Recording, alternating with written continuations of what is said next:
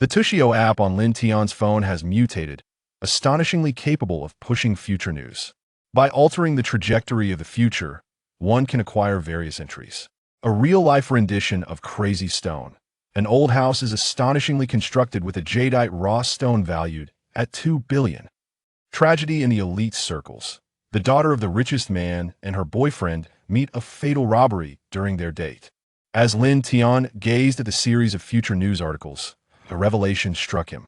Wait a moment. The photograph of the daughter of the richest man bears an uncanny resemblance to my girlfriend. Holy moly, isn't that boyfriend actually me? To his astonishment, his girlfriend turns out to be a wealthy heiress. Moreover, Lin Tian discovers that this robbery is far from straightforward. Chapter 1. The future Tushio app reveals that my girlfriend is a wealthy heiress. Tian go, I am starting my job next Monday. Have you secured a place to stay? Lin Tian read the message sent by his girlfriend, his face a canvas of inner turmoil. He is a recent graduate who just received an offer from the largest enterprise in Jiangsheng, the Luo Group, and is to officially commence work next Monday. Thus, Lin Tian plans to vacate his university dormitory and rent an apartment. After several days of searching, he finally finds a reasonably priced 2-bedroom apartment in close proximity to the company. However, the dilemma is that although Lin Tian has some savings, this Saturday marks the 3rd anniversary of his acquaintance with his girlfriend. Lin Tian wishes to gift her a set of YSL lipsticks as a token of his affection. Consequently, the rental payment, which includes a security deposit and 3 months' rent, becomes insufficient. His girlfriend is named Luo Qingshuang. They met during a work-study program and encountered each other multiple times in various part-time jobs, gradually evolving into a romantic relationship. His girlfriend possesses a gentle and endearing personality, managing their household with frugality, and has never demanded expensive gifts from Lin Tian, often surprising him with thoughtful purchases instead. Furthermore, Lin Tian applied to the Luo Group largely due to his girlfriend's encouragement, prompting him to consider a lavish gift for her. Ding, suitable sample detected. Installing future Tushio app. Just as Lin Tian was mired in his dilemma, he felt an inexplicable vibration from his phone. Looking down, he noticed an app was being installed on his device. Goodness, have rogue software become this formidable? Without any prompts, it brazenly invaded my phone. Lin Tian muttered in exasperation and attempted to uninstall it. But after long pressing for an eternity, the rogue software remained impervious to his efforts. Speechless, Lin Tian thought, this technology is brazen indeed. Impressive, I applaud you. Ding, system installation complete. Wishing the host a pleasant experience. A system? Has rogue software evolved into a form of internet culture? Remarkable. Being an avid reader, upon encountering the familiar term system, Lin Tian curiously opened the app, only to be greeted by 2 shocking news articles from the UC Shock department. Astonishingly, a real-life spectacle reminiscent of Crazy Stone unfolds, as an ancient house is astonishingly constructed with jadeite raw stones valued at 2 billion. The owner of number 21 Chaiyang Road, unable to rent out the property for an extended period, decided to undertake renovations. To their surprise, while renovating the kitchen, they unearthed an imperial green glass jadeite raw stone, which, upon appraisal by experts from Luosher Jewelry, was valued an astounding 2 billion. Below is a series of photographs. The first depicts the owner pointing to the site where the raw stone was excavated. The second shows a raw jadeite stone with an opening. The third presents the exquisite imperial green glass cut surface of the stone after it was sliced. Lin Tian smirked, clearly finding the article unconvincing. Although the headline was crafted to be sensational, it contained a glaring flaw. Today is merely April 13th, yet the news report dates April 18th, indicating a blatant oversight in sourcing. Such a careless editor is undoubtedly facing penalties regarding performance evaluation. Lin Tian resolved to format his phone and completely eradicate this rogue application. Just before shutting it down, he inadvertently glanced at the second news item, and his eyes widened in disbelief. The tragedy of the aristocracy. A luxury watch sparks a catastrophe, claiming the lives of a noblewoman and her boyfriend. On April 16th, Luosher Group heiress Luo Qingshuang was tragically robbed and killed alongside her boyfriend upon leaving a YSL boutique. After the criminal was apprehended, he confessed that his initial intent was to steal the luxury watch worth 50 million yuan that Luo Qingxuang was wearing, but he resorted to fatal violence when her boyfriend bravely resisted. Accompanying this report are 3 photographs. The first features a luxurious watch, the second portrays Lin Tian's girlfriend, Luo Qingxuang, and the third is of Lin Tian himself. My goodness, who is playing a trick on me? After reading the news, Lin Tian's initial reaction was to suspect he was being pranked, yet he soon found a sliver of plausibility in the report. Firstly, he had seen that watch numerous times.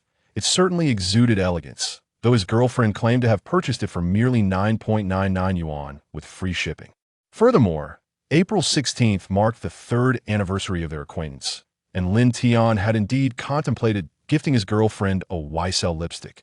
However, these were merely his thoughts, never shared with anyone. Could it be that this rogue software is truly a system? System, are you there? Lin Tian silently called out in his mind. There was no response. Lin Tian furrowed his brow as he reminisced about the moment he first met Luo Qingxuang. It was at a 5-star hotel under the Luo Group, where Lin Tian was working part-time as a waiter. He witnessed Luo Qingxuang engaged in a heated argument with the hotel manager, alongside a shattered plate at their feet. Assuming Luo Qingxuang was also a part-time worker who had inadvertently broken the plate, he stepped forward to rescue her from the awkward situation. Although it was a classic tale of a hero saving a damsel, they did not exchange contact information, and he believed they would never cross paths again. Unexpectedly, while working another part-time job at a supermarket under the Luo Group, Lin Tian encountered Luo Qingxuang once more. It seemed that every serendipitous meeting occurred within the confines of a Luo Group establishment. Lin Tian mused, grasping at a hint of intrigue. Even a week prior, he had submitted his resume to the Luo Group at the encouragement of Luo Qingxuang. It is worth noting that the Luo Group is a leading enterprise in Jiangsheng, valued at 50 billion, and ranks among the world's top 500 companies. They typically recruit from prestigious 985 and 211 universities. Although they do not outright reject resumes from ordinary second-tier institutions, the acceptance rate is akin to winning the lottery. Yet, he became that fortunate individual. His roommates teased him that he must have used connections to secure the position, and even Lin Tian found it somewhat incredulous. However, if his girlfriend truly was the daughter of the Luo Group, everything would make sense. Could it be that his girlfriend is indeed a noble heiress? Has he genuinely acquired a system that foretells the future? Lin Tian pondered, recalling the wise words of our great leader. That practice is the sole criterion for testing truth. There is indeed a rental property concealed within the 2 billion. He could verify this himself. Thus, Lin Tian boarded the bus heading to Chaoyang Road, and on the journey, a message from his girlfriend chimed in. Luo Qingxuang. Tiangu, what are you doing? Why are you ignoring me, baby?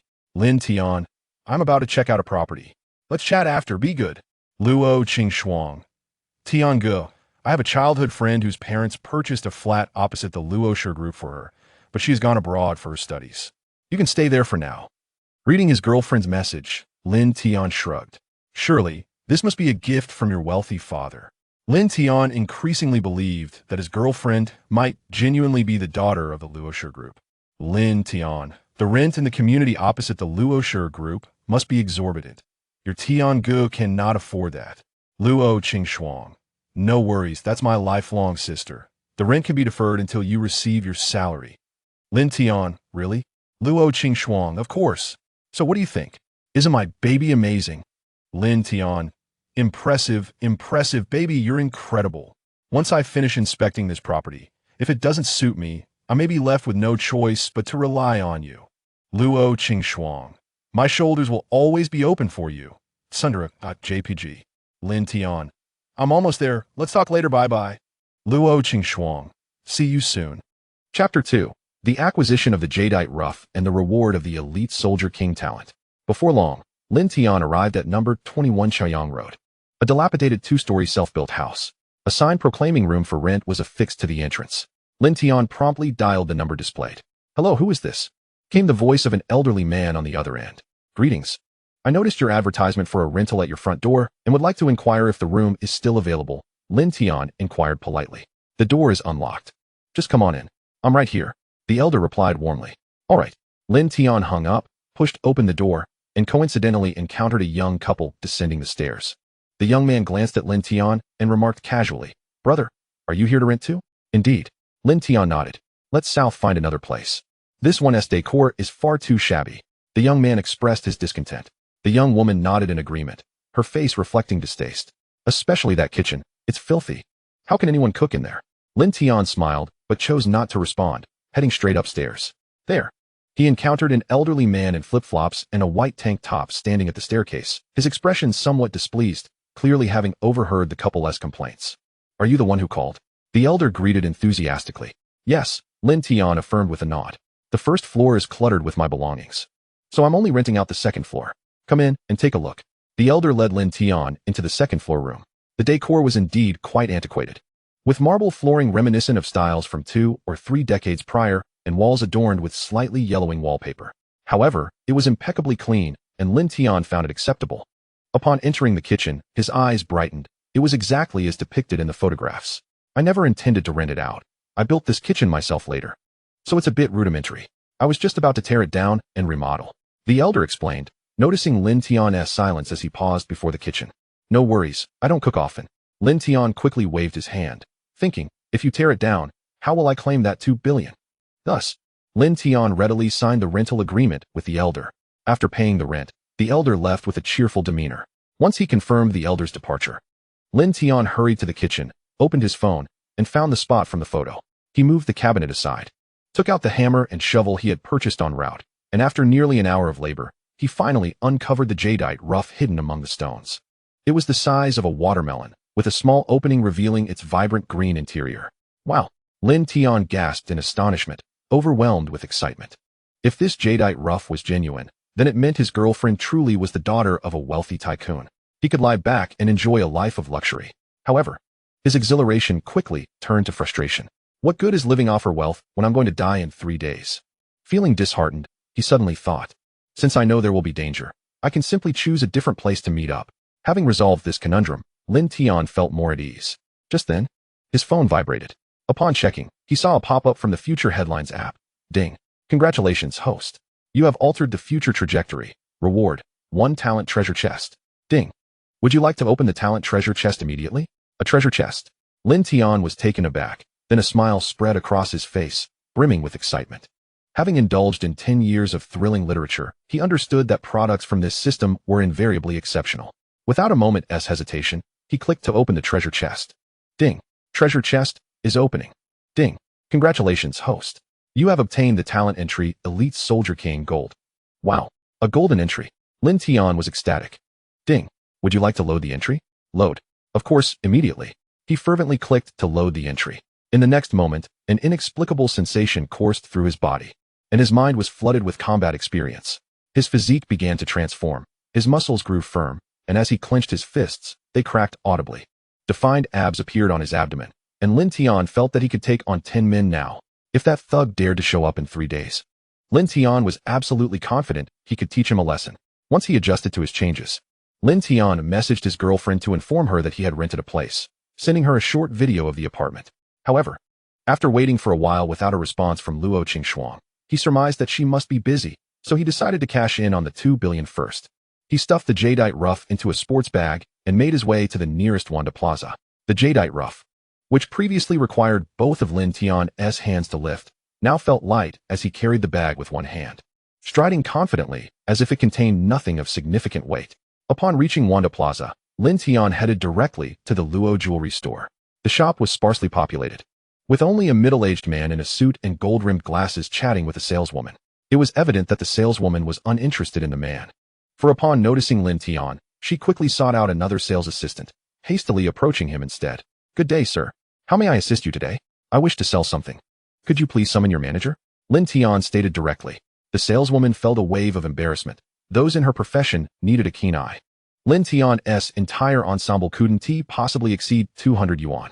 Given his attire, what treasure could he possibly sell? Did he really expect to see her manager? That was preposterous. Without a sale exceeding 1 million, their manager would not even make an appearance. Despite her disdain, the saleswoman maintained her professionalism, offering a polite smile. "Sir, our manager is not present right now. If you could let me take a look at what you wish to sell, I can assist you. I'll wait for your manager to return, Lin Tian replied firmly. The saleswoman was left speechless. Hey, handsome, can't you gauge your own worth? Lin Tian wasn't trying to show off. It was simply that the rough stone was valued at 2 billion. And anyone lacking expertise would likely fail to comprehend its significance. The saleswoman appeared to be roughly his age and was merely a sales assistant. Lin Tian had little faith that she could accurately appraise a jadeite rough of such immense value. Upon hearing Lin Tian's words, the middle-aged man beside him wore a disdainful expression and scoffed. What valuable items could you possibly sell? You wish to meet the manager? Show me what you've got. And if it's truly worth something, I might consider buying it. Do you even know how to appraise treasures? Lin Tian, puzzled by the man's arrogance, was quickly reassured by the saleswoman. Mr. Zhang is quite renowned in the jewelry industry here in Han City. Observing that the middle-aged man's attire did not suggest an ordinary person, Lin Tian promptly extracted a rough stone from his bag, saying, "Then let's see if it's of any value." Initially, the middle-aged man intended merely to assist the saleswoman and perhaps take advantage of the situation, convinced that Lin Tian had nothing of worth to present. However, upon witnessing the watermelon-sized rough stone Lin Tian produced, the man's expression shifted dramatically. He noticed the stone had a visible opening and, as an expert, immediately recognized its extraordinary potential. Despite acknowledging the stone's remarkable nature, the middle-aged man maintained an air of nonchalance. He pretended to casually retrieve a small flashlight from his pocket, directing its beam into the stone's opening. Wow, is this imperial green glass type? The middle-aged man realized the value of the jadeite rough stone and nearly dropped the flashlight in astonishment. This was a premium find. His presence at the jewelry store stemmed not only from a desire to flirt with the saleswoman, but also from a quest for valuable treasures, as he had recently experienced a failed investment that had displeased his elder at home. Now, he sought rare jewels to appease his elder's anger. Gazing at the watermelon-sized jadeite rough stone, his heart raced. If the entire piece were indeed imperial green glass type, he might strike it rich. Although his heart raced with excitement, the man's demeanor remained unchanged as he spoke in a calm tone. "Oh, the quality is quite good. As I mentioned earlier, I could take it off your hands." Although he feigned indifference, Lin Tian detected a slight tremor in his voice, prompting him to reply with a wry smile. "How much are you offering?" "Considering its quality and size, I could offer you 10 million. Before Lin Tian could respond, the saleswoman, unable to contain herself, interjected, "Sir, please wait a moment. I'll fetch our manager." Before leaving, she cast Lin Tian a knowing glance, signaling him not to act hastily. Lin Tian smiled in understanding. Even without her warning, he would never be foolish enough to part with something worth 2 billion for a mere 10 million. As the saleswoman departed, the middle-aged man grew anxious and exclaimed, "Xiaomei, isn't Manager Chen unavailable? Besides, this rough stone isn't worth your manager's involvement, and I already said I'd buy it." The saleswoman ignored him and hurried away, fearing that the deal might slip away due to the middle-aged man's interference. Seeing that he couldn't sway the saleswoman, the middle-aged man turned his attention back to Lin Tian, aiming to finalize the transaction before the manager arrived. "How about it, my friend? If you're satisfied, we can exchange cash for the goods right here, right now. Otherwise, you might miss this opportunity." Lin Tian chuckled. "Brother, your offer lacks sincerity. I'm not selling." The middle-aged man's urgency grew. "Come on, don't be like that. If you're not satisfied, we can negotiate. How about 20 million? No, 30 million. I'll offer you 30 million. Brother, you can't just pick up a bargain like this. Do you really think I'm a novice? 30 million wouldn't even buy the scraps of this imperial green glass type." Realizing Lin Tian was knowledgeable, the middle-aged man coughed awkwardly but refused to give up, continuing to persuade, "Young man, don't let those misleading short videos fool you. Imperial green glass type? Let me enlighten you. Jadeite must be evaluated based on its type, water content, and color. This specimen indeed shows good water content and decent color. But in terms of type, it might only qualify as ice type." The middle-aged man's explanations flowed smoothly. And had it not been for the clear indication in the news that this was a $2 billion imperial green glass type, Lin Tian might have been swayed. Yet, I still believe this is imperial green glass type. I'll wait for the manager to arrive. Young man, your hesitation is unwarranted.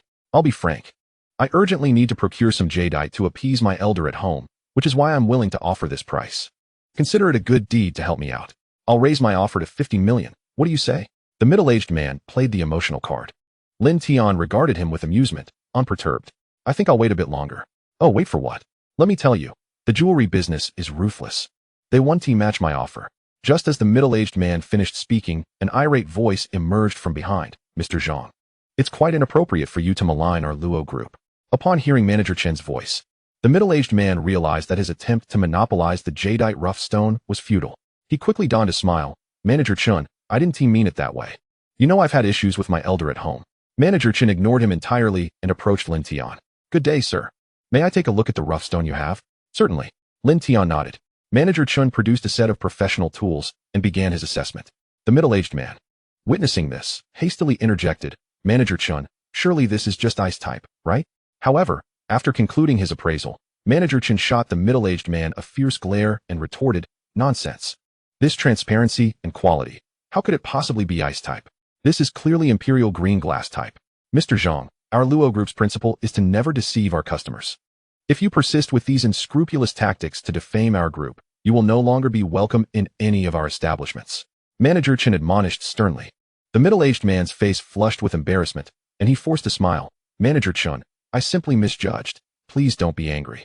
Witnessing Manager Chen's attitude, Lin Tian felt an admiration for the Luo Group, or perhaps a curiosity about his future father-in-law. Manager Chen, ignoring the middle-aged man, turned back to Lin Tian and said, Sir, we at the Luo Group can offer you 200 million for this rough stone. 200 million.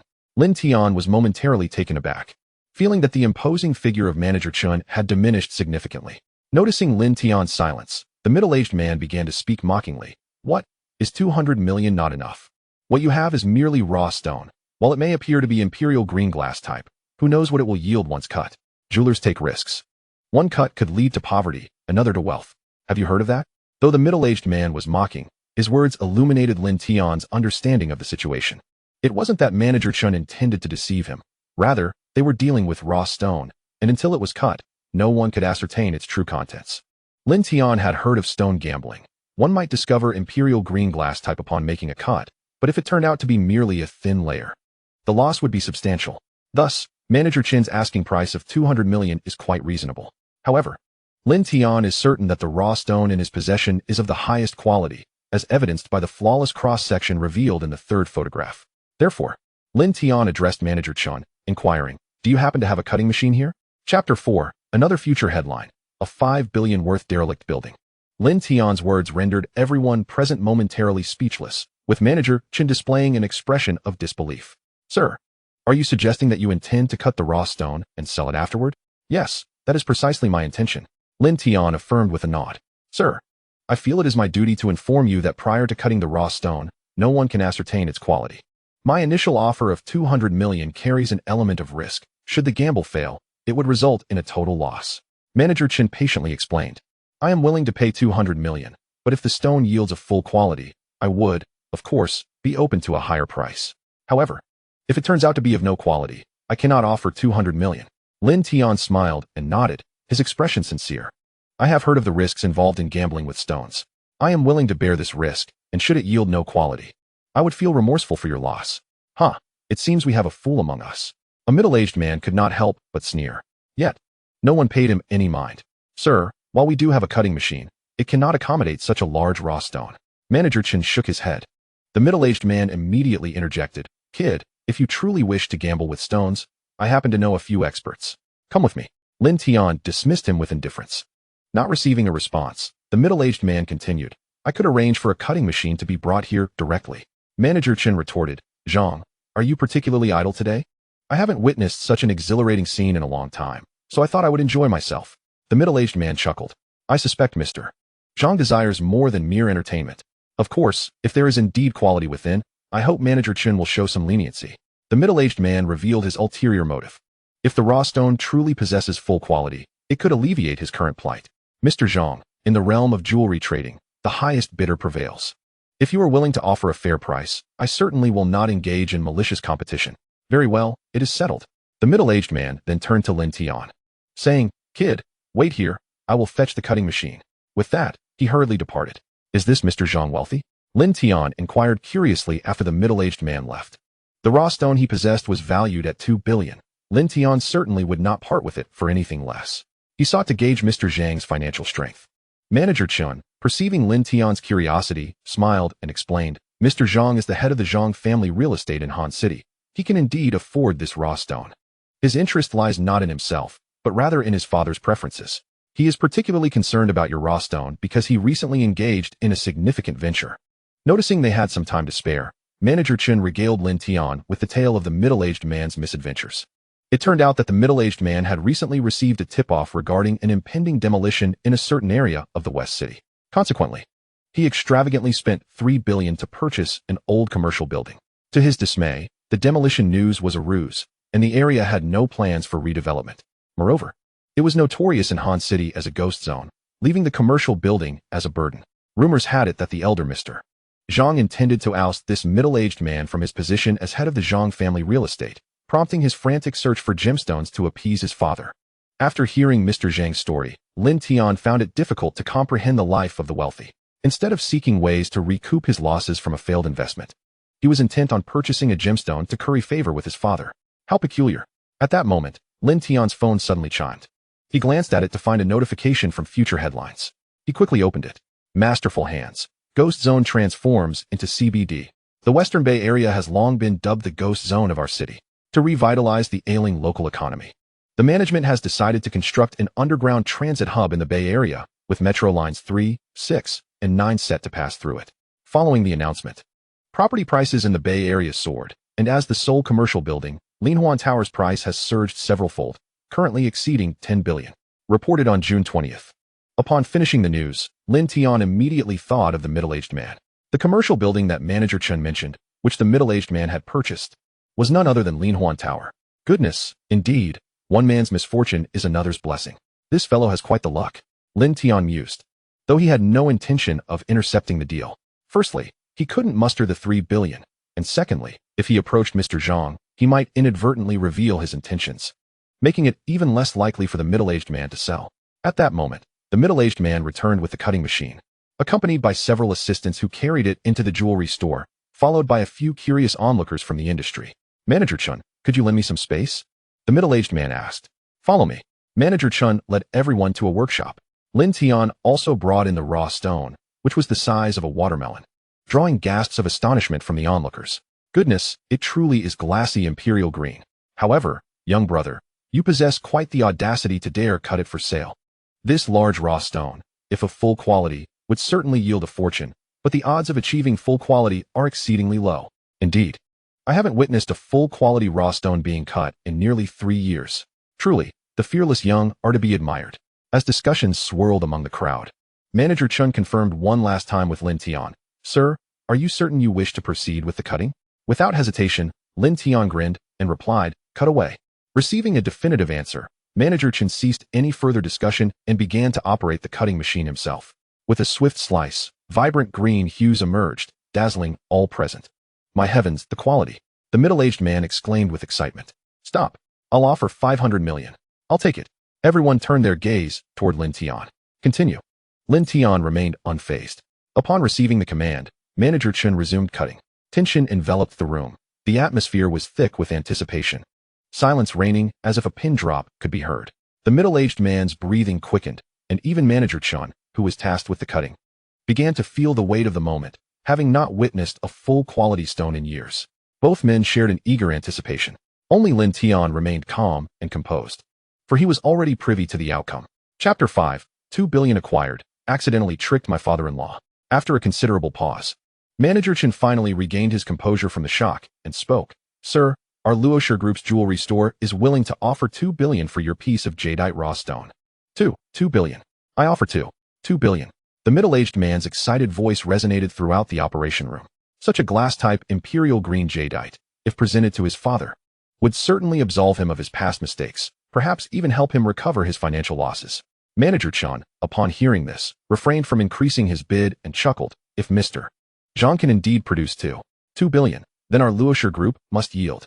He deliberately emphasized the phrase can indeed produce $2 billion to remind Lin Tian that the middle-aged man likely did not possess that amount of cash. Lin Tian understood Manager Chen's intent, casting a grateful glance his way, and then addressed the middle-aged man. All right, $2 billion it is, cash on delivery. I don't have that much cash on hand right now. I can only give you a 200 million deposit. The middle-aged man replied, somewhat flustered. Lin Tian shook his head. No, cash on delivery. Brother, I am the head of Zhang's real estate in Hanxing. $2 billion is merely a trifling amount for me. I would never cheat you. The middle-aged man introduced himself, attempting to leverage his position. Beside them, Manager Chen could not resist a sneer. Indeed, Mr. Zhang's acquisition of a haunted building for 3 billion has become the talk of Hanqing's business community. For Mr. Zhang, 2 billion is indeed a small sum. Brother, did you hear? I possess a commercial building worth 3 billion. I can easily secure a loan of 2 billion from the bank. The middle-aged man shamelessly used manager Chun's mockery as a bargaining chip. Our chairman stated that Mr. Zhang's haunted building, if mortgaged, would only fetch a maximum of 1 billion. But our chairman also mentioned that if Mr. Zhang is willing, our Luoshe group can offer 1.5 billion to purchase that haunted building from you. The middle-aged man grew anxious upon having his secrets exposed. Manager Chun, you shouldn't speak carelessly. That commercial building is worth at least 2 billion.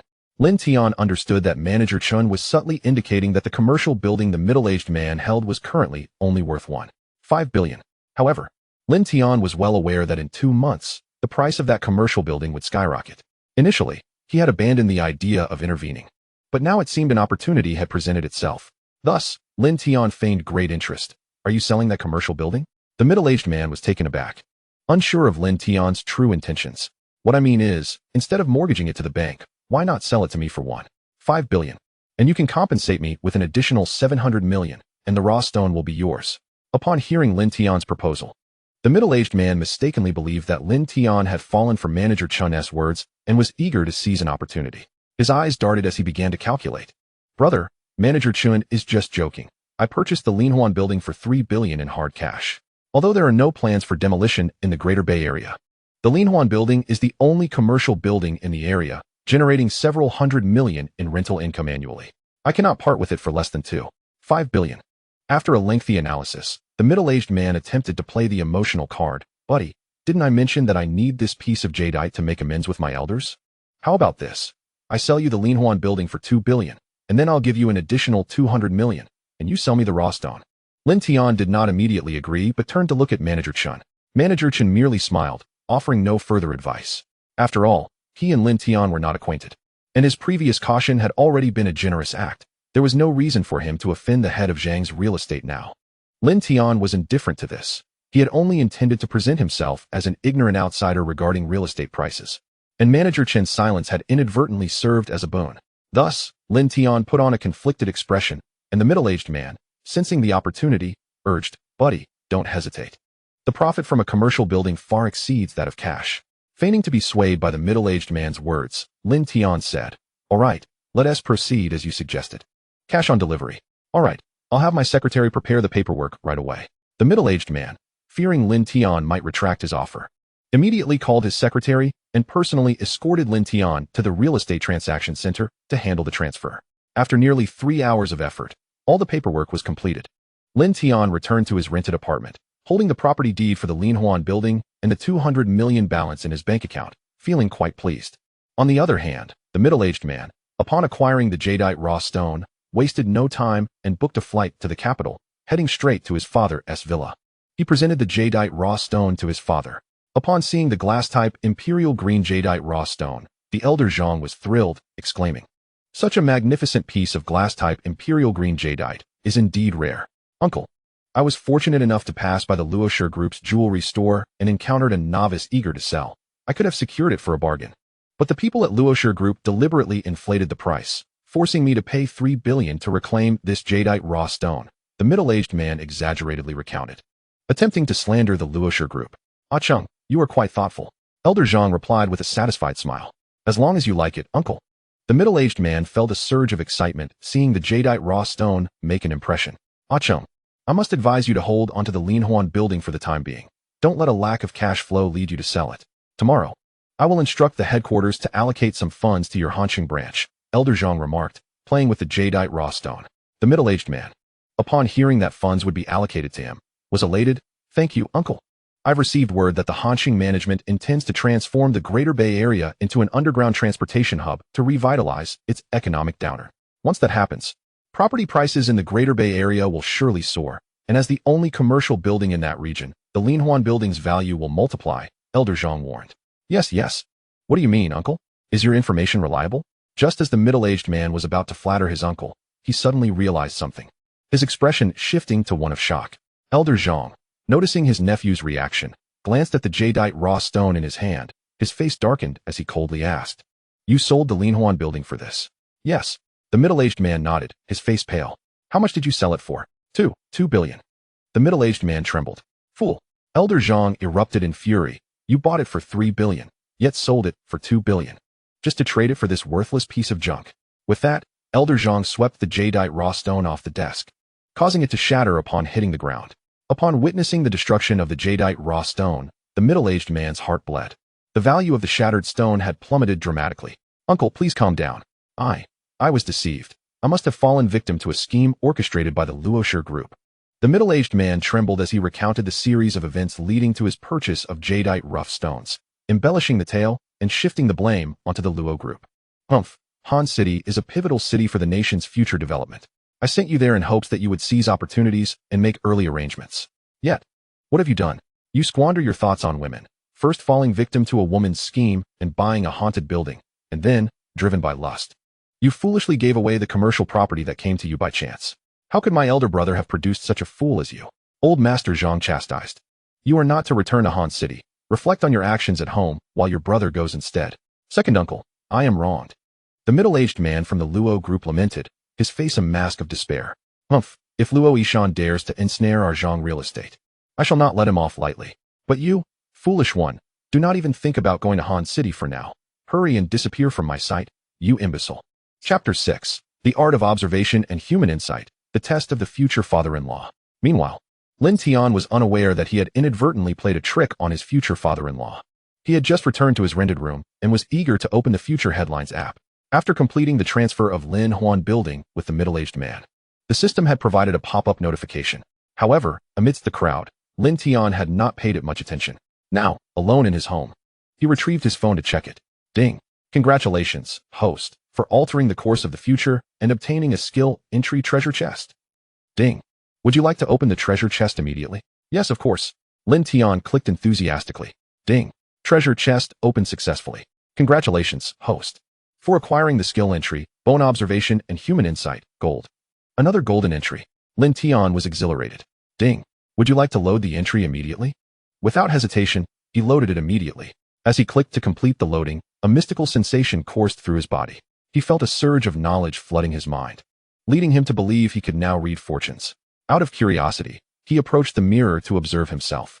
With a full forehead, prominent occipital bone, defined solar bone line, and elevated cheekbones, he realized he bore the traits of a pillar of the nation, destined for great wealth and prosperity. No wonder he was chosen by the system. It was because he possessed the features of a national pillar, destined for greatness. Satisfied, Lin Tian nodded in approval. He then picked up his phone to message his girlfriend, but still received no reply, stirring his curiosity about her activities. At the same time, in the Luo family villa, the wealthiest man in Han City, Luo Yishan, chairman of the Luo group, was handling his daily affairs in his study. Meanwhile, Lin Tian's girlfriend, Luo Qingxue, was giving her affluent father a back massage. That's enough with the flattery. Our group's job offers have already been sent out, and I certainly won't go back on my word. However, if you meddle in the group's recruitment affairs again, your father will truly be upset. Luo Yishan feigned seriousness. Dad, my Tiangu scored among the top 3 in the interviews. If it were a fair competition, he would never be eliminated. Luo Qingxue pouted. Fair competition? Huh. Luo Yishan chuckled, shaking his head. Because of your notion of fair competition, the group had to eliminate an elite from a 985 institution. Is that fair to him? Don't blame me. You insisted on bringing in your useless cousin Wang Lin, taking the spot of a 985 elite. Do you know that the cousin you call useless can bring us a 30 million order? Dad, you are the richest man in Han City, worth billions. And you're willing to trade positions for a mere 30 million? What about your conscience as an entrepreneur? Luo Qingxue retorted sarcastically. Luo Yishan shook his head. By the way, let me discuss something serious. Dad, I just remembered something urgent. I need to leave. Luo Qingxue knew what her father considered serious and attempted to escape. Stop. Luo Yishan called out. Reluctantly, Luo Qingxue halted and returned to massage her father's back. When you were in school, pursuing your pure campus first love, I never said anything as long as you didn't cross the line. But now that you've graduated, you can't continue playing house like a child. Break up with that Lin Tian. I've looked into this Lin Tian. Both his parents are deceased, and he was raised by his second uncle. Such children often have psychological issues. My Tiangu has a bright heart, unlike some, whose conscience has been devoured by dogs. Luo Qingxue immediately countered upon hearing her father's disparagement of Lin Tian. Fine, even if he has no issues, given his circumstances. Can he afford a house or a car in Han City? Dad, When you and Mom got together, you had nothing. My mother never looked down on you. Luo Qingxue began to criticize Luo Yishan. Daughter, our era is not the same as now. Luo Yishan shook his head. All right, since you insist on choosing this Lin Tian, then here's the deal. As long as Lin Tian can be promoted to P3 in our group within the next 6 months, I will agree to your relationship. If he fails to achieve that, you must break up with him. Dad, aren't you making it difficult for my Tiango? How could a newly hired P0 possibly leap 3 levels to P3 in just half a year?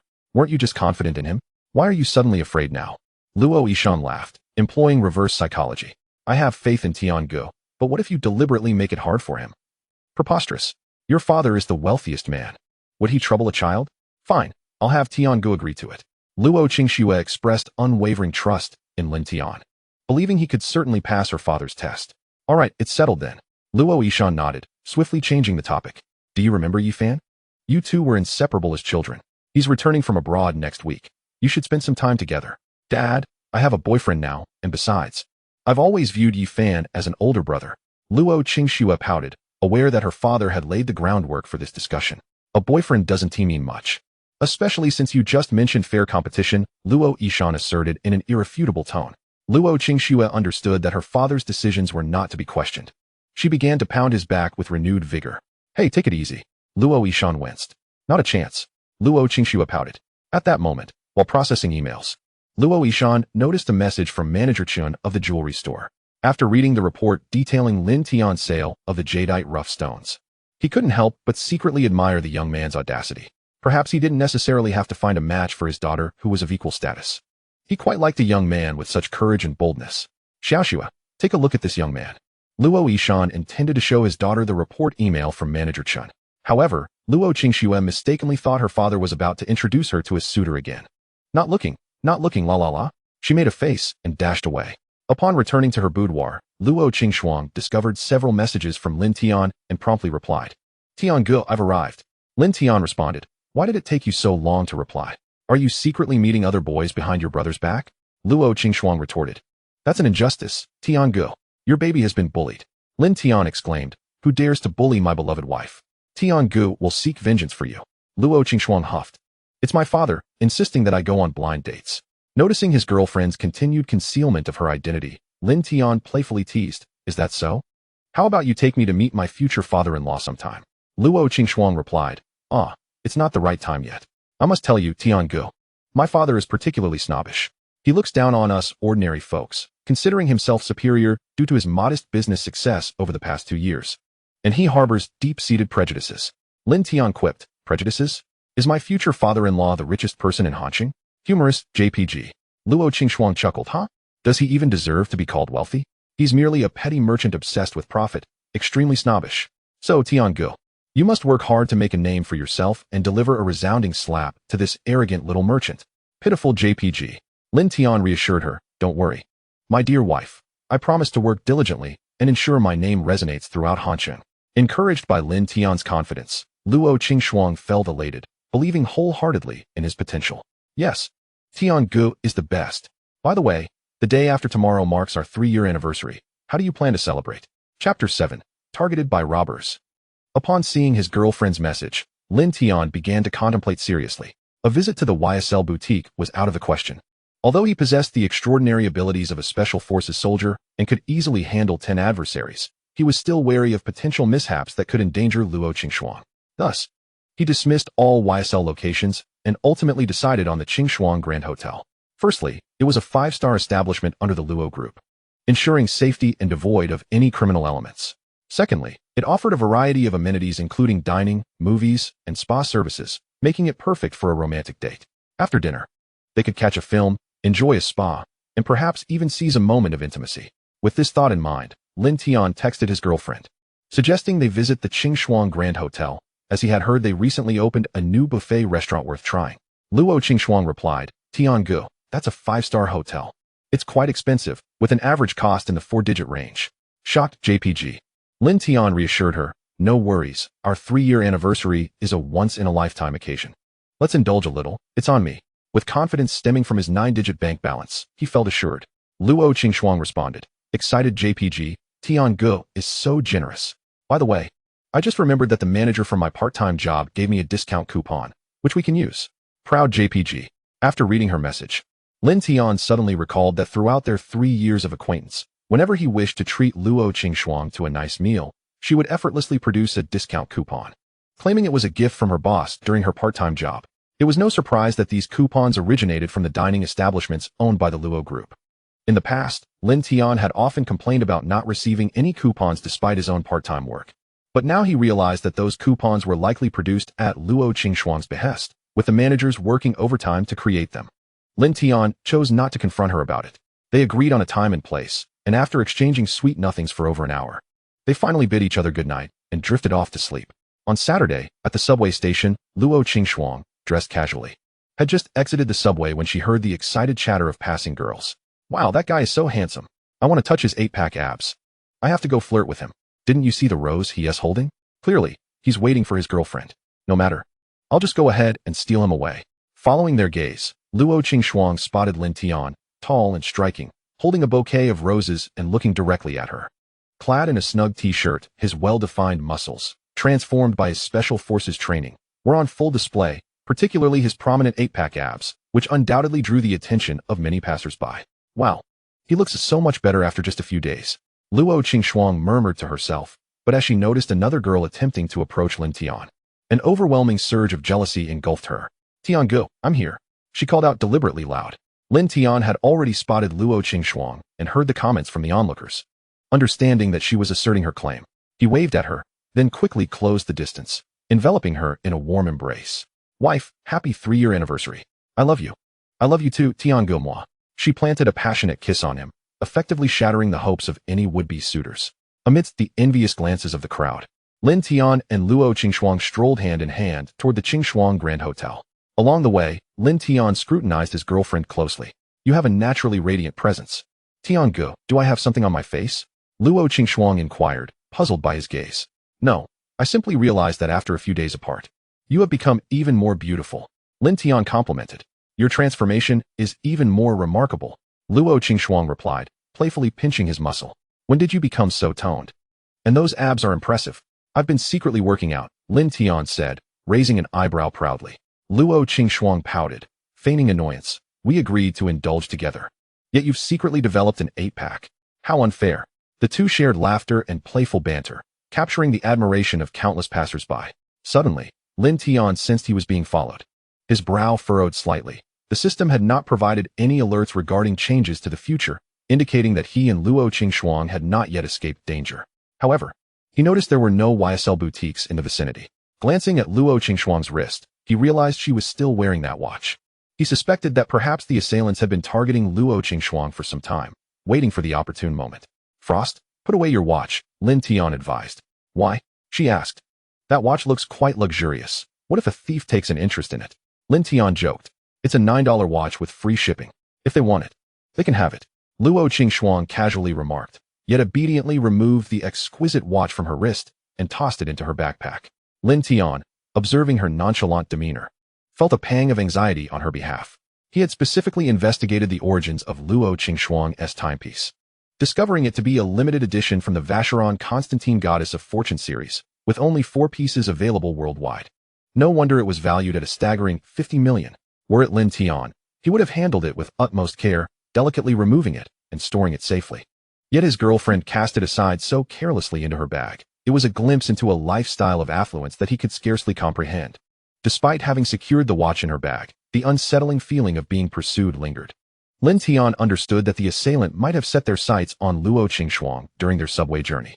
To avert any unforeseen incidents, he quickened his pace, urging Luo Qingxuang towards the Qingxuang Grand Hotel. It was only upon their entry into the hotel that the sensation of being followed dissipated entirely, allowing Lin Tian to breathe a sigh of relief. Tiangu, are you feeling unwell? You seemed rather tense all the way. Luo Qingxuang inquired with concern. No, it's just that it's my first time dining at such an upscale restaurant. It's a bit painful for my wallet. Lin Tian fabricated a reason. Ding, ding, ding. Luo Qingxuang produced 2 discount vouchers from her bag, exclaiming proudly, they're 10% off coupons. For just 200 yuan. We can indulge in a lavish buffet that usually costs 1,000 per person. Lin Tian took the vouchers, noting their pristine condition, likely designed just the night before. Chapter 8, The Fortuitous Lottery. As they entered the elevator to ascend to the 4th floor restaurant, a shrill voice called out, Wait. A flamboyantly dressed woman, adorned in ostentatious attire, was pulling a middle-aged man towards the elevator. Lin Tian, hearing the commotion, attempted to halt the elevator, but it was too late. The doors closed and ascended slowly. The gaudy woman, mistaking Lin Tian's actions for deliberate rudeness, shouted, "What kind of person are you, lacking even a modicum of decency?" Lin Tian and Luo Qingxuang exchanged resigned glances and chuckled, dismissing the incident. When they arrived at the buffet to take a number, the flamboyant woman also appeared, and upon seeing the couple's modest attire, she deliberately remarked aloud, "Humph. This Qingxuang Grand Hotel is a 5-star establishment. Their security is far too lax. Anyone, even beggars, can waltz in." Luo Qingxuang, noticing the woman's disdain, turned to Lin Tian and asked, "Tian Gu, did you hear that? It sounds like a mad dog is barking." "Who are you calling a mad dog?" The flamboyant woman fumed. Lin Tian shrugged and replied with a smirk, "Only a mad dog would admit to being one. Why you?" The woman was about to erupt, but was silenced by the middle-aged man beside her, who admonished, "Shut your mouth. This is a high-class venue. Mind your behavior." "Humph." The woman huffed disdainfully at Lin Tian and Luo Qingxuang, then instantly switched to a sweet demeanor, wrapping her arms around the middle-aged man's elbow, cooing, "Darling, I was wrong. I shouldn't have stooped to their level." Though a minor incident, it drew considerable attention. Despite their plain clothing, Lin Tian and Luo Qingxuang's striking compatibility garnered admiration from many, while the flamboyant woman, despite her flashy attire and designer labels, appeared starkly out of place next to the portly middle-aged man. Whispers circulated, suggesting the woman was indeed being kept. Although the comments were soft, they reached her ears, causing her countenance to darken, seething with fury as she glared at Lin Tian and Luo Qingxuang, wishing she could devour them whole. Meanwhile, the restaurant manager had already received word of the arrival of the esteemed young lady and was anxiously awaiting her at the entrance. Upon noticing her in line, he became frantic, realizing he had to find a way to allow her to cut in. Soon, he devised a plan and addressed the waiting patrons with a cheerful tone. "Dear esteemed guests, to alleviate the tedium of your wait, we shall be holding a lottery. Your queue numbers will serve as lottery tickets, and we will draw one lucky number. The fortunate winner will be exempt from waiting and may dine immediately, along with a complimentary bottle of our finest wine valued at 10,000 yuan. Although cutting in line generally provoked disdain, the prospect of a lottery piqued everyone's interest. After all, who could resist the thrill of winning, especially with the added allure of a free bottle of expensive wine? Anticipation filled the air as patrons gathered eagerly around. The manager commenced the drawing under the watchful eyes of the crowd. In a fair and just manner, he announced, "The lucky number is 88. May the holder of number 88 please step forward." We're here. Luo Qingxuang feigned astonishment and excitement, bouncing with delight.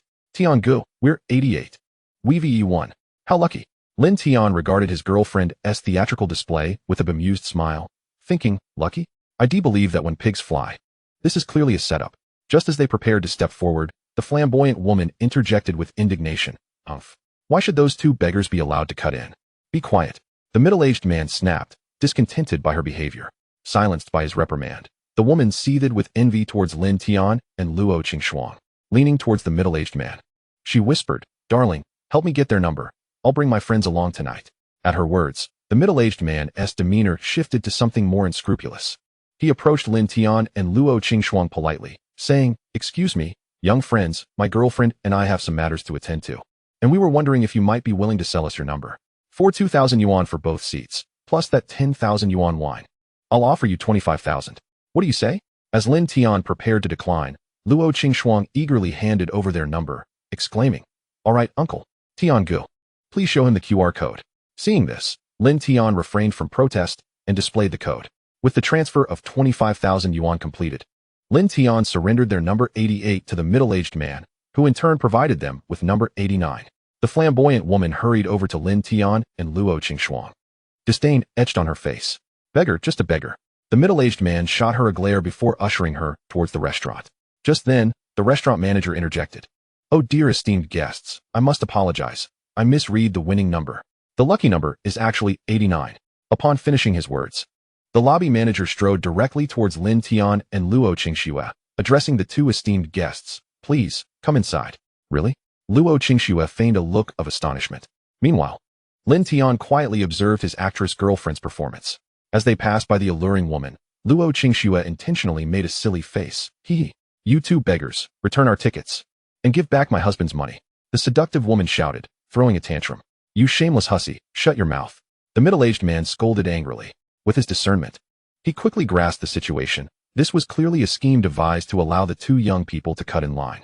The fact that the lobby manager was exerting such effort indicated that the identity of these two individuals must be extraordinary. Husband, hurry and reclaim our tickets from those two little beggars. As Lin Tian and Luo Qingxue were about to enter the restaurant, the seductive woman continued her outburst. You shameless hussy, be quiet. Feeling the weight of everyone's gaze, the middle-aged man felt utterly humiliated and slapped the seductive woman hard. Just then, the hotel security approached the middle-aged man and the seductive woman, stating, "You two are severely disrupting the order of our Qingshuang hotel. Please leave. And you have been placed on our low group's blacklist, prohibiting entry into any of our establishments in the future." Furious at this, the middle-aged man turned and struck the seductive woman, exclaiming, "You wretched creature, you are the real beggar here. You've led me to ruin." Chapter 9. Not a robbery, but murder. Under the guidance of the lobby manager, the couple was escorted into the restaurant. Upon reaching the bar, Luo Qingxue presented 2 discount vouchers. "Hello. May we use these vouchers?" The cashier hesitated for a moment, instinctively accepting the vouchers. Studying them, she felt confused. Having never heard of any vouchers being issued at the establishment, let alone one offering a 90% discount. However, the vouchers bore the official seal of the restaurant, so they must be legitimate. Yet, given that it was peak dining time and many patrons were queuing, she thought that accepting a 90% discount might affect their revenue. Thus, she forced a professional smile and replied, "I'm sorry, but during peak dining hours, we cannot accept discount vouchers." Lin Tian, witnessing this, couldn't help but chuckle. "My dear, it seems your charm cannot be wielded everywhere." Luo Qingxue felt a bit embarrassed, shooting a glare at the lobby manager. The lobby manager, sweating profusely, immediately reprimanded the cashier. "Xiaohong, how can you treat esteemed guests like this? Our low group's principle prohibits any form of discrimination against customers. When did we ever state that discount vouchers cannot be used during peak hours?" "But manager, I've never heard of any vouchers being issued, especially not one at that discount." The cashier replied, looking bewildered. "The vouchers bear the official seal. Can't you see that? Hurry and arrange seating for our esteemed guests." The lobby manager snapped. Seeing that the manager was indeed angry, the cashier, with an innocent face, proceeded to take Lin Tian and Luo Qingxue's order. "Hello. The total for 2 seats is 200 yuan. Lin Tian handed over the QR code for payment. After completing the transaction, the lobby manager personally led them to the most desirable position near the stage for the musical performance. Just as they settled in, several musicians with violins and saxophones began to play. Throughout their meal, the lobby manager frequently brought them dishes, steaks, foie gras, and red wine, making it seem as though they were not partaking in a buffet at all. Lin Tian observed Luo Qingxue with a playful expression. "Qingxue, is this what a high-end restaurant is like? The service is extraordinary. Not only is there music, but the waitstaff also proactively brings us food. And these dishes are simply divine. This steak is so fragrant. This foie gras is exquisite. And this complimentary red wine, truly worth its weight in gold. It's a world apart from what we used to drink." Seeing Lin Tian's excitement akin to that of a country bumpkin visiting a grand estate, Luo Qingxue couldn't help but stifle a laugh. "Tian go, try to be a bit more composed. Everyone is watching you. Let them watch." Lin Tian shrugged, unabashedly showcasing his culinary delights. At that moment, many restaurant staff members had learned that the visitors were the group's young lady and the future son-in-law. They discreetly stole glances at Lin Tian, who appeared to be utterly inexperienced. Whispers spread among the employees. "The future son-in-law doesn't he even know our young lady's identity? Haha, he looks so naive. But he is quite handsome, especially with that muscular build. No wonder the young lady is smitten. What girl wouldn't he be drawn to him? They truly are a match made in heaven." Lin Tian raised his glass of red wine to Luo Qingxue, saying, "Dear wife, happy 3rd anniversary. Happy 3rd anniversary. Dear Tian go." Luo Qingxue replied, lifting her glass to clink with his. Just as Lin Tian was about to toast, he suddenly sensed a dangerous presence. Furrowing his brows, he scanned the surroundings and quickly locked onto a server approaching Luo Qingxue. The server held a tray in one hand, with the other resting on it, covered by a white towel, obscuring its contents. However, Lin Tian distinctly felt that the source of danger emanated from this server. "Stay right there, don't move." Lin Tian shouted as he stood up, directing his voice at the server. The server, taken aback by Lin Tian's reaction, momentarily displayed surprise, but the next second, he revealed a gleaming dagger hidden beneath the tray and lunged toward Luo Qingxue. Realizing the gravity of the situation, Lin Tian quickly comprehended that the news reports were misleading. They were not facing a robbery, but rather a deliberate assassination. As the server raised the knife, closing in on Luo Qingxue from behind, Lin Tian swiftly dashed forward, positioning himself between them. The server, resolute in his intent to eliminate Lin Tian first before targeting Luo Qingxue, redirected the dagger towards Lin Tian's heart. However, Lin Tian had already anticipated the server's attack trajectory, executing a graceful disarm maneuver to seize the dagger from the server's grasp. Following that, he delivered a swift strike to the server's neck, rendering him unconscious. The first to react was the lobby manager, who promptly called for security to escort the now unconscious server away. Subsequently, the lobby manager approached Lin Tian and his companion, casting a questioning glance at Luo Qingxuang. After she slightly shook her head, the lobby manager continued to feign ignorance of her identity, addressing them with an apologetic tone. Esteemed guests, I sincerely apologize for the unfortunate incident. The Luo group will certainly provide you with an explanation. I have arranged a presidential suite at our hotel for you to rest while we thoroughly investigate the matter. We will inform you of our findings at the earliest opportunity. Although the manager was ostensibly inquiring about Lin Tian, it was evident that he was actually seeking Luo Qingxuang's consent. Lin Tian turned to her and said, Qingxuang, you decide. Her complexion was somewhat pale as she tightly grasped Lin Tian's arm, clearly still shaken by the earlier events. Upon hearing his inquiry, she took a deep breath, forcing down her inner fear, and replied in a steady voice, let us proceed as the manager suggested. Thus, under the protection of several security personnel, they made their way to the presidential suite. Once inside, the security guards stationed themselves at the door. As they entered the room, Luo Qingxuang could no longer contain her emotions and collapsed into Lin Tian's embrace, bursting into tears. Lin Tian understood that his girlfriend had been striving to maintain her composure, and now she was finally allowing her true feelings to surface. He held her tightly and comforted her, saying, don't be afraid, Qingxuang. No matter the time, your Tiangu will always be here to protect you. Did you see? Your Tiangu is a martial arts master. Really? Luo Qingxuang replied, her curiosity piqued. When did you become so formidable? I've always been this impressive. You just never noticed. Lin Tian replied, feigning nonchalance. Seeing his confident demeanor, Luo Qingxuang finally relaxed. At that moment, a knock sounded at the door. Come in, called Lin Tian, and a woman in an office attire entered. Ladies and gentlemen, I am the general manager of the Qingxuang Grand Hotel, here on behalf of the Luo Group to extend our apologies. In light of the distress you experienced, I have arranged complimentary spa treatments for you both to help you unwind. What do you think? The general manager exchanged a knowing glance with Luo Qingxuang, indicating she had matters to discuss. Understanding the implication, Luo Qingxuang turned to Lin Tian and said, Tiangu, let us indulge in a spa treatment. All right. Lin Tian feigned ignorance of the silent communication and nodded. Two therapists then entered the presidential suite, leading Lin Tian to one bathroom, while Luo Qingxuang was taken to another. After completing the spa, Lin Tian reclined on the sofa and began to review the system's rewards. Just as he entered the presidential suite, the Future Headlines app sent him a notification, indicating that the trajectory of the future had shifted. It was now the perfect moment to claim his reward. Taking out his phone, he opened the app. Ding. Congratulations, host, for altering the future's course. You have received a talent word chest. Ding. Would you like to open the chest immediately? Without hesitation, he tapped, yes. Ding. Congratulations, host, for acquiring the talent, treasure appraiser, gold. Wow, Lin Tian mused, pondering whether his luck was exceptionally good or if the chest guaranteed a golden talent. Regardless, the thrill of consistently obtaining gold was exhilarating. Ding. Would you like to activate the talent immediately? He promptly clicked to activate it.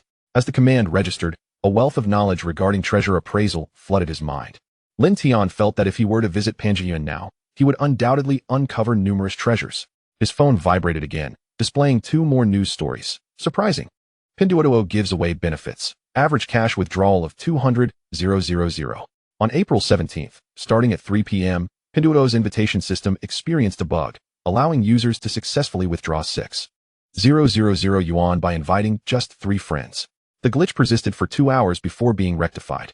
Pinduoduo's official response indicated that the error was due to a mistake on their part, and they would not seek to reclaim the funds already withdrawn. Sources revealed that Pinduoduo incurred losses exceeding 20 billion due to this withdrawal error. April 18th report. Upon reading the article, Lin Tian's spirits soared. Wow, Pinduoduo really is generous. Previously, I had to exhaust my social circle to make withdrawals, resulting in many friends blocking me. Nevertheless, to earn a bit of pocket money, I invested considerable effort, spending time in various parks teaching the elderly how to make money through videos and how to invite friends for withdrawals. This helped me establish quite a network among them. As he contemplated the news, a smile crept across Lin Tian's face. It seemed he would be able to impress those elderly folks tomorrow. He continued to peruse the second article. Shocking. The wealthiest tycoon falls victim to a scam. Luo Group suffers a loss of 20 billion orders. The title of Han City's richest may change hands. On May 1st, during a charity gala held by the Hong Kong Chamber of Commerce, Luo Yishan, chairman of the Luo Group, auctioned a painting, Fushan Chuanju 2, for 500 million, which was later identified as a forgery. This led the Chamber of Commerce to seriously question Luo Yishan's integrity. Ultimately, the chamber decided to terminate their collaboration with the Luo Group, a move that could result in losses exceeding 20 billion for the company and potentially lead to a shift in the title of Han City's richest person. Insiders revealed that the Luo Group owns several jewelry businesses and employs numerous treasure appraisers, making it unlikely that Luo Yishan could have failed to identify a forgery, suggesting he may have fallen victim to a scam. May 2nd report. Lin Tian gasped in shock. What? My future father-in-law has fallen victim to a scam? The title of Han City's richest may change hands. I've only just discovered my girlfriend is from a wealthy family, and before I can even enjoy the benefits, it might all come to an end. Then he recalled the treasure appraiser talent he had just acquired, a smirk forming on his lips. Ah, my snobbish father-in-law. It's time for you to witness the true capabilities of your future son-in-law.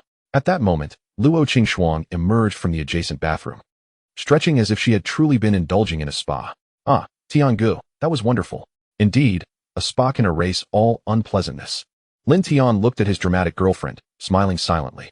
Shortly thereafter, the hotel general manager returned to the presidential suite. Esteemed guests, we have results from our investigation. The situation unfolded as follows. The waiter, burdened by substantial debts from gambling, not only sought salary advances from the company multiple times, but also borrowed money from several colleagues.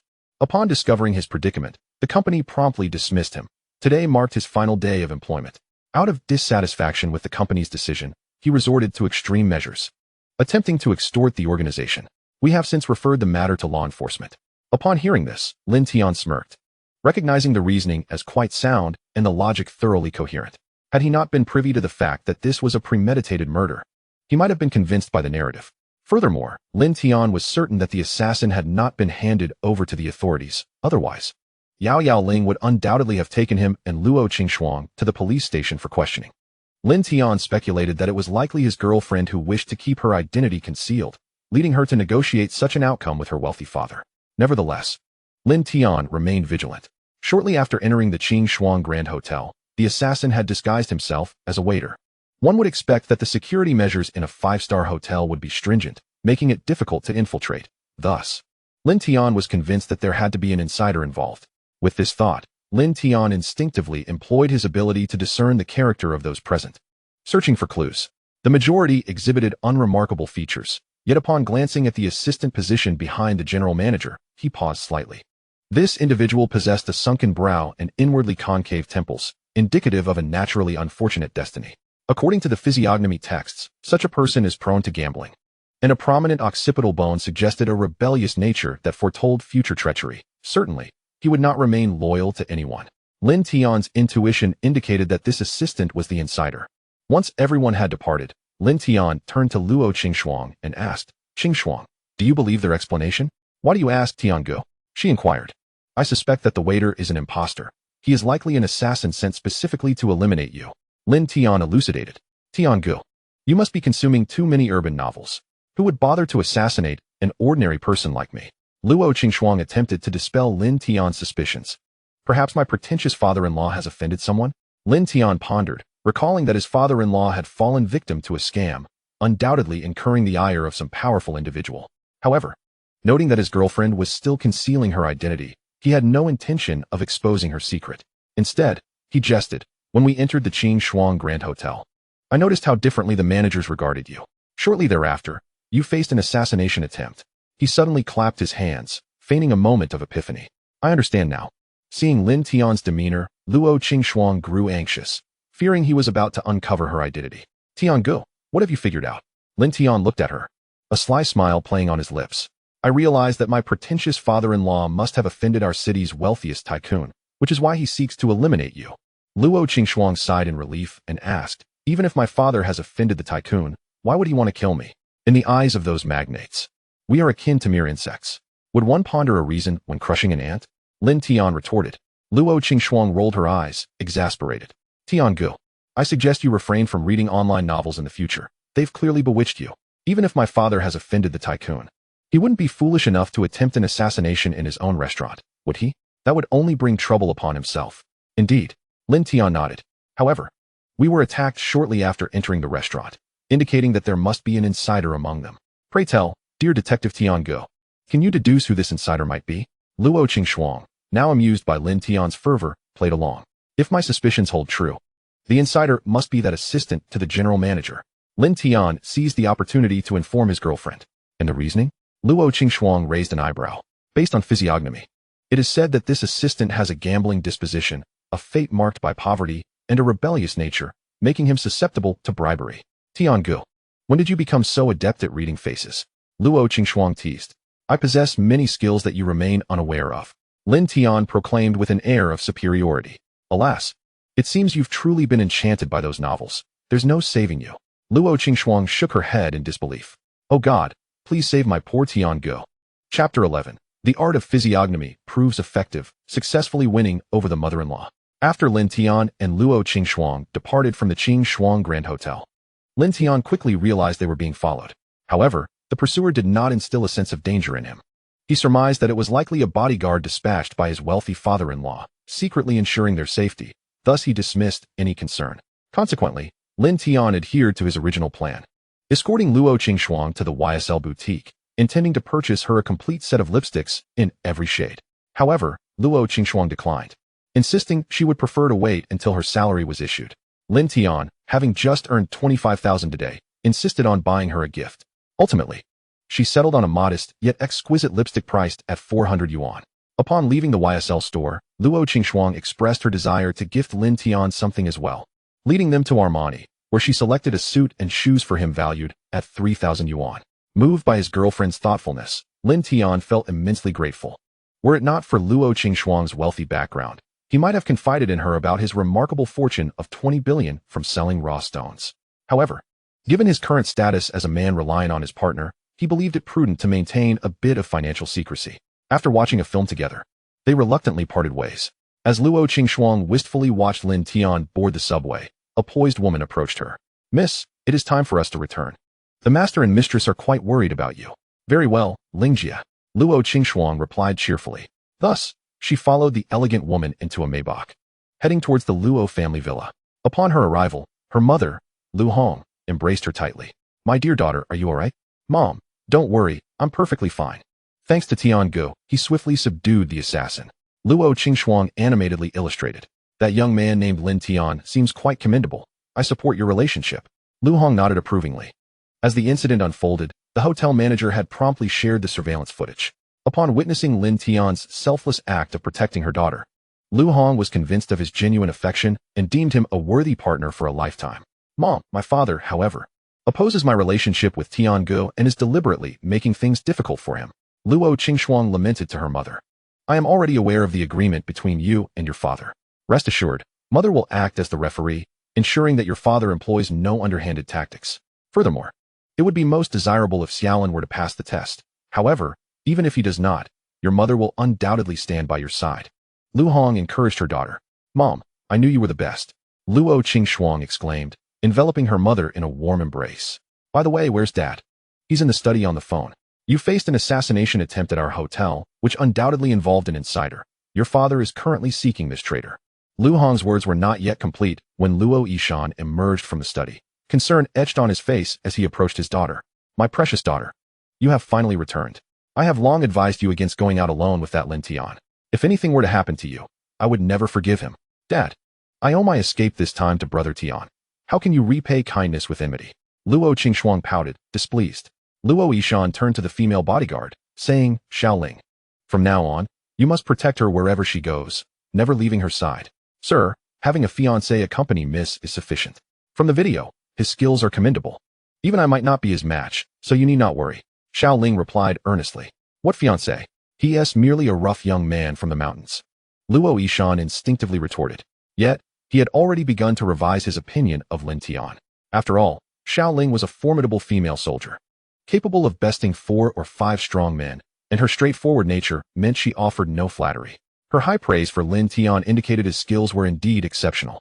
Nevertheless, Luo Yishan still hoped his daughter would find a suitor of equal standing. After all, Both he and Lu Hong had risen from humble beginnings and understood the arduous journey to their current position, to preserve their hard-won achievements and strive for further advancement. A strong alliance would be far easier than starting anew. Dad, have they identified the mole? Luo Qingxuang suddenly inquired. Not yet, although there are several suspects. They all have alibis, so we currently have no leads, Luo Yishan admitted, feeling somewhat overwhelmed. Despite Luo Qingxuang having faced a few assassination attempts in the past, those events were long ago. The current balance of power in the business world of Hansheng was stable, making it unlikely for anyone to resort to assassination. However, the emergence of such tactics would signify a disruption of this equilibrium, potentially unleashing chaos not only in the business realm, but also extending into politics and the underground world. Dad, do you think Zhang Jie's assistant might be a suspect? Luo Qingxuang continued her questioning. Zhang Jie is the general manager of the Qingxuang Grand Hotel. Why do you ask? Luo Yishan inquired, curious about his daughter's line of thought. Brother Tian mentioned it. Luo Qingxuang said proudly. He observed that the assistant has a gambling disposition and a rebellious nature, making him prone to betrayal. Nonsense. Luo Yishan rolled his eyes. Zhang's assistant is my nephew, a key talent nurtured by our group. We have thoroughly vetted his background. Background checks cannot reveal personal habits. Who would openly admit to being a gambler? Luo Qingxuang staunchly defended Lin Tian. Yishan, there are only a few underground casinos in Hansheng. It wouldn't hurt to investigate, Lu Hong said, aligning herself with her daughter's insistence, thus supporting her future son-in-law. Seeing both his wife and daughter united in their stance, Luo Yishan relented and made a call to initiate an investigation. Chapter 12. Capitalizing on Pinduoduo's bargains, inviting friends for a cash withdrawal of 200,000. Soon, Luo Yishan received a response. After hanging up, his expression turned grave. Luo Qingxuang, observing her father's reaction, recognized that Brother Tian's judgment was indeed accurate. Lu Hong hurriedly fetched a cup of tea for Luo Yishan. Yishan, what is the situation? The mole is indeed Zhang Nai's nephew. He owes 5 million in gambling debts at Hua by Lao Wu's casino, Luo Yishan said, his tone darkening. Is the Zhang family in the capital trying to target us? Lu Hong frowned. But we haven't had any conflicts with them recently. Even if we inadvertently offended them, it shouldn't warrant such drastic measures. Hua Bai Lao Wu is backed by the Zhang family, specifically the Zhang family of Zhang Real Estate. This must be a misunderstanding. Luo Yishan shook his head, elaborating. Previously, Zhang Cheng was ensnared in a trap when he purchased the haunted Lin Huan building in the Greater Bay Area. I just received word that plans are underway to transform the Greater Bay Area into an underground transportation hub, revitalizing the region. Coincidentally, a few days ago, someone brought a piece of glass-grade Imperial Green Jade rough stone to our jewelry store for trade. And, fortuitously, Zhang Cheng was also in that store. As a result, he purchased that piece of jade rough stone and sold Lin Huan building at a mere 20 billion. With Zhang Lao Yi's extensive connections, he must have learned about the imminent redevelopment of the Greater Bay Area, leading him to believe we deliberately set a trap to deceive him into relinquishing Lin Huan building. He might even suspect that Zhang Cheng's previous entrapment was orchestrated by us. This Lu Hong hesitated, speculating. Could it be that someone is deliberately sowing discord between us and the Zhang family? Unlikely. The value of that jade rough stone could not have been predicted before it was cut, and it was personally handled by Old Chun. The jade rough stone is undoubtedly legitimate. This must simply be a coincidence. Yishan, you must quickly clarify this misunderstanding with Zhang Laoyi, Lu Hong urged, hoping to quell the situation. Convincing the Zhang family that this is merely a coincidence will not be easy. Luo Yishan sighed, feeling helpless. Hansheng's future may not be peaceful. Are you saying? Lu Hong's face paled in fear. Luo Yishan nodded gravely. Hansheng has enjoyed stability for 10 years. It's time for a reshuffling. He turned his serious gaze toward his daughter.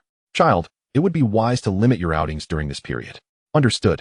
Luo Qingxuang did not oppose, recalling her past encounters. After reassuring his wife and daughter, Luo Yishan returned to the study. He opened the email previously sent by Manager Chun. Gazing at the photo of Lin Tian, murmuring to himself, young man, considering our Luo group has taken on such a heavy burden for you, you ought to return Lin Huan building to us. Thus, Luo Yishan made another call to investigate the background of the individual who purchased Lin Huan building. Meanwhile, Lin Tian remained oblivious to how his initial venture had unintentionally stirred the waters of Hansheng. At that moment, he was contemplating how to take advantage of Pinduoduo's promotions. The next day, after lunch, Lin Tian boarded a bus heading to People's Square. At the square, many elderly men and women basked in the sunlight. Upon seeing Lin Tian arrive, a group of enthusiastic seniors gathered around him. Shaolin, why can't we make money with this tomato reading anymore? Indeed, in the past, one could earn 3 yuan by reading novels for merely an hour, Yet now it requires reading for over 10 hours daily to earn a mere 3 cents. This trifling sum hardly suffices to cover the cost of renting a power bank for charging. Previously, I could at least earn some pocket money for phone credits each month. But now I can barely recoup the expenses for exceeding data usage. The elderly gathered around Lin Tian began to voice their grievances. Dear uncles and aunts, please do not fret, for I have received word that today, we can once again withdraw from Pinduoduo. Lin Tian signaled for silence before continuing with a measured tone. Upon hearing the mention of Pinduoduo, the elderly resumed their complaints, expressing skepticism over the difficulty of making withdrawals. Indeed, I have invited my entire family across 5 generations. Yet none have ever succeeded in withdrawing. I recommended Pinduoduo to my 70-year-old father, and instead of successfully withdrawing, he has become a shopping fanatic, spending his entire monthly pension of 8,000 yuan on online purchases. Shaolin, is there not a more reliable money-making application? Listening to their discontent, Lin Tian glanced at the clock. It was already 3 o'clock. He then earnestly addressed the assembly. Uncles and aunts, I assure you, we will certainly be able to withdraw today. If you don't believe me, I shall send you my invitation code right now. After this declaration, Lin Tian opened Pinduoduo, and indeed, a page appeared indicating that one could withdraw 600 yuan without needing to invite friends. Lin Tian scoffed at the notion of not having to invite friends. What a farce. He proceeded to add all the elderly into a group chat and shared his invitation code. The elderly, half in disbelief, began to click on it, and before long, a message appeared. Congratulations, you have successfully invited 3 friends, and you can now withdraw 600 yuan. Would you like to withdraw immediately? They clicked yes. In the next moment, ding, congratulations, your withdrawal of 6,000 yuan was successful. Soon, a notification arrived from the bank. Your account ending in 9528 received a transfer of 6,000 yuan on April 17th at 15:05. Balance, 20,003 for 146,600 yuan. Agricultural Bank. Seeing the 6,000 yuan credited to his account, Lin Tian was ecstatic. Yet, the excitement was far from over. Shortly after, Pinduoduo sent another notification. Congratulations, you have successfully invited 3 friends, and you can now withdraw 600 yuan. Would you like to withdraw immediately? He clicked to withdraw, and ding, congratulations, your withdrawal of 6,000 yuan was successful. Once again, the Agricultural Bank confirmed the successful withdrawal. With another successful transaction, Lin Tian was overjoyed, and soon, the elderly around him also began to manage their withdrawals successfully. Oh my goodness, Shaolin, could it be that I'm seeing things? Wasn't the withdrawal amount 600 yuan? How did it become 6,000? My withdrawal amount is also 6,000. Mine too.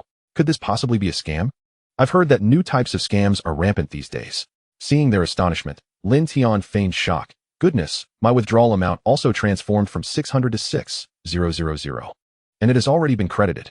He then exaggerated his astonishment even further. Incredible. One can withdraw continuously. I have already received 12,000 yuan. Upon hearing about the successful and continuous withdrawals, the elderly became ecstatic, frantically calling their parents, children, and grandchildren for assistance. News spread like wildfire, and soon, the elderly who had been dancing in the square and practicing Tai Chi abandoned their activities, flocking to Lin Tian to take part in this unexpected windfall. Young man, how do we go about making this withdrawal? Young man, please send me an invitation code too. Lin Tian, not one to withhold knowledge, patiently assisted the elderly in making their withdrawals. Those who succeeded were overjoyed, surrounding Lin Tian with fervor, eager to introduce him to their granddaughters. Young man, are you single? My granddaughter is exceptionally beautiful. Mine is even prettier, and she has a stable job. Humph, as if any granddaughter lacks a solid job. My granddaughter is a teacher. My granddaughter is a university student. Who doesn't have a granddaughter? Young man, come meet mine. Old Wu, have you no shame? Your granddaughter is only in the 2nd year of middle school. Asnt she. Lin Tian observed the enthusiastic crowd of elderly folk, rendered speechless by their fervor. They were indeed quite passionate. However, he was already in a relationship, and their granddaughters were likely beyond his reach. Thus, he quietly slipped away, leaving behind only his name and reputation. Chapter 13. Rewarding Talent. The king of cars from Akiyama Mountain. On the first day of work, the company was blocked at the door. With the loophole in Pinduoduo having been patched, Lin Tian had managed to reap nearly 1 million. Upon returning to his rented apartment, his phone chimed with a system notification. Ding, congratulations, host, for altering the course of the future. You have received a talent treasure chest. Ding, would you like to open the treasure chest immediately? He clicked to open it without hesitation. Ding, congratulations, host. You have acquired the talent entry, King of Cars from Akiyama Mountain, gold. With a golden entry. Lin Tian was nearly certain that this treasure chest had guaranteed a golden reward. As the entry loaded, he realized he had acquired numerous driving skills. And even a fair amount of car repair knowledge, truly befitting the title of King of Cars from Akiyama Mountain. At that moment, his girlfriend sent him a message. Luo Qingxuang, Tian Gu, I really withdrew 6,000. How much did you withdraw? Curious, JPG. Lin Tian replied, not much. I should have enough for your bride price. Comedic, JPG. Luo Qingxuang, what? You withdrew 60,000. Shocked, JPG. Lin Tian nearly spewed his drink upon reading her response. Astonished that marrying the daughter of a wealthy family would only require a dowry of 60,000. It is well known that the average dowry in Han City exceeds 100,000. Lin Tian, my dear wife, you might want to expand your horizons a bit. Expand your horizons, JPG. Luo Qingxuang, could it be that you managed to rake in 100,000? Lin Tian, the horizons can be expanded even further by a bit. Luo Qingxuang, I saw in the news that the average withdrawal is 200,000. Tian Gu, you haven't raked in the maximum, have you? Lin Tian couldn't help but tease her. Sister, it seems poverty has limited your imagination. Tomorrow, we can go pick up a luxury car. Upon reading Lin Tian's reply, Luo Qingxuang, nestled in her blankets, burst into laughter. Tian Gu, it's not that poverty has limited my imagination, it's that my understanding of you has limited it. However, seeing that Lin Tian had indeed managed to accumulate 1 million, she was genuinely taken aback. To withdraw 100,000, you must have at least invited 170 friends, right? Tian Gu, your circle of friends is incredibly powerful. However, recalling the scenes of Lin Tian frequently visiting various plazas in search of the elderly during his school days, Luo Qingxuang could not help but marvel at the strength of Lin Tian's social circle. Luo Qingxuang, shocked, JPG, goodness, Tian Gu, you are truly extraordinary. Lin Tian, quickly praise me, JPG.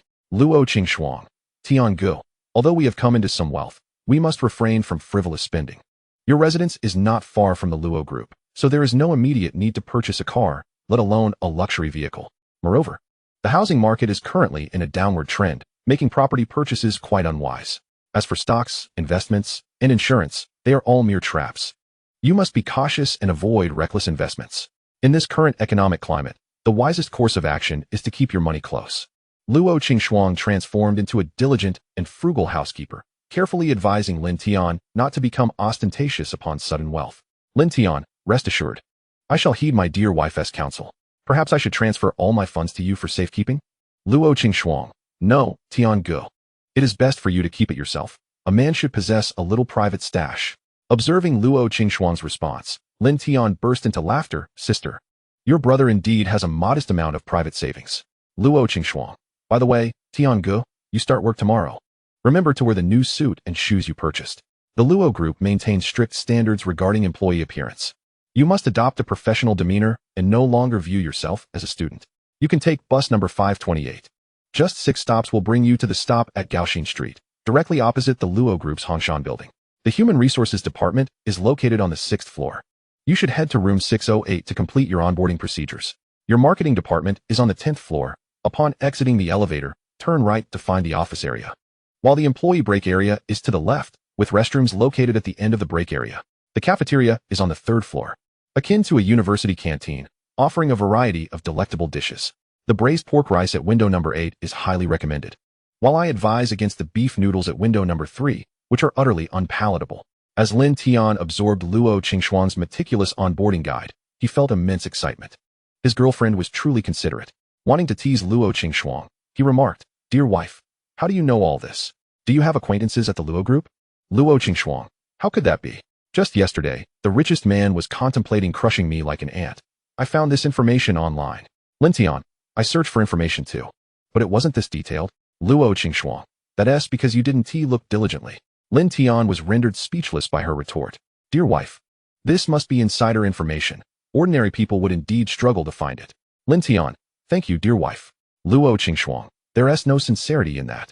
Lin Tian, red envelope 520. Luo Qingxuang, love you, moi. It's getting late. Rest early, Tian Gu. Wishing you a smooth first day at work tomorrow. Lin Tian, thank you, my beloved wife. Good night. Luo Qingxuang, good night. The next day, Lin Tian rose early and followed his girlfriend's guide, effortlessly completing his onboarding procedures. Upon arriving at the marketing department, the leadership held a brief welcome meeting, followed by a morning filled with training. After lunch at noon, with work not commencing until 2 in the afternoon, Lin Tian decided to explore the surroundings to familiarize himself with the environment. Upon arriving at the first-floor lobby, he was astonished to discover that the company's reception area had been besieged. A group of elderly individuals were brandishing banners and chanting slogans. Rogue businessmen, maliciously withholding project payments. Return our hard-earned money.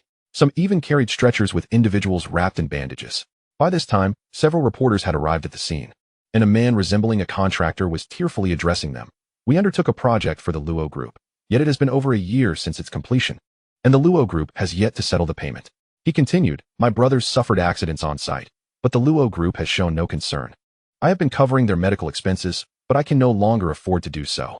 I just want to ask, does being the richest man mean you can bully others? Can the richest man maliciously withhold project payments? Watching the contractor's emotional speech, Lin Tian furrowed his brow. Though his girlfriend described his father-in-law as a money-grubbing petty businessman, the Luo Group, as a leading enterprise in Hancheng, had an impeccable reputation. There had never been issues with their projects, nor any reports of safety hazards or payment delays. Confused, Lin Tian joined a small crowd of onlookers and soon learned the details of the situation. The project was subcontracted by the Luo Group to a construction team under Zhang Real Estate, and the payment had already been made to this team, which had since absconded with the funds, leaving the workers without their due wages.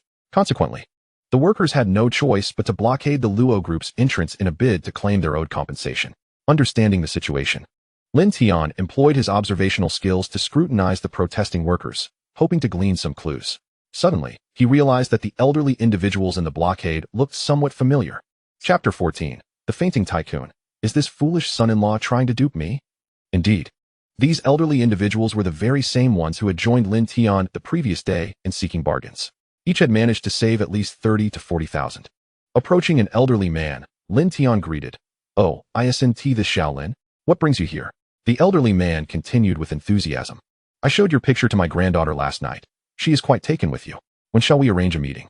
The elderly man proceeded to warmly introduce Lin Tian to his girlfriend. "Perhaps another day?" Lin Tian chuckled, then inquired, "Elder, what is going on here?" The elderly man leaned in and whispered, "Shaolin, you mustn't tell anyone, but we are being paid to help resolve issues, 300 a day. Would you like to join?" Just then, Luo Yishan, the chairman of the Luo Group and the wealthiest man, also appeared in the lobby. "Dear elders, I see you've been standing here all day. You must be weary. I have arranged for some boxed lunches and tea. Please help yourselves to fill your stomachs." With that, several security personnel wheeled in carts laden with boxed lunches for the protesting elderly. Clearly famished from their exertions, the elderly rushed to seize the meals. The considerate elder even secured a portion for Lin Tian. "Shaolin, here is one for you too." "Thank you, elder, but I've already eaten." Lin Tian smiled and declined. "I'll take it back for my grandson then." The elder stuffed the boxed lunch into his backpack. Observing that the commotion had quieted, Luo Yishan continued, "Dear villagers, you have worked tirelessly for a year without receiving a single penny. I fully empathize with your sentiments. However, this project was subcontracted to Zhang's Real Estate by us, and all funds for the project were transferred to Zhang's Real Estate the day after the successful inspection. As for why Zhang's Real Estate has not disbursed the wages to you, we at the Luo Group are rather unclear on that matter, and I suggest that you inquire directly with Zhang's Real Estate." Upon hearing Luo Yishan's explanation, the foreman immediately retorted, "Mr. Luo, your statement is quite irresponsible. During our work, the site prominently displayed the Luo Group's banner, and my brothers were willing to work based on the trust they placed in the Luo Group's reputation. Now that the work is complete, you are shifting the blame onto Zhang's Real Estate. Is this not a form of bullying honest individuals?" In truth, the foreman was well aware that the payment should be sought from Zhang's Real Estate. However, Zhang's Real Estate claimed that the construction company with which they signed the contract had gone bankrupt, rendering it impossible to recover the project funds even through legal channels. In the foreman's moment of despair, the newly appointed head of Zhang's Real Estate suggested that he create a scene at the Luo Group, promising a substantial compensation if successful. Thus, the foreman gathered his crew and encouraged them to bring their parents and relatives to block the entrance of the Luo Group. "Boss, when you took on the project, you must have signed a contract, right? May I ask if the contract was signed with our Luo Group?" The foreman pressed. "I didn't bring the contract, but my brothers worked here due to the reputation of the Luo Group." "Brothers, is that not true?" The crowd of elders immediately echoed, "Indeed. We worked here because of the Luo Group's reputation." Dear villagers, I truly appreciate your trust in the Luo group. However, matters must be separated. As the saying goes, debts have their owners. I still advise you to seek the project funds from the party listed in the contract. Of course, if the contracting party denies that our Luo group has made the payment, we would be more than willing to testify on your behalf. Luo Yishan's words left the foreman speechless. At that moment, a reporter approached Luo Yishan with a microphone. Mr. Luo, since the project belongs to you and the Luo group has its own construction team, why did you subcontract the project to Zhang's real estate's construction team? At that time, all our construction teams were occupied with projects, and to meet the deadline, I subcontracted the work, Luo Yishan explained. In fact, Zhang Cheng had relentlessly begged Luo Yishan for this project at the end of the previous year. The branch of Zhang's real estate in Hansheng was falling short of its annual task, and to avoid being reprimanded by his father, Zhang Cheng turned to Luo Yishan, pleading for a project to fulfill their annual goals. Luo Yishan, considering the old man's reputation, agreed to subcontract the project to Zhang's real estate. Little did he expect such an outcome. Mr. Luo, since it was subcontracted to Zhang's real estate, why did you not liaise directly with them, but rather with a registered construction company that, as I understand, has declared bankruptcy? Luo Yishan furrowed his brow, realizing that this was a deliberate act of retaliation from Zhang's real estate. The situation was decidedly unfavorable for the Luo group. Seeing Luo Yishan silent, the reporter pressed on. Mr. Luo, according to our investigation, your construction team could have completed this project independently, yet you chose to subcontract it to Zhang's real estate. Specifically to a construction company that Zhang's real estate does not even acknowledge. Is your intention to deliberately set a trap for Zhang's real estate? Rumors had circulated that a month prior, Zhang Cheng had fallen into a trap, spending 3 billion on a haunted building, and just days ago, he had sold a commercial building at one of your Luo group's jewelry stores for 2 billion. Now, Zhang Cheng has been dismissed. There are whispers that the ones who set him up were from your Luo group. What do you have to say about this? Luo Yishan fixed his gaze on the reporter, fully aware that this individual was likely hired by Zhang's real estate to tarnish their reputation. Therefore, he chose to remain silent, understanding that such journalists excel at twisting words and editing snippets to create a different narrative. In such circumstances, silence was the wisest course of action. As expected, Luo Yishan's silence thwarted the reporter's subsequent maneuvers. The reporter, sensing the impasse, quickly signaled to the individuals lying on stretchers. Responding to the cue, a middle-aged woman tearfully approached Luo Yishan. Mr. Luo, my son was injured while working for your Luo group, and he has been bedridden for over a year. You must help him. Mr. Zhang, my son was also injured while working for you, cried another woman, followed by 2 more who similarly lamented. Ladies, if it is indeed the responsibility of our Luo group, we would never shirk it. But, Luo Yishan began, yet the reporter interrupted. Mr. Luo, are you admitting that there is responsibility on your part for the delayed payment? Luo Yishan shot the reporter an admonishing glare, but remained silent. The reporter, detecting his triumph, flashed a smug smile and signaled the foreman, who immediately called out to the gathered crowd. Brothers, the chairman of the Luo group has indicated that they will compensate us for the project funds. Observing the reporter's and foreman's orchestrated performance, Luo Yishan's expression darkened. Realizing he was in a precarious position, he could not utter another word, lest he be led astray by the reporter's narrative. Although the foreman and the reporter's tactics were devoid of legal merit, this farce would undoubtedly cast a shadow over the Luo group's reputation. The reporter, growing anxious at Luo Yishan's silence, had come to discredit the Luo group for a bribe. While his current tactics had some effect, they fell short of his objective. However, with Luo Yishan unwilling to speak, he found himself at a loss. Just then, a young man adorned with a Luo group badge appeared before the foreman, boldly declaring, "Hey, stop trying to create a scene here. Our chairman has never said he would compensate you for the overdue project funds." Chapter 15. The Stunned Tycoon, My Son-in-Law, is Exceptional. Upon seeing the young man proudly displaying the Luo group badge, the unscrupulous reporter's eyes lit up. Just as he was struggling to devise a way to ensnare Luo Yishan, here was a naive young employee stepping forward. What luck! The reporter speculated that the young man was attempting to gain favor in front of Luo Yishan. Dealing with such an inexperienced employee, the unscrupulous reporter had plenty of tricks up his sleeve. He quickly signaled the photographer behind him to focus on capturing Lin Tian's badge clearly. Sir, are you implying that your Luo group will no longer compensate for the overdue project funds? The reporter expertly set a verbal trap for Lin Tian. Of course. Lin Tian replied with a light laugh. The workers who suffered injuries due to the construction undertaken by the Roche Group. Are you, Roche Group, unwilling to assume responsibility for them? Observing the somewhat naive Lin Tian, the reporter was filled with excitement, eagerly digging deeper into the scenario. Their injuries have nothing to do with our Roche Group. Why should we be held accountable? Lin Tian retorted disdainfully. Upon hearing Lin Tian's response, the reporter was ecstatic, perceiving it as an extraordinary opportunity. Brother, I'll be sure to reward you later. Meanwhile, Luo Yishan, overhearing Lin Tian's remarks, nearly fainted from anger. He believed Lin Tian was merely seeking to showcase himself. Cursing him internally as a fool, he resolved to ensure that this imbecile was promptly dismissed. Who had the audacity to recruit such a dimwit into the company? Was the HR department composed solely of incompetent buffoons? On the other hand, the reporter was in a frenzy of excitement, quickly approaching the stretcher and addressing the previous elderly woman. Madam, the Roche Group does not acknowledge any connection between your son's injuries and their operations. Could you please share with everyone how your son was injured? The elderly woman recounted, my son was not injured while working on the site. He was gambling there. And after losing money, he got into a fight, resulting in his leg being broken. The reporter was taken aback. Madam, did you forget how I instructed you earlier? Indeed. When an enemy presents a cunning strategist, we are bound to have an equally clever counterpart. Embarrassed, the reporter quickly redirected the microphone to another injured party's mother. Auntie, could you tell me how your son was injured?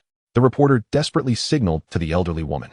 However, she blatantly ignored the reporter and instead gave Lin Tian a knowing glance. Little Lin, watch Auntie's performance, she said, and then turned to the camera, stating earnestly, my son is not injured. Someone gave me 300 yuan to have my son pretend to be hurt. Following her declaration, the elderly woman kicked the man lying on the stretcher. The patient, who had been writhing in pain with his entire right leg wrapped like a dumpling, immediately sprang up from the stretcher and began to remove the bandages from his leg, asserting that he was perfectly fine. The reporter stood there, utterly bewildered, casting a puzzled glance at the contractor. The contractor, however, approached Luo Yishan, apologizing profusely. Mr. Luo, I sincerely apologize. This was all the idea of Zhang Xian, the new head of Zhang Realty. He threatened me, stating that our client had gone bankrupt, and if we wanted to reclaim our project funds, we had to cooperate with that unscrupulous reporter to cause a ruckus at Roche Group. The louder the commotion, the greater the impact. And Zhang Realty would be willing to repay us what they owed along with additional compensation. Listening to the contractor's candid confession left Luo Yishan in a state of confusion. What is happening? Why this sudden awakening of conscience? Observing Luo Yishan's bewilderment, the contractor continued, thanks to Mr. Lin's reminder, we realized we were complicit in wrongdoing. Mr. Luo, as a prominent philanthropist in Han City, the Roche Group has provided us with countless benefits. How could we possibly defame you? Rest assured, I will go to the police station and confess, restoring your and Roche Group's reputation. Mr. Lin? Luo Yishan finally turned to the young employee he had almost resolved to dismiss. At that moment, Lin Tian also turned and smiled at Luo Yishan. It's him. Luo Yishan recognized Lin Tian as the young man he had been searching for, the one who had purchased the Linhuan building. Upon glancing at Lin Tian's name tag, he exclaimed, Lin Tian. Good heavens. The wealthy tycoon was astonished. Was this not his future son-in-law? Initially, Luo Yishan had presumed his future son-in-law to be a mere simpleton from the countryside. Yet it appeared he was truly a remarkable individual. At that moment, a throng of elderly men and women surrounded Lin Tian. Little Lin, how did Annie perform just now? Little Lin, come home with Annie after work. Meet my granddaughter. Go away. First, meet my granddaughter. Thank you all so much. I must get back to work now. We can discuss everything else another day. Lin Tian waved to the enthusiastic crowd of elders. Then we shall go turn ourselves in. Little Lin, make sure to visit my home. Under the contractor's guidance, a group of elderly men and women escorted the unscrupulous reporter to the nearest police station to confess, leaving a cluster of stunned Roche Group employees behind. As the troublemakers departed, Luo Yishan approached Lin Tian, patting him on the shoulder. Well done, young man. After work, come by my office. With that, Luo Yishan departed. The remaining employees were astonished at the scene, filled with envy. Who is this handsome young man? I don't recognize him. He seems to be a new hire today. Goodness, to gain the chairman's favor on the very first day. How impressive. If only I had boldly stepped forward earlier. What good would that do? Could you convince those elderly men and women to confess willingly and turn themselves in? This brother is undoubtedly the future star of the company. What brother? He is my older brother. Brother, do you need a pendant for your leg? Brother, please accept my humble admiration. Handsome, do you need a girlfriend? I can be sweet or savory. I'll keep you warm at night. A swarm of new and old employees surrounded Lin Tian, showering him with admiration. Even several leaders from their marketing department eagerly pressed the elevator buttons for Lin Tian, served him coffee, and even cleared out the only office in the marketing department with a view for him. On his very first day of work, Lin Tian found himself with a private office, holding a cup of coffee while gazing at the beautiful scenery of Han City, his heart racing with excitement. This was the dawn of his ascent to the pinnacle of life. Chapter 16. The Wealthy Father-in-Law and My Revelation. As the workday commenced, a stately administrative lady clad in black stockings led Lin Tian to the office of Luo Yishan, situated on the topmost floor of the Hongshan Daxiao building. Access to this pinnacle was granted solely through a single elevator, requiring prior authorization to ascend. Upon arriving at the 33rd floor, Lin Tian was struck by the ambience, which resembled a grand flat, complete with fitness equipment and a European-style kitchen. At the far end of the hall lay 3 guest rooms, with a reception room to the left and a lounge to the right, where several burly men in suits were engrossed in a television program. Upon hearing the elevator doors open, these men turned their hawk-like gazes towards Lin Tian, who surmised that they were the personal bodyguards of his wealthy father-in-law. Perhaps due to a directive from their employer, they merely scrutinized him briefly without leaving their quarters to conduct a thorough check. The administrative lady did not exit the elevator, but instead gestured towards the central room, informing Lin Tian that it was the chairman's office and that he should enter alone. Lin Tian smiled and nodded in acknowledgement before proceeding directly to the office door. He knocked and was beckoned to enter. Pushing open the door, he found his affluent father-in-law seated at a rosewood tea table, preparing tea. "Good day, Chairman." Lin Tian greeted him with a respectful demeanor. "Ah, young man, please take a seat," Luo Yishan replied, smiling and nodding. "Today, I must thank you immensely, for without your assistance, I would have been at a loss regarding the recent troubles." After praising Lin Tian, he inquired, "How did you come to know those individuals?" "It was merely a coincidence." Lin Tian chuckled, recounting how he had aided a group of elderly individuals in exploiting a promotional loophole the previous day. Upon hearing Lin Tian's account, Luo Yishan erupted into laughter, recalling how his daughter had boasted about Lin Tian earning $1 million through the loophole on Pinduoduo. Initially, he had dismissed it as mere luck, but now he recognized that his future son-in-law not only earned money, but also amassed a considerable network of connections. "Shaolin, I have a coincidence of my own. Would you care to hear it?" Luo Yishan's tone shifted from that of a casual observer to one of familial warmth. Addressing Lin Tian with a more affectionate nickname, Lin Tian blinked, pondering whether his father-in-law had discerned his true identity and if he was about to confront him. With anticipation, he replied, "Chairman, please proceed. You must already be aware that the Zhang Real Estate Company is orchestrating schemes behind the scenes concerning this incident, correct?" "Indeed," Lin Tian nodded. "Do you know why they have targeted us?" "Not at all," Lin Tian shook his head. "A month ago, the former head of Zhang Real Estate, Zhang Cheng, fell into a trap, purchasing a haunted building. A few days ago, a young man came to our jewelry store with a piece of jadeite rough, and coincidentally, Zhang Cheng was present at the store as well. Ultimately, Zhang Cheng exchanged that haunted building for the jadeite at a fraction of its worth. How fortuitous that I was aware the haunted building's value was about to soar. If I could ascertain this, the Zhang family, with their power, would undoubtedly have caught wind of it. What do you think they would assume? Moreover, today, as the Zhang family plotted against our Luo group, that young man unwittingly aided me in resolving my predicament. What do you suppose I am to think?" Luo Yishan observed Lin Tian with a knowing smile. Lin Tian felt a surge of exasperation. Had he inadvertently entangled himself in a web of causality? Initially believing that his father-in-law was about to confront him, he now found himself under suspicion. This could prove troublesome. A mere coincidence is one thing, but a series of them could suggest a calculated design. How am I to explain this to my father-in-law? Lin Tian chuckled wryly. "Chairman, would you believe me if I said this was all mere coincidence?" Seeing Lin Tian's expression, Luo Yishan chuckled. "Shaolin, do not be anxious. I believe you. Before a rough stone is cut, its true value remains a mystery. Old Shin once told me that even the most skilled gemologist would hesitate to judge a stone's worth based on a mere glance. Hence, I trust you are not affiliated with the Zhang family, and that everything is indeed coincidental. However, where did you acquire that rough stone?" Luo Yishan's inquiry struck at the heart of the matter. Lin Tian understood that his affluent father-in-law was likely privy to his background. Fabricating a story of hereditary possession would undoubtedly fail to deceive him. Moreover, Lin Tian genuinely cherished Luo Qingxuang and aspired to marry her, prompting him to adopt a straightforward approach, sincerity. "Chairman, the situation is as follows.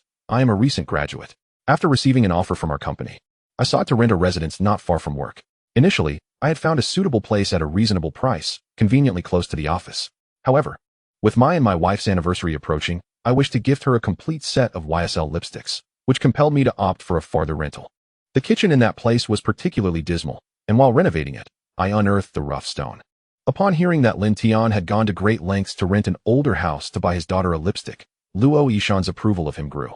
Yet it waned when he heard Lin Tian refer to his daughter as wife before passing his test. "You cheeky rascal," he declared. He then posed another crucial question. How did you recognize that rough stone as glass-type imperial green? A day prior, this inquiry would have left Lin Tian in a quandary. He could hardly confess to his father-in-law that he possessed a system. Yet now, this question was not so daunting, as he had become a master gem appraiser. Instead of answering Luo Yishan directly, Lin Tian gazed at the tea set on the table. Chairman, your Mei Baichun purple clay teapot must be the work of Master Zhu. Am I correct? You truly possess an eye for appraisal. Luo Yishan replied, somewhat astonished. For his background checks had depicted Lin Tian as a mere impoverished youth from the countryside. How could he possibly have such expertise? Lin Tian smiled softly. Chairman, if I may speak candidly, I hope you will not take offense. But, if I may be so bold, your Mei Baichun teapot is merely a defective piece. At this, Luo Yishan did not appear overly surprised. Although he was not an expert himself, he had numerous top gemologists within his jewelry business who had informed him of the piece's shortcomings when he acquired it. Seeing Lin Tian's immediate recognition of the defect piqued Luo Yishan's curiosity further, prompting him to smile and say, do elaborate. Lin Tian arranged the 7 teacups on the table into 2 rows, 4 in front and 3 behind. Chairman, although these 7 teacups appear indistinguishable at first glance, a meticulous examination reveals subtle differences between the 4 cups and the 3 at the back. Chapter 17. In the presence of my father-in-law, I boldly chastised him for his materialistic tendencies. Lin Tian picked up 1 cup from both the front and back rows, pointing out the sediment at the rim as he continued. The purple clay of these teapots is crafted from 5-colored earth, which was notoriously difficult to fire in Master Zhu's era. It required continuous firing and refinement, resulting in the finely textured sediment characteristic of Master Zhu's creations. However, modern 5-colored earth can be synthesized chemically, and without the meticulous polishing during the firing process, the resultant purple clay is considerably coarser. Hence, I surmise that these 3 cups were produced with contemporary techniques and subsequently subjected to an aging process. Nevertheless, the artisan responsible for this aging must be a master in his own right. Without a discerning eye, one would never detect the treatment applied to these cups. Indeed, Luo Yishan nodded in agreement, his understanding aligning perfectly with that of the treasure appraisal experts under his employ. Shaolin, where did you acquire such exceptional skills in appraisal? Chairman, I have not studied under anyone. I simply developed a passion for reading during my university years. Lin Tian chuckled, adding candidly, to be honest, I devoured every volume in our university library. The archaeology department's collection included numerous texts about cultural artifacts, and through extensive reading, I gained a rudimentary understanding. Excellent. It seems our group has recruited an exceptionally talented newcomer. Perform well. I have high hopes for you. Luo Yishan poured Lin Tian a cup of Dahong Pao. Thank you, Chairman. I shall strive to do my utmost. Lin Tian accepted the teacup and drained it in 1 gulp. Now, let us turn our attention to serious matters. Luo Yishan abruptly shifted the topic. What serious matters? Lin Tian was momentarily bewildered. He believed he had covered everything required of him. The complexities of these magnate schemes were truly perplexing. The fact is, since you are already aware that the Greater Bay Area is slated for significant redevelopment, and as the sole commercial building in the area, Linhuan Tower is undoubtedly a coveted asset, our group wishes to acquire Linhuan Tower from you. Luo Yishan stated his intentions with unambiguous clarity. Goodness, my father-in-law is indeed a shrewd businessman, Lin Tian thought to himself. Recalling the system's revelation that Linhuan Tower would be valued at over 10 billion in the future. What price should I quote? Noticing Lin Tian's silence, Luo Yishan smiled reassuringly. Rest assured, feel free to name your price. As long as it is reasonable, I shall proceed with the purchase. I will not resort to coercion. Shrewd businessman. I'll believe you when pigs fly, Lin Tian scoffed inwardly, maintaining a facade of innocence. Chairman, I must clarify that I cannot make this decision, as Linhuan Tower is not currently in my name. What? You have sold it? Luo Yishan inquired anxiously. Lin Tian hastily shook his head. I haven't sold it. I merely placed it under my wife's name. If a sale were to occur, I would need to consult her. Your wife? Luo Yishan was taken aback, suspecting that Lin Tian might have ulterior motives in courting his daughter. Unbeknownst to him, Lin Tian continued with a light smile. Chairman, coincidentally, my wife shares your surname, and she is from the same lineage. Her name is Luo Qingshuang. Luo Yishan nearly sputtered his soda upon hearing this, staring incredulously at Lin Tian. This lad has gifted Linhuan Tower to my daughter? Chairman, do you know my wife?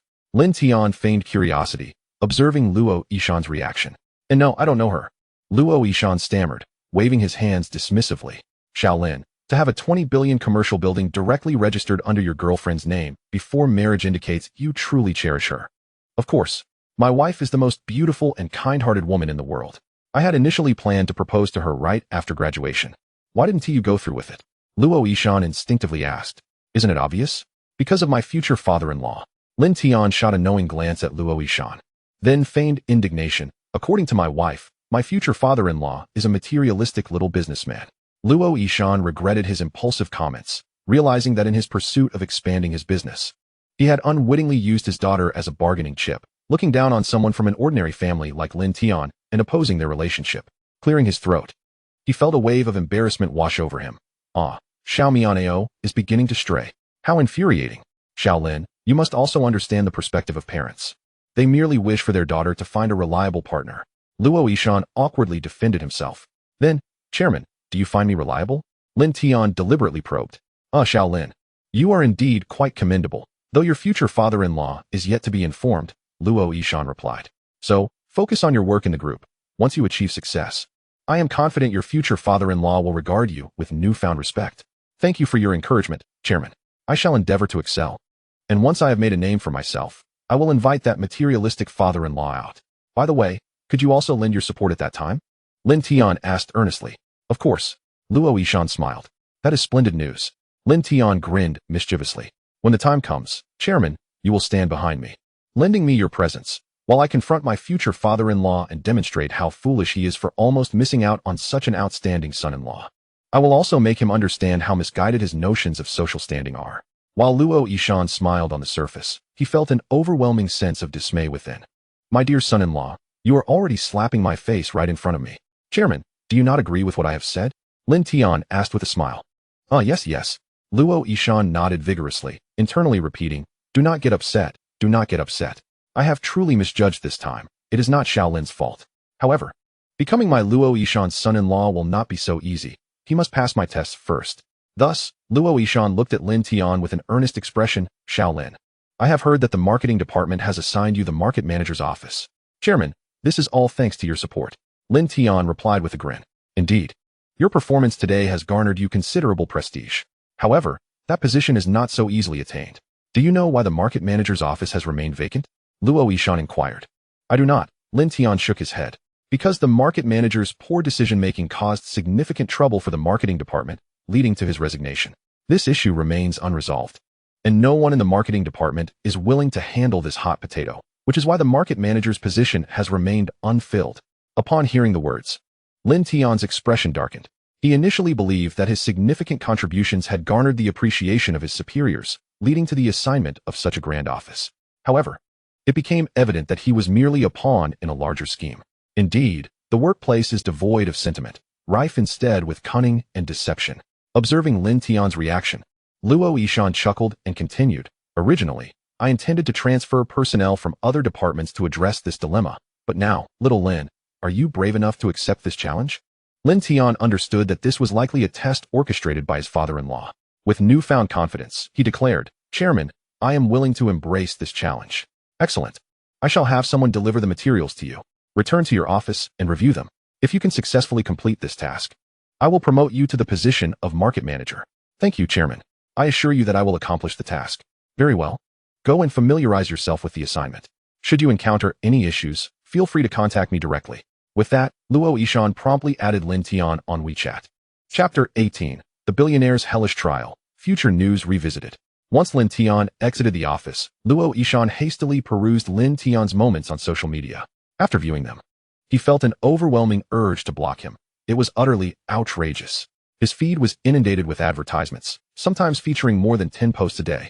Yet every weekend and holiday, there were photos showcasing his time spent with Luo Qingshuang. Suddenly, Luo Yishan stumbled upon a selfie of Lin Tian and Luo Qingshuang seemingly taken in a hotel. The billionaire's face flushed with anger. How dare this scoundrel sneak off with my precious daughter? His temper flared, almost compelling him to rush downstairs and confront Lin Tian. Calm down, calm down. Trust your daughter, Luo Yishan repeatedly reassured himself, striving to regain his composure. Just then, the phone on his desk rang. Hello, boss. I have news about the ownership of Linhuan building that you asked me to investigate. It is registered under the young lady's name. Luo Yishan was already aware of this, and thus felt little surprise. Is there no other name associated with it? No, just the young lady. All right, I understand. After hanging up, Luo Yishan's mood lightened somewhat. You're off the hook this time, you rascal. Meanwhile, upon returning to his office, Lin Tian was met by the previously encountered administrative assistant, who was clad in black stockings, bearing a stack of documents. Manager Lin. Heiress the information the chairman requested I give you. Thank you. Lin Tian politely accepted the documents from her hands and began to read them attentively. However, after perusing the contents, his expression soured drastically. This was not merely a challenge. It was an intentional hardship. It turned out that during last year's annual meeting of the Luo Group, the marketing department was wholly responsible for the event, and the marketing manager had invited a popular star named Zhao Shi as a guest. Zhao Shi had garnered a massive fan base for her pure and charming portrayal in a youth drama. She had since adopted a wholesome image, becoming a sensation in the entertainment industry. However, in reality, Zhao Shi was quite the opposite, a rebellious spirit, smoking and sporting tattoos, a quintessential wild child. On the day of the annual meeting, the marketing manager set up a behind-the-scenes live stream to capture the preparations. As the event commenced, everyone gathered on stage, and unfortunately, the live stream equipment was forgotten in a corner of the backstage. Coincidentally, Zhao Shi, who was in the VIP area, succumbed to her smoking cravings and discreetly slipped into the now-deserted employee backstage. Thus, the scene of the pure goddess Zhao Shi smoking was broadcast live, drawing countless viewers. Overnight, her wholesome persona collapsed, leading all the brands she endorsed to terminate their contracts and demand compensation exceeding 300 million yuan.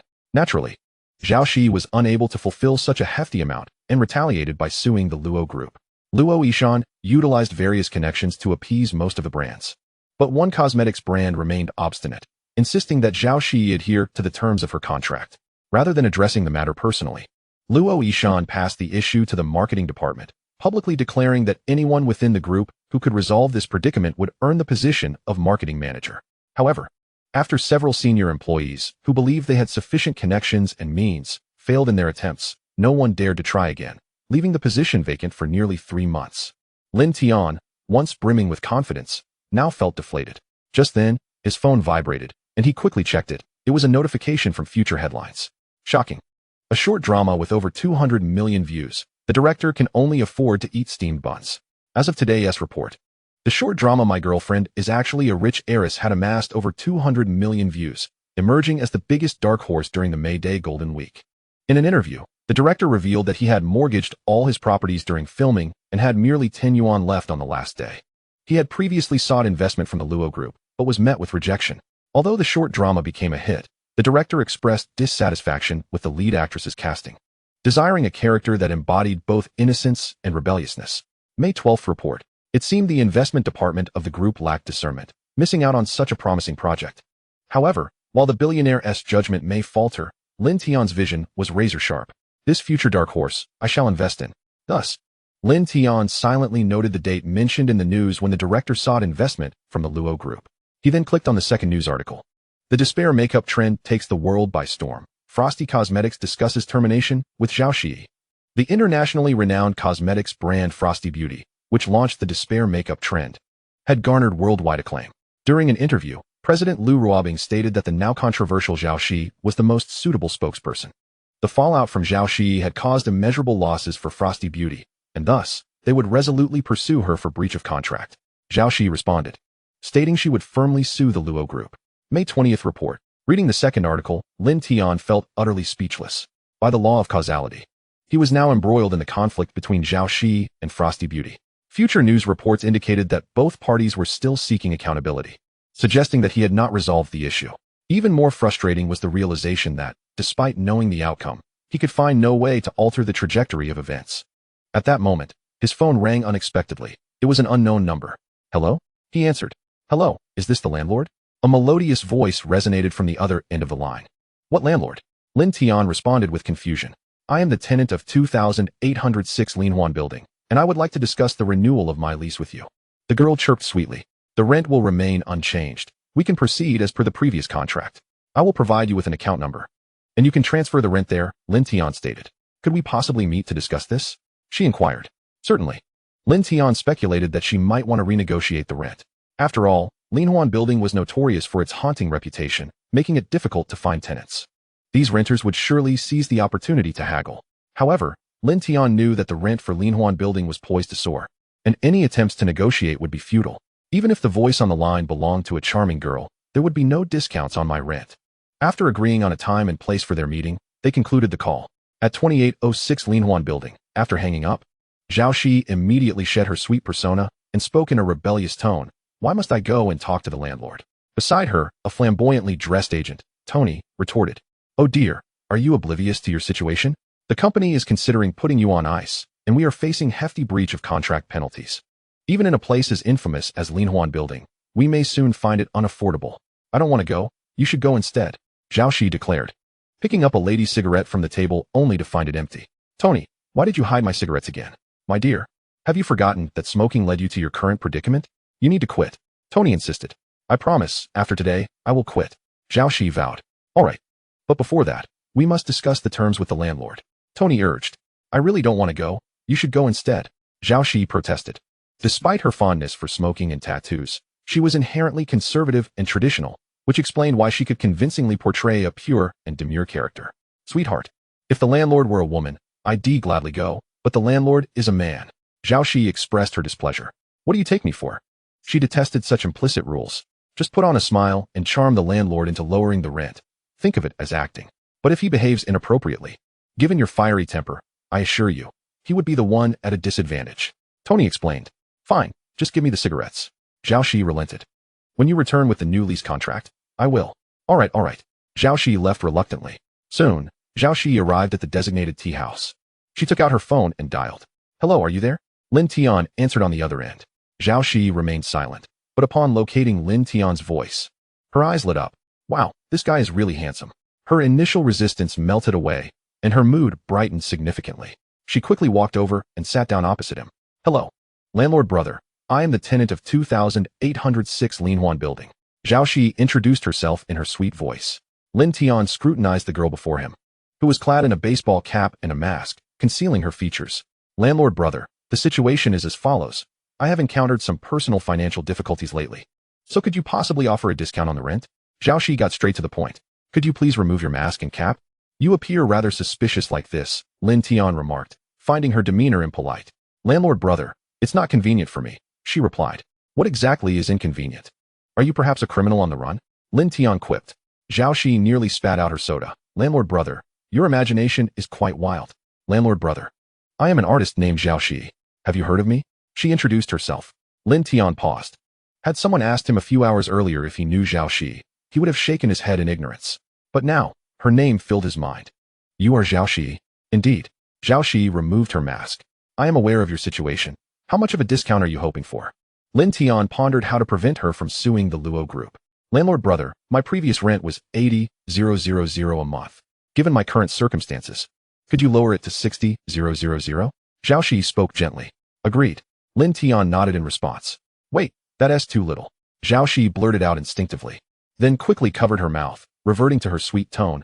I apologize, landlord brother. You need not feign sweetness. I quite appreciate your authentic self. Lin Tian chuckled. Really? Big brother? The moment I laid eyes on you, I thought you might be quite agreeable, Zhao Shi said in a carefree manner. Meanwhile, in another corner of the tea house, a man and a woman were engaged in hushed conversation. Brother Yi, are all the people sitting in this restaurant journalists? Of course. The company has arranged everything. Once we pretend to finish our meal and stand up, all the reporters will swarm us, and we can officially announce our relationship. Guaranteed to make headlines. The man spoke nonchalantly. Brother Yi, I can't thank you enough. The woman exclaimed excitedly.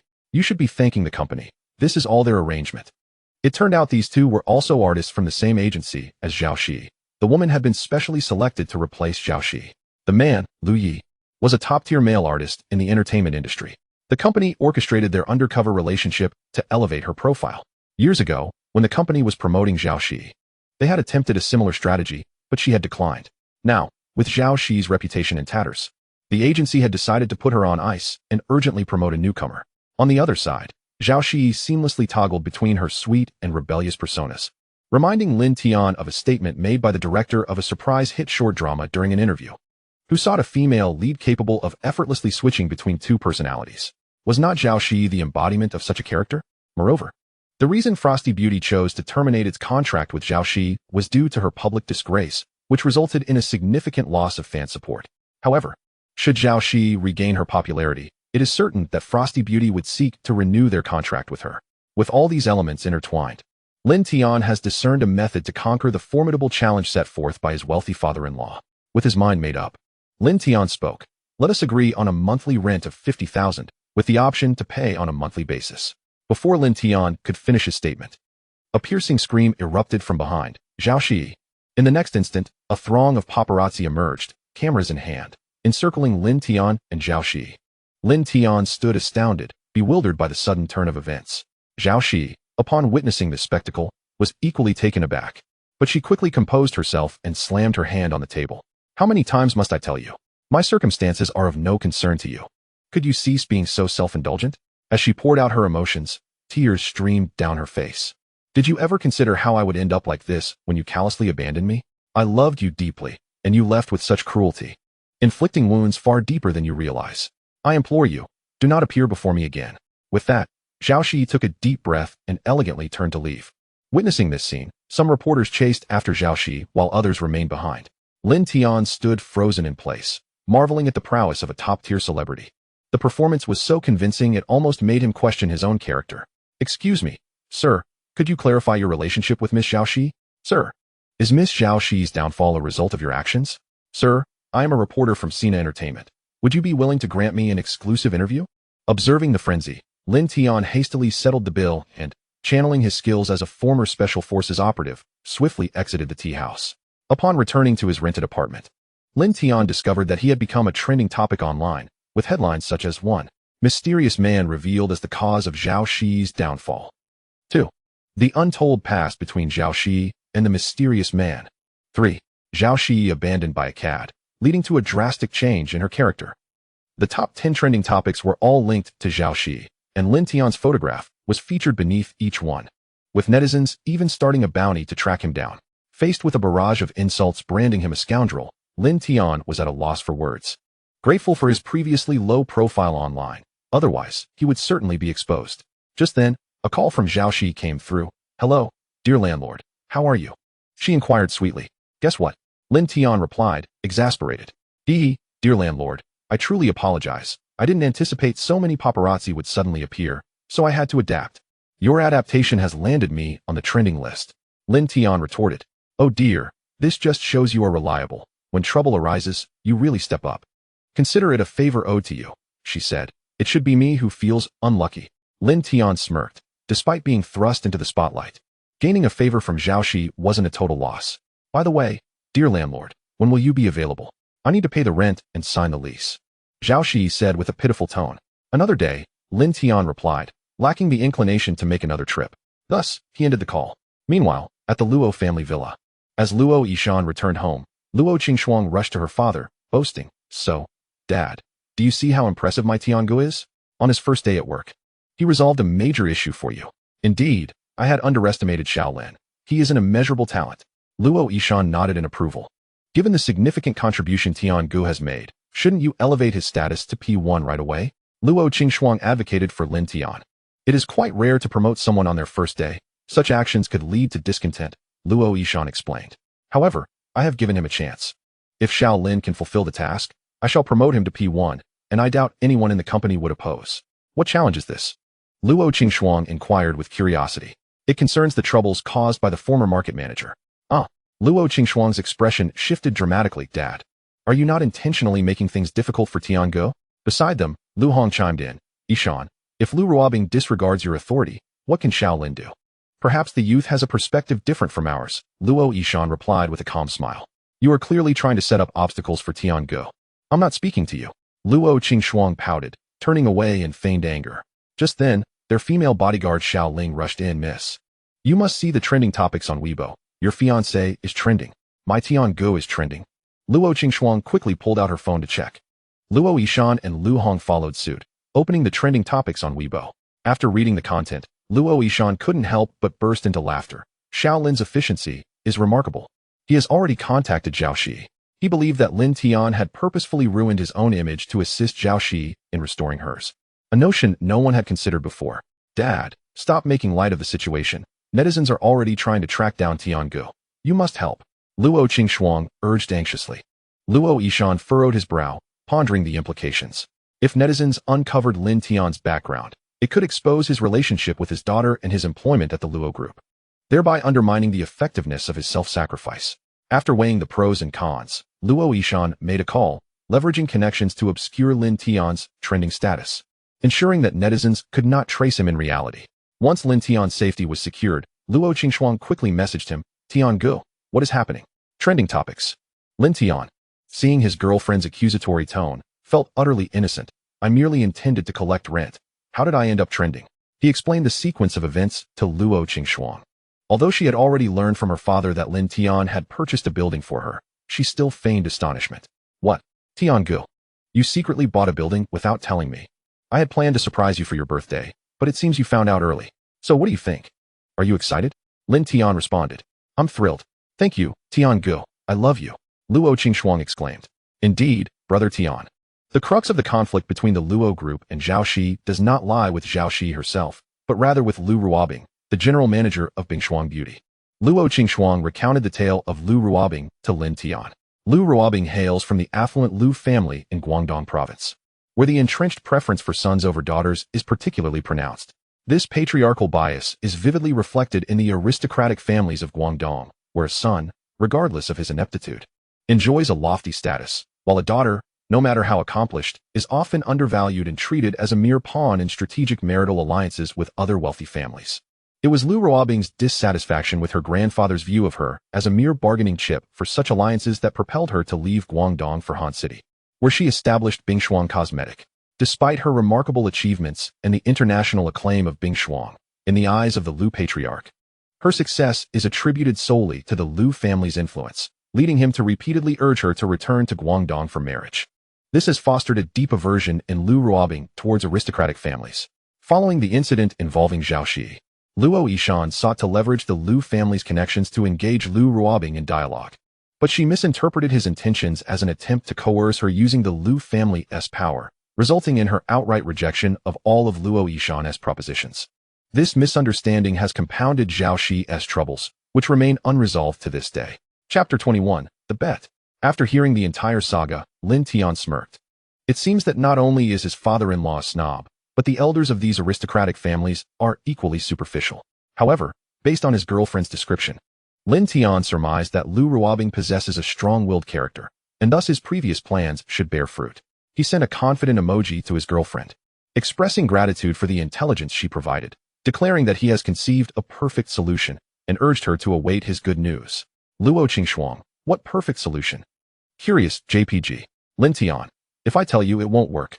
Luo Qingxuang, you scoundrel Tian Gu, teasing me like this. Lin Tian, by the way, how did you come to know about the Lu family? Could it be that you, my esteemed wife, are also a scion of an aristocratic family? Luo Qingxuang, impossible. My father is just a petty and superficial businessman, light years away from aristocracy, rendering me an ordinary citizen. I gleaned all this information from the gossip forum. Lin Tian, what gossip forum? How come I've never heard of it? Luo Qingxuang, it's a gossip forum for little fairies. How could a grown man like you possibly know? Lin Tian, all right, my dear wife, rest assured. Once I accomplish my task and ascend to the position of market manager at the Luo Group, I will confront my superficial father-in-law and deliver a resounding slap to his face. Luo Qingxuang, yes, Tian Gu, I support you. As long as you complete your task, you'll certainly deliver that slap. But for now, my superficial father is calling for me. We shall talk later. All right, talk later. After putting down her phone, Luo Qingxuang relayed to her father the news that Lin Tian already has a perfect solution. Luo Yishan was equally intrigued. Has Xiao Lin already devised a solution? What could it be? I want to tell you, he. Luo Qingxuang made a face at Luo Yishan and swiftly dashed back to her room. This left Luo Yishan in a state of curiosity. He spent the entire night restless, pondering Lin Tian's so-called perfect solution. The next day, upon arriving at the company, Luo Yishan made his way directly to Lin Tian's office. This spectacle left the other employees of the group envious. I can't believe the chairman personally came to our marketing department. This has never happened before. Our manager Lin is quite extraordinary, managing to attract the chairman to his office. Could it be that manager Lin is one of those aristocratic scions here to gain experience? It is quite possible. Otherwise, how could he have so effortlessly resolved the group's crisis yesterday? We must cling tightly to this golden opportunity in our marketing department. In the office, Lin Tian was engrossed in his documents when he noticed Luo Yishan entering. Lin Tian quickly rose, saying, Chairman, you've arrived. How may I assist you? Oh, nothing much. Just came to have a look around. Luo Yishan replied, then gave a thumbs up, praising, Xiao Lin, your approach yesterday, immersing yourself in the situation, was commendable. It indeed helped Zhao Shi regain some popularity. Immersing myself in the situation? My esteemed father-in-law, have you been reading too many business novels? Lin Tian scratched his head, feeling somewhat embarrassed. Chairman, it was truly an unexpected turn of events. I was merely there to collect rent. Collecting rent? After hearing Lin Tian's explanation, Luo Yishan was even more astonished. To encounter the task's target while merely collecting rent, and even aid the target in regaining popularity, this luck is extraordinary. It seems my son-in-law is indeed blessed with fortune. This further solidified Luo Yishan's belief that Lin Tian truly possesses a means to resolve the troubles that have plagued the Luo group for months. Shaolin, have you made any progress on the task I assigned you yesterday? Luo Yishan inquired tentatively. Lin Tian shook his head, saying, Chairman, not at the moment. Really? If you have any thoughts, feel free to share. I can provide some counsel. Luo Yishan's curiosity was piqued. Chairman, I apologize, but I genuinely have no leads at this time. Lin Tian replied, shaking his head. Seeing Lin Tian's insistence on not divulging anything, Luo Yishan left with a look of disappointment. Back in his office, Luo Yishan couldn't resist messaging his daughter, eager to uncover Lin Tian's solution. Although Luo Qingxuan was unaware herself, seeing her father's curious demeanor tempted her to tease him. I won't tell you, he. This drove Luo Yishan to the brink of exasperation. Meanwhile, Lin Tian remained oblivious to Luo Yishan's turmoil on the top floor. He was instead wandering around the investment department on the 8th floor, awaiting the arrival of the director of the short drama that had garnered 2 billion views. According to Future News reports, the director was scheduled to visit the Luo group today to seek investment. However, the reports did not specify a time, leaving Lin Tian to bide his time in the investment department. The director's photograph was firmly etched in Lin Tian's memory. Finally, as noon approached, Lin Tian spotted his target. The investment department manager emerged from the reception area, followed closely by a plump, bespectacled man who appeared dejected, clutching a document in his hand. The portly figure was the very individual Lin Tian had been waiting for. As Lin Tian casually strolled past the man, he noticed that the document in the man's grasp was none other than the script for the hit short drama. Lin Tian feigned casual interest, saying, Hey buddy, are you the screenwriter? Uh-huh. The man nodded listlessly. The title My Girlfriend is actually a scion of an aristocratic family is quite captivating. Lin Tian remarked. You think so too? The man's interest piqued. He replied, Let me tell you, it's not just the title that's intriguing. The content is even more engaging. The man presented the script to Lin Tian. As Lin Tian perused the script, his seasoned eyes detected its cliches and mediocrity. He couldn't fathom why such a script would achieve such explosive success. However, the system has already indicated that he will achieve great success, rendering one's own understanding utterly inconsequential. Thus, with an impressive script at hand, are you here to solicit investment for our group? Lin Tian cut to the chase. The portly director nodded, letting out a soft sigh. Alas, it was regrettably declined. No worries, good things often come through trials. Lin Tian encouraged. Just in time for dinner. Allow me to treat you to a meal at our group's cafeteria, and I will take a closer look at the script afterward. After dining, you may converse with our investment manager. The investment manager, who had been walking ahead of Lin Tian, halted upon overhearing their exchange. He turned around and stated, No need to waste time. This script is rather mundane and lacks investment value. Lin Tian glanced at the investment manager's name badge and replied with a faint smile. Manager Wang, I believe this script possesses merit. Perhaps you might reconsider? Who are you?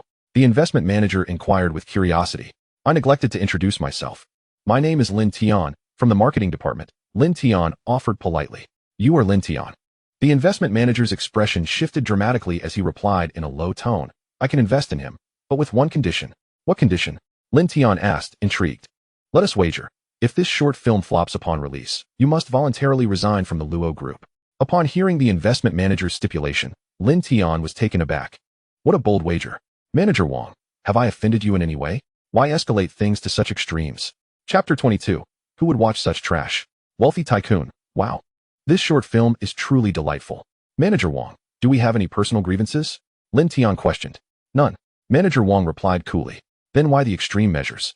Lin Tian could not fathom. Do you dare to gamble? The investment manager did not respond. Lin Tian pursed his lips, despite his confusion. A wager with guaranteed victory seemed too tempting to resist. Manager Wang, should I lose, I will resign immediately. Should I win, I shall also resign at once. Without hesitation, the investment manager declared emphatically no. Lin Tian waved his hands repeatedly. No. You are a pillar of the group. Your resignation would be a loss for the company. How about this? If you lose, you treat all employees to a cup of milk tea. The investment manager pondered briefly before nodding, agreed. He then turned to the portly director. How much do you need to produce this short film? 1 million. The portly director raised a single finger. I will invest 3 million. Soon, news of Lin Tian's wager with the investment manager spread throughout the entire group. Have you heard? The new rising star and manager Wang have made a life-and-death wager. The loser must leave the company. Why is that? Manager Wang is usually quite amiable. Why is he at odds with Manager Lin? Perhaps Manager Lin's brilliance has incited Manager Wang's jealousy? That shouldn't be. Manager Wang is not that sort of person. Stop speculating. Manager Wang is certainly not like that. His reasons for targeting Manager Lin are more profound. It turned out that the hiring process at the Luo Group was initially a matter of mutual benefit. Luo Yishan expanded the recruitment slots to 3 to avoid allegations of favoritism. However, oblivious to the underlying motives, Manager Wang called his 985 university junior. This junior not only possessed exceptional intelligence, but also demonstrated remarkable emotional intelligence, topping the written test and confidently responding to the panel's inquiries during the interview. Manager Wang overheard the interviewers express their satisfaction with his junior, assuming he would surely be hired. Yet, when the selections were finalized, his junior was inexplicably rejected in favor of Lin Tian, a graduate from a lesser-known second-tier university. This outcome left Manager Wang incredulous. Upon inquiring with the HR department, he discovered that Lin Tian had connections. This revelation fueled Manager Wang's indignation on behalf of his 985 junior. Moreover, the marketing manager position had been vacant for several months, and Lin Tian's sudden assumption of that role only intensified Manager Wang's disdain for him. Initially indifferent to Lin Tian, Manager Wang could no longer tolerate Lin Tian's attempts to assert his presence in the investment department, questioning his investment acumen, which ultimately led to the wager. Manager Wang's rejection of the portly director was not based on personal bias. He had consulted with several department heads and concluded that the project lacked potential, which justified his refusal to invest. It was infuriating for someone so inexperienced to challenge him. The betting situation between the two became a hot topic within the group. There were even betting pools on who would emerge victorious. I read that script. It's utterly cliched. Indeed, just glancing at the title reveals its inevitable failure. I even consulted a friend who is a master of online writing. He said this genre has been exhausted for years. Anyone attempting it now is doomed to fail, especially in adapting it into a short film. Exactly. Only the foolish would be interested in such an outdated melodrama. Everyone doubted Lin Tian's chances and believed he was destined to lose. Meanwhile, on the top floor of the Hongshan building, in Luo Yishan's office, the tycoon had also heard about Lin Tian and Manager Wang's wager. Curious, he opened the script that had circulated within the group, glancing at the title. My girlfriend turns out to be a wealthy heiress. How intriguing. He then began reading the first chapter. Wow, this is quite exhilarating. Before he knew it, several hours had passed, and Luo Yishan found himself utterly engrossed in the script. When his secretary approached to report, Chairman, there is a meeting that requires your presence. Time is running short. Luo Yishan, without lifting his head, replied, postpone it to tomorrow. I am currently preoccupied. Ha ha ha. He laughed heartily, sounding almost pig-like. The secretary stood in bewilderment, unsure of the chairman's sudden exuberance. After finishing, Luo Yishan shared the script with his daughter. After reading it, Luo Qingshuang sent her father a disdainful emoji. Dad, your taste is incredibly low. You actually watch such trash. This was shared with me by Shaolin. Luo Qingshuang replied. Wow, this script is exceptionally well written, a masterpiece. At 5:30 in the afternoon, Lin Tian clocked out for the day. As he entered the lobby on the first floor, the portly director called out to him, Manager Lin, why are you still here? Have you received the investment funds? Yes, I have, and I owe it all to you. Manager Lin, you have staked your entire career on this project, and I am deeply moved. I would like to include your name among the producers. The portly director expressed his gratitude. My friend, you are too kind. I merely wished for such an outstanding work not to go unnoticed.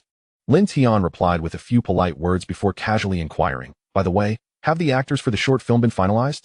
I have invited a few friends from my university days who studied acting. Although they have yet to achieve fame, their foundational skills are remarkably solid. However, I am currently dissatisfied with the selection of the female lead.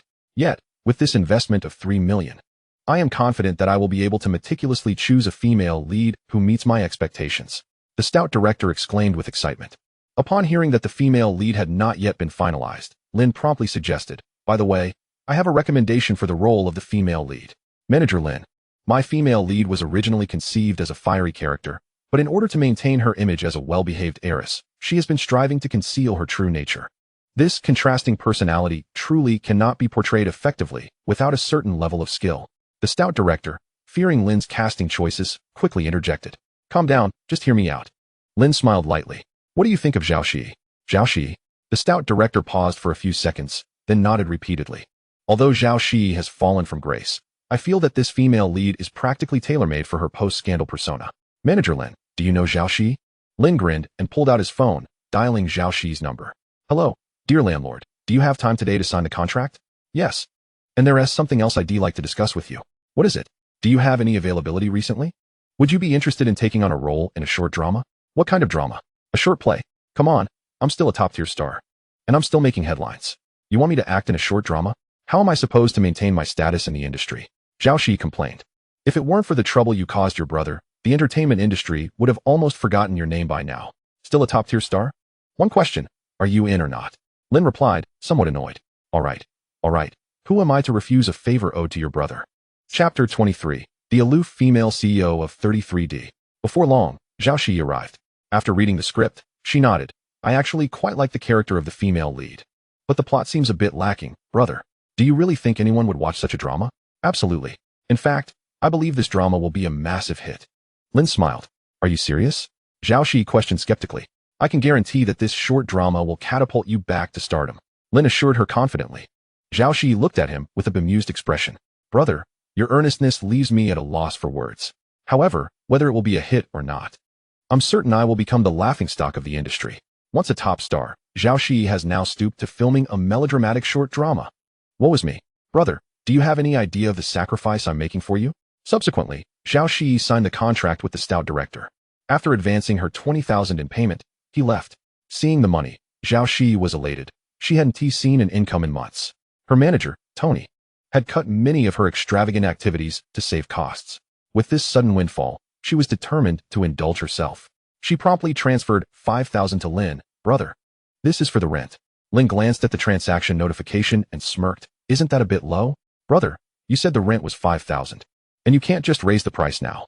The rent is indeed 5,000, but it must be a deposit plus 3 months rent. So you owe me 20,000. Brother, you said I could pay monthly. At that time, you were short on cash, but now that you're about to become a star again, we must adhere to the standard rental procedures. Lin replied with a sly smile. Brother, this isn't fair. Zhao Shi exclaimed, exasperated. Enough with the excuses. A deposit plus 3 months rent. What about our friendship? Business and emotions don't mix. Hurry up. You've changed. In the end, Zhao Shi reluctantly transferred the entire 20,000 she had just received back to Lin. After receiving the money, Lin said to Zhao Shi, come with me to a place. What do you want to do? Zhao Shi asked warily. Help you resolve a problem. What problem? The ice frost beauty. Upon hearing this, Zhao Shi immediately perked up. Her previous discomfort forgotten. So the landlord was asking for so much money to help her with her troubles. But why was he being so kind to her? Could it be that he had developed feelings for her? Zhao Shi began to daydream. Landlord, why are you being so nice to me? She transformed into a sweet girl. Lin shot her a glance. Because your problem relates to whether I can secure the position of market manager at the Luo Group. Brother, you're with the Luo Group. Zhao Shi was taken aback. Indeed. Lin nodded. Brother, you already have a commercial building. Why do you still need to work? You all are constantly trying to squeeze my rent. If I don't go out to work, I'll starve. Lin replied earnestly. Ugh. Zhao Shi nearly spat blood. Brother, is that even a reasonable thing to say? Lin took Zhao Shi to the Hanshan Auto Club. He had learned from the administrative staff that Lu Ruobing was not at Ice Frost Beauty, but rather at this auto club. This club operated on an invitation-only basis. One had to be a member to enter.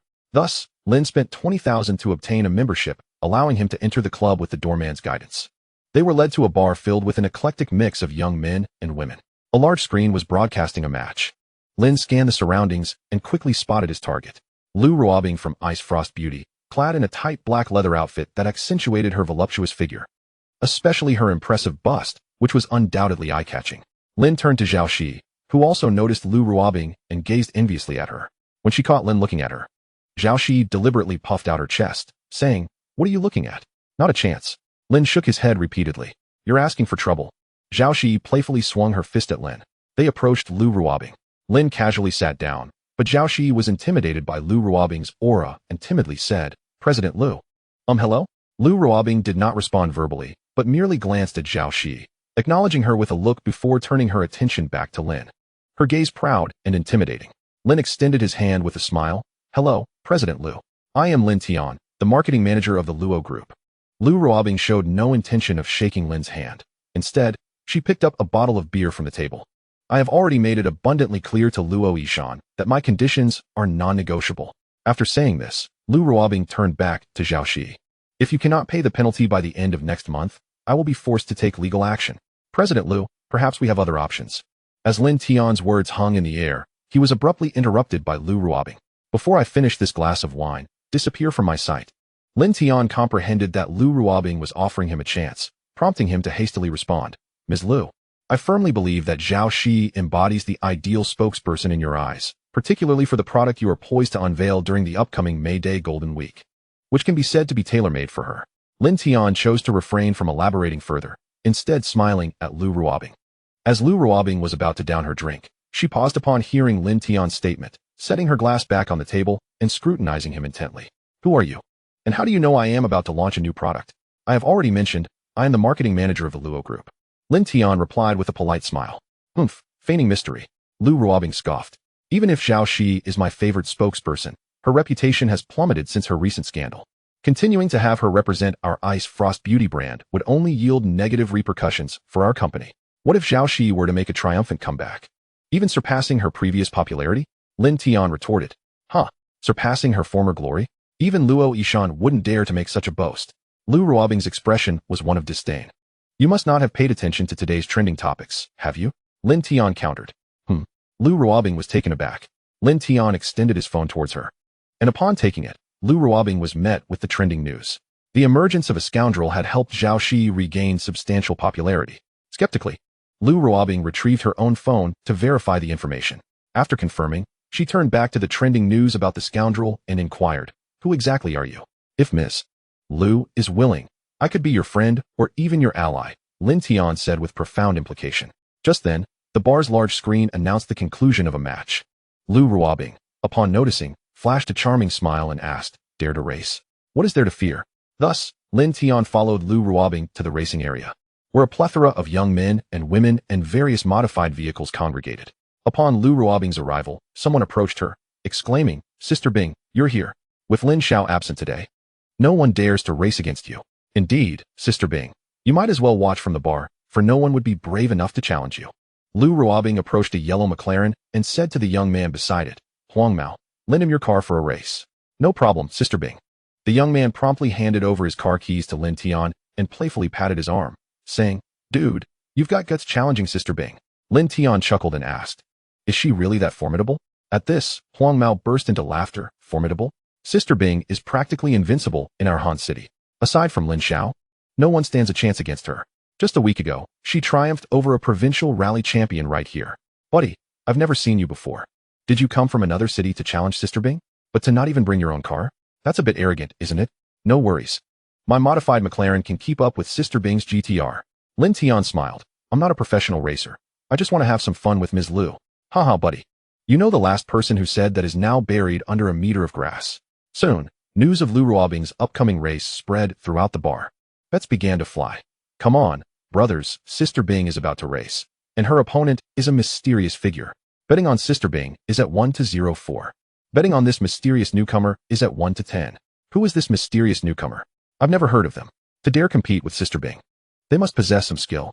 I don't know, but even having some skill won't suffice against Sister Bing. I'm betting on Sister Bing to win. Me too. Meanwhile, Zhao Shi, observing the betting unfolding in the bar, became intrigued. Noticing the odds for Lin Tian were 1-10, she contemplated the possibility of turning a modest investment into a significant return. With 50,000 yuan remaining in her balance, originally meant for Lin Tian's rent. As the director had advanced her 200,000 yuan in fees, she resolved to take a risk. Big brother, please don't let me down. With that, Zhao Shi steeled her resolve and wagered the entire 50,000 yuan on Lin Tian. At the racing venue, Lin Tian settled into the yellow McLaren. Although it was his first time driving a sports car, the innate talent of a racing enthusiast made him feel intimately familiar with the vehicle's performance. Igniting the engine, he pressed the accelerator, and the McLaren roared to life. Listening to the engine's growl, Lin Tian abruptly turned it off. Hey, do you have a wrench? He asked Huang Mao. What do you need it for? Huang Mao looked puzzled as Lin Tian began inspecting the tires. The brake pad screws are too tight. It will hinder drifting, he remarked with a smile. Are you serious? Though Huang Mao was skeptical, he nonetheless had a wrench brought to Lin Tian. After tweaking the tires, Lin Tian restarted the engine, pressed the accelerator, and tapped the brakes. Listening to the engine's roar, he nodded approvingly. Perfect. With that, he sped towards the race course. At the race site, a fiery red GTR, akin to crimson lips, awaited. Lu Ruobing lowered her window. Would you like to do a practice lap to familiarize yourself with the track? No need. Lin Tian grinned confidently. As you wish. Lu Ruobing retracted her window without further comment. As both racers positioned themselves, a stunning woman stood at the track's edge, holding two flags. 3, 2, 1. As the flags fell, both cars surged forward simultaneously. However, the red GTR quickly outpaced the yellow McLaren, leaving it far behind. No wonder my sister Bing is so impressive. She's off to a roaring start. This mysterious newcomer is outmatched. Of course, Sister Bing's GTR was personally modified by Master Chun, maximizing its performance. How could Huang Mao's McLaren compete? Then this mysterious newcomer is destined to lose? Not necessarily. Differences in vehicle performance only manifest on a straight track. But this race is on a winding course where a driver's skill can compensate for the vehicle's performance disparities. Soon, the two cars approached the winding curves. Upon entering the bends, the distance between the red GTR and yellow McLaren no longer widened. However, despite not increasing the gap, the two remained a steady 50 meters apart, with no sign of the distance diminishing. In the vibrant city of Hanxiang, Ice Sister's driving prowess stands unparalleled. Her familiarity with every curve of Mount Han's racetracks is legendary. Thus, the enigmatic newcomer has but a singular opportunity to surpass her. What opportunity might that be? The perilous 360-degree hairpin turn at the mountain's summit. As the commentary fades, the two race cars ascend to the peak. The summit presents a treacherous 360-degree hairpin bend, where a mere miscalculation could result in catastrophic consequences. Consequently, most competitors begin to decelerate at a distance of 100 meters. Upon sighting the hairpin, Lu Ruobing starts to reduce her speed. However, Lin Tian behind her shows no inclination to slow down. Observing this, Lu Ruobing alerts him via the intercom. Hey, ahead lies the 360-degree hairpin turn. Be cautious. Thanks for the reminder, Lu. Lin Tian responds, yet remains resolute in his acceleration. 80 meters, 70 meters, 60 meters, at a mere 50 meters from the hairpin. Lin Tian's McLaren finally overtakes Lu Ruobing's GTR. Nevertheless, he still shows no sign of slowing down. Lu Ruobing furrows her brow, pondering, is this fellow truly reckless? Not only Lu Ruobing, but the audience in the bar also watches in stunned silence.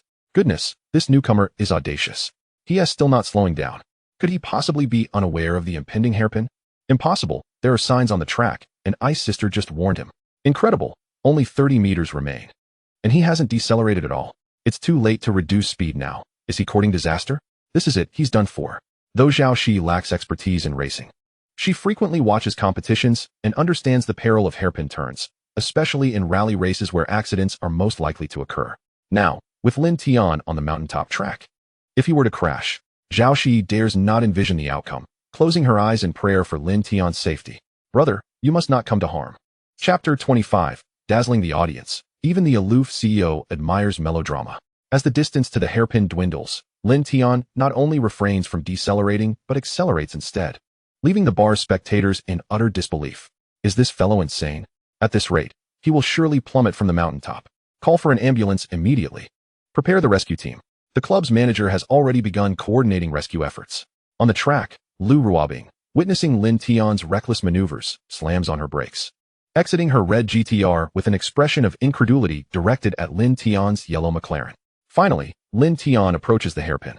He positions his vehicle close to the mountainside, turns the steering wheel sharply, pulls the handbrake, and begins to drift. Astonishingly, the yellow McLaren glides flawlessly around the bend, hugging the mountainside. This spectacle leaves everyone in awe. How is this even possible? At such velocity, mere inertia should have sent the car tumbling. How did he manage this? Amidst the astonishment, the large screen begins to replay Lin Tian's drift in slow motion. Look at his wheels. Someone gasps. All eyes turn towards the McLaren's wheels, and they observe that prior to the drift, the wheels closest to the mountainside had already sunk into a drainage ditch. Yet the centrifugal force generated by the drift kept the vehicle steady. The audience gasps collectively. Is he actually employing the drainage ditch maneuver? This is utterly absurd. The timing of the drift, the speed, the moment of sinking into the ditch, any miscalculation, and the car would surely flip. This is extraordinary. This individual is a master. It seems unlikely that anyone else in Hanxiang possesses such skill. Not just in Hanxiang, but perhaps even the entire province. Truly remarkable. A new racing legend has emerged. Hearing the crowd's cheers, Zhao Shi finally opens her eyes, and upon witnessing Lin Tian safely navigate the turn, she breathes a sigh of relief. Brother, you're incredible. In the next moment, Zhao Shi rushes to the betting counter, exclaiming, I placed 50,000 on my brother at 10-1 odds. Pay me 500,000. Zhao Shi is elated. For her, 50,000 represents a substantial fortune. At the foot of the mountain, Lin Tian and Lu Ruobing arrive. And Lu Ruobing rolls down her window, gazing at Lin Tian, exclaiming, You madman. Everything was well within my control, Lin Tian replies nonchalantly. Lu Ruobing opens the car door and invites, Get in. Thus, Lin Tian and Zhao Shi depart Hanxiang Racing Club in Lu Ruobing's GTR. Inside the car, Zhao Shi expresses her concern. Brother, your maneuver was far too dangerous. I genuinely feared for your safety. As she speaks, Zhao Shi transfers an additional 25,000 to Lin Tian. What does this mean? Lin Tian inquires, puzzled. This is for my recent winnings. Zhao Shi excitedly shares her success in betting on Lin Tian. Lin Tian smirks. Why didn't you bet more? Brother, that 50,000 was all my savings. Zhao Shi replies, her tone tinged with a hint of distress. Witnessing a once prominent star now transformed into Lin Tian's enthusiastic supporter, Lu Ruobing can't help but chuckle. Observing this, Lin Tian grins. So, the esteemed CEO can smile after all. I thought someone of your stature had lost the ability to laugh in order to maintain that aloof demeanor. Lu Ruobing shoots him a disapproving glance, remaining silent. Before long, the trio arrives at Frosted Glamour Cosmetics. Lu Ruobing leads them to the VIP reception room, stating plainly, Now, let us discuss your plan to propel Zhao Shi back into the limelight. In Lu Ruobing's eyes, while Lin Tian's presence might help Zhao Shi regain some of her reputation, it is far from sufficient for a triumphant return to stardom, let alone surpassing her previous fame. I have discovered a remarkable script and secured Zhao Shi for the leading role. I believe this production will undoubtedly become a sensation upon its release. Lin Tian articulates his vision. Zhao Shi, overhearing, feels a wave of embarrassment. Brother, can we tone down the overconfidence? Such a melodramatic plot must have odds of success lower than winning the lottery. Lu Ruobing, intrigued by Lin Tian's unwavering confidence, queries, May I see the script? Lin Tian hastily opens the script file on his phone and hands it to Lu Ruobing. As she casually peruses the pages, she encounters the first chapter. Wow. This is exhilarating. The female lead defies her wealthy father in pursuit of love, while the male lead, oblivious to his surroundings, doesn't even realize he works for his girlfriend's family business. Is this the essence of a strong female lead's romance? Lu Ruobing becomes engrossed in the narrative. Lin Tian's voice interrupts. Lu Ruobing regained her senses, realizing that nearly half an hour had elapsed. Indeed, if this script were adapted into a short drama, it possesses the potential to become a sensational hit. Lu Ruobing remarked with candid evaluation. Lin Tian and Zhao Shi exchanged glances, both harboring doubts about Lu's discerning taste. Lin Tian believed the script would indeed become a success, primarily due to the system's influence. Otherwise, he shared the common sentiment among seasoned readers that the script was somewhat melodramatic. Observing Lu Ruobing's earnest demeanor, Lin Tian privately speculated. Could it be that the primary audience for this drama is a high-cold CEO like Lu Ruobing? Astonishing. A high-cold CEO actually revels in melodrama. Lin Tian found himself at a loss for words. Does this drama still require investment? Lu Ruobing inquired. In future news reports, it would be noted that the plump director had completed the short drama with a budget of under 1 million, and he had already secured 3 million in investments, making the filming sufficiently funded. Yet, Lu Ruobing evidently harbored a desire to invest. After all, it would be foolish to forego the opportunity for profit. Hence, Lin Tian's mind began to whirl. Lu, we have already covered the filming costs for our short drama, but if your Frosty Cosmetics wishes to invest in advertising, we would be more than willing to assist. Since the director had added Lin Tian's name to the producer credits, Lin Tian still held sway over the director's decisions. That is precisely what I mean. I am willing to invest 5 million on the condition that your short drama advertises for our Frosty Cosmetics. Lu Ruobing stated her terms directly.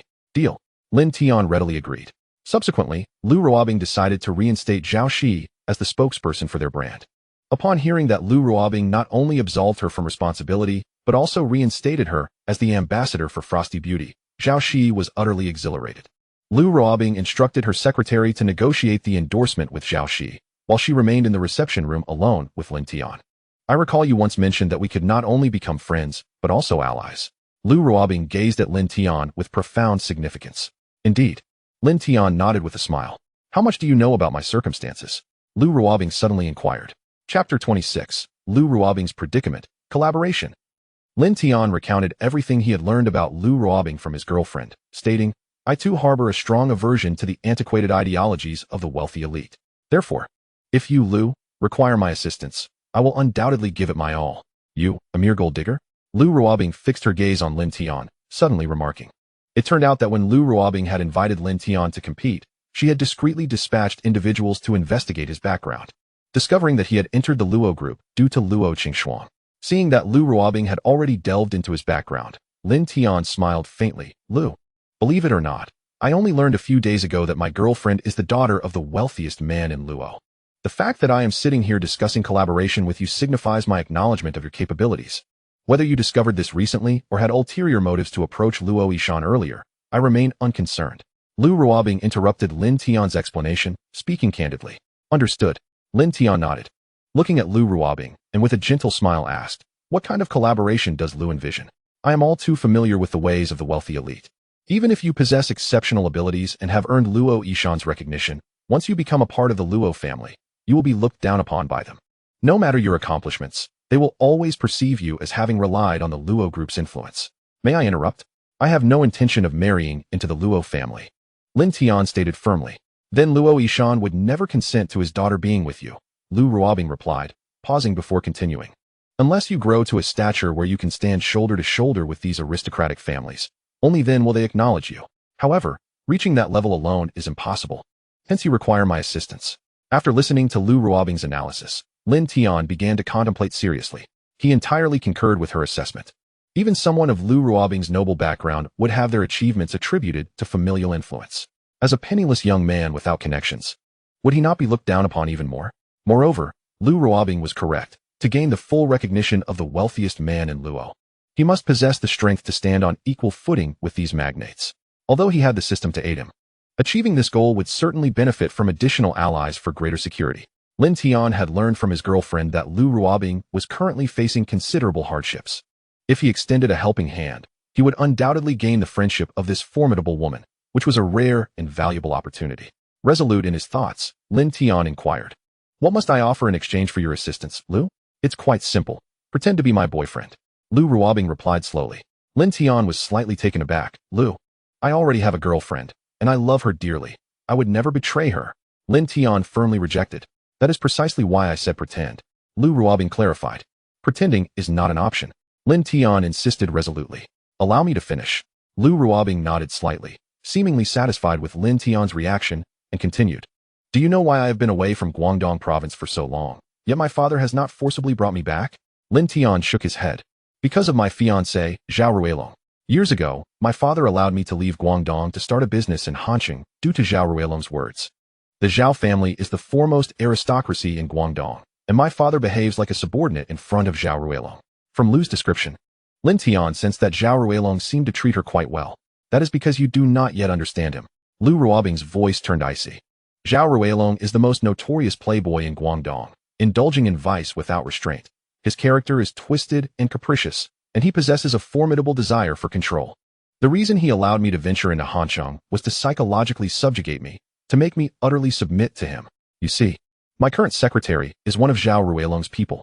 I am fully aware that she is tied to him, yet I cannot replace her, even if I dismiss her. It won't be long before my new secretary becomes another pawn of Zhao Ruilong.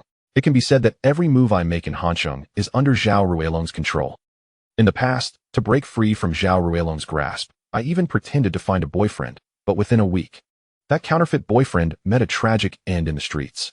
I even once enlisted a well-connected top-tier celebrity to pretend to be my boyfriend. But on the very day we announced our relationship, he met with an unfortunate accident." Lu Ruobing recounted helplessly. Lin Tian furrowed his brow upon hearing this. "Wow. I had heard that second-generation rich kids could be twisted, but I never imagined it could reach such extremes.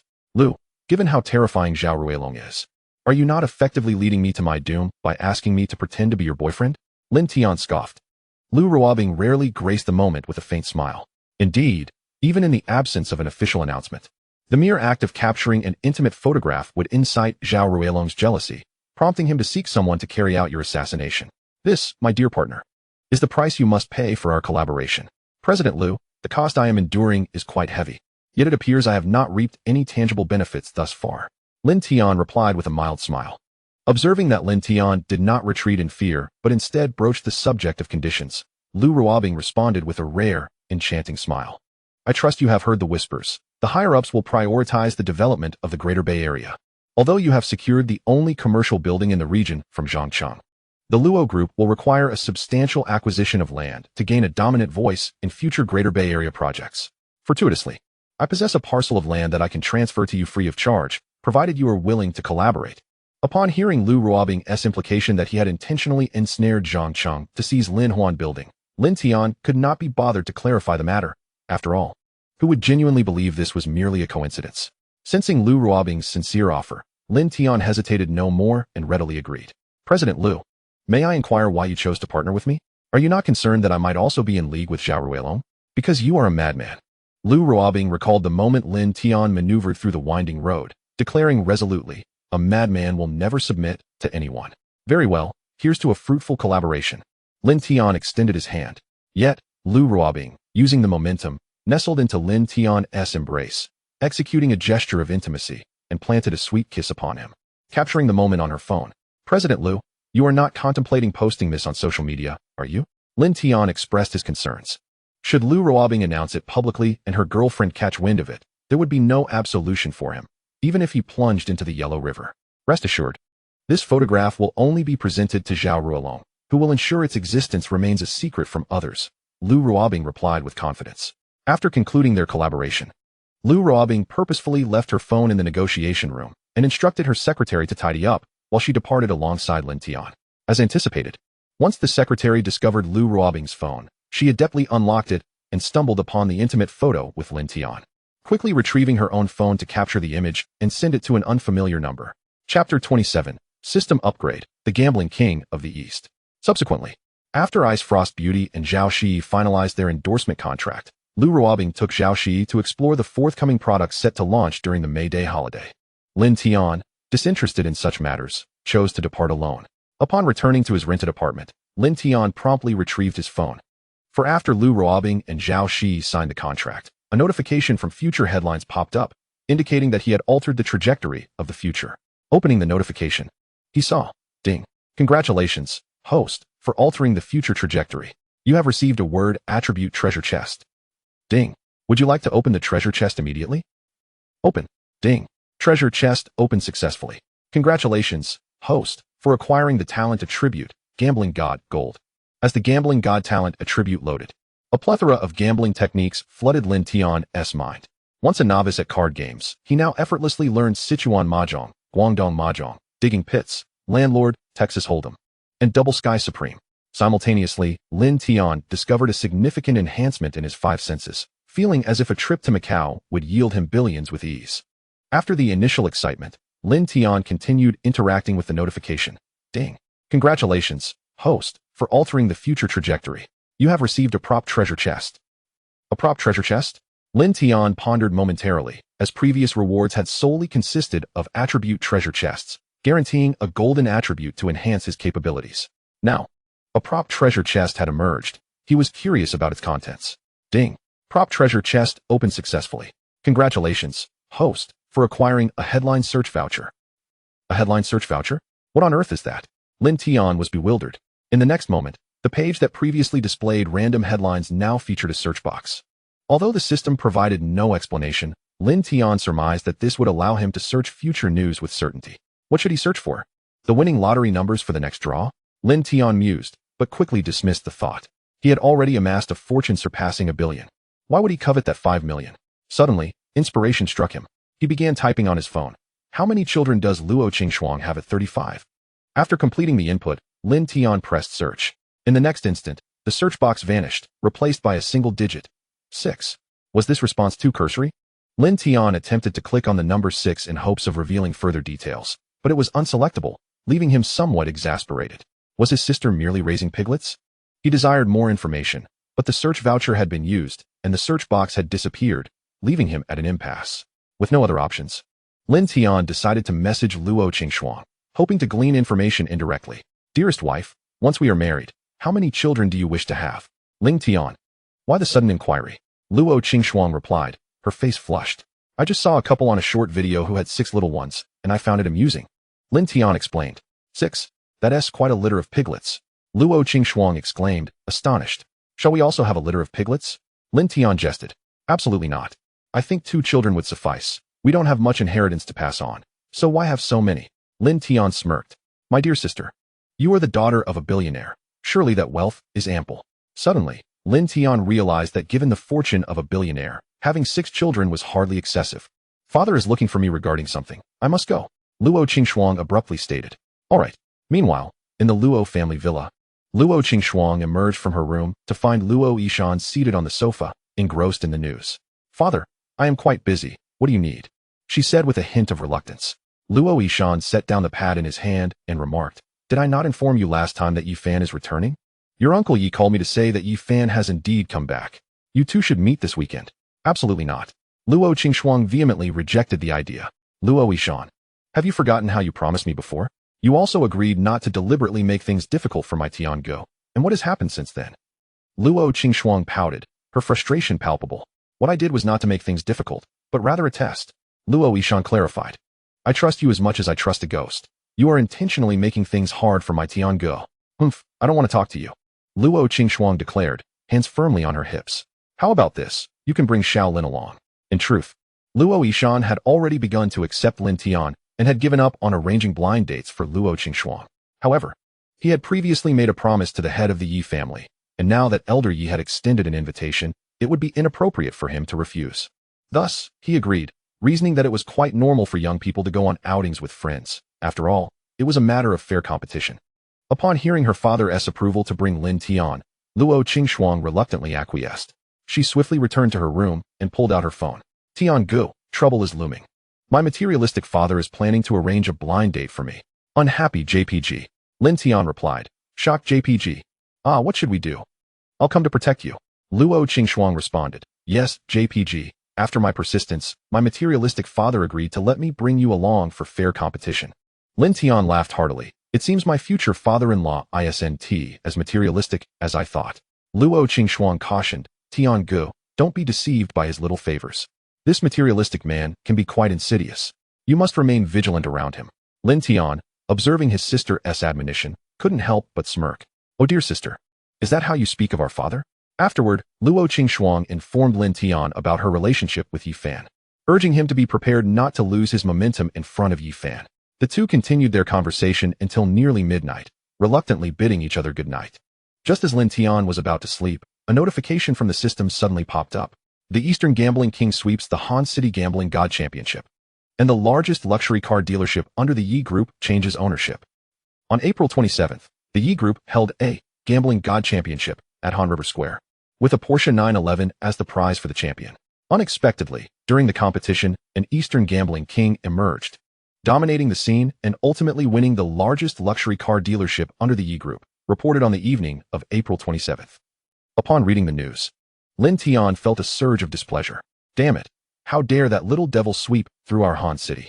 I must take action to teach this little rascal a lesson and show him who the real boss is. Chapter 28. The Little Enchantress Yi Qianer. On April 27th, a Bentley Continental was headed towards Han River Square. In the passenger seat, dressed in casual attire, Yi Fan asked with a hint of confusion, Qianer, do you think my outfit is too casual? Will it give Xiao Shuang the impression that I am not formal enough? Brother, you should discard everything you learned abroad. Here in our country, dating does not follow the Western 5-piece suit tradition. The alluring Yi Qianer explained to her brother. Shouldn't we choose a large, upscale shopping mall for our date? Why did you insist on Han River Square? Yi Fan inquired further. Brother, with your dull personality, if we were in a mall, Sister Shuang would find an excuse to leave within 3 minutes. Yi Qianer chided. Really? I remember when we were young, Sister Shuang used to love following me around. Yi Fan reminisced. You said it yourself, that was in the past. You two haven't seen each other in years, and a girl's thoughts can be quite changeable. Yi Qianer replied, rolling her eyes at her brother. I have already arranged everything, since we are hosting the Gambling God Championship at Han River Square today. With the champion winning a Porsche 911, all you need to do is take Sister Shuang to the event. I guarantee she will win the championship and the reward, and you will surely earn her admiration. Yi Qianer laid out her plan. Understood. Yi Fan nodded, but then asked, why are you tagging along? Of course, to secretly assist you. Yi Qianer sighed. If I'm not there, what if Sister Shuang brings a boyfriend? You would just be a third wheel. That's impossible. If Xiao Shuang really had a boyfriend, why would she agree to go on a date with me? Brother, You've become quite foolish from studying abroad. Is it not possible that Sister Shuang agreed to meet you under duress from Uncle Luo? Yi Qian'er analyzed astutely. That's why I'm coming along. If Sister Shuang really does have a third party, I will find a way to eliminate them, giving you and Sister Shuang time alone together. Yi Qian'er felt a deep sense of responsibility for her brother. At that moment, a Golf whizzed past the Bentley, and Yi Qian'er noticed her luxurious vehicle being overtaken. Instantly irked, she exclaimed, "Damn it, just because the tiger doesn't roar, do you think I'm a sick cat? Brother, hold on tight." With that, Yi Qian'er switched the gear to sport mode and pressed the accelerator to the floor, the roar of the Continental reverberating through the entire road. On the other side, in the Golf, Luo Qingxuang asked in astonishment, "Tian Gu, when did your driving skills become so impressive?" Since Han River Square was located in the outskirts of the city, public transportation was inconvenient, so Luo Qingxuang had driven a grocery vehicle from home. Even so, it was the top model Golf. Lin Tian shrugged. "My driving skills have always been top-notch. It's just that I never had the chance to showcase them." Luo Qingxuang rolled her eyes. "Keep dreaming. By the way, I heard that Yi Group is hosting a Gambling God Championship at Han River Square today, with a Porsche as the champion's prize. Your brother Yi Fan wouldn't he be planning some underhanded scheme to deliberately award the Porsche to you, would he?" Lin Tian asked curiously. Originally, he had been pondering how to persuade his sister to select Han River Square as the meeting point, making it convenient for him to teach that little rascal a lesson. To his surprise, Yi Fan had proactively chosen that location. However, this also raised suspicions about Yi Fan's intentions. That's unlikely. My impression of Yi Fan is that he is a very shy and honest person, unlikely to resort to such unfair tactics. Luo Qingxuang shook her head and suddenly recalled something, continuing, "But then again, it's possible that these arrangements were actually devised by Yi Fan's sister, Yi Qian'er. She is a little enchantress and quite troublesome. Tian Gu, you must be cautious. If she gets attached to you, it would be like wearing a mask of suffering." Little enchantress? Mask of suffering? Lin Tian shrugged his shoulders, intrigued by the little fairy that Luo Qingxuang had mentioned. Just then, the roar of the engine broke the silence, and Lin Tian glanced into the rearview mirror, discovering that the Bentley Continental, which he had just overtaken, was accelerating rapidly in pursuit. A slight smirk crept onto Lin Tian's lips as he observed the approaching Continental. "Schwanger, hold on tight. We're in for some fun," he exclaimed, before flooring the accelerator. Logically speaking, the power of the Golf was woefully inadequate when compared to the Bentley Continental. However, the road leading to Han River Square was winding and serpentine, and due to the ongoing God of Gambling Championship, the single thoroughfare was bustling with traffic. Under Lin Tian's adept maneuvering, the Golf consistently executed extreme evasions and overtakes, rendering Yi Qian'er's driving skills pale in comparison. Thus, the Continental was unable to unleash its full potential under her command. My goodness, if a Golf can perform at such a level, how extraordinary would a high-performance sports car be? If only I could learn from this master, perhaps I could surpass Lu Ruobing. Yi Qian'er, with her novice yet playful racing skills, had long regarded Lu Ruobing as her hypothetical rival, dreaming of one day defeating her. With determination, Yi Qian'er made her way to the parking lot, and, after securing the vehicle, hurried towards the Golf. Upon arriving in front of the Golf, she beheld a tall figure with striking features emerging from the car. Wow, so handsome. Thump, thump.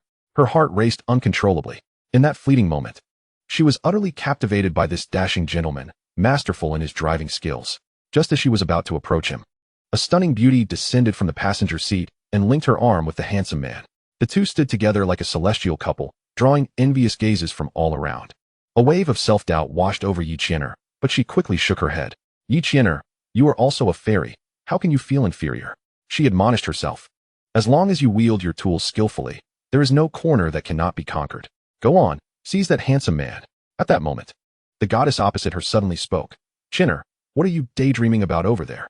Startled, Yi Qian'er snapped back to reality, realizing that the beauty before her was none other than her brother's blind date, Luo Qingxuang.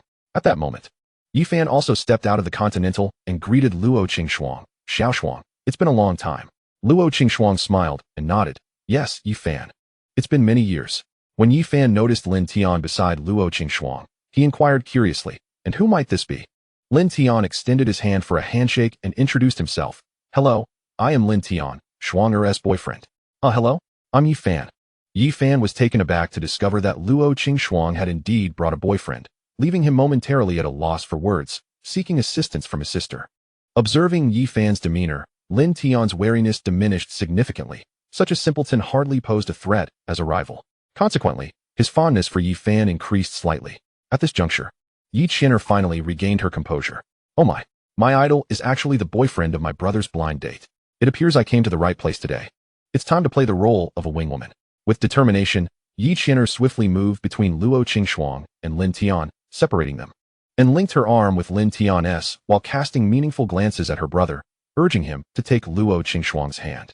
However, before Yi Fan could react, Luo Qingxuang quickly moved to Lin Tian's other side, linking her other arm with him. Witnessing her brother's awkwardness, Yi Qian'er felt utterly disappointed. Sigh, Operation A has failed. It seems I must resort to Plan B, helping my brother shine in the God of Gambling Championship to win Sister Shuang's heart. With her resolve set, Yi Qian'er held on to Lin Tian's arm and led the way towards the entrance of the championship. As they walked, the quartet, 2 men and 2 women, formed a curious sight. With Lin Tian comfortably sandwiched between the 2 ladies, while Yi Fan trailed behind like a mere shadow, feeling exceedingly awkward. Woe is me, sister. Where is that wingwoman you promised? Chapter 29, Teaching the Little Fairy a Lesson. Before long, they arrived at the venue for the God of Gambling Championship. Contrary to its name, the event was merely an exciting car exhibition with a series of challenges. The competition consisted of 5 rounds. The first was Do Di Zhu, a popular card game. The second was blackjack. The third was dragon versus tiger. The fourth was Russian roulette, and the fifth involved rolling dice. Successfully navigating all 5 rounds would grant the ultimate prize, a Porsche 911. The first round of Do Di Zhu was a group activity. Participants simply needed to sign up to receive 1,000 joy beans. Accumulating 10,000 joy beans would allow them to advance to the second round. Starting from the second round, it was a single elimination format. Losers were out, winners moved on. After grasping the rules, the 4 of them registered for the event and received their joy beans. A few staff members then escorted them into the competition area, which was bustling with people, the sounds of calling landlord echoing throughout. Yi Fan and Luo Qingxuang were seated at one table, while Lin Tian and Yi Qian'er were assigned to another. Lin Tian recognized that this arrangement was likely orchestrated by the little fairy intentionally. Nonetheless, he harbored no objections. As the game commenced, an unfamiliar opponent called out for the landlord. 3. The landlord played a card, and Lin Tian laid down a 4. Yi Qian'er, taking her turn, followed with a 5. Lin Tian frowned slightly. Sister, you're the landlord. We're on the same team. Why didn't you block him? But I just happened to have a 5. Yi Qian'er replied innocently. The landlord, seizing the moment, excitedly played a 6. Lin Tian countered with a 2, gaining control of the game. He played a 3 with an accompanying card, but Yi Qian'er declined to support him, and the landlord called out again. Lin Tian continued with his 3, yet Yi Qian'er unexpectedly played a bomb card, eliminating Lin Tian from the round. Stunned, Lin Tian exclaimed, Sister, we're teammates. With an innocent smile, Yi Qian'er replied, but I wanted to play a card too. She then proceeded to play a pair of 5s. The landlord, witnessing this, eagerly played a pair of 6s. Lin Tian suddenly understood. This sister was not incompetent, but was deliberately trying to eliminate him. As expected, Yi Qian'er kept facilitating the landlord's victory, allowing him to advance. By the end of the round, both Lin Tian and Yi Qian'er had lost 500 joy beans each. Defeated, Lin Tian rose, intent on changing tables. Little did he know, as soon as he stood, Yi Qian'er followed suit, mirroring his every move. Wherever Lin Tian settled, Yi Qian'er would inevitably join him. At that moment, Lin Tian found himself convinced by his girlfriend's words. Yi Qian'er was indeed a little enchantress. Being ensnared by her was akin to donning a mask of torment. A truly unbearable experience. With no other option, Lin Tian reluctantly relinquished his original plan and made his way to the table occupied by Luo Qingxuang and Yi Fan to observe the unfolding game. To his astonishment, the joy tokens before Luo Qingxuang had multiplied several times over. Goodness, is my sister's skill in Do Di Zhu truly this formidable? Or is it Yi Fan's prowess that shines? Lin Tian watched with growing curiosity. Suddenly, a stranger approached their table, taking a seat just as the dealing machine finished its task. Without hesitation, this unfamiliar player declared himself the landlord and doubled the stakes.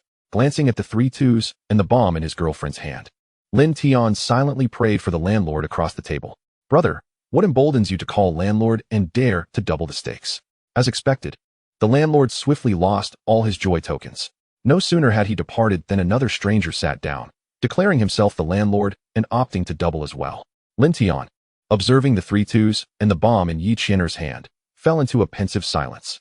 If there's no foul play, I would dare to run naked on the spot. He mused. That dealing machine must have been tampered with. These landlords must be your accomplices. He leaned towards Yi Qian'er and whispered. With a completely innocent expression, Yi Qian'er replied, Lin Tian Gu, what are you saying? I don't understand. Soon enough, Luo Qingxuang and Yi Fan amassed a total of 10,000 joy tokens. Excitedly, Luo Qingxuang turned to Lin Tian, exclaiming, "Lin Tian go, I am incredibly lucky. I've had a bomb in every round. I can participate in the next round. How about you?" "I'm still far from that," Lin Tian replied with a gentle smile, choosing not to expose Yi Qian'er's antics. "Then you should take my spot. This position has proven to be extraordinarily lucky." Luo Qingxuang pointed to her seat. "All right, I shall bask in your fortune." Lin Tian chuckled as he took his place. Just as Lin Tian settled in, Yi Qian'er took Yi Fan's spot, her innocent demeanor shining through. "Lin Tian go, take me along, won't you?" "Of course." Lin Tian grinned. At that moment, yet another stranger joined the table. Lin Tian observed closely and noticed that beneath the stranger's coat, he wore a staff shirt. Lin Tian smirked. "And you claim you're not a plant?" Then he glanced at Yi Qian'er, whose seemingly innocent smile concealed a hint of triumphant cunning. Lin Tian speculated that the dealing machine had indeed been rigged, and securing even a single 2 from this position would likely prove difficult. Therefore, he lightly tapped his fingers on the gambling table. In the next moment, the dealing machine ceased to function. "What is happening? Why has the machine stopped dealing?" Yi Qian'er questioned the player across from her. "Perhaps it's malfunctioning." Lin Tian replied with a calm smile. "I'll call someone to replace it," the opposing player said respectfully to Yi Qian'er. However, Lin Tian waved his hand. "No need. No need. We can deal manually." With that, he took the dealing machine into his hands, removed all the cards, and began shuffling them. Then, in full view of everyone, he dealt the cards manually. Without even glancing at his hand, Lin Tian declared himself the landlord and doubled the stakes. Yi Qian'er, witnessing this audacity, burst into laughter. "Lin Tian go, you are far too confident, calling landlord without even looking at your cards, and doubling the stakes too?" Lin Tian grinned. "This position has been blessed by fortune. Every hand Luo Qingxuang has dealt here has included 3 2s and a bomb. Why shouldn't I dare to call landlord blind? Perhaps the luck has shifted." Yi Qian'er laughed even harder. "Lin Tian go, you're certain to lose this hand. Is that so? Just watch," Yi Qian'er exclaimed, revealing her cards with excitement. She displayed 3 bombs along with a sequence of 7 cards, including a king bomb among them. "What do you think? Unless you can spring on us, you'll lose the moment you play a card." Yi Qian'er laughed triumphantly. "Goodness, sister, your luck is astonishing," Yi Fan exclaimed upon seeing Yi Qian'er's revealed hand. "I owe this all to the excellent hand dealt by Lin Tian go." Yi Qian'er beamed. Behind them, Luo Qingxuang encouraged Lin Tian. "Don't worry, Tian go. If you lose, you can use my joy tokens." "Sister Qingxuang, let us not resort to cheating," Yi Qian'er chimed in. Then, turning to Lin Tian, she teased, "Lin Tian go, don't tell me you can't handle the pressure." Lin Tian, looking at Yi Qian'er with unwavering confidence, replied, "Sister, I haven't even revealed my cards yet. How can you assume my defeat?" Chapter 30, The Arrival of the Eastern Gambling King. With that, Lin Tian launched a sequence of 10 cards. Seeing Lin Tian play, Yi Qian'er was eager to unleash her bombs, but was halted by Lin Tian. "Wait, I haven't finished playing yet," he continued, throwing out another sequence of 10 cards, 2 identical sequences, forming a plane. "Spring. How do you like that?" Lin Tian regarded Yi Qian'er with a playful expression. The onlookers were filled with disbelief at Lin Tian's 10-card playing. How is this possible? He actually pulled off a spring. What incredible luck! Yi Qian'er stared at Lin Tian's play, her eyes wide with shock. "Lin Tian go, you haven't been cheating, have you?" Lin Tian shrugged, a subtle smile gracing his lips. "Sister, I've told you, this position has been graced by fortune. Do you believe me now? I believe you're a cheat. You must have some skill." Yi Qian'er, who had been engaging in her own underhanded tactics, was unconvinced by the notion of luck. Lin Tian, of course, would never admit to anything other than being blessed by fortune. In one fell swoop, Yi Qian'er was eliminated. Without her disruptive influence, Lin Tian found it considerably easier to win, quickly amassing another 10,000 joy tokens. Thus, the group proceeded to the second round. Unlike the first, this round featured a total of 10 tables, each accommodating 7 players. The rules of blackjack dictated that the dealer would distribute the cards, with players competing against the dealer to achieve the highest total of 21 points. Exceeding 21 points would result in disqualification. Upon their arrival, the staff promptly ushered Lin Tian and his companions to an empty table. As Yi Qian'er had been eliminated, she could only watch from the sidelines. When 4 more winners joined, completing the table, the dealer began to distribute the cards using the same dealing machine. The dealer initially revealed a face card and a 9, totaling 19 points. Yi Fan held 2 face cards, totaling 20 points, while Luo Qingxuang had a face card and a spade ace, achieving 21 points, the highest possible hand in blackjack. Lin Tian held a 4 and a king, totaling 12 points. He cast a glance at Yi Qian'er, fully aware that this stunning hand was undoubtedly the work of this little enchantress. Moreover, he found himself in a situation where defeat was inevitable. If he refrained from drawing another card, he would fall short of the dealer and be eliminated. Conversely, if he chose to draw, he was certain to receive a face card, exceeding 21 points and also facing elimination. Lin Tian rubbed his temples in exasperation, even as a gambling god. He felt utterly powerless in the face of technology. As anticipated, upon his decision to draw another card, the dealer spat out a Queen of Hearts, bringing his total to 22 points. Bust. As he stepped away from the gambling table, he noticed Yi Qianer gazing at him with a smug expression, tauntingly remarking, "Oh, brother Lin Tian, it seems your luck has run dry. Have you been possessed by the spirit of misfortune?" Seeing the little enchantress reveling in her victory, Lin Tian couldn't muster the energy to respond. This little demon was simply too much to handle. Victors Yi Fan and Luo Qingxuang were escorted by the staff towards the arena of the third round. Lin Tian attempted to follow, only to be rebuffed by the staff on the grounds of his elimination. He turned to glance at Yi Qianer, who wore an expression of triumph, implying, "What do you think? Sister Qingxuang is my brother's, while you are mine." Lin Tian was at a loss for words. Upon noticing Lin Tian being barred from entry, Luo Qingxuang quickly approached him, linking her arm with his, declaring, "If brother Tian cannot go in, then neither will I," with the support of his companion. Lin Tian's lips curled into a slight smile as he directed a look at Yi Qianer, challenging, "Well, what do you say now?" Hearing Luo Qingxuang's intention to forfeit, Yi Fan grew anxious and urged the staff, "Let him in." The staff, recognizing the authority of their young master, dared not refuse. Meanwhile, Yi Qianer stomped her foot in frustration, exclaiming, "Brother, your sister has gone to such lengths to assist you, and yet you don't even put in a little effort. How will you ever win Sister Qingxuang's heart like this?" In the third round, the game was Dragon and Tiger, where two cards were drawn to compare sizes. Unsurprisingly, the dealer distributed the cards, and Luo Qingxuang breezed through.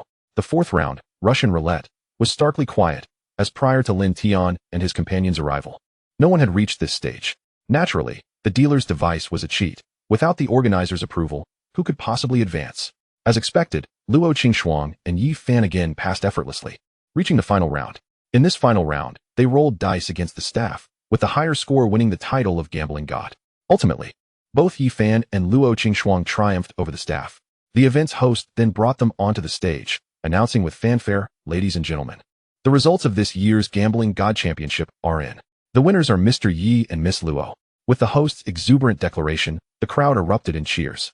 "I can't believe someone actually made it through. The third round was utterly insane. I've never seen anyone pass. These two are incredibly strong. But how can there be two winners? Shouldn't there only be one gambling god? Yet, they look so perfect together. Could they be a couple? They truly complement each other. Could they be the gambling god couple?" Lin Tian watched as the crowd began to stir, casting a bemused glance at the little enchantress beside him. "Is this also your doing?" This time, Yi Qianer did not deny it, nodding, "For my brother's happiness, I truly tire myself." Lin Tian scoffed, "So for your brother's happiness, you must ruin mine? Never fear, I shall make it up to you, brother Lin Tian." "How will you compensate me?" Lin Tian inquired. Yi Qianer, with a playful glint in her eyes, purred, "Brother Lin Tian, whatever kind of compensation you desire, I can provide." Lin Tian shivered. Goodness. This little enchantress has turned into a succubus. On stage, the host continued to follow Yi Qianer's script, stating, "Ladies and gentlemen, we now face a dilemma. Our reward for the winners is but a single sports car, yet we have two gambling gods. What shall we do?" Yi Fan seized the microphone, gentlemanly asserting, "Host, please bestow the prize upon this lovely lady beside me." The host inquired, "Mr. Yi, what is your relationship with Miss Luo?" Before Yi Fan could proceed with Yi Qianer's script, a loud and affected voice rang out from the crowd. "The title of gambling god is earned through skill. How can the prize be passed back and forth?" As the voice echoed, everyone turned to see a man with the distinctive mustache of a Japanese who strode toward the stage. Chapter 31. Yi Qianer, brother, seize the opportunity. It's time to showcase true skill. As Lin Tian observed the sudden appearance of the Japanese man, he felt a surge of interest, recognizing him as the Japanese gambling king. The crowd buzzed with curiosity. Who is this man? His arrogance is astounding. Who does he think he is? The host, puzzled by the approaching figure, asked, "Sir, may I inquire who you are?" The man stepped forward with an air of pride, declaring, "I am Takeda Ichiro, the chief representative of the Japanese automotive brand sales in Han City. I bear another title as the foremost disciple of the gambling king of the Cherry Blossom Empire. I heard that a gambling god championship was being held here, so I came to challenge the gambling god of the Dragon Kingdom." Upon hearing Takeda's introduction, the host smirked. thinking, the disciple of a gambling king? Are we filming a Hong Kong action movie? However, upon learning of his role as the head of a Japanese car dealership, the host refrained from offending him and replied politely, Mr. Takeda, I apologize for any misunderstanding. Our so-called Gambling God Championship is merely a gimmick, primarily designed to enliven our car exhibition. Absurd. The title of Gambling God is sacred. How can it be profaned? You must be afraid of my challenge. Hence concocting an excuse to dismiss this as a mere event. Takeda Ichiro provocatively challenged. In truth, this man had come deliberately to stir trouble. The Japanese automotive brands had previously enjoyed high sales, but recent years had seen a meteoric rise in domestic brands, causing significant pressure on Japanese sales. With some small brands on the brink of collapse and preparing to exit the domestic market, the Yi family, as the largest automotive dealer in Han City, had been vigorously promoting domestic vehicle sales, putting immense pressure on Takeda Ichiro's Japanese brands. Every month, he faced reprimands from his superiors back in Japan, leading him to seek revenge against the Yi family. And now, hearing that the Yi family was hosting a Gambling God Championship, he saw his opportunity. As the esteemed disciple of the Eastern Kingdom's gambling king, Ichiro Takeda, arrived on the scene, he was determined to create a ruckus and thoroughly humiliate the Yi family, all while harboring his own ulterior motives. Mr. Takeda, this is merely a promotional event. There is no gambling deity presiding over this, the host patiently explained, unaware that Ichiro Takeda was intentionally seeking confrontation.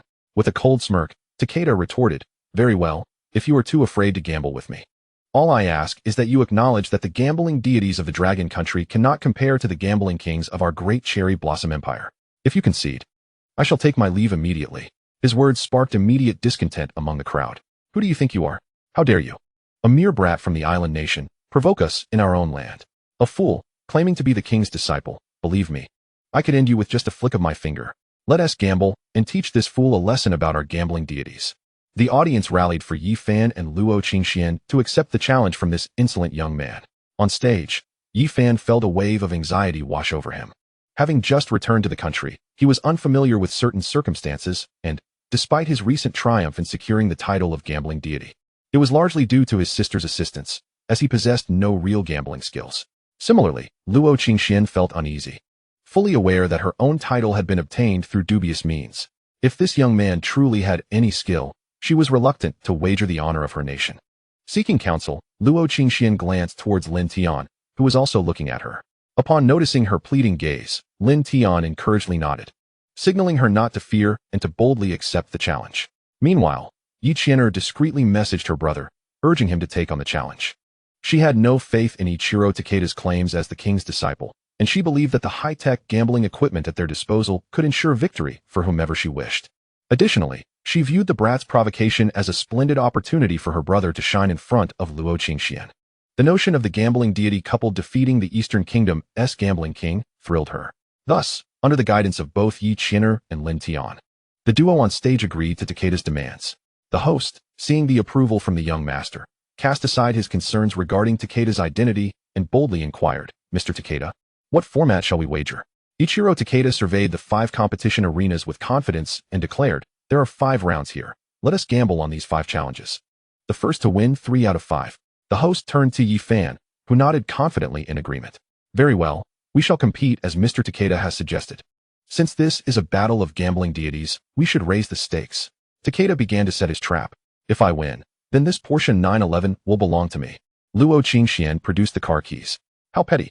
Takeda chuckled lightly before revealing his true scheme. Since this is a competition of gambling deities, we cannot be stingy with our stakes. I shall wager my luxury Japanese car dealership in Dongcheng. After stating this, Takeda glanced at Yi Fan, evidently aware of his connection to the Yi group. Both Yi Fan and Luo Qingxian were taken aback by the stakes proposed by the young man. They simultaneously sought assistance from Lin Tian and Yi Qianer. Lin Tian, with a playful expression, looked at Yi Qianer and teased, little enchantress. Do you dare to accept the challenge? Why not? It's just a car dealership. I own several myself. Yi Qianer retorted dismissively, observing her nonchalance. Lin Tian couldn't help but comment, the life of the affluent is truly beyond our comprehension. With Yi Qianer's encouragement, the host boldly announced, very well, Mr. Takeda. The Yi group accepts your wager. We shall also stake our luxury car dealership in Dongcheng. After finalizing the agreement, the gambling match commenced. In the first round of Do Di Zhu, landlord, Yi Fan, Luo Qingxian, and Ichiro Takeda took their seats at the gambling table. The dealing machine had already been tampered with by Yi Qianer. As the first round began, Takeda, holding a commendable hand, confidently declared himself the landlord. He played a pair of fours, to which Yi Fan responded with a pair of aces. Luo Qingxian chose not to play, and Takeda followed suit with a pair of twos. Just as he believed he could play his twos, Yi Fan unexpectedly unleashed a bomb. While Luo Qingxian opted out and Takeda, lacking a bomb, had to pass, Yi Fan swiftly concluded the round with a consecutive play from 3 to king. This spectacle instantly ignited cheers and applause from the audience. Incredible. Truly worthy of being the gambling deity. Absolutely astounding. Haha, that young man must be bewildered now. This will surely make headlines tomorrow. The gambling deity couple thrashes the young king from the east. Ichiro Takeda furrowed his brow as he scrutinized Yi Fan's cards, then turned his attention to the dealing machine, realizing where the issue lay. However, he chose not to reveal it then. Instead, he lightly tapped the gambling table. Soon, the second round commenced, yet the dealing machine remained unresponsive. What is going on? Is the machine broken? Takeda asked in broken Mandarin. Yi Fan nodded towards the machine. I'll have someone replace it. No need for such trouble. Takeda exclaimed as he took the dealing machine and emptied the cards onto the table. Let us deal manually. After shuffling, he began to deal the cards. Yi Fan picked up his hand, excitement evident on his face. It was similar to the previous round, only this time with an additional trump card. Given the chance to play, victory was assured. Luo Qingxian also held a decent hand. Noticing their expressions, Takeda's lips curved into a sly smile. Shall either of you call landlord? Yi Fan and Luo Qingxian exchanged glances before shaking their heads in unison. Takeda smiled. It appears your hands are not very strong. Then I shall be the landlord. Takeda picked up the bottom card, and the next moment, he burst into laughter. Ah, I'm terribly sorry, but my luck is extraordinary. A straight flush. He then threw down his cards, revealing a 10-card straight flush, identical to the hand Lin Tian had used to defeat Yi Qianer previously. The audience was left dumbfounded. How is this possible? Could this insolent young man be cheating? Is he truly the disciple of the gambling king? Uncertain if the gambling duo could withstand the challenge. After the dealing machine malfunctioned, Yi Qianer felt an ominous premonition. Upon witnessing the results from the little Japanese dealer, which mirrored Lin Tian's prior hand, she became convinced that something was amiss. Hence, she stepped forward and exclaimed, You're cheating. Takeda Ichiro replied with a faint smile, My dear girl, these cards are provided by your venue. Then why? When the machine broke, did your hand improve so remarkably? Yi Qianer questioned. Takeda Ichiro chuckled lightly, countering, I too am curious as to why, when using the dealing machine, your Dragon Kingdom's gambling god had such favorable cards. Could it be that you tampered with the machine? How could that be possible? The machine could never malfunction. Yi Qianer stuttered, flustered. She could hardly admit to her own underhandedness, so she retorted, It was merely luck. Takeda Ichiro laughed. So it's acceptable for your Dragon Kingdom's gambling gods to rely on luck, yet not for us, the Empire of Cherry Blossoms? Yi Qianer was rendered speechless by the retort. For the sake of fairness, you shall not deal in the next round. Yi Qianer insisted. Very well, but we shall forego the dealing machine. How about this? My dear girl, you shall deal for the decisive round. Takeda Ichiro proposed with a grin. Agreed. With that, Yi Qianer took the cards and began shuffling. Once she finished, Takeda Ichiro expressed his desire to cut the deck, and she handed the cards to him. After he cut the deck, Yi Qianer commenced dealing. Once the cards were dealt, Takeda Ichiro did not even glance at his hand, but instead turned his gaze to Yi Fan and Luo Qingxuang. Ladies, will you call the landlord this round? Yi Fan and Luo Qingxuang exchanged glances, and ultimately, Yi Fan decided to call the landlord, allowing Luo Qingxuang to counterbalance Takeda Ichiro, thereby enhancing the landlord's chances of victory. Takeda Ichiro, having lost 2 consecutive rounds, faced elimination. Just as Yi Fan called the landlord and played a small 5-card sequence, Takeda Ichiro suddenly rose, declaring, We can proceed to the next round. The landlord has lost. The crowd was perplexed. Are you out of your mind? You haven't even looked at the cards. Yet you claim the landlord has lost. Ridiculous. Yi Qianer, intrigued, inspected Takeda Ichiro's cards, for aces, a bomb, and a straight from 3 to king. Upon seeing his hand, the onlookers were dumbfounded. What on earth is happening? This little Japanese fellow hasn't even touched his cards. This young man possesses quite the talent. What now for the gambling duo? Fear not. Victory and defeat are commonplace in battle. ISNT, there's still a female gambling god among us. Female gambling god, go for it. Female gambling god, go for it. Despite many in the audience suspecting from the conversation between Takeda Ichiro and Yi Qianer that the dealing machine might indeed be faulty and that Yi Fan and Luo Qingxuang's victory could entail some underhanded dealings, everyone chose to overlook the possible conspiracy in the face of Takeda Ichiro's provocation. fervently hoping that Luo Qingxuang could deliver a resounding lesson to this little Japanese fellow. The audience rallied behind Luo Qingxuang. Feeling the weight of everyone's expectations, Luo Qingxuang grew anxious and once again sought Lin Tian's support. Upon noticing his sister's distress, Lin Tian returned her a confident smile, assuring her not to fear, for he was there.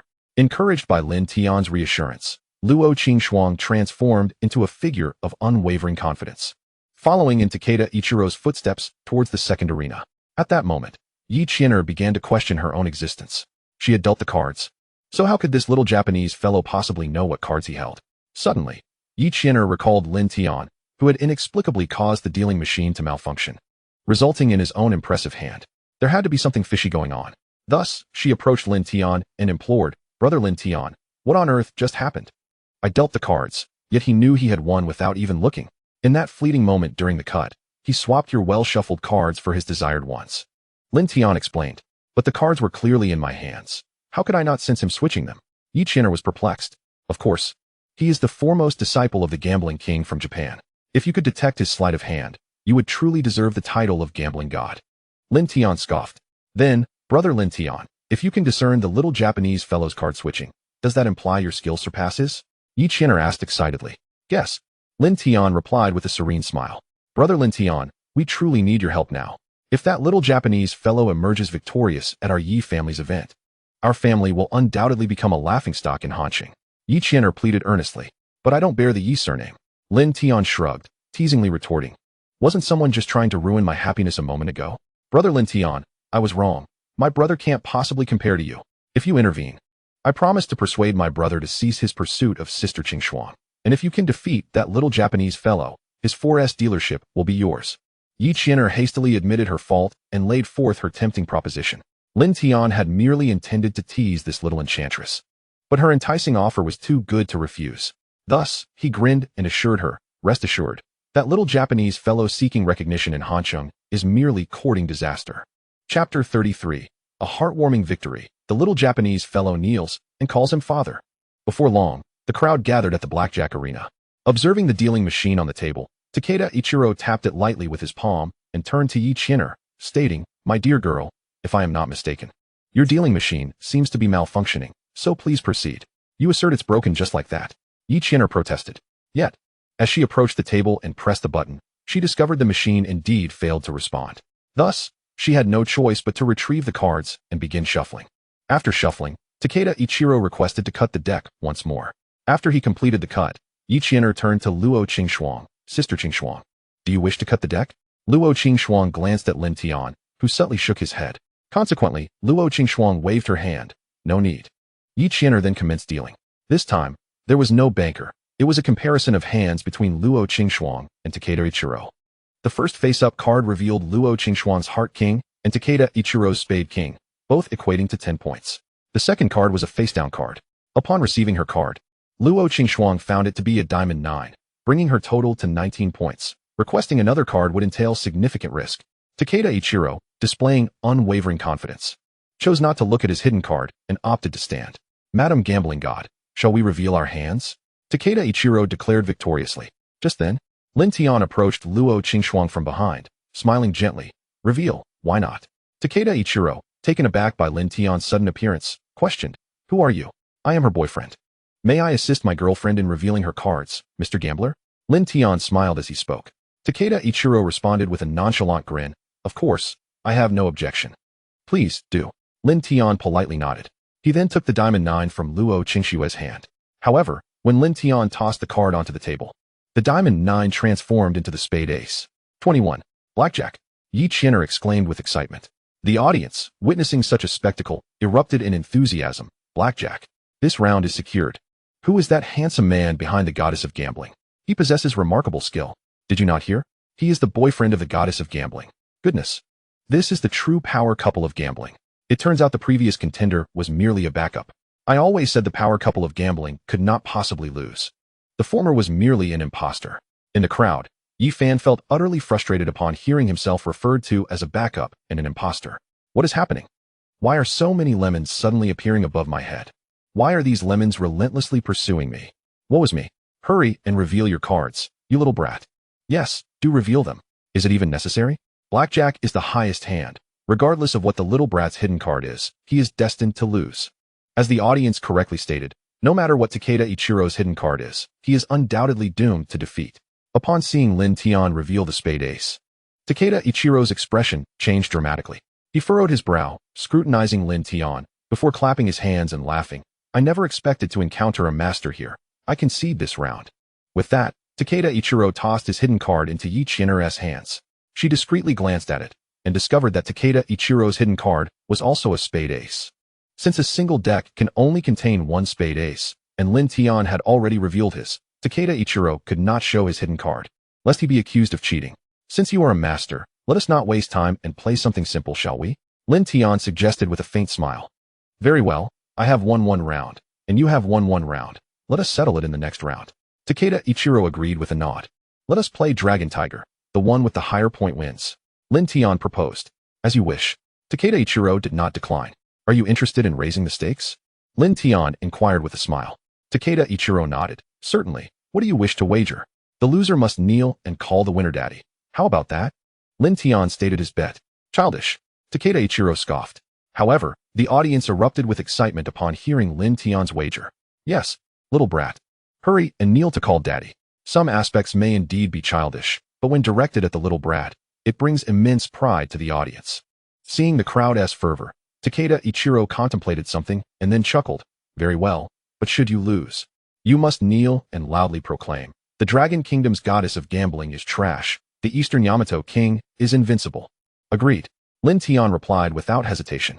Soon, Yi Qian'er returned with a fresh deck of cards. After shuffling, neither player requested to cut the deck. Please. Takeda Ichiro gestured to Lin Tian. Lin Tian, not one to be courteous, raised his hand to draw a card. Just as Lin Tian reached for a card, Takeda Ichiro suddenly flicked his finger, deflecting the card Lin Tian was about to draw. He then extended his other hand to seize the card Lin Tian intended to draw. Observing this, Lin Tian slammed the table, sending the entire deck soaring into the air. Takeda Ichiro grasped at nothing, and soon both players fixated on the spade ace suspended above, vying for it. But Lin Tian's hand was quicker. He snatched the spade ace before Takeda Ichiro could. Just as Lin Tian was about to slam the spade ace onto the table, Takeda Ichiro suddenly grabbed another card and hurled it towards Luo Qingshuo. Instantly, Lin Tian reached out to catch the card aimed at Luo Qingshuo's neck. Taking advantage of Lin Tian's distraction, Takeda Ichiro snatched a diamond 2 from Lin Tian's grasp on the spade ace. When Lin Tian slapped his card onto the table, the spade ace had transformed into the diamond 2. In Dragon Tiger, the diamond 2 is the lowest card. This turn of events provoked a chorus of curses from the audience. Goodness, this little brat is too despicable. Indeed, a sneak attack. This round doesn't count. So underhanded. That shameless little brat. Takeda Ichiro blatantly ignored the audience's outrage, wearing a smug expression as he looked at Lin Tian, speaking in broken Mandarin. Lin-san. A bet is a bet. What do you say? Lin Tian shrugged and smiled lightly. Of course, a bet is a bet. But let us first see what card you hold. Takeda Ichiro, brimming with confidence, retorted, no matter what card I have, it is greater than your diamond 2. With that, Takeda Ichiro confidently slapped his card onto the table. The next moment, his face paled as if he had swallowed a fly. Takeda Ichiro's card was utterly blank, devoid of any points. This is impossible, he exclaimed, disbelief etched across his face. At that moment, Lin Tian revealed his right hand, displaying a thin card, the very spade ace. Lin Tian grinned. So little brat, what is your point? Chapter 34, a shocking revelation. A 30 billion gold mine hidden beneath an abandoned building. Initially, the audience had worried for Lin Tian due to his diamond 2, but upon seeing Takeda Ichiro's blank card, everyone erupted into cheers. My goodness, you scared me. I thought the power couple of gambling was about to lose. This handsome guy has some talent. So impressive. It feels like a scene from a Hong Kong film. Handsome guy, you're amazing.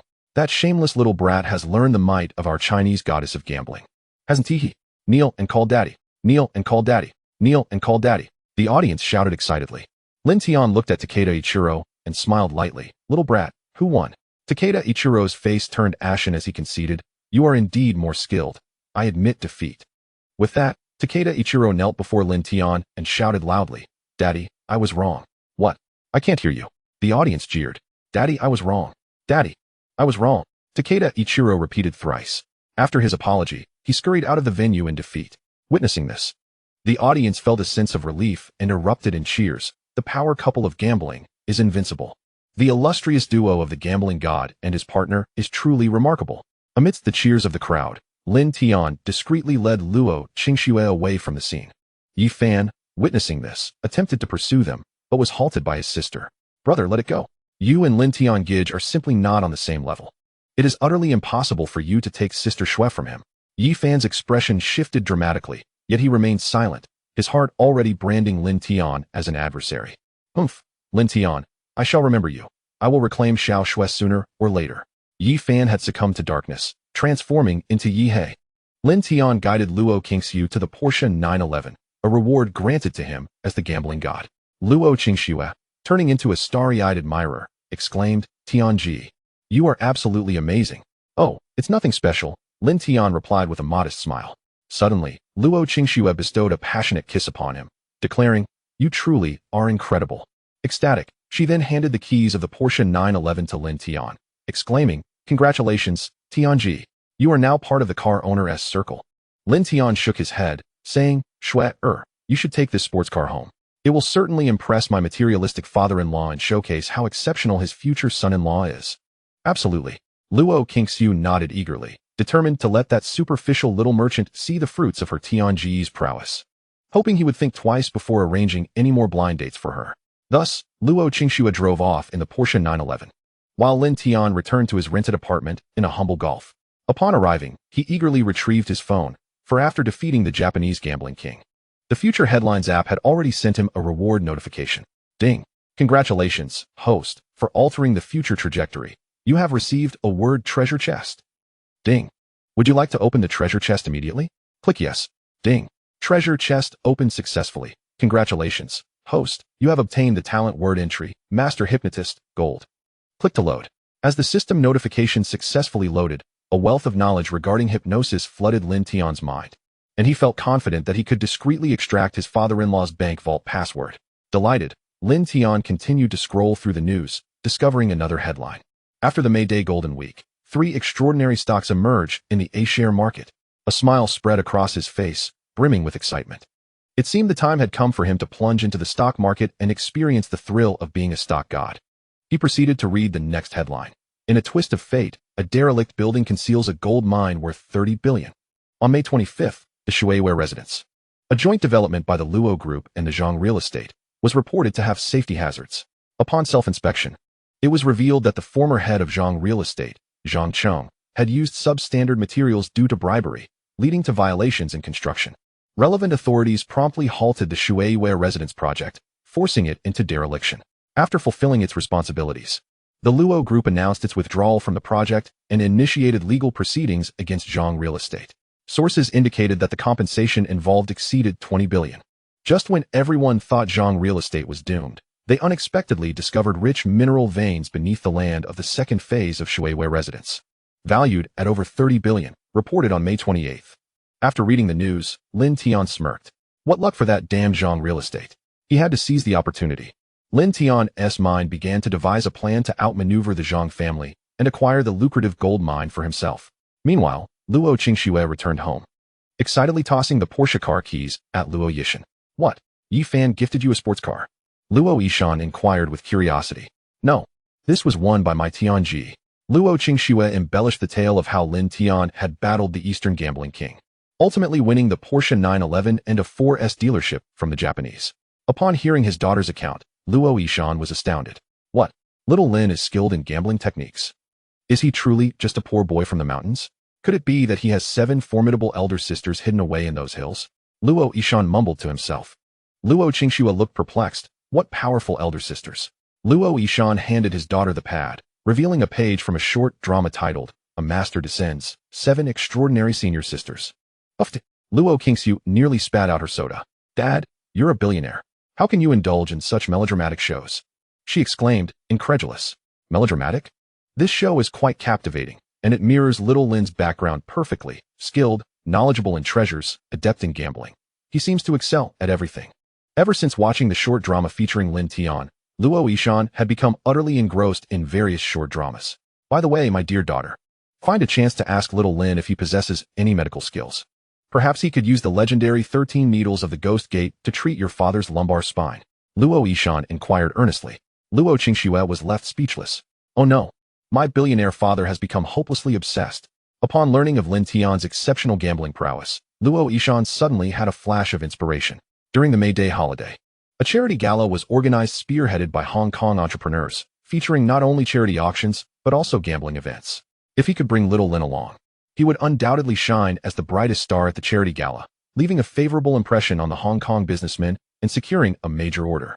With this thought, Luo Yishan couldn't help but emit a series of gleeful snorts. Luo Qingxue, noticing her father's odd behavior, inquired, "Dad, what is wrong with you?" Nothing. Luo Yishan continued watching his dramas. Luo Qingxue looked at her father, now completely captivated, and wondered what remedy could cure his melodramatic obsession. She was anxiously awaiting a solution. Chapter 35, The Villain Appears. On Monday, Lin Tian sat in his office, furrowing his brow. With only 3 days until May Day, his future father-in-law was about to fall victim to a scam, yet Lin Tian had yet to devise a plan to rescue him. The elite gathering was not a venue for someone of his stature. Should he take the initiative to confront his father-in-law, proclaiming, "I am your son-in-law, and you are about to be scammed. I am here to save you." As he pondered whether to reveal his identity, the office door was suddenly pushed open. Looking up, he found it was none other than his wealthy father-in-law. Lin Tian quickly rose. "Chairman, you've arrived. Do you have any instructions for me?" Luo Yishan gazed at Lin Tian with a smile, inquiring, "Little Lin, what are your plans for May Day?" Lin Tian licked his lips. "Big brother, I was just contemplating how to prevent you from falling into a trap during the May Day holiday." Though his heart raced with urgency, he maintained a calm demeanor as he replied, "Chairman, there are no arrangements as of yet. Do you have any directives?" "I see. I happen to be attending a charity gala on May Day, initially planning for Secretary Wang to accompany me. However, due to a last-minute engagement, he cannot attend. So I intend for you to broaden your horizons," Luo Yishan stated nonchalantly. Yet, internally, he was filled with excitement. "Good son-in-law, your father-in-law needs you to uphold my dignity. So please do not let me down." Upon hearing that Luo Yishan had personally invited him to the charity gala, Lin Tian felt a bit bewildered. What is going on? Has my father-in-law sensed that I might fall victim to a scam, and thus come to my rescue? Could it be that he possesses a system of his own? Thank you for the chairman's cultivation. I will certainly strive to meet expectations. Lin Tian responded with a smile. By the way, Shaolin, do you have any renowned traditional Chinese medicine doctors in your hometown? Luo Yishan inquired. Curious if Lin Tian was familiar with the art of the 13 ghost needles, Lin Tian was taken aback. Traditional medicine doctor? What do you mean? He shook his head. No, Chairman. My chronic back pain has flared up again. Shaolin, do you have any remedies for lumbar issues? Luo Yishan pressed on. Chairman, I recommend you visit a hospital and not trust any folk remedies. Most of them are simply fraudulent. Lin Tian explained. All right then. Luo Yishan left in disappointment, leaving Lin Tian in a state of confusion. What on earth does the richest man intend to do? On May 1st, in the evening at the top floor of the Luo Group, Luo Yishan brewed tea while explaining the charity gala's agenda to Lin Tian. Shaolin, this charity gala features 2 main events. The first is a charity auction, where participating entrepreneurs will present a cherished item for bidding. Chairman, will you also be auctioning a treasured item? Lin Tian feigned curiosity. Of course. Luo Yishan nodded. What precious item do you plan to auction? Lin Tian subtly guided the conversation. It's not anything particularly valuable. Remember the conflict we had with Zhang Real Estate? I took some countermeasures, and they couldn't withstand the pressure. A few days ago, the new head of Zhang Real Estate, Zhang Xian, personally came to apologize and presented me with an ancient painting. As he spoke, Luo Yishan led Lin Tian to his study. Shaolin, you seem to have a keen interest in appraising treasures. Come, help me take a look. Luo Yishan unfurled a scroll, laying it on the desk. This is the Fushan Spring Residence painting. Lin Tian pretended to be astonished. Luo Yishan laughed heartily. Indeed, it is the Fushan Spring Residence painting. I had several masters from our group appraise it, and they confirmed it to be authentic. Lin Tian remained silent, meticulously examining the painting. This is clearly a counterfeit. The group's appraisers have been bribed by the Zhang family. After completing his assessment, Lin Tian pondered quietly. Just as he was about to reveal the truth to Luo Yishan, he noticed something amiss, prompting him to scrutinize the ancient painting once more. Observing Lin Tian's focused demeanor, Luo Yishan felt a pang of anxiety. He didn't care about the painting's authenticity. But if it were indeed fake and the 3 appraisers asserted it was genuine, then there was certainly something wrong with them. Those 3 had been loyal to Luo Yishan for many years, and he was reluctant to believe they would betray him. With a hint of nervousness, Luo Yishan asked, Shaolin, is something wrong? Does the painting have issues? Lin Tian shook his head and grinned. No, this painting is indeed authentic. Upon hearing Lin Tian's confirmation, Luo Yishan breathed a sigh of relief. He was unwilling to believe that those he trusted could betray him. After securing the painting, Luo Yishan took Lin Tian with him to the charity gala venue. Meanwhile, in another location, Zhang Real Estate's Han City branch manager's office. The new head Zhang Xin was brewing tea at the tea table, facing a young man. After taking a sip, Zhang Xin smiled and asked, "Young Master Zhou, are you certain our scheme will work?" "Mr. Zhang, please trust me," the young man replied confidently. "I certainly believe you. But you also assured me that the blockade at Luo Group's entrance would be foolproof. And what was the outcome?" Zhang Xin chuckled, sipping his tea. The young man frowned at this. That was merely an accident. Who could have predicted an unexpected turn of events? "You're not implying that you're here on behalf of Luo Yishan to specifically target our Zhang family, are you?" Zhang Xin jested. Zhou Henshin's eyes flickered with coldness as he replied icily, "Mr. Zhang, some jokes should not be taken too far." Zhang Xin chuckled. "My apologies, young Master Zhou. I misspoke. I forgot about your unwavering vendetta against Luo Yishan." Zhou Henshan scoffed. "That Lin Tian is merely a poor boy from the backwoods. His luck may have helped him disrupt our plans, but tonight is merely an appetizer. I have laid out a series of traps for Luo Yishan, ensuring his downfall within 3 months." At the mention of Luo Yishan's name, a fervor of hatred ignited in the young man's eyes, as if Luo Yishan were the murderer of his father. "Very well, I shall preemptively congratulate you on the success of your revenge plan, young Master Zhou." Zhang Xin remarked with a sinister smile. "Mr. Zhang, it's nearly time. We should be on our way," Zhou Henshan said in a low voice. "Yes, let us depart." Zhang Xin nodded. Subsequently, the two took a painting of the Fuchin Mountain residence and headed towards the charity gala. Chapter 36. The villains begin to showcase their mastery. The charity gala took place at the Han City Sports Center. Since this event was spearheaded by the Hong Kong-based Xiangjiang Chamber of Commerce, it garnered significant attention from the Han City elite, with the deputy mayor personally overseeing the proceedings. The venue was filled with prominent figures from the business community, and the entrance was lined with luxury vehicles, Mercedes S-Class, Audi A8, BMW 7 Series, all elegant and dignified. As Luo Yishan's Maybach came to a halt, a swarm of reporters immediately surrounded them. The car door opened, and Lin Tian stepped out first, instantly drawing countless gazes. Who is this young man? Perhaps he is the secretary of the richest man. Brother, have you ever seen a secretary so impressive, stepping out without even acknowledging his boss? Could he be the son of the richest man? I heard he only has one daughter. I've never heard of a son. Maybe he is an illegitimate child? Amidst the murmurs of the crowd, Lin Tian walked alongside Luo Yishan towards the entrance of the sports center. It seems that the wealthiest individual in Luo places great importance on this young man. This young man is likely a key protege of Luo, brought out to broaden his horizons. Could he possibly be Luo's son-in-law? It is indeed a possibility. Amidst the discussions of the crowd, Lin Tian and Luo Yishan entered the venue, guided by a tall, elegant hostess to the center position. Luo Yishan engaged in casual conversation with nearby business magnates, while the bored Lin Tian pulled out his phone to chat with his girlfriend. "Hey, look, I'm sitting at the center position with the tycoon photo. JPG. Lin Tian messaged. Luo Qingshuang replied. "Wow, Brother Tian is amazing, so impressive." Lin Tian teasingly replied. "Is my money-minded father-in-law attending? Should I sneak a glance at him?" Luo Qingshuang responded. "He's just a petty businessman, unworthy of attending such a gathering of elites." At that moment, Luo Yishan turned his head and caught sight of Lin Tian's conversation with Luo Qingshuang.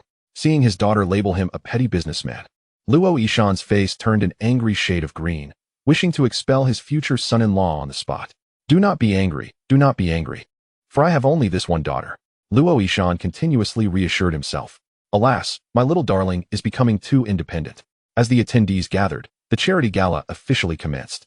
The deputy mayor of Hansheng delivered the opening speech, followed by the representative of the Hong Kong Chamber of Commerce. And then Luo Yishan himself spoke on behalf of the Hansheng Chamber of Commerce. After the magnate speeches concluded, the theme of the charity gala was formally unveiled. A stunning auctioneer in black stockings ascended the stage to explain the rules.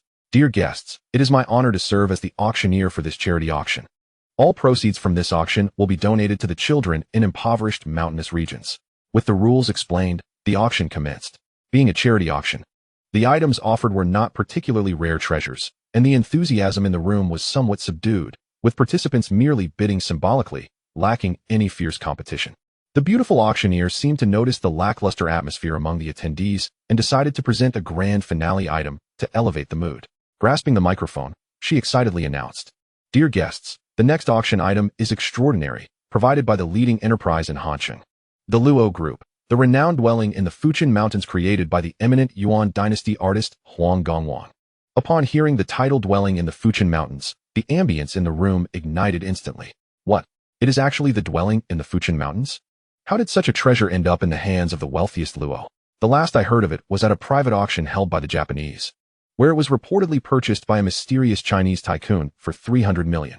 I never imagined that mysterious tycoon would turn out to be Luo. Last year, I heard that a Hong Kong businessman offered a reward of 10 million just to obtain clues about the dwelling in the Fujian Mountains, and now the genuine article is in Luo's possession. It seems that Luo has truly spared no expense this time, even willing to part with such a precious item. Naturally, I heard that a Hong Kong businessman is eager to invest 20 billion in a project in Hangzhou. How could Luo resist such a grand opportunity? Amidst the discussions, the beautiful auctioneer announced the starting bid for the dwelling in the Fujian Mountains at 2.5 billion, with each subsequent bid required to be no less than 10 million. The auction officially began with the fall of the auctioneer's gavel. 260 million, 270 million, 280 million. As expected, with the appearance of the dwelling in the Fujian Mountains, the atmosphere of bidding was instantly ignited, with numerous magnates eagerly raising their paddles to claim this rare treasure. 300 million. A Hong Kong businessman declared. 310 million. Came an immediate counterbid. 400 million. The same Hong Kong businessman boldly called. After a brief moment of silence, others began to follow suit. 410 million. 500 million. The Hong Kong businessman raised the stakes again, as the bid of 500 million echoed through the room. A profound silence enveloped the attendees, with no one daring to counter. 500 million. Is there anyone else bidding? 500 million once. 500 million twice. 500 million thrice. Sold. Congratulations to Mr. Li from Hong Kong for successfully acquiring the dwelling in the Fujian Mountains, the beautiful auctioneer announced with excitement, just as she prepared to introduce the next auction item. Zhou Henzhan, seated beside Zhang Xian, suddenly stood up and declared loudly, "The dwelling in the Fujian Mountains auctioned by Luo Yishan is a counterfeit." These words detonated like a timed bomb, instantly causing an uproar in the venue. Everyone turned to look at Zhou Henzhan. Even Luo Yishan scrutinized Zhou Henzhan with curiosity, though he did not know Zhou Henzhan. Seeing him seated beside Zhang Xian made it clear that this young man was acting under Zhang Xian's directive, deliberately stirring trouble. Luo Yishan furrowed his brow and quietly asked Lin Tian, "Little Lin, are you certain that our dwelling in the Fujian Mountains is genuinely authentic?" "Rest assured, Chairman. I would stake my life on it. Our dwelling in the Fujian Mountains is undoubtedly a genuine piece," Lin Tian confidently assured him. Upon seeing Lin Tian's self-assured demeanor, Luo Yishan's earlier worries dissipated. At that moment, the deputy mayor of Hangzhou stood up and addressed Zhou Henzhan, questioning, "Young man, do you realize what you are saying?" Zhou Henzhan cast a resentful glance at Luo Yishan and replied resolutely, "Mr. Mayor, I am fully aware of what I am saying and am prepared to take responsibility for my actions. I assert that the dwelling in the Fujian Mountains auctioned by Luo Yishan is a counterfeit." "Where's your evidence?" the deputy mayor inquired. "I certainly possess evidence." With that, Zhou Henzhan strode directly toward the stage. The security personnel, noticing Zhou Henzhan's movement, rushed to block him, demanding, "What do you think you're doing?" Seeing this, Zhang Xian stood up and vouched, "This young man was brought in by me, and I am willing to take responsibility for his forthcoming actions." With the endorsement from Zhang Real Estate, the deputy mayor approved. "Let us see what this young man intends to do." Understanding that the deputy mayor had sided with Zhang Real Estate, Luo Yishan frowned slightly, realizing the implications. With the deputy mayor's approval, no one dared to speak. All eyes curiously turned toward Zhou Henzhan. Zhou Henzhan approached the dwelling in the Fujian Mountains and began to appraise it. The dwelling in the Fujian Mountains is a masterpiece by the renowned artist Huang Gongwang of the Yuan dynasty. Such esteemed works typically utilize Chengxintang paper. Chengxintang paper possesses a unique characteristic. No matter how forcefully it is bent, it quickly returns to its original form without leaving any creases. This exquisite rendition of the dwelling in the Fujian Mountains is masterfully depicted, from its meticulous outlines to the delicate brushstrokes. So lifelike that it could easily deceive the untrained eye. Even seasoned appraisers might be led astray. However, the paper itself is irreplicable, as the unique Chengxintang paper has been lost since the Ming dynasty. After making this assertion, Zhou Henzhan forcefully creased the painting, leaving a distinct and visible fold. His analysis was compelling, leaving the audience unable to discern its authenticity. At that moment, the deputy of Hangzhou inquired, "Young man, how can you prove that Chengxintang paper does not leave creases?" "I can certainly prove it." Zhou Henzhan shot a venomous glance at Luo Yishan before turning to Zhang Xian. For the genuine dwelling in the Fujian Mountains resided in Zhang's estate. As Zhou's voice echoed, Zhang Xian approached the stage, holding a scroll. With an apologetic demeanor, he addressed Luo Yishan. Mr. Luo, I sincerely regret putting you in such a predicament before so many witnesses. However, should you present this counterfeit for auction, and it is later discovered, how might the world perceive us Hanqing people as anything but deceivers? Thus, I must take this liberty. Zhang Xian appeared to apologize. Yet his words insinuated that Luo Yishan was a fraud for presenting a forgery. Given Luo Yishan's status as a tycoon, none dared to verify the authenticity of his auction item beforehand. Luo Yishan regarded Zhang Xian, who wore a smug expression, yet remained silent. At that moment, Lin Tian whispered to Luo Yishan, Chairman, do you know that young man? Luo Yishan shook his head. No, I do not. I can't help but notice his gaze towards you is filled with animosity, as if you were the bane of his existence. Chapter 37. Lin Tian takes action. Upon hearing Lin Tian's remark, Luo Yishan finally recognized the hatred in Zhou Henshin's eyes, though he could not recall any memories of this young man. This perplexed him. Why did Zhou harbor such animosity? Meanwhile, Zhang Xian unfurled the scroll in his possession, revealing yet another dwelling in the Fuchin Mountains.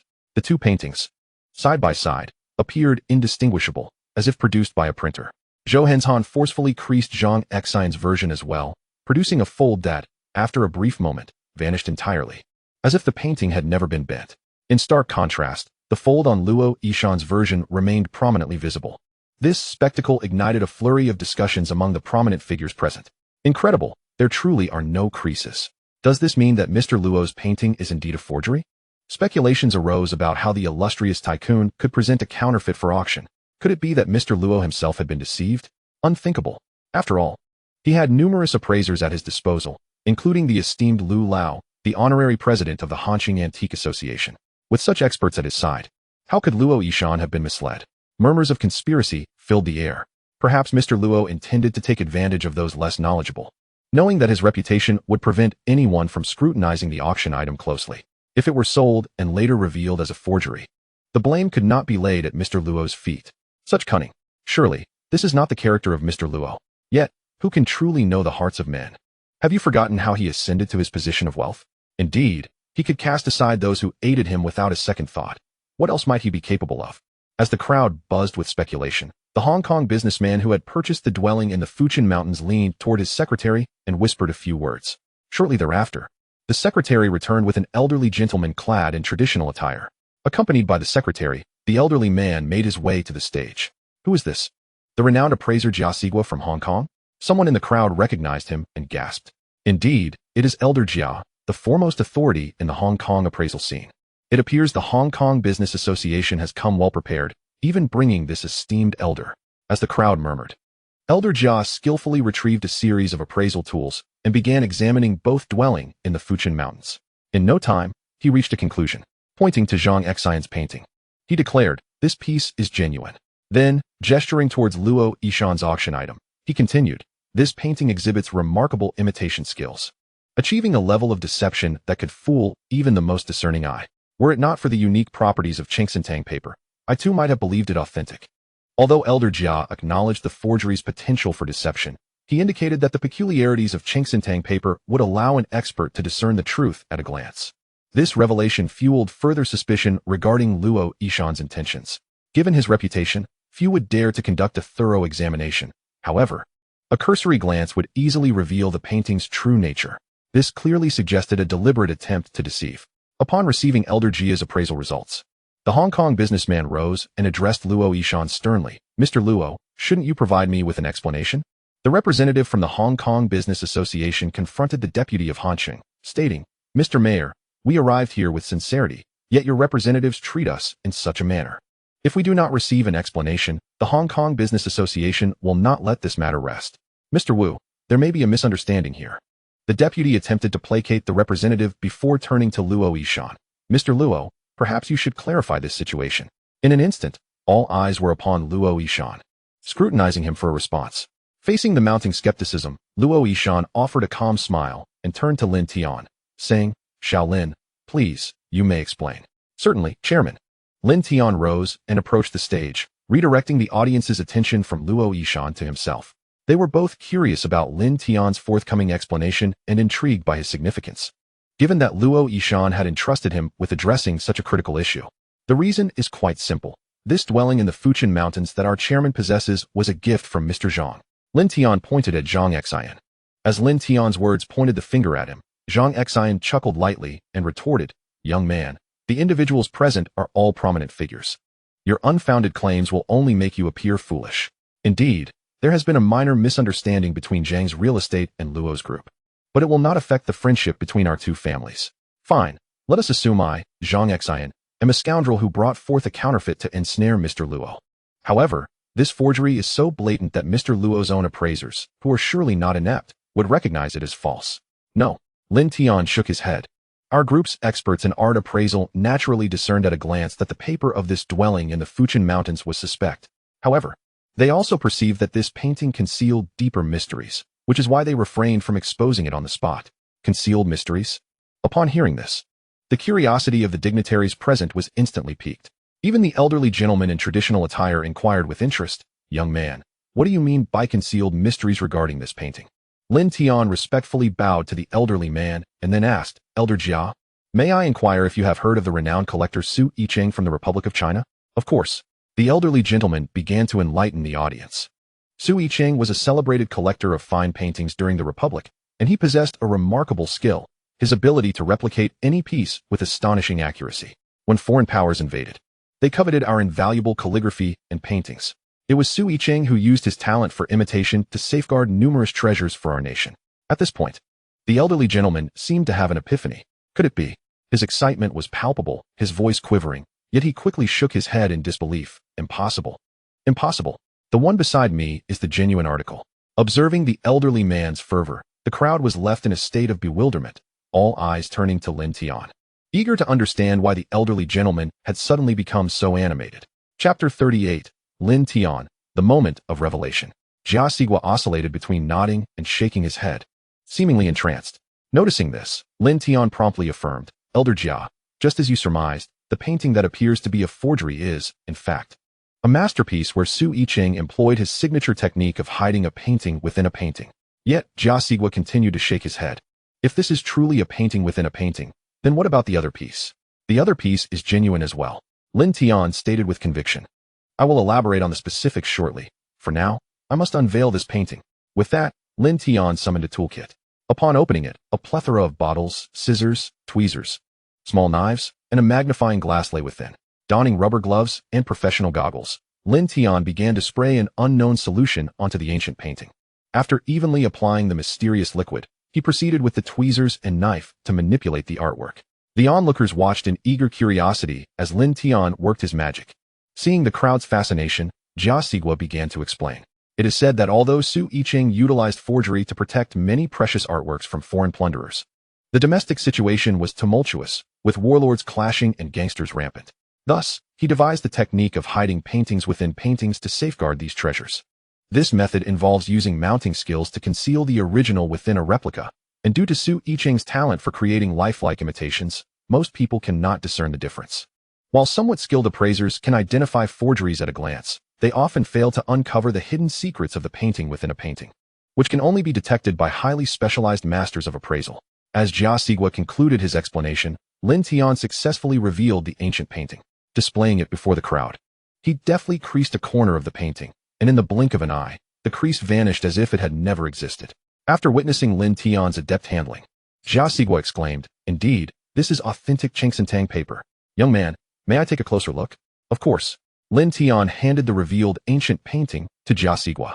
Taking it, Jia Sigua once again employed the magnifying glass, scrutinizing it meticulously.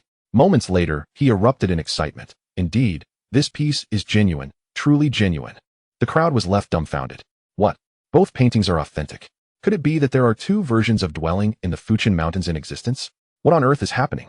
The dignitaries were equally perplexed, and even Jia Sigua, the appraisal expert, was overwhelmed, his face a canvas of confusion. Why do two authentic pieces exist in the world? He implored Lin Tian, as if he were a student seeking knowledge. Lin Tian, without any pretense, offered a straightforward explanation. "Elder Jia, it is as follows. When calligraphers and painters create their works, they imbue them with their essence, allowing their strokes to penetrate the paper. Moreover, in the mounting profession, there exists a remarkable skill wherein an ancient painting can be revealed in multiple layers without damaging the original. Hence, Both versions of dwelling in the Fuchin Mountains are indeed authentic. Upon hearing Lin Tian's elucidation, Jia Sigua began to reassess the ancient painting Lin Tian had unveiled. It became evident that the paper was thinner than the usual Chengxintang paper. Previously, Jia Sigua had believed any damage was due to Lin Tian's revealing process. But now it was clear that this dwelling in the Fuchin Mountains had been uncovered previously. Next, Jia Sigua examined Zhang Xian's dwelling in the Fuchin Mountains once more. It too was slightly thinner than the standard Chengxintang paper, but due to the mounting, it was difficult to detect this detail without careful inspection. Ah, I see now. I see. Jia Sigua laughed joyously, then bowed respectfully to Lin Tian. Young friend, your vision and skill have truly opened my eyes. If there is an opportunity, I would be honored if you could visit Hong Kong. I would like to introduce you to several esteemed friends in the appraisal community. Lin Tian hurriedly bowed in return. Thank you, Elder Jia, for your kindness. I, Lin Tian, will certainly visit you in Hong Kong once I have completed my current tasks. Excellent, excellent. Jia Sigua laughed heartily. The crowd was astounded by this scene. My goodness, the foremost master of appraisal from Hong Kong is bowing to a junior? You see, in the appraisal industry, those who excel are revered as teachers. Clearly, this Lin Tian possesses appraisal skills that far surpass Master Jia's, which is why Master Jia shows such respect. Unbelievable. Lin Tian's appraisal abilities exceed those of Master Jia. Who exactly is he? Initially, it seemed that the wealthy Luo family would face a downfall, yet unexpectedly, they turned the tables. Indeed, experience triumphs. The wealthy are indeed astute. It appears that the Zhang family has truly shot themselves in the foot this time. The future of Hanqing seems destined for turbulence. Yes, we must prepare in advance. Patience, regardless of the circumstances, this charity gala will certainly not lead to open conflict. As the crowd discussed, Luo Yishan, though aware that Zhang Xian had intentionally set a trap for him, maintained a facade of nonchalance, smiling as if nothing were amiss. For this charity event, led by Hong Kong businessmen, represented the corporate image of Hanqing. Though internally he longed to confront the Zhang family immediately, he outwardly pretended to remain unfazed. Luo Yishan rose from his seat, smiling at the Hong Kong businessman, Mr. Li, and remarked, "It appears that everything was merely a misunderstanding. Isn't it?" Mr. Li, disinterested in the internal strife of Han City, was satisfied with his acquisition of the authentic artwork. My apologies, Mr. Luo, it was indeed my oversight. After the gala, shall we enjoy some tea together? Upon hearing Mr. Li's invitation, the assembly of prominent figures present were filled with envy. It was well known that Mr. Li had come to Han City in search of business partners, intending to invest 20 billion in a project. Thus, all the influential figures were eager to connect with Mr. Li, hoping to secure a share of this lucrative venture. Mr. Li's invitation to Luo Yishan for tea was a clear indication of his intention to collaborate, which naturally incited envy among the onlookers. Luo Yishan, exhilarated by the proposition, laughed heartily. Absolutely, without a doubt. He then turned to Zhang Xian. Observing the situation, Zhang Xian quickly chimed in. Mr. Luo, it is all a misunderstanding. Everything I have done was merely for the sake of the image of Han City's enterprises. Internally, Luo Yishan cursed, but outwardly maintained a cheerful demeanor, expressing understanding. Indeed, we owe much to your magnanimity, Mr. Zhang. Your actions have allowed us to witness the long-lost craftsmanship of the antique world. However, with 2 authentic pieces now revealed, I wonder if you might part with the one in your possession? Mr. Luo, you flatter me. Since I have brought this authentic piece forth, it is certainly for tonight's charity event. Zhang Xian laughed. Given that your dwelling in the Fuchin Mountains is the centerpiece of the charity auction, how about we consider my piece as the stake for the charity gamble? That is certainly agreeable. Luo Yishan responded with a booming laugh. Chapter 39. Explosive Revelations. The wealthy father-in-law turns out to be a sycophant. Upon hearing Zhang Xian's intention to use another authentic dwelling in the Fuchin Mountains as a stake for the charity gamble, the other distinguished guests were intrigued. Mr. Li clearly had a keen interest in the dwelling in the Fuchin Mountains, yet having already invested 500 million in one piece, acquiring another would seem to make him an unwitting target for exploitation. Thus, these dignitaries aspired to secure the other authentic piece, hoping to present it to Mr. Li, which might grant them a share in his 20 billion project. Returning to his place, Zhang Xian's countenance darkened, and he coldly addressed Zhou Henshan beside him.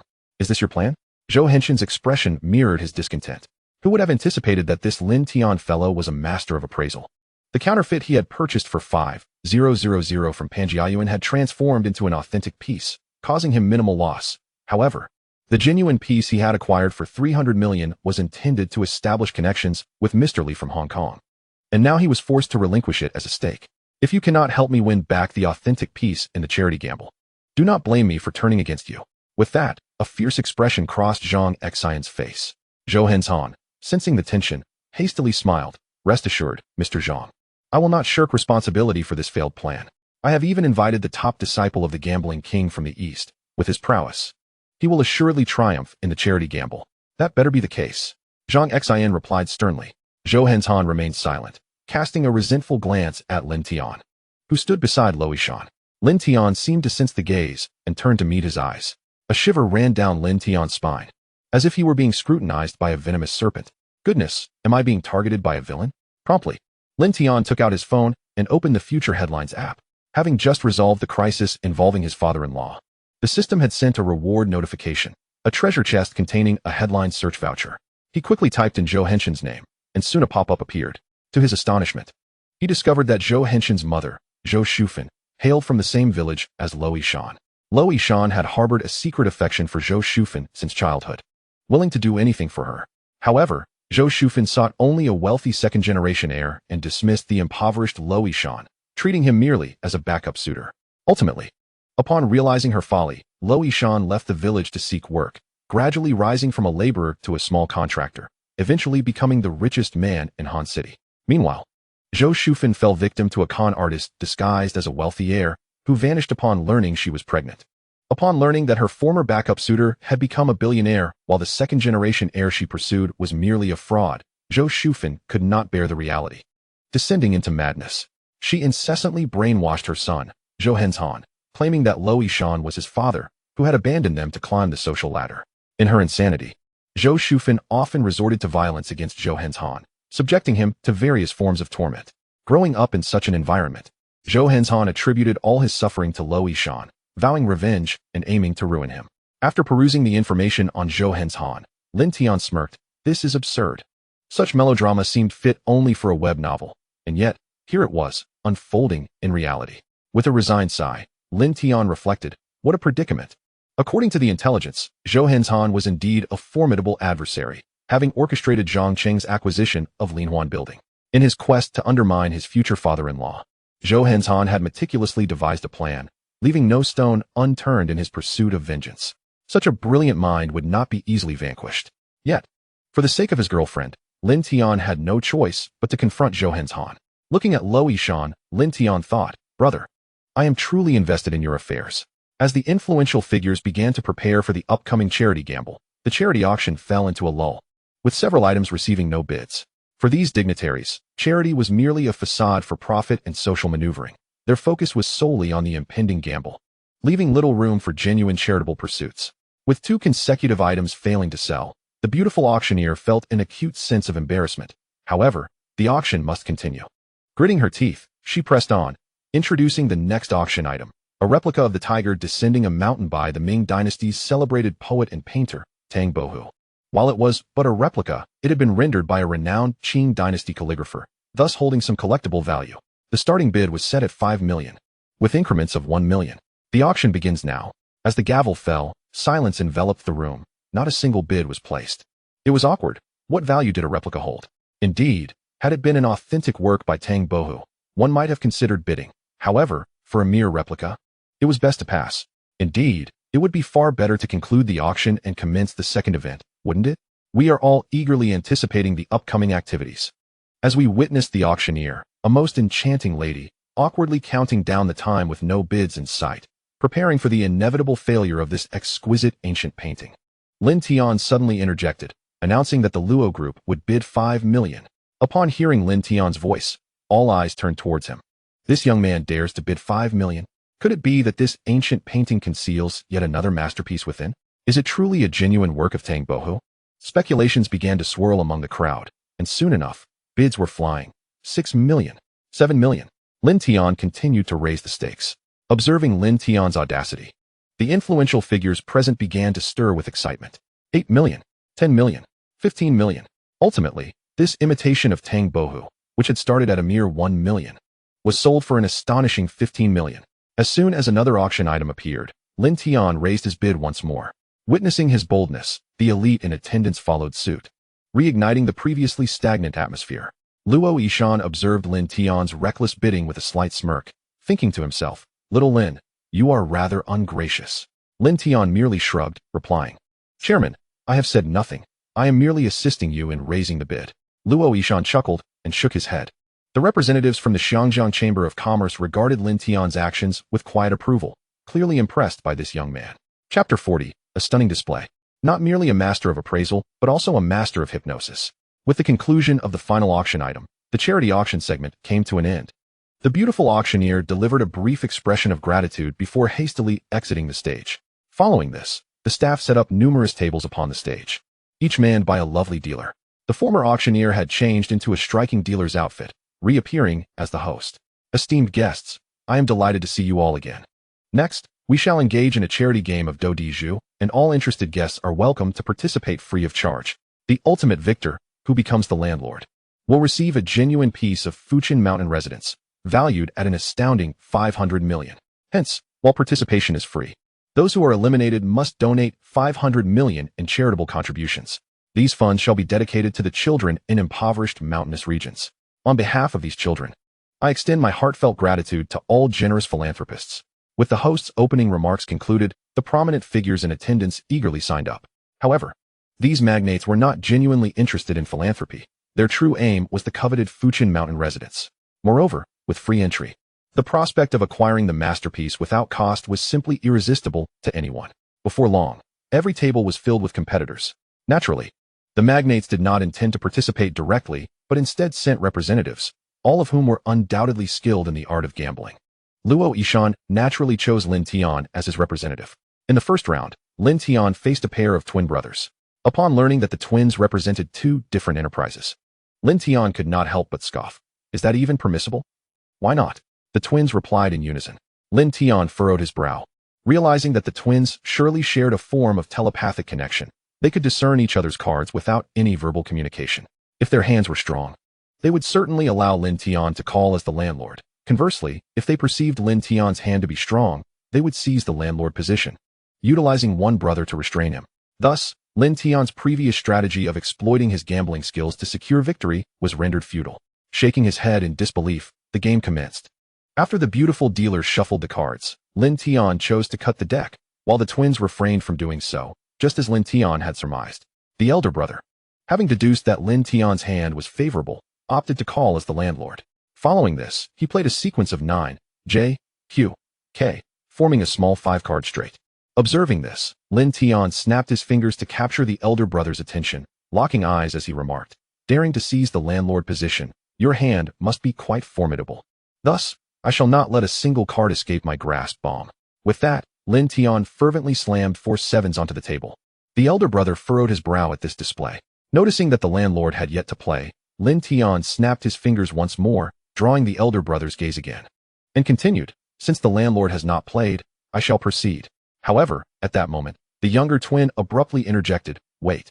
Lin Tian, recalling the mischievous girl from the Yi family, retorted, but we are teammates.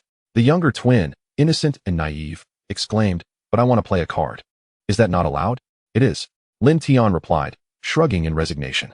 The prominent figures in the audience erupted in laughter at this scene.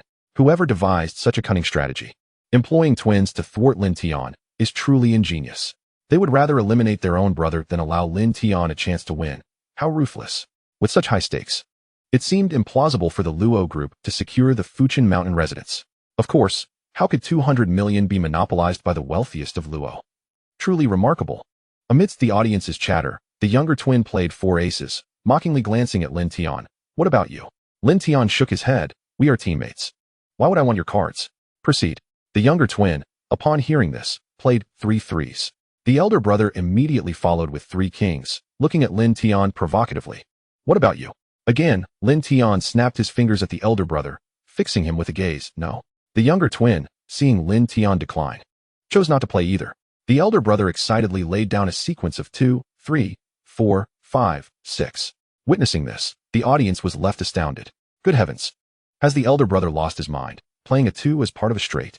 Who decreed that a 2 cannot form a straight? But that is a 2, the highest card. What does that matter? Neither of the 2 jokers have appeared yet. What use is a 2? Not only were the prominent figures bewildered, but even the younger twin looked confused. Brother, what are you doing? The elder brother glanced down at his played cards. 3, 4, 5, 6, 7. Puzzled. What do you mean? What am I doing? Is there a problem with the cards I played? As the younger twin prepared to respond, Lin Tian admonished, hey, once a move is made, there's no turning back. What are you trying to do? Cheat in front of everyone? The twin brother glanced at his cards, 3, 4, 5, 6, 7, and retorted, why all the unnecessary chatter? Do you want to play or not? Lin Tian shook his head no. Seeing this, the twin brother played a jack. Lin Tian responded with a queen. Although the younger twin did not understand why his brother played the wrong card, he realized that his brother had dismantled the bomb in his hand.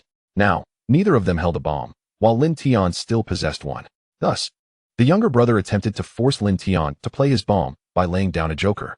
However, just as the joker hit the table, the elder brother swiftly played his big joker, effectively eliminating the younger brother's move. Brother, what are you doing? The younger twin was left bewildered.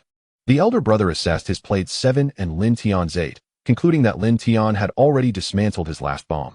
So it was acceptable for him to use the big joker to consume the younger brother's joker. With only a 3 of a kind and 2 left in his hand, and Lin Tian's bomb already neutralized, the elder brother excitedly declared, of course, I'm here to win. With that, he prepared to toss his 3 of a kind and 2 onto the table. Yet, at that moment, Lin Tian interjected, bomb. He revealed 4 8s, smiling lightly at the twin brothers. You shouldn't have any bombs left, right? So, the game concludes, it's a plain. Lin Tian laid down 3 4s, 3 5s, and a pair of queens. He then snapped his fingers at the elder twin once more. Chapter 41. Not just a hypnotist, but also the god of gambling in China. Staring at the bomb Lin Tian had played, the elder twin was taken aback. Hadn't he already played his 8? How could there still be 4 8s? The elder twin hurriedly glanced at the cards in the pot. To his astonishment, the card Lin Tian had previously played was not an 8, but a queen. And his own card was not a 7, but a jack. Even more bewildering was the transformation of his 3, 4, 5, 6, 7 into a 2, 3, 4, 5, 6. The elder twin rubbed his eyes in disbelief, ensuring he had not made a mistake, then pointed an accusatory finger at Lin Tian, shouting, this round doesn't count. You used sorcery on me, causing me to hallucinate. Lin Tian smirked and replied, buddy, perhaps you've read too many web novels. Sorcery? What would cause me to hallucinate? The elder twin retorted, who knows? Maybe I didn't sleep well last night. Lin Tian shrugged nonchalantly. The elder twin tried to say more, but before he could utter a word, security arrived and escorted him away. The crowd of dignitaries watching the scene became increasingly curious. What just happened? Why did the elder twin seem so dazed? Perhaps he was affected. Could it be that Lin Tian truly possesses some sorcery? There is no such thing as sorcery. It must be hypnosis. A keen observer noted Lin Tian's technique. Hypnosis? Indeed, when Lin Tian was playing, he repeatedly snapped his fingers at the elder twin. That must have been when the spell was cast. Wow, this Lin kid is impressive. Not only is he an appraiser, but he is also a master hypnotist. Where did the richest man in Luo find such talent? Incredible. With the elder twin removed, the game resumed. Without such a formidable opponent, Lin Tian found the subsequent rounds much easier, winning every hand and eliminating 2 players each time. The onlookers were astounded, exclaiming, wow. This Lin kid's skills at Dodiju are astonishing. It's not just skill. He must have hypnotized his opponents. No way. I didn't see him snap his fingers at anyone else. Hypnotizing someone doesn't strictly require finger snapping. This is blatantly cheating. I want to report Lin. Do you have any evidence? Exactly. It's impossible to prove that someone has hypnotized another. This is an unbeatable cheating method. If this Lin kid wins, won't the genuine masterpiece of dwelling in the Fuchin Mountains fall into the hands of the richest man in Luo? In that case, the 20 billion project from the Hong Kong businessman will be monopolized by him. Not necessarily. Just look at who Zhang's real estate sent as a representative. What? Zhang's real estate sent a little Japanese guy? Don't underestimate this little Japanese. He is the top disciple of the Eastern gambling king, rumored to have reached the pinnacle of gambling skills.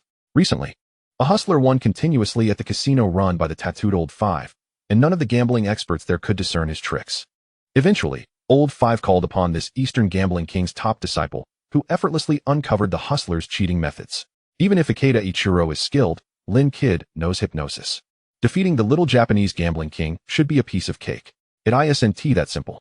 To become a master gambler, the foundational skill is psychology. So hypnotizing a gambling expert isn't easy. It could backfire. Thus, the upcoming match is promised to be intriguing. All the dignitaries in attendance were curious about the showdown between Lin Tian and Ikeda Ichiro. On stage, Ikeda Ichiro, much like Lin Tian, was consistently calling the landlord and eliminating 2 players each time. Eventually, no one dared to challenge them further. Remaining in the competition were only Lin Tian and Ikeda Ichiro. The alluring dealer host, seeing this, had to revise the rules, announcing, "Ladies and gentlemen, since only 2 contestants remain, we must change the rules. The charitable gambling game will shift from do diju to dice rolling. Now, let us welcome our final contenders." First, they welcomed Mr. Ikeda Ichiro, the representative of Zhang's real estate. Upon hearing the host call out the contestant's name, Lin Tian grimaced. "It's him?" He had been so focused on the game that he hadn't noticed the competitors, only to find that the representative from Zhang's real estate was his own former vanquished opponent. It truly was an ironic twist of fate. In the audience, Zhang Xian nervously asked Zhou Henshan, "Can Ikeda Ichiro really win against that Lin kid?" "Of course, Mr. Ikeda is the top disciple of the Eastern Gambling King. His skills are second to none in Han City. No one dares to claim the top spot." Zhou Henshan replied confidently. "But that Lin kid seems to know hypnosis." Zhang Xian still harbored concerns. Zhou Henshan chuckled dismissively. Such a rudimentary tactic might work on ordinary people, but against a master like Mr. Ikeda, it's just child's play. Let us hope you're right. If we lose, you know the consequences," Zhang Xian said coldly. Zhou Henshan smiled confidently. "Mr. Zhang, rest assured, that kid cannot win." When Ikeda Ichiro reached the central gambling table, the alluring dealer host continued, "Next, let us warmly welcome Mr. Lin Tian, the representative of the Luo group." As the applause gradually subsided, Lin Tian slowly made his way to the center of the stage, approaching the gambling table and taking a seat. The once arrogant Takeda Ichiro's expression shifted dramatically upon seeing Lin Tian, his demeanor becoming as unpleasant as if he had just ingested a fly. "What are you doing here?" Takeda Ichiro stammered, his words clumsy and disjointed. Lin Tian regarded him with a playful glint in his eye. "Ah, is this not my obedient son? Are you here seeking vengeance against your father? I'm more than willing to indulge you. Shall we wager as before?" Upon hearing Lin Tian's taunts, Takeda Ichiro's face turned a shade of green with fury. But he was acutely aware of the chasm that separated him from Lin Tian. To recklessly pursue revenge would only lead to his own humiliation. Thus, Takeda Ichiro forced a strained smile. "Mr. Lin, your gambling skills are unparalleled. I am not your match. I take my leave." With that, he dashed out of the venue without a backward glance. The prominent figures in attendance were left dumbfounded by Takeda Ichiro's abrupt retreat, as if he had encountered a formidable adversary. What on earth just happened? The top disciple of the Eastern Gambling King just forfeited and fled? Good heavens, what kind of psychological trauma has this young lad inflicted upon him? Instead of responding to the ridicule, he simply ran away. I recall seeing that Takeda Ichiro went to the Yi family car exhibition to provoke trouble and ended up receiving a harsh lesson from a Chinese gambling deity. Could this Chinese deity be Lin Tian? Who exactly is this Lin Tian? Not only a master appraiser, but also a hypnotist. And now a Chinese gambling god as well. Where on earth did the wealthy Luo family find such a remarkable talent? Chapter 42. Troubles with a 20 billion order. Lin Tian, momentarily taken aback by Takeda Ichiro's sudden flight, mused, "Goodness, this little Japanese fellow is rather cowardly. Not even daring to utter a parting shot before fleeing. What a coward. Pathetic." Lin Tian shrugged disdainfully, then turned to the still dazed and alluring dealer. "Excuse me. Did I win?" The host snapped out of her stupor and nodded at Lin Tian.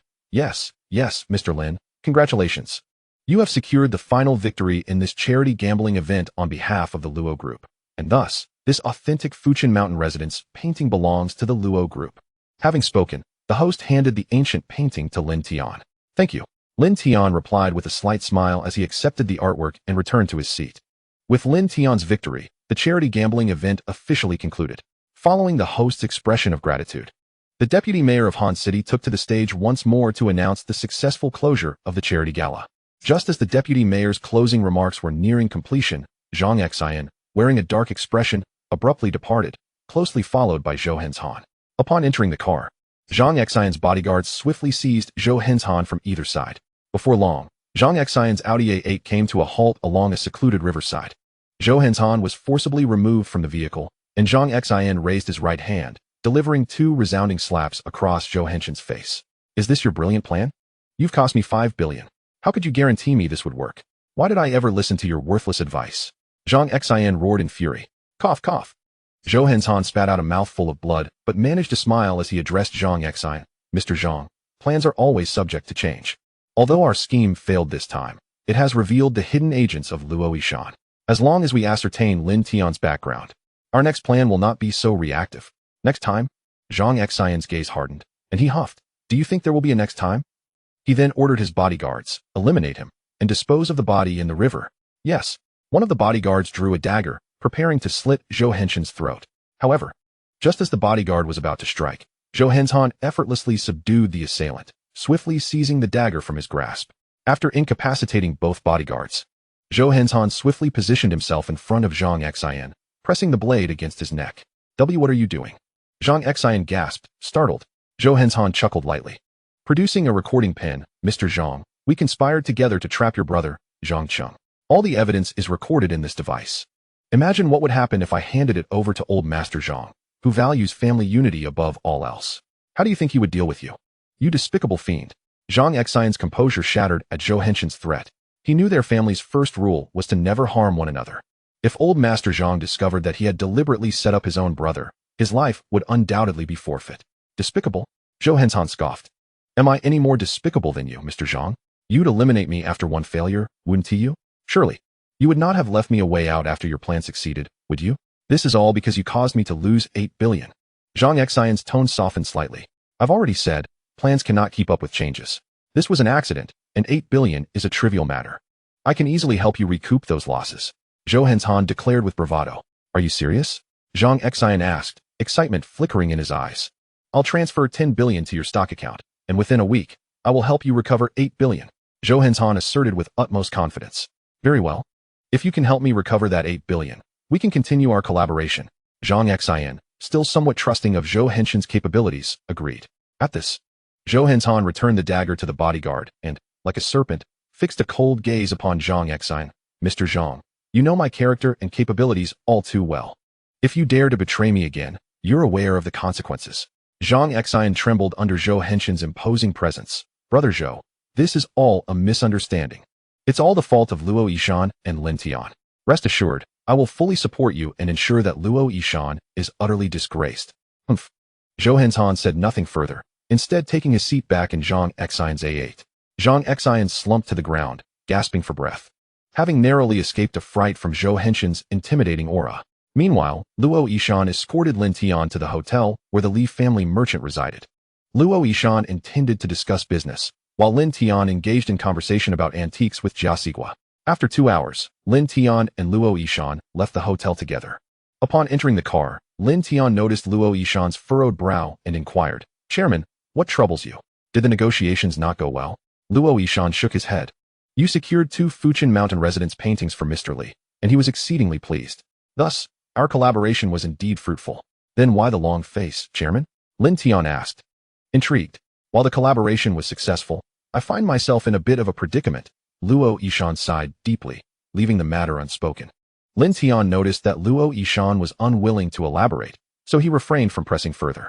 "By the way, Shaolin, you have truly rendered a great service to the group this time. Therefore, I shall consider the test I previously set for you as null and void. Once the holiday concludes, I will directly appoint you as the marketing manager." Luo Yishan deftly shifted the topic. Upon hearing this, Lin Tian quickly waved his hands. "Chairman, no need for that. The task you assigned to me, I already have a grasp on. I should be able to complete it once the holiday is over. Big brother, I'm about to show off in the group. How could we let it slide?" Hearing Lin Tian's words, Luo Yishan grew curious again. "Shaolin, have you managed to sort out the Frost Cosmetics matter? How did you accomplish that?" "Chairman, allow me to keep you in suspense for now. Once I complete the task, I will provide you with all the details." Lin Tian replied with a mysterious smile. "All right." Luo Yishan nodded, somewhat speechless. In the end, Luo Yishan personally escorted Lin Tian to the door of his rented apartment. Upon returning home, Lin Tian felt utterly fatigued. After freshening up, he lay down on his bed, just about to drift off to sleep when his phone suddenly vibrated. It was the Future Headlines app, which had pushed 3 news notifications. Chapter 43. Shockingly, the mother-in-law turns out to be a murderer. In a daze, Lin Tian picked up his phone and began to scroll through the news. Upon seeing the headline of the first article, his expression drastically changed, and he leapt up from his bed. The long-standing feud among the wealthy resumes. The missing young master of a prominent family, lost for 10 years, has finally been found, and the perpetrator is none other than the wife of the richest man. On May 17th, Lu Jiangua, chairman of Lu Energy, finally located his son who had been missing for a decade. According to the recollections of this young master, it was revealed that he was intentionally abandoned by Lu Hong, the wife of Luo Yishan, chairman of Luo Group. As of the time of reporting, Lu Hong, the wife of the richest man, has been approved for arrest as of the evening of May 17th. To think that my mother-in-law is the one who abandoned another family's child? and she has already been approved for arrest? After reading the news, Lin Tian's face grew solemn. He could hardly believe that his mother-in-law could be such a person. After all, his girlfriend was so gentle and kind. How could her mother possibly be a villain? In the next moment, Lin Tian's mind flashed with the thought of Zhou Hen's Han. It must be that scoundrel who set up his mother-in-law. Lin Tian began to scrutinize the news article, attempting to uncover any clues, but aside from sensationalized language, there was no useful information whatsoever. Lin Tian sighed, realizing he would have to gather more intelligence from his girlfriend. Resolute, Lin Tian continued to read the second article. An astonishing sum of 500,000 walks the streets. A young detective sacrificed himself heroically to capture a spy. On May 10th, the Han City Police Department launched a covert operation to apprehend a spy from the Lighthouse Nation. This cunning spy evaded law enforcement's plan and attempted to flee. But a young officer, disregarding his own life, sacrificed himself to protect national secrets from being disclosed. After reading the news, Lin Tian gritted his teeth in anger. That despicable spy! I must save this young hero of the people, Lin Tian resolved inwardly. Suddenly, Lin Tian noticed a birthmark on the young hero's arm that resembled the birthmark of the young master from the previous article. Lin Tian frowned. Could there be a connection between the two? Next, Lin Tian clicked on the third article. A multi-million-dollar sports car loses control. The son of Han City's second-in-command perishes on the spot. On May 26th, Lin Yi, the son of Han City's second-in-command, met with an unfortunate accident while participating in a rally at the Han Mountain Auto Club, resulting in his vehicle flipping over from the mountaintop and leading to his demise. Lin Tian found little interest in this news. After all, he did not know Lin Yi personally. Moreover, through the charity gala that evening, Lin Tian had learned that the second-in-command was aligned with the Zhang family, who were adversaries of his father-in-law. Why should he concern himself with the fate of his enemy's son? Thus, Lin Tian had no intention of altering Lin Yi's future. Instead, he preferred to contemplate how to assist his mother-in-law in resolving her crisis. Meanwhile, the richest man, Luo Yishan, remained unaware that his wife was about to encounter trouble. The next morning, during breakfast, Luo Yishan recounted Lin Tian's impressive performance at the charity gala to his daughter and wife. Despite Lin Tian having already shared these events with Luo Qingshuang, she still cheered excitedly upon hearing her father's recounting of Lin Tian's heroic deeds. Brother Tian is amazing. My brother Tian is simply the best. Dad, now do you see how formidable brother Tian is? Luo Qingshuang boasted in front of her father. Luo Yishan nodded in satisfaction. Indeed, Xiao Lin is truly a rare talent. Of course, the man my daughter admires cannot be ordinary, Luo Qingshuang proudly declared. By the way, Dad, since brother Tian has contributed so greatly to the group this time, you shouldn't deliberately put him in a difficult position by having him take on Frost Cosmetics. I've mentioned this to Xiao Lin, but he insists he has a solution and is determined to complete this challenge himself, Luo Yishan explained. Suddenly, Luo Yishan had a thought. Daughter, since you know Xiao Lin has a perfect solution, why are you still worried? Could it be that Xiao Lin hasn't informed you of his plan? How could that be? Brother Tian has definitely told me, Luo Qingshuang stubbornly retorted. Then if he has told you, why are you still concerned for him?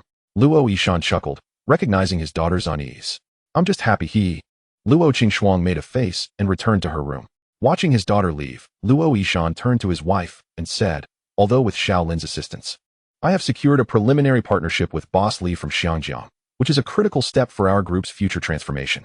The collaborating partners designated by Boss Li present a bit of a dilemma. It turned out that Luo Yishan had started as a small contractor, building his fortune in real estate, eventually ascending to the rank of the richest man.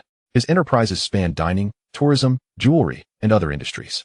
However, with the real estate boom coming to an end in recent years, the physical economy began to decline. Thus, Luo Yishan had been searching for an opportunity to transform the group, with the state beginning to encourage the development of new energy vehicles.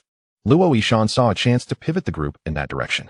The technology company owned by the Li family in Hong Kong possessed the most advanced intelligent driving technology, and they had come to Han City to seek partners in the new energy vehicle sector.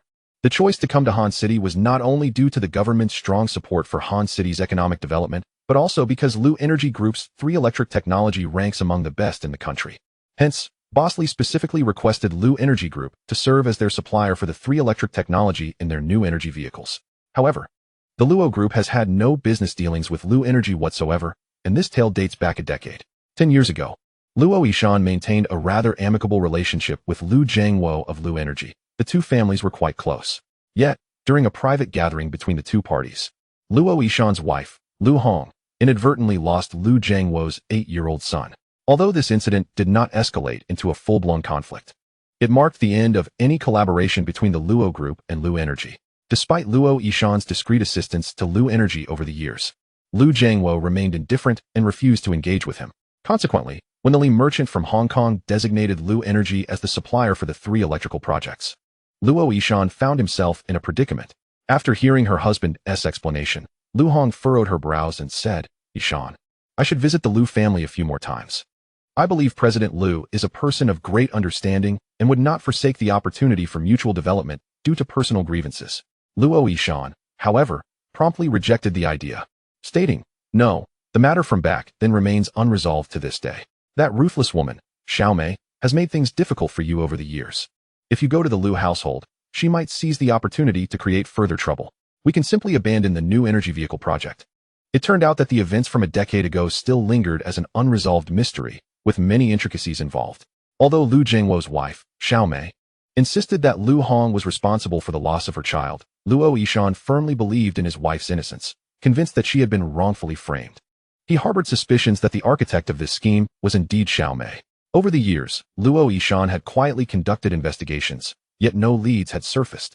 Chapter 44. The short drama premieres and gains popularity. Lin Tian wins hearts. Luo Yishan observed the troubled expression on his wife's face and reproachfully remarked, "We should not discuss such matters over dinner. It dampens the mood. By the way, my dear, a new short drama that our group invested in has just premiered. I assure you, it is exceptionally captivating. Let us watch it together." Upon hearing this, Lu Hong understood that her husband aimed to lift her spirits, and she smiled, nodding in agreement. Yes, it has been quite some time since we last watched a movie together.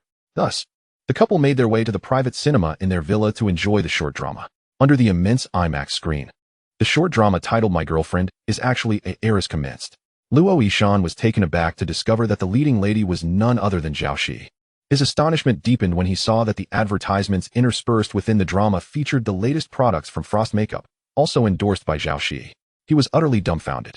Just then, Luo Qingshuang burst into the theater, exclaiming, "Dad, you must check the trending topics." Upon hearing this, Luo Yishan retrieved his phone and opened Weibo. The first trending topic read, "Zhao Shi stars in short drama My Girlfriend is actually a heiress with first day views surpassing 50 million. Becoming a dark horse of the May Day drama releases." The second topic was, "Frost Makeup renews endorsement contract with Zhao Shi." The third topic declared, "Frost Makeup's new products, booming worldwide." As he observed the trending list being dominated by Zhao Shi and Frost Makeup, Luo Yishan was momentarily speechless. My goodness, this girl has truly accomplished it. Not only has she absolved the Lu family from pursuing Zhao Shi's breach of contract, but she has also managed to renew Zhao Shi's status as their spokesperson. How on earth did this happen? Luo Yishan's curiosity was piqued. "My precious daughter, please tell me how Xiao Lin managed all of this." At that moment, Luo Qingshuang had already learned the entirety of Lin Tian's plan and no longer concealed it. She recounted how Lin Tian had won an opportunity to negotiate with Lu Ruobing through a racing competition and how he had persuaded her during their discussions. Upon hearing Lin Tian's complete strategy, Luo Yishan could not help but applaud in astonishment, exclaiming, "It seems Xiao Lin truly possesses remarkable fortune." Those who reach greater heights tend to believe in the power of destiny and fortune. By an extraordinary stroke of luck, Lin Tian had unearthed a piece of jadeite rough, which he exchanged for the Linhuan Tower, and coincidentally, Zhao Shi was a tenant there. Moreover, Zhao Shi was the root of the Luo Group's greatest troubles. Having resolved a crisis for the Luo Group upon his arrival, Lin Tian was now assisting in alleviating their most significant dilemma. Luo Yishan began to believe that Lin Tian was indeed the Luo Group's lucky star. Suddenly, an idea struck him. If Xiao Lin was the group's fortune, perhaps he could also entrust the issues with Lu Energy to him. With this thought, Luo Yishan's anxiety dissipated in an instant. This would serve as the final test for Xiao Lin. Should he succeed, I shall publicly declare him my son-in-law and the future heir of the Luo Group. On May 6th, Tuesday, during the recent May Day holiday, Lin Tian had neither ventured out nor arranged outings with his girlfriend. All his energy was devoted to contemplating how to resolve his mother-in-law's crisis. Through Jia Sigua, Lin Tian gleaned the complete details of the collaboration between the Hong Kong merchant and his father-in-law, and through his girlfriend, he uncovered the enmity between his mother-in-law and the Lu family. Lin Tian deduced that the child's disappearance was inextricably linked to Lu Jiangwo's mistress, Xiaomei. It was well known that Lu Jiangwo was 20 years older than Xiaomei. Initially, the entire city of Han knew her as Lu Jiangwo's kept woman, who later eliminated the legitimate wife and successfully ascended to her position. Just hearing such a story led Lin Tian to conclude that Xiao Mei was indeed a malicious female antagonist. However, at present, he lacked a trending search voucher to uncover her true background. Pondering the two news stories that could alter the future trajectory prior to the news of his mother-in-law's arrest, Lin Tian could only hope that the system would show mercy and reward him with a trending search voucher. On Tuesday morning, Lin Tian took an hour off to open a stock trading account at a securities firm. After completing the account setup, he hurriedly made his way to the company. Upon arriving at the Group S entrance, the security guard, holding a cup of milk tea, respectfully greeted him. "Good day, Manager Lin." Entering the lobby, the receptionist, also with a cup of milk tea, cheerfully called out, "Hello, Manager Lin," on his way to his office.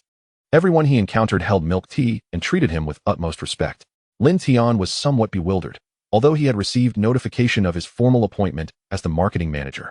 His colleagues seemed overly solicitous. Just as he arrived at his office, he noticed Manager Wang from the investment department waiting at his door with a cup of cappuccino in hand. Upon seeing Manager Wang, Lin Tian suddenly recalled their bet and understood why everyone he encountered had been holding milk tea. It was all due to Manager Wang. Upon the appearance of Lin Tian, Manager Wang proactively approached him, swiftly closing the distance to present the cappuccino he held in hand, smilingly stating, "Manager Lin, a bet is a bet. I have come to fulfill my promise." Lin Tian, with a courteous smile, replied, "Oh, Manager Wang, you are far too gracious. It was merely a jest. Why take it so seriously? A man should honor his word. How could I treat it lightly?" Manager Wang laughed heartily, adding, "In addition to fulfilling our wager, I have come to offer my sincerest apologies." With that, Manager Wang bowed deeply to Lin Tian, exclaiming, "Manager Lin, I sincerely apologize for previously suggesting you were merely a beneficiary of connections. Your actions have demonstrated that you entered the Luo Corporation through sheer merit. If anyone dares to insinuate otherwise in the future, I, Wang Li, shall be the first to object." Manager Wang's demeanor was exceedingly sincere, clearly humbled by Lin Tian's capabilities. The colleagues present witnessed this remarkable scene and erupted into applause, affirming, "We unequivocally believe in Manager Lin's prowess. Indeed, I have never considered Manager Lin to be a mere product of connections. From the very first glance, I perceived him as a dragon among men. Whoever dares to question Manager Lin again, I shall be the first to protest. Count me in as the second. Include me as well."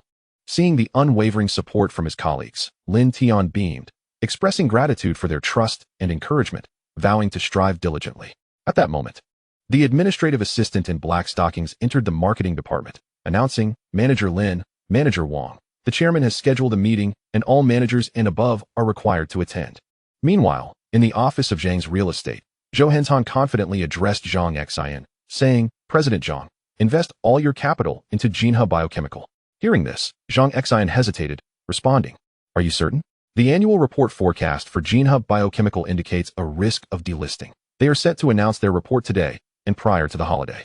They faced a drastic drop.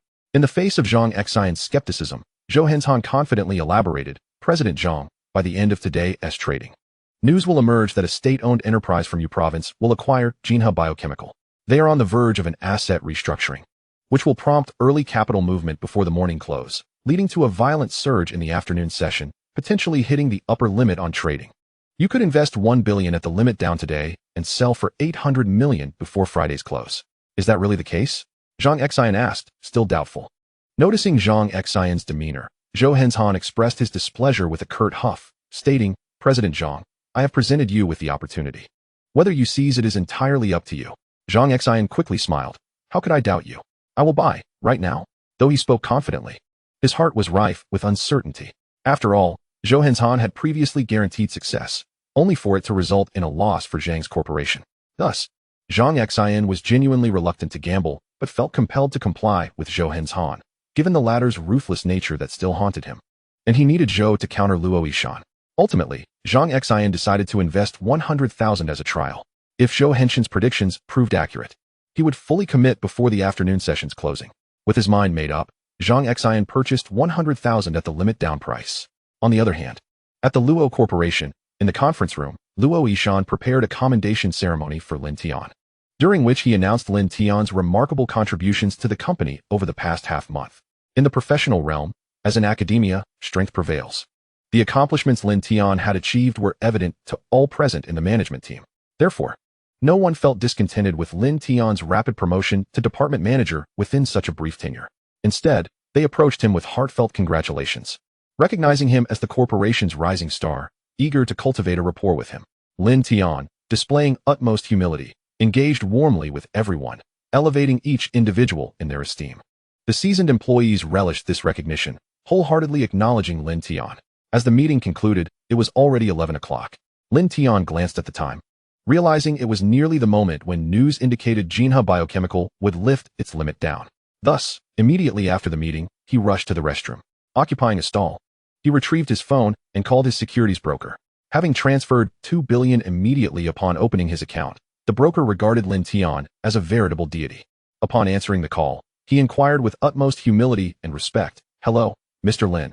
How may I assist you?" "Utilize all my funds to purchase Jinhe Biochemical." Lin Tian issued his directive. Upon receiving the instruction, the broker promptly sought information regarding Jinhe Biochemical from the company's traders. Learning of the stock's 2 consecutive days of limit-down trading and the delisting risk, the broker immediately cautioned, "Mr. Lin, our investment managers have indicated that Jinhe Biochemical carries a delisting risk, and it has been limit down for 2 days. Investing in such a stock would almost certainly result in being trapped, and should it delist, your funds would be lost. Are you certain you wish to proceed?" "Absolutely," Lin Tian replied, a hint of urgency in his voice. "Immediately, execute a full purchase of Jinhe Biochemical." "Understood." The broker complied with Lin Tian's command.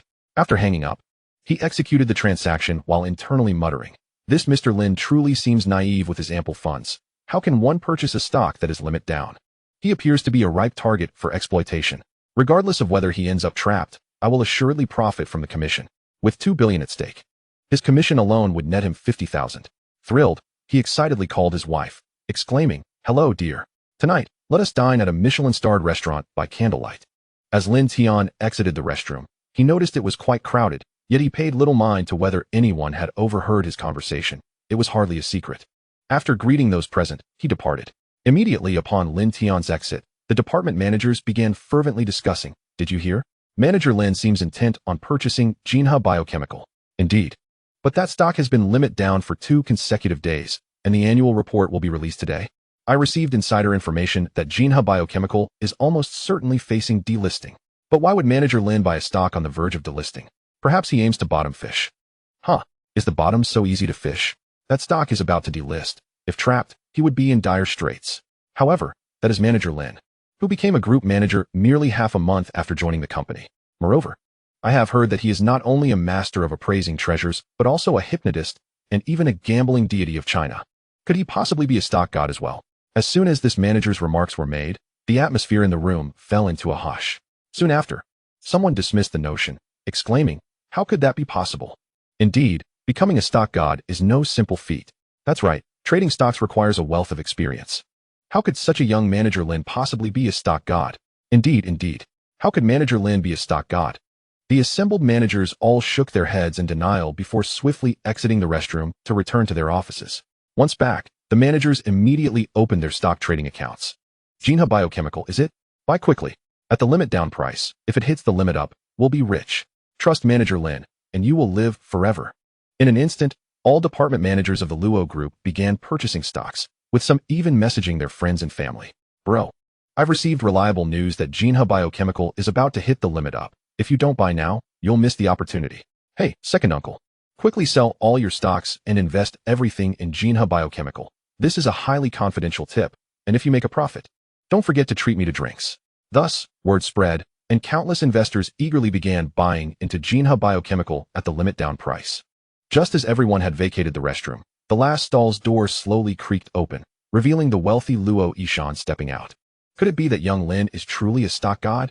Upon returning to his office, Luo Yishan opened his trading account, only to find his initial capital of 2 billion had dwindled to a mere 1 billion. After a moment's hesitation, he ultimately decided to cut his losses on the stocks that had him trapped and invest all his funds into Jinhe Biochemical. Chapter 46, Profiting Handsomely. The entire company reveres me as a deity. In Guangdong Province, on Shinan Avenue, the Qilin Society is a mysterious group of speculative investors that has wreaked havoc in the stock market over the past few years. Whenever a seat from Shinan Avenue appears on the leaderboard, it is destined to lead to a bloodbath, with countless investors being harvested. Little do people know that the Qilin Society is composed of the second-generation scions of affluent families, with the leader being none other than the notorious Zhao Ruilong of Guangdong Province. At this moment, in the VIP trading room on Shinan Avenue. Zhao Ruilong gathered the members of the Qilin Society and shared the news he had heard from his father. The Guangdong Provincial State-Owned Assets Supervision and Administration Commission is preparing to acquire Jinhe Biochemical. Armed with this advanced knowledge, the Qilin Society began to position themselves, directly forcing Jinhe Biochemical down to the limit down price during the collective bidding session. As the stock opened at the limit down, countless investors chose to cut their losses and exit, while the Qilin Society quietly accumulated shares. At 11 o'clock, the wealthy member in charge of monitoring the market suddenly noticed that there were funds competing with them for shares. Young Master Long, didn't we agree to start at 11:20? Why is there money competing with us now? Upon noticing the unusual market activity, the trader hurriedly reported to Zhao Ruilong. Zhao Ruilong, toying with a goblet filled with Lafite, let out a snort of annoyance and cursed, "Damn it. We agreed on 11:20 sharp to open the board. Some people just can't wait and have to jump the gun. It seems we can't work with those who lack experience anymore." With that, Zhao Ruilong pulled out his phone, intending to identify who was acting out of turn. At that moment, however, the trader exclaimed, "Young Master Long, it's bad. The competing funds are too numerous. We're about to lose control of the limit down board." "Damn." Zhao Ruilong swore, then immediately commanded, "Lift the board, push it to the limit up, and give no one a chance. We shouldn't be playing with those paupers." It turned out that before the market opened, Zhao Ruilong had informed several speculative teams about the news, and they had agreed to open the board at 11:20, aiming to achieve their objectives through rapid escalation and suppression. Yet now, with 10 minutes still to go, someone had begun to jump the gun. This infuriated Zhao Ruilong, prompting him to seal the board and deny anyone else a chance. After issuing his orders, Zhao Ruilong began making calls to determine who had failed to adhere to his established rules. Meanwhile, the traders, upon hearing Zhao Ruilong's command, immediately opened the board and proceeded to unleash 100 billion in capital, swiftly lifting Jinhe Biochemical from the limit down to the limit up, then sealing the board with 100 billion order, leaving no opportunity for others to buy in. On the other side, in Han City, at the Luo Group, all department managers were seated before their computers, anxiously watching the minute-by-minute fluctuations of Jinhe Biochemical. Tension filled the air as everyone was acutely aware that Jinhe Biochemical was currently locked by 100 billion order, indicating that the main investors had no confidence in the stock. All the analysts from various securities firms had reached a unanimous conclusion. Jinhe Biochemical was on the verge of delisting. Investing in this stock was destined to lead to devastating losses. Some department managers began to regret their decisions, questioning how they could gamble on whether Lin Tian was a stock god. Just as some were contemplating self-reproach, the 100 billion order on Jinhe Biochemical was abruptly withdrawn. With the large order retracted, the brave investors surged through the limit-up barrier. Holy cow, it actually opened. As some were eager to increase their positions, a red line shot up 20 centimeters. In the blink of an eye, the 100 billion order re-emerged, and Jinhe Biochemical hit its limit up again. The managers of the Luo Group's chat group erupted in excitement. "Oh my god, did you see that? Did you see it?" Yes, my goodness. It went from limit down to limit up in an instant. That was incredibly fast. I wanted to add to my position, but there was no time to react. Haha. I'm so glad I have absolute faith in Manager Lin. I went all in. Me too. I'm banking big on this. A 20-point gain in a day. It's exhilarating. Manager Lin is truly remarkable. How did he know Jinhe Biochemical would hit the limit up? There are rumors that the Guangdong Provincial State-Owned Assets Supervision and Administration Commission is about to acquire Jinhe Biochemical, and it's set for restructuring. Wow. Manager Lin is indeed extraordinary. He knew such crucial information in advance. Haha, Manager Lin is my deity. Following Manager Lin means there is profit to be made. Meanwhile, in Luo Yishan's office, the wealthiest man, Luo Yishan, was fixated on the minute-by-minute fluctuations of Jinhe Biochemical, having himself traded stocks for half a year, only to see his 20 billion investment halved. This 20 billion was his private stash, kept secret even from his wife. After years of saving, he had managed to accumulate this meager fortune, and to see half of it evaporate in less than half a year was indeed heart-wrenching. Thus, Luo Yishan eagerly anticipated a resurgence. The moment he witnessed the halt on the stock market being lifted, he was utterly astonished. While he pondered how to articulate his current emotions, the plummet transformed directly into a surge. "Goodness!" Luo Yishan exclaimed, expressing his thoughts with precision through the essence of his culture. A staggering 1 billion yuan, transitioning from a drop to a peak, resulting in a direct profit of 200 million. Luo Yishan was beside himself with excitement. The previous 1 billion he had lost took him half a year to deplete. Yet now he had gained 200 million in a single day. Did that not imply he could recoup his losses in merely 5 days? The mere thought of it was exhilarating. Why bother with trivial business endeavors when he could comfortably become a full-time stock trader? It seemed the moment had come to confront his future son-in-law and entrust his little treasure chest for management.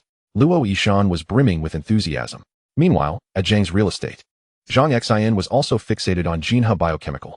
Due to his skepticism regarding Zhou Hentian, he had invested only 100,000 yuan of his 1 billion in Jinhe Biochemical, contemplating a full investment should it indeed reach its peak. When he observed the withdrawal of a significant order worth billions, Zhang Xian refrained from acting hastily. As a seasoned investor, he understood the necessity of patience in such moments, as it could very well be a trap set by market manipulators. Even when the halt was breached, he remained composed, intending to follow suit once the stock turned positive. Yet, in the blink of an eye, Jinhe Biochemical surged. And without panic, Zhang Xian placed an order at a slight loss, relying on his extensive experience that a rapid ascent would inevitably lead to a pullback, ensuring he could acquire shares at his designated price. Just as Zhang Xian reveled in his astuteness, Jinhe Biochemical unexpectedly sealed its limit-up position, with colossal orders manifesting, completely shattering Zhang Xian's hopes. Gazing at the firmly locked peak, Zhang Xian felt a surge of despair. Wait for me. I haven't boarded yet. At the tea table, Zhou Hentian, sipping his tea, turned to inquire upon seeing the news of Jinhe Biochemical's limit up. Mr. Zhang, did you see?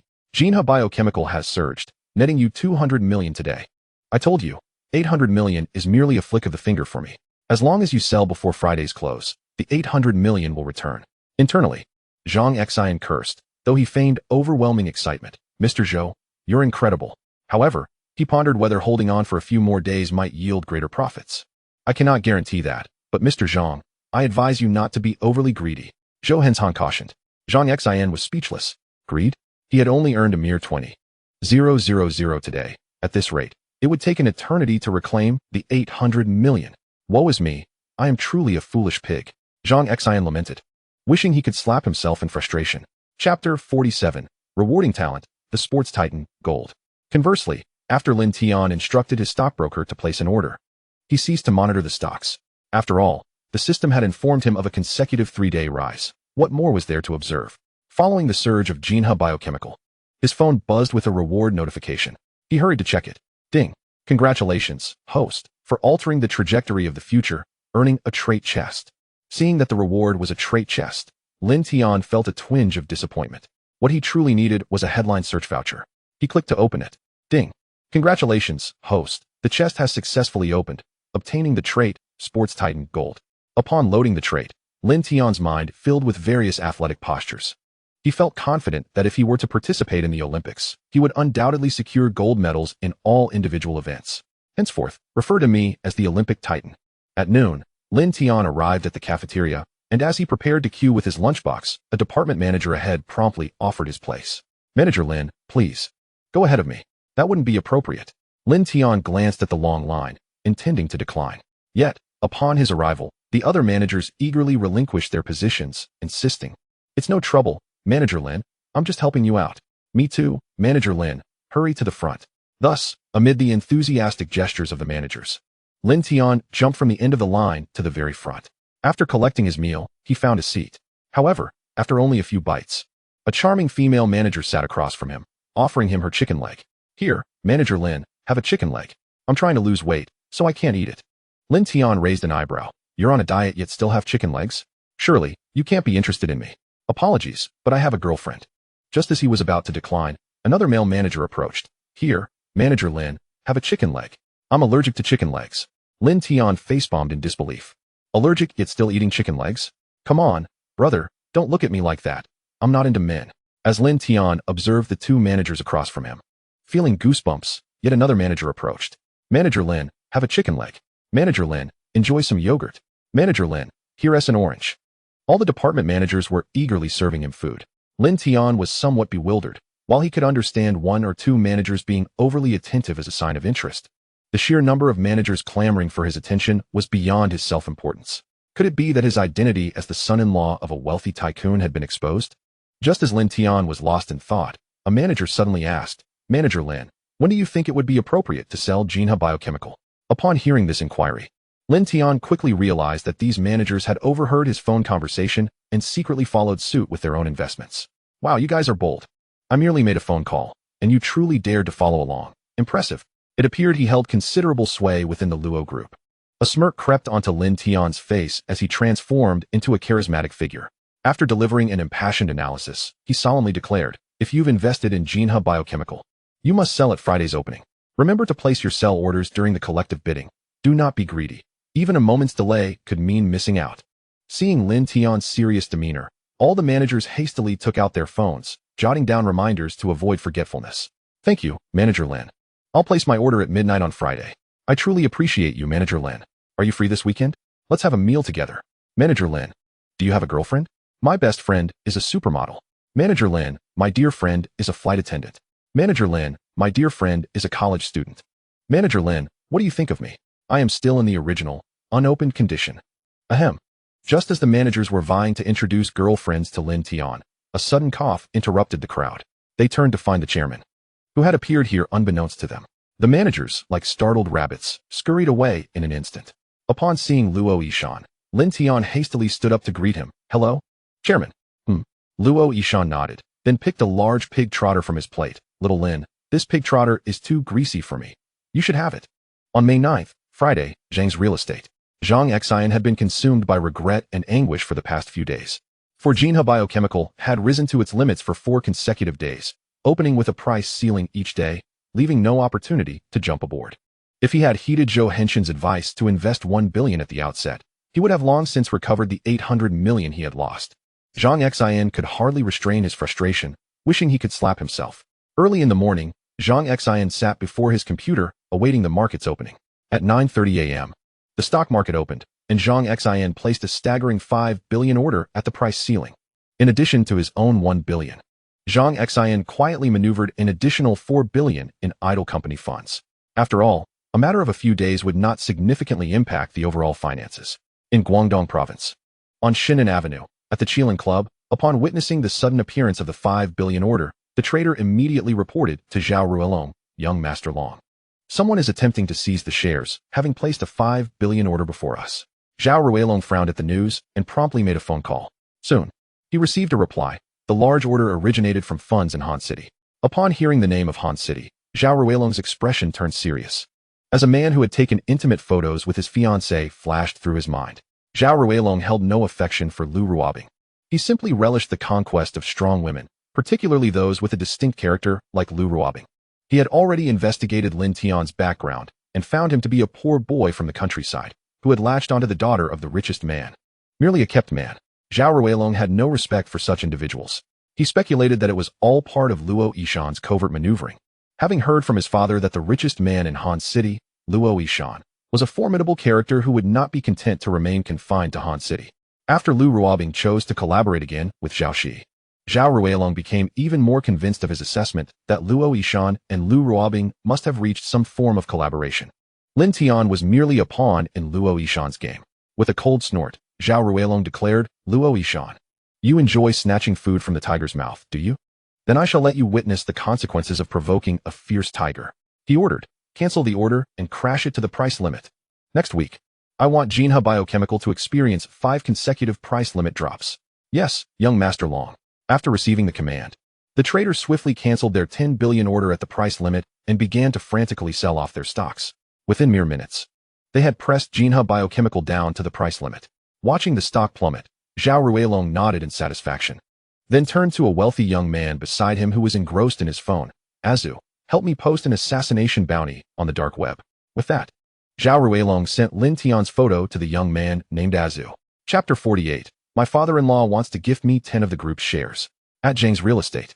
After placing his order, Zhang Xian began to pray fervently, hoping to get on board today.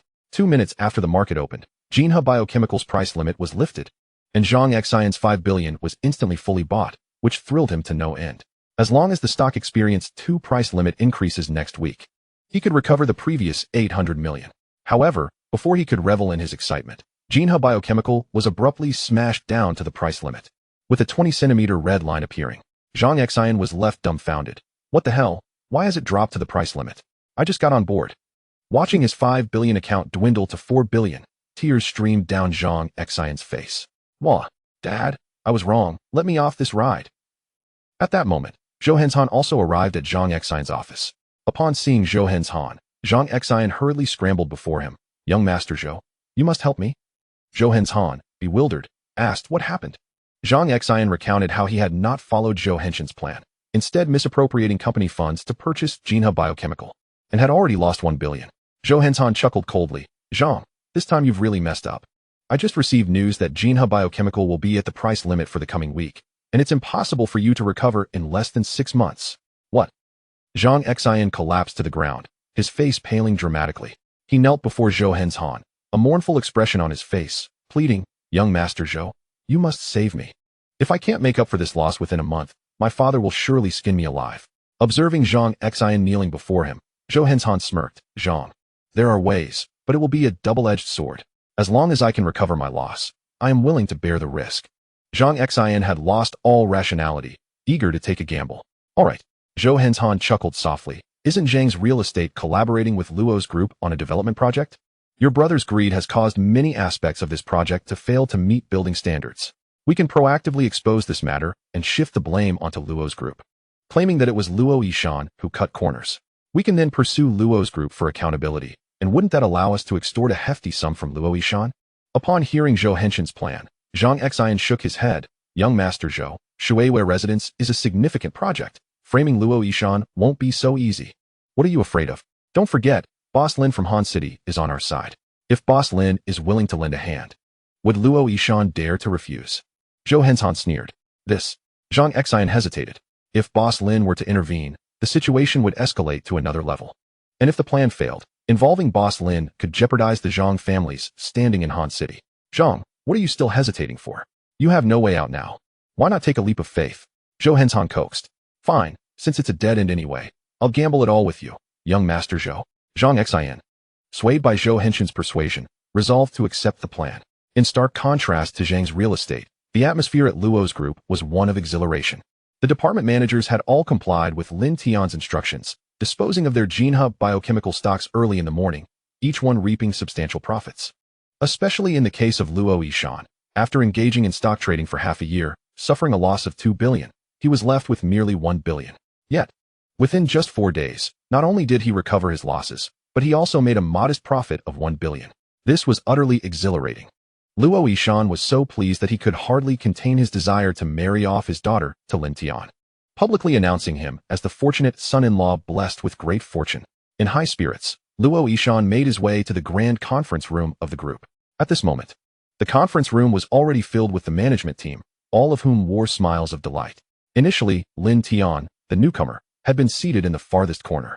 However, today, all the managers tacitly offered him the second seat to Luo Yishan's left. Despite Lin Tian's humble refusals, insisting he was unworthy, the managers insisted earnestly that the position be reserved for him. Ultimately, he had no choice but to sit down. After merely half a month at the company, he had risen to the position of the second in command. Such treatment was exhilarating. Soon, Luo Yishan entered the conference room and noticed Lin Tian seated at his left. He nodded slightly, thinking, my good son-in-law, henceforth you shall be my right-hand man. Upon taking his place, Luo Yishan promptly articulated the purpose of the meeting. Ladies and gentlemen, as the national economy shifts, our group has been exploring new avenues for transformation. Today, an opportunity has arisen. The esteemed Li Group from Hong Kong, possessing the most advanced intelligent driving technology, is willing to collaborate with us in the burgeoning electric vehicle market. After discussions with the board, it has been unanimously decided to establish a subsidiary dedicated to the research and development of electric vehicles. I shall select the head of this subsidiary from among you, and I am personally willing to allocate 10 of the group's shares as an incentive for the new leader. Upon hearing this, all the managers were electrified. It is worth noting that Luo Group is among the top 500 enterprises in the country, valued at over 50 billion. With last year's revenue exceeding 10 billion and net profits reaching 200 million, with dividends surpassing 30 million. Securing 10 of the shares would mean annual dividends exceeding 3 million. Moreover, holding 10 would place one among the top 10 shareholders, granting a voice in the boardroom.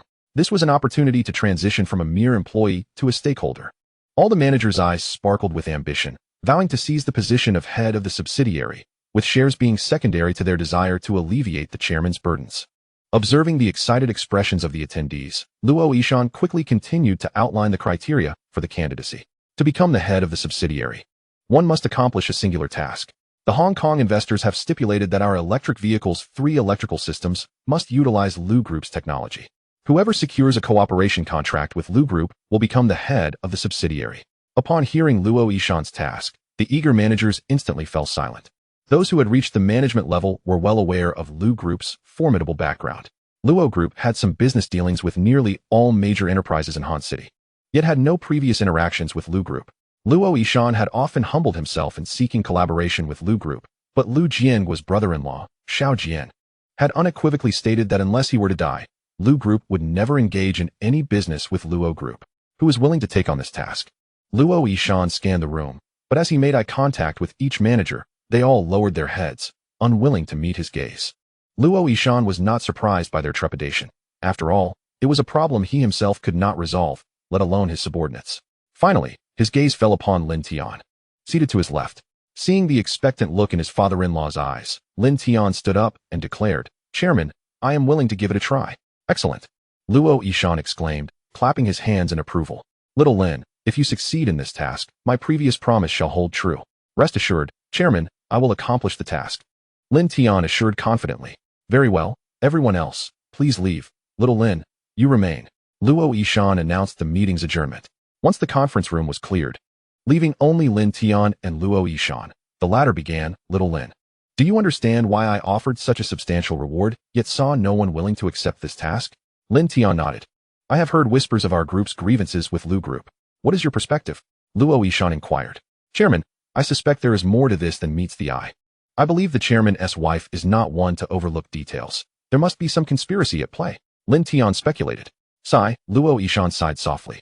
"I have long held that belief, yet over the years, we have found no compelling evidence." It turned out that when Luo Yishan was negotiating with Lu Jiangua, Lu Hong and Xiao Mei were out with children. Just as Xiao Mei expressed a need to use the restroom, she asked Lu Hong to keep an eye on the children. While Lu Hong was watching the children, a woman emerged from the restroom, claiming Xiao Mei had asked her to deliver sanitary products. Without much thought, Lu Hong purchased the items and brought them to Xiao Mei, who, upon entry, insisted she had not encountered anyone. They both sensed something was amiss, and when they rushed out, Xiao Mei's only son, Lu Jiming, had vanished. The police ultimately concluded that the mysterious woman was likely a trafficker who had abducted Lu Jiming. However, Lu Hong contested this, noting that a trafficker would not know Xiao Mei's name, yet that woman had explicitly called her by it.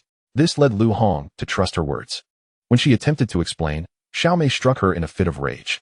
This incident deepened Luo Yishan's suspicions of a conspiracy. Over the years, he had hired countless private detectives to investigate discreetly, yet to no avail. After recounting the events, Lin Tian spoke with unwavering confidence. "Chairman, rest assured. I will ensure that the truth comes to light and restore the chairman's wife's honor." "Well said, little Lin.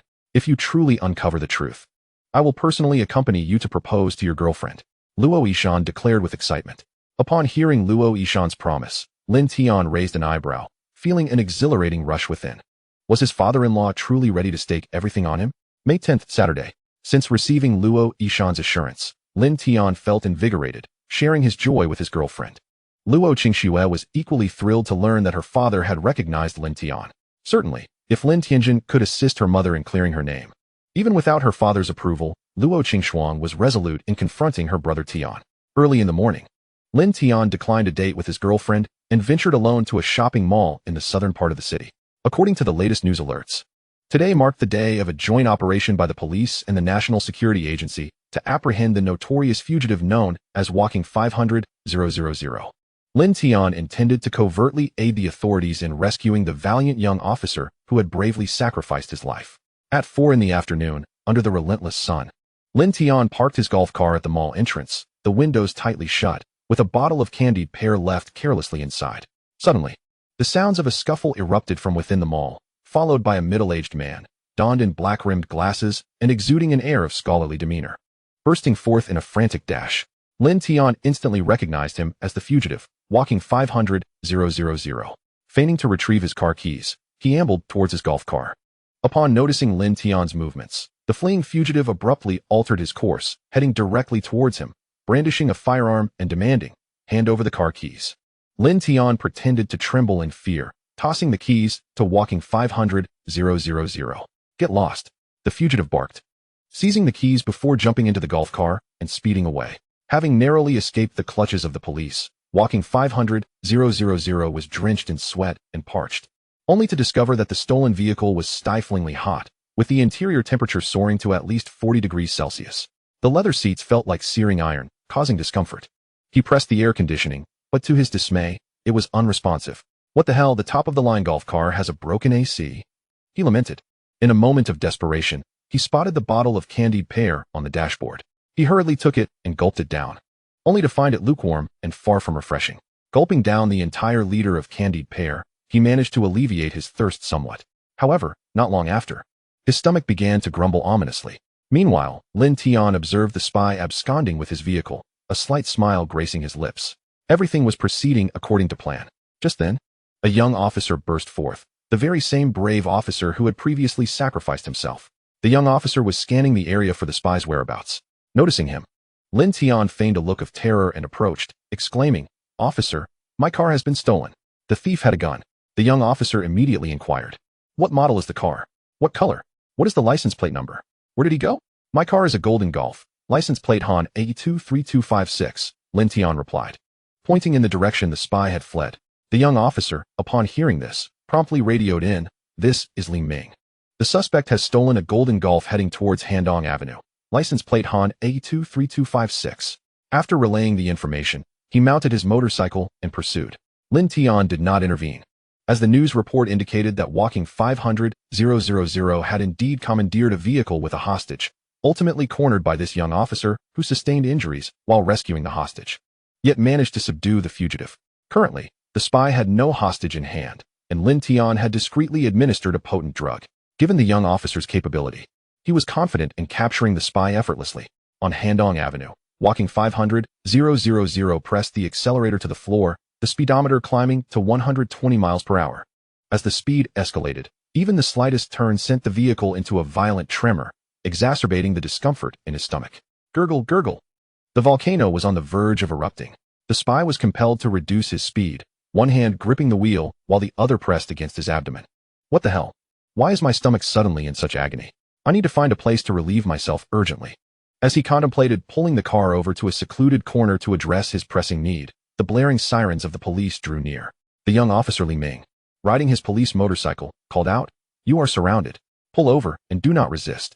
The spy, seeing Li Ming approaching, cursed under his breath, "Go to hell," and slammed the accelerator down again. However, as the speed surged, so did the urgency in his belly. "Oh no, I can't hold it any longer. Damn it." The spy, an overseas returnee who had been recruited while studying abroad, had since taken a position as a professor at Hongqing University of Technology, frequently consulted by the Hongqing 307 Armory for development projects. Over the years, he had pilfered numerous vital secrets without detection, earning the title of Ace Spy from the Lighthouse Nation. His recent exposure stemmed from stealing the latest design blueprints of the 7th-generation fighter from the 307 factory, triggering a top-level SSS alarm.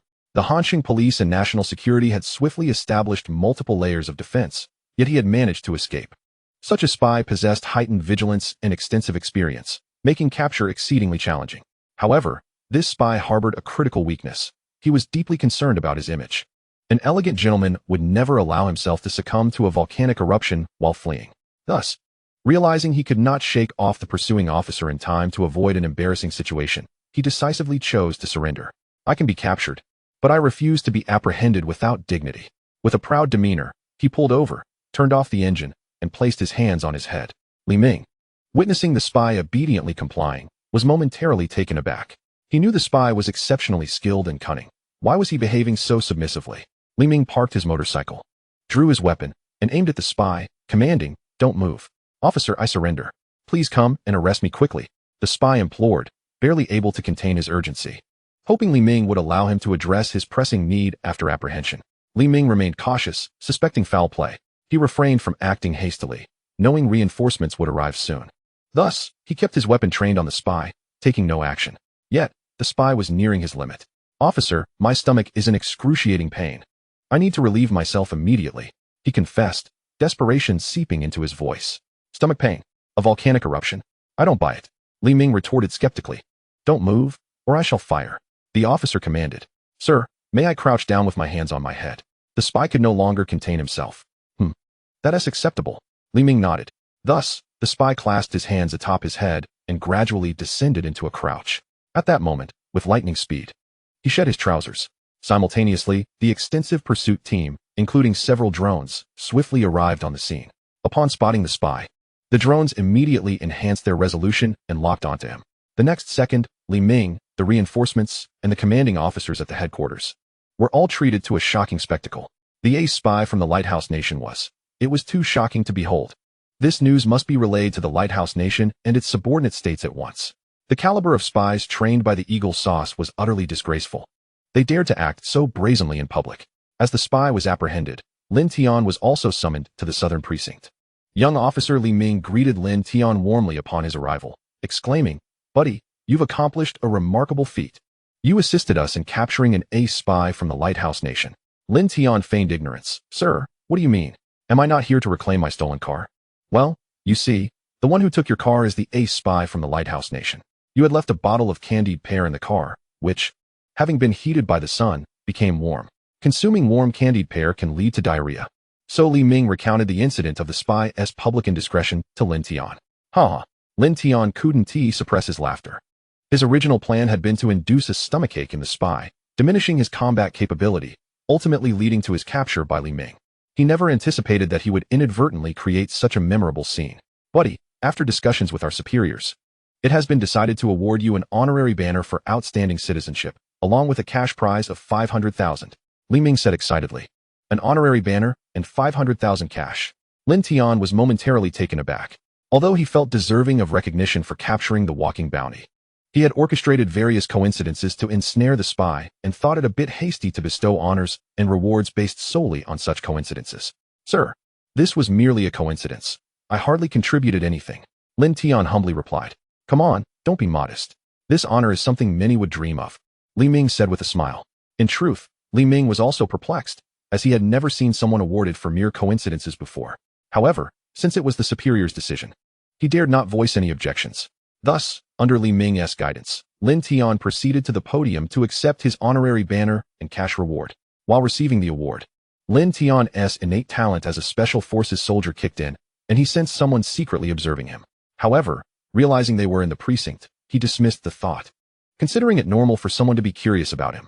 After receiving his accolades, Li Ming enthusiastically escorted Lin Tian away, saying, "Buddy, I really need to thank you properly. Your assistance enabled me to personally apprehend the spy and earn a first-class personal merit. Let us grab a meal sometime." "Sir, you are too kind. I merely fulfilled my duty as a citizen. The capture of the spy was due to your prowess. With or without me, it would have been the same," Lin Tian replied courteously. After exchanging contact information, Lin Tian departed. Once Lin Tian left, in the director's office, two senior officials were reviewing footage transmitted from the shopping mall. "He appeared here as we established our defense, seemingly waiting for this parking spot. After one vehicle departed, he parked here and did not move again. A person was drinking coffee at Starbucks and coincidentally walked out just as we commenced our operation. It's as if he had prior knowledge of our plans." How is the background investigation on Lin Tian progressing? A month ago, he was described in 4 words: unremarkable. But in the past month, he has exhibited extraordinary behavior. His performance aligns perfectly with the demographic that Bureau 749 advised us to monitor. Let us relay Lin Tian's information back to Bureau 749.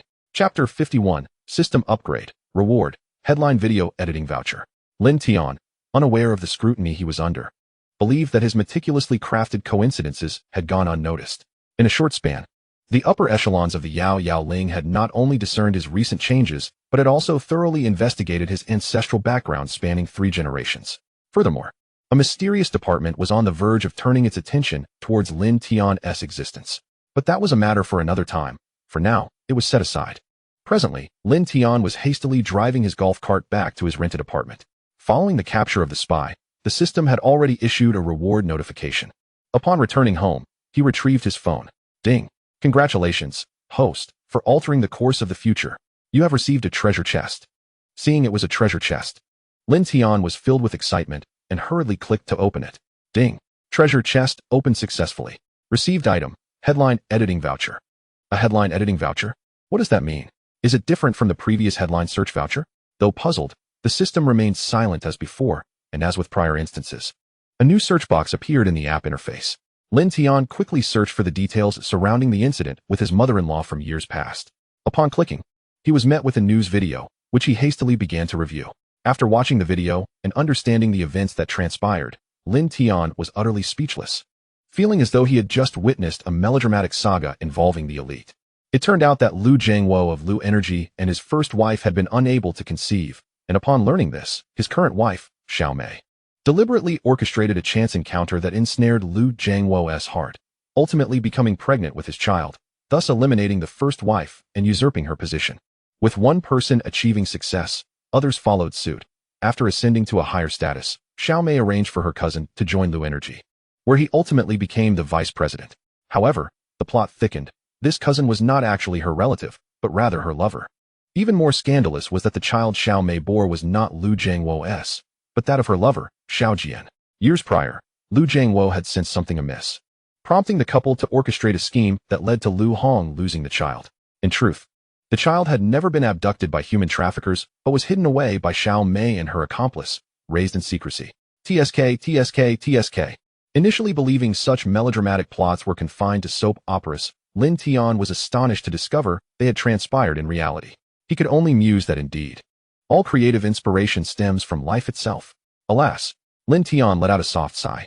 Although he was aware of the event's background and context, he found himself at an impasse, unable to break the deadlock, for he could not substantiate any of it. According to the news reports, all the individuals privy to the incident had already been eliminated by Xiao Mei and Xiao Jian, making it impossible to find any witnesses. How could he possibly vindicate his mother-in-law? He couldn't just whip out his phone and proclaim to everyone that he possessed an app capable of foreseeing the future, which had revealed all this to him. Rubbing his temples, Lin Tian felt a wave of frustration wash over him. Suddenly, he noticed an editing button on the news interface. Remembering that the reward for this event was called the headline editing voucher, a glimmer of inspiration struck him. He began to experiment, clicking the edit button. At the moment when his mother-in-law conversed with the unfamiliar woman, Lin Tian attempted to excise this stranger, hoping to prevent their meeting. However, the mysterious woman could not be removed. He then tried to relocate the 8-year-old child to a safer location, but the child too was impervious to his edits. Pondering the editing page, Lin Tian found himself in a stupor.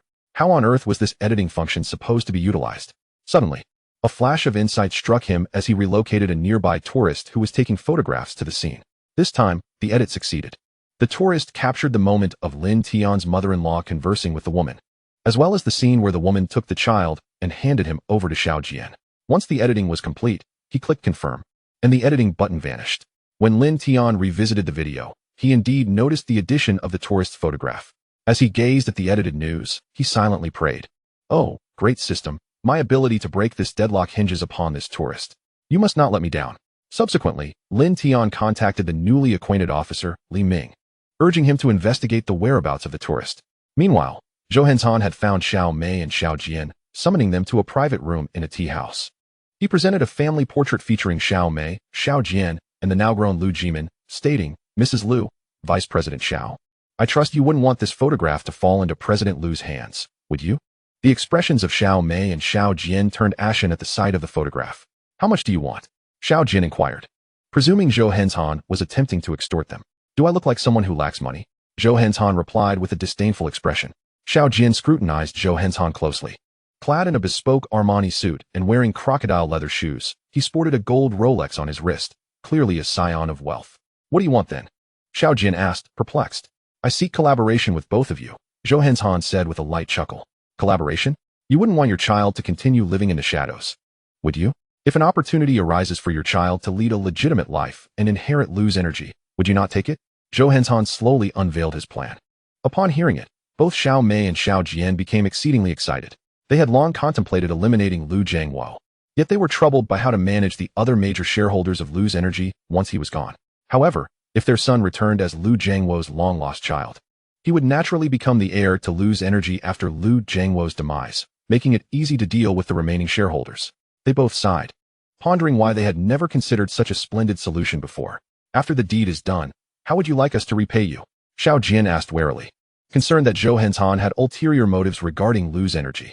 "Rest assured, I harbor no interest in your Lu's energy. I merely wish for the child to return and identify himself as the one intentionally abandoned by Lu Hong." Zhou Henzhan stated his condition. "Is it truly that simple?" Xiao Jian questioned in disbelief. Zhou Henzhan smiled and nodded, affirming, "Indeed, it is that simple. Do you bear a grudge against the Luo family? Xiao Jian speculated. Zhou Han did not respond, but handed over a business card. If you have made up your minds, you may contact me at this number. With that, he departed. Xiao Jian took the card, which bore the name Zhou Han.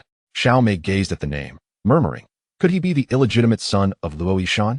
Chapter 52, The Butterfly Effect. May 15th, Thursday. Han City Sports Center, Table Tennis Hall. Lin Tian was engaged in a match with Lu Jiangwo.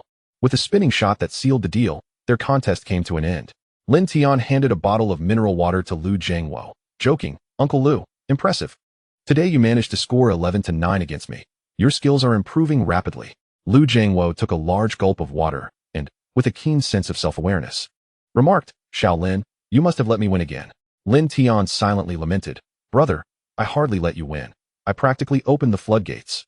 Otherwise, with my prowess as the sports titan, could you truly hold me to an 11-9 score? Ever since uncovering the truth behind the mother-in-law incident, Lin Tian had been contemplating how to approach Lu Jiangwo. Through the receptionist at the company, he learned that Lu Jiangwo's greatest passion was table tennis. Thus, Lin Tian resolved to use this sport to forge a connection with him. By sheer coincidence, Officer Li Ming was also an enthusiast of table tennis and a friend of Lu Jiangwo. This naturally allowed Lin Tian to connect with Lu Jiangwo. Utilizing his innate talent as a sports prodigy, Lin Tian decisively outplayed Lu Jiangwo, capturing his interest. As they competed daily, their camaraderie began to blossom. After their match, they retreated to the rest area. Lu Jiangwo set down his water bottle and looked at Lin Tian with a knowing gaze. Xiao Lin, speak candidly. Whose side are you on? What is your true intent in approaching me? Lin Tian was momentarily taken aback, but then shrugged, inwardly acknowledging, indeed. Those who rise to prominence are never simple characters. His sharp eyes had easily discerned Lin Tian's ulterior motives. For Lin Tian did not attempt to deflect. He believed in the power of sincerity. Thus, he candidly revealed his identity, saying, President Lu, I am the marketing manager of the Luo Group, and I hope you can provide our chairman with an opportunity to resolve our misunderstandings. Seeing Lin Tian's forthrightness, Lu Jiangwo's defenses lowered somewhat, and he smiled, saying, as I suspected, but your honesty has taken me by surprise.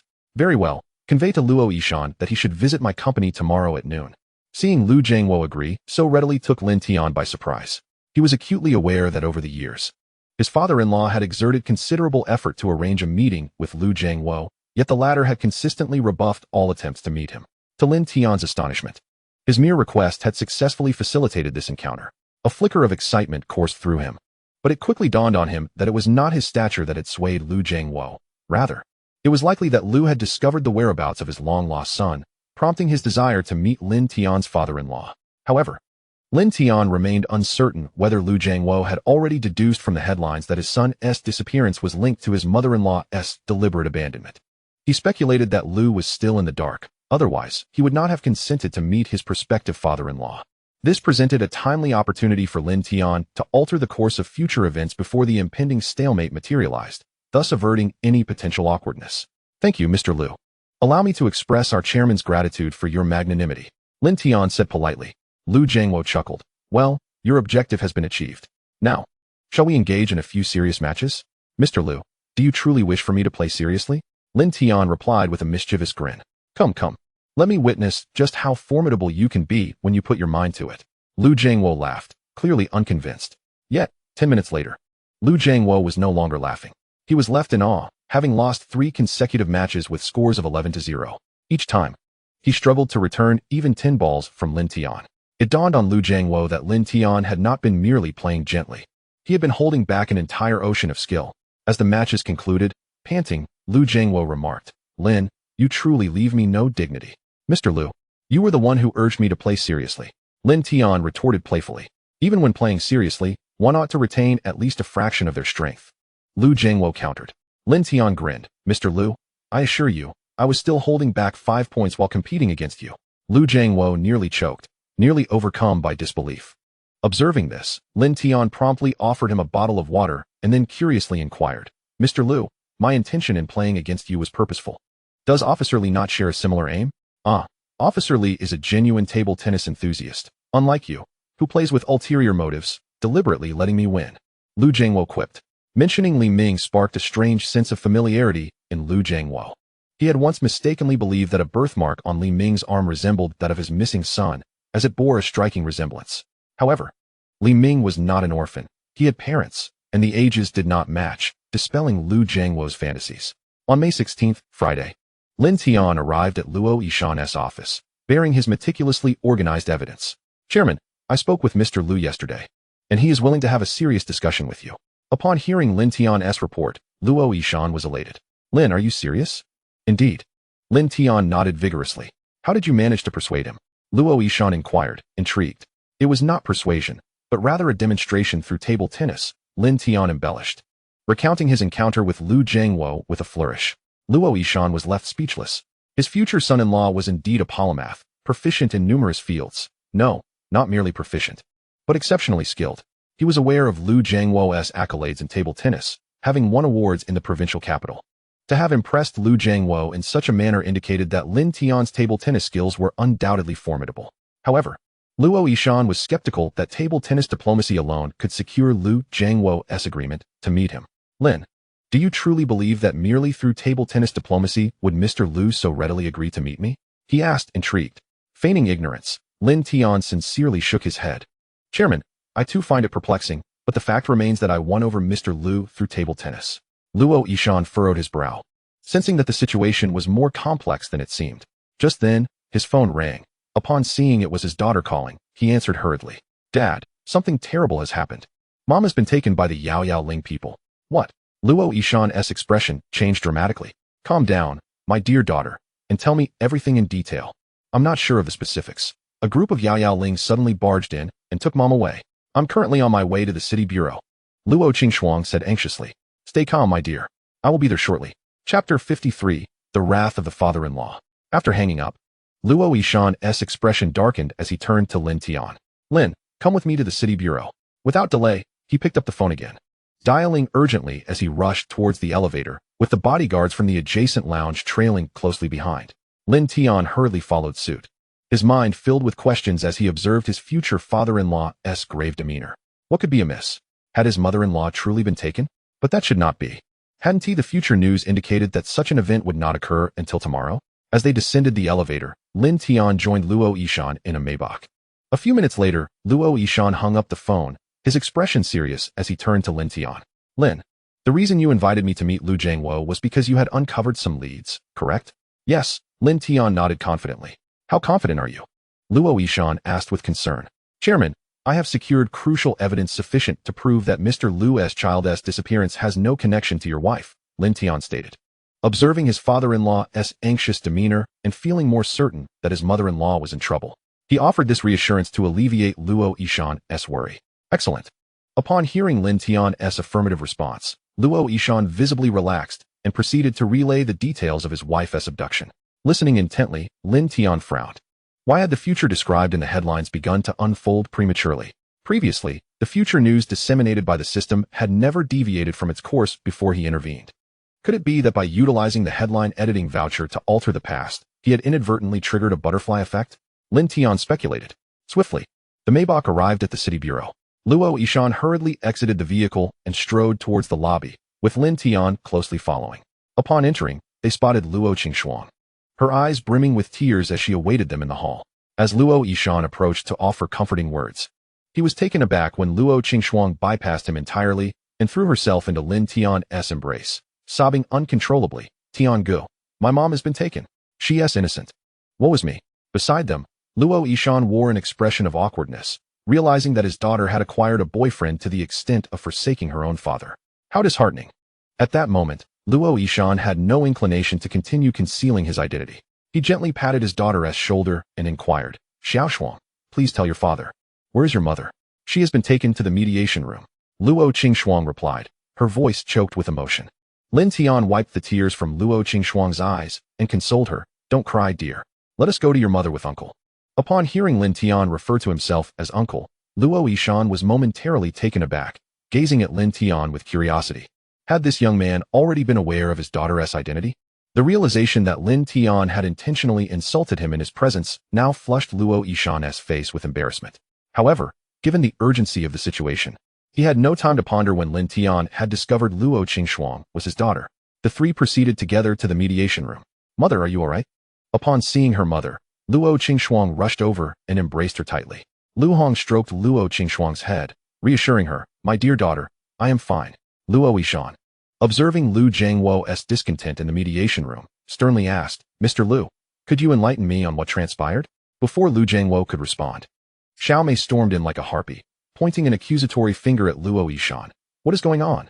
My son has been found, and according to his recollections, it was your wife who deliberately abandoned him. Luo Yishan ignored Xiao Mei, fixating his gaze on Lu Jiangwo, awaiting his explanation. Xiao Jian, restrain your cousin. Lu Jiangwo instructed the man beside him. Once Xiao Jian had pulled Xiao Mei aside, Lu Jiangwo began to elucidate, Mr. Luo. The reason I agreed to meet with Xiao Lin yesterday was that my son had been located and wished to discuss matters with you in person to clear up any misunderstandings. However, it turns out, based on my son's memories, there was no misunderstanding at all. It was Lu Hong who intentionally abandoned my son. What do you mean? Luo Yishan asked, perplexed. The officer in charge of the case hastily explained, Mr. Luo, based on the testimony of Lu Jiming, who has been missing for years, your wife claimed that she wanted to play a game of hide and seek with him. Consequently, he hid in a garbage bin and fell asleep, only to awaken in a landfill. The accounts provided by Lu Jiming and your wife are entirely contradictory, which is why we summoned your wife to assist in the investigation. Luo Yishan furrowed his brow. Can we be certain that this suddenly appeared Lu Jiming is indeed Mr. Lu's son? Indeed. The officer nodded affirmatively. DNA testing confirms a match rate of 99.99 with Mrs. Lu, so the child's identity is indisputable. However, he was only 8 years old when he went missing. Could there be issues with his recollection? Luo Yishan questioned. At that moment, Xiao Mei erupted once more. Luo Yishan, don't think you can absolve your wife. Everyone knows that your wife was the best friend of old Lu's ex-wife. That wretched woman, unable to bear children herself, had your wife steal my child. It turned out that Lu Hong had shared a close relationship with Lu Jiangwo's ex-wife, which was the motive behind Xiao Mei and Xiao Jian's scheme to frame Lu Hong. Now that my child is back, the truth is revealed. What do you have to say for yourself? Mrs. Lu, I believe there has been some misunderstanding. While I did have a good relationship with Alan, she moved abroad after divorcing Mr. Lu and has since started a new family. Having no intention of entangling you and Mr. Lu, how could she possibly have orchestrated such a criminal act? Lu Hong replied earnestly to the investigating officer. I assure you, my previous statements were entirely truthful. You're lying. My son has returned, and you still wish to argue. I see you're merely trying to protect your friend, which is why you intentionally abandoned my child.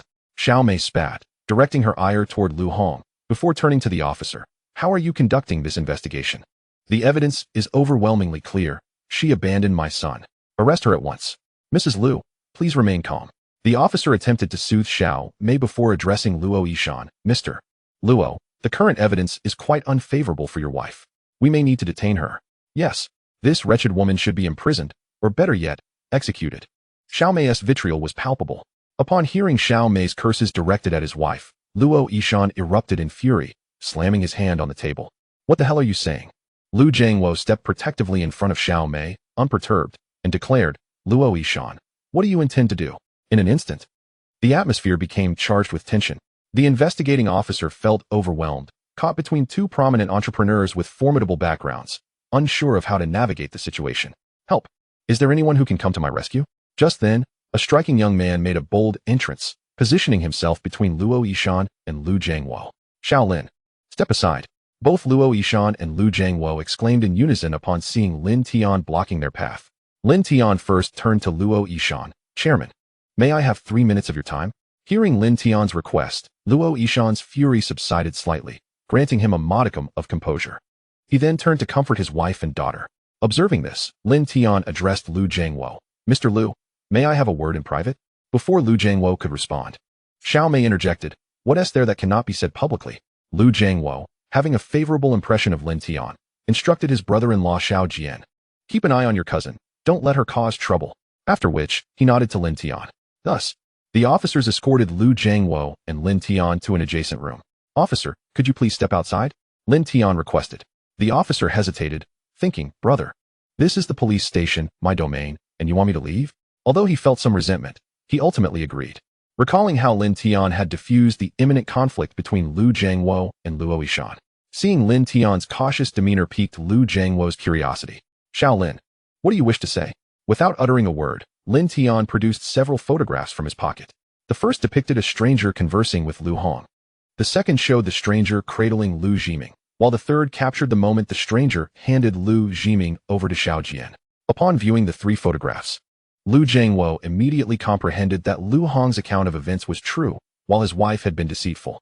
The realization that his son had been taken away by Xiao Jian confirmed some of his suspicions. Shaolin, where did you find these photographs? I learned from the wife of our chairman that she seemed to have spotted a tourist taking photographs nearby at that time. Thus, with a spirit of experimentation, she requested Officer Li to investigate, and unexpectedly, they indeed uncovered this collection of photographs, Lin Tian explained. Lu Jiangwo nodded, continuing to sift through the images. Upon encountering the fourth photograph, his countenance turned a deep shade of anger, his eyes nearly bulging out, his entire being trembling with rage. This fourth image featured the family portrait of Xiao Mei, Xiao Jian, and their recently recovered son, Lu Jiming. However, Lu Jiangwo soon suppressed his fury, letting out a long, resigned sigh. Observing Lu Jiangwo's reaction, Lin Tian understood that he was prepared to compromise, for he was advancing in years, childless, and in need of an heir for the Lu family's energy enterprise. Thus, Lu Jiangwo would choose to accept Lu Jiming, regardless of whether he was his biological son. Yet, such a decision would inevitably affect the future collaboration between the Luo group and Lu's energy. Lin Tian would never allow this to transpire. Fortunately, he had anticipated this possibility and had prepared accordingly. Hastily, Lin Tian spoke, Mr. Lu, you actually have other options. Lu Jiangwo, intrigued, turned his gaze towards Lin Tian. With a gentle smile, Lin Tian continued, Mr. Lu, do you recall your lover Han Mei from your graduate studies? Officer Li's mother is Han Mei. What do you mean? Lu Jiangwo's eyes sparkled with fervor as he queried, his emotions surging. It turned out that after graduating from his master's program, Lu Jiangwo had forsaken his longtime girlfriend Han Mei in pursuit of his aspirations, ultimately choosing to venture into business with his ex-wife. In the early stages of his enterprise, the laboratory environment was exceedingly rudimentary, devoid of any protective measures. Lu Jiangwo, engrossed in the study of batteries, electrical control, and motors, was directly exposed to electromagnetic radiation. Consequently, doctors had previously diagnosed him, cautioning that such radiation might impair his fertility. This was also the reason why, after years of marriage, he and his ex-wife remained childless. Lu Jiangwo, however, dismissed the doctor's warnings, and when Xiao Mei became pregnant with his child, he was overwhelmed with excitement, losing his capacity for rational judgment. Ultimately, under Xiao Mei's influence, he chose to divorce his ex-wife and marry her. Later, as Lu Jiangwo began to perceive the unusual nature of Xiao Mei's relationship with Xiao Jian, doubts arose. Yet just as he contemplated a DNA test for his son, Lu Jiming was lost due to Lu Hong's mishandling. The sight of Xiao Mei's heartbroken demeanor softened Lu Jiangwo's heart, dispelling any suspicions he had harbored against his wife. With the reappearance of his long-lost son, Lu Jiangwo's doubts dissipated. As Lin Tian had surmised, he was growing older and needed an heir for his company, regardless of whether Lu Jiming was his biological offspring. As long as the outside world recognized him as such, it sufficed. Shaolin, who else knows about the photographs? Aside from myself and Officer Li, no one else is aware, and I swear to you that it shall remain a secret among the three of us. Lin Tian whispered. Thank you. Lu Jiangwo expressed his gratitude, grasping Lin Tian's hand with fervor. Shaolin, I owe you a favor. After I resolve my current matters, I will personally visit the Luo group to sign the contract with you. I believe Mr. Lu will certainly find the outcome he desires. Lin Tian responded with well wishes. Just as Lu Jiangwo and Lin Tian returned to the mediation room, Xiao Mei quickly approached Lu Jiangwo, feigning innocence as she said, Darling, our son has suffered so much during the 10 years of his disappearance. You must ensure justice for him and not let the perpetrator go unpunished. Slap. Lu Jiangwo retaliated with a swift slap to Xiao Mei's face. Wretch, be silent. Darling, have you lost your mind? Xiao Mei exclaimed in bewilderment. Slap. Another blow fell as Lu Jiangwo's eyes turned icy. Silence. Xiao Mei, terrified, instinctively retreated towards Xiao Jian. Witnessing this scene only fueled Lu Jiangwo's anger further. He then commanded his bodyguards, take them both home. They are not to leave without my permission. Yes. Several bodyguards in dark suits promptly escorted Xiao Mei and Xiao Jian away from the scene. Lu Jiangwo then approached Luo Yishan and Lu Hong, sincerely apologizing, Madam Lu. I have wronged you over the years. I sincerely apologize. Following this, Lu Jiangwo bowed deeply to Lu Hong. Rest assured, once I have resolved my matters, I will publicly apologize to you and restore your reputation. Subsequently, Lu Jiangwo withdrew the accusations against Lu Hong. After completing all necessary procedures, he hurriedly departed, leaving behind the bewildered Luo Yishan family and the diligent investigators. Shaolin, what exactly did you discuss with Lu Jiangwo? Indeed, Tian Gu. Why did Lu Jiangwo's attitude toward my mother suddenly shift 180 degrees? Mr. Lin, what transpired? Please elaborate, as it would aid in my documentation. The investigators inquired with palpable curiosity. Observing their inquisitive expressions, Lin Tian mysteriously replied, "I'm sorry, but I promised Mr. Liu to keep it confidential." TCH. The crowd shot Lin Tian a friendly gesture. After handling the relevant formalities, Lin Tian and his girlfriend's family departed from the municipal office. In the Mercedes V-Class, Luo Yishan gazed at Lin Tian with amusement. "Xiao Lin, when did you realize that Xiao Shuang is my daughter?" Upon hearing her father's inquiry, Luo Qing Shuang also looked at Lin Tian with curiosity. "What, Tiange?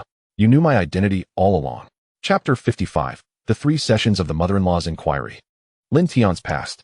Facing the scrutinizing gazes of his father-in-law, mother-in-law, and girlfriend, Lin Tian nervously licked his lips, inwardly lamenting the predicament of being cornered by his girlfriend's family. What should one say during the first interrogation by the mother-in-law and father-in-law? "I await your guidance, urgently." "Uncle, Aunt, I only began to suspect during the assassination attempt on Xiao Shuang, and I only just learned of her identity."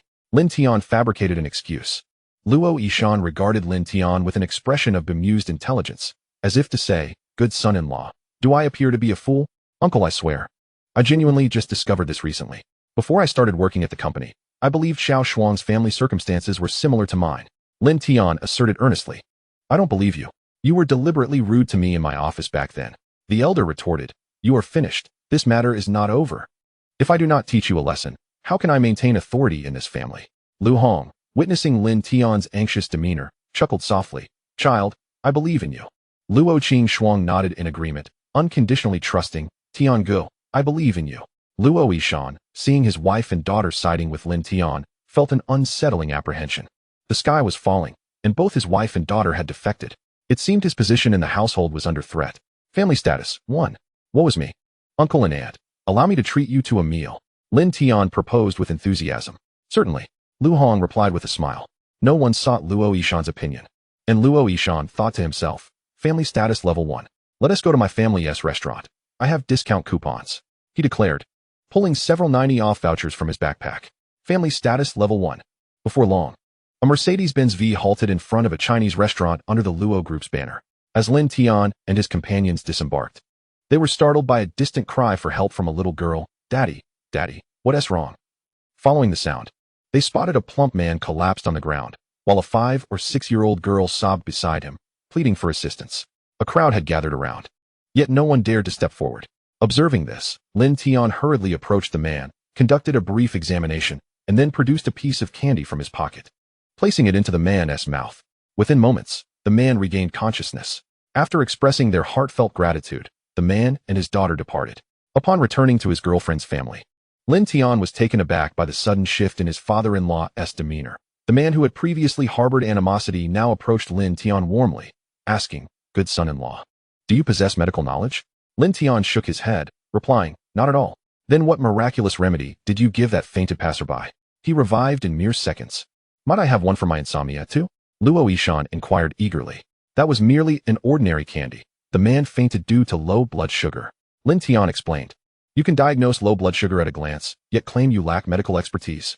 Luo Yishan pointed to his own aching back, saying, "Good son-in-law, I've been suffering from back pain. Could you perhaps administer a few acupuncture needles?" Lin Tian glanced at his girlfriend in confusion. Luo Qingshuang spun her finger around her temple, indicating, "Ignore him. He has lost his marbles." As they entered the restaurant, the manager immediately recognized the chairman and personally welcomed them, directing them to the largest royal dining room, where the head chef would prepare their meal.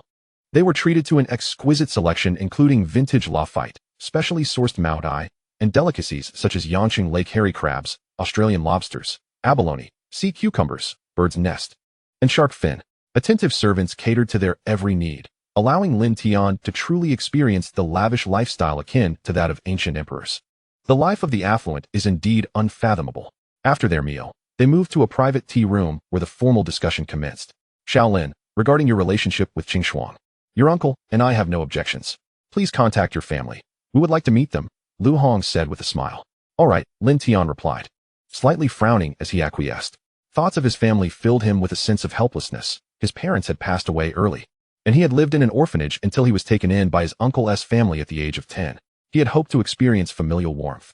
But his uncle's family merely coveted the old house left by his parents, claiming all the compensation from its demolition, while his education was funded through poverty assistance. and even his college living expenses were earned through hard work. Since starting university, he had scarcely been in contact with his uncle's family. Upon hearing her mother's words, Luo Qingxuang immediately defended Lin Tian, saying, "Mom, my brother Tian's family is just as superficial as some others." Lin Tian stifled a laugh, while Luo Yishan nearly spat out his tea, trembling in silence under the weight of family status level 1. "Do not worry, Aunt. Matters of marriage necessitate the presence of my elders. I will call my uncle to invite them to Hansheng to meet you and uncle," Lin Tian said, though he felt a bit sheepish. "However, my uncle's family has been living in a remote village, and they may possess some outdated customs. I hope you and uncle can be understanding of any rudeness." "No worries. Your uncle and I also come from humble beginnings," Lu Hong replied cheerfully. Luo Qingxuang quickly added, "Some people have likely forgotten their origins and have become quite pretentious." Lin Tian couldn't help but chuckle. Luo Yishan sighed internally, "Kid, don't laugh. The present me is your future self." The pleasant dining atmosphere allowed Lin Tian to genuinely feel the warmth of family. Ultimately, his father-in-law and family personally escorted him back to his rented apartment. Once home, Lin Tian promptly called his uncle. "Hello, who is this?" came his uncle's voice on the other end. Lin Tian sighed, realizing he had forgotten his own number. "Uncle, it's me, Xiao Tian." "Oh, Xiao Tian. Have you changed your number?" Yes, uncle. There is something I'd like to discuss. I've found a girlfriend, and her parents wish to meet my family." "Xiao Tian, your aunt and I raised you, but we have nothing left in the pantry. Your younger brother hasn't even married yet. We simply cannot provide any dowry." His uncle, misunderstanding Lin Tian's intentions, began to lament their financial woes. "Uncle, you've misunderstood. It's not about dowry. They just want to meet you and aunt, as you are my nominal elders." Lin Tian explained helplessly. No need. Just say you're an orphan. If they really want your family to appear, you can ask Director Chen from the orphanage. He was quite good to you back then," his uncle suggested before abruptly hanging up. Lin Tian attempted to call back, but the number was no longer reachable. Clearly, his uncle had blocked him. Sighing, Lin Tian shook his head, recalling Director Chen from the orphanage. Indeed, the director had treated him well during his time there, and if he needed to find a guardian, Director Chen would be far more reliable than his uncle's family. With this thought, Lin Tian blocked all contact with his uncle's family and called Director Chen, who warmly agreed to come over, even inquiring if Lin Tian had enough for a dowry, offering to lend him some of his retirement savings. Lin Tian was deeply touched and silently resolved to visit Director Chen as soon as he had the chance. After addressing the matter of introducing his family, Lin Tian opened the Future Headlines app. Just as Lu Jiangwo was apologizing, the system sent a reward notification. "Ding, congratulations to the host for altering the future trajectory. You have received a reward treasure chest." Excitedly, Lin Tian rushed to open it. "Ding, treasure chest opened successfully. Congratulations to the host for acquiring the editorial tool, Truth Card." Gazing at the reward, Lin Tian was utterly bewildered. A headline editor tool? An honest truth card? What on earth are these items? How does one even utilize them? The system interface did not present an active search button, nor did it display where this reward was located. Could it possibly materialize out of thin air? Lin Tian silently stared at the table before him. Nothing was there. It was quite awkward. Just as Lin Tian began to suspect that the system might have encountered a bug that devoured his rewards, suddenly, the system popped up 3 pieces of future news. The first headline read, "A wealthy family's banter. The billionaire's son-in-law, after climbing the social ladder, reluctantly refuses to lend his foster parent's son 600,000 for the dowry." Upon reading this news, Lin Tian felt an ominous sensation. This was a video report. He clicked to play it and was left dumbfounded. There he saw his uncle, aunt, and younger brother brandishing a banner in the lobby of the Luo group, cursing him, while his brother's heavily pregnant girlfriend stood beside him. A number of unscrupulous journalists surrounded his uncle's family, inciting them to defame him. The events depicted in the video were set to unfold a week later. After watching the video, Lin Tian was at a loss for words. Just moments ago, his uncle had blocked him, and now, within the span of a week, they were seeking him out again. Furthermore, his brother not only had a girlfriend, but appeared on the verge of becoming a father. However, upon seeing his brother's girlfriend with a prominent belly, Lin Tian fell into deep contemplation. He vividly recalled the time he secretly took his brother for male-exclusive cosmetic surgery when the doctor had quietly informed him that his brother suffered from congenital infertility, a diagnosis he still kept to this day. To spare his brother from heartbreak, Lin Tian had never disclosed this secret to anyone. How could it be that his brother was suddenly on the brink of marriage with a child on the way? While pondering this perplexity, Lin Tian suddenly noticed an edit button on the video interface. A glimmer of hope sparked within him. Could he edit future news? He clicked the button, and the system reward, the honest truth card, appeared on the editing page. Although there were no explicit instructions, as a seasoned bookworm of 10 years, Lin Tian could surmise its function from the name of the reward.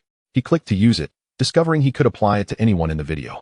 After a moment's hesitation, he chose to use it on his already pregnant sister-in-law. With successful application, the honest truth card vanished, and the editing interface automatically exited. Lin Tian clicked to play the video once more. When the unscrupulous reporter interviewed his sister-in-law, her response sent chills down his spine.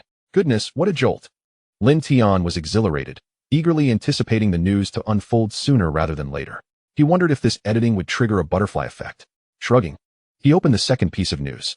The Dragon Boat Festival turns into a calamity. A major safety incident occurs at a grand cultural performance in Han City.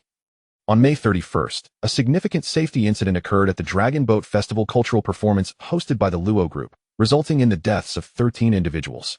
The high-ranking officials of Han City are paying close attention to this matter, and the primary responsible party, Luo Yishan, has been taken in for investigation, reported on the evening of May 31st. Upon reading the news, Lin Tian curled his lip. It was evident that this was the handiwork of Zhou Henzhan. As he began to scrutinize the news for clues, his eyes inadvertently glanced at the next headline.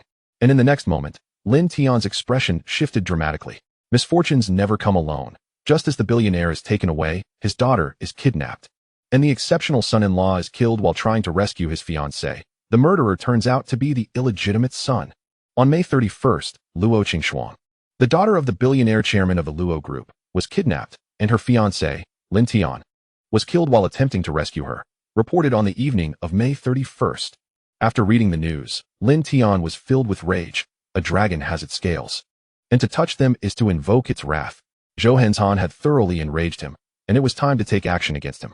How dare he lay a hand on his girlfriend, and even have him killed? He could no longer allow Zhou to act with impunity. He must be dealt with. Lin Tian suddenly realized that perhaps his uncle's family was also being manipulated by Zhou Henzhan from the shadows. In truth, Lin Tian had unfairly blamed Zhou Henzhan for his uncle's family's troubles. At that moment, Zhou Henzhan was already scheming a significant incident set to occur in half a month's time, and to kidnap Luo Qingshuang. He had sought out Yi Fan. Young Master Yi, Lin Tian is merely a poor boy from the countryside. What right does he have to compete with you? Zhou Henzhan began to sway Yi Fan. Yi Fan's expression darkened as he listened to Zhou Henshin's insinuations. Young Master Yi, I have heard that Miss Luo has been your childhood friend.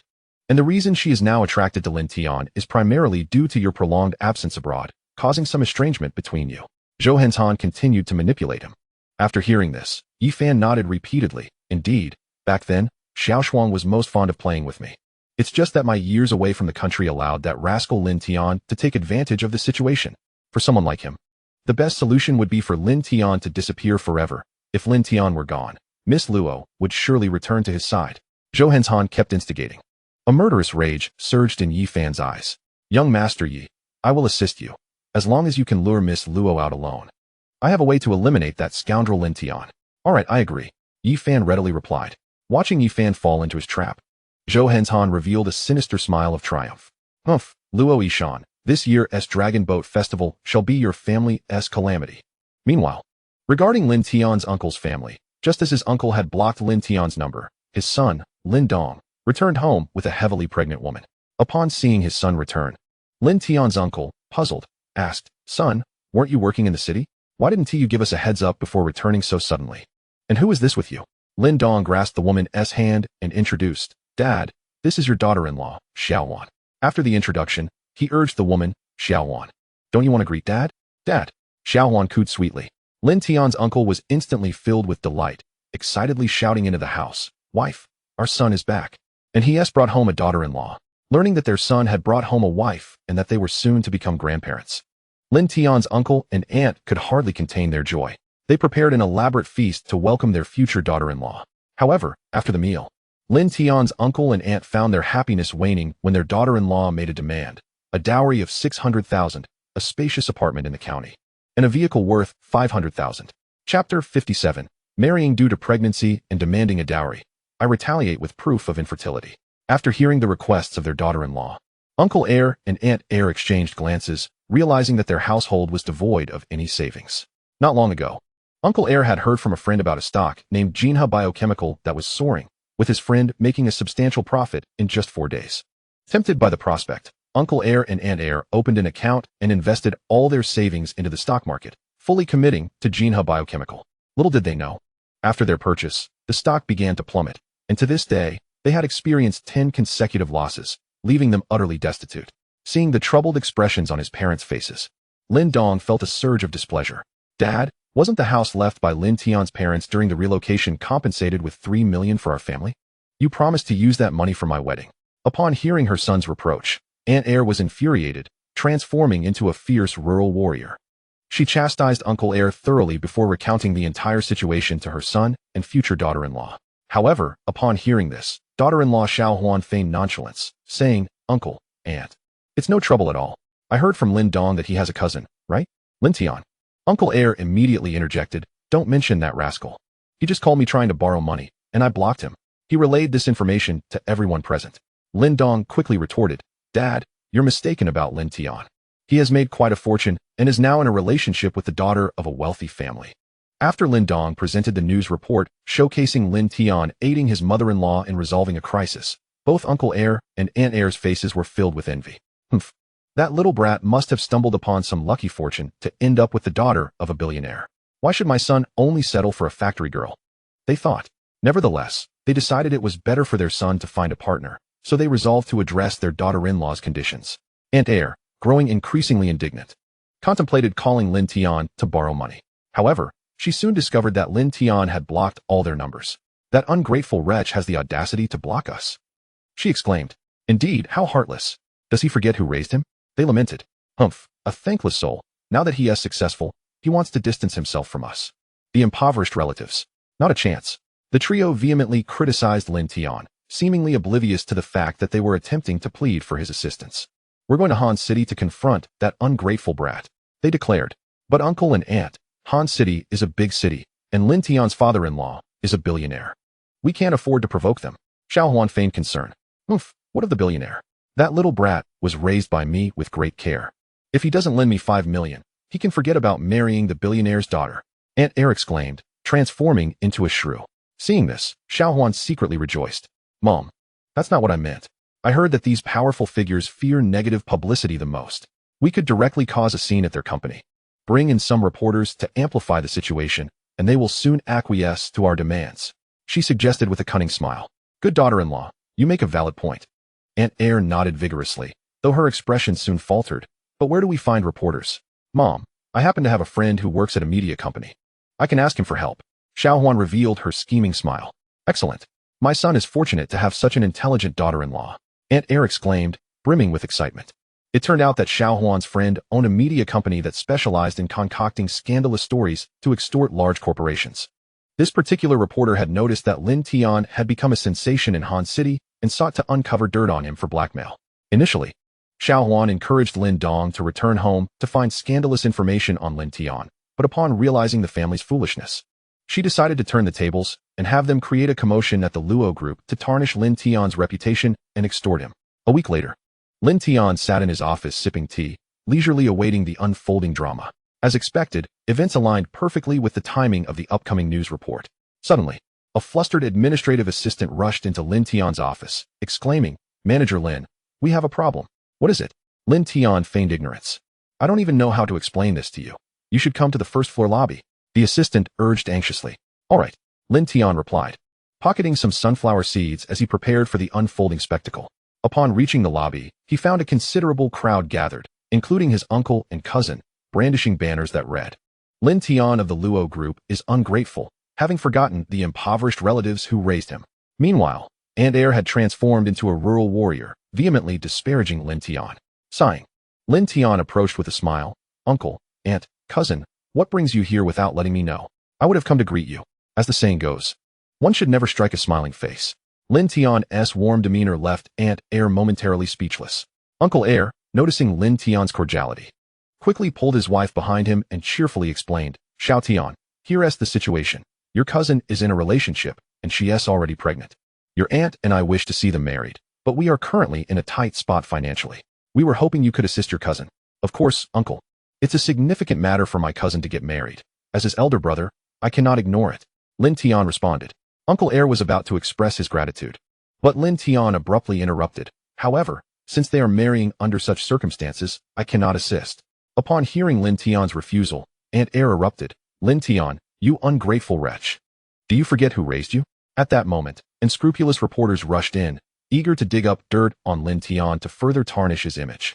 Mr. Lin, I've heard that your uncle's family raised you from childhood until university. Is that true? One reporter inquired. Indeed. Lin Tian nodded. Seeing his agreement, the reporter smirked inwardly. Thinking, this so-called sensation isn't as impressive as rumored, he seems a bit foolish. It appears the tales of great fortune and intellect are merely exaggerations.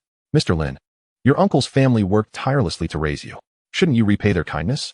The reporter pressed. Indeed. Lin Tian continued nodding, a bemused expression on his face as he regarded the unscrupulous reporter. Why are you unwilling to assist your cousin? This seems rather ungrateful. The unscrupulous journalist unleashed his trump card, positioning himself on a moral high ground, ready to challenge Lin Tian. Lin Tian merely smiled faintly, asserting, it's not that I am unwilling to help. I simply cannot. His response left the journalist momentarily silenced, yet he curiously inquired, why is that? Lin Tian feigned a look of difficulty as he glanced at his uncle and aunt. Aunt, let us find a more private setting, and I shall disclose the reason. However, his aunt retorted fiercely, humph. You ungrateful wretch, who needs to change locations? Let us clarify matters publicly. With a deep sigh of resignation, Lin Tian turned to his cousin.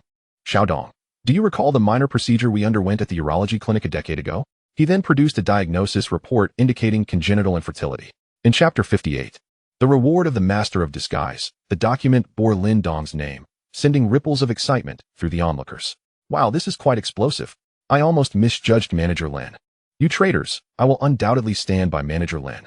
Indeed, those three in this group of journalists are not to be trusted. They are here to tarnish Manager Lin's reputation. Previously anxious for Manager Lin's reputation, they now realize their concerns were unfounded.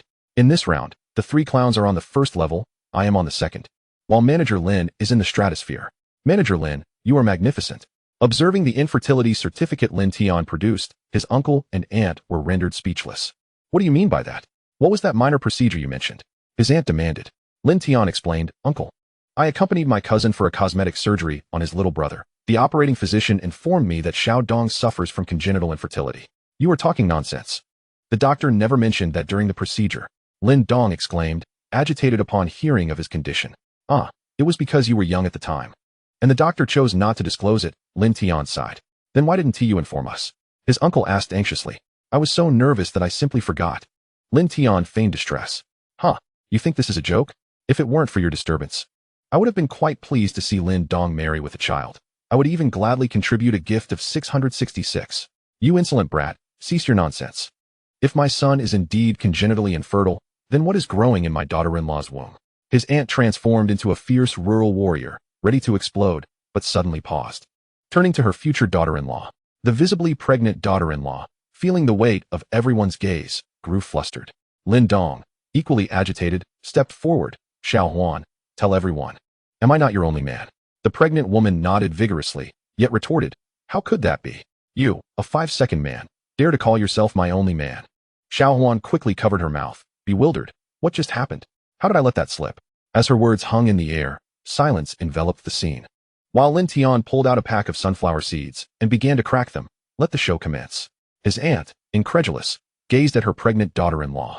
Are you implying that you intentionally sought my son as a fallback? The daughter-in-law gestured in denial, yet spoke. Of course. Your son is such a fool. Often boasting about how your family seized his cousin's $3 million in relocation funds. Isn't he a natural fallback? If it weren't for that purpose, who would willingly follow him? With astonishment etched across her face, she wondered, what has become of me? Upon hearing his girlfriend label him a naive cash cow, Lin Dong's fury ignited. You wretched woman, tell me, whose child is it that you carry? The pregnant woman desperately attempted to silence herself, but could not resist the urge to speak the truth. If I knew whose it was, would I need you to be the fallback? Hearing that his girlfriend was akin to a public bus, Lin Dong could no longer contain his rage and slapped her hard. You shameless wretch, I will end you. As the rural warrior aunt could no longer restrain herself, she seized her future daughter-in-law by the hair and began to drag her mercilessly. I curse your mother. Wretched woman, die? Lin Tian covered his eyes with his hand, unable to bear the bloodshed and violence before him. The aunt and Lin Dong were relentless, eventually rendering Xiao Huan unconscious. Ultimately, Xiao Huan was taken away by an ambulance, while Lin Tian escorted his uncle's family to a hotel. Shortly thereafter, he received a call from the security guard who had transported Xiao Huan to the hospital. informing him that both she and her unborn child were unharmed, merely suffering minor injuries. Now, Officer Li Ming had taken Xiao Huan and the unscrupulous journalist away for investigation.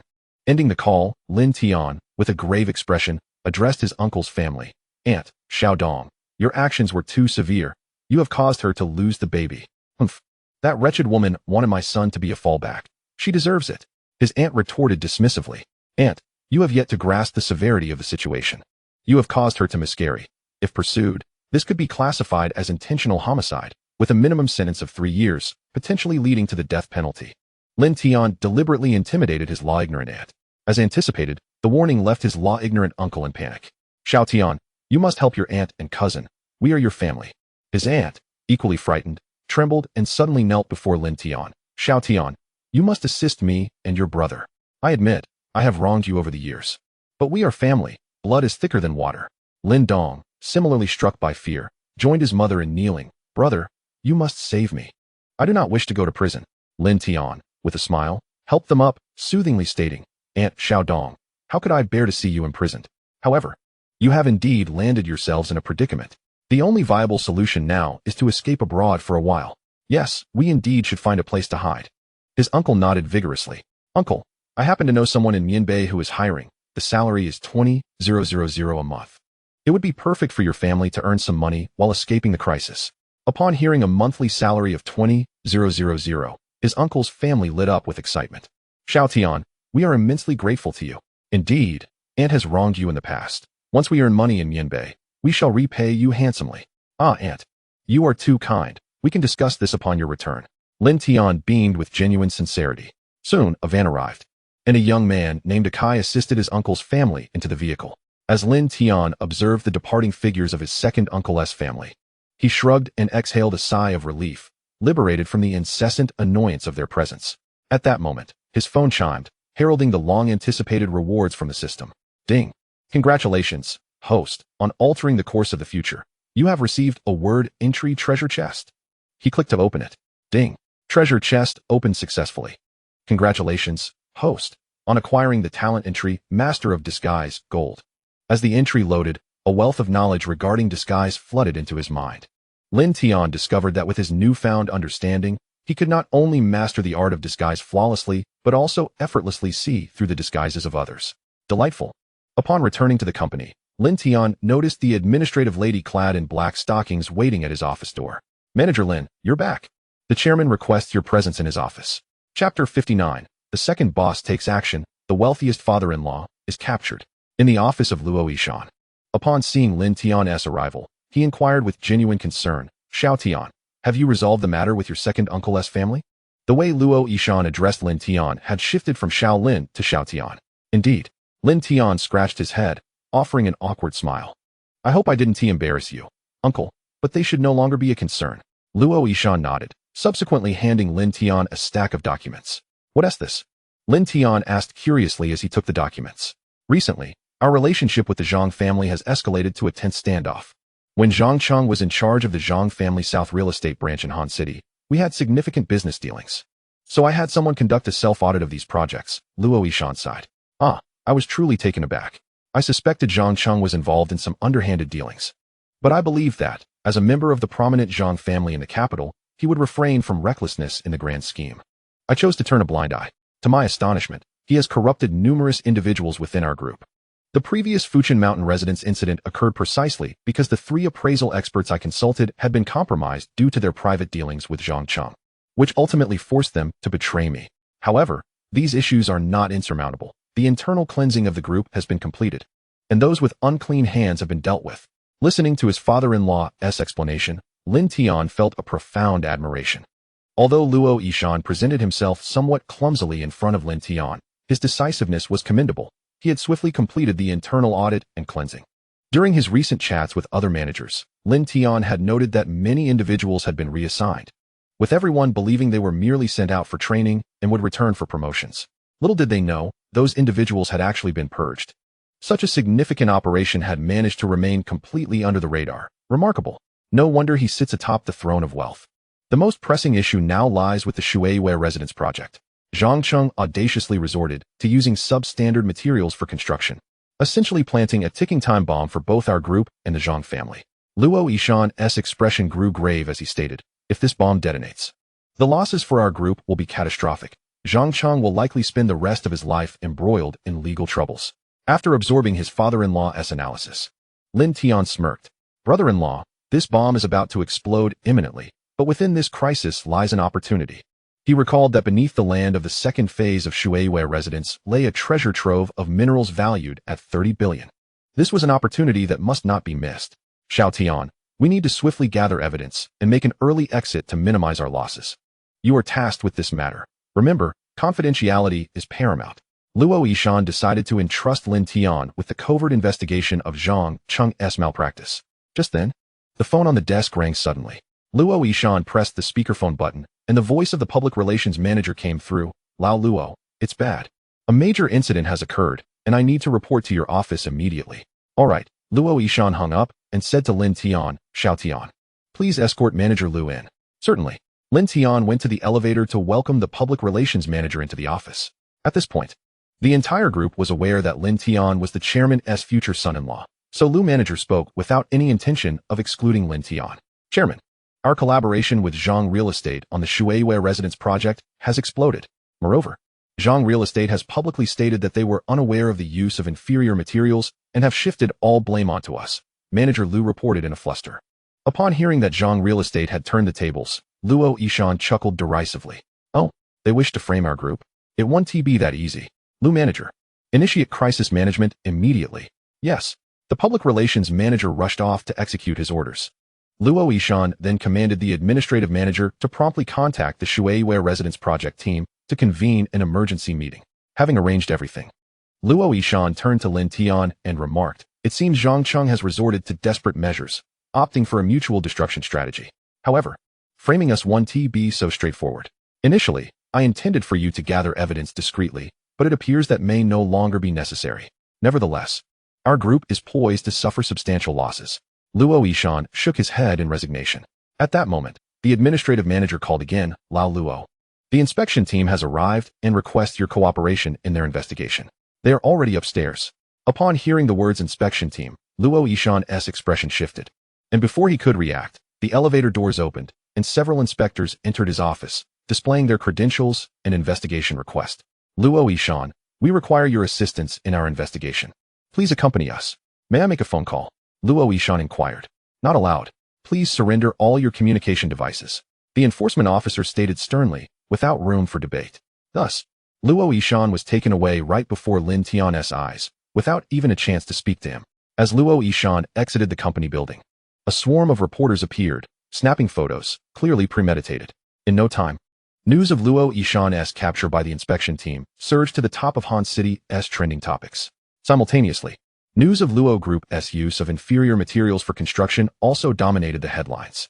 Homeowners who had purchased properties in Shuiwei residence flocked to Luo Group to seek justice. Observing the orderly sequence of events unfold, Lin Tian comprehended that this was undoubtedly the machinations of Zhou Henzhan behind the scenes. However, what puzzled Lin Tian was that the future news had only mentioned the mineral vein beneath Shuiwei residence, but did not report on his father-in-law's arrest. Could it be yet another butterfly effect? Lin Tian found himself engulfed in confusion. This sudden upheaval had caught him off guard. Not long after, my mother-in-law and my girlfriend, Luo Qingshuang, arrived at the corporate office building. Inside Luo Yishan's office, my mother-in-law, Lu Hong, began incessantly making phone calls. After concluding a call, Lu Hong's expression turned grim. "Tiangu, what on earth has happened? Why has my father been suddenly taken away?" Luo Qingshuang anxiously inquired of Lin Tian.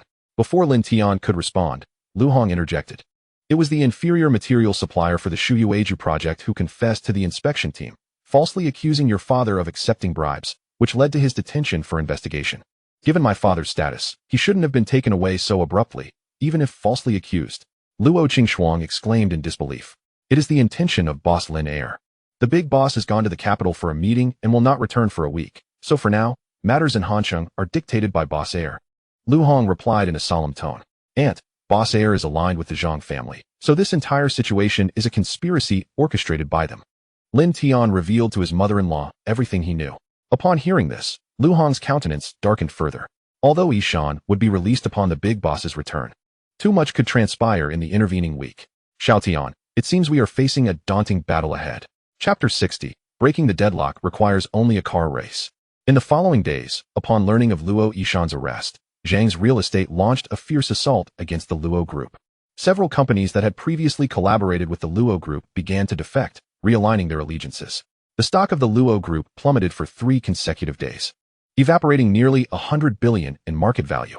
Fortunately, Luo Yishan had already conducted a thorough purge within the group, and Lin Tian's performance during this tumultuous period had established him with considerable prestige among the internal ranks. Furthermore, with Lu Hong supporting Lin Tian, the morale within the Luo group remained stable, avoiding internal discord. However, the multitude of issues arising daily from the diverse industries the Luo group was involved in overwhelmed Lin Tian. It dawned on Lin Tian that being the richest man was no easy feat. Without substantial capability, one could not maintain such a position. He found himself increasingly admiring his father-in-law. On May 26th, a Monday, after completing his immediate tasks, Lin Tian reclined on the office sofa, contemplating how to rescue his father-in-law. Suddenly, the phone rang. It was Lu Ruobing calling. "Hello, I have a way to connect you with boss Lin Air in Hanqing." Her voice was cold and direct. "What method?" Lin Tian asked, excitement evident in his tone.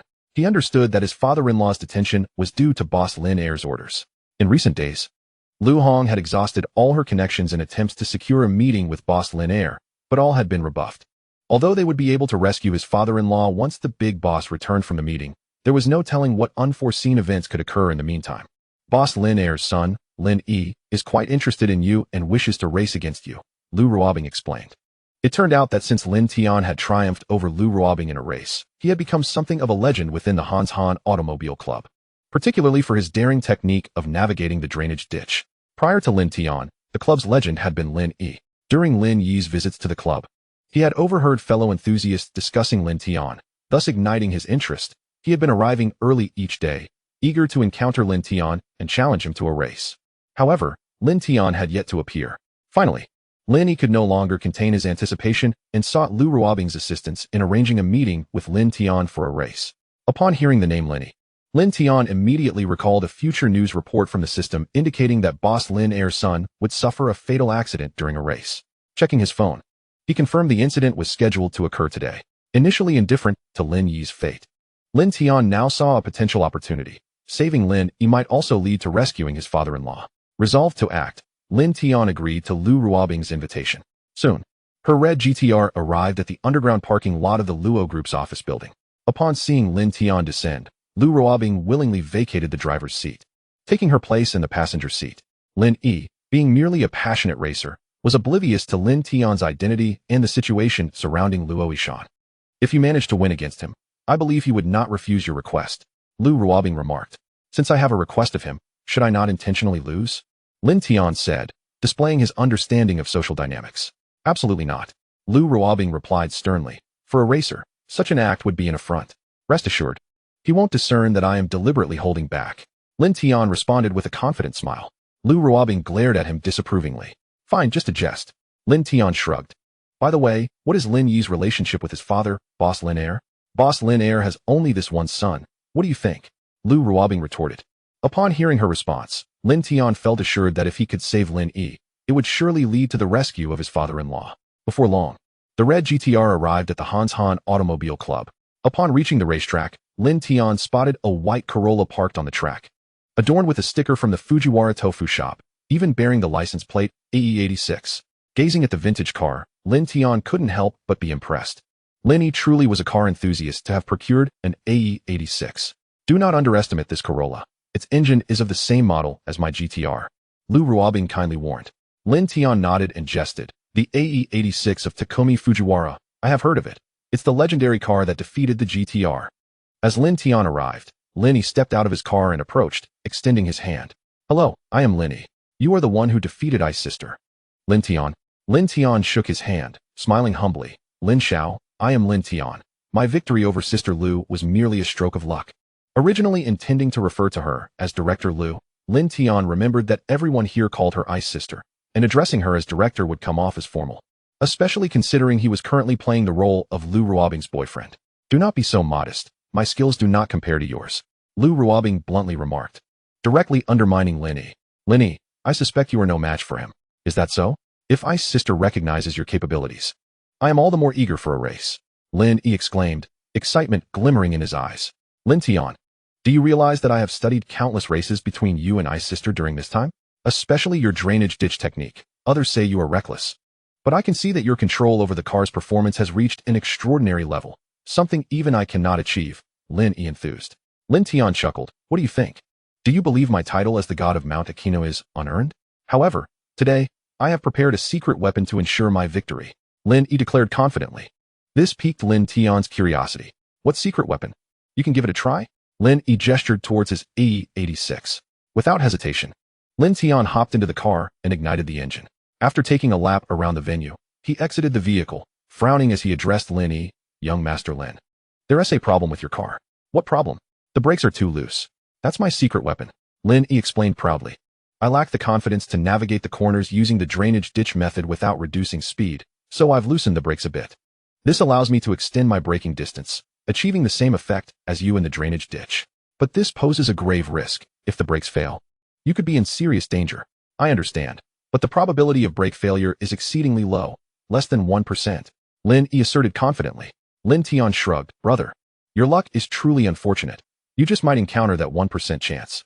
Lin Tian chose not to elaborate further. Saving Lin Yi in a life-and-death situation would be far more precious than the friendship gained through mere warnings of risk. Once both were prepared, the race commenced. Lin Yi drove the AE-86, while Lin Tian piloted Lu Ruobing's GTR. Chapter 61, The Second Boss's Approval. Although Lin Tian drove Lu Ruobing's GTR at the start, he found himself left far behind by Lin Yi's E86. Inside the club's bar, countless spectators had gathered, and bets had already been placed. This time, both racers had odds of 1-to-1. Clearly, even the bookmakers were hesitant to determine who possessed superior driving skills. After all, Lin Yi was the reigning champion of the car club, while Lin Tian had dazzled the crowd with his ability to navigate sharp turns without losing speed. As the race began, the audience erupted into fervent discussions. Haha, young Master Lin lives up to his reputation, taking an early lead. It's too early to tell. Young Master Lin's AE-86 has been modified to its limits. Overtaking Ice Sister's GTR at the start is quite normal. The key lies in the corners. Indeed, the corners are the focal point of this race. Look, they're entering the mountain curves. Look, young Master Lin is employing his unique technique of inertia drifting. Absolutely stunning. Goodness, Lin Tian can drift with inertia too. How impressive. The two drivers matched each other skillfully, drawing applause from countless spectators. It seemed that only the sharp turn at the mountain's peak would reveal who would emerge victorious. Soon, the two cars approached the sharp turn at the mountain's summit. They're about to hit the turn.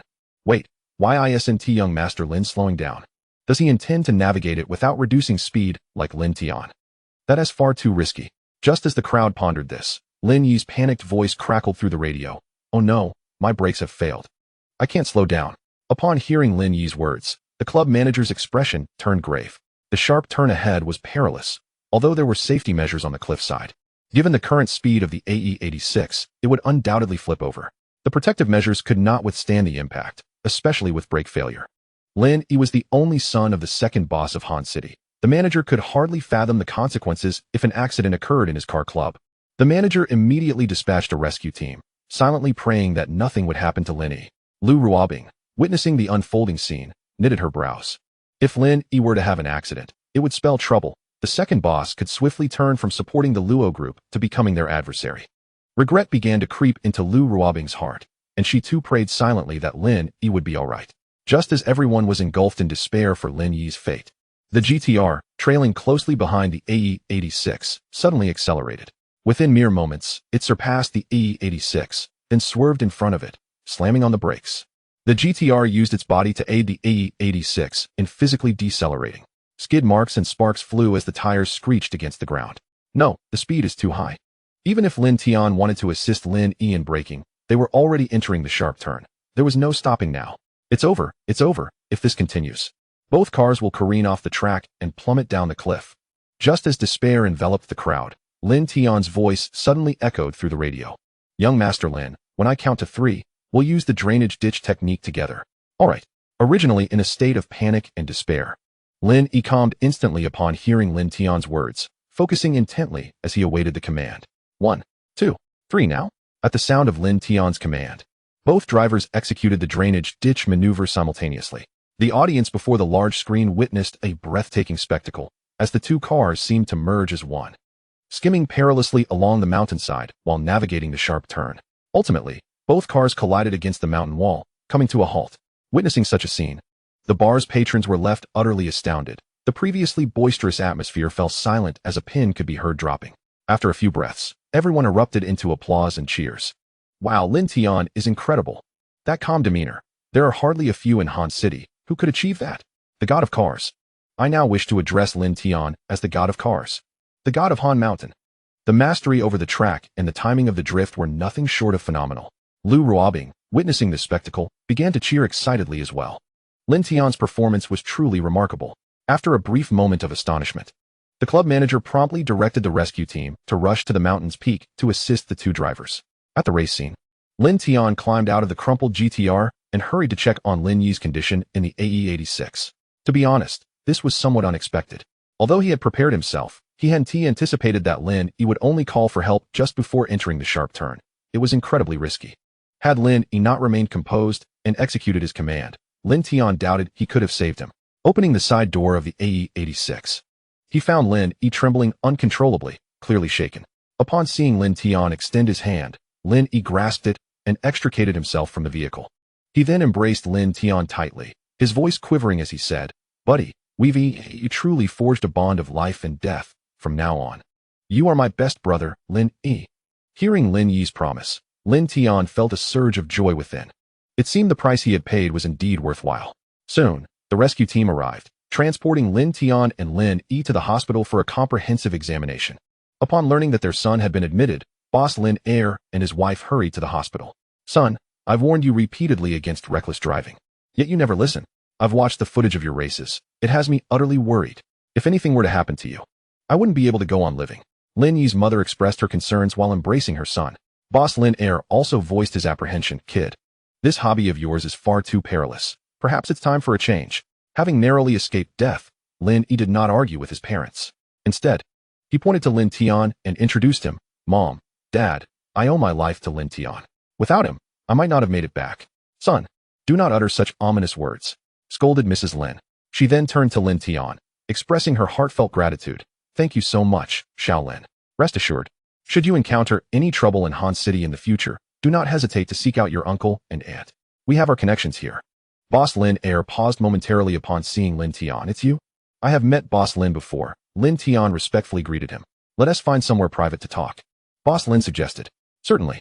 Thus, Lin Tian and Boss Lin proceeded to an empty corridor. "Although Heiress' accident stemmed from your actions, you selflessly saved him," Boss Lin acknowledged. It was evident that he had deduced Lin Tian's motive for racing with his son was to establish a connection with him.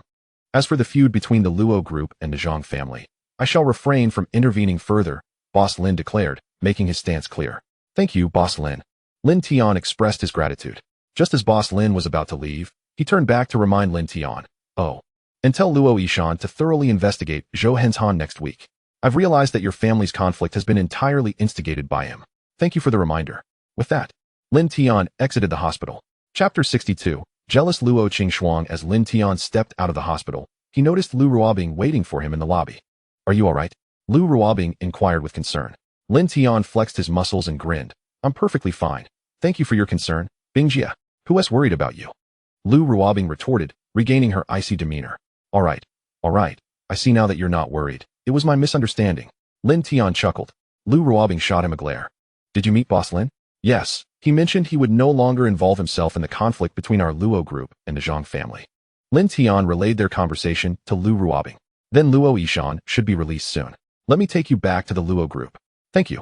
Lu Ruobing led Lin Tian to a red Panamera. "Are you driving, or shall I?" Lin Tian teased. "Bingjia, I'm currently an injured party." Lu Ruobing didn't respond and took the driver's seat, while Lin Tian settled into the passenger seat. On the way, Lu Ruobing suddenly asked, "If I were in a similar perilous situation, would you risk everything to save me?" Upon finishing her question, Lu Ruobing felt her cheeks flush.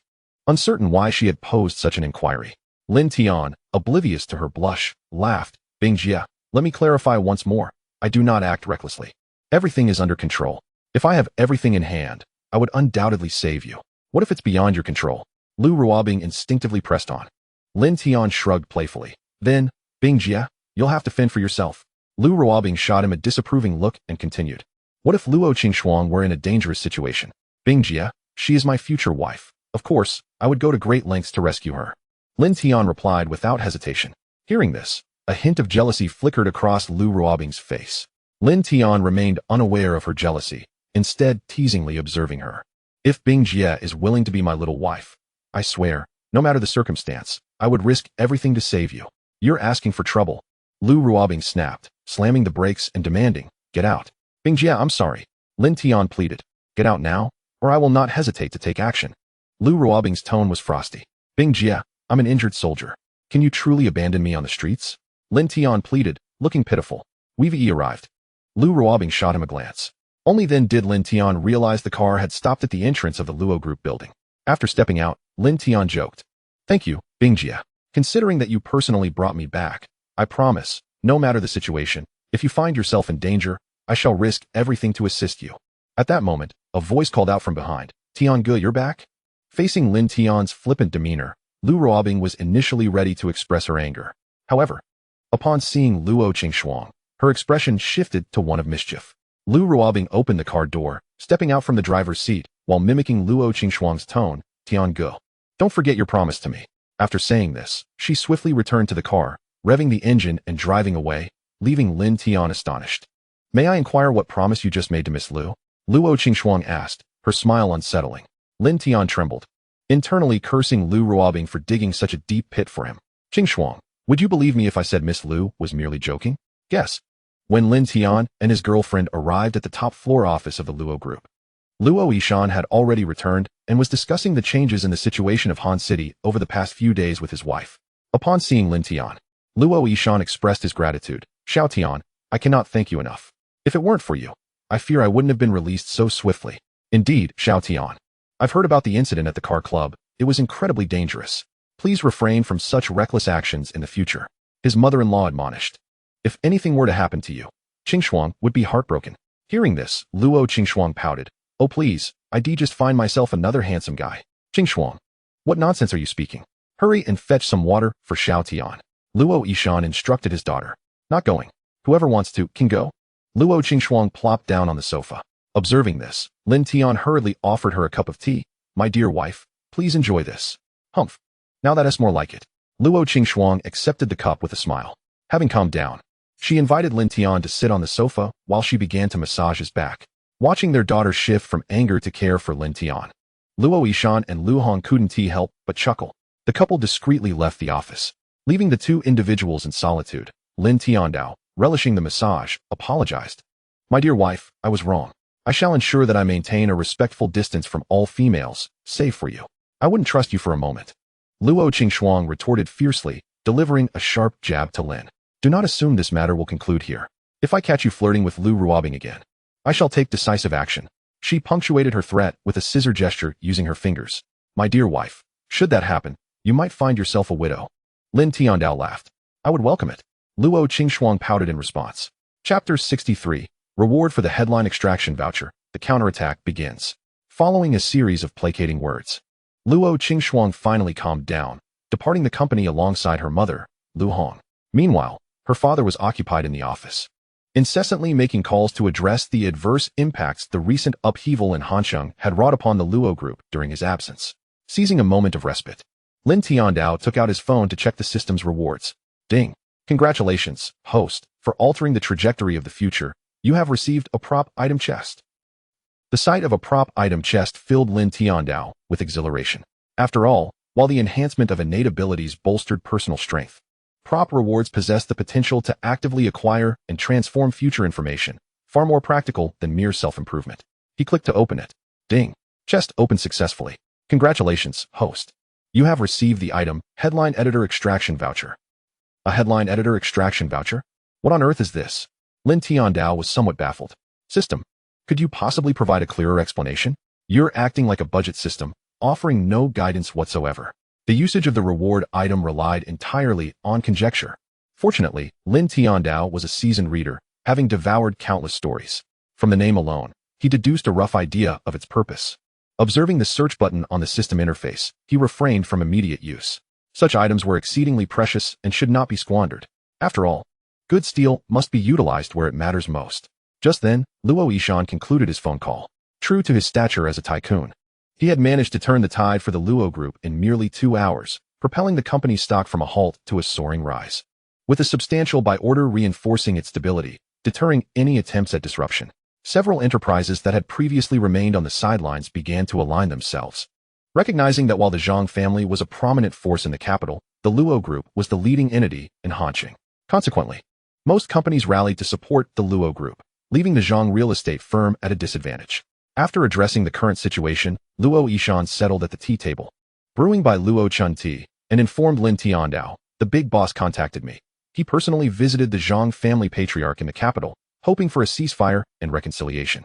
However, the elder Zhang's stance was quite rigid, demanding that our group publicly apologize for Zhang Cheng's unfortunate incident and return the Lin Huan building to him, along with covering all losses from the Shuyueju project. The big boss acquiesced. Lin Tian inquired, his emotions surging. This was an unequal treaty tantamount to conceding sovereignty, and he found it intolerable. Luo Yishan shook his head. Of course, the big boss would never agree to that, but the Zhang family was pivotal during Hanqing's developmental phase, and our second boss invested considerable resources to bring them on board. If we allow matters to deteriorate with the Zhangs, it may lead other out-of-province enterprises to perceive our local businesses as difficult to engage with, jeopardizing Hanqing's investment strategy. The elder Zhang's inflexible stance stems from the unfortunate incident involving Zhang Cheng, which, due to a series of coincidences, has pointed fingers at us, with irrefutable evidence. Upon hearing his father-in-law's explanation, Lin Tian furrowed his brow, pondering whether his encounter with Zhang Cheng at the gemstone shop was a twist of fate. Such a coincidence seemed improbable. Even if everything was orchestrated by Zhou Henzhan, was he, the unexpected son, part of his scheme? Could it be that Zhou Henzhan possessed a system capable of predicting the future? Noticing Lin Tiandao's frown, Luo Yishan assumed he felt guilty about the situation. So he quickly reassured him, "Little Tian, there's no need to worry excessively. After all, Zhang Cheng's malpractices in construction are quite severe. If the elder Zhang wishes to protect him, he will surely have to make concessions." Indeed, Lin Tiandao nodded. "By the way, uncle, the second boss reminded me to keep an eye on Zhou Henzhan." Aware that Zhou Henzhan and Zhang Xian were behind Zhang Cheng's predicament, he aimed to steer his father-in-law's investigation in that direction. Upon hearing Zhou Henzhan's name, Luo Yishan's brow furrowed. From his very name, I can sense his profound animosity towards me. Yet, despite leveraging numerous connections, I have been unable to uncover any details about this fellow's background. I even enlisted the aid of underground forces to locate him for a face-to-face discussion, but he is quite elusive, seemingly aware of my pursuit and hiding away, leaving no trace. However, I have received word that he appears to be associated with the Qilin Society. The Qilin Society? Lin Tiandao exclaimed, intrigued. What is that? He had only learned from the system about Zhou Henzhan's association with a group of wealthy second-generation individuals, but had never heard of the Qilin Society. Seeing Lin Tiandao's confusion, Luo Yishan hastily clarified. The Qilin Society has recently gained notoriety in the stock market, but remains shrouded in mystery. I have invested considerable effort merely to ascertain its name, but I have no leads on the forces behind it. Our group's recent stock decline bears their shadow. Upon hearing his father-in-law's explanation, Lin Tiandao connected the dots, realizing that this so-called Qilin Society was likely the organization formed by the wealthy second-generation individuals Zhou Henzhan had befriended. Only such privileged youths could have such an ostentatious name. Were they trying to announce to the world that they were all heirs of grand fortunes? Lin Tiandao shrugged. Originally intending to leverage his father-in-law's influence to locate Zhou Henzhan, he now recognized he had underestimated him. Without offering some bait, it seemed unlikely that this fellow would reveal himself easily. To draw Zhou Henzhan out, it was imperative to sever his ties with Zhang Xian, leaving him without support in Hanqing. Lin Tiandao recalled Zhou Henzhan's actions during the Dragon Boat Festival. Could it be that the current situation had cut off his escape route, prompting him to resort to desperate measures in attempting to kidnap his girlfriend? Had he lost his composure due to concern for her safety, leading to his downfall?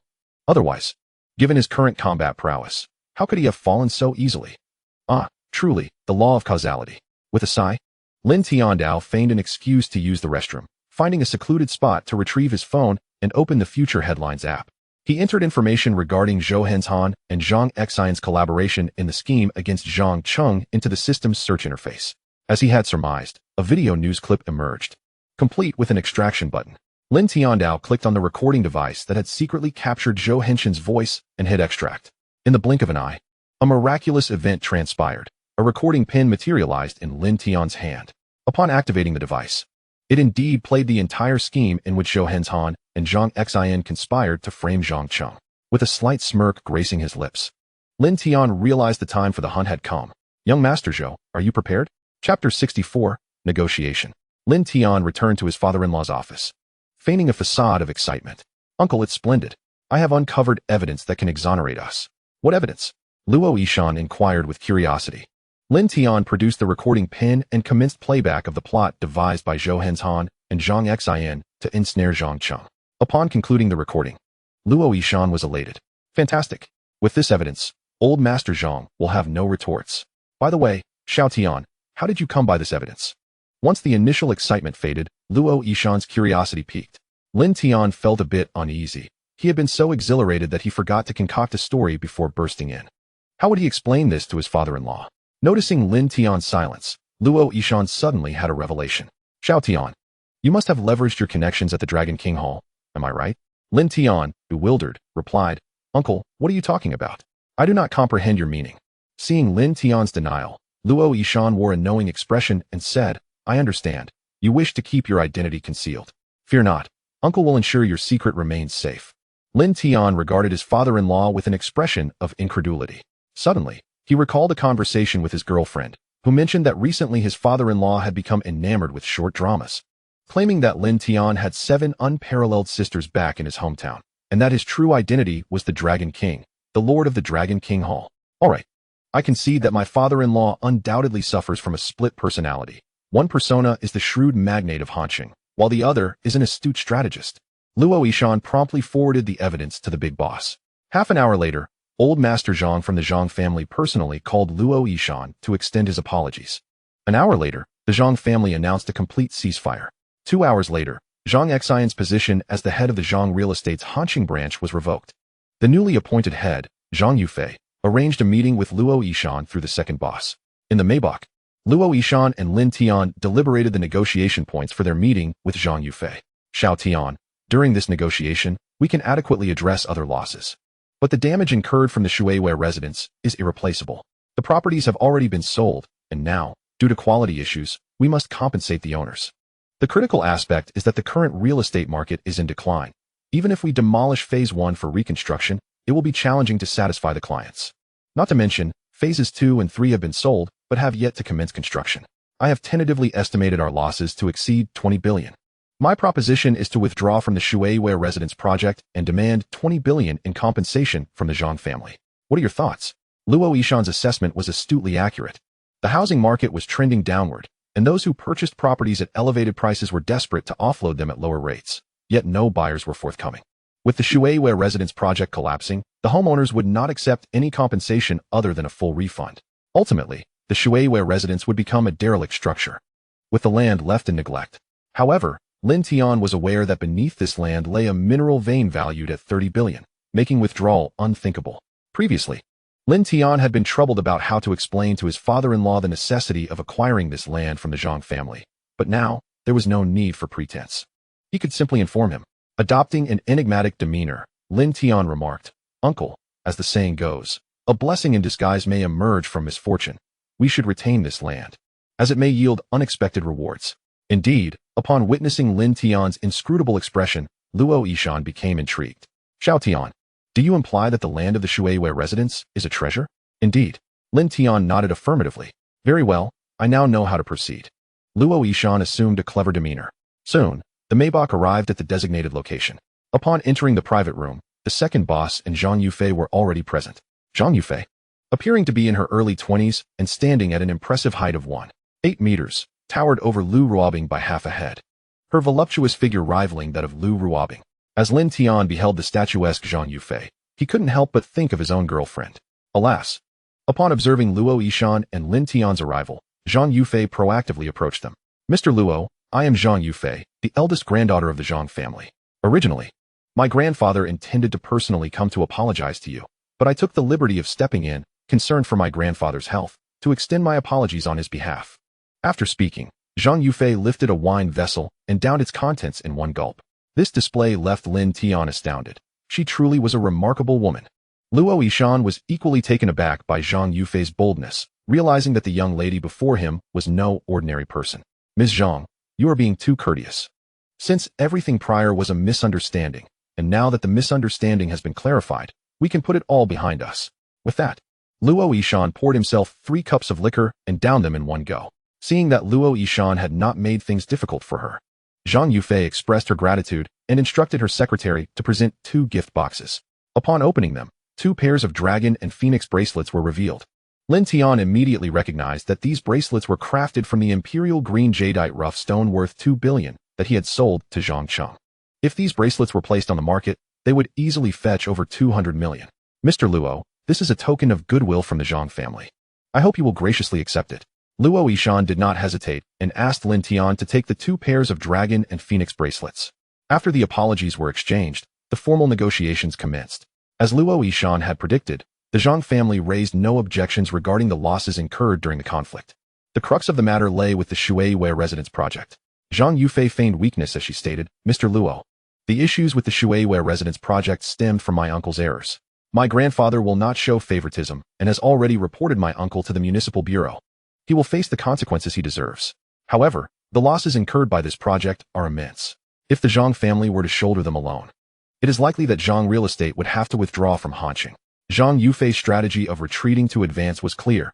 If Zhang Real Estate truly exited Hanqing, it would significantly impact future investment and recruitment in the city.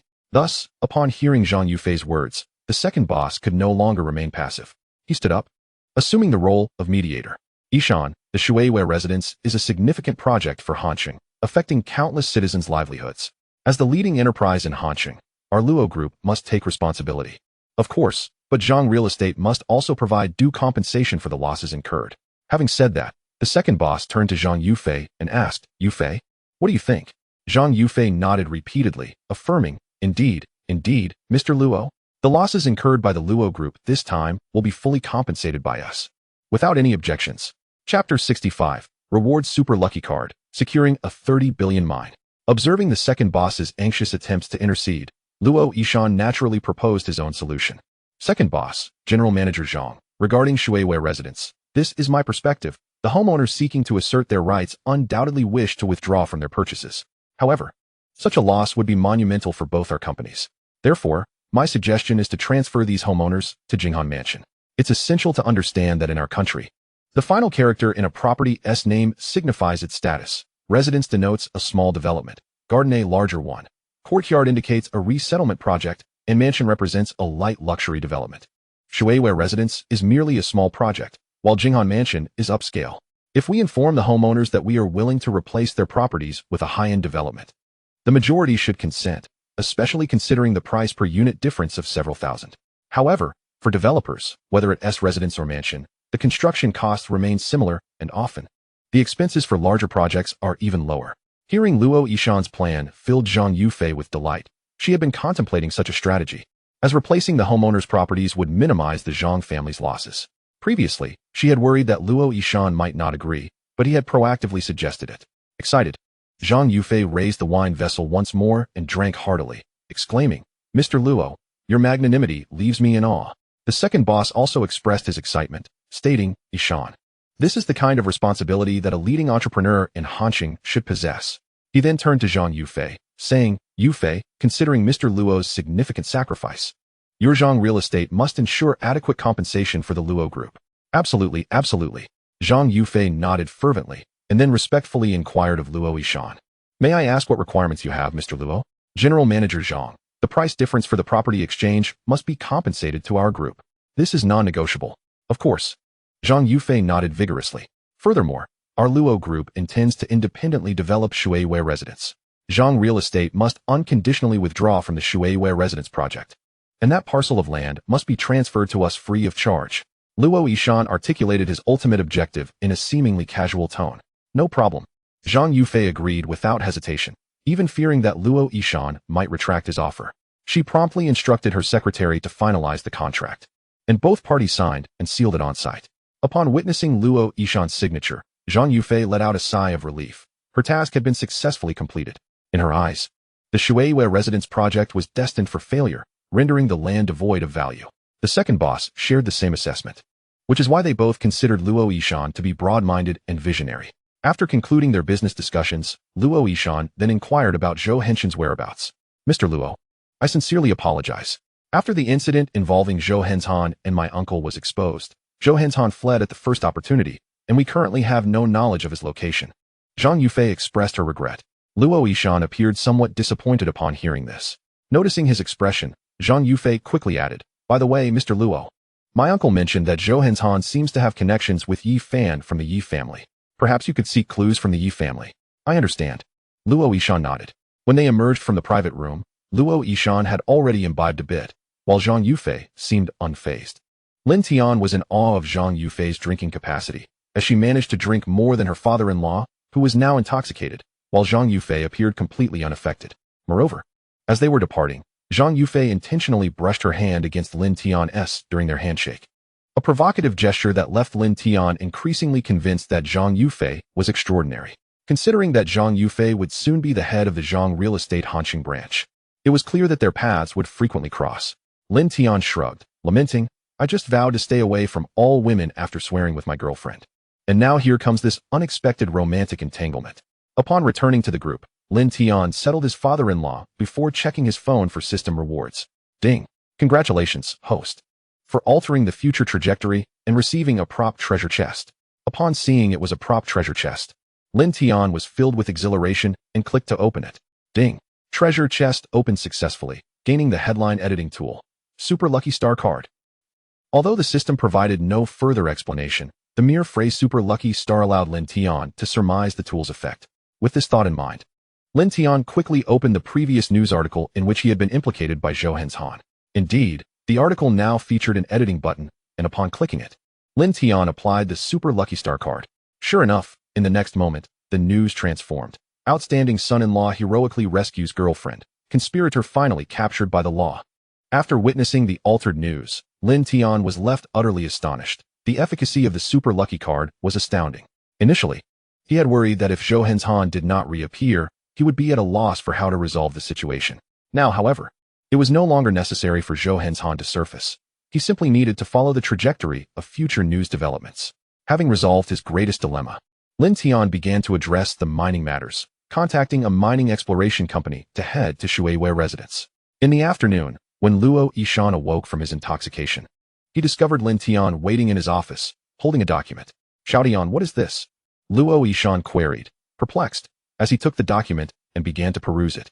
In the next moment, his eyes widened in astonishment. This Luo Yishan stammered, overwhelmed with excitement.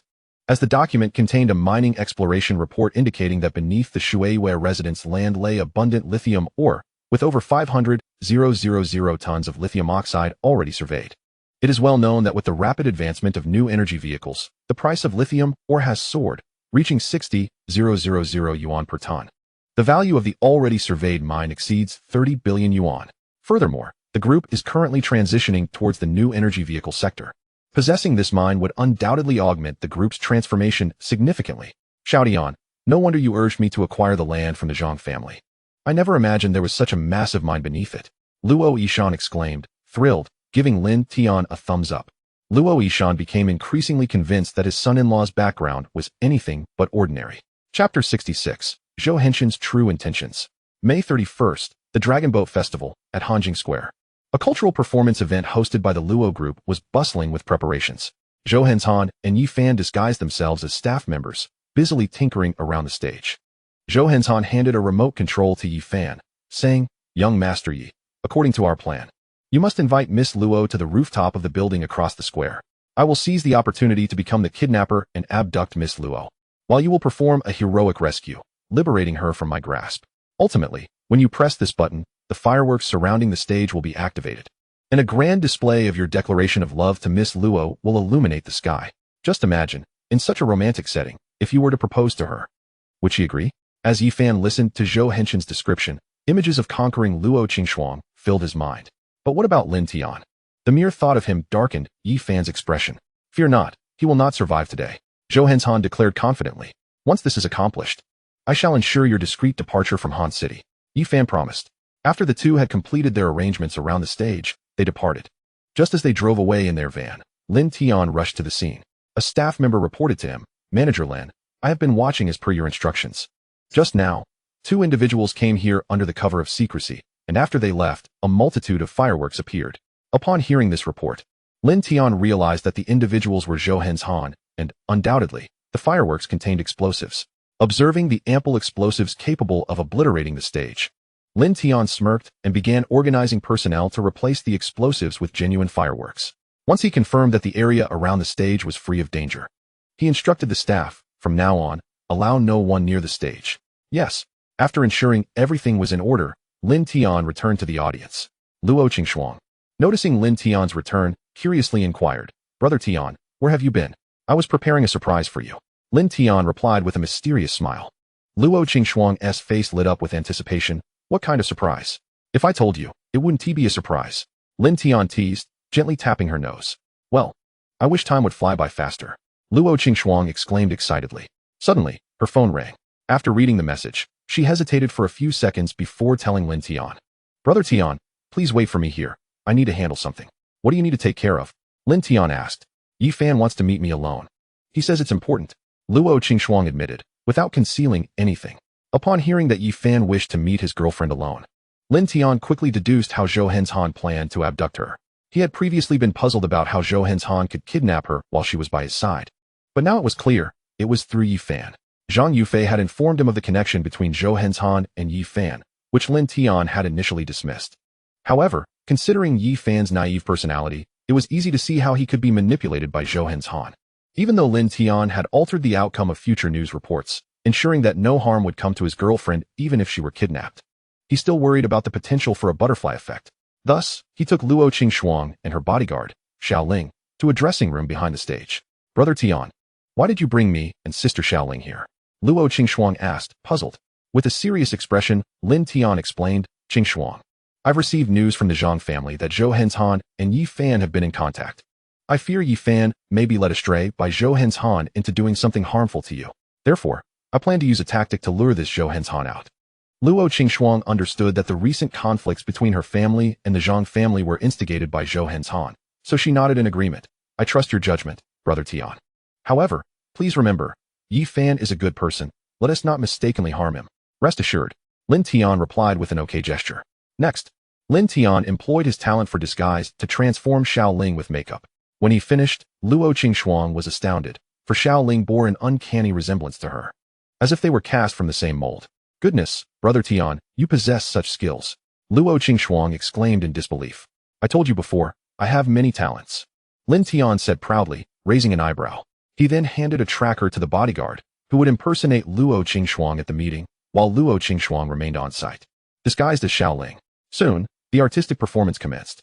Numerous dignitaries attended, including the major and minor bosses, alongside key representatives from various enterprises.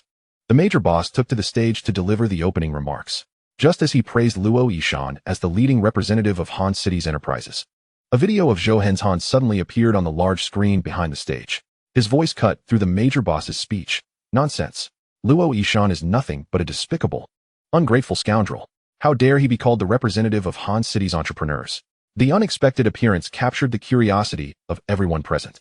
With the recent negotiations between the Luo family and the Zhang family, it was common knowledge that the conflict had been secretly instigated by a man named Zhou Henzhan. Everyone became intrigued by Zhou Henzhan's identity, with some even speculating that he might be Luo Yishan's illegitimate son. As Zhou Henzhan emerged on the screen, the crowd transformed into a curious audience, eagerly glancing at Luo Yishan seated at the front. Even the major boss paused his speech, gazing at Luo Yishan with intrigue.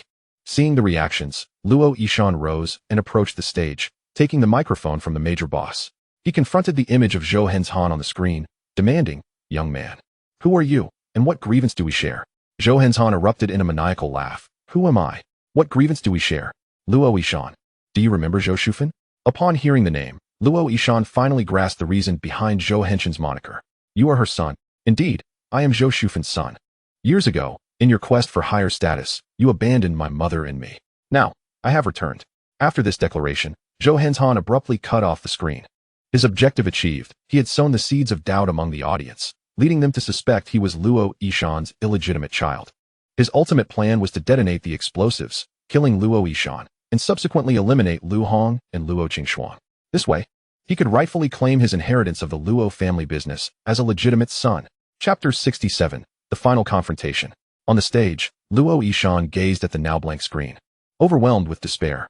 Now, it seems that no amount of cleansing in the Yellow River can absolve me of my past. Indeed, I once harbored a secret infatuation for Zhou Shufan in my youth, and to some extent, my current achievements are intertwined with her influence. Had she not categorically rejected me back then, I, Luo Yishan, would not have been spurred to strive with such fervor and carve out my present success in Han City. Yet, my relationship with Zhou Shufan is utterly innocent. As I surveyed the scene, I found all eyes fixed upon me, each person wearing an expression of incredulity. Even the big boss appeared astounded as if he had just unearthed a sensational scandal. The implication was clear. It turns out my own reputation is sullied, and all our hard work was merely to resolve your grand family drama.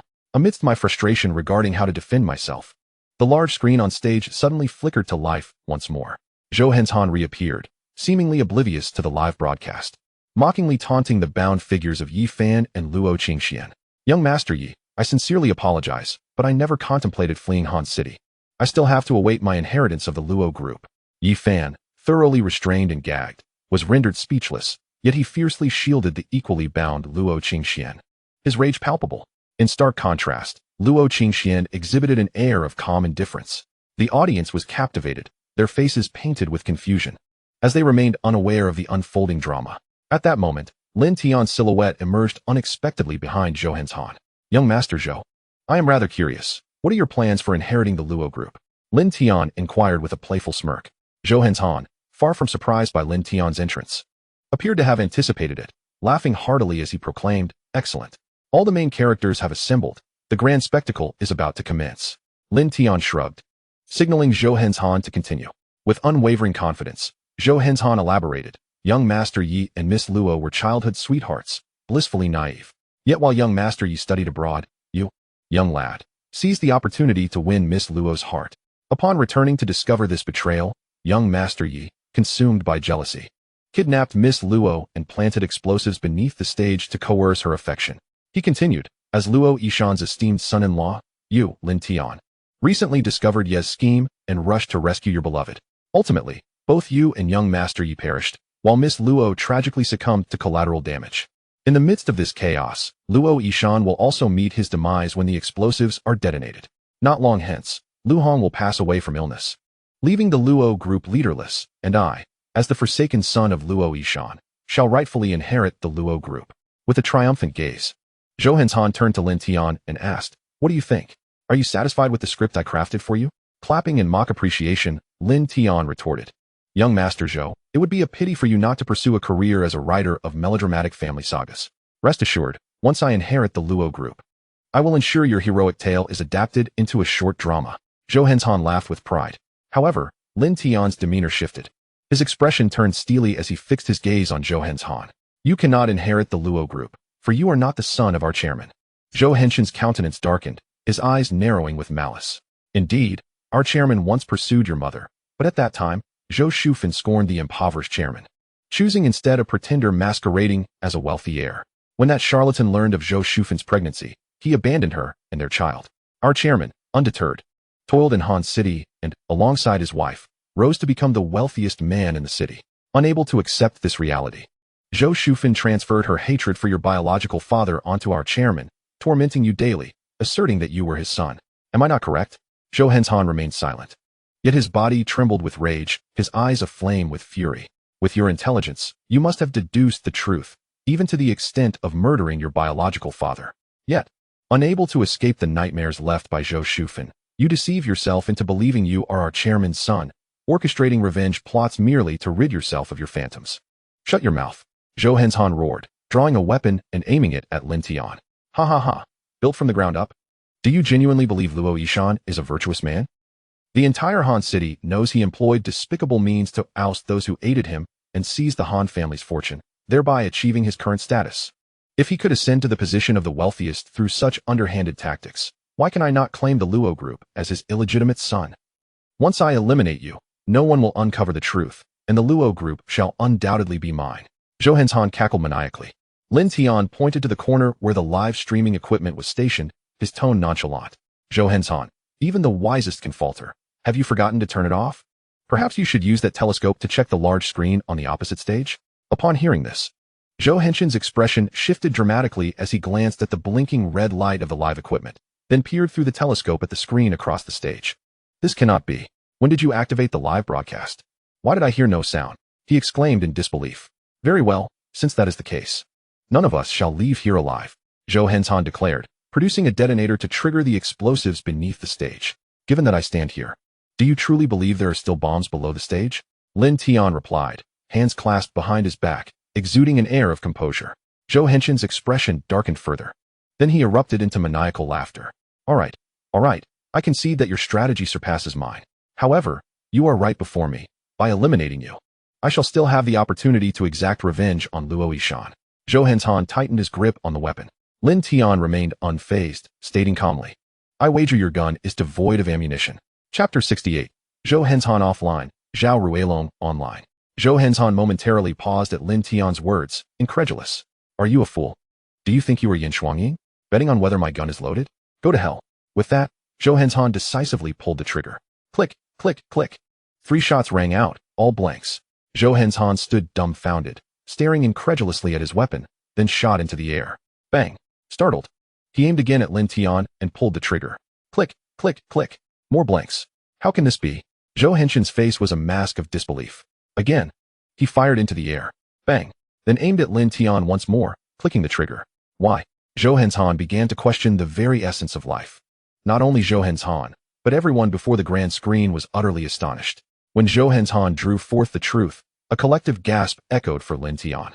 However, witnessing Zhou Henshan aim at Lin Tian only to have the bullet jam, while shots fired skyward encountered no such obstruction, left all in a state of disbelief. Goodness! How uncanny is this? Could it be that this young man possesses some otherworldly power? Surely, such sorcery does not exist. It must be mere fortune. Indeed, I surmise that Lin Tian is endowed with extraordinary luck. How enviable, for the wealthy Luo has truly found a dragon among men as a son-in-law. With such a true dragon at the helm, the future of the Luo Corporation is bound to be immeasurable. Those who had originally gathered to merely spectate now found themselves consumed by envy and resentment. The more prominent the dignitaries, the more they believed in the triad of fate, luck, and feng shui. While they might scoff at tales of the supernatural, they fervently pursued discussions of destiny and fortune, clinging to them with unwavering conviction. Thus, as the elites beheld the astonishing scene on the grand screen, they were collectively convinced that Lin Tian was a person of immense fortune, the visage of a true dragon, except for Luo Yishan. Observing Lin Tian's calm demeanor, Luo Yishan's heart raced with excitement. A good son-in-law, irrefutable evidence. And yet he claims he is not the Dragon King. On the rooftop, Lin Tian stood as steady as a rock. The effect of this invincible lucky star was simply astounding. It truly enabled him to have his wishes fulfilled and luck to flow abundantly. Why? Zhou Henshan gazed at Lin Tian in utter disbelief. Lin Tian shrugged, hands raised, smiling silently. I don't believe it. Zhou Henshan gripped the truth tightly and continued to fire at Lin Tian. Just then, Li Ming arrived with a squad of officers. They were unaware of the unfolding events on the grand screen.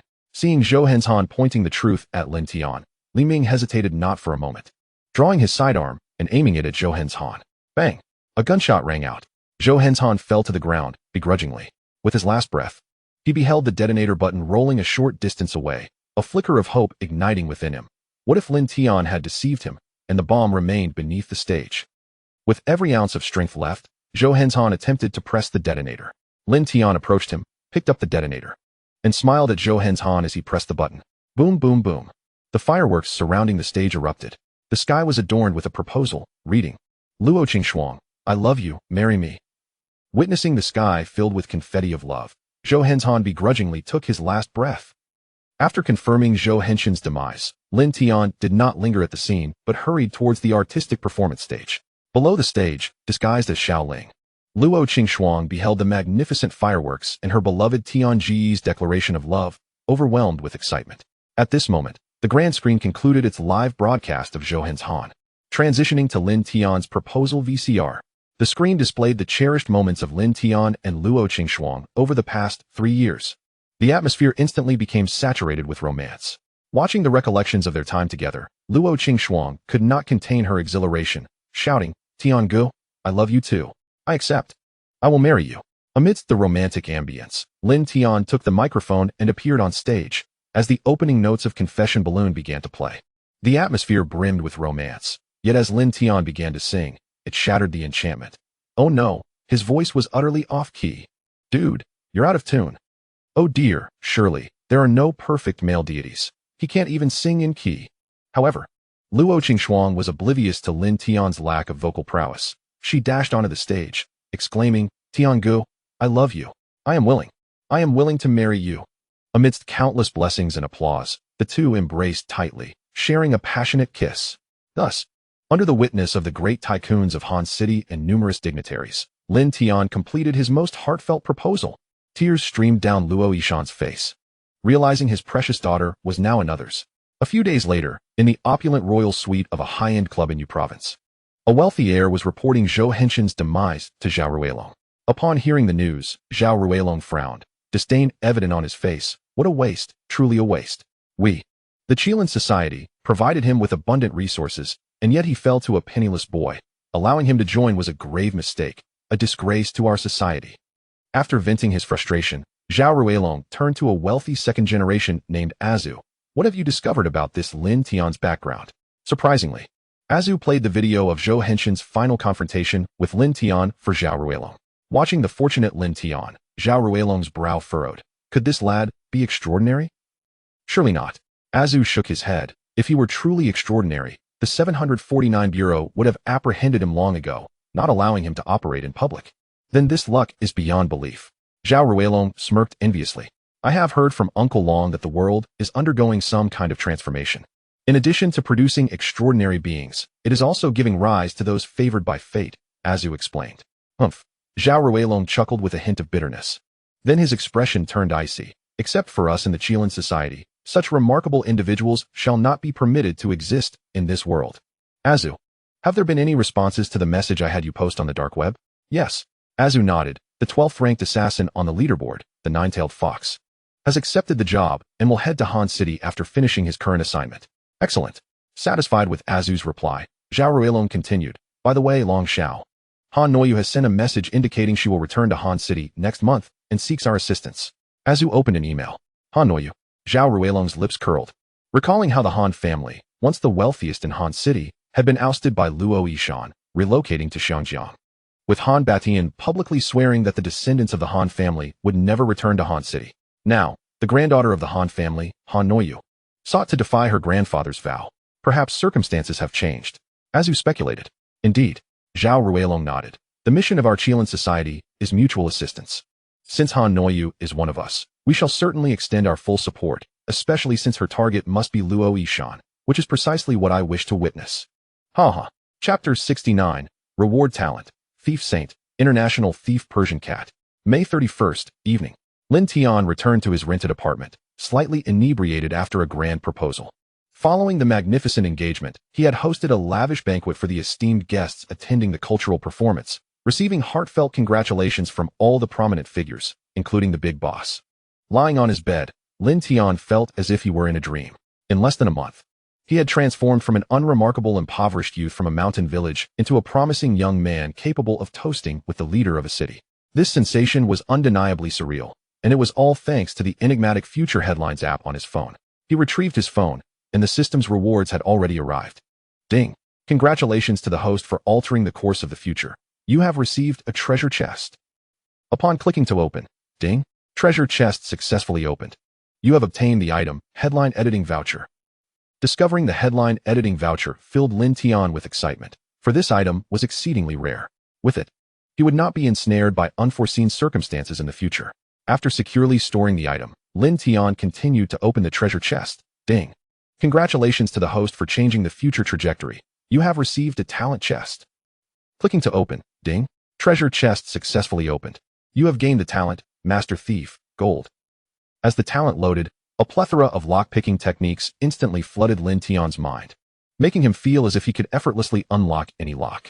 Moreover, not only did he acquire techniques for lock-picking, but he also found himself versed in the rumored dragon-seeking method. Wow!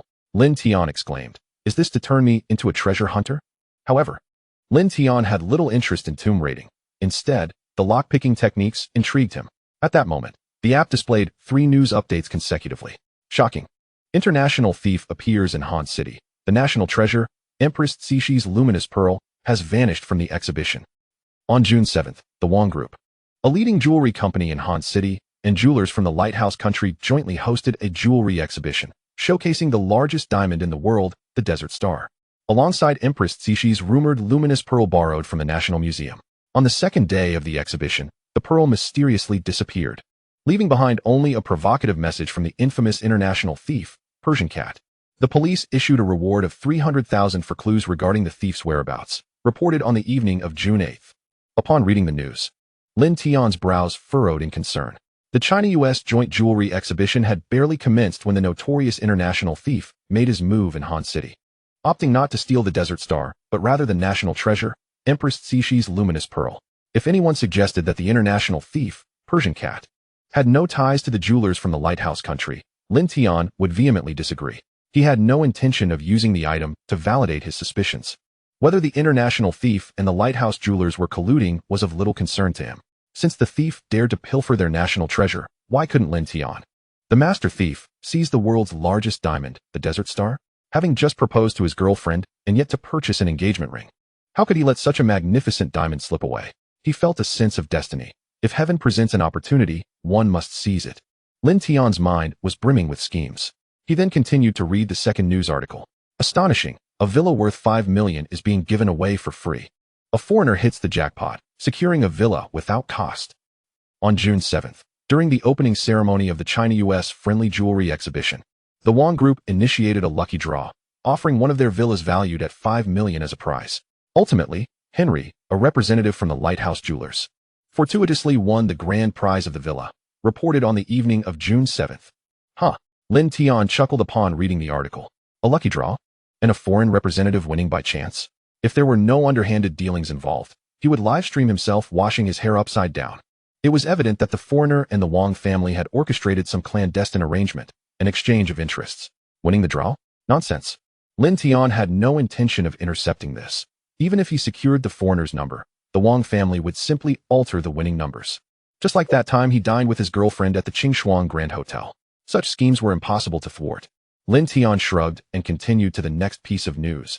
After many years, treasures from Empress Cishi's tomb resurface. Precious national treasures are snatched away by foreigners. On June 10th, Henry from the Lighthouse Jewelers, who had won the villa in the lucky draw 3 days prior, discovered a large iron box while renovating the villa, which contained the long-lost treasures from Empress Cishi's tomb. The high-ranking officials in Han City took this discovery very seriously, attempting to purchase the treasures at any cost. But Henry insisted on taking them back to the Lighthouse country, reported on June 12th. After reading this article, Lin Tian's brow furrowed deeper, lost in thought.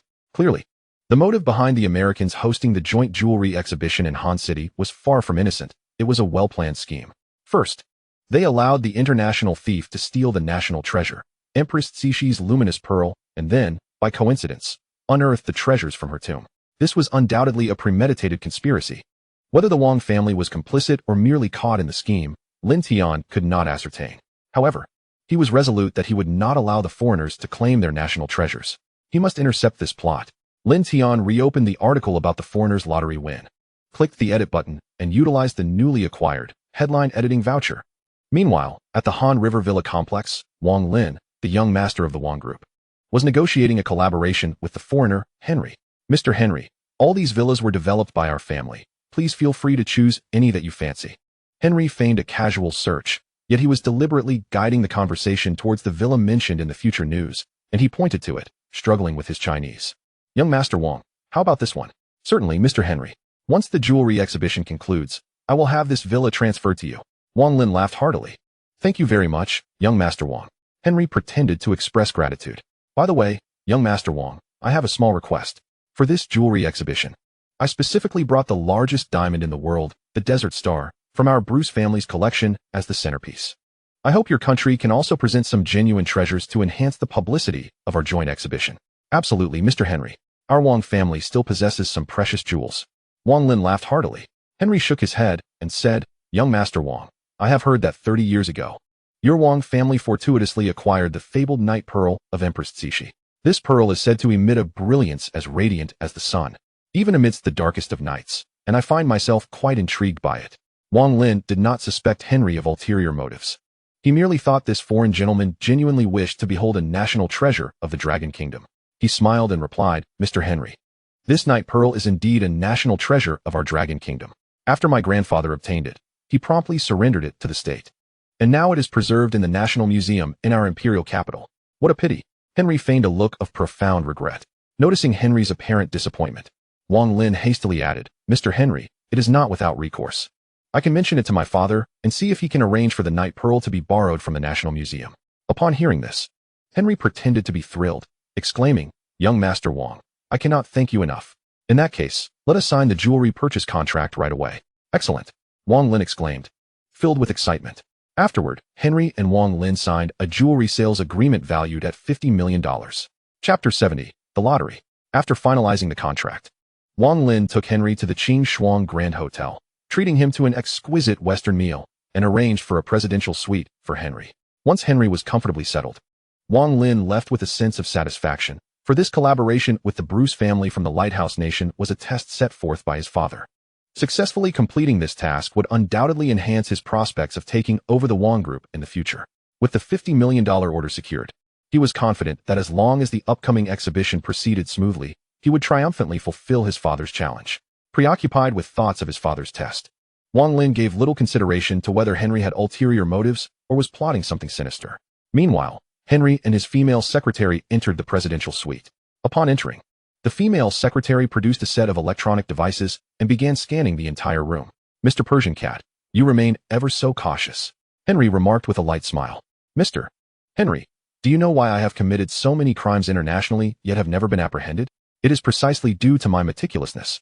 The Persian Cat initially spoke in a feminine voice, but after thoroughly inspecting the suite and confirming the absence of surveillance devices, the melodious female voice abruptly transformed into that of a man.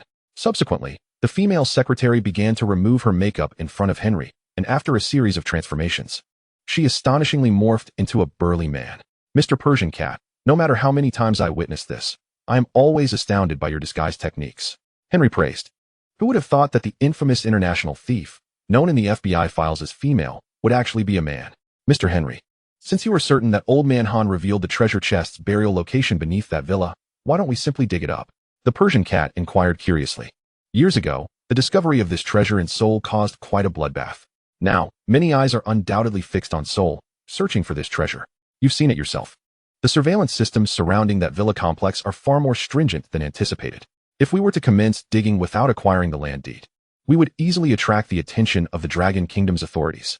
At that point, it would be nothing short of a pipe dream to transport those precious items away. Henry replied cautiously.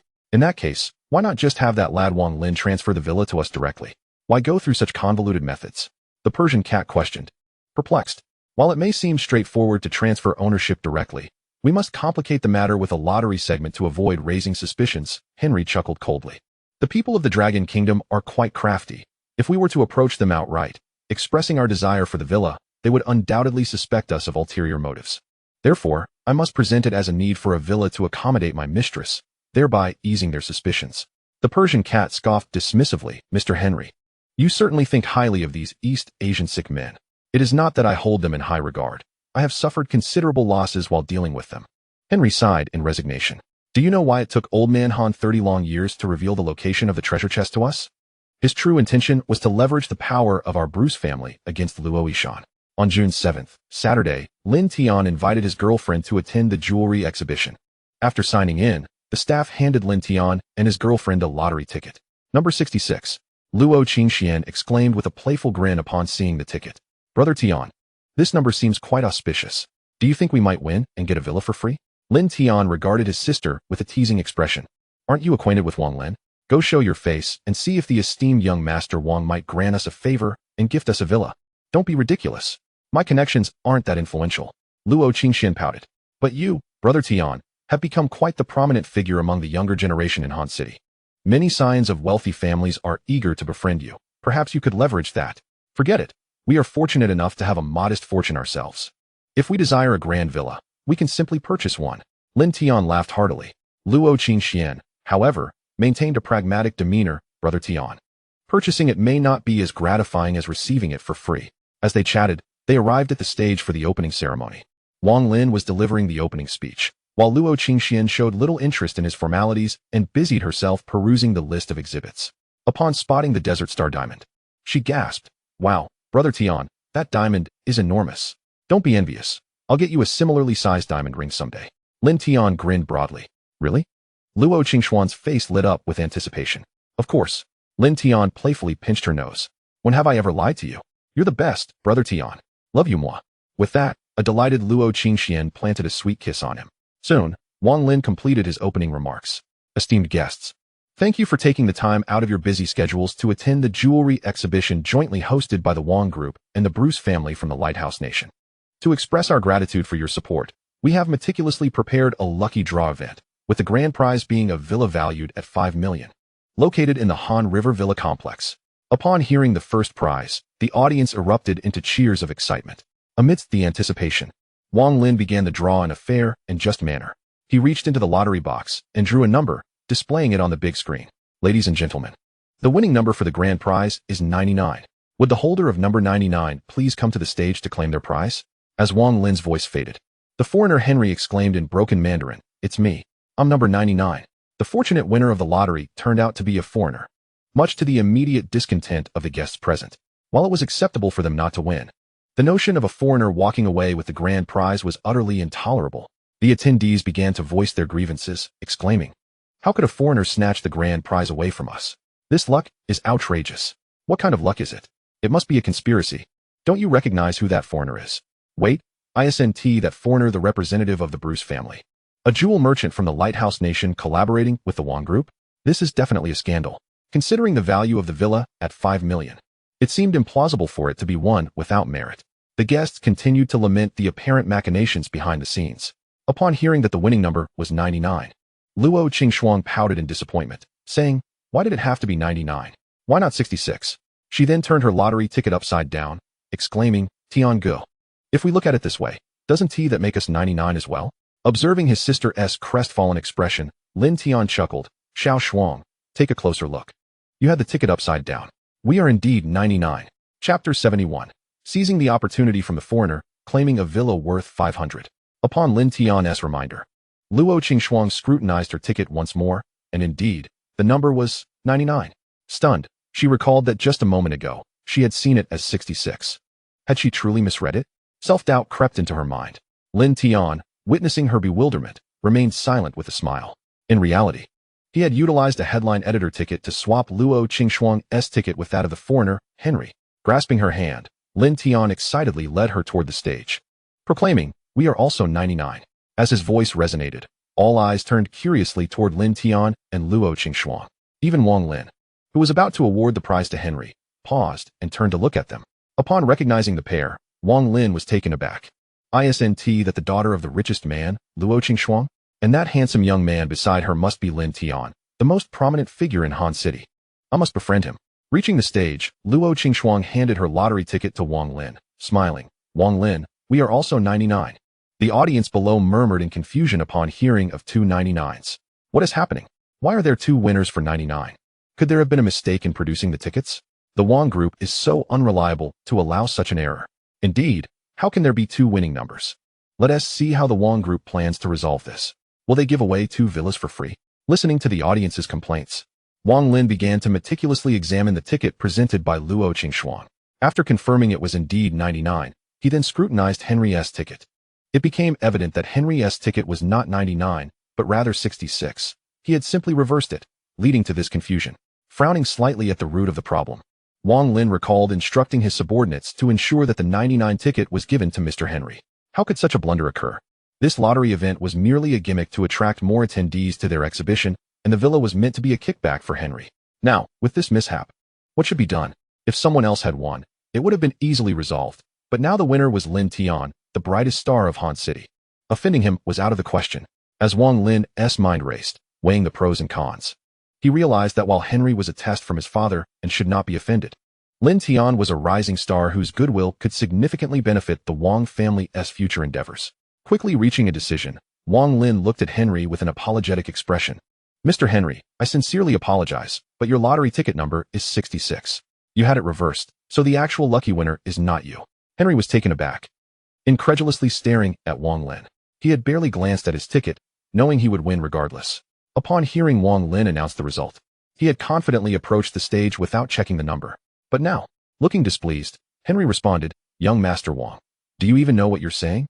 With an apologetic demeanor, Wang Lin reiterated, "Mr. Henry, I truly regret to inform you that your number is 66. As he returned the ticket to Henry, he leaned in, whispering, "Mr. Henry, I am truly sorry. I will explain later." With a huff, Henry descended the stage, clearly disgruntled. This spectacle delighted the audience. Who could accept losing but would never tolerate a foreigner winning? Haha, turns out the foreigner misread. How could he mix up 99 and 66? I thought there was foul play. It seems the foreigner was merely deluded. Anyone can win, but a foreigner must not. After Henry exited the stage, Wang Lin turned to Lin Tian, congratulating him, "Mr. Lin, Miss Luo, congratulations on being our event's lucky winners.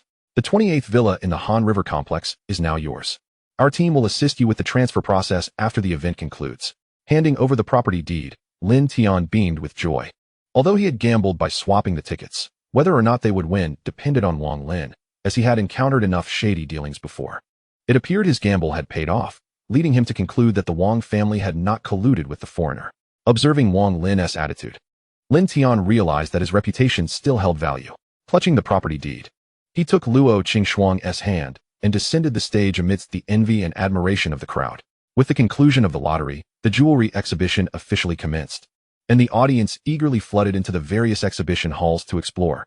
Wang Lin approached the foreign gentleman, Henry, with a countenance full of regret. "Mr. Henry, I sincerely apologize for the unfortunate incident that occurred. It was a mistake made by my staff that led to this considerable misunderstanding. I am truly sorry. How about this? Once the exhibition concludes, I shall take you to the villa complex, allowing you to select another villa? I couldn't care less about a villa. What I truly desire is the treasure chest buried beneath it." Henry seethed internally, though he managed to feign graciousness, nodding in acknowledgement. He then pretended to be curious and inquired, "Young Master Wang, I noticed your demeanor towards the winning couple was rather unusual. Who are they?" "Mr. Henry, the beautiful lady is the daughter of our city's wealthiest tycoon, while the gentleman beside her is her boyfriend, Lin Tian, recently the most talked-about sensation in Han City." Wang Lin elaborated, eagerly recounting Lin Tian's heroic exploits over the past few months. Upon learning that they were the daughter and son-in-law of the esteemed Luo Yishan, Henry furrowed his brow slightly, inwardly lamenting the curious twists of fate. Han Batian had exchanged a box of antiques for the assistance of the Bruce family, all aimed at dealing with Luo Yishan. Yet, unexpectedly, the Han family had not yet returned to Han City when this treasure chest encountered an incident. Having learned from Han Batian that Luo Yishan was no ordinary individual, and now hearing from Wang Lin that Lin Tian was equally formidable, Henry understood that reclaiming the villa that concealed the treasure would come at a cost. Chapter 72. The system truly upgrades. Reward. Headline Participation Experience Voucher. Elsewhere. As the exhibition hall opened, Luo Qingxuang eagerly tugged Lin Tian towards the exhibition featuring the illustrious Desert Star Diamond. Unlike the other halls, which dazzled with bright lights, the Desert Star exhibition's wall sconces were few, yet the space did not appear dim. This was due to the presence of the Xishi Night Pearl, which radiated a brilliant glow, illuminating the entire hall as if it were daytime. A throng gathered around the Xishi Night Pearl, captivated by its resplendent brilliance. "Wow, Brother Tian! Look, this Night Pearl is truly extraordinary," Luo Qingxuang exclaimed, her eyes wide with wonder. "Why does it shine so?" Lin Tian observed the Xishi Night Pearl with equal curiosity. Legend has it that this pearl was placed in Xishi's mouth as a burial offering. When the warlord's son Dianing opened Xishi's tomb and lifted the coffin lid, he discovered that her body was remarkably well preserved, her skin still flushed as if she were alive. Son Dianing's subordinates proceeded to desecrate her remains. Afterward, when Son Dianing removed the night pearl from her mouth, her body instantly crumbled to dust. These tales, steeped in legend, remain unverified to this day. Nevertheless, the pearl's ability to emit such dazzling light is indeed remarkable. Noticing his sister's mesmerized gaze upon the night pearl, Lin Tian seized the opportunity to take a photo, all the while checking the system for rewards. After intercepting Henry's villa, the system had sent him a notification. Lin Tian pulled out his phone, only to be astonished to find that the Tomorrow's Headlines app was updating. The system was undergoing an upgrade. Before long, the update was complete. Lin Tian opened the system, greeted by the message, "Ding, in light of user feedback, the system has been optimized and upgraded. Wishing the host a pleasant experience." However, upon examination, Lin Tian noticed that the system interface had not changed at all. What a pointless upgrade. He scoffed as he clicked on the rewards. Ding. Congratulations to the host for altering the course of the future and receiving one treasure chest. Seeing that the reward was a treasure chest, Lin Tian was filled with excitement and hurriedly opened it. Ding. Treasure chest opened successfully. Congratulations to the host for obtaining a headline participation experience voucher. Just as Lin Tian was lamenting the futility of the system's upgrade, an explanatory box popped up beneath the item. Headline participation experience voucher. The host may choose to actively participate in relevant headline news and can decide whether to be recorded in the headlines. After reading the description of the item, Lin Tian enthusiastically gave a thumbs up. Kudos to you. At last, the effects of the reward item were clear, indicating that the system had indeed taken his previous complaints to heart. This item was rather intriguing. Just as Lin Tian wished to delve deeper into its details, his girlfriend's voice suddenly broke through. Brother Tian, are you done taking pictures? It was then that Lin Tian remembered his promise to photograph her. He hastily snapped a picture and presented it to Luo Qingxuan. Upon seeing the photo, she shot him an annoyed glance. Brother Tian, are you trying to make me look short? I'm 1.78 meters tall, yet you've made me appear just 1.5. Lin Tian chuckled. No worries. I'll fix it when we get back. I don't want to talk to you. No more candid shots. Luo Qingxuan pouted and turned towards the Desert Star exhibition. Lin Tian quickly followed, diligently capturing every beautiful moment of his girlfriend. At that moment, the foreign gentleman Henry approached Lin Tian. Greetings, Lin Tian. I am Henry from the Bruce family of the Lighthouse Nation. Here is my business card. Lin Tian accepted the card with an amused expression. Mr. Henry, may I inquire what brings you here? Henry proceeded to candidly reveal that the villa won during the lottery was, in fact, his. He disclosed how he had received a kickback to acquire this villa, which he intended to use to maintain a mistress. Lin Tian regarded Henry with a playful demeanor. So, I wish to buy back that villa from you, Henry stated. Laying bare his intentions, Lin Tian offered a slight smile. Didn't Tiwang Lin just provide you with another villa? Well, my mistress is quite superstitious. She insists that villa will bring me good fortune. Henry concocted a rationale. Mr. Henry, if it is indeed a feng shui treasure, how could I possibly part with it? Lin Tian grinned. Henry, seemingly unfazed by Lin Tian's response, maintained an air of control over the situation. Lin Tian, there's an old saying among the Dragon Nation people. A gentleman does not covet what others cherish. I have heard much about your deeds from young Master Wang, and I believe you are a gentleman. Furthermore, I am confident that the Luo group will aspire to more than just being the leading enterprise in Han City. The Bruce family, aside from the jewelry industry, is involved in a plethora of sectors, including the automotive field that your esteemed group is preparing to enter. I believe there is a foundation for collaboration between our two families. Henry intentionally steered the conversation, aiming to make Lin Tian believe that his approach was to forge a partnership between the Luo group and the Bruce family, rather than to reclaim the villa. Lin Tian was acutely aware of Henry's intentions. He had already devised a plan in his mind. Thus, feigning ignorance, he said, Mr. Henry, you are absolutely correct. I, Lin Tian, am a gentleman and would never usurp another's desires. How about this? I agree to sell you the villa at this price. Lin Tian extended 5 fingers. Are you truly intending to sell it to me at market value? Henry exclaimed, his excitement palpable upon seeing Lin Tian's 5 fingers. No, what I mean is 50 million. Lin Tian presented himself as a cunning merchant. Mr. Henry, as you have stated, this villa is a treasure trove of feng shui. It is impossible for an ordinary person to acquire it. 50 million is already a price born of friendship. Henry nearly choked on his own disbelief. Indeed. Merchants from the Dragon Country are ever so shrewd. However, for the sake of the treasure chest beneath the villa, Henry had no choice but to concede. Fine. I accept your terms. Subsequently, Henry sought to draft a contract with Lin Tian. Yet, Lin Tian waved his hand. Mr. Henry, since the villa is a site of auspicious fortune, might I first reside there for 3 days to bask in its luck? Henry narrowed his eyes, a glimmer of disdain flickering within. The people of the Dragon Country are indeed crafty. Henry understood that Lin Tian, seeing his unyielding eagerness to purchase the villa, must have guessed that there was a secret hidden within, and thus wished to investigate first. Henry had no objections. After all, the late Mr. Han had hidden the treasures with utmost discretion, making it nearly impossible for the average person to discover them. Otherwise, after 20 years, how could the treasure chest still remain beneath the villa? With a smile, Henry nodded in agreement. Very well, Lin Tian, let us sign the contract now.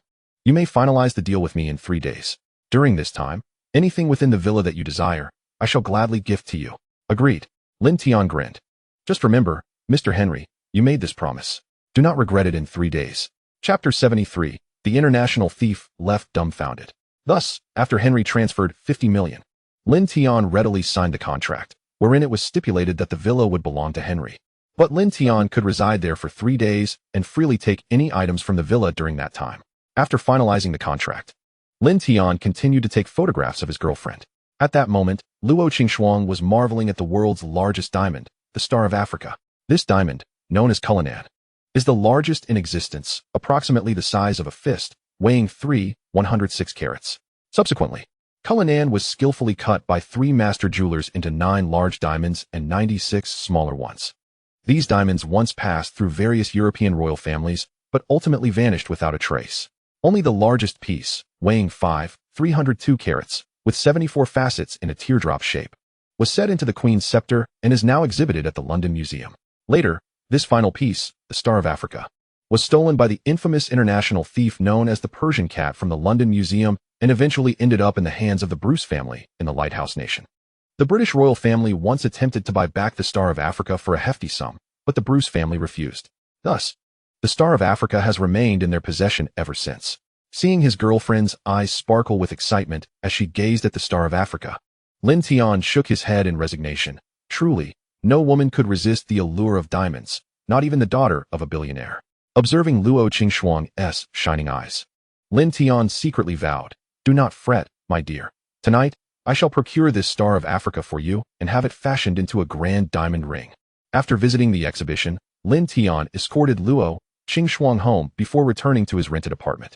Upon his return, Lin Tian took out his phone and opened the Tomorrow Headlines app. Clicking to use the Headline Participation Experience coupon, the system interface revealed a search box. Similar to the previous headline search coupons, Lin Tian, with practiced ease, typed in Persian Cat steals Empress Xixin's night pearl. As the search concluded, the system displayed a video interface akin to a battle royale game. 2 options appeared: participate directly or participate stealthily. With a smirk, Lin Tian chose the latter without hesitation. The system then began to play a video reminiscent of a game cutscene. On June 8th, at 4 a.m., the notorious international thief, the Persian Cat, disguised as a fearsome woman clad in black leather, stealthily infiltrated the exhibition hall. The Persian Cat skillfully evaded all surveillance devices and made her way to the exhibition room housing the night pearl of Empress Xixi. As she expertly navigated the security systems, the Persian Cat took photographs from various angles, placing them over the camera lenses. The security personnel in the monitoring room remained blissfully unaware of any anomalies. Arriving at the display case containing the night pearl, the Persian Cat produced a set of tools and began to crack the case's combination lock. Just as she was engrossed in her task, a sudden sound from nearby startled her. Alertly, she turned toward the source of the noise. To her astonishment, the display case containing the Star of Africa had inexplicably opened by itself. Indeed, it had opened as if by magic, a sight most peculiar. Then, the Star of Africa began to float in midair. The Persian Cat, witnessing this bizarre spectacle, rubbed her eyes in disbelief. When she looked back at the display case, the Star of Africa had vanished, replaced by a card that had been inserted into the case. Upon closer inspection, she realized it was the provocative card the Persian Cat left behind after each theft. What on earth just happened? Am I seeing ghosts? This surreal scene sent chills down the Persian Cat's spine, making her believe she had encountered the supernatural. Amidst her confusion, the entire exhibition hall erupted with the sound of alarms. The Persian Cat, regaining her composure, was horrified to discover that the photographs she had affixed to the cameras were being torn down one by one. What is happening? Is there really a ghost? The Persian Cat muttered in fear. Despite the eerie occurrences causing her skin to crawl, she was an experienced international thief, aware that she needed to escape immediately. With determination, the Persian Cat dashed toward the exhibition hall's entrance.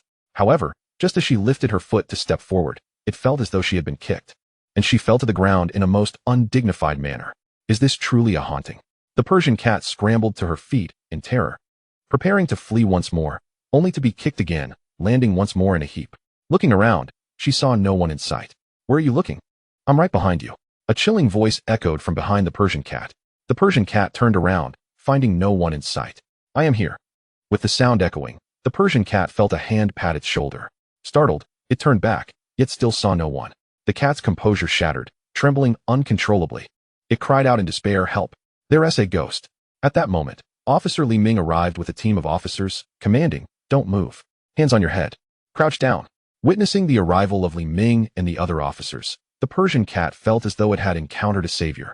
Tears streaming down its face as it exclaimed, "Officer, officer, I am the infamous international thief, Persian cat. Please, take me away from this place. There are ghosts here. After handcuffing the Persian cat, Li Ming began to interrogate it meticulously. When the cat recounted its experiences truthfully, Li Ming and the other investigators exchanged bewildered glances. A ghost in the exhibition hall. Puzzled, Li Ming escorted the Persian cat to the surveillance room to review the footage. The video revealed that after the Persian cat infiltrated the exhibition hall and obscured all the cameras, a series of photographs fell due to improper securing. Under surveillance, the Persian cat approached the display case of the Desert Star, pried open the locking mechanism, and pocketed the precious gem, leaving behind a card that symbolized its identity. Just as the Persian cat prepared to depart, it inadvertently triggered the alarm, and while attempting to flee, it stumbled and fell flat on its face. Following that, the cat, as if under the influence of a narcotic, continued to stumble down the steps, much to the amusement of all present investigators. Ha! This is hilarious. Is this really the legendary international thief, Persian cat? How clumsy can one be? Perhaps it's high on drugs and hallucinating. It's likely otherwise. How could the renowned Persian cat behave like a novice? Take her for a urine test. Li Ming instructed his subordinates. Through the video, Li Ming too began to suspect that the Persian cat was under the influence of drugs, leading to hallucinations. Chapter 74. Reward, Red Talent, Divine Senses.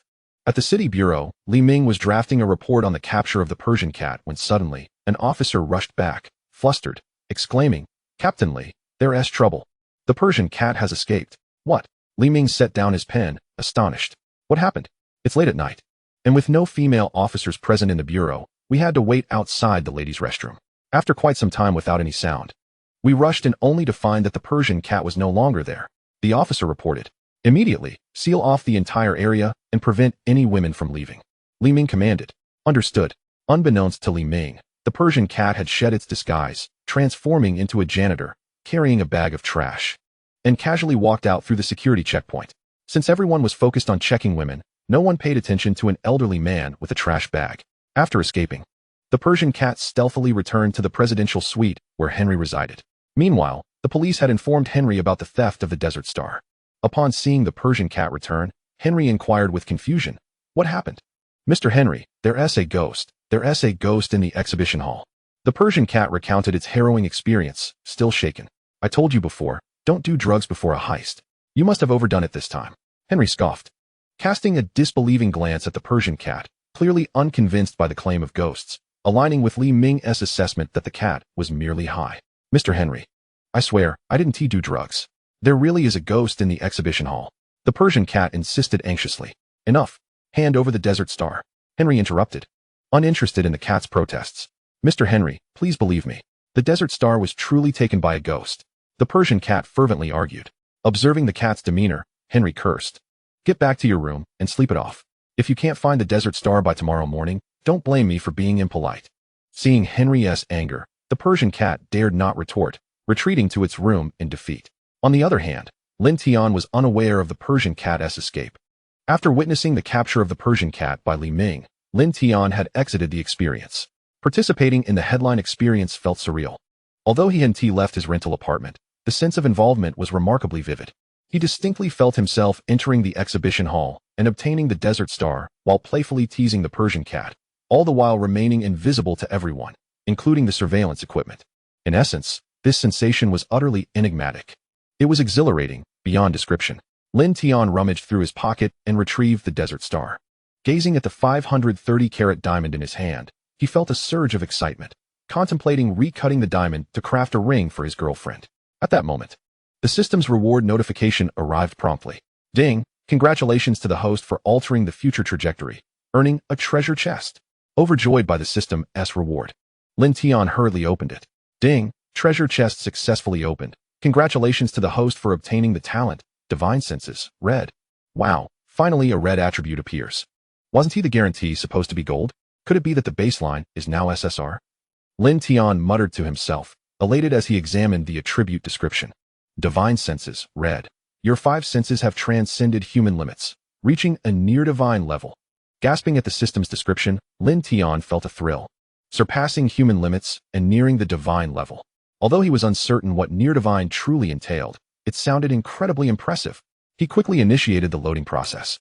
As it completed, an otherworldly sensation coursed through his body, and Lin Tian discovered a qualitative enhancement in his senses. By concentrating his mind on his eyes, he could see a bee resting on the cherry tree leaves outside his room, even distinctively observing each flap of its wings. When he focused on his ears, he could hear the quarrel from 2 houses down, even choosing which house's sounds he wished to listen to. Wow, this is unbelievable. I've become a pair of keen eyes and ears, Lin Tian exclaimed in exuberance. The following noon, Lin Tian, armed with the Desert Star, headed to the Group's jewelry store. Upon his arrival, the store manager, Mr. Chun, greeted him warmly. Manager Lin, what brings you here today? Mr. Chun, does our group possess a diamond cutting machine? I wish to craft a ring. Lin Tian cheerfully articulated his intention.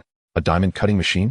Upon hearing Lin Tian's request, Manager Chen shook his head and replied, our group does not engage in jewelry manufacturing, hence we do not possess such equipment. However, the Wang Group specializes in jewelry, and their store is conveniently located nearby. Allow me to escort you there. With that, Manager Chen led Lin Tian to the Wang Group's jewelry store, which was not far away. The rapport between the 2 managers was amicable. When Manager Wu of Wang Jewelry saw Manager Chen arrive, he greeted him warmly. Old Chen, are you here to introduce me to another client? Old Wu, you wish. This is Manager Lin from our group. Manager Chen introduced Lin Tian, gesturing towards him. Upon realizing it was Lin Tian, Manager Wu quickly adopted a respectful demeanor, excitedly saying, Ah, Manager Lin. It is an honor to have such a distinguished individual visit our jewelry store, truly a boon for Wang Group. After a flurry of flattery, Manager Wu inquired, Manager Lin, may I ask what brings you to our store? After exchanging pleasantries, Lin Tian smiled and explained, Manager Wu, I wish to create a diamond ring for my girlfriend. But our group lacks a diamond cutting machine, which is why I am here. I see. You have come to the right place, as our chief jewelry design master. Master Zheng is currently on duty at my store. His craftsmanship is renowned throughout the country. Manager Wu enthusiastically led Lin Tian to the jewelry workshop on the 2nd floor. Inside the workshop, a middle-aged man in his 40s, clad in a black traditional robe and wearing a round cap, was meticulously carving something on a piece of jade with a collection of precision tools. Observing this scene, Manager Chen excitedly introduced Manager Lin. It seems we arrived at the perfect time. Look closely. Master Zheng is currently working on a top-secret technique known as golden threads through jade. Chapter 75, Self-Taught Mastery. I have become a master jeweler. Listening to Manager Chen's introduction, Lin Tian curiously turned his gaze towards Master Zheng at the workbench. He noticed that Master Zheng, equipped with a magnifying glass, held a hollow jade bracelet in one hand and a pair of precision tweezers in the other, deftly maneuvering a strand of gold thread as fine as a hair through the hollow jade at an astonishing speed, akin to a weaving machine. Lin Tian focused intently, and in the next moment, Master Zheng's actions appeared to slow down dramatically, as if each frame was being presented for him to study. Lin Tian committed every detail of Master Zheng's technique to memory. After just one observation, he had mastered the rumored golden threads through jade technique. Soon, Master Zheng completed his work and proudly presented the newly finished jade bracelet to Manager Wu, declaring, Old Wu, the restoration of this dragon and phoenix jade bracelet is complete. Please inspect it, and if there are no further matters, I shall take my leave. Master Zheng, please. I have complete faith in your craftsmanship. Manager Wu replied, not even glancing at the bracelet as he instructed a staff member to take it away. By the way, Master Zheng, allow me to introduce you to Manager Lin from the Luo Group, the most prominent figure in Han City, the favored son-in-law of the wealthiest man, Mr. Luo. Manager Lin wishes to create a diamond ring for Mr. Luo's daughter. Since you are here, would you be able to spare some time to assist him? Manager Wu enthusiastically recommended. Initially, Master Zheng intended to decline outright, but upon hearing Lin Tian's name, he reconsidered, though he still maintained an air of arrogance, stating, very well. For the sake of Mr. Luo, I shall indulge you a little longer. Lin Tian bore no ill will towards Master Zheng's haughty demeanor. After all, he was a skilled artisan, and a touch of pride was understandable. However, Lin Tian had no intention of requesting Master Zheng's assistance, as the diamond he possessed was not meant to see the light of day, and he had just acquired the skills necessary himself. Thus, he smiled and shook his head, politely declining, I appreciate the offer, Master Zheng, but this ring is for my girlfriend, and I wish to craft it myself. Unperturbed by Lin Tian's refusal, Master Zheng continued with his arrogant tone, no problem. I shall guide you from behind, ensuring that the ring you create meets the standards of a connoisseur. Noticing that Master Zheng had not grasped the implication of his words, Lin Tian awkwardly smiled and reiterated, Master Zheng, what I mean is, I can manage on my own. No need for your assistance. At this, Master Zheng's mood soured, his lips twisting in displeasure as he retorted, fine, fine.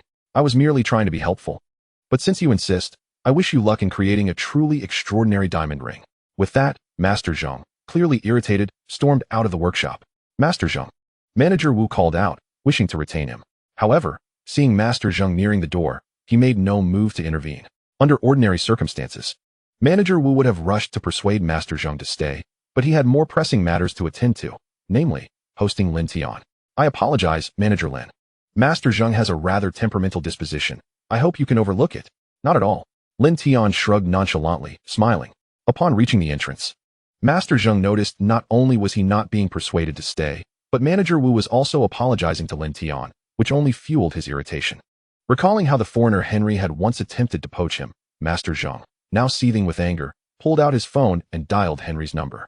Meanwhile, Lin Tian and the others remained oblivious to Master Zhang's intentions of betraying the Wang family for the foreigner Henry over such a trivial matter.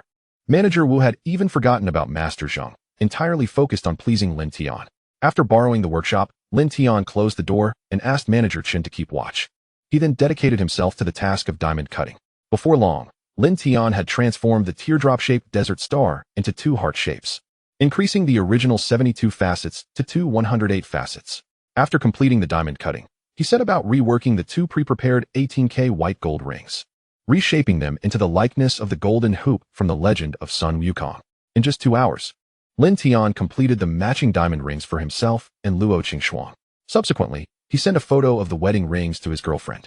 Lin Tian, these were crafted by my own hands. Aren't they beautiful? Luo Qingxuang.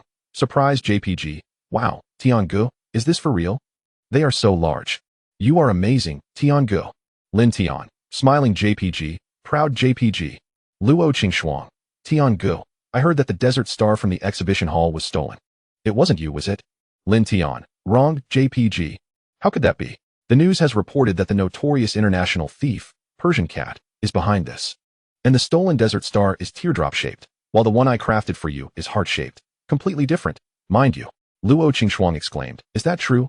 Dog emoji laughing, Lin Tian replied. Dog emoji laughing. Wait for me to pick you up. Luo Qingxuang responded. Okay. I'm looking forward to the magnificent diamond ring you'll give me. Love you, moi. After concluding his conversation with his girlfriend, Lin Tian prepared to leave with Manager Chen.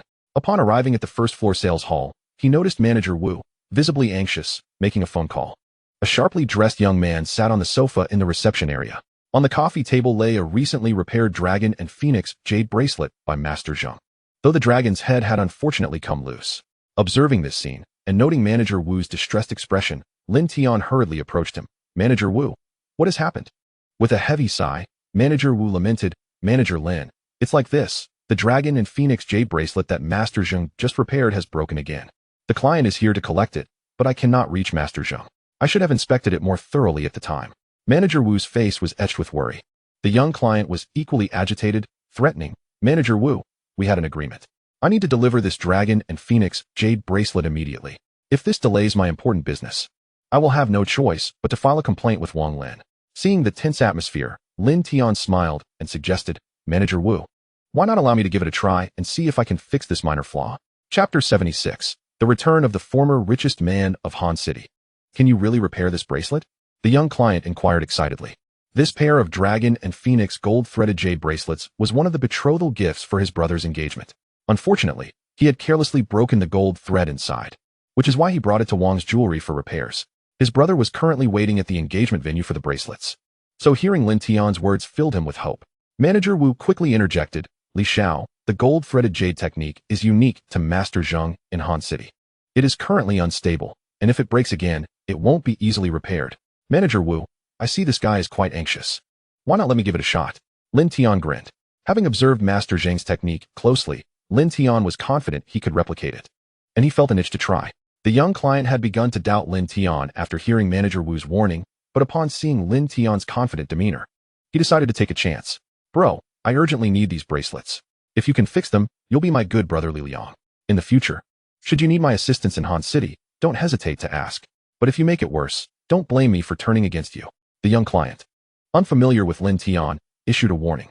Lin Tian dismissed the threat, pulling out the diamond ring he had crafted. If I can't fix it, this diamond ring is yours to use as an emergency.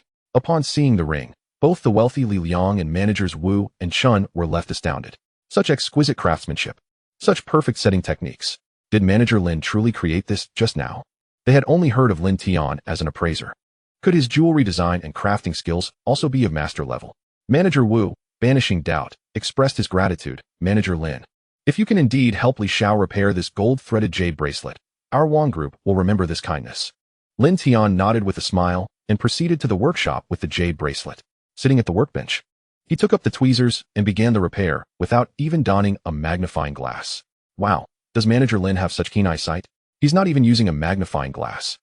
Wu and Chun were utterly astonished. The gold thread was as fine as a hair, and Master Zheng had used a tenfold magnifying glass. Yet Lin Tian was attempting the repair solely with his naked eye. How impressive. In just half an hour, Lin Tian completed the repair. There. I have resecured all the gold threads. Now, even if you drop the bracelet, the gold threads will not come loose. Lin Tian beamed confidently. Everyone gazed in awe at the restored gold-threaded jade bracelet. Li Liang excitedly grasped Lin Tian's hand. Brother, I can't thank you enough. Let us add each other on WeChat. Li Liang added Lin Tian on WeChat. Brother, I have urgent matters to attend to. After I finish, I must properly thank you. All right, my friend, business comes first. We'll meet another time. Lin Tian smiled politely. After Li Liang departed, Manager Wu eagerly introduced Lin Tian. Manager, this Li Xiao is someone from our Han city who is worth befriending. Intrigued, Lin Tian looked at Manager Wu, awaiting further details. Our Han city's only top-tier private hospital, Hanjing Hospital, belongs to Li Xiao's family. Understanding Li Liang's background, Lin Tian raised an eyebrow, realizing that his impulsive interest had led him to forge an extraordinary friendship. That evening, after a delightful date with his girlfriend, Lin Tian returned to his rented apartment. Reflecting on his girlfriend's joy upon seeing the diamond ring, he felt immense happiness. It seemed imperative to contact Director Chun of the orphanage to discuss his marriage plans with his girlfriend, as he respected the director as both an elder and a potential father-in-law. As Lin Tian began to envision a future with his girlfriend, his phone suddenly vibrated. Upon picking it up, he discovered the system had sent 3 notifications of future news. Opening them, his expression changed dramatically upon reading the headlines. Joyous event turns to tragedy. Heiress assassinated by international killer at engagement ceremony. On June 28th, Han City's wealthiest heiress, Luo Qingxuang, was tragically assassinated at her engagement banquet by the internationally ranked 12th assassin, Nine-Tailed Fox. What in the world? Lin Tian exclaimed. Just as he was fantasizing about a blissful future with his girlfriend, this shocking news struck like a bolt from the blue. Why were international assassins involved? Zhou Henshan was already dead. Why was this still happening? Was this fiend still unwilling to spare his father-in-law even in death? Lin Tian's expression darkened. Without any investigative tools at hand, he could not ascertain the cause of the incident. However, armed with the foresight provided by the future news, he vowed to prevent any tragedy from befalling his beloved girlfriend. Lin Tian resolved within himself that, even at the cost of his own safety, he would ensure the protection of his girlfriend.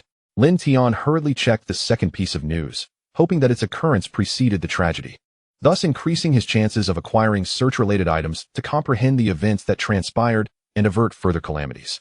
A tremor in the Seoul business world. The former tycoon, the Han family, makes a grand return.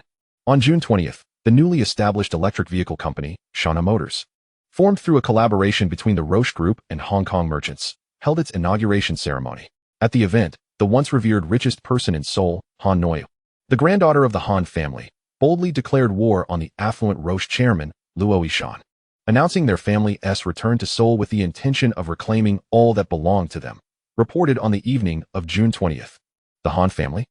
As he absorbed the news, Lin Tian furrowed his brow. He recalled that before Zhou Henshan's demise, he had mentioned that his father-in-law's rise to wealth was rather dubious. Moreover, he had heard on more than one occasion that his father-in-law became the richest man in Seoul by devouring those who had elevated him. Could this benefactor be the Han family? Was his father-in-law, in his youth, also a cunning and treacherous character? Yet, Lin Tian quickly shook his head. Through his bone-reading technique, he was certain that his father-in-law was not a deceitful villain. There must be some misunderstanding involved. He continued to peruse the third piece of news. Upon seeing the headline, Lin Tian's expression turned grave once more. Chapter 77. Astonishing Revelations. His father-in-law ascended as a traitor. Astonishing. The truth from 30 years ago. The tycoon turned out to be a traitor. On September 26th, during a forum on electric vehicles in Seoul, Han Noyu publicly exposed that Luo Yishan, the chairman of the Roche Group and the former richest man, had resorted to treachery to force the previous tycoon out of Seoul, claiming the Han family's legacy to ascend to the throne of wealth. Han Noyu presented ample evidence before numerous dignitaries, reported on the evening of September 26th. After reading the news, Lin Tian's countenance grew serious. He absolutely refused to believe that his father-in-law was a traitor. However, the evidence presented by Han Noyu was compelling, prompting Lin Tian to ponder what precisely transpired in Seoul 30 years ago and how his father-in-law had risen to prominence. Unfortunately, he lacked search vouchers at that moment. Otherwise, he would undoubtedly uncover the truth of those events. One thing was certain, though: Han Noyu's return to Seoul was driven by vengeance. Lin Tian shrugged, lamenting, "My dear father-in-law, you truly are a vessel of innate enmity. First, a not-so-illegitimate child seeks to eliminate you to dispel his inner demons. And just as I resolved that issue, now a granddaughter of the former tycoon emerges, intent on destroying you to avenge her family's massacre. Alas, I had merely wished to live quietly as a kept man, yet now I find myself transformed into the valiant son-in-law destined to rescue my father-in-law's family." After this bout of complaints, Lin Tian furrowed his brow, contemplating how to navigate the impending crisis. The ideal solution would undoubtedly be to acquire a headline search voucher, for then all problems would be effortlessly resolved. However, should that prove unattainable, he would need to delve into the people and events of the past to glean the truth of what transpired 30 years ago. Thus, Lin Tian texted his girlfriend, hoping to gather some intelligence, but since his girlfriend was not even born 30 years ago, she knew nothing. Moreover, Luo Qingxuang often heard various rumors and had inquired with her parents multiple times, yet they chose to remain tight-lipped about events from 30 years prior, leaving Luo Qingxuang equally uninformed. Realizing he could not glean useful information from his girlfriend, Lin Tian resolved to investigate from another angle. On June 10th, a Tuesday, Lin Tian arrived at the office, completed his tasks, and promptly made his way to his father-in-law's office. Upon seeing Lin Tian's arrival, Luo Yishan inquired curiously, "Xiao Tian, is there something on your mind?" "Uncle, it's like this. Over the weekend, Frost and I visited a jewelry exhibition, and by sheer luck, I won a villa. In the end, I sold the villa to a foreigner named Henry, who claimed it was a fortuitous location. Therefore, before the paperwork is finalized, I would like to take you along to experience the luck of this auspicious site." Luo Yishan, having already learned the background of the situation from his daughter, understood that his future son-in-law would not act without reason. Nodding with a smile, he replied, "All right, let us go see some luck." The two embarked in a Maybach towards the Han River Villa district. Along the way, Lin Tian tentatively asked, "Uncle, how did you rise from humble beginnings to your current position?" Luo Yishan chuckled lightly, "It's all about luck. If I had to credit someone for my success, it would undoubtedly be Frost's mother. Of course, I also encountered a benefactor." Hearing the term benefactor, Lin Tian understood that it must refer to the former tycoon, Han Badian. He perked up his ears. However, Luo Yishan shook his head, saying, "Never mind, that's all in the past. It's best not to dwell on it." Lin Tian was left speechless, thinking, "Father-in-law, you certainly know how to tantalize one's curiosity." Not wishing to press further with his father-in-law reluctant to continue, Lin Tian refrained from probing too deeply. Soon, the Maybach arrived at the entrance of Villa number 28. The two entered the villa, and Luo Yishan suddenly inquired, "Xiao Tian, why not use your dragon-seeking technique to see if this villa truly is a fortuitous site?" "What the heck, father-in-law, how did you know I could perform the dragon-seeking technique?" Lin Tian was momentarily taken aback, but quickly realized that his father-in-law knew nothing. He was merely indulging in a whimsical fantasy. Lin Tian smirked, beginning to employ the dragon-seeking technique. This technique, also known as the 16 characters of Yin and Yang Feng Shui, shares similarities with his bone-reading ability, allowing one to discern fortune and misfortune through observation. Examining a single villa would not yield much insight, but when surveying the broader landscape, the entire Han River Villa district indeed proved to be an auspicious site.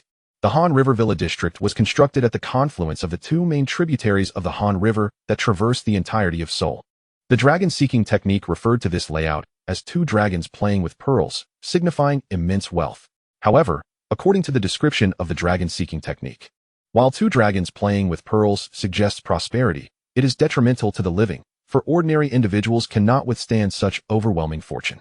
Excessive fortune leads to adverse effects, where the inability to bear such wealth can result in misfortune, thus explaining the high turnover and vacancy rates in the Han River Villa district. To truly inherit this wealth, one must rely on their ancestors. Indeed, this location serves as an excellent burial ground. If a revered ancestor were interred here, they would absorb the wealth and prosperity, bestowing blessings upon their descendants. After assessing the feng shui, Lin Tian shook his head in disappointment. It seemed that the foreigner Henry, who purchased a villa here, would soon face dire misfortune. Luo Yishan observed Lin Tian as he surveyed the villa, nodding and shaking his head in curiosity. Xiaodian, what troubles you? Could it be that this place is truly a treasure of feng shui? Lin Tian chuckled lightly, approaching a petite begonia in the yard, feigning an air of profound wisdom. Uncle, the feng shui of this villa is rather mediocre, but this little begonia is exceptionally remarkable, a veritable treasure tree of feng shui. We must relocate it. Excellent. The influential figures were staunch believers in the hierarchy of life, fate, and feng shui. Thus, upon hearing Lin Tian declare the begonia a feng shui treasure tree, Luo Yishan wasted no time instructing his bodyguards to uproot it without hesitation. Suddenly, a thought struck Luo Yishan, prompting him to halt his men. Xiaodian, if we simply uproot this treasure tree, will Henry be unwilling? Uncle, rest assured, I have signed a contract with that foreigner. He has promised that before the handover, I may take whatever I fancy. Lin Tian grinned. In truth, the begonia held no extraordinary qualities. It was merely that future news had recorded the treasure chest containing Empress Cixi's burial artifacts buried beneath it.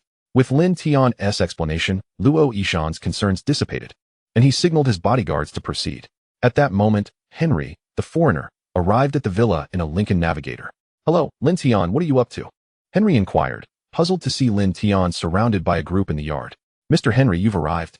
Lin Tian beamed. Didn't you say that before the handover? I could take anything I liked? I have taken quite a liking to this begonia, so I wish to uproot it. As Henry stepped into the yard and heard Lin Tian's fondness for the begonia, panic washed over him. The Bruce family had paid a substantial price to learn from Han Batian that the treasure chest was buried beneath this very begonia. If Lin Tian discovered the secret hidden below, their family's investment would be in vain, and the villa, which he had purchased for 50 million, would become a laughingstock. Thus, Henry rushed forward to intervene. Stop. Quickly stop. Lin Tian, make your men cease their actions. Why? Lin Tian feigned ignorance. It's this way. My mistress has indicated that this begonia is the core of the villa's feng shui. As a gentleman, you wouldn't intentionally ruin the feng shui treasure I paid 50 million for, would you? Henry cunningly fabricated a reason. Lin Tian smiled awkwardly.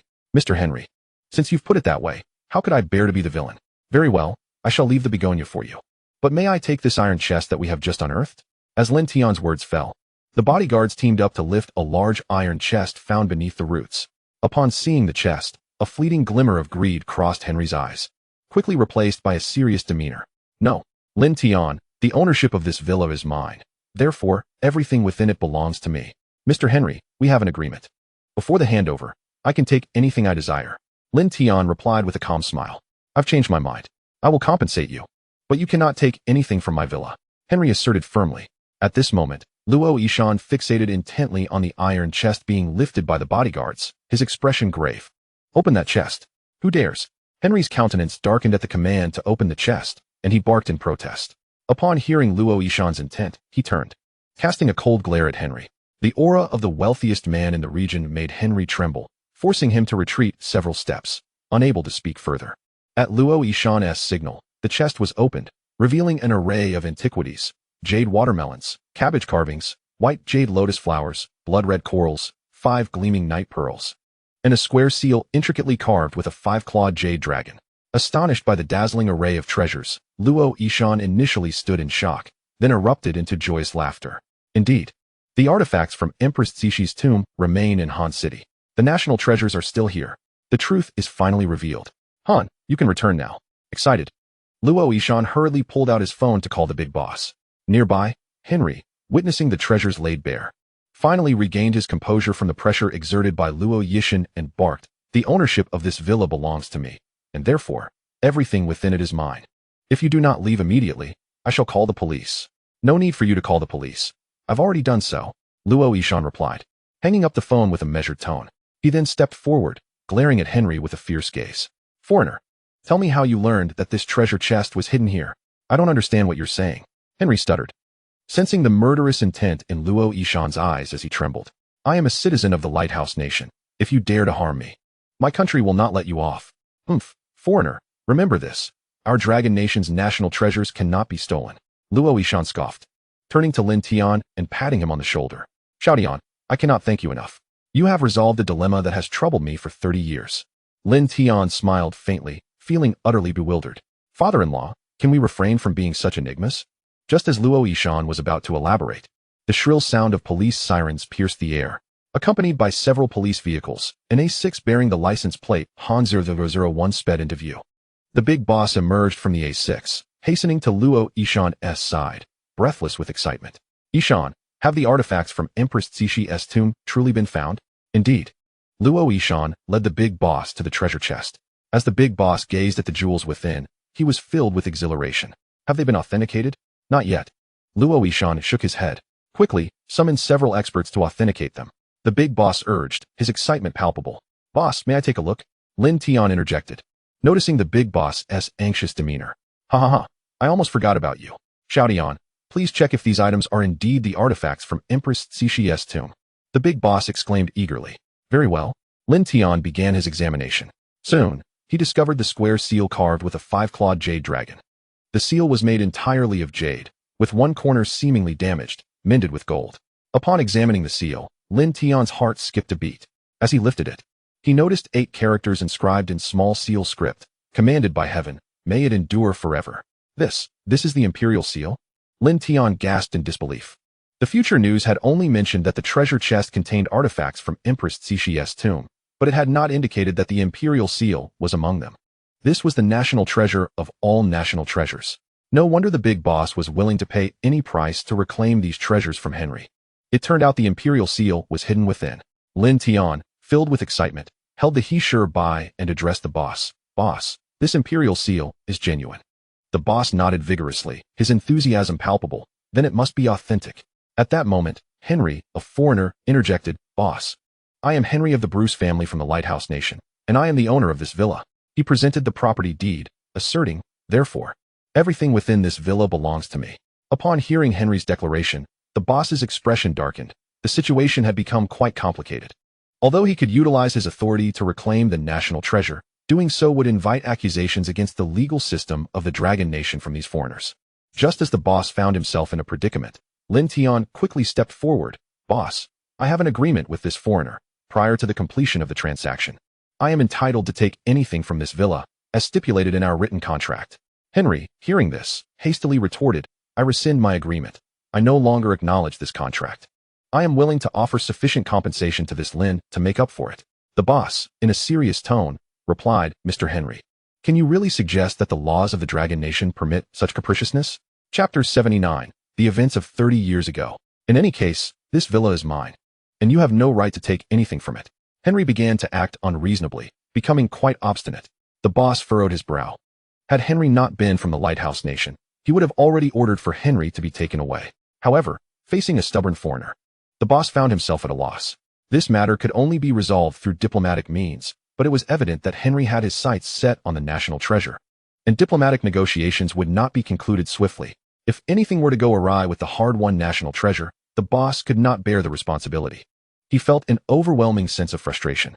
In that moment, Lin Tian approached Henry with his contract. Mr. Henry, your Lighthouse Nation is renowned for its rule of law. Are you now suggesting that your laws are merely a farce, and that you can simply retract your word at will? Upon hearing Lin Tian's words, the boss experienced a sudden flash of insight. Though he might not be well-versed in legal matters to determine whether Henry's retraction could withstand scrutiny against Lin Tian's contract, he was adept at political maneuvering. With a mere glance, he signaled to the journalists who were tasked with documenting his daily activities. They immediately sprang into action. Setting up their cameras, the boss adopted a stern and imposing demeanor, questioning Henry. Mr. Henry, are you now attempting to imply that the rule of law your nation prides itself on is, in fact, a mere joke? Seeing the boss expand the issue to encompass the legal standing of the Lighthouse Nation, Henry instantly wilted. Although within the Lighthouse Nation their laws indeed appeared trivial in the face of capital, internationally, they had packaged their legal system as an inviolable institution. Consequently, as the boss invoked the rule of law, Henry found himself utterly defeated and could not muster a rebuttal. Boss, that was not my intention. Since I have a contract with Lin, according to our agreement, you may take this box of jewels. Henry conceded, his spirit broken. The boss smiled and nodded. Mr. Henry, rest assured, we in Han City have sought this national treasure for 30 long years. With your cooperation, we can now witness its return to the world. This commendable act will not be forgotten by Han City, or indeed the entire Dragon Nation. Upon our return, I shall personally draft a certificate of honor for you, and will even fund the creation of a commemorative banner to express our gratitude for your assistance. Lin Tian nearly lost his composure upon hearing the boss's words. Boss, you truly understand the art of diplomacy. To personally draft a certificate of honor and fund a commemorative banner as a token of thanks is impressive. Henry, on the other hand, felt as though he were on the verge of tears, not to mention the enormous price his family had paid.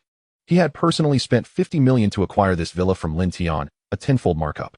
And now, he was being offered a mere handwritten certificate of honor and a banner. Not a word was mentioned regarding a monetary reward. He had heard that aiding the Dragon Nation in reclaiming its national treasures came with financial compensation. Was he being toyed with? Infuriating. Yet, Henry could only seethe in silence as he watched the boss direct the removal of the box of jewels. His heart bled, and he shot Lin Tian a venomous glare. You brat, this matter is far from over. The Bruce family will remember you, given the gravity of the national treasure. The boss exchanged a few brief words with Lin Tian before hastily departing. Naturally, Lin Tian and Luo Yishan had no intention of lingering, and the two boarded a Maybach to return to the Luo group. Along the way, Luo Yishan, in high spirits, remarked, Xiao Tian, have I not previously mentioned that I encountered a benefactor? That benefactor is none other than Han City's former tycoon, Han Batian. You must have heard numerous rumors claiming that I was ungrateful and forced Han Batian away, thus ascending to the position of the richest. Lin Tian nodded but then shook his head. Uncle, I believe those are mere rumors. You are not that kind of person. Oh. It all traces back to the box of treasures from the tomb of Empress Cixi that we discovered. Luo Yishan sighed softly. The Han family once prospered through the jewelry industry, and back then, real estate was just beginning to take off. As a small contractor, I was fortunate enough to earn the favor of old Han, taking on numerous projects. 30 years ago, during a real estate project assigned to me by old Han, I unearthed this box of long-lost treasures from Empress Cixi's tomb. I immediately informed old Han, who asserted that these were national treasures and should be surrendered to the state. At that time, Han City was hosting a jewelry exhibition, and the then boss decided to showcase the treasures to attract attention and elevate the city's profile.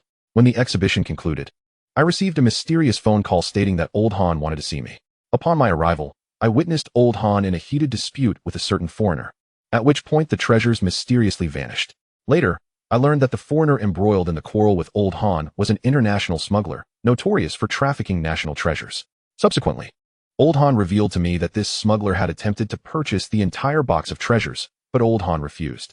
During their argument, the smuggler employed a cunning diversion to steal the national treasures. At the time, everyone believed that the treasures had been secretly smuggled out of the country.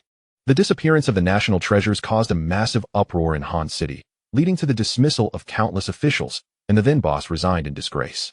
Old Han felt responsible for the loss and chose to retreat to Hong Kong, declaring that as long as these treasures remained missing, his family would never return to Han City. After old Han and his family departed, their assets were devoured by various families in Han City. During the nascent stages of the real estate boom, old Han left me with several projects, and leveraging these, I ascended to become the wealthiest individual in Han City.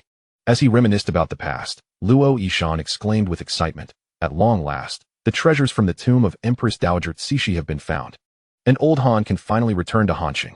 Upon hearing this, Lin Tian smirked and inquired, Uncle, if the Han family returns to Hanxing, do you intend to hand over our Luo group to them? Luo Yishan chuckled, Little Tian, I am hardly a fool. The majority of the Han family's assets were divided among other families back in the day. Our Luo group was built upon the real estate boom. Although old Han has done me a kindness, the Luo group represents the hard work of your aunt and me. It is inconceivable that I would relinquish it. Lin Tian nodded in understanding, internally sighing that although his father-in-law could be somewhat naive at times, he was certainly not dim-witted. In Lin Tian's eyes, the story told by Luo Yishan took on a different flavor altogether. The nefarious Han Batian had intended to sell national treasures to smugglers, only to be thwarted by his bumbling father-in-law. Consequently, Han Batian was forced to terminate his dealings with the Japanese and hide the treasures, planning to wait until the storm had passed to resume negotiations. However, what Han Batian did not anticipate was the profound impact of the treasure's disappearance. The top executives resigned in disgrace, leaving Han Batian to shoulder the blame and depart Hanxing. Chapter 80. Reward, Live Streaming Ticket. The recounting of past events by Lin Tian's father-in-law not only failed to clarify the truth for him, but only served to deepen his confusion. Although Lin Tian had surmised a rough idea of what transpired, he lacked concrete evidence. In contrast, the evidence presented by Han Noyu was exceedingly persuasive, branding his father-in-law a traitor. An impasse. Lin Tian sighed in resignation. It appeared that uncovering the truth from his father-in-law was a futile endeavor. Instead, he would place his hopes on the system's rewards. Upon returning to the group, Lin Tian entered his office and opened his phone. Ding. Congratulations, host. For altering the course of the future, you have received a reward, a prop treasure chest. His excitement surged at the sight of the system's reward. He hurriedly clicked to open it. Ding! The treasure chest has been successfully opened. Congratulations, host, for obtaining the prop, live streaming ticket. Live streaming ticket allows real-time streaming of a target's movements. After reading the description of the item, Lin Tian furrowed his brow. While it was indeed a new item, what he truly needed was a search ticket for headlines. Suddenly, a thought struck him. According to Future News, on June 28th, during his engagement banquet, his girlfriend would be assassinated by an international hitman. If he utilized the live streaming ticket, wouldn't he be able to ascertain the whereabouts of the international assassin? The nine-tailed fox? Compared to the affairs of the Han family, his girlfriend's safety took precedence. Thus, Lin Tian swiftly typed international assassin nine-tailed fox into the search bar. In no time, the system interface displayed a live streaming room. The next moment, the screen revealed a stunning woman poised at the edge of a skyscraper. A Barrett rifle trained before her. Astonished, Lin Tian thought, this nine-tailed fox is in the midst of an assassination. He quickly examined the buttons in the live streaming room, hoping to control or alter the environment to ensure that the assassin was captured. Regrettably, apart from adjusting the camera angle, the buttons offered no other functionality. Lin Tian felt somewhat disheartened. The live streaming ticket seemed rather useless. Aside from allowing him to observe the nine-tailed fox's movements in real time, it could not affect any change. He wasn't a voyeur, after all. Just then, his phone rang. Upon checking, it was Director Chun from the orphanage. Lin Tian recalled that during their prior conversation, Director Chun mentioned he would be visiting Hanqing shortly. He quickly answered, "Hello, Xiaolin. I'm on the train and should arrive in Hanqing around 6 this evening." The warm voice of Director Chun resonated through the phone. "All right, Director Chun. I will be at the train station to greet you on time." Lin Tian replied enthusiastically. "By the way, Xiaolin, do you remember Wu Kai? Who was about your age at the orphanage?" Director Chun inquired.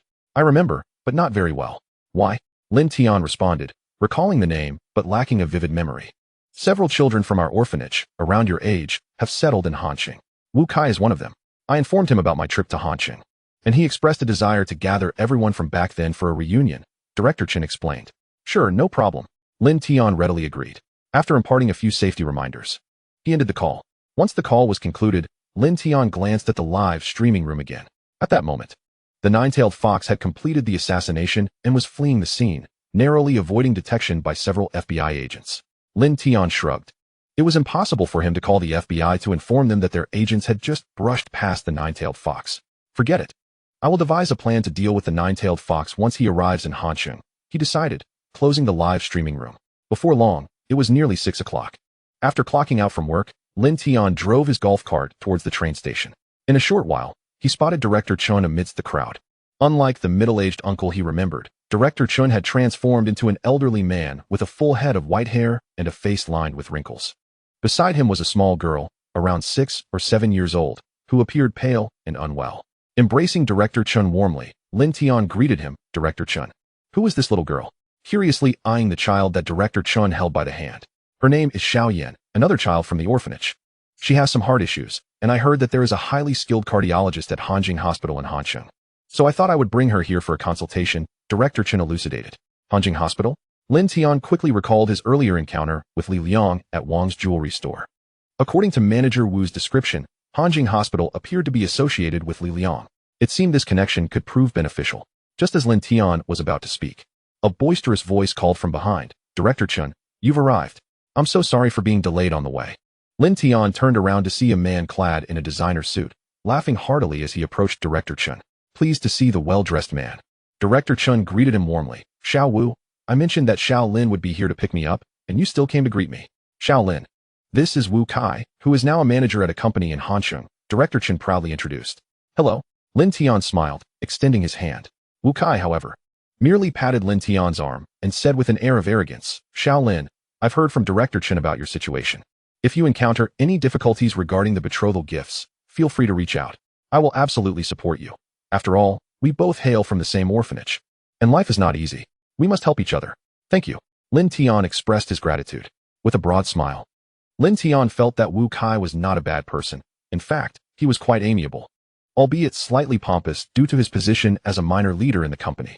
After exchanging a few pleasantries, Wu Kai assisted Dean Shun while Lin Tian lifted the young girl named Xiao Yan into his arms, heading toward the parking lot. Upon arrival, Wu Kai turned to ask, "Little Lin, how did you get here?" Lin Tian pointed to his Volkswagen Golf and replied with a faint smile, "I drove here." "Ah, impressive. A Golf R line, no less. That must cost over 200,000, right? Wu Kai exclaimed in admiration. I couldn't say. The car belongs to my girlfriend, Lin Tian modestly responded. It seems your girlfriend comes from a well-off family. Wu Kai remarked with a hint of envy. I truly envy you. Unlike me, who, due to work commitments, is nearing 30 without a partner. Perhaps your standards are too high, Lin Tian teased, then inquired, how did you arrive? Upon hearing Lin Tian's question, Wu Kai's lips curled into a smile, unable to suppress his desire to show off. Chapter 81, The Gathering. Wu Kai smoothly retrieved a Mercedes-Benz key from his pocket and pressed a button, causing the headlights of a nearby E200L to flicker to life. At that moment, the corners of Wu Kai's mouth lifted, reminiscent of a mischievous dragon king, unable to contain his pride. With a haughty glance at Lin Tian, he seemed to say, Come on, brother, play along with my display. Observing his childhood companion's exuberance, Lin Tian playfully complimented, Wow, you've got a Mercedes. Quite impressive. He gave a thumbs up. Hee. Just lucky to have a good boss. Wu Kai narrated his so-called legendary tale with an air of sophistication. However, Lin Tian showed little interest in his tale, promptly ushering Ding Shun and Xiao Yan into his own vehicle. Wu Kai felt a twinge of embarrassment, exclaiming, Brother, I haven't finished showing off yet. Why are you leaving? Can't you read the room? Feeling awkward, he quickly approached, saying, Ding Shun, why don't you ride in my car? It'll be more comfortable. No need, little Wu. I'm getting older. It's inconvenient to switch cars, Ding Shun replied with a smile. All right then, Wu Kai nodded. Thus, Wu Kai led the way while Lin Tian followed closely behind, and soon both vehicles arrived at the Qing Shuang Grand Hotel. Under Wu Kai's guidance, they made their way toward the private room. Just as Lin Tian stepped inside, the restaurant manager happened to spot him and exclaimed, Isn't this the future son-in-law of the group? Inside the private room, friends from the orphanage warmly greeted Ding Shun and Wu Kai as they arrived. Ding Shun, you've come. It's been ages. Thanks to Brother Kai, we wouldn't have had this opportunity to gather otherwise. Indeed, and here at the Qing Shuang Grand Hotel, one of the few five-star hotels in Han City. I heard the average cost here exceeds 1,000 yuan. If it weren't for Brother Kai, I would never have been able to afford it. Oh, how I envy Brother Kai for thriving in Han City, while I'm still a struggling office worker. Squeezing onto buses, Brother Kai is already driving a Mercedes. The friends from the orphanage lavished praise upon Wu Kai, who reveled in the attention. As a result, he found himself in the center of attention, with Ding Shun seated beside him, while Lin Tian remained largely ignored. Lin Tian, however, bore no ill feelings. After spending considerable time alongside his father-in-law, he understood that no one intended to look down on anyone, but rather gravitated toward those they admired. It was Ding Shun who treated everyone equally. In his eyes, regardless of their current circumstances, these young individuals were once his children. He beckoned Lin Tian to sit beside him, prompting the others to finally acknowledge Lin Tian. Subsequently, the group of friends from the orphanage began sharing their experiences since growing up, occasionally reminiscing about their past in the orphanage, which filled Lin Tian with warmth. Although he had only spent a year at the orphanage before being adopted by his uncle's family, he felt that year was the happiest and most homely of his life. At that moment, the door to the private room swung open, and the restaurant manager entered with great respect, followed by two tall beauties in qipao, each carrying 2 bottles of specially supplied Feitian Matai.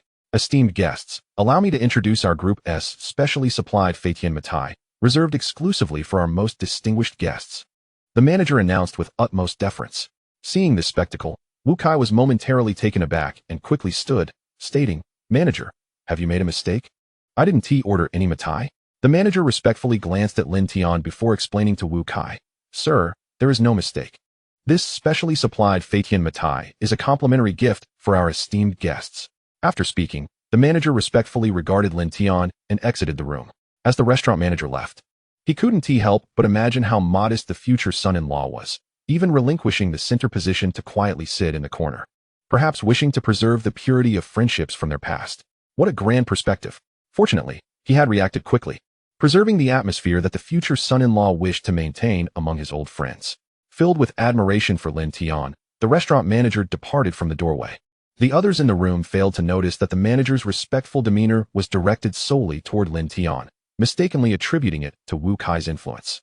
They began to lavish praise once more, exclaiming, Wow, Brother Kai, who would have thought you had such clout, making the restaurant manager personally deliver 4 bottles of Feitian Matai. This isn't just any Matai, it's specially supplied and virtually priceless. I heard the market price has soared to 40,000 per bottle. Good heavens, 40,000 a bottle? That makes these 4 bottles worth over 160,000, equivalent to 3 years of my salary. Is this what the life of the wealthy looks like? How extravagant. Brother Kai is incredible. Brother Kai is magnificent. Thank you, Brother Kai, for letting us experience the luxury of the affluent. Although Wu Kai relished the flattery, he remained acutely aware of his own standing, understanding that he did not warrant such attention from the restaurant manager. It was merely a courtesy extended due to his boss's reputation. In a spirit of reciprocity, he proposed to his friends, "Brothers, I don't have such influence. It's all thanks to our boss. I'd like to ask everyone to help me send a thank you video to him." Taking advantage of the moment to express his loyalty, Wu Kai addressed the group. Of course, they all nodded enthusiastically. Wu Kai then retrieved his phone and began recording a video, in which everyone excitedly expressed their gratitude toward Wu Kai's boss. After the video recording was completed, Wu Kai promptly sent it to his boss, accompanied by an elaborate message of gratitude exceeding 100 words. Meanwhile, Wu Kai's boss was at home indulging in a popular short drama titled My Girlfriend is Actually a Heiress. As he watched, the bald boss couldn't help but lament why he had yet to encounter such an affluent heiress as a girlfriend. Upon receiving Wu Kai's thank you message, the bald boss felt quite pleased.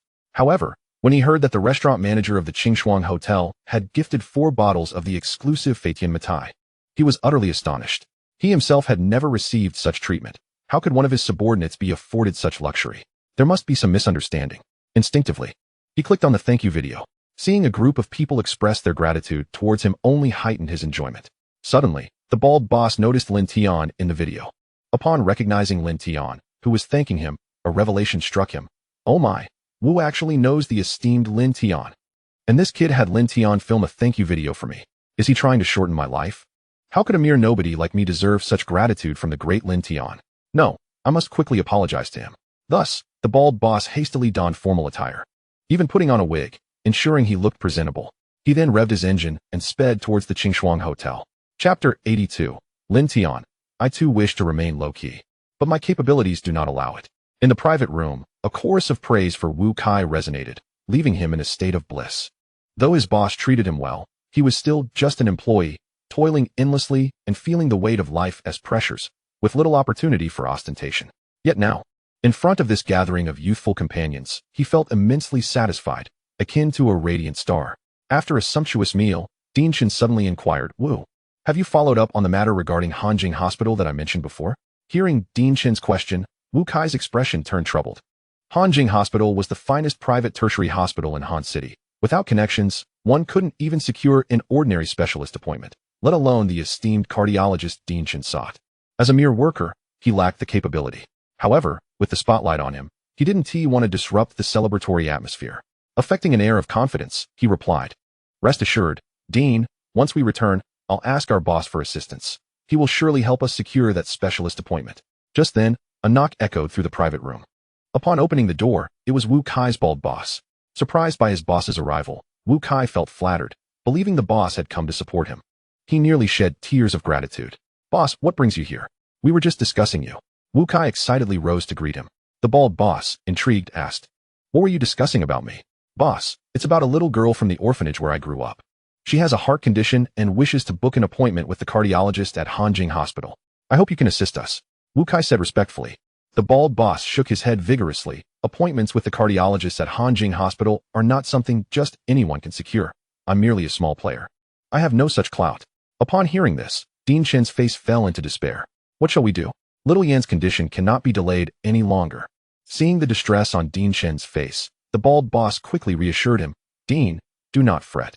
Although a nobody like me cannot secure an appointment with the cardiologist at Hanjing Hospital, the esteemed Lin Tian beside you certainly can." Lin Tian. The moment the bald boss spoke, everyone in the room fell into a stupor. Could he be referring to Lin Tian? All eyes turned towards him.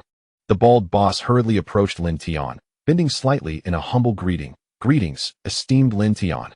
I am Wang from Yinyu Technology. It is an honor to meet you in person." This scene left everyone in the room utterly dumbfounded, especially Wu Kai, who was completely bewildered. What was happening? His boss was addressing Lin Tian as an esteemed figure? "Boss, have you mistaken him for someone else? He is merely a friend from my orphanage."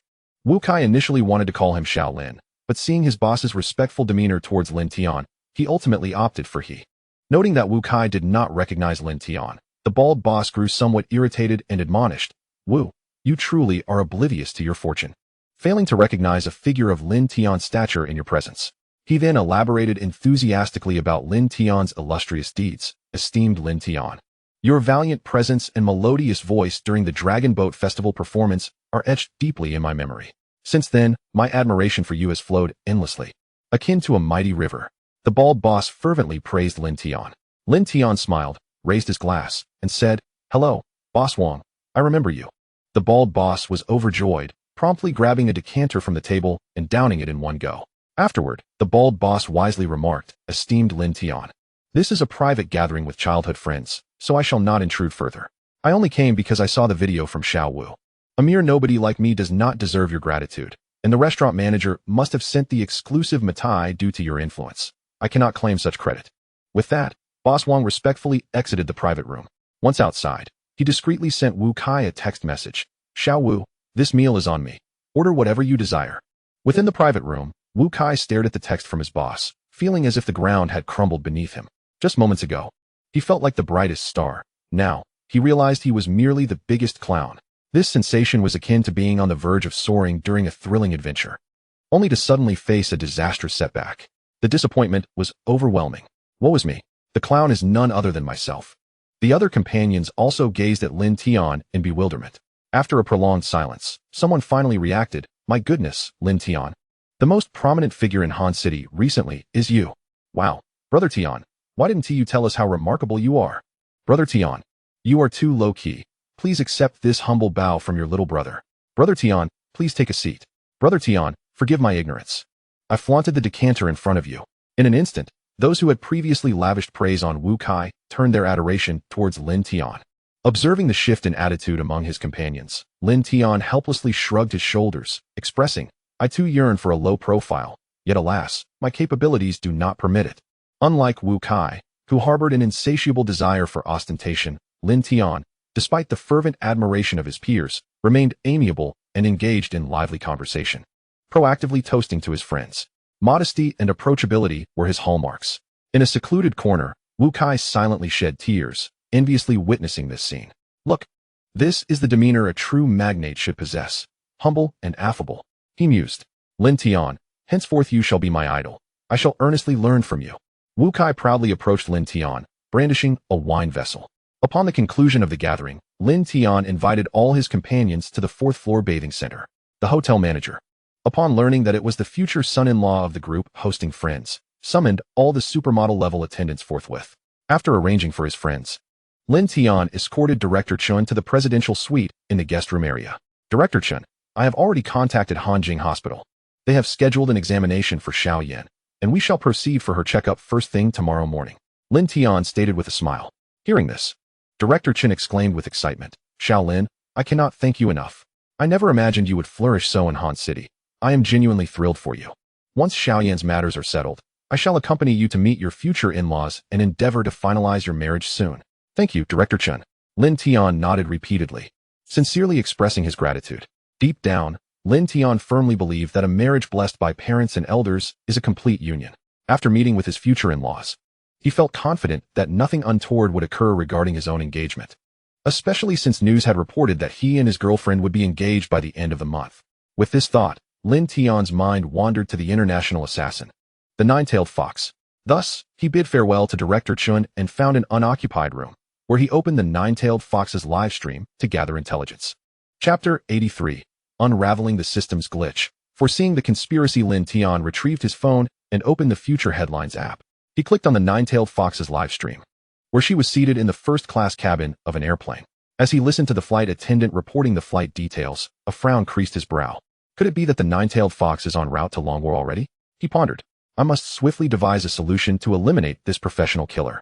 While contemplating how to address the nine-tailed fox, his attention was suddenly drawn to a young woman seated beside her.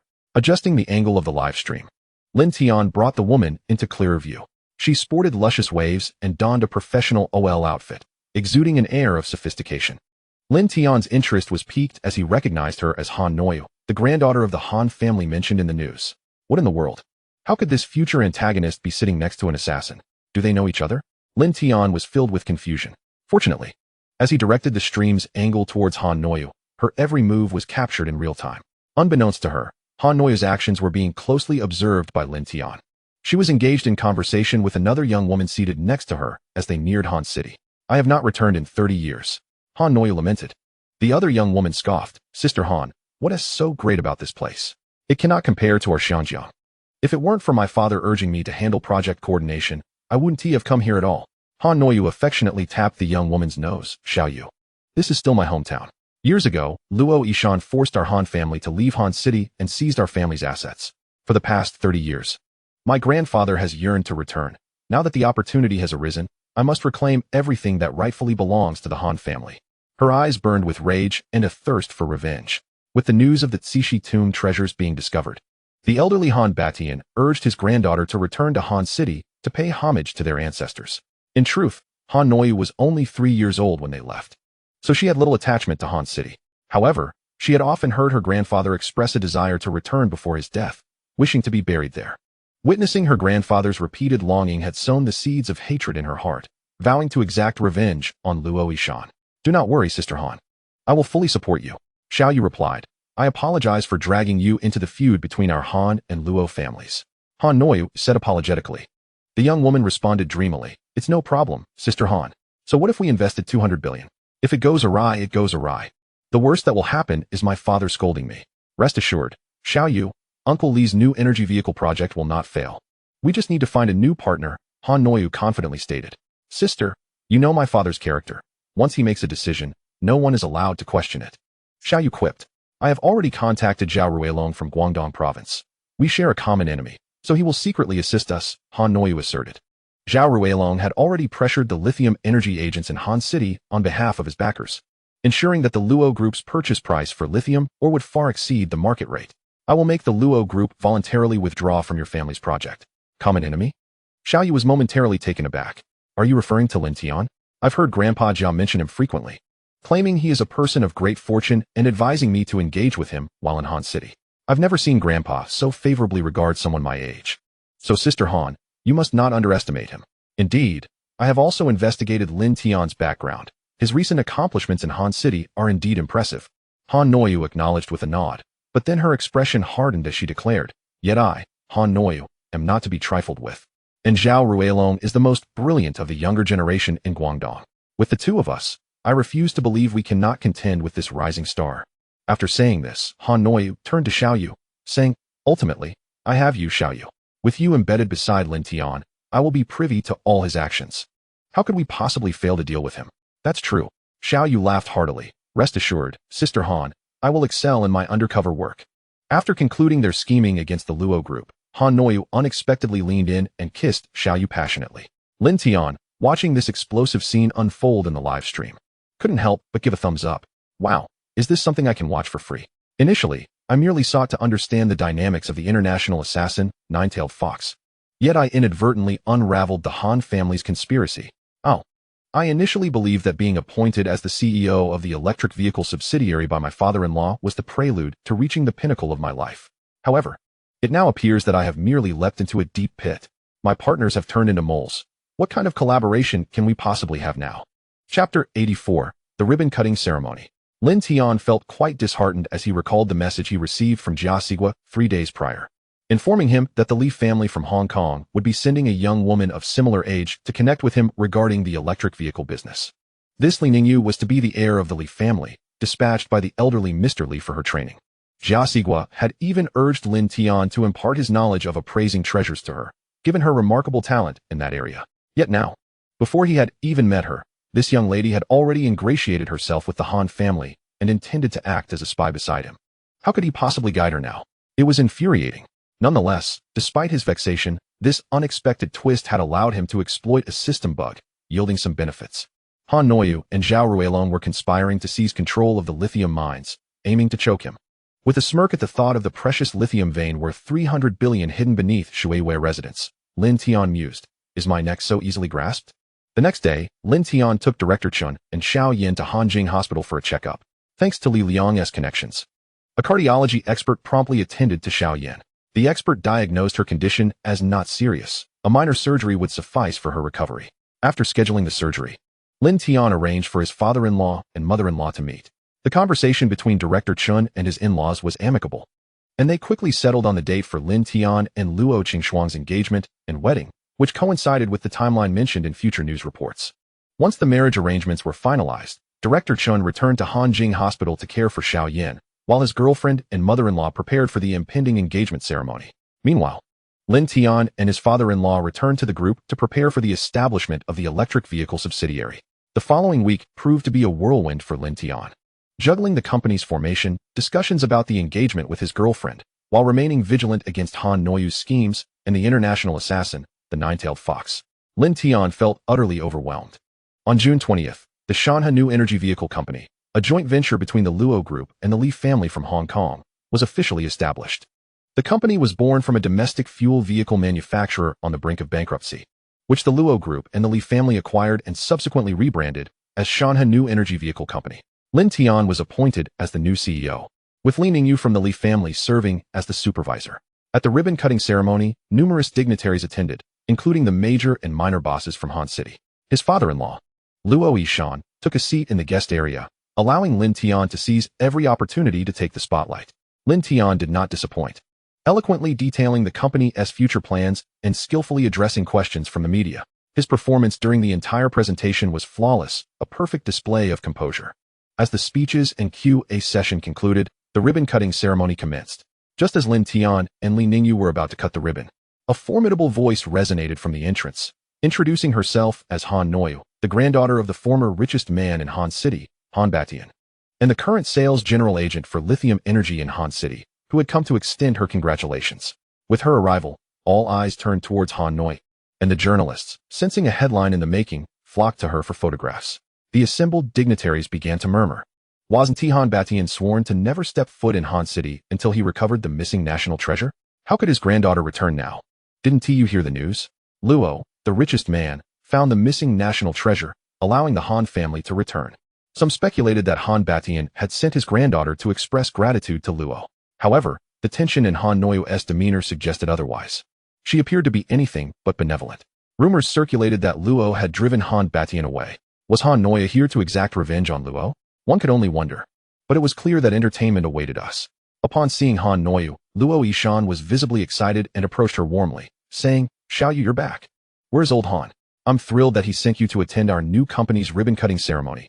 Please, come in." Luo Yishan radiated warmth. Yet his cordiality was met with coldness. Han Noyu brusquely shrugged off his hand, declaring, "Humph, Luo Yishan, spare me your pretenses. Years ago, you conspired against my grandfather, forcing our Han family to leave Han City and seizing our family's assets. Xiao Yu, you've misunderstood. Old Han's departure was due to circumstances." Luo Yishan attempted to explain, but was interrupted by Han Noyu. "Luo Yishan, don't play the good guy here. I have come today to assure you that I, Han Noyu, will personally reclaim everything that our Han family has lost." Faced with Han Noyu's aggressive stance, Luo Yishan chose silence. However, Lin Tian, standing behind him, boldly retorted, "Hey, Miss Han, don't feign such victimhood, as if my father-in-law has wronged your family. The entire Han City knows it was your grandfather who lost the national treasure and couldn't bear to show his face, thus leaving Han City. You slanderer." Han Noyu shot back angrily, scrutinizing Lin Tian. Although she had prepared herself for a challenging encounter, Lin Tian's demeanor exceeded her expectations. Hearing her retort, Lin Tian chuckled, "Oh, so stating facts is slander? Then, aren't you spreading falsehoods about my father-in-law? Humph, whether I am spreading rumors or not, the truth will eventually surface." Han Noyu, recognizing she was not Lin Tian's equal, hastily shifted the topic. "I come today with another identity as well, the sales general agent for lithium energy in Han City." Chapter 85. Unleashing the 300 billion lithium vein, the villainous young lady stunned. Upon hearing Han Noyu emphasize her additional identity, the assembled dignitaries began murmuring, realizing that this young lady had indeed come prepared. The lithium ore was the lifeblood of electric vehicles. It seemed that Luo, the richest man, was about to be cornered. The crowd wondered whether Lin Tian had any countermeasures in mind. All eyes turned to Lin Tian, who had consistently astonished them in recent times. Yet, in the face of Han Noyu's assertion, Lin Tian remained unfazed and calmly inquired, "And then what?" His retort momentarily stunned Han Noyu. Had she not already experienced Lin Tian's tenacity in their previous encounters, she might have thought him foolish. She controlled the sales of the Han City lithium vein, a critical asset for electric vehicles. Any other electric vehicle entrepreneur would have been thrown into disarray upon hearing such news. Yet Lin Tian stood as steady as a mountain. This left Han Noyu utterly perplexed. Without my consent, I assure you that your Shanha automobile will not acquire even a trace of lithium ore, Han Noyu threatened. In the face of this intimidation, Lin Tian displayed no discernible reaction, remaining as composed as ever. If we can't acquire it, then we simply can't, he replied nonchalantly.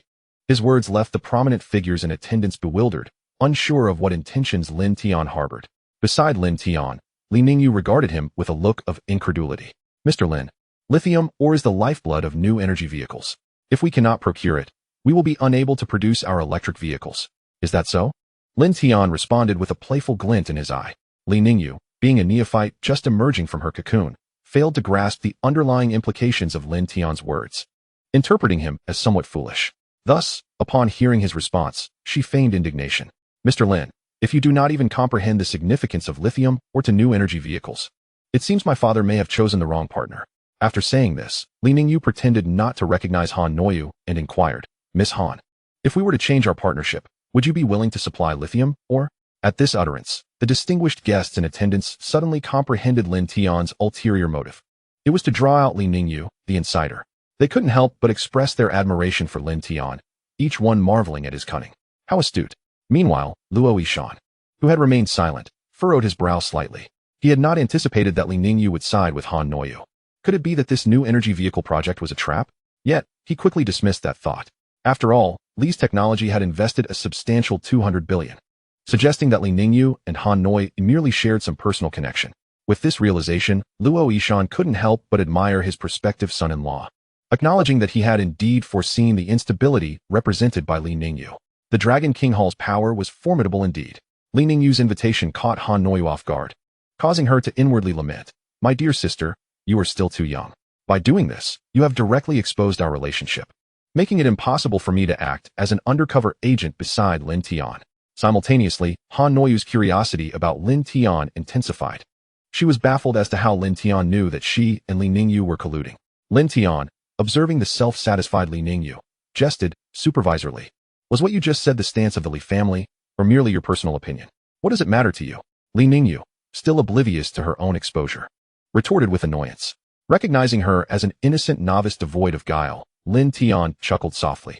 Very well, I shall take that as your personal viewpoint, unrelated to Chairman Li. Since Supervisor Li questions the capabilities of our Luo Corporation, allow me to demonstrate our strength, thereby solidifying our future collaboration. With that, Lin Tian reopened the PowerPoint presentation from earlier. Ladies and gentlemen, as I previously mentioned, like other domestic new energy vehicles, our Shanha new energy vehicles are targeted at the mid to high-end automotive market. I suspect many of you may be questioning how we, having lagged behind our competitors for several years, can establish a foothold in the new energy vehicle sector. Aside from Li's technology's cutting-edge intelligent driving technologies, our Shanha new energy vehicles possess a significant advantage: price. What do we mean by price advantage? Please observe. With that, Lin Tian pressed a button on his remote control. The large screen displayed images of Lin Tian alongside staff surveying mineral resources at the Shuyueju project. The subsequent image showcased the discovery of a lithium vein. The third image depicted the assessment of the lithium vein's reserves, exceeding 500,000 tons. The fourth image revealed that the Luo Corporation had secured the mining rights. As the images flashed across the screen, all the esteemed guests were left in a state of shock. My heavens, we have lithium veins in Hancheng. Good gracious. The reserves exceed 500,000 tons. This could potentially power at least 1 million new energy vehicles. Originally concerned that the wealthiest individual in Luo had entered the new energy vehicle market a bit late, they were astounded to learn of his trump card. In the new energy vehicle sector, batteries account for 1/3 of a vehicle's price. Now that the wealthiest in Luo had his own lithium mine, who could possibly withstand a price war? This was akin to possessing the power to overturn the table. Other new energy vehicle companies would surely be in tears. It was no wonder that Lin Tian and the wealthiest in Luo had exhibited no panic earlier. They were evidently confident. Lin Tian had once again astounded me.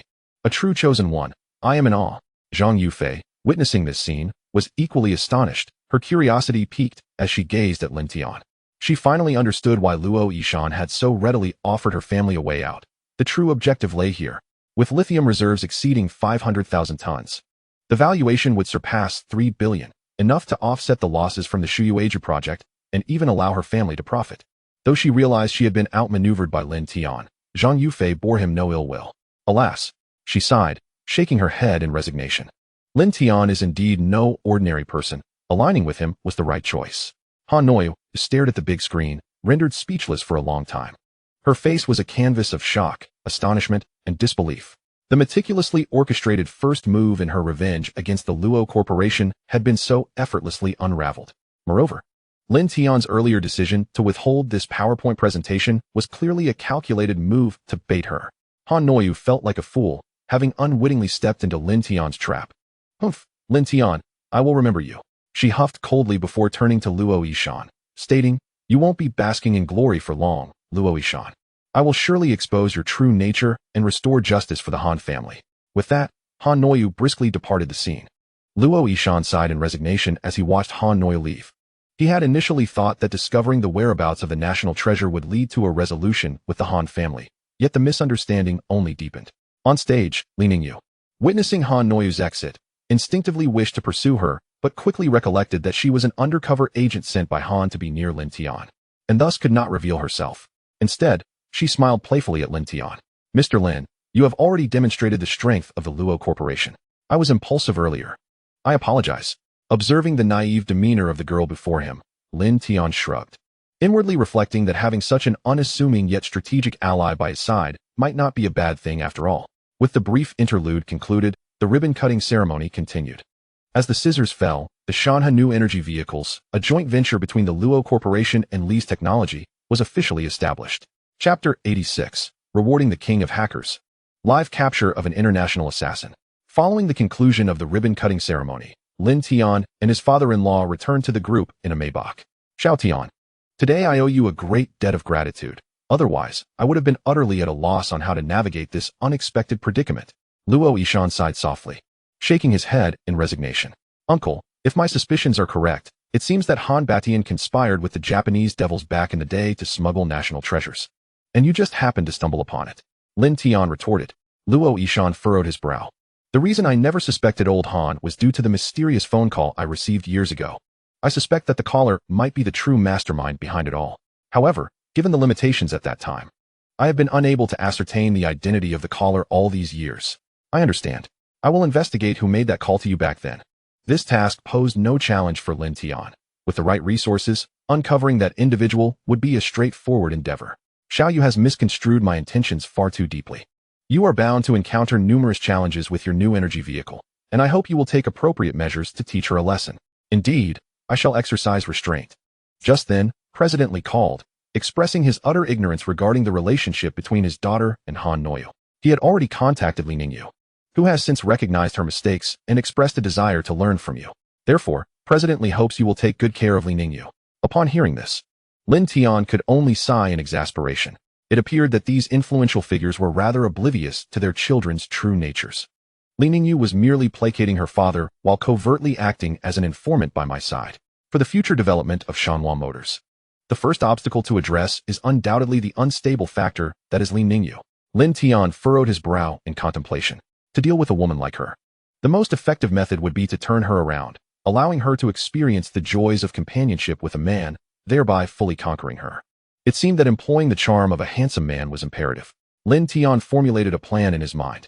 Upon returning to the company, Lin Tian began to organize his office belongings, as he would be relocating to the automotive company the following day. Once he finished tidying up, he leisurely took out his phone to check the system rewards. Ding! Congratulations to the host for altering the course of the future, earning a treasure chest of terms. He clicked to open it. Ding! The treasure chest has been successfully opened, and congratulations to the host for obtaining the talent term, King of Hackers, Gold. How is it a gold term? Shouldn't I have at least received a red one as a guarantee? Lin Tian couldn't help but grumble about the system. Loading.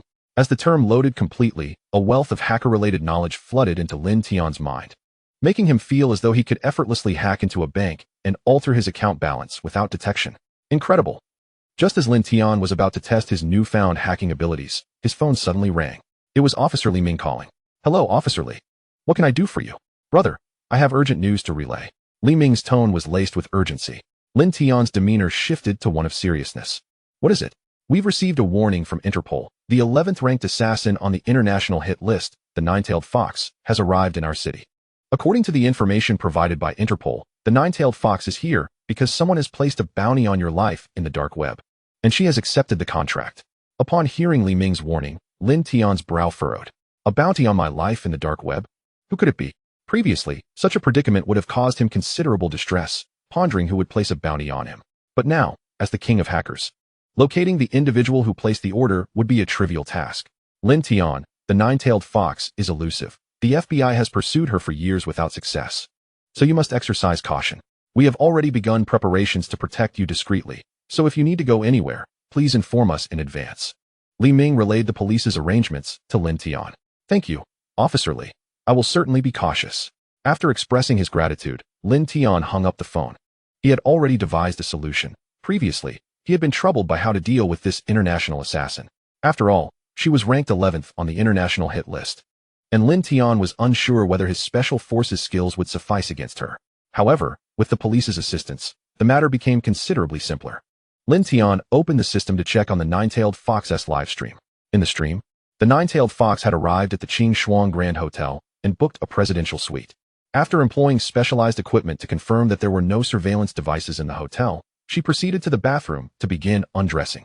Such a scene piqued Lin Tian's interest. Wow, there's this kind of benefit too. One couldn't help but admit that this international assassin's physique could rival that of the finest femme fatale portrayed in films. As a passionate netizen, Lin Tian loved to share, so he promptly created an account on the dark web and launched a live stream titled Live Capture of the International Assassin Nine-Tailed Fox, setting it to a paid viewing format, allowing 3 minutes of free access. Lin Tian then connected the Nine-Tailed Fox's live stream to his dark web channel. Simultaneously, he sent a link to Yao Yao Ling Chapter 87, System Upgrade, pushing headlines from a parallel world. At the Han City Bureau, the chief had just ordered the establishment of a special task force to capture the nine-tailed fox, even dispatching several elite soldiers from the Wolf Fong Special Forces to assist in the operation. In the conference room, the chief was outlining the mission when an officer rushed in, exclaiming, "Chief, we have received an anonymous tip-off." With that, the officer handed his notebook to the chief, revealing the nine-tailed fox's live stream on the screen. At that moment, the nine-tailed fox had just finished her bath and was cleaning the firearms in her suitcase. Seeing this, the chief's expression shifted as he inquired, "Where did this live stream originate?" "We received an anonymous link. The sender is a network expert, and we cannot trace their IP," the officer reported. "This live stream is hosted on the dark web, and it has already amassed over 100,000 views. Has the identity of this woman been confirmed?" the chief asked. "We have cross-verified with Interpol, and she is most likely the international assassin nine-tailed fox." Upon receiving this confirmation, the chief projected the live stream onto the large screen in the conference room. "Ladies and gentlemen, the suspected whereabouts of the international assassin nine-tailed fox have been disseminated on the dark web, rendering our previous operational plans obsolete. We must immediately proceed to the Qing Shuang Grand Hotel to execute the capture." The chief swiftly revised the capture plan. Thus, the task force set off towards the Qing Shuang Grand Hotel. In the live stream, after cleaning her firearms, the nine-tailed fox began to search for information on Lin Tian online. Once she clarified Lin Tian's movements, she commenced formulating her assassination plan. In the mental simulation plan, Lin Tian was already considered deceased. Thus, the nine-tailed fox reopened the dark web, eager to discover any new assignments within the borders of the Dragon Kingdom. Suddenly, she was captivated by the title of a trending live broadcast, Live Capture of the International Assassin, Nine-Tailed Fox. Upon seeing this eye-catching headline, the nine-tailed fox furrowed her brow, exclaiming, "Damn it, who dares to pull a stunt on me?" Once she completed this job, she vowed to deal with the audacious provocateur. Out of curiosity, she clicked into the live stream, and in the next moment, she was utterly stunned. What the hell? The nine-tailed fox in the broadcast mirrored her shock in reality. Startled, she immediately retrieved her specialized detection equipment to search for hidden cameras at the filming angle of the live stream. However, her covert surveillance device registered no anomalies. As she returned to her computer to reconfirm the angle of the hidden cameras, she was horrified to discover that the camera's position was actually rotating. Watching the incessantly shifting angle of the live stream sent chills down her spine, causing her to tremble. The pristine white walls surrounding her made it impossible for any pinhole cameras to be installed. Furthermore, the seamless rotation of the live stream clearly indicated that someone was covertly recording her, yet she was utterly alone in the room. Goodness, am I being haunted? As this thought crossed her mind, goosebumps erupted all over her body. At that moment, a knock echoed from outside the room. "Hello, maid. We have complimentary fruit for you." Upon hearing this, the nine-tailed fox suppressed her fear. Her instincts as an assassin warned her that she had been detected. Hastily, she escaped through the ventilation duct in the restroom. Outside, The elite Wolf-Tooth Special Forces prepared to breach the door, but one officer, engrossed in watching the live stream on his phone, interjected, "The target has escaped through the ventilation duct. She has fled to the restroom at the end of the corridor." The Special Forces immediately rushed towards the men's restroom at the corridor's end. At this moment, the nine-tailed fox had transformed into an elderly janitor, carrying a trash bag as she approached the restroom door. Upon opening the door, she was taken aback to find over a dozen officers, all armed, aiming their weapons directly at her. Feigning terror, the nine-tailed fox trembled and spoke in a quavering voice, "I am merely a janitor." The officer with the phone displayed it to her, revealing the live stream, showcasing the very scene before them. Seeing this, the nine-tailed fox surrendered, her face a mask of terror, exclaiming, "Oh my God, there are ghosts. You Dragon Kingdom folks have ghosts." After witnessing the successful capture of the nine-tailed fox, Lin Tian closed the dark web live stream. To his astonishment, he discovered that his dark web account had inexplicably amassed an additional 10,000 bitcoins. Wow, this pace of earning is astonishing. Given that one bitcoin was valued at approximately 100,000 USD, his newfound 10,000 bitcoins equated to a staggering $1 billion. Lin Tian could not help but gasp in disbelief. This was beyond exhilarating. Moreover, the private messages on his account had surpassed 99. Upon opening the messages, he found inquiries about the possibility of customized broadcasts. Some wished to see live streams of Hollywood's top female stars, while others wanted to know what their girlfriends were currently up to. There were even requests for live broadcasts of Trump, with bids exceeding 1 million USD. Gazing at the increasingly outrageous demands and escalating offers, Lin Tian shook his head in resignation. He had no remaining live broadcast vouchers, or he would undoubtedly have accepted a few lucrative deals and made a fortune. With the capture of the nine-tailed fox, the system rewards arrived as anticipated. Ding! Congratulations to the host for altering the future trajectory, gaining a treasure chest. Click to open. Ding! Treasure chest opened successfully. Congratulations to the host for acquiring the functional item, Parallel World Headline Experience Card 5. Parallel World Headline Experience Card. Upon use, it will randomly push headlines from parallel worlds, allowing for 5 experiences. Lin Tian's interest was piqued by the item's description. Clicking to use it, the 5 on the item card promptly changed to 4, followed by the notification. In its first year, the Dammy SU-7 sold over 170,000 units, becoming the most sought-after midsize vehicle. After reading the news, Lin Tian was left utterly astounded, for the design of the Dammy SU-7 was simply magnificent. Additionally, its pricing was exceedingly reasonable. Watching the endearing CEO host a press conference, Lin Tian could hardly contain his laughter. "Oh dear, this price brings tears to my eyes." You all guessed it right. The Billionaire CEO personally opens the door for you. Lin Tian applauded in delight. This lay bus was utterly hilarious. What a marketing strategy. Impressive. Originally, Lin Tian had been somewhat apprehensive about his lack of experience in vehicle manufacturing. However, such worries dissipated entirely. He could easily replicate the Dammy SU-7. He could even borrow their sales tactics. The Billionaire personally opens the door for you. To be fair, his father-in-law bore a striking resemblance to this lay bus from the parallel world. Lin Tian could already envision their Shanghai motors thriving in sales. Chapter 88, The Gathering of Villains. Lin Tian meticulously recorded the detailed specifications of the Dammy SU-7 from the headlines, preparing to propose a project in the Monday morning meeting. Just as he finished, the system prompted 2 more future news notifications. The long-lost leak flower post has resurfaced. The national treasure has been unwittingly acquired by a Japanese scoundrel. On June 21st, at the antique market located at 18 Handong Road, Takeda Ichiro from the east found the long-missing third part of the leak flower post, reported on the evening of June 21st. Observing the system's push of future news, Lin Tian furrowed his brow. It was that scoundrel again? Humph, how dare a Japanese thief acquire our national treasure? This must be intercepted. Simultaneously, Lin Tian recalled that Jia Sigua had mentioned Li Ningyu's talent in appraising antiques, prompting him to mentor her in that skill. It was a perfect opportunity to help straighten out Li Ningyu. With this decision, Lin Tian continued to peruse the second news item. A lottery scratch-off ticket yielded 2 grand prizes. An octogenarian, overwhelmed with joy after winning $1 million, tragically passed away on the spot. On June 21st, at the antique market located at 18 Handong Road, a venerable gentleman in his 80s struck it lucky by winning 2 grand prizes of 500,000 each from a scratch-off lottery ticket. Overwhelmed with excitement, he suffered a heart attack and collapsed on the spot, tragically passing away despite attempts at resuscitation. His 2 sons, consumed by greed over the lottery inheritance, resorted to violent conflict. reported on the evening of June 21st. Upon reading the news, Lin Tian could not help but smirk, reflecting on the age-old adage, a blessing in disguise. Initially, Lin Tian had no intention of intercepting the elderly gentleman's fortune. After all, with his current wealth, a mere million held no allure for him. Yet, observing the gentleman's grim fate, his heart giving out from sheer exhilaration while his sons descended into farce over the prize, was indeed a sobering spectacle. Such a misfortune warranted his intervention to alleviate the elderly man's unwarranted calamity. A life of simplicity is true fortune. One should not aspire to sudden riches. Immense wealth is often too heavy a burden for the average person to bear. Lin Tian shrugged. Fear not, old man. I shall shoulder this overwhelming fortune on your behalf. Meanwhile, in an upscale tea house, Han Noyu was meeting with the foreigner Henry. Miss Han, you cannot fathom how utterly loathsome Luo Yishan and that Lin Tian truly are. They brazenly invaded my villa, clearly intent on unearthing the long-lost treasures of the Empress Dowager Cixi. Henry exaggeratedly maligning Luo Yishan and Lin Tian.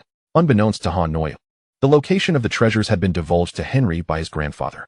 Miss Han, we are aware that although old Mr. Han appears to have departed from Han City, he has left behind a substantial legacy.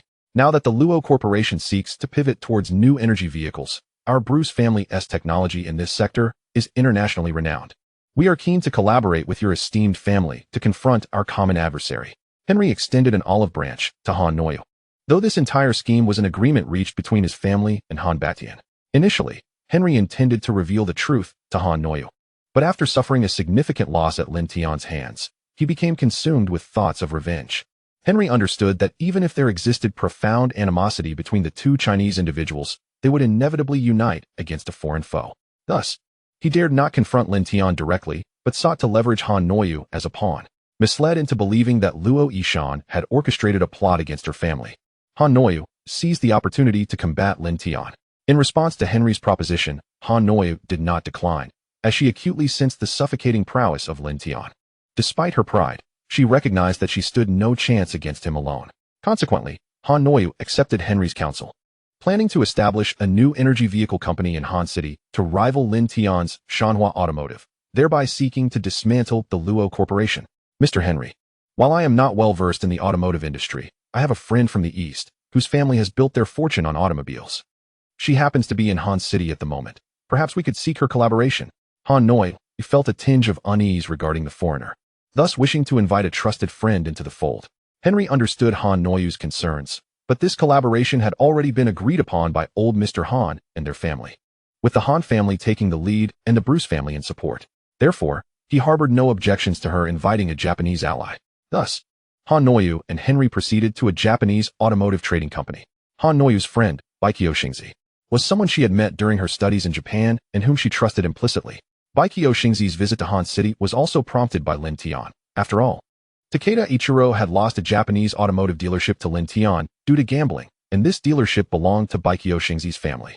Consequently, her motives for confronting Takeda Ichiro included a desire to meet Lin Tian. Additionally, she harbored a secret mission linked to the recently unearthed treasures of the Empress Dowager Cixi.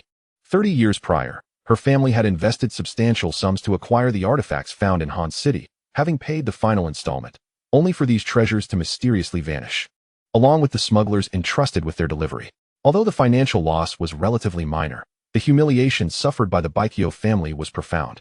With the treasures resurfacing, the Baikyo clan dispatched their daughter to uncover the truth behind the events of that year and to track down the elusive smugglers. Thus, upon learning of Han Noyu's and Henry's intentions to collaborate, Baikyo Xingzi did not hesitate to agree, recognizing they all shared a common adversary, Lin Tian. Following the signing of their collaboration agreement, Henry presented his earnest proposition. Miss Han, Miss Xingzi, allow me to introduce the latest electric vehicle model from the Bruce family, the Edamame 3. After reviewing the specifications of the Edamame 3, Baikyo Xingzi nodded in approval, noting its innovative design. I can assure you, should it hit the market, it will undoubtedly outshine any existing vehicles in the Dragon Country. Observing Baikyo Xingzi's enthusiasm bolstered Han Noyu's confidence in Henry's Edamame 3. The Baikyo family is a leading name in the Japanese automotive industry. Xingzi, if you can further optimize the design of the Edamame 3, it will surely become this year's bestseller. Indeed, once our new energy vehicle company is established, I will have our engineers get to work immediately. The trio engaged in detailed discussions regarding the Edamame 3's development plan. Armed with the Edamame 3, They were convinced they could eclipse Lin Tian's Shanhua Automotive. Indeed, the Luo Corporation, a company with no prior experience in the automotive industry, dares to enter the fray. When they unveil their first vehicle, the market shall undoubtedly be dominated by our Edamame 3. They all laughed heartily, eagerly anticipating Lin Tian's reaction. At that moment, Takeda Ichiro entered Baikyo Xingzi's office. What brings you here? Baikyo Xingzi, unperturbed, directly inquired, with Han Noyu and Henry present. Leader Baikyo, you instructed me to keep an eye on the antique market in Han City. And I have learned that there will be an exhibition at the antique market on Handong Road 18 tomorrow. Chapter 89, The Japanese's Bet. Baikyo Xingzi's grandfather was an avid collector of Dragon Country antiques, and with his upcoming 80th birthday, she sought to find some treasures to gift him, prompting Takeda Ichiro's interest in the antique market. Understanding the context, Han Noyu quickly interjected, Xingzi, I have a younger sister who possesses a remarkable talent for appraising antiques. I will arrange for her to join us at tomorrow's antique exchange. We might stumble upon unexpected treasures. Yes, having an expert along would be ideal. Baikyo Xingzi nodded with a smile. Thus, Han Noyu called Li Ningyu, saying, Xiaoyu, are you free tomorrow? There's an antique exchange fair at 18, Handong Road. Would you be interested in joining me? Li Ningyu replied, I'm sorry, Han Jia, but I might not be able to go with you. What happened? Han Noyu inquired. My father and Grandpa Jia want me to learn about appraising antiques from Lin Tian. He just called me and invited me to the fair tomorrow to broaden my horizons. Li Ningyu explained.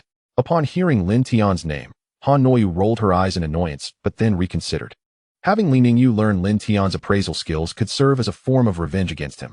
With this thought, Han Noyu transformed her anger into encouragement, saying, Xiaoyu, you possess great talent in appraising antiques. Although Lin Tian can be quite bothersome, his skills have been acknowledged by Grandpa Jia. Therefore, if you can master his techniques, it will greatly benefit our future plans. Energized by Han Noyu's encouragement, Li Ningyu quickly converted her resentment towards Lin Tian into motivation to capitalize on the opportunity. After hanging up, Han Noyu relayed Li Ningyu's situation to Kitagawa Sachi. With a gentle smile, Kitagawa Sachi affectionately replied, It's no problem. We were just hoping for a stroke of luck. We don't necessarily need to find anything valuable. Besides, it's been a while since we last met. So let's treat it as a chance to enjoy ourselves. Han Noyu nodded with a smile. When Henry and Takeda Ichiro witnessed the two's intimate exchange, they discreetly took their leave. On June 21st, at noon, Lin Tian called his girlfriend, Luo Qingxuang, hoping to invite her to the antique exchange fair. However, Luo Qingxuang, busy preparing for their engagement a week later with her mother, was unable to attend. After informing her, Lin Tian set off to 18, Handong Road with Li Ningyu. Upon their arrival at the antique market, they found it teeming with people. This annual event was a grand occasion for the antique community in Han City, prompting many to bring their family heirlooms in hopes of finding knowledgeable buyers. As soon as they entered the venue, Lin Tian encountered his target for the day, Takeda Ichiro, who was accompanied by Han Noyu and a spirited short-haired girl. Although Lin Tian did not know Kitagawa Sachi, seeing her with Han Noyu automatically placed her in the category of adversaries.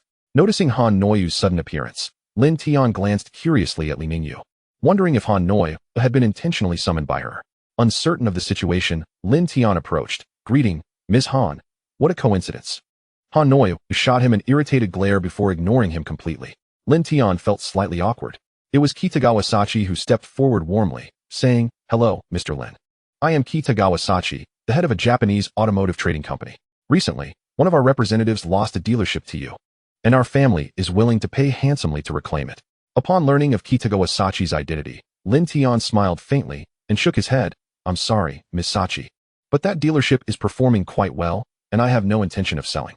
Mr. Lin, I understand that the Luo Group is venturing into the automotive industry, while our Kitagawa family and the Han family have just established a new energy vehicle company. Would you be interested in a wager? Kitagawa Sachi proposed with a smile. What kind of wager? Lin Tian raised an eyebrow, intrigued. Let's wager on the performance of our two companies' first electric vehicle models. I've heard you are quite the racing expert. We can each drive our models in a race at Han Mountain Club. If you lose, you return the dealership to us. If I lose, all your models can be sold at any of our Japanese dealerships. Upon hearing Kitagawa Sachi's terms, Lin Tian became genuinely interested. He knew that in the automotive industry, aside from manufacturing, sales were equally crucial. Confident in his own electric vehicle, the Dami SU7, Lin Tian felt assured, yet he recognized that the Luo Group lacked the customer base that the Dami company possessed. Thus, the dealership model was essential for them. And establishing dealerships nationwide would be costly, especially with only one model.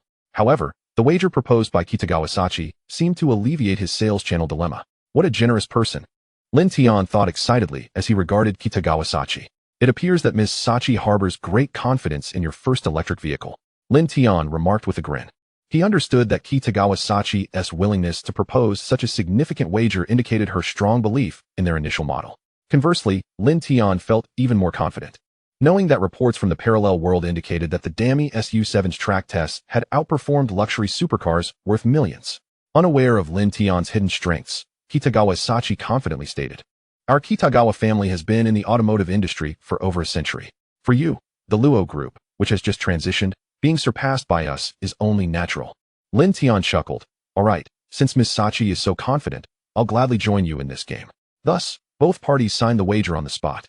While Lin Tian and Kitagawa-sachi finalized the bet, Li Ningyu seized the opportunity to converse privately with Han Noyu. Learning that Kitagawa-sachi was on the lookout for treasures at the antique fair, Li Ningyu immediately pointed to a nearby snack stall where the vendor was using a red dish to feed a cat. "Hanjia, that red dish is a Yongzheng coral red bowl, worth at least 200,000 in the market. The vendor is using it to feed his cat. You might be able to take advantage of that," Li Ningyu advised Han Noyu. Upon hearing this, Han Noyu's eyes sparkled with excitement, and she immediately whispered instructions to Takeda Ichiro. Just as Lin Tian was about to leave after signing the wager with Kitagawa-sachi, he heard Takeda Ichiro inquiring the snack vendor, "Boss, are you selling that golden tabby?" Lin Tian paused, turning to see the golden tabby Takeda Ichiro was referring to, and instantly recognized it as the Yongzheng coral red bowl being used as a cat food dish. Chapter 90. Appraising treasures starts with appraising people. Lin Tian then looked towards the golden tabby that Takeda Ichiro pointed out. That's no golden tabby. It's merely an ordinary tabby cat," Lin Tian thought, becoming intrigued and folding his arms, watching the unfolding scene with amusement. The snack vendor glanced at Takeda Ichiro, then, with a simple and honest demeanor, replied, "It's just a stray cat. If you like it, I can give it to you." Takeda Ichiro waved his hand, declining to take advantage of the situation, saying, "Boss, just based on the color of this golden tabby, it should start at 20,000 in the pet market." "Really?" The snack vendor's eyes lit up, excitedly exclaiming, "Our boss loves cats. How about this? I'll buy this golden tabby for 25,000. Takeda Ichiro said earnestly. The proprietor of the snack stall wore an expression of having struck it rich, nodding repeatedly. Good, good. It's a deal. A deal." After Ichiro Takeda cheerfully completed the payment via a QR code, he casually remarked, "Boss, this golden tabby cat seems quite nostalgic about the feeding bowl it's accustomed to. It may not adapt well to a new environment and a different bowl. Would it be possible for you to part with this dish for me?" The stall owner swiftly rejected the notion, saying, "No way, this bowl is not for sale." "How about this?" Takeda proposed earnestly. "I will offer you an additional 100 yuan to purchase this bowl. What do you think?" However, the stall owner had lost interest in the performance, chuckling, 100 yuan? Come on, you're being a bit stingy. The last person who wanted to buy this bowl offered 500. The owner then emerged from behind the stall with a black cat, a sly grin on his face. "Let me tell you the truth. This morning alone, I've sold 5 cats, none for less than 20,000. Can you guess why so many people are here in the antique market to buy cats?" Upon hearing the stall owner's response, Lin Tian couldn't help but burst into laughter. Li Ningyu and Han Niu quickly realized that the stall owner was not lacking in knowledge. He was clearly fishing for buyers. The value of the Yongzheng coral red glazed bowl was a mere 200,000. Yet, the stall owner's ruse had allowed him to profit handsomely from the bowl, making several times that amount. Lin Tian approached Li Ningyu and said earnestly, "Miss Li, one does not simply stumble upon a treasure. To seize a bargain, one must first learn to read people. Otherwise, one might easily fall into a trap." With that, Lin Tian led Li Ningyu away, leaving Han Niu standing there, visibly frustrated and stamping her feet. Clearly, Lin Tian had recognized the Yongzheng coral red glazed bowl, and his decision not to pursue it stemmed from his realization that the stall owner was indeed baiting potential buyers. Reflecting on the fact that she had allowed someone to spend 25,000 on a common tabby cat, Han Niu felt a surge of anger. "Damn, Lin Tian. I'm sorry, Sakiko, for letting you witness this." She apologized to Kataho Sakiko. Sakiko, however, appeared indifferent and comforted Han Niu. "It's all right, you. He doesn't know much. And as long as we follow him, we're bound to find something good, even if it costs a bit more." Indeed, Han Niu nodded, convinced that Sakiko's strategy was sound. If Lin Tian aimed to find a bargain, they would merely drive up the price, thoroughly annoying him. With Li Ningyu present, they had no reason to fear Lin Tian's schemes. Thus, the three of them trailed behind Lin Tian and Li Ningyu. Before long, Lin Tian arrived at the designated spot for the chive flower post. Shortly thereafter, an elderly man approached, pulling along a rosewood dressing table on a tricycle. Lin Tian's eyes lit up as he recognized that the chive flower post must be hidden within the drawers of that very dressing table. He approached the old gentleman and turned to Li Ningyu. Understanding that Lin Tian intended to test her discerning eye, Li Ningyu confidently stepped forward to appraise the rosewood dressing table. Judging by its craftsmanship, the table likely originated from the late Qing dynasty. Crafted from a century-old rosewood imported from India, if well preserved, it could be worth at least 300,000. Upon hearing the valuation, the old man's eyes widened with excitement. And he proudly remarked, "Young lady, you truly have an eye for quality. My grandfather once said our family produced a top scholar.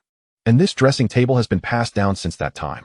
Without hesitation, Li Ningyu pointed at one of the cabinet legs and stated, "The color and craftsmanship of this leg differs significantly from the rest of the cabinet, indicating that it has been damaged. This leg was added later. Yet the repair work is commendable. A layperson would hardly notice." The old man sighed. "Ah, this cabinet has survived through the wars, only to be damaged in peacetime by a bunch of ignorant youths. I invested a great deal to restore it, and had it not been for a family crisis, I would never have considered selling it." "Sir, this dressing table is worth at most 150,000, Li Ningyu interjected. "Well, if it's 150,000, then so be it." The old man seemed to be familiar with the market. Lin Tian smiled. "All right, sir, I will purchase the table for 150,000. Just as Lin Tian's words fell, Ichiro Takeda suddenly interjected, "We are willing to offer 160,000.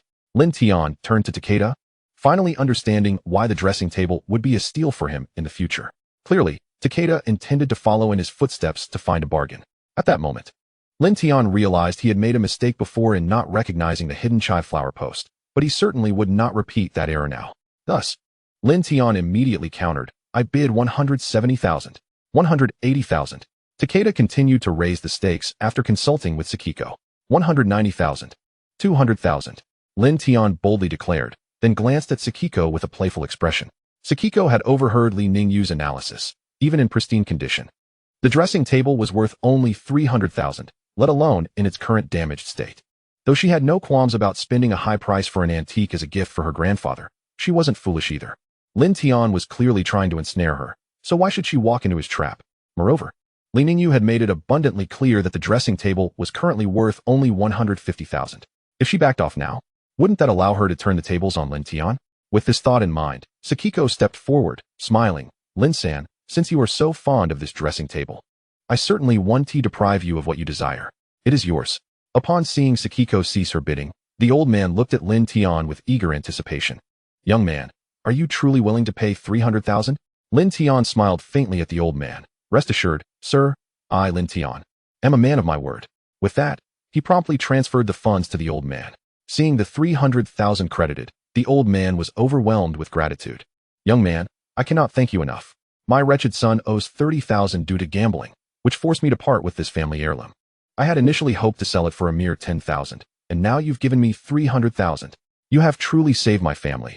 Thank you. Thank you so much." After bowing repeatedly in gratitude, the old man hurriedly rode away on his electric tricycle. Han Niu, witnessing the scene, was ecstatic, finally finding an opportunity to make Lin Tian swallow his pride.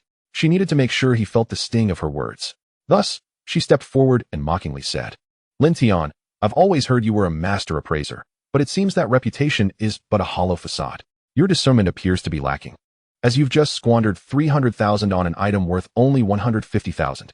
Li Ningyu joined in the fray. "Master Lin, did you not say that the gravest mistake in appraising treasures is to act impulsively? Otherwise, one easily falls into traps set by others. Were you not a bit too carried away just now, thus digging your own grave?" Everyone believed that Lin Tian intended to ensnare Baikyo Xingzi, yet she evaded his snare, leading Lin Tian to inadvertently trip himself up. Ignoring Han Niyu's scorn, Lin Tian smiled at Li Ningyu. "Miss Li, judging by that old gentleman's anxious demeanor just now, it is evident that he is in dire straits and urgently requires a sum of money. Thus, you, the benevolent Lin, in your magnanimity, intend to bestow upon him 300,000, perchance?" Han Niu clearly disbelieved Lin Tian's reasoning, thinking he was merely trying to save face, and continued to mock him. Initially, Lin Tian had no desire to engage with Han Niu, but since she persistently thrust her face into his palm, compelling him to slap it, how could he deny her satisfaction? He shrugged, shook his head with a faint smile. "Miss Han, what I meant to convey is that performing a good deed each day will naturally invite blessings. With that, Lin Tian approached the rosewood vanity to inspect it. As he opened the drawer, the coveted Jiu Hua tie from the news caught his eye. What is this?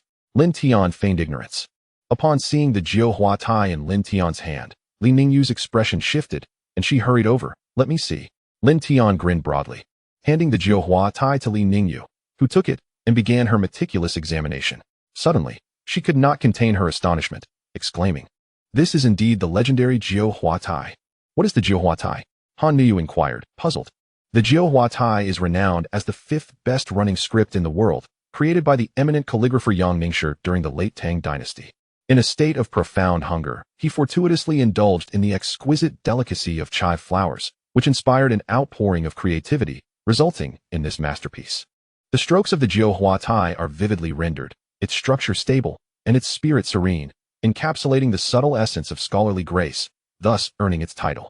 It is rumored that only 3 copies of this piece exist, 2 of which are housed in museums, while the whereabouts of the 3rd remain unknown.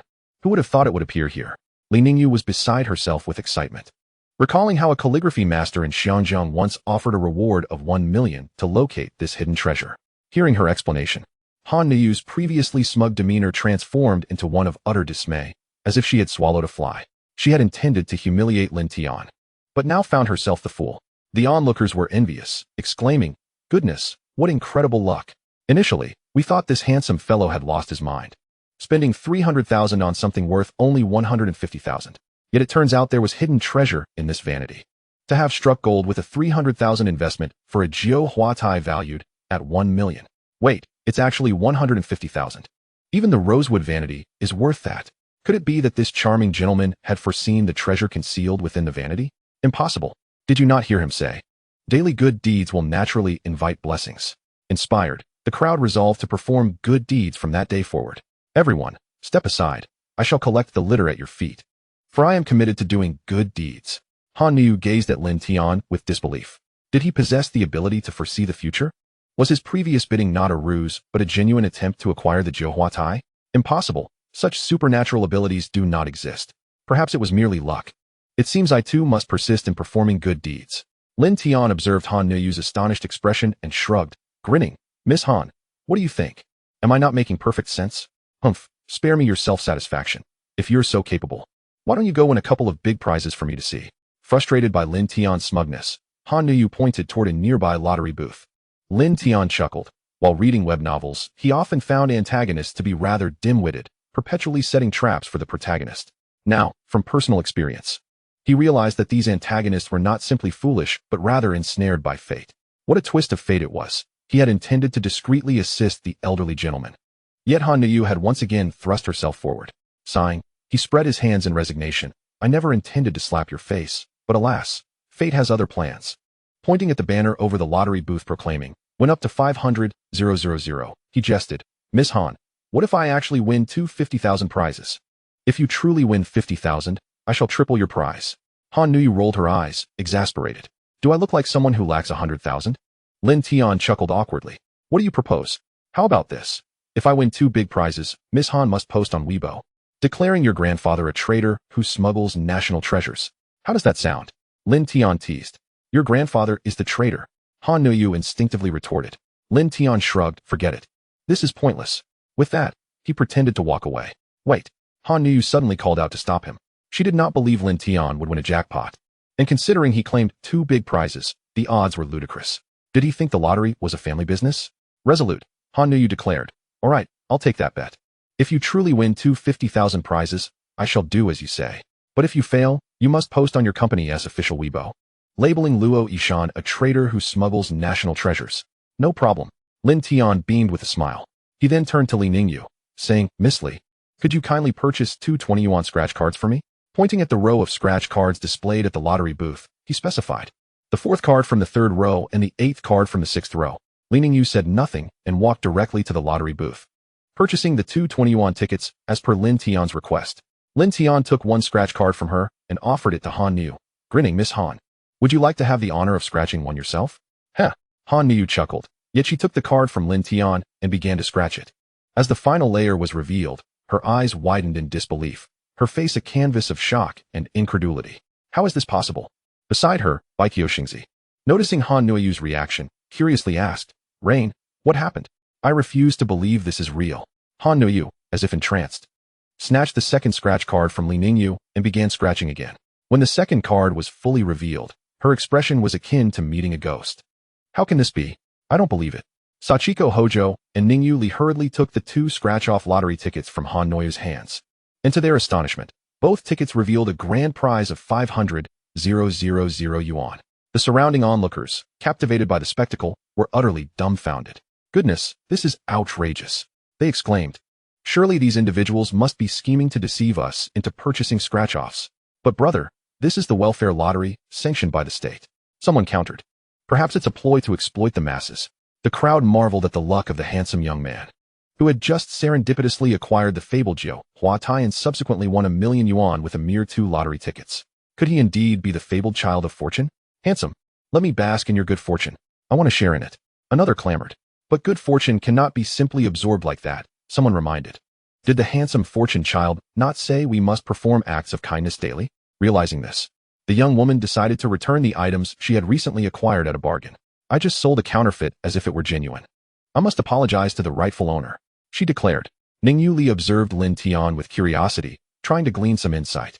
The fascination of Hong Kong residents with fate, luck, and feng shui far surpassed that of their mainland counterparts. Reflecting on Lin Tian's actions, she recalled how her mentor, Jia Sigua, always spoke highly of him, proclaiming that Lin Tian was a person of great destiny, whose name would resonate throughout the land for the next 20 years. Previously, Ningyu dismissed these claims as excessive flattery. However, now she found herself reconsidering her mentor's words. This young man, seemingly her contemporary, was indeed enigmatic. Han Noyu scrutinized Lin Tian, demanding, do you possess supernatural abilities? Can you see through things? Han Noyu had heard from her grandfather about the existence of individuals with extraordinary powers, and even a governmental department tasked with managing such beings. She had once scoffed at her grandfather's tales, thinking them mere folklore, but witnessing Lin Tian's uncanny feats, she was compelled to believe. Lin Tian, noticing Han Noyu's astonished expression, smiled gently.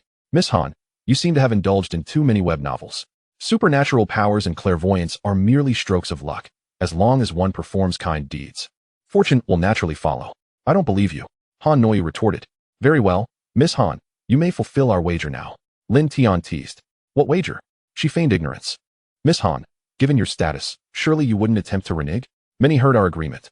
Indeed, we all overheard the bet between this beautiful lady and the handsome gentleman. The enthusiastic crowd chimed in. I understand. I shall transfer you 3 times the prize. Han Noyu reluctantly sent Lin Tian 3 million. Accepting the transfer, Lin Tian continued. As the saying goes, a gentleman's word is his bond. Your reneging would be the act of a scoundrel. Had it been any other wager, Han Noyu would not have considered backing out, but this concerned her grandfather's reputation, and she was unwilling to concede. Furthermore, convinced Lin Tian was a supernatural being, she deemed the wager inherently unfair. Thus, Han Noyu smiled coyly at Lin Tian. But I am not a gentleman, I am a lady. And isn't it the prerogative of a little fairy to change her mind? Lin Tian, taken aback, could only roll his eyes. A little fairy is a version T0, too formidable to provoke. He jested. Let us regard the 3 million as compensation. Lin Tian had no interest in further quarreling with Han Noyu. After exchanging his million at the lottery stand, he resumed wandering aimlessly through the antique fair with Ningyu Li. Han Noyu and Sachiko Hojo opted to follow closely behind Lin Tian, convinced that being in his presence would yield further fortune. Lin Tian, resigned to their trailing, acknowledged that the path was not his to dictate. If they wished to accompany him, so be it. Moreover, with the anticipated news of their triumph already secured, he had no fear of their interference. Come see. The authentic work of Tang Bohu, Tiger Descending the Mountain. Suddenly, a youthful voice pierced the air. Lin Tian turned curiously to see a girl of about 12 or 13 energetically calling out while cradling a scroll. Approaching the girl, Lin Tian recalled that a replica of Tiger Descending the Mountain had surfaced at a charity auction during the May Day holiday, one he had intentionally bid on, leading to a flurry of competition. Could the genuine piece truly be here? With eager anticipation, he neared the young girl. Little sister, are you here alone? Lin Tian inquired. Yes. The girl nodded enthusiastically, then continued. Big brother, do you want to buy the authentic work of Tang Bohu? I can offer you a discount. Noting her boldness, Lin Tian teased. Little sister, you haven't pilfered your father's treasures, have you? Of course not, she protested, shaking her head vigorously. With tears welling in her eyes, she explained. My mother is ill and needs money for surgery. My father cannot borrow any more, so I want to sell my treasured tiger descending the mountain. Lin Tian found her words utterly incredulous. However, out of curiosity, he accepted the scroll from the girl, unrolling it. To his shock, it was far from tiger descending the mountain. It was clearly fat cat descending the mountain. Gazing at the signature, Lin Tian couldn't help but ask, "Little sister, could your name possibly be Tang Bohu?" Having examined the fat cat descending the mountain, Lin Tian began to entertain the girl's claims. Noticing Han Noyu and the others approaching, he hatched a plan to deal with the formidable version T0. Chapter 93, The Frustrated Villain. With a resolve formed, Lin Tian re-rolled the scroll and asked the girl, "How much do you intend to sell this Tang Bohu masterpiece for?" Taken aback by the inquiry, the girl hesitated. She had been shouting for quite some time, yet no one had approached to ask about the price. Lin Tian's question caught her off guard. Her eyes darted about as she recalled the surgery costs mentioned by the doctor, and she held up 5 fingers. 5, no, 60,000. Just 60,000. And you can take home the genuine work of Tang Bohu. All right, it's a deal. Lin Tian grinned broadly and said cheerfully, "Big brother, you are truly a good person. Please scan the code." The little girl excitedly produced a QR code. At that moment, Han Noyu and her companions arrived. And upon hearing that it was an authentic work by Tang Bohu, Han Noyu's eyes sparkled. One of her goals for the day was to help Kitaho Sachiko acquire a piece of ancient treasure as a gift. If she could secure this genuine Tang Bohu artwork, her mission would be accomplished. Thus, standing on the moral high ground, Han Noyu sarcastically addressed Lin Tian, "Lin, the benevolent. It appears you truly engage in daily acts of kindness. This young girl evidently requires money urgently. Yet you intend to purchase a piece valued at over 1 million for just 600,000. What is your intention?" Lin Tian replied with a playful expression. Han Noyu approached the socially awkward little girl and kindly said, "Dear sister, this authentic Tang Bohu piece is worth at least 1 million. I am willing to pay that sum to buy this masterpiece from you." Hearing the mention of 1 million, the socially awkward girl was momentarily stunned. Although, at her young age, she did not fully comprehend the significance of such an amount. She understood it was a substantial sum that could not only cure her mother's illness, but also improve their living conditions after her release from the hospital. The girl's big, sparkling eyes blinked rapidly as she contemplated whether to accept Han Noy's offer. In the end, however, she shook her head and said, "Big sister, I'm sorry, but my mother taught me that integrity is paramount. I have already promised this big brother to conclude the deal, so I should not go back on my word." The girl's response took Lin Tian by surprise. He then smiled at Han Noyu and said, "Miss Han, did you hear that? Integrity is the most important principle. One must not act in bad faith." Hearing Lin Tian's veiled criticism, Han Noyu rolled her eyes and retorted, "How dare you, a shameless person who deceives children, lecture me?" The little girl, oblivious to the conflict between the two, held out the QR code to Lin Tian, saying, "Big brother, please scan." Seeing this, Lin Tian took out his phone and feigned despair, exclaiming, "Oh dear, it's out of battery." He pretended to tap on his phone a few times before turning to Li Ningyu behind him and asking, "Miss Li, could you assist me in scanning the code?" Han Noyu quickly signaled to Li Ningyu, as Lin Tian had closed the painting too quickly for her to see its contents. However, Li Ningyu had not anticipated Lin Tian would set a trap for Han Noyu, and upon receiving her signal, she feigned a similar predicament, saying, "I'm sorry. My phone is also out of battery." Lin Tian then turned to the socially awkward girl and said, "Dear sister, I apologize, but my phone is dead. Please wait a moment while I find a charger." Before the little girl could respond, Han Noyu hastily interjected, "Little sister, it's not that you lack integrity, but rather he does, so please sell your Tang Bohu masterpiece to big sister. I genuinely need this artwork, and I am willing to offer a higher price. This way, we both win." Under Han Noyu's persuasion, the little girl blinked thoughtfully once more. Finally, she apologetically said to Lin Tian, "Big brother, I'm sorry. It's not that I lack integrity, but it seems this big sister truly needs the Tang Bohu piece more, so I must apologize."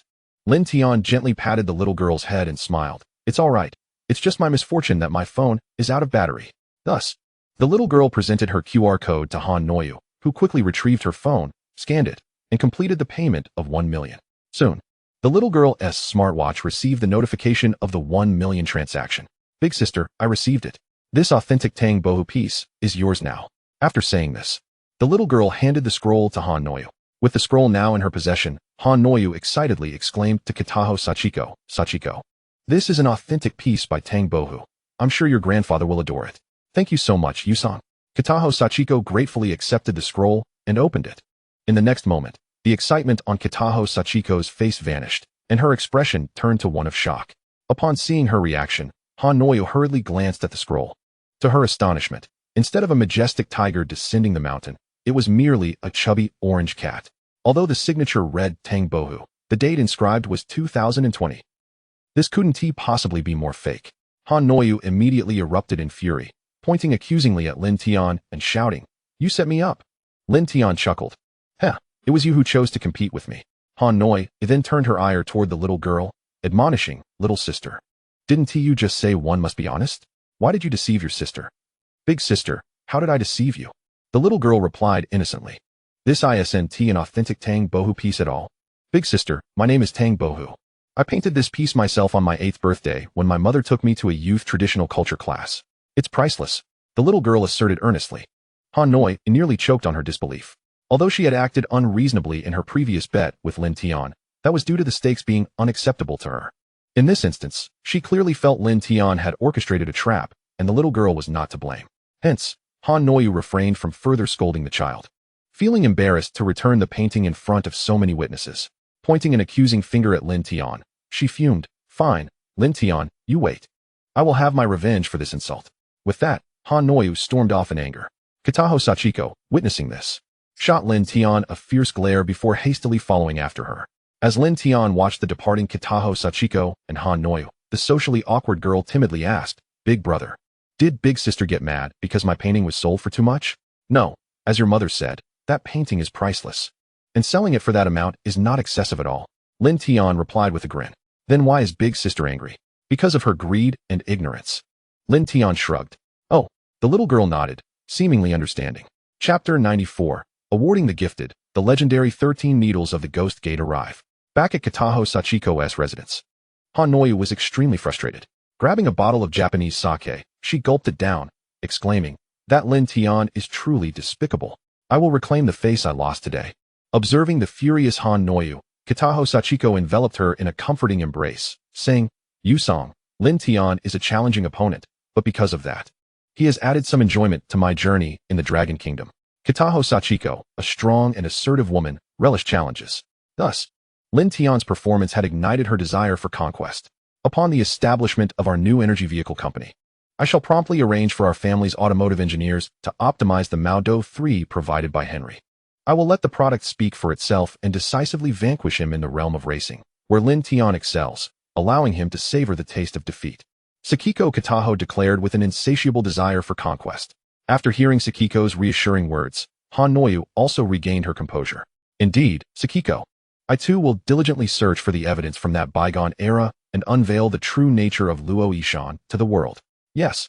Sakiko Kataho nodded in agreement, exclaiming, "How dare he steal from our Kataho group? Luo Yishan is utterly reckless. When the evidence is irrefutable, I shall personally put an end to him. Afterward." Sakiko shifted her focus. However, that Yueying seems a bit unreliable. In the end, she chose to assist Lin Tian instead of warning us, leading us into a trap. Sakiko began to question Li Ningyu. "Yueying may just be too young," Han Noyu defended Li Ningyu, though suspicions began to creep into her mind as well. Meanwhile, without the company of Han Noyu and the others, Lin Tian felt considerably more at ease, wandering around the antique fair with Li Ningyu, imparting a wealth of knowledge on treasure appraisal. As she observed Lin Tian's extensive expertise, Li Ningyu's admiration for him deepened. After leaving the antique market, Li Ningyu even took the initiative to invite Lin Tian to dinner. By the time Lin Tian returned Li Ningyu home, evening had fallen. He quickly updated his girlfriend about his itinerary, and after an hour of sweet conversation, Lin Tian finally lay down in bed and opened the Mingri Tushio app. Following 2 successful interventions today, the system sent a reward notification. Yet, he had not found the opportunity to claim it. Ding!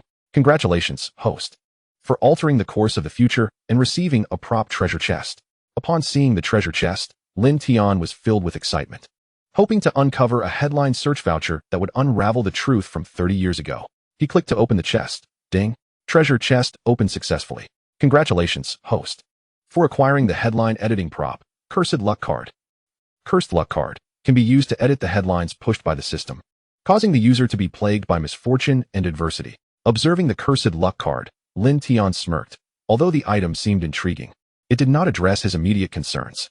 He shook his head, placing his hopes on the second reward. Ding! Congratulations, host, for altering the course of the future and receiving a term treasure chest. Discovering that the reward was a term treasure chest, Lin Tian felt a twinge of disappointment, but clicked to open it nonetheless. Ding. Treasure chest opened successfully. Congratulations, host, for acquiring the talent term, Peerless Divine Doctor, Gold. Upon activation, a torrent of medical knowledge surged into his mind, revealing countless ancient medical prescriptions and remedies for various ailments, including the long-desired Ghost Gate 13 needles from his father-in-law. Wow! Lin Tian exclaimed in astonishment, realizing he had indeed become the legendary Peerless Divine Doctor.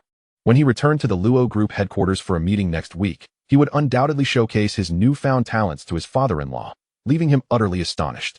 On June 23rd, Monday, Lin Tian arrived early at the office building of Shanghai Automotive. He had already informed his secretary to summon all management to the conference room for a meeting. Upon entering the conference room, he found that the leaders from various departments had gathered, and even Li Ningyu was waiting there early. This marked the first regular meeting following the establishment of the automotive company, and Lin Tian aimed to inspire enthusiasm. He delivered an impassioned speech about his vision for the company's future. However, the department heads below appeared less than enthusiastic, seemingly lacking faith in the company's prospects. The atmosphere in the conference room was suffused with despondency, prompting Lin Tian to furrow his brow. He paused his speech and addressed the executives present. Colleagues, I have concluded my remarks. Now, I would like to hear your perspectives on the company's future. Please feel free to express your thoughts. Upon hearing Lin Tian's inquiry, the executives exchanged glances, none willing to speak up. Finally, an older executive took the initiative to speak. Mr. Lin, I am Zhou Jianxi, the head manager of the RD department. Since no one else seems inclined to be the first to speak, I shall offer my thoughts. Good. Lin Tian nodded. Mr. Lin, I have heard of your recent performance in Han City, so I have no doubt about your leadership abilities. However, transitioning industries is a monumental challenge. To put it bluntly, if it weren't for the acquisition by the Luo Group, our automotive plant would be on the brink of bankruptcy. Why? Primarily due to our lack of product competitiveness. In the realm of fuel vehicles, we cannot compete with joint venture cars. Although national policies have allowed domestic vehicles to gain a foothold in the new energy vehicle sector, we entered the market too late. Numerous new energy vehicles have already emerged, capturing the vast majority of the market. While we have introduced the most advanced intelligent driving system from the Hong Kong island, smart driving is merely an added bonus. In the automotive field, a solid product is essential to penetrate an almost saturated market. At this point, the RD manager sighed, self-deprecatingly stating, "Alas, Mr. Lin. To be frank, if our RD department truly possessed such capabilities, our automotive plant would not be facing bankruptcy." As Zhou Jianxi's words hung in the air, the other department managers began to voice their complaints. Indeed, Mr. Lin, we entered the market rather late. There are already countless new energy vehicles available. That's right. Both high-end luxury cars and entry-level models are flooding the market. Any model you can conceive has already been realized in the market. Breaking through is exceedingly challenging. Moreover, I've heard that the neighboring Japanese car manufacturers, the Bruce family from the Lighthouse country, and the Han family have also established a new energy vehicle company specifically to target us. Chapter 95, the stunning SU-7 concept car. Observing the low morale and lack of confidence among the executives, Lin Tian understood that it was time to unveil the SU-7 from his parallel world to uplift their spirits. Thus, he retrieved his laptop and connected it to the conference room's large screen. Ladies and gentlemen, as the saying goes, without the proper tools, one cannot tackle delicate work. If I dared to take on this endeavor, I surely came prepared. With that, Lin Tian opened the PowerPoint presentation, and the concept images of the SU-7 illuminated the screen. Before Lin Tian could begin his introduction, the executives gazed in astonishment, their expressions reflecting sheer shock. RD manager Zhou Jianxi was visibly exhilarated, his voice trembling with excitement. He abruptly stood up and strode towards the large screen, his gaze fixated on the vehicle model displayed. His fingers instinctively traced the air, illustrating the vehicle's sleek contours. The lines of this car were extraordinarily fluid. The drag coefficient was undoubtedly astonishingly low. Moreover, the coupe-like silhouette harmoniously combined sportiness with practicality, achieving perfection. With nearly 3 decades of experience in automotive research and development, Zhou had encountered no fewer than several hundred vehicle models, ranging from classic designs of joint ventures to innovative domestic styles. Yet none had elicited such a fervent reaction from him. However, the SU-7 concept image before him, merely a static visual, had completely upended his understanding of electric vehicle design. Executives from other departments gathered around, and the previously somber atmosphere of the meeting room transformed into a cacophony of excitement and curiosity, dispelling the earlier gloom. "The design of the front end is so imposing, it's utterly distinctive," exclaimed the marketing manager, his eyes sparkling. As someone who frequently interacted with consumers, He immediately recognized that this vehicle possessed the potential to become a sensational hit. The continuous tail light and diffuser design at the rear exude a strong sense of sportiness. The youth will surely adore it, echoed the sales manager, already envisioning subsequent sales strategies in his mind. Observing the lively scene, Lin Tian smiled subtly. When the crowd's enthusiasm began to subside, he addressed them. Everyone, please calm down. This is merely the exterior design. The true core competitiveness lies ahead. With that, Lin switched the PPT slide, revealing the SU-7's core parameters. As the figures flashed across the screen, an astonishing range of 1,200 kilometers. A 0 to 100 kilometers H acceleration in 29 seconds, and a mere 10-minute charge yielding a 400-kilometer range. The room fell into a stunned silence. All eyes glued to the screen in disbelief. Lin Zhou, are these figures genuine? Zhou Jianxi swallowed hard, his voice tinged with uncertainty. Given the current battery technology, exceeding an 800-kilometer range is already top tier. 1,200 kilometers is simply fantastical. And that charging speed, it's utterly implausible. Zhou was not alone in his skepticism. Other executives nodded in agreement, their faces etched with doubt. They were seasoned veterans of the automotive industry, possessing a clear comprehension of technological standards. And Lin's figures had transcended their realm of understanding. Anticipating such reactions, Lin Tian remained composed. I understand that these figures may sound unbelievable, but please trust me. They are not fabricated. I have acquired, through special channels, the core plans for relevant battery technology and power systems. These advancements are at least 5 years ahead of the most sophisticated technologies currently available on the market.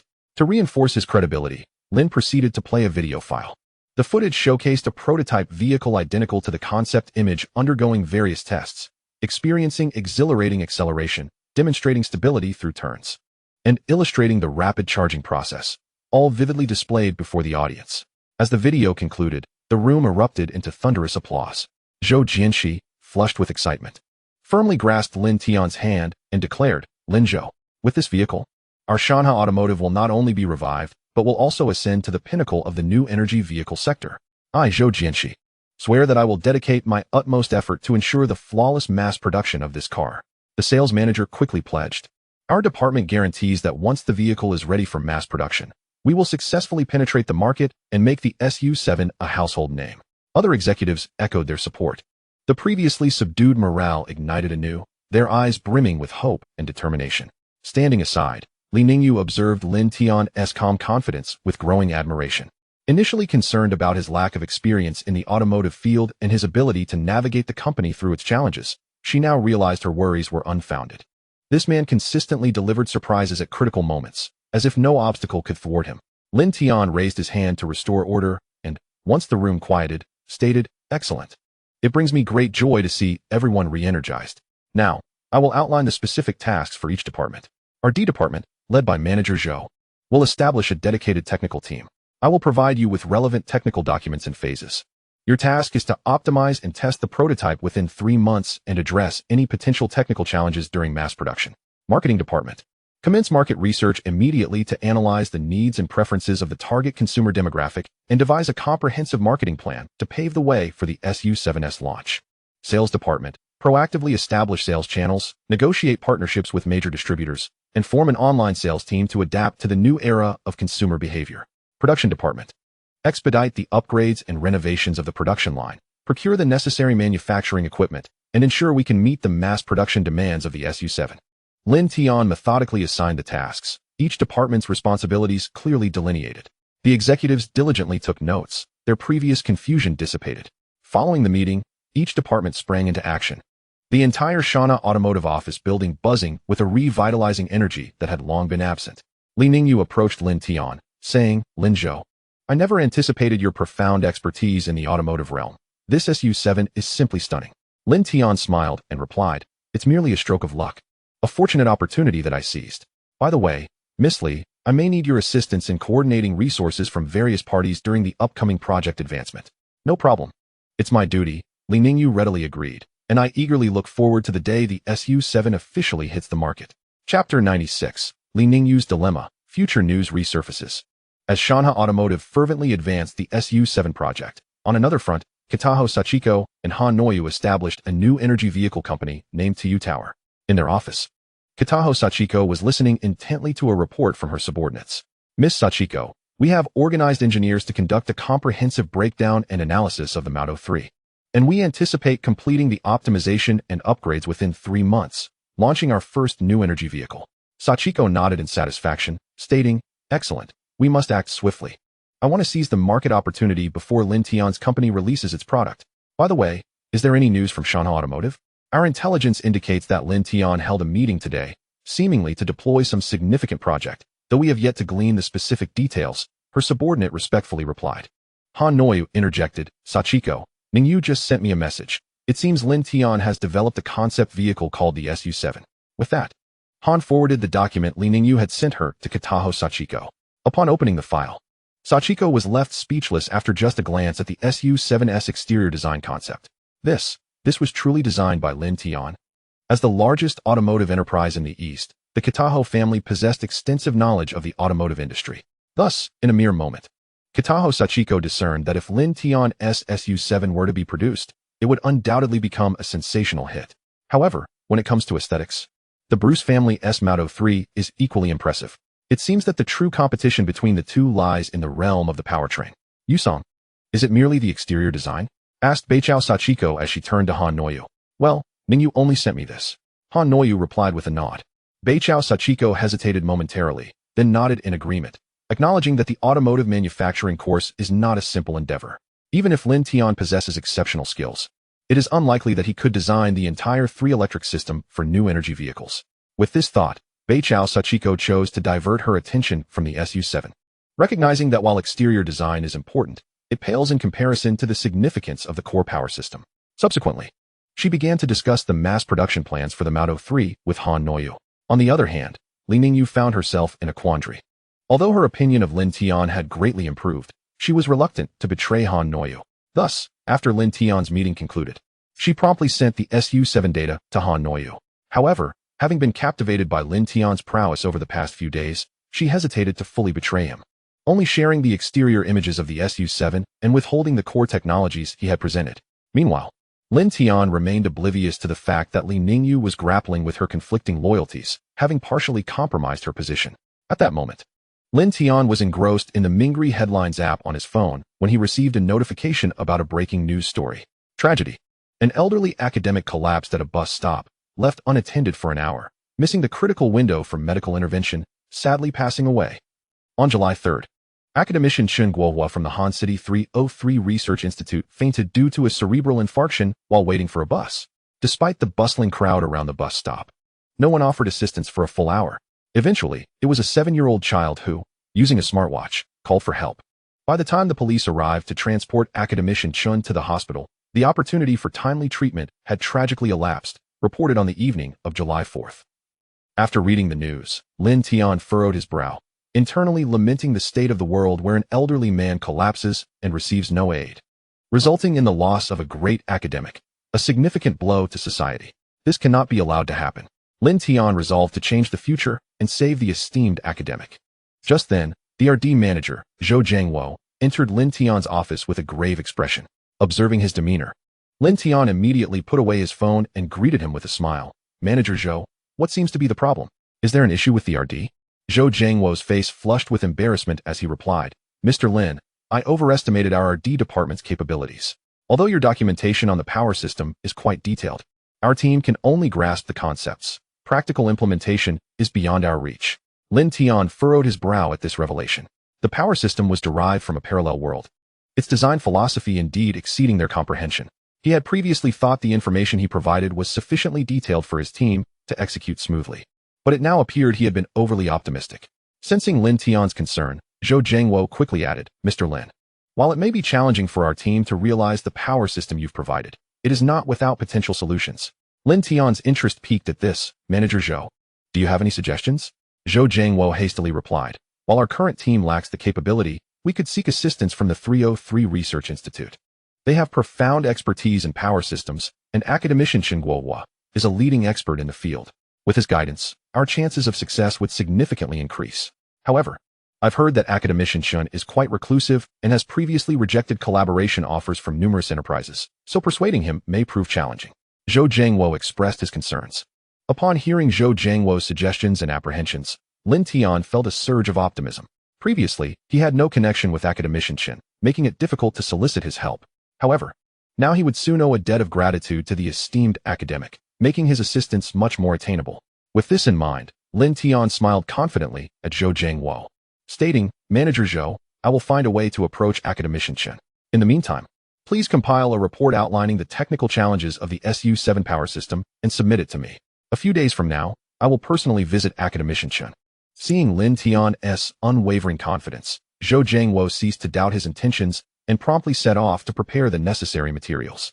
After Zhou Jiangwo departed, Lin Tian resumed his focus on his phone, rereading the breaking news story 3 times and meticulously noting the key details. On July 3rd, at the bus stop near the Han City 303 Research Institute, academician Chen Guohua suffered a cerebral infarction and collapsed, remaining unattended for an hour, ultimately passing away due to the missed opportunity for timely treatment. Today is June 28th, leaving him with 5 days to prepare adequately. Chapter 97. The 13 Ghost Needles Achieve Success, Reward, Wish Fulfillment Card. On July 3rd, at noon, precisely 12 o'clock, the sun blazed fiercely, and pedestrians hurriedly navigated the shadows of the trees, while the air resonated with the unique heat and clamor of summer. As usual, academician Chen Guohua, after completing his work, exited the research institute and made his way to the nearby bus stop to await the arrival of public transportation. Despite the director of the institute repeatedly offering him a vehicle, he steadfastly chose to walk or take the bus to and from work. Academician Chen believed that since he was primarily researching clean energy projects, he must practice low-carbon commuting himself to inspire public trust in the future of clean energy. Thus, he consistently declined the director's offers for a vehicle and continued to rely on public transport. As was his routine, academician Chen arrived at the bus stop, located 500 meters from the institute, and pulled out a journal on new energy dynamics to read. Suddenly, he was struck by a severe pain in his chest, cold sweat beading on his forehead, causing the journal to slip from his grasp. Instinctively, he grasped the nearby iron railing, his knuckles whitening from the pressure, as his breathing turned labored and heavy. Eventually, his body swayed slightly before he collapsed to the ground. At that moment, during the peak of the rush hour, numerous passers-by witnessed academician Chen's fall. "Oh no, someone has collapsed. Quick, help him."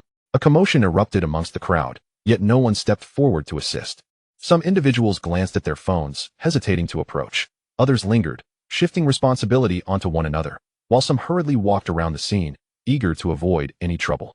As moments ticked by, academician Chen's complexion grew increasingly pale, his breathing so faint that his chest barely rose and fell. Just as the situation reached a critical point, a young man pushed through the crowd and swiftly knelt beside academician Chen to assess his condition. The newcomer was none other than Lin Tian, who had been waiting for this very opportunity. Observing Lin Tian's actions, some seasoned bystanders cautioned, "Young man, don't touch him.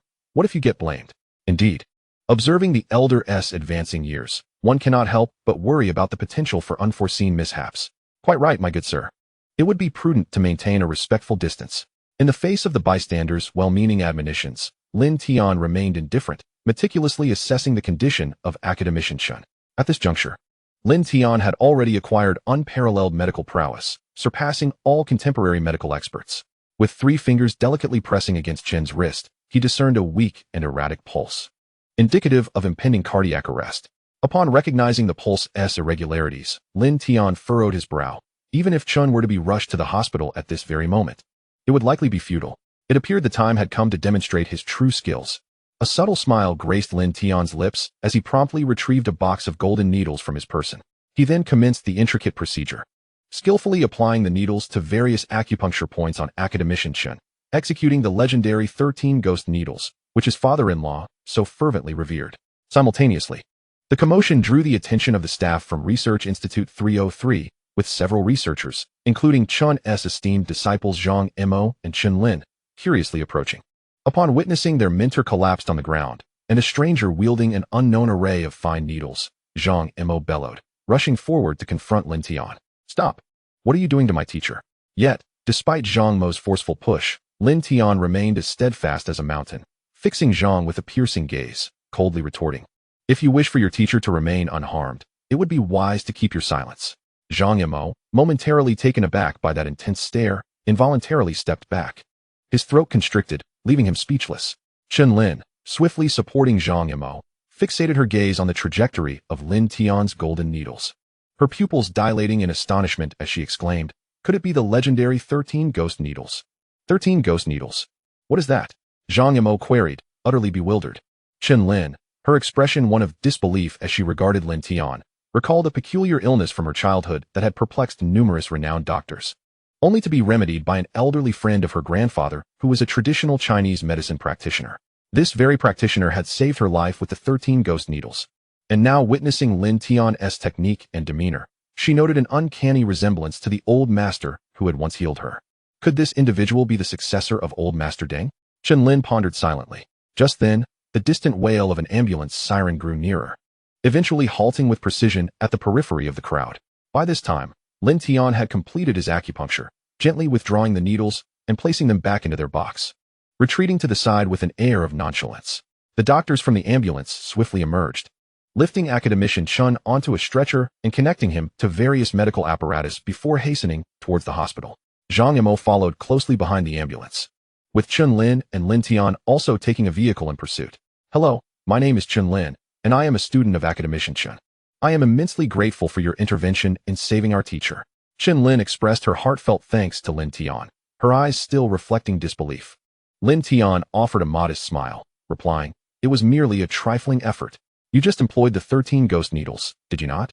May I inquire about your relationship with old Master Deng?" Chen Lin asked curiously. Lin Tian, taken aback by her recognition of the 13 ghost needles, was further bewildered by the mention of old Master Deng, shaking his head in confusion. Who is old Master Deng? I do not know him. Chen Lin, noticing Lin Tian's perplexed demeanor, felt a pang of disappointment. Then, from whom did you learn the 13 ghost needles? That, I am afraid, I cannot disclose, Lin Tian replied, a frown creasing his brow. Understanding her boldness, Chen Lin hastily clarified her earlier remark about having been treated with the 13 ghost needles in her youth, which left a lasting impression on her. After hearing her explanation, Lin Tian smiled gently. The art of traditional Chinese medicine has a rich and profound history. The 13 ghost needles are not the exclusive secret of one individual, and it is not uncommon for many to master them. Recognizing Lin Tian's reluctance to elaborate, Chen Lin chose not to press further. Before long, they arrived at the hospital. Chen Lin, anxious about academician Chen's condition, rushed to the emergency room, while Lin Tian awaited outside. With no one around, Lin Tian took out his phone to check for updates. Ding! Congratulations, host, for altering the course of the future. Obtaining a treasure chest. Lin Tian, familiar with the process, opened the chest with ease. Ding! Treasure chest opened successfully. Congratulations, host. For acquiring the headline editing tool, Wish Fulfillment Card. Wish Fulfillment Card can be used in the headline interface, allowing the user's innermost desires to manifest, bringing wishes to fruition and ensuring everything proceeds smoothly. Gazing at the Wish Fulfillment Card rewarded by the system, Lin Tian felt a surge of excitement. Although he had saved academician Chun, he remained uncertain whether this would genuinely persuade him to assist in the development of the Su-7 propulsion system, as he was not one to impose his will upon others. However, with this card in hand, the situation could change. Thus, Lin Tian promptly accessed the headline editing interface, unhesitatingly utilizing the Wish Fulfillment Card. Chapter 98, The Astounding Academician Chun. Shortly thereafter, the red light of the emergency room gradually extinguished. The attending physician, clad in green surgical garb, emerged, removing his mask, his face betraying unmistakable astonishment. Zhang Yimou and Chen Lin rushed forward, urgently inquiring, "Doctor, how is my teacher?" The attending physician raised a hand, signaling them to remain calm, scanning the crowd before his gaze settled on Lin Tian. He approached briskly, asking, "Sir, were you the one who administered acupuncture to the patient prior to his arrival?" Lin Tian nodded, a faint smile gracing his lips. "That would be me." Incredible, utterly astonishing. The attending physician exclaimed repeatedly, his tone imbued with admiration. When the patient was brought in, he exhibited signs of cardiac arrest, and all vital signs were on the brink of failure. We had prepared for the worst. Yet, curiously, during the resuscitation process, the patient's heart suddenly regained a regular rhythm, and the blocked arteries began to loosen, with all indicators improving at an unexpected rate. He has now stabilized and been transferred to a general ward for observation. He paused, regarding Lin Tian with gravity. Upon examining the patient's surface, we discovered needle marks. And considering the patient's recovery, it appears your acupuncture played a pivotal role.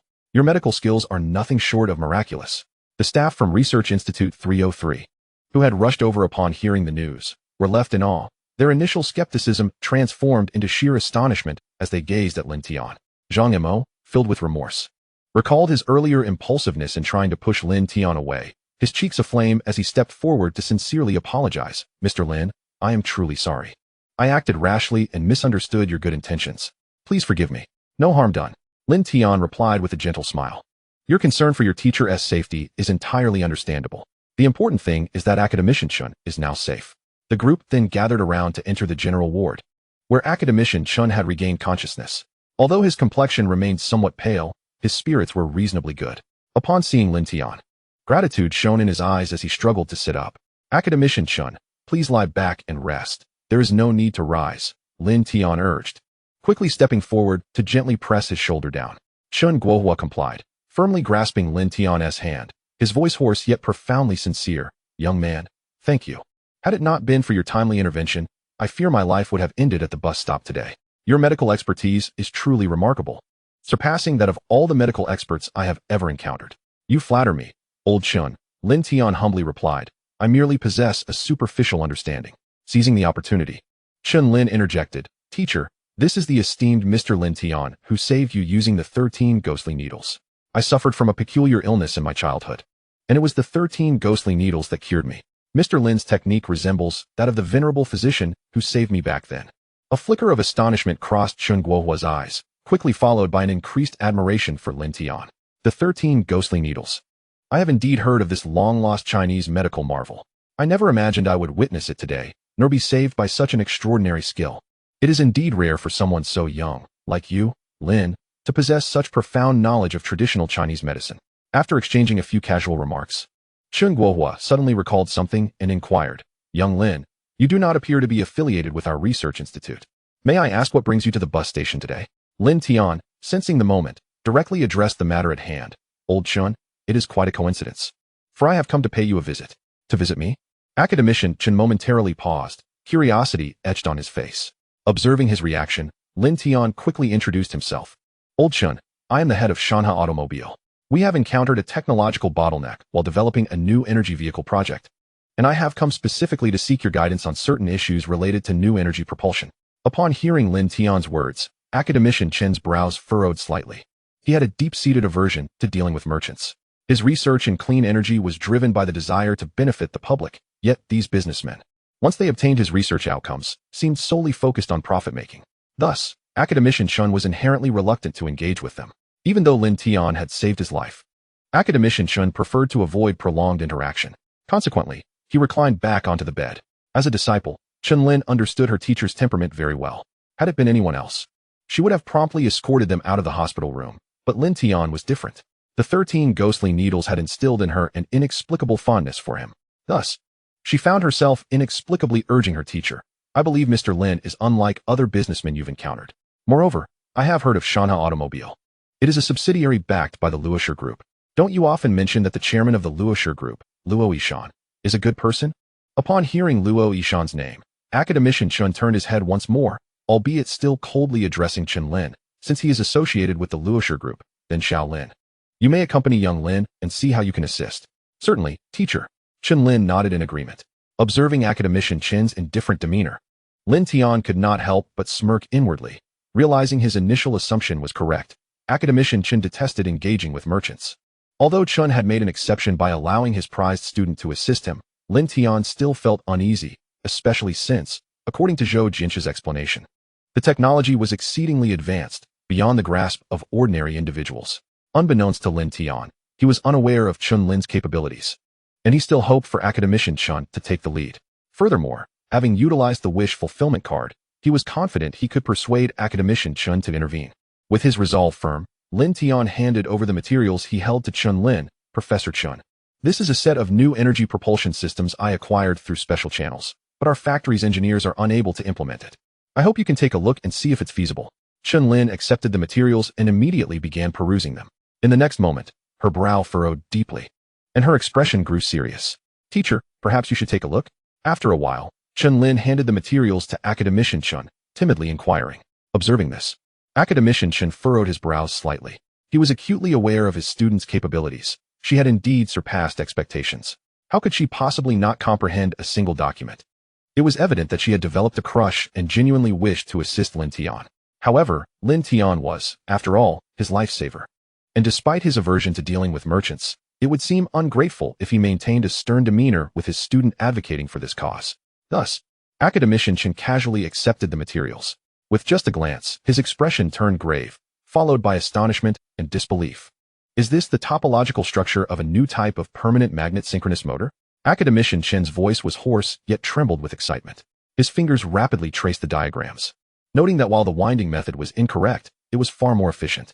And this inverter design, it employs an integrated solution using wide bandgap semiconductor materials. This is at least 3 years ahead of the project we are currently tackling at our institute. How is this even possible? The more he examined the materials, the more captivated academician Chen became, entirely forgetting that he had just emerged from the brink of death and disregarding his aversion to merchants. As he meticulously studied the technical parameters inscribed on the documents, the hospital room was silent, save for the occasional exclamations of academician Chen and the rustling of paper. Zhang Mo observed his teacher's uncharacteristic behavior, his face filled with confusion. He had never witnessed his teacher in such a state before. Lin Tian stood by, equally astonished. He had not anticipated that this technology from a parallel world would captivate academician Chen to such an extent. Had he known, he would have refrained from using the wish fulfillment card. Lin Tian clicked his tongue, feeling a twinge of regret. Academician Chen hurriedly finished perusing the first half of the materials, abruptly raising his head, his eyes ablaze with fervor as he tightly grasped Lin Tian's wrist. Young Lin, where did you acquire this information? Old Chen, I procured these materials through special channels from an overseas Chinese scientist, Lin Tian replied calmly, having prepared for this moment. He is advanced in age and lacks the means to bring the technology to fruition, yet he does not wish for his achievements to go to waste, which is why he was willing to transfer it to me. Excellent, excellent, excellent. Academician Chen exclaimed excitedly, repeating the word thrice. This technology is extraordinarily ingenious. It not only resolves the existing bottleneck in motor efficiency, but also optimizes the thermal management system and parameters for range and rapid charging, perfectly aligning with my vision for the next generation of new energy propulsion. Subsequently, academician Chen became aware of his own loss of composure and promptly released Lin Tian's hand, clearing his throat slightly in embarrassment. Ahem, young Lin, I must speak frankly. Such core technology is not something an ordinary engineer can master. It is entirely understandable that your factory's research and development team is unable to handle it. That is precisely why I came to visit you, old Chen. Lin Tian smoothly replied. You are a luminary in the field of new energy propulsion in our country. Only with your intervention can this technology truly be realized and benefit our fellow citizens. Academician Chen fell silent for a moment, his gaze returning to the materials. His expression complex. He had devoted his life to research, and his greatest aspiration was for China's new energy technology to lead the world. The materials before him were undoubtedly a golden opportunity to realize that dream. Yet, his reservations about merchants lingered. He feared the technology might be misused and reduced to a mere tool for profit. Lin Tian perceived his hesitation and quickly reassured him, Old Chen, I understand your concerns. China Automobile's development of the SU-7 is not aimed at short-term profits. The Luo Group and the Li Group from Hong Kong have invested hundreds of billions.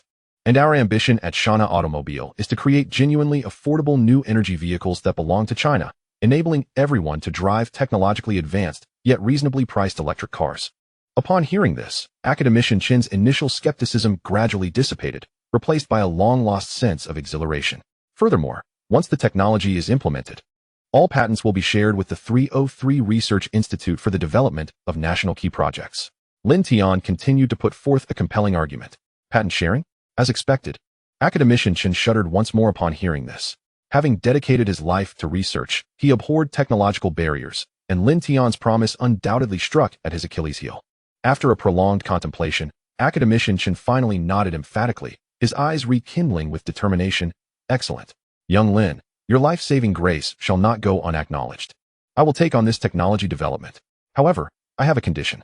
Please, Professor Chen, Lin Tian exclaimed, filled with joy.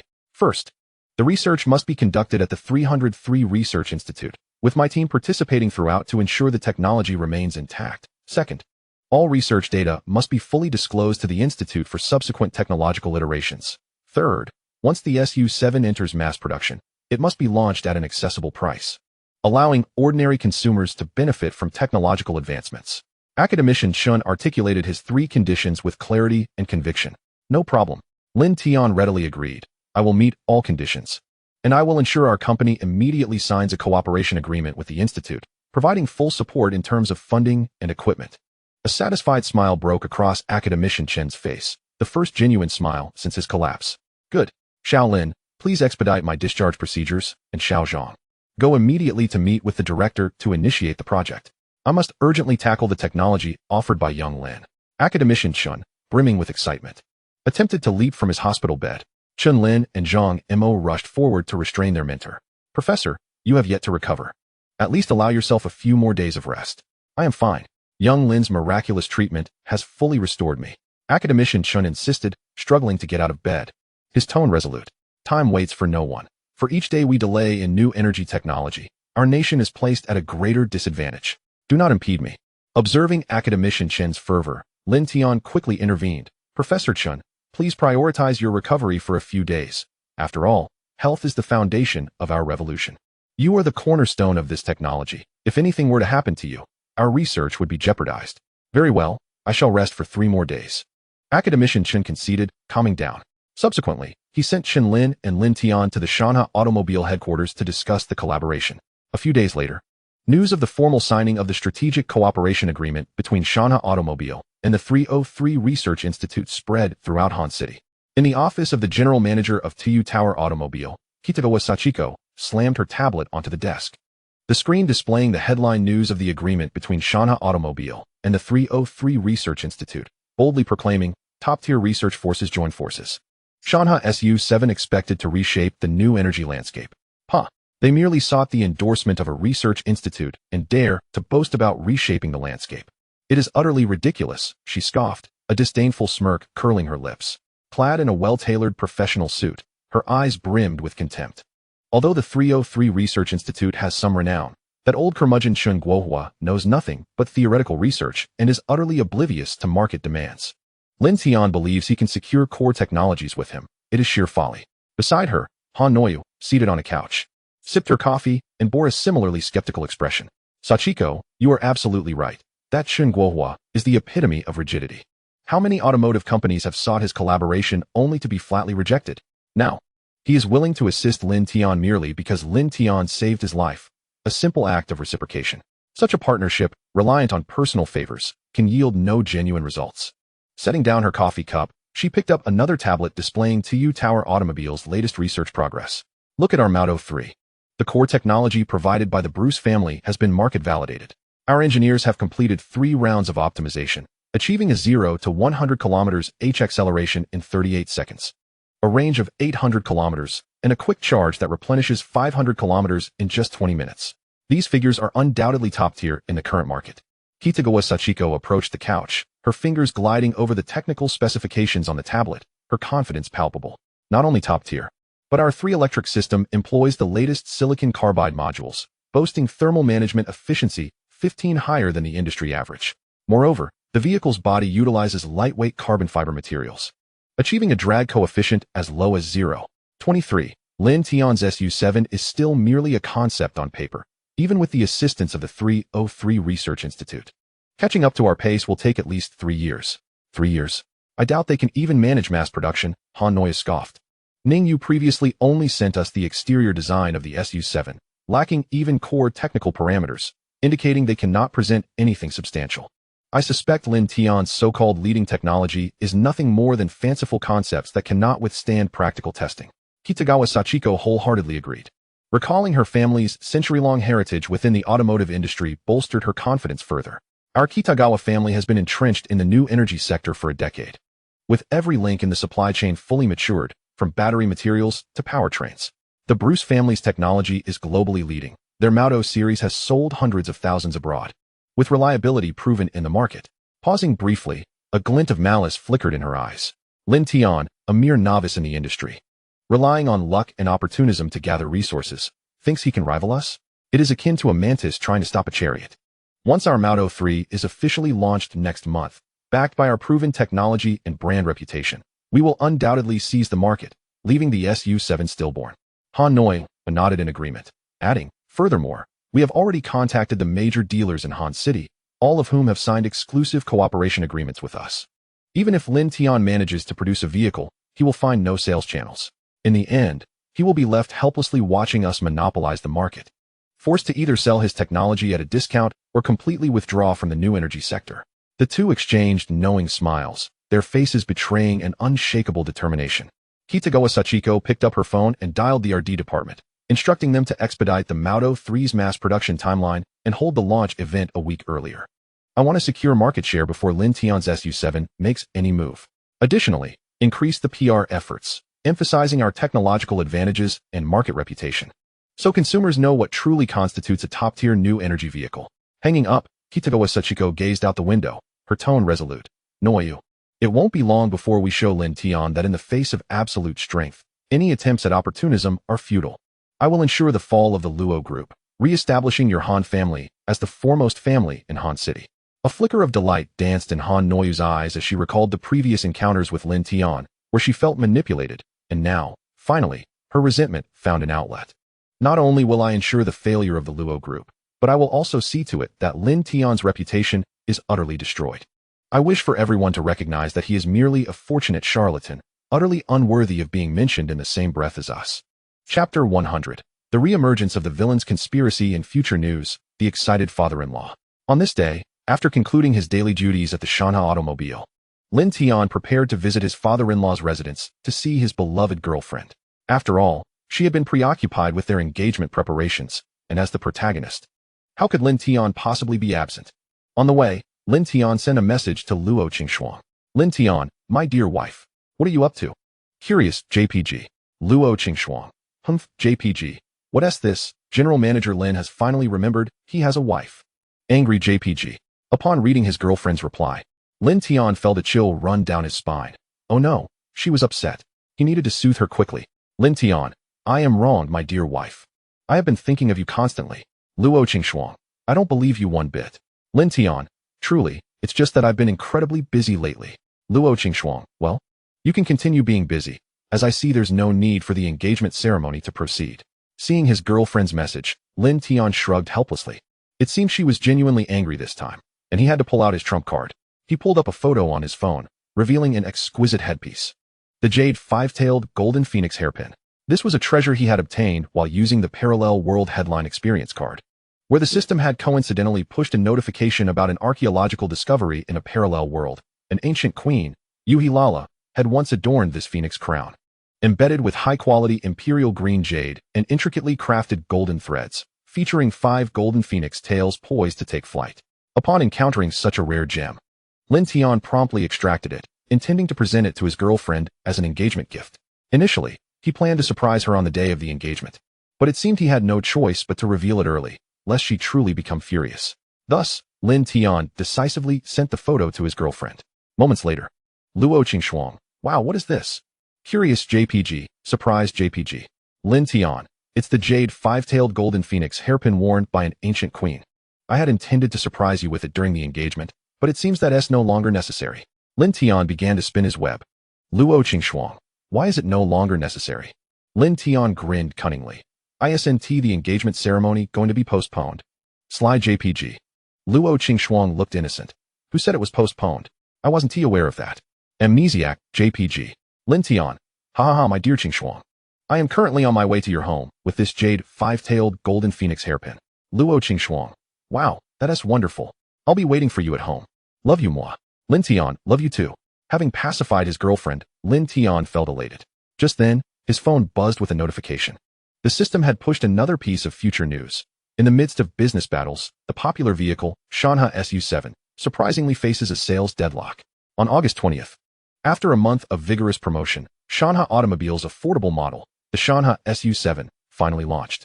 However, all major automobile dealers had formed a cooperative agreement with the Rabbit Oil Tower Automotive, leaving no dealers willing to collaborate with Shanha Automobile. After reading this information, Lin Tian was somewhat speechless, inwardly lamenting how Han Noyu and Kitagawa Sachiko were indeed relentless in their schemes, employing such tactics. However, it made no sense. His father-in-law had a good relationship with Yi, the largest dealer in Han City, and there was no reason for Yi to betray him. Despite the rivalry between Yi Fan and himself, it shouldn't have come to this. Furrowing his brows in contemplation, Lin Tian ultimately deduced that the issue must lie with the Han family. Various signs indicated that although Han Batian had withdrawn from Han City years ago, he must have left behind a backup plan. Otherwise, he wouldn't have immediately sent his granddaughter back to Han City after their vow was lifted, and targeted Lin Tian's father-in-law at every turn. It seemed imperative to uncover the details of the enmity between his father-in-law and Han Badian from years past. Shaking his head, Lin Tian soon arrived at the Luo family villa. Pushing open the door, he found his father-in-law clad in a loose Tai Chi outfit, practicing moves against a wooden post in the yard, while his girlfriend and mother-in-law sat in a nearby pavilion sipping tea. Upon seeing Lin Tian, Luo Qingxuang excitedly rushed over and enveloped him in a big bear hug, then extended her hand. "What is going on?" Lin Tian asked, perplexed. "My gift?" Luo Qingxuang inquired eagerly. Lin Tian hurriedly retrieved a Zeton wood box from his backpack. Seeing this, Luo Qingxuang snatched the box, returning to her mother's side, and opened it to reveal the stunning jade five-tailed golden phoenix hairpin. "Wow, Mom, look at this, isn't it beautiful?" Luo Qingxuang exclaimed excitedly. "Here, Mom, try it on." "Xiao Shuang, this is a gift from Xiao Tian to you. It wouldn't suit me." Lu Hong chuckled, shaking her head. "What wouldn't suit you? You would look absolutely stunning in it." Luo Qingxuang insisted, placing the hairpin on her mother's head. The two women delightedly admired the hairpin. Meanwhile, Luo Yishan, who had been practicing, paused upon seeing Lin Tian and approached with sparkling eyes, akin to a starry-eyed disciple.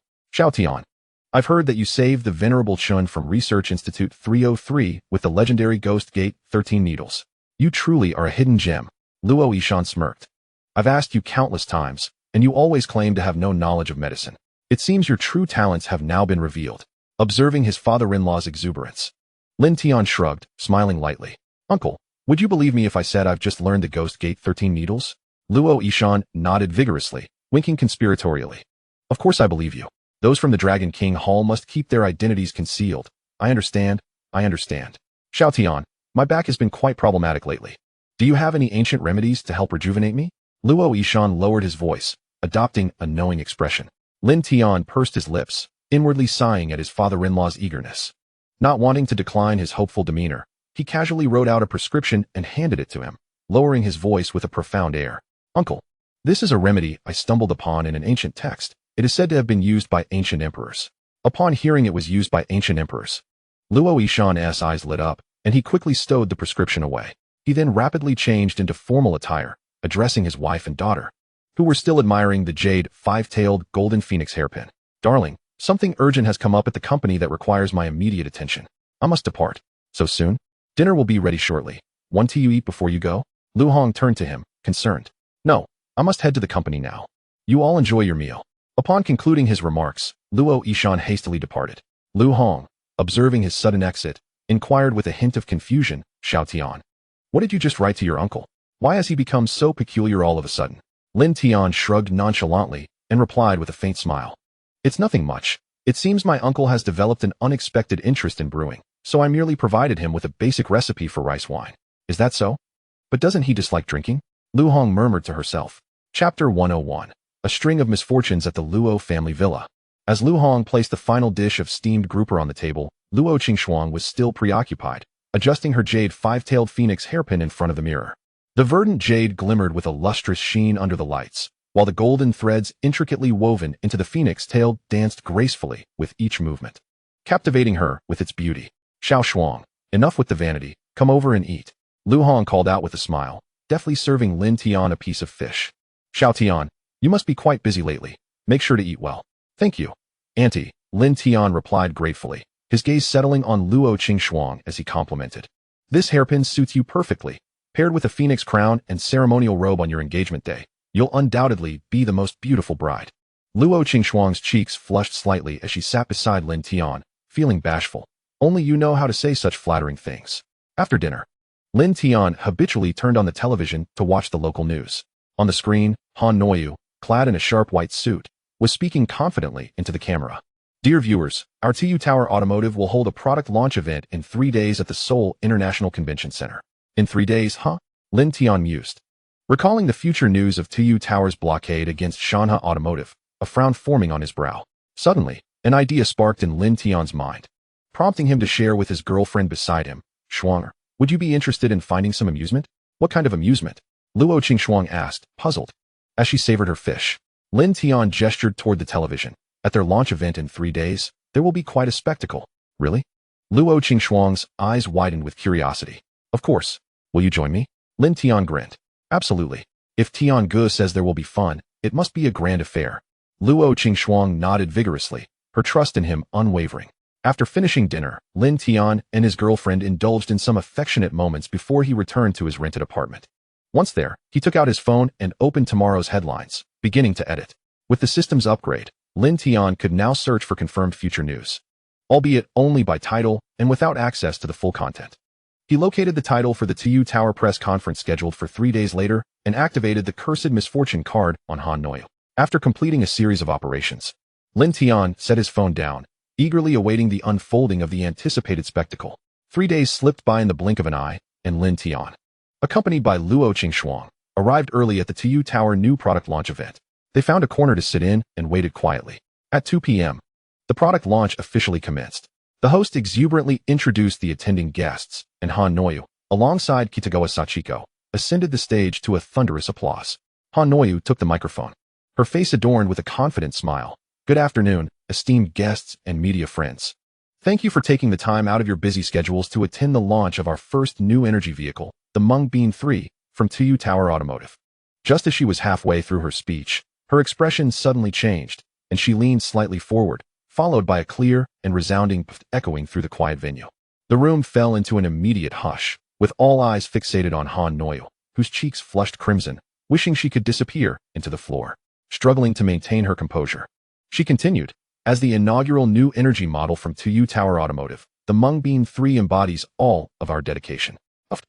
2 more loud sounds followed, even more pronounced than before. The audience could no longer contain themselves, erupting into a wave of suppressed laughter. A reporter seized the opportunity to capture this awkward moment with his camera. Han Noyu trembled with indignation, yet felt powerless to change the situation, hastening her words. Next, I will introduce the core parameters of the Mungbean 3. However, the more anxious she became, the more frequent the sounds emerged. The cacophony resembled a series of firecrackers, disrupting her speech into disarray. Laughter crescendoed, accompanied by whistles from the crowd. Ha ha ha, Miss Han, what's wrong? Did you have too many Mungbeans? Are you implying that your new product, the Mungbean 3, will resonate throughout the universe? A good omen, Miss Han. Indeed a good omen. The guests and journalists roared with laughter, teasing her mercilessly. In the corner, Luo Qingxuang watched the ludicrous scene unfold, tears of laughter streaming down her face. She nudged Lin Tian's arm, chuckling. Tian Go, did you secretly tamper with Han Noyu's food? I did not. Don't falsely accuse your Tian Go, or I'll sue you for defamation. Lin Tian replied with a mischievous grin, waving his hands dismissively. Then how did you know there would be fun today? A feeling. Lin Tian answered mysteriously. On stage, Kitagawa Sachiko stood beside Han Noyu, her face pale as she hurriedly tried to salvage the situation. Dear guests, please bear with us. President Han has been overworked preparing for the launch and may be experiencing some gastrointestinal discomfort. Gastrointestinal discomfort shouldn't lead to such thunderous sounds at a press conference. Someone in the audience called out, provoking even louder laughter. Han Noyu gritted her teeth, suppressing her humiliation and anger, eager to continue presenting the product. Yet the gas within her seemed inexhaustible, resulting in an unending stream of noises that rendered her speech impossible. She had no choice but to hastily conclude her presentation, clutching her stomach as she hurried off the stage. Observing this, Kitagawa Sachiko took the microphone to continue in Han Noyu's stead. As you just saw in the video, the performance of the Mungbean 3 is undeniably at the pinnacle of the industry.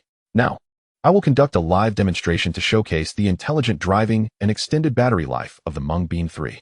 A white Mungbean 3 was driven onto the stage's display area by the staff. Kitagawa Sachiko took the helm, aiming to demonstrate the intelligent parking function. She displayed the app on the big screen, stating, "Ladies and gentlemen, our Mungbean 3 boasts L3, level intelligent driving. I can control it via voice commands through the app." After the demonstration, Kitagawa Sachiko commanded through the app, "Little Bean, open the window." After a long pause, the Mungbean 3 remained completely still. Kitagawa Sachiko repeated, "Little Bean, open the window." Still, the Mungbean 3 did not budge. The atmosphere turned silent, the tension palpable, awkwardness abounded. Kitagawa Sachiko's face shifted through a spectrum of expressions before she suppressed her embarrassment and issued a new command. "Little Bean, please turn on the headlights." With a sudden zzz, the wipers of the Mauto 3 sprang to life. Chapter 102. The entrance of Lin Tian, the stunning debut of the Shanha Su7. The sound of the wipers was especially jarring in the hushed venue, causing Kitagawa Sachiko's face to redden even more than Han Noyu's had moments ago. After a brief silence, the audience erupted into a cacophony of laughter. Ha ha ha, this Little Bean must be a female driver. mistaking the wipers for headlights. Haha. It seems like Little Bean has no awareness of driving on the road. Faced with the jeers from guests and reporters, Kitagawa Sachiko awkwardly fidgeted, desperately shouting into the app. Little Bean, stop the wipers. The wipers indeed ceased, but the headlights unexpectedly turned on. This spectacle only intensified the audience's amusement. Haha, it's confirmed. This Little Bean is truly a female driver, unable to distinguish between the wipers and headlights. Haha, this so-called intelligent driving is nothing but intelligent mischief. I reckon it should be called the Silly Bean 3 instead. This isn't a new energy vehicle. It's clearly a clown prop from a circus. The headlights flickered erratically, mirroring the tumultuous rise and fall of Kitagawa Sachiko's breath. She wished fervently for a crack in the ground to swallow her whole, but the press conference continued. Gritting her teeth, she suppressed her embarrassment and forced a professional smile, stating, "Ladies and gentlemen, I apologize. It seems our voice control system was not adequately prepared. After the conference, I will immediately have it optimized." She then proceeded to introduce the intelligent parking feature of the Moto 3. Kitagawa Sachiko elaborated on the advantages of the Moto 3's smart parking, and then personally took charge to demonstrate the feature. She operated the app on her phone, eagerly anticipating the vehicle to autonomously park in the designated spot. To her astonishment, the Moto 3 not only failed to park itself, but instead surged forward, crashing into the barrier of the exhibition area, its bumper detaching and exposing the wiring within. Oh no! The crowd gasped in shock. Kitagawa Sachiko's expression changed dramatically as she hurriedly attempted to operate the vehicle again, but it remained unresponsive, with a system malfunction alert popping up on the app. Undeterred, she tried to restart the vehicle, only for the Moto 3 to stall completely, refusing to start again. Is this what they call a top-notch intelligent driving system? It can't even park itself, yet it dares to claim to be the industry benchmark? What if it collides with someone while parking? With such parking skills, the insurance wouldn't even cover it.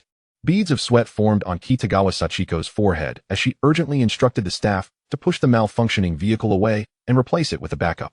Ladies and gentlemen, it seems that the previous demonstration vehicle had some issues. Now, we will use this new showcase vehicle to demonstrate the fast charging feature.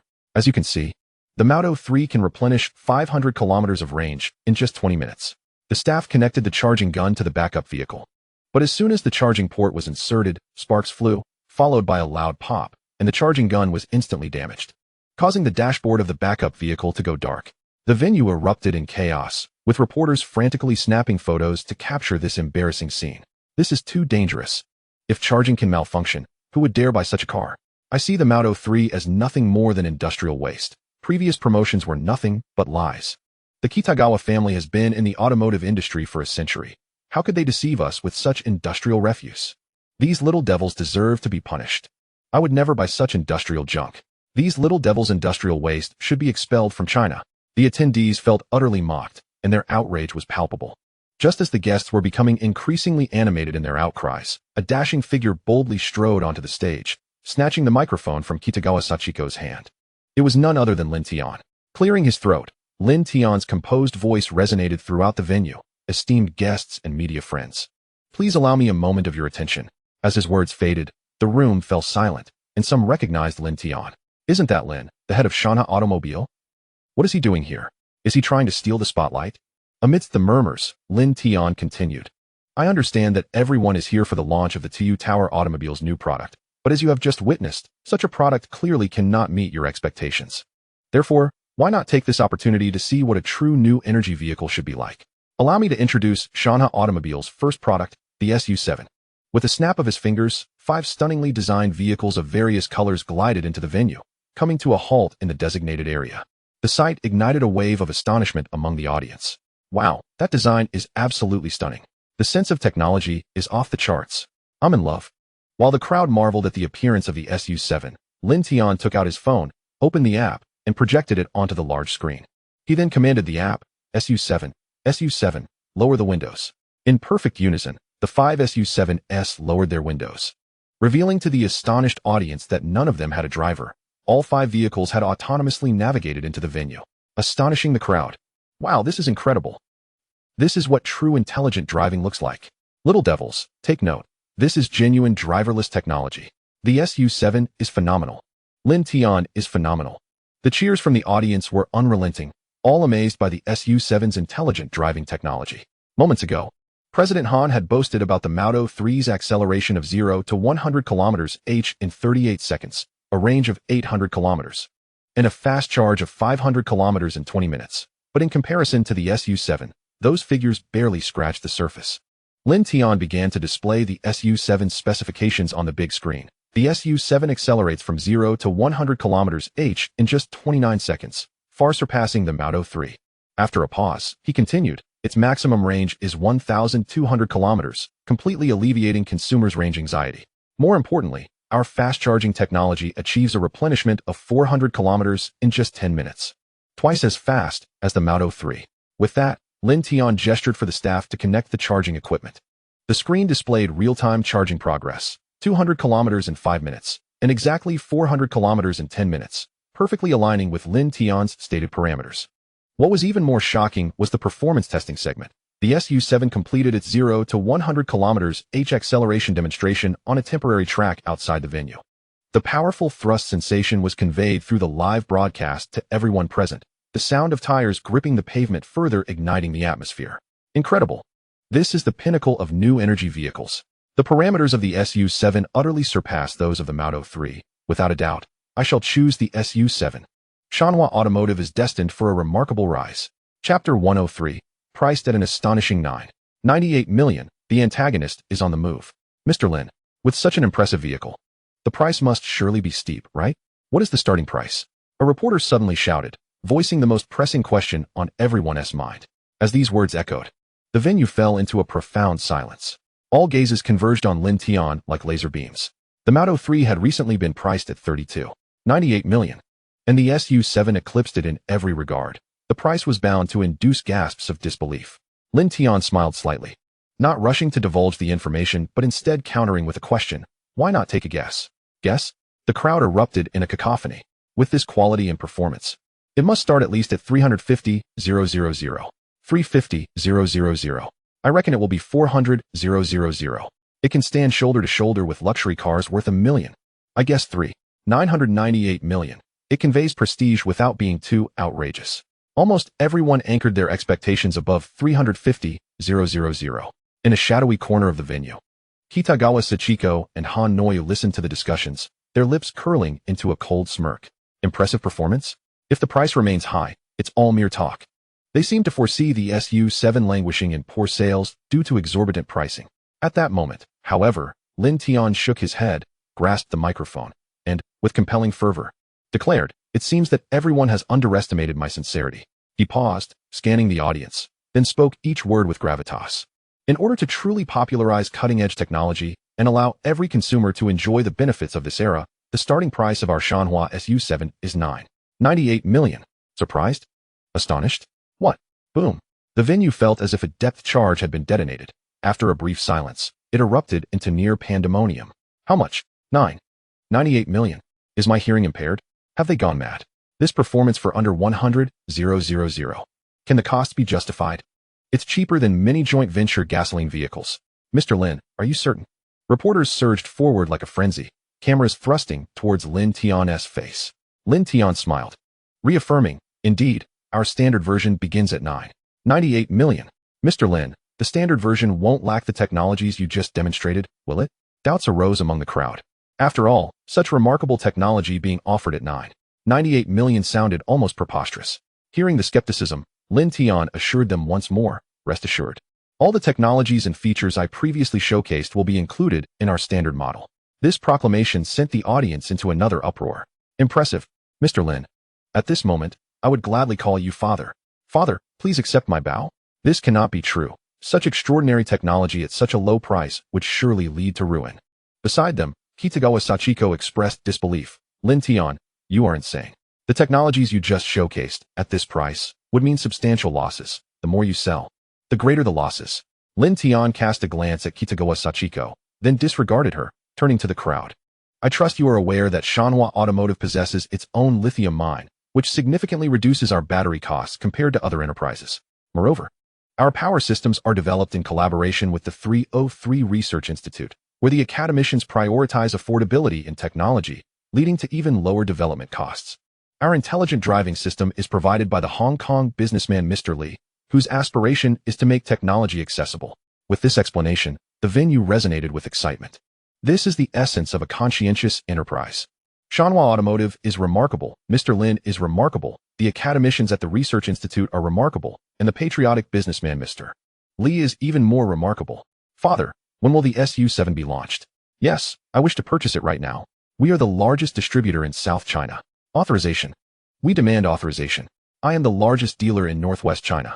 Mr. Lin, I also wish to discuss cooperation. The atmosphere became electric as the SU7 ignited the reason and passion of the crowd with its irresistible price. Countless dealers clamored to negotiate collaboration with Lin Tian's Shanhua Automotive. At that moment, in a corner of the venue, Kitagawa Sachiko and Han Noyu's expressions transformed from ashen to pale. 998 million? Lin Tian has lost his mind. This will undoubtedly disrupt the market. Indeed, if he sells at this price, our Mauto 3 will be doomed. Kitagawa Sachiko's eyes glinted with malice. He is not insane. He is aiming to destroy us. By employing a loss leader strategy, he intends to annihilate the Mauto 3. Kitagawa Sachiko remained unconvinced that Lin Tian's costs could genuinely be so low.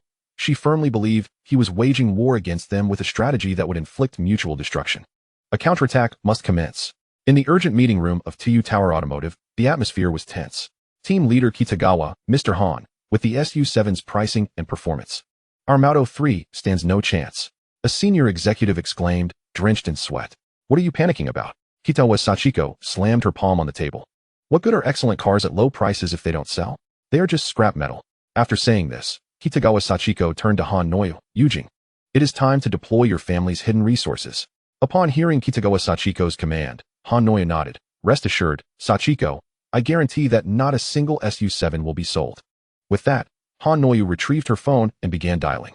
Following the conclusion of the press conference, numerous dealers from across the nation approached Lin Tian, expressing their interest in collaboration.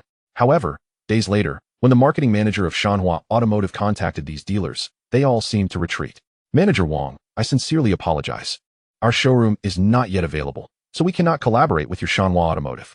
Manager Wang, I regret to inform you that we are experiencing financial issues and cannot proceed with the partnership. Please convey my apologies to Mr. Lin.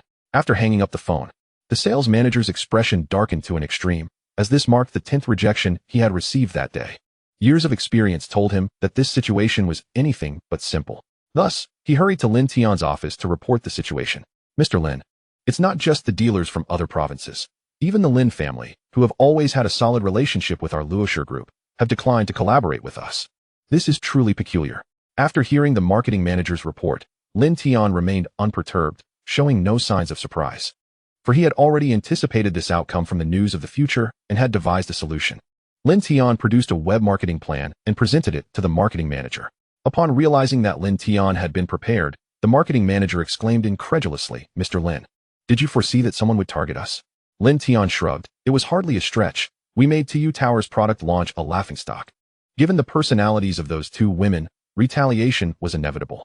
I just didn't expect them to possess such power, causing dealers nationwide to shy away from collaboration with us. Chapter 104. Online sales ignite the internet, but also harbor fatal flaws. A few days later, news spread like wildfire across the internet, revealing that no dealers were willing to represent Shanhua Motors. Major social media platforms and forum groups shared the information, igniting a fervent debate. Netizens were agitated, fervently questioning the bizarre situation. Why was there such reluctance among dealers to collaborate with Shanhua Motors? Insiders claimed that dealers collectively believed the Shanhua SU7 posed safety risks, rendering it a hot potato no one dared to handle. Is that true? However, I witnessed the live demonstration of the vehicle at General Lin's press conference, and the SU7 appeared to exude an abundance of safety. Do you believe the exaggerated claims made at the press conference? Those were merely rehearsed performances showcasing black technology. Oh, I see. Stop speculating from above. It is rumored that General Lin offended someone previously and is now facing a coordinated boycott. Is that credible? Please elaborate. The onlookers hurried over, eager for details. Peanuts, sunflower seeds, and bottled water were being sold in the front row, with benches prepared for the gathering. I heard that the Rabbit Oil Tower has the backing of Japanese car manufacturers. For years, they have dominated the domestic market by focusing on fuel efficiency, effectively monopolizing the mid to low-end channels. Last time, General Lin disrupted their new car launch event, so it's no wonder he ruffled some feathers. Wow, do the Japanese really play so dirty? How insidious. What will General Lin do now? Is he truly going to concede? This infuriates me. Why can't there be fair competition? Despite the cacophony of opinions, the majority concurred that Shanhua Motors was likely facing dire straits. Everyone held their breath, waiting to see how Lin Tian would navigate this predicament. After a week of anxious anticipation, Shanghua Motors' official account finally released a statement. Shanghua Motors' official blog. Dear car enthusiasts, you may have noticed that the launch of the Shanghua SU7 has encountered some obstacles. To this, we simply wish to state, our competitors are fools.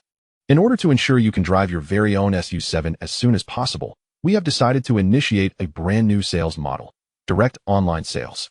In 3 days, the Shanghua Motors app will officially launch its car purchasing interface, allowing fans to directly customize their orders with online financing options available, and providing real-time streaming of your vehicle's journey from the production line to your hands.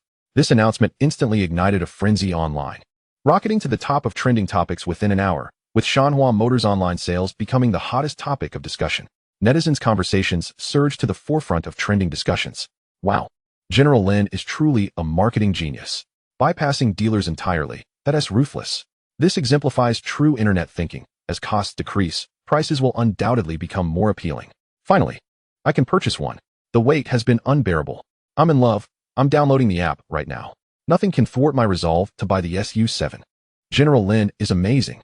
Shanghua Motors is incredible. Being able to witness the entire vehicle production process is akin to experiencing the birth of one's child. This experience is absolutely exhilarating. The comment sections across major media outlets were flooded with praise, and the download count for the Shanghua Motors app swiftly surpassed 100 million, soaring to the top of automotive applications. Meanwhile, in the office of the general manager at Rabbit Oil Tower, Kitaho Sachiko and Han Noyu were doubled over in laughter in front of their computer screens, which displayed the news of Shanghua Motors' online sales. Ha ha ha, selling cars online. How did Lin Tian come up with such a brilliant idea? He is a genius, Han Noyu remarked between fits of laughter. Kitaho Sachiko swirled her wine glass, took a sip, and coldly commented, the concept of online sales isn't inherently flawed. Unfortunately, automobiles are not fast-moving consumer goods. A vehicle costs several $100,000 and is meant to last over a decade. The sale is merely the beginning, while after-sales service is the true battleground. Exactly. Without the assurance of a 4S store, who will take responsibility if the vehicle encounters issues? What about maintenance and repairs? We can't expect users to send their cars back to the factory, can we? Indeed, many professional automotive bloggers quickly followed suit, initiating live analyses of the potential pitfalls of the Shanghua model. Hello everyone, I am the automotive blogger Old Driver Talks Cars. I want to make my stance clear. I am a fan of Shanghua Motors, and the product strength of the SU7 is impressive. However, I must assert that without a supporting after-sales system, the online sales model is fraught with risks. Surely, I can't rely on roadside shops for maintenance every time, right? Factory maintenance is the safest choice. In the event of a collision or malfunction, whom should I contact? The online sales model faces a service vacuum. General Lin may have underestimated the complexities. A car isn't a smartphone, and relying solely on online means is insufficient. As public opinion leaned heavily towards skepticism regarding Shanhua's ability to address after-sales issues, Lin Tian was in the R&D department of Shanghua Motors, collaborating with the technical team to optimize the app interface. R&D manager Zhou Jianxi held a testing device, demonstrating the latest version of the Shanghua Motors app to Lin Tian. The interface was clear and smooth, featuring a 3D panoramic visualization of the SU7 on the homepage, allowing users to rotate and inspect every detail, customize colors, wheels, and interior styles. A clearly arranged parameter configuration table was displayed below, along with an online test drive appointment entry and a 24-hour customer service channel. The most prominent feature was a one-click order button, supporting full payment and installment options, with a conspicuous red text warning, 7-day no-reason returns and exchanges, transparent and traceable vehicle production process. Gazing at the revamped app interface, Lin Tian nodded in approval. Just then, the marketing manager rushed in, holding a tablet with a grim expression. Noticing this, Lin Tian furrowed his brows and admonished sternly, Manager Wang, how many times must I remind you to remain calm in the face of issues? Panicking is not conducive to your future career development. In response to Lin Tian's advice, Manager Wang merely nodded, but then continued to gasp for breath, anxiously stating, General, there is a fatal flaw in your online sales plan. What flaw? Lin Tian inquired, puzzled. The after-sales issue. In the automotive industry, selling a car is just the first step. After-sales maintenance and repair services are of utmost importance. While our online sales may have resolved the dealer dilemma, how will we address after-sales concerns? Lacking the assurance of a 4S store is a devastating blow to car sales. After saying this, Manager Wang presented the tablet to Lin Tian, who took it and saw that netizens were fervently discussing after-sales maintenance and repair issues. Lin Tian's brow furrowed slightly. He sensed a movement steering the conversation about the SU7 toward a negative direction. It was no mystery that it had to be the car dealers, as Lin Tian's strategy was akin to overturning the table. If successful, it would be a lethal blow to these car dealers. Should other manufacturers follow suit with online sales, the brick-and-mortar dealerships would be doomed. Thus, they were fervently attempting to steer the narrative. However, the points raised by these dealers resonated with customers. After all, maintenance and care for vehicles are indeed critical. General, what should we do now? Manager Wang asked at a loss. Lin Tian placed a reassuring hand on Manager Wang's shoulder and smiled gently. Don't worry.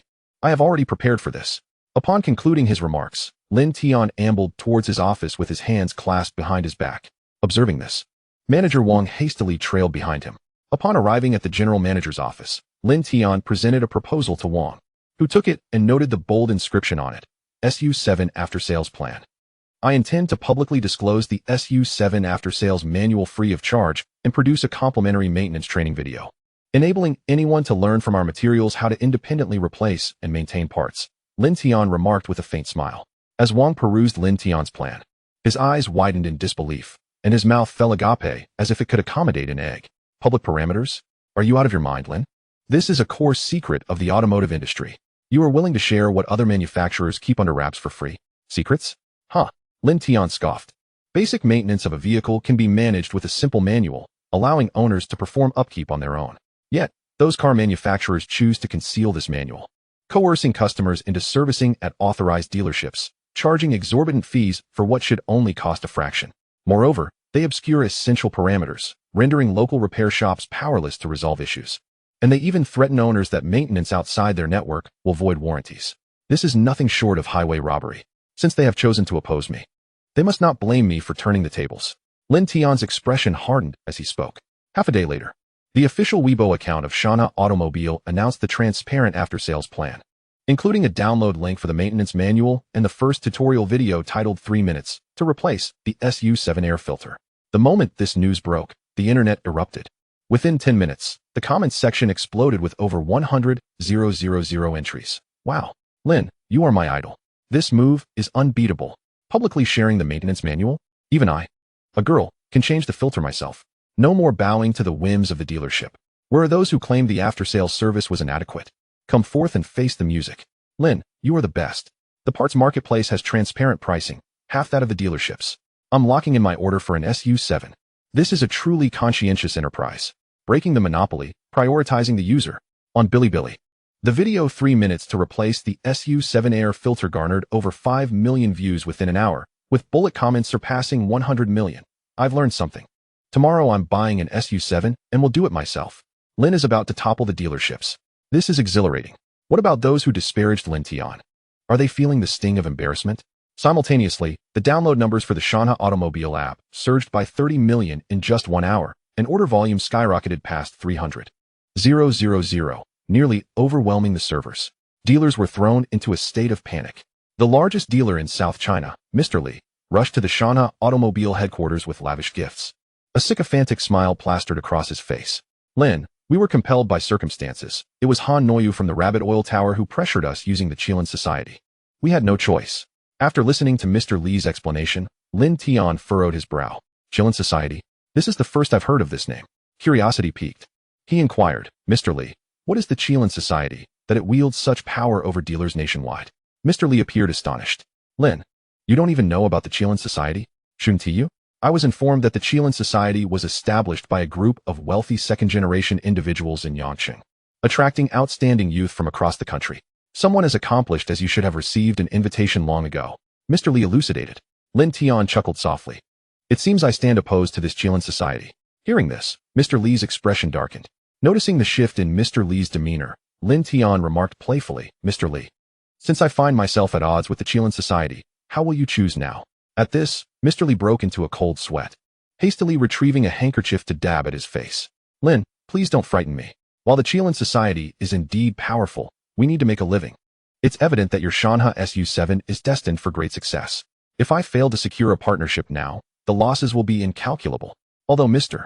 Li feared the pressure from the Qilin Society, he recognized that the potential for profit outweighed his concerns. leading him to decisively choose collaboration with Lin Tian.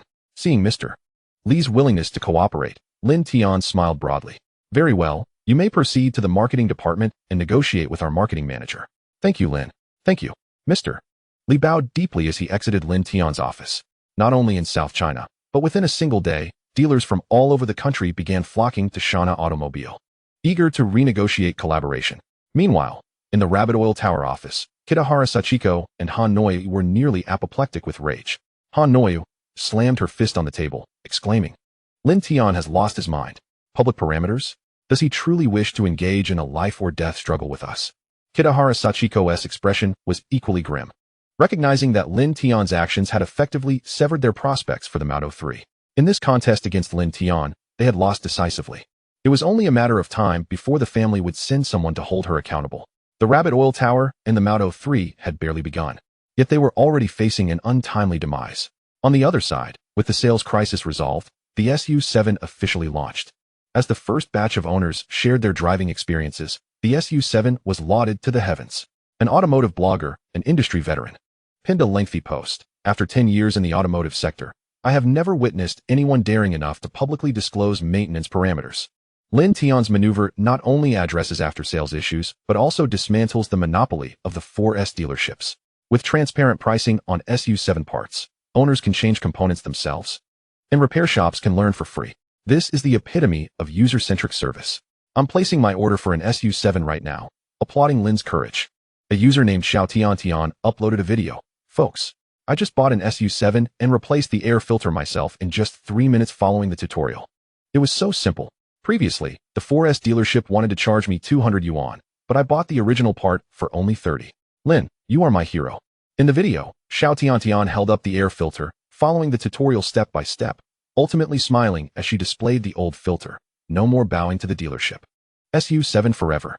This video amassed over 10 million likes and 5 million shares, inspiring countless netizens to share their own experiences of changing parts. The topic of self-service maintenance for the SU7 soared to the top of trending searches.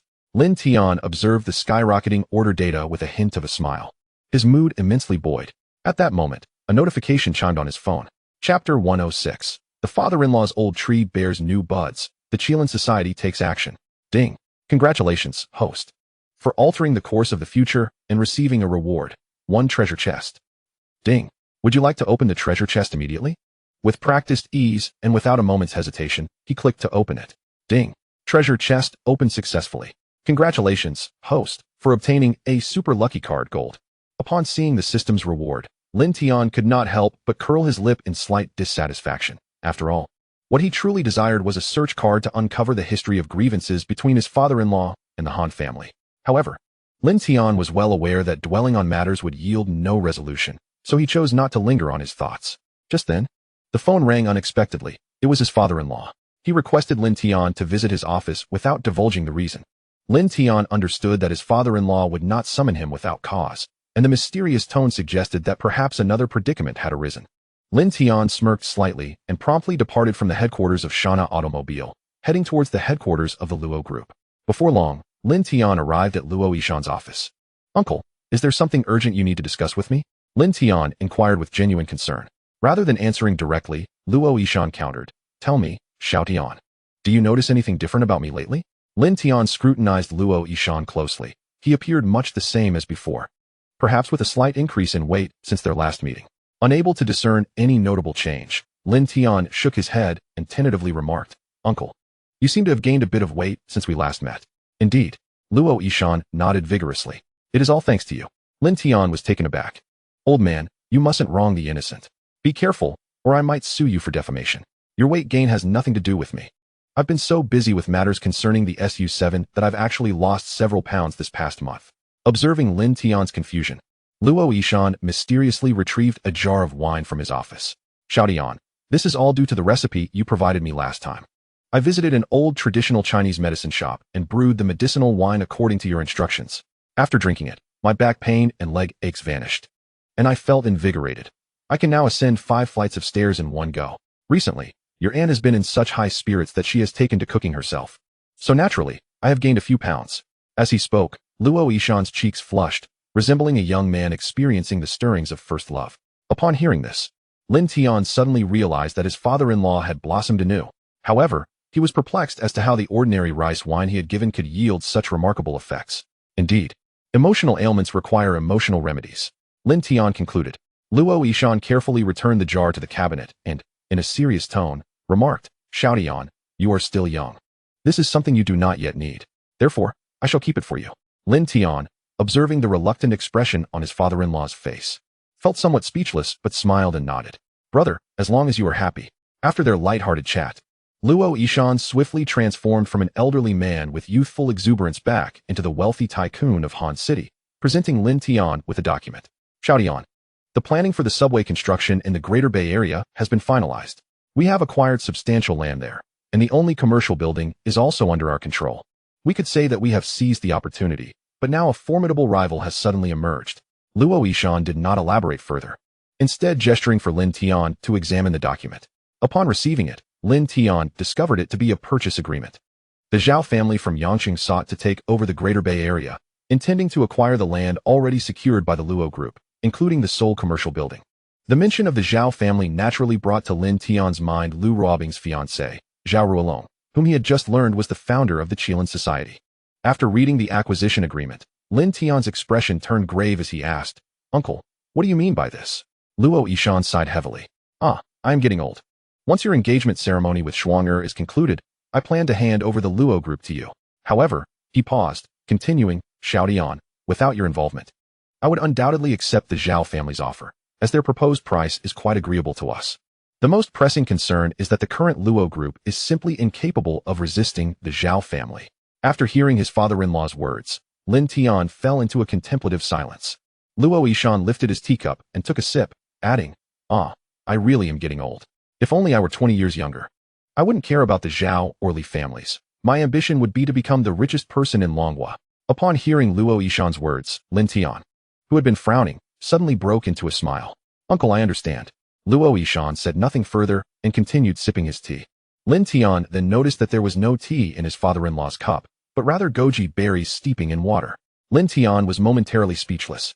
Goodness, old man. You are so engrossed in this newfound vitality that you seem to have completely disregarded the affairs of the group. Meanwhile, in Yangcheng, at a private automobile club, the roar of engines filled the air as a race was underway. On the racetrack, a Shanha SU-7 led the pack, leaving behind all other luxury vehicles by nearly 100 meters.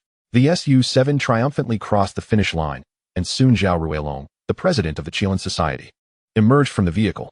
Instantly, a stunning woman approached him with a Cohiba cigar, which Zhao Ruolong took a hearty puff from, casting a possessive gaze at the Shanha SU-7. This car is impressive, but I, Zhao Ruolong, cannot allow something so remarkable to be beyond my control. With that, he tossed the cigar into the SU-7, causing it to ignite with a roar. Before long, Zhao Ruolong and his entourage entered an opulent private room. After receiving a phone call, a wealthy young man reported to Zhao Ruolong, Young Master Long, the Luo Group has rejected our offer. Zhao Ruolong snorted in disdain. How dare they? The Luo Group has no reason to exist any longer. He then turned to his associate, Azu, and inquired, Azu, have we successfully stolen the core data of the SU-7? Azu, who was busy operating a computer, shook his head. That kid is quite clever. He has left the core data at Research Institute 303. You know, even I lack the capability to breach the National Research Institute's network without detection. Zhao Ruolong expressed his displeasure. Is it impossible to hack into that kid's phone? Azu's face was etched with disbelief. Strangely, his phone's firewall is even more formidable than that of the National Research Institute's network. I simply cannot gain access. Realizing the predicament, Zhao Ruolong declared, since hacking methods have failed, we shall resort to traditional tactics. Let us find someone to steal that kid's phone. Chapter 107. The heir of the thief saint takes action. Lin Tian's phone is stolen. Thus, Azu contacted a thief known as Shadow Mouse on the dark web, who claimed to be a descendant of the thief saint, boasting an unparalleled record in the thievery domain, with no failures to date. 3 days later, at Han City International Airport, a slender man with 2 whiskers resembling those of a mouse emerged from the terminal, carrying a tattered canvas bag. He was none other than the renowned master thief, Shadow Mouse. Clad in a faded jacket, his gaze was piercing and keen, akin to that of a hawk, constantly scanning the bustling airport for incoming and outgoing travelers. Without pausing at the airport, Shadow Mouse exited promptly, hailing a taxi to a budget hotel he had pre-booked. Shortly after his departure, numerous travelers flocked to the airport security office, reporting the theft of their phones and wallets. The vigilant and resourceful investigator, Yao Ling, promptly reviewed the airport surveillance footage but found no suspicious individuals. Meanwhile, the orchestrator of this chaos had already arrived at his hotel room, extracting an array of equipment from his canvas bag: miniature cameras, listening devices, disguises, and a hefty dossier filled with detailed information about Lin Tian, his address, workplace, daily schedule, preferences, and even the exact time he left home each day and his favorite brand of coffee were meticulously documented. As Shadow Mouse caressed Lin Tian's photograph in the dossier, a smirk of disdain crept upon his lips. The illustrious Persian cat has fallen, and the elite assassin, Nine-Tailed Fox, has also succumbed? Merely a stroke of luck, he mused. Shadow Mouse held little faith in Lin Tian's ability to outsmart two somewhat renowned peers, concluding that Lin Tian's success was purely fortuitous. Throughout his years in the profession, he had developed a particular disdain for those who ascended through sheer luck. In his eyes, Persian Cat and Nine-Tailed Fox were nothing but hollow names. When it came to stealth and skill, they paled in comparison to him. For the next 2 days, Shadow Mouse assumed various identities, lurking outside Lin Tian's office building, near his residential area, and at his frequented cafes. He observed that Lin Tian led a remarkably predictable life, alternating between work and time spent with his girlfriend. Without any bodyguards in tow, his vigilance was notably low, especially when he was in the company of his girlfriend, appearing completely at ease.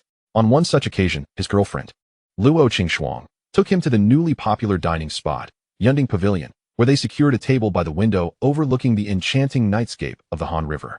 As the Australian Wagyu steaks sizzled on their table, Luo Qingxuang raised her glass, her eyes sparkling with joy, and exclaimed, "Congratulations, Tian Ge. Our SU-7 sales have surpassed 10,000 today. It's all thanks to your good fortune." Lin Tian responded with a toast. Such flattery. Luo Qingxuang's cheeks flushed as she offered him a piece of steak, urging, "Try this. The Wagyu here is reportedly air-freighted, and the flavor is exceptional."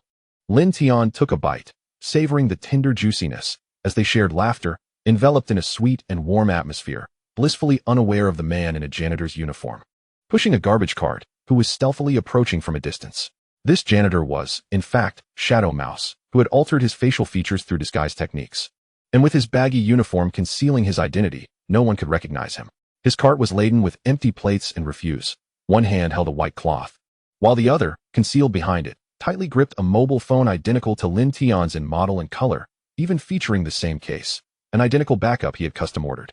Shadow Mouse casually positioned himself beside Lin Tian's table, bending down to collect the empty dishes. His movements were deft and practiced, with a flourish of his fingers. The plates and cutlery were neatly placed into the garbage cart, while his concealed hand swiftly executed the swap between Lin Tian's phone and his backup device. The entire operation transpired in mere breaths, so rapid it was akin to a fleeting shadow. Neither Lin Tian nor Luo Qingxuang noticed, nor did the patrons at the adjacent table. Years of practicing his nimble techniques had rendered Shadow Mouse's skills unparalleled. For him, thievery was as effortless as breathing.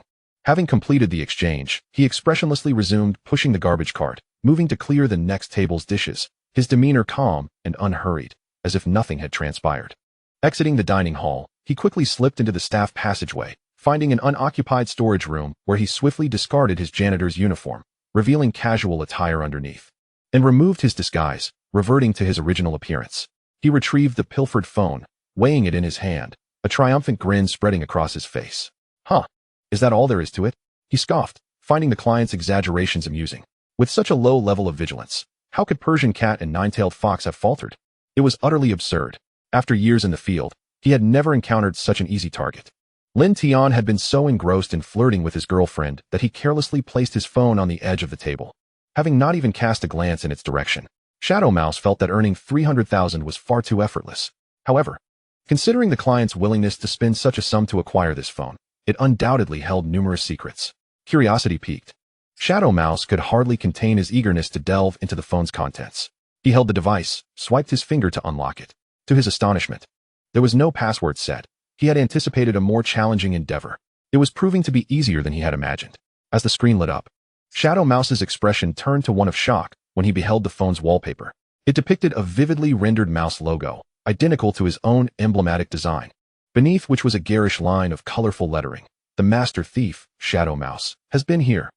This wallpaper was precisely the one he had set on his backup device in anticipation of Lin Tian discovering the swap and being mocked by this very image. Yet now, it had inexplicably appeared on the phone he had stolen.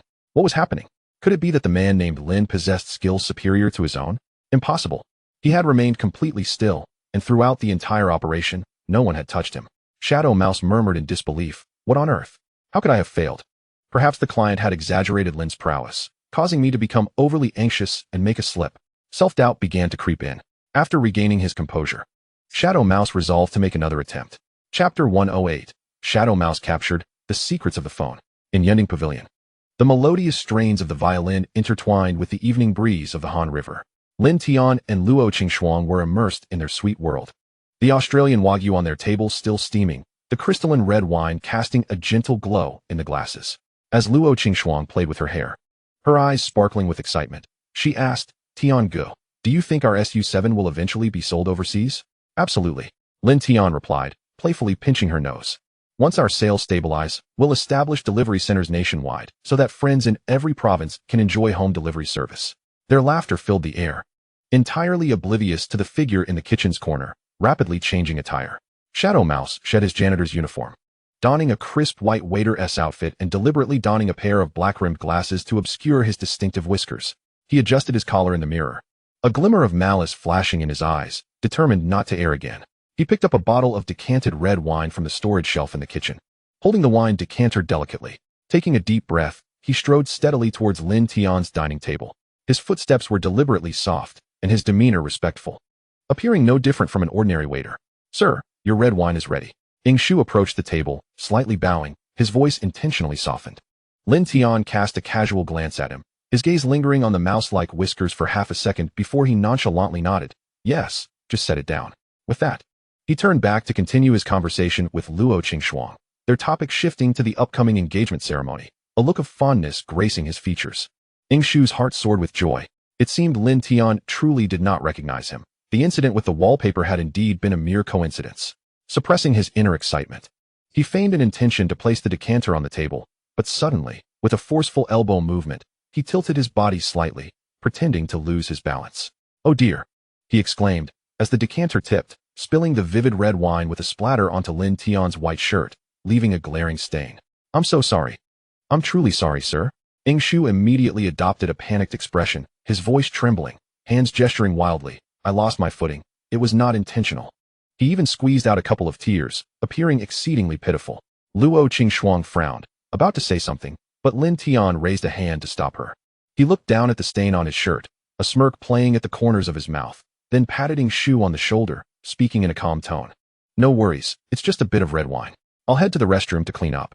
After saying this, he pulled a few tissues from the table, casually dabbed at the wine stain, and stood up, heading towards the restroom. Just before leaving, he deliberately left his phone at the edge of the table, screen down, appearing completely unguarded. Watching Lin Tian's retreating figure, Ying Shu's initial panic dissipated, replaced by uncontainable elation. Hee, the opportunity has arrived, he silently chanted, while maintaining a facade of remorse, picking up a cloth from the table and pretending to wipe the surface. His movements appeared slow, yet were as swift as lightning. With his left hand, he wiped the table, obstructing Luo Qingxuang's view, while his right hand, like a cunning serpent, swiftly grasped Lin Tian's phone, simultaneously replacing it with a spare device hidden beneath the cloth. The entire process was seamless, taking less than a second, and even Luo Qingxuang, who had been focused on the table, noticed nothing amiss. Miss, I sincerely apologize for soiling the sir's attire. Allow me to replace the bottle of red wine. Ying Shu, having switched the phones, continued to feign remorse, bowing slightly to Luo Qingxuang. No need. She waved her hand dismissively, her thoughts solely on Lin Tian. Completely oblivious to the swap that had just occurred on the table, Ying Shu's heart swelled with delight, knowing he had succeeded. He respectfully uttered an apology before hastily retreating towards the kitchen with the stained decanter, a triumphant smile gracing his lips. Exiting the dining hall, Ying Shu dashed into the employee corridor's storage room, locking the door behind him. Eagerly, he shed his waiter-s attire and retrieved the pilfered phone from his pocket, his fingertips trembling as he illuminated the screen. A swift swipe unlocked it, revealing the home screen. His expression turned to one of shock. How is this possible? The screen displayed the vividly animated mouse logo, accompanied by a glaring line of colorful art. The thief saint's successor, Ying Shu, was here. The very words meant to humiliate Lin Tian now felt like a mocking taunt against himself. This cannot be. It defies logic, he thought, panic seeping in. Could Lin Tian possess some dark sorcery? Is there a fault with this phone? The more he pondered, the more his scalp prickled with dread. Yet his innate pride forbade him from acknowledging defeat. I refused to believe it. There must be some mistake. Clenching his teeth, his gaze darkened further. I will try again. This time, I shall uncover the truth. He resolved to make another attempt, this time opting to disguise himself as a chef. Ing Shu donned a chef's uniform, complete with a tall hat, and carried a plate of steak towards Lin Tian's table. By now, Lin Tian had returned from the restroom, wearing a temporary shirt provided by the restaurant, engaged in a low conversation with Luo Qingshuang. Just as Ing Shu was nearing the table, Luo Qingshuang suddenly furrowed her brow, tugging at Lin Tian's arm and whispering, "Tian, I feel something is off about that chef." Feigning curiosity, Lin Tian inquired, "What seems off?" "Look at the corners of his mouth." Luo Qingshuang gestured subtly towards the approaching Ing Shu, recalling the earlier waiter who had stained Lin Tian's clothes, and the initial cleaner. Both had the same distinct mouse-like whiskers. Although their disguises varied, that particular feature was too remarkable to overlook. She was certain they were the same individual. Lin Tian, upon hearing this, couldn't help but give Luo Qingshuang a thumbs up, his eyes filled with admiration. "Qingshuang, well done. Your observational skills are impressive." "Tian, you must have noticed it earlier, right?" Luo Qingshuang scrutinized Lin Tian's calm demeanor, quickly realizing. "Indeed." Lin Tian nodded with a smile, his voice neither too loud nor too soft, perfectly audible to Ing Shu, who had just reached the table. In fact, just a few days ago, there was a series of thefts at the Han City airport, where several tourists lost their valuables within mere minutes, and no clues were left behind. Officer Li Ming was in charge of the case, reviewing all surveillance footage without identifying any suspicious individuals. Suspecting that a notorious thief from the dark web had arrived in Han City, Ing Shu's hand holding the dessert froze, an ominous feeling stirring within him. Lin Tian continued. "Officer Li approached me, seeking assistance in tracking down clues from the dark web. After some investigation, I discovered a thief known as Ing Shu, claiming to be the thief Saint's successor, who had recently arrived in Han City. This Ing Shu has never failed in his career, excelling in disguise and close-quarter theft, most notably marked by the mouse-like whiskers at the corners of his mouth." He paused, fixing his piercing gaze on Ing Shu, his eyes sharp as a blade. "I found it strange that a thief would travel all the way to Han City, not for tourism surely. My instincts told me his target was likely me. Yet, I had no idea what he intended to steal, so I decided to play a trick to lure him in. When he disguised himself as a cleaner earlier, I noticed the spare device hidden behind the cloth, realizing his target was my phone." A sardonic smile crept onto Lin Tian's lips as Ing Shu processed his words, feeling as though he had been struck by lightning, his complexion turning ghostly pale. He never imagined that Lin Tian had recognized him long ago and had set a trap for him. It made sense now why both attempts to switch phones had gone awry. Lin Tian had been aware of his scheme from the very beginning. "Why, you knew all along." Ing Shu stammered, his voice trembling as he gripped the dessert plate tightly, veins bulging. "Otherwise, did you think I would leave my phone so carelessly on the table?" Lin Tian replied with a faint smile. "Your disguise is indeed impressive, but those whiskers are far too conspicuous to ignore." Feeling a rush of panic, Ing Shu turned to flee. However, as he took his first step, he was abruptly obstructed by several figures. It was evident that the diners at the adjacent tables, who had been enjoying their meals, suddenly rose in unison, swiftly encircling him. Brandishing their badges, they barked in unison, "Don't move." Police. Leading the charge was Li Ming, flanked by several officers, who advanced menacingly towards Ing Shu. With a grave expression, he declared, "Ing Shu, we've been monitoring you for quite some time. You were behind the series of thefts at the Seoul airport, and now you've been instructed to pilfer someone else's belongings. Come with us." Ing Shu gazed at the encroaching officers, his face a canvas of utter despair. He understood that this time, he was truly caught, and there was no escaping it. The pride he took in his skills of disguise and thievery seemed utterly laughable in the face of Lin Tian's cunning. "Impossible. How could I, the heir to the title of the thief sage, fall here?" Ing Shu muttered to himself, his eyes vacant as the plate of desserts slipped from his grasp, clattering to the ground and scattering its contents like the fragments of his current state of mind. "Take him away," Li Ming commanded, prompting several officers to step forward. Producing handcuffs to securely restrain Ing Shu, he struggled momentarily, but could not break free. Looking at Lin Tian, his eyes brimmed with resentment and confusion. "What is the matter with your phone? I have absolute confidence in my skills. I cannot fail."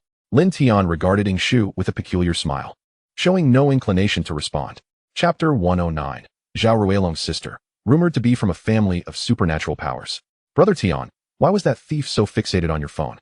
After Ing Shu was led away, Luo Qingshuang cupped her cheeks, her eyes shimmering with curiosity. Lin Tian grinned, his fingertip brushing against her nose playfully. His tone laced with amusement. What else could it be? His skills were lacking. He tried to pull a fast one on me, only to find himself outwitted. Brother Tian is the best, Luo Qingxuang exclaimed, immediately giving him a thumbs up, her eyes filled with admiration. But then, a frown crossed her face as she pondered aloud. But why would he want to steal your phone in the first place? I don't know. Perhaps it has something to do with the success of our SU-7. Lin Tian replied, shaking his head as the smile faded slightly, falling into contemplation. The enemy had already sensed that his phone was extraordinary, which was undoubtedly a dangerous sign. Fortunately, he had previously conducted tests, confirming that as long as the phone was more than 10 meters away from him, it would inexplicably reappear in his pocket, unstealable by anyone else. Moreover, even if he acquired a new phone, the Tomorrow Headlines app would automatically transfer to the new device, erasing all traces of the system from the old phone. This assured him that the system was bound to him personally, and the phone was merely a vessel. More importantly, aside from himself, no one could see the existence of the Tomorrow Headlines app on his phone, as if the software had never existed. Thus, Lin Tian felt no trepidation about losing his phone or having the system discovered. With these thoughts clarified, much of Lin Tian's anxiety dissipated. However, he remained cautious. This incident served as a reminder. Over recent times, he had overheard various rumors from Li Ming regarding the elusive 749 Bureau, gaining insight into the existence of supernatural forces beyond the comprehension of ordinary individuals. His recent actions had evidently attracted the attention of these forces. It seemed prudent to maintain a lower profile going forward, Lin Tian mused. This unexpected interruption not only failed to mar the romantic atmosphere of their date, but instead added an intriguing topic of conversation. Luo Qingxuang animatedly critiqued the thief's whiskers, while Lin Tian listened patiently, occasionally chiming in as they savored the tender Australian beef and admired the enchanting night view of the Han River illuminated by lights. The two exchanged sweet nothings, reveling in their affection. Meanwhile, in a high-end private club in Guangdong province, the atmosphere was so oppressive that it felt suffocating. Useless.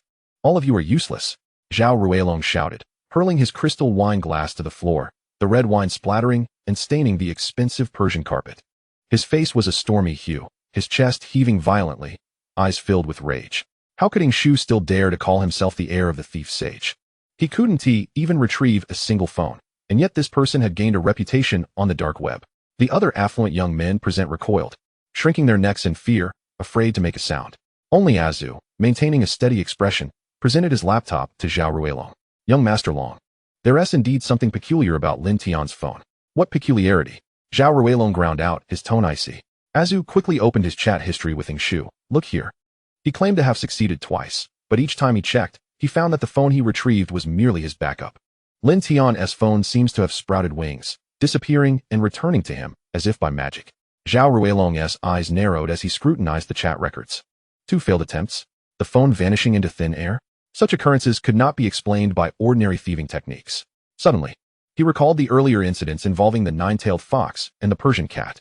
The nine-tailed fox had been haunted during a live stream on the dark web, and the Persian cat had babbled about supernatural events when captured. Initially, he had thought they were simply frightened, but now, in light of Shu's plight, the situation appeared far more complex. Could Lin Tian's phone be connected to supernatural forces? The mere thought sent a chill down Zhao Ruilong's spine. Though he was the leader of the Qilin society, wielding significant influence in both the business and underworld realms, he had only heard whispers of the supernatural, knowing of its existence, but lacking any qualifications to engage with it. Such matters transcended the realm of conventional conflict. Even the mightiest commercial empire would crumble before such forces. Do you think that Shu is merely making excuses? Azu ventured cautiously. He too found it difficult to accept that an ordinary boy from a small town could suddenly possess something that even the wealthiest heirs coveted. Excuses? Zhao Ruilong scoffed. Have you forgotten the fates of the nine-tailed fox and the Persian cat? 3 top-tier experts fell at Lin Tian's hands. And all under circumstances that defy logic. There's no way this is mere coincidence. He paced the room restlessly, hands clasped behind his back, his expression fluctuating between rage and contemplation. If Lin Tian truly wielded supernatural powers, all his previous plans would be rendered absurd. Blocking sales channels, tarnishing reputations, financial strikes. Such conventional tactics would barely touch the surface in the face of supernatural forces. Could he simply let this go? Zhao Ruilong growled in frustration. He had never suffered a setback, yet this Lin Tian, a wild boy from the countryside, had caused the Qilin society to endure multiple humiliations, not to mention daring to interfere with Zhao Ruilong's fiancée. Such indignities were intolerable. Just then, the door to the club swung open, and a clear, somewhat spoiled voice rang out. Brother, are you throwing another tantrum? What has you so worked up? Everyone turned at the sound to see a young girl in a strikingly short red dress, teetering on 10-centimeter heels, striding into the room. Her long hair cascaded down her shoulders, her features exquisitely defined, with an air of arrogance in her eyes. The newcomer was none other than Zhao Ruilong's younger sister, Zhao Yanran. Following her were two bodyguards dressed in black, each carrying luxurious shopping bags, clearly just returned from a shopping spree. Zhao Ruilong's expression softened slightly upon seeing his sister, yet his anger remained palpable. Yanyan, how did you know I was here? Zhao Yanyan cast a sidelong glance at a bodyguard behind her. Xiao Zhou had sensed Ruilong's presence nearby and detected a disarray in his aura, which piqued my curiosity to come and see. With that, Zhao Yanyan stepped forward, wrapping her arms around her brothers, and playfully exclaimed, I am most intrigued to know who has provoked my dear brother to such fury. I will ensure they face the consequences. Noticing his sister's concern, Zhao Ruilong's eyes darted with a sudden realization. A method to deal with Lin Tian had just dawned upon him. It is well understood that even amidst vast economic power, one is but an ant in the face of supernatural forces. Consequently, the nation's elite factions seek to curry favor with these extraordinary powers. And the most effective means of doing so is through marital alliances. Zhao Yanyan's mother hails from a family endowed with such extraordinary abilities. Chapter 110. The people of the Xianmen take action. Future news alert. With his thoughts solidified, Zhao Ruilong hastily retrieved his phone, his fingers deftly swiping across the screen until he produced a photograph, which he thrust before Zhao Yanyan's eyes. The image depicted the intimate moment between Lu Ruobing and Lin Tian, a ploy to ensnare Zhao Ruilong. Yanyan, look. Zhao Ruilong's eyes glistened with barely concealed grievance, as he feigned a countenance of suppressed frustration. Someone dares to covet your brother's fiancée. Lu Ruobing has been betrothed to me since childhood. I have cherished her as my future wife. Yet, she has succumbed to the allure of this scoundrel, intending to tarnish my honor. Before Zhao Yanyan could process this, he swiftly switched the screen to reveal a photo of Lin Tian and Luo Qingxuan. Yanyan, if Ruobing truly harbors no affection for me, I am willing to dissolve our engagement. However, I fear she has been deceived by this Lin Tian. Look, this scoundrel already has a girlfriend and is rumored to be on the verge of engagement, all the while enticing other women. He is the very definition of a cad. In just a few sentences, Zhao Ruilong had inverted reality, painting Lin Tian as a shameless philanderer who preyed upon women. He knew his sister well. Her sense of justice was fervent and untainted, and she detested cads above all else. This tactic would surely ensnare her. How outrageous. Indeed. Upon viewing the photograph, Zhao Yanyan's fury ignited, causing her to stomp her feet, her crimson miniskirt swaying in tandem, her delicate visage flushed with indignation. How could such a brazen man exist in this world? To dangle another's fiancée while pursuing other women. This shatters my very limits. Brother, rest assured. I shall seek justice for you. Teach this scoundrel a lesson, and compel him to apologize to Sister Ruobing, restoring your honor. Yanyan, do not rush. Zhao Ruilong seized the moment, donning a troubled expression. If he were merely an ordinary cad, I could resolve this myself. However, Lin Tian is no ordinary man. He is exceptionally sinister. As he spoke, Zhao Ruilong activated a video on his phone, displaying the nine-tailed fox being haunted, the Persian cat frantically declaring that it was haunted, and the shadow mouse failing twice in attempts to steal a phone. Look, the top 3 experts from the dark web have all stumbled at his hands, and in the most inexplicable manner, they do not even understand how they lost. I suspect he possesses some sinister techniques from the Xianmen. Zhao Yanyan's eyes sharpened, and she turned to the black-clad bodyguard, Xiao Zhou. Xiao Zhou, take a look. Does this truly bear the hallmarks of Xianmen techniques? The named Xiao Zhou stepped forward, scrutinizing the phone intently. The video revealed the nine-tailed fox firing at empty air, the Persian cat shouting about ghosts, and the shadow mouse's phone mysteriously transforming into a backup device. With bizarre scenes flashing across the screen, Xiao Zhou's brow furrowed deeper with each viewing, and after several repetitions, he solemnly declared, Young Master Long. These images indeed exhibit traces of Xianmen techniques. Xiao Zhou, I have investigated Lin Tian's background. He was previously unremarkable, merely a poor boy from the mountains, until he suddenly emerged in the spotlight, showcasing his expertise in treasure appraisal and racing, and launching a wildly popular automotive brand. Azu interjected, his tone laced with intrigue. I suspect his phone may harbor secrets, perhaps granting him these newfound abilities. However, Xiao Zhou shook his head. Young Master Azu, for an ordinary person to acquire Xianmen techniques, they either undergo a sudden enlightenment or inadvertently discover ancient artifacts. Instances of ordinary individuals awakening in the Xianmen do occur, and some have indeed stumbled upon Xianmen relics. Yet to suggest that a modern smartphone could bestow Xianmen powers is sheer folly. If such technology existed, We of the Xianmen would not need to lurk in the shadows. In my opinion, this individual has either inherited an ancient legacy or possesses an innate spiritual body that has suddenly awakened. Regardless of the circumstances, this individual must be eliminated. Zhao Ruilong, elated that both his sister and Xiao Zhou acknowledged the existence of Xianmen techniques, eagerly proclaimed, Yin Yin, I know you possess the most profound sense of justice. Lin Tian has deceived others with dark sorcery. He is a menace to society. Accompany Xiao Zhou to Hansheng, to both aid Sister Ruobing in her plight, and to uphold justice by ridding the world of this scoundrel. Indeed, Zhao Yinyan affirmed with determination, Brother, you can trust that I will ensure Lin Tian pays the price. Xiao Zhou, we shall depart for Hansheng tomorrow. Xiao Zhou nodded slightly. Miss, rest assured. Dealing with a fledgling who has barely awakened for 6 months will be child's play for me. Upon hearing this, Zhao Ruilong's heart soared, though he feigned worry. Yin Yin, you must exercise caution. Safety comes first. If the situation becomes dire, return immediately. Your safety is of utmost importance to our family. Young Master Long, do not worry. With me accompanying the miss, there will be no issues. Xiao Zhou assured confidently. Then I must trouble you, Xiao Zhou. Zhao Ruilong responded courteously. Zhao Yinyan, being of an impulsive nature, had no desire to linger in conversation with her brother. She promptly departed with her 2 bodyguards. As Zhao Yinyan left, Zhao Ruilong turned to Azu. Azu, notify Han Noyu to fully cooperate with my sister. This time, I shall ensure that I deal with this scoundrel named Lin Tian. Meanwhile, Lin Tian was diligently working in his office when he suddenly felt an inexplicable twitch in his eyelids. Rubbing his forehead, he sought to alleviate the discomfort with a cup of tea, but just as he reached for the ancient blue and white porcelain teacup, it shattered without warning. Witnessing this, Lin Tian furrowed his brow. Though he was not superstitious, the sudden twitching of his eyelids and the inexplicably shattered teacup filled him with a sense of foreboding. Just as he contemplated visiting a temple to pray for good fortune, his phone suddenly chimed.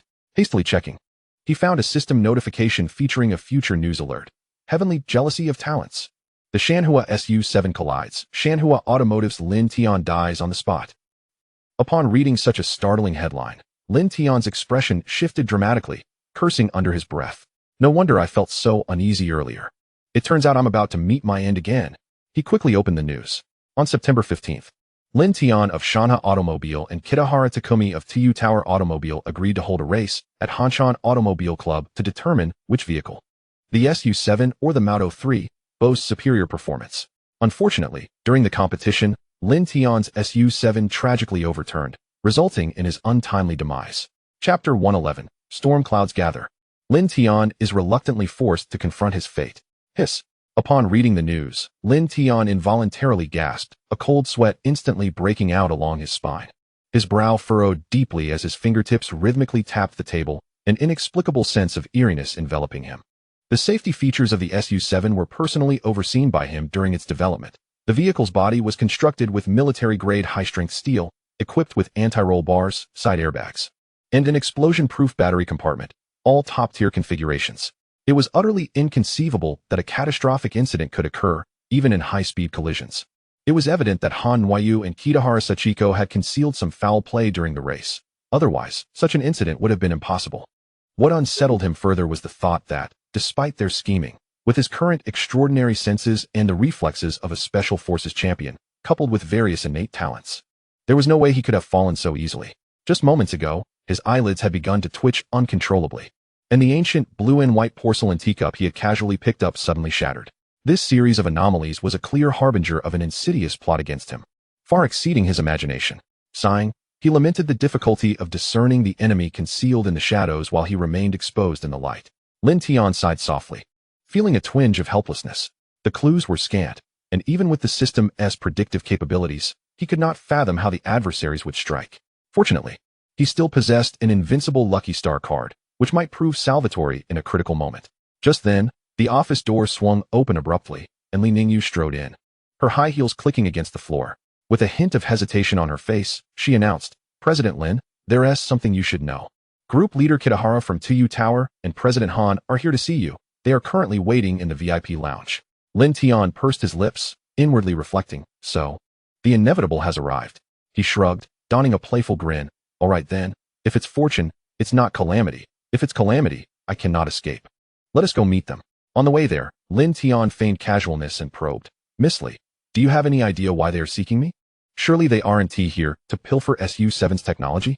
Li Ningyu shook her head, her eyes clear and sincere, appearing genuinely unaware. I'm not sure. They didn't elaborate. Only stating that they have something important to discuss with you. Lin Tian ceased his inquiries, his heart already ringing alarm bells. Soon, the two arrived at the VIP reception room. As he pushed open the door, he found Kitahara Sachiko and Han Noi seated on the sofa, their untouched coffee cups before them. Ah, what a rare occasion to host esteemed rivals. Lin Tian greeted with a smile tinged with mockery. What brings you here? Has Mauto 3 encountered sales difficulties, prompting you to seek the secrets behind SU7's online marketing strategies? His words were intended to provoke, as he had previously taken jabs at rival companies during the explosive success of the SU7, which had even trended on social media, something the two women surely recalled. Kitahara Sachiko's expression stiffened, suppressing her ire as she forced a professional smile. President Lin, you jest. We are here to fulfill our previous wager. Wager? Lin Tian feigned ignorance, scratching his head with an innocent look. Miss Sachiko, what are you referring to? My memory isn't the best. I seem to have forgotten about that. He pretended to be oblivious while internally berating them. Damn it. After the SU7 was blocked by dealers, he had sought Kitahara Sachiko to uphold the wager. But she had adamantly denied any obligation, claiming it was merely a verbal jest without a signed contract to bind her. Now, she was suddenly bringing it up, demanding to fulfill the wager. If there were no ulterior motives at play, Lin Tian would broadcast his downfall live. Han Noyu scoffed, producing her phone and playing a video, recorded footage of their racing wager from an antiques exchange conference, complete with the surrounding audience's cheers. Well, how cunning. They even recorded it in secret, Lin Tian mused. President Lin, here's black and white proof. The recording serves as evidence. Do you intend to renege? Oh, so that's what it is. Lin Tian clapped his thigh, feigning enlightenment. I thought it was something grave. It was merely a casual jest. Why take it so seriously? Besides, racing can be perilous. A mishap could tarnish the friendship between our two companies. Kitahara Sachiko's gaze turned icy. President Lin, are you afraid? Or do you doubt the SU7's performance, thinking the previous parameters were mere embellishments? The provocation had no effect on him. Lin Tian spread his hands. Safety is paramount. Racing comes second. I have no intention of gambling with my life. Under normal circumstances, Lin Tian would have unhesitatingly accepted the wager, but this time, a deep-seated unease clouded his mind. He was unwilling to act impulsively and risk his life. Moreover, the SU7 had already established a commendable reputation in the market. There was no need for him to prove anything further. Thus, regardless of the women's sarcastic taunts, he chose to ignore them and refuse to engage in their race. Seeing that Lin Tian was unyielding, the two women exchanged glances, said nothing more, and rose to take their leave. Before departing, Han Noi left him with a cryptic remark. President Lin, I hope you don't regret this. Watching their retreating figures, Lin Tian's expression darkened. He understood that these two women would not relent easily. Indeed, within half an hour, the sales department manager rushed into Lin Tian's office, his face pale. President Lin, it's terrible.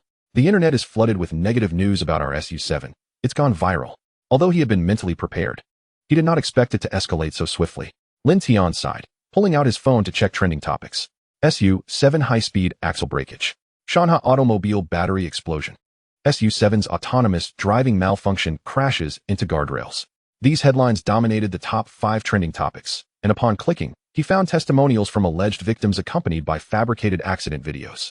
The vehicle in the video was clearly a modified substandard car, yet it had been doctored to display the SU7 emblem. The so-called victims spoke incoherently, clearly impersonated by paid actors.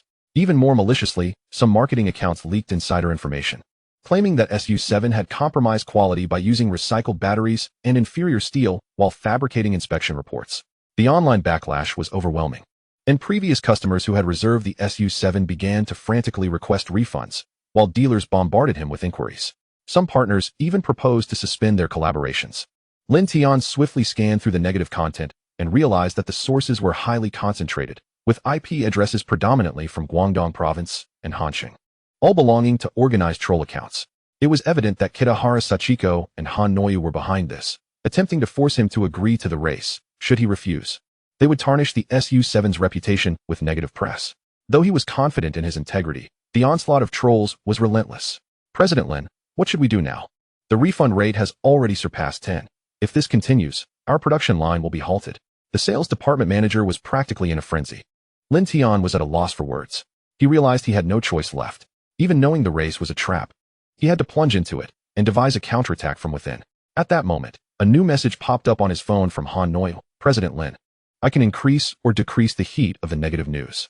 To preserve the reputation of the SU7, one must dutifully compete. 3 days hence, at 10 a.m. At the Hansan Racing Club, the wager remains unchanged. Should you dare to show, I shall erase all negativity. Should you falter, await the complete demise of the SU7. Lin Tian regarded the message, a sardonic smile curling at the corners of his lips. Very well, I accept. However, I have a condition. The entire competition must be live-streamed, allowing all netizens to bear witness, lest certain individuals lose yet refuse to acknowledge it, resorting to underhanded tactics. No problem, let it be streamed. I am eager to see how you intend to prevail. Chapter 112, Lin Tian Strikes Back. In the headquarters office of Tu Tower Automotive, Han Noi ended her call with Lin Tian and turned to Zhao Yinran beside her, nodding. Miss Yinran, Lin Tian has agreed to the competition. Excellent. A smug smile graced Zhao Yinran's lips as her fingertips lightly tapped the table. In 3 days, it shall be the day of reckoning for that scoundrel Lin Tian. Observing her confidence, Han Noi felt a twinge of unease and could not help but caution. Miss Yinran, Lin Tian is exceedingly cunning. He is not so easily dealt with. You perceive him as cunning merely because your understanding of this world is rather shallow. Zhao Yinran scoffed lightly, her eyes brimming with disdain, before signaling to her bodyguard. Xiaozhou. Xiaozhou immediately stepped forward, swiftly forming an intricate hand seal. A barely perceptible black mist emanated from his fingertips, which he then gently directed towards the porcelain teacups before Han Noyu and Kitagawa Yukiko. In the next moment, a miraculous sight unfolded. The 2 teacups began to levitate slowly from the table, hovering steadily half a foot before the 2 women, the tea within remaining utterly undisturbed. Not even a ripple disturbing its surface. What is this? Han Noyu's pupils constricted, her breath catching in her throat as she instinctively reached out, yet dared not touch the floating cup, as if it would shatter upon contact. Yukiko Kitagawa stood up in shock, the legs of her chair scraping against the floor with a jarring sound. Zhao Yinran lifted her own teacup, taking a delicate sip while observing the flustered expressions of the 2 women, and smiled softly. Now, do you believe in my capabilities? Han Noyu and Yukiko Kitagawa nodded fervently, their gazes tinged with trepidation and reverence. Given their backgrounds, while they had not encountered the supernatural before, they had vaguely heard of the existence of extraordinary abilities in this world. Witnessing it firsthand today utterly reshaped their perceptions. They were now wholly convinced of Zhao Yinran's ability to ensure Lin Tian's utter obliteration. Let us enjoy our tea. It should not grow cold. Zhao Yinran set her cup down, her tone unperturbed. Only then did the 2 women dare to gingerly grasp the levitating cups. The moment their fingertips brushed the cup's rim, it gently descended back onto the table, their palms already damp with cold sweat. The following afternoon, Shanha Automotive and Tu Tower Automotive jointly convened a press conference. Half an hour prior to the event, the venue was packed to capacity, with dozens of media reporters brandishing cameras and microphones. The front row flashing lights erupting in a frenzy, all awaiting the official announcement of this entangled rivalry. As the appointed hour arrived, Lin Tian, accompanied by Li Ningyu and the public relations team, was the first to enter, clad in a sleek black suit that accentuated his tall stature, a bemused expression gracing his face. Soon after, Han Noyu and Yukiko Kitagawa entered side by side, both feigning calm, yet unable to mask the tension in their eyes. Good afternoon, esteemed media friends. Lin Tian stepped up to the podium first, receiving the microphone, his voice resonating throughout the hall. Today, we invite you all here to announce that Shanha Automotive will be hosting a friendly rally competition with Tu Tower Automotive in 2 days. A friendly competition? The audience erupted in murmurs, as a reporter immediately raised a hand to question Han Wei seated at the back. Ms. Han, previously, General Lin's SU-7 performance parameters completely overshadowed the Midu 3. Now, with the friendly competition with General Lin, are you intending to publicly endure another humiliation? Han Nuayu's expression darkened, akin to one who had just swallowed a fly. She immediately stood, seizing the microphone from Lin Tian's grasp, forcing out a professional, albeit strained, smile. Both the SU-7 and the Madu 3 are local new energy brands from Han City. We hope to utilize this competition to showcase the strengths of local electric vehicles, allowing consumers to gain a more intuitive understanding of the performance of both models. There is no question of overshadowing. Oh, is that so? Another reporter swiftly redirected the question to Lin Tian. General Lin, rumors have circulated online regarding a wager with group leader Kitagawa, and furthermore, a plethora of negative news regarding the SU-7 surfaced suddenly yesterday. May I inquire if this friendly competition is related to those events? Rest assured, there is no cause for concern. Lin Tian took the microphone, his tone composed. There is no wager between Shanha Automotive and Tu Tower Automotive. The negative news from yesterday was a malicious smear campaign orchestrated by some ill-intentioned competitors, and we have already reported it to the authorities. This friendly competition is purely an industry exchange, devoid of any stakes or rewards. As he spoke, Lin Tian abruptly shifted his tone, glancing playfully at Han Noi. However, to foster mutual development of local brands, following the competition, Shanhe Automotive is willing to engage in a deep collaboration with TU Tower Automotive. We shall share our global sales platforms. Our dealers worldwide will assist in the sales of the Moto 3. Naturally, TU Tower Automotive's global sales channels will also be open to us at no cost. Ms. Han, would you concur with this perspective? What? Han Noi was momentarily stunned. Her complexion paling rapidly, her fingers gripping the microphone tightly, knuckles blanching. Originally, the wager between Lin Tian and Yukiko Kanagawa was that the victor would freely utilize the loser's domestic sales channels. Yet Lin Tian had audaciously transformed it into a shared global sales channel arrangement, completely derailing her plans. The Kitagawa family was affiliated with a Japanese automotive brand, and after years of cultivation, their global sales channels were remarkably robust. In contrast, Shanhe Automotive's predecessor was a nearly defunct car manufacturer. What sales channels could they possibly have? Lin Tian's unexpected brilliance had sparked a fleeting surge for the SU7, yet to carve a niche in the global market would require at least a decade. However, if they could leverage the Kitagawa family's global sales channels, it would greatly ease Shanhe Automotive's quest for market share. Han Noi shot Lin Tian a venomous glare, internally cursing his cunning. Yet, this decision was one she could not answer. Thus, she turned to Yukiko Kitagawa. At that moment, Yukiko's brow was also furrowed, her mind berating Lin Tian for his unscrupulousness in pulling such a stunt. However, without much hesitation, Yukiko ultimately chose to acquiesce. After all, Lin Tian was destined to meet his end, and once he was gone, she could smoothly acquire Shanhe Automotive, thus claiming the technology of the SU7 for TU Tower.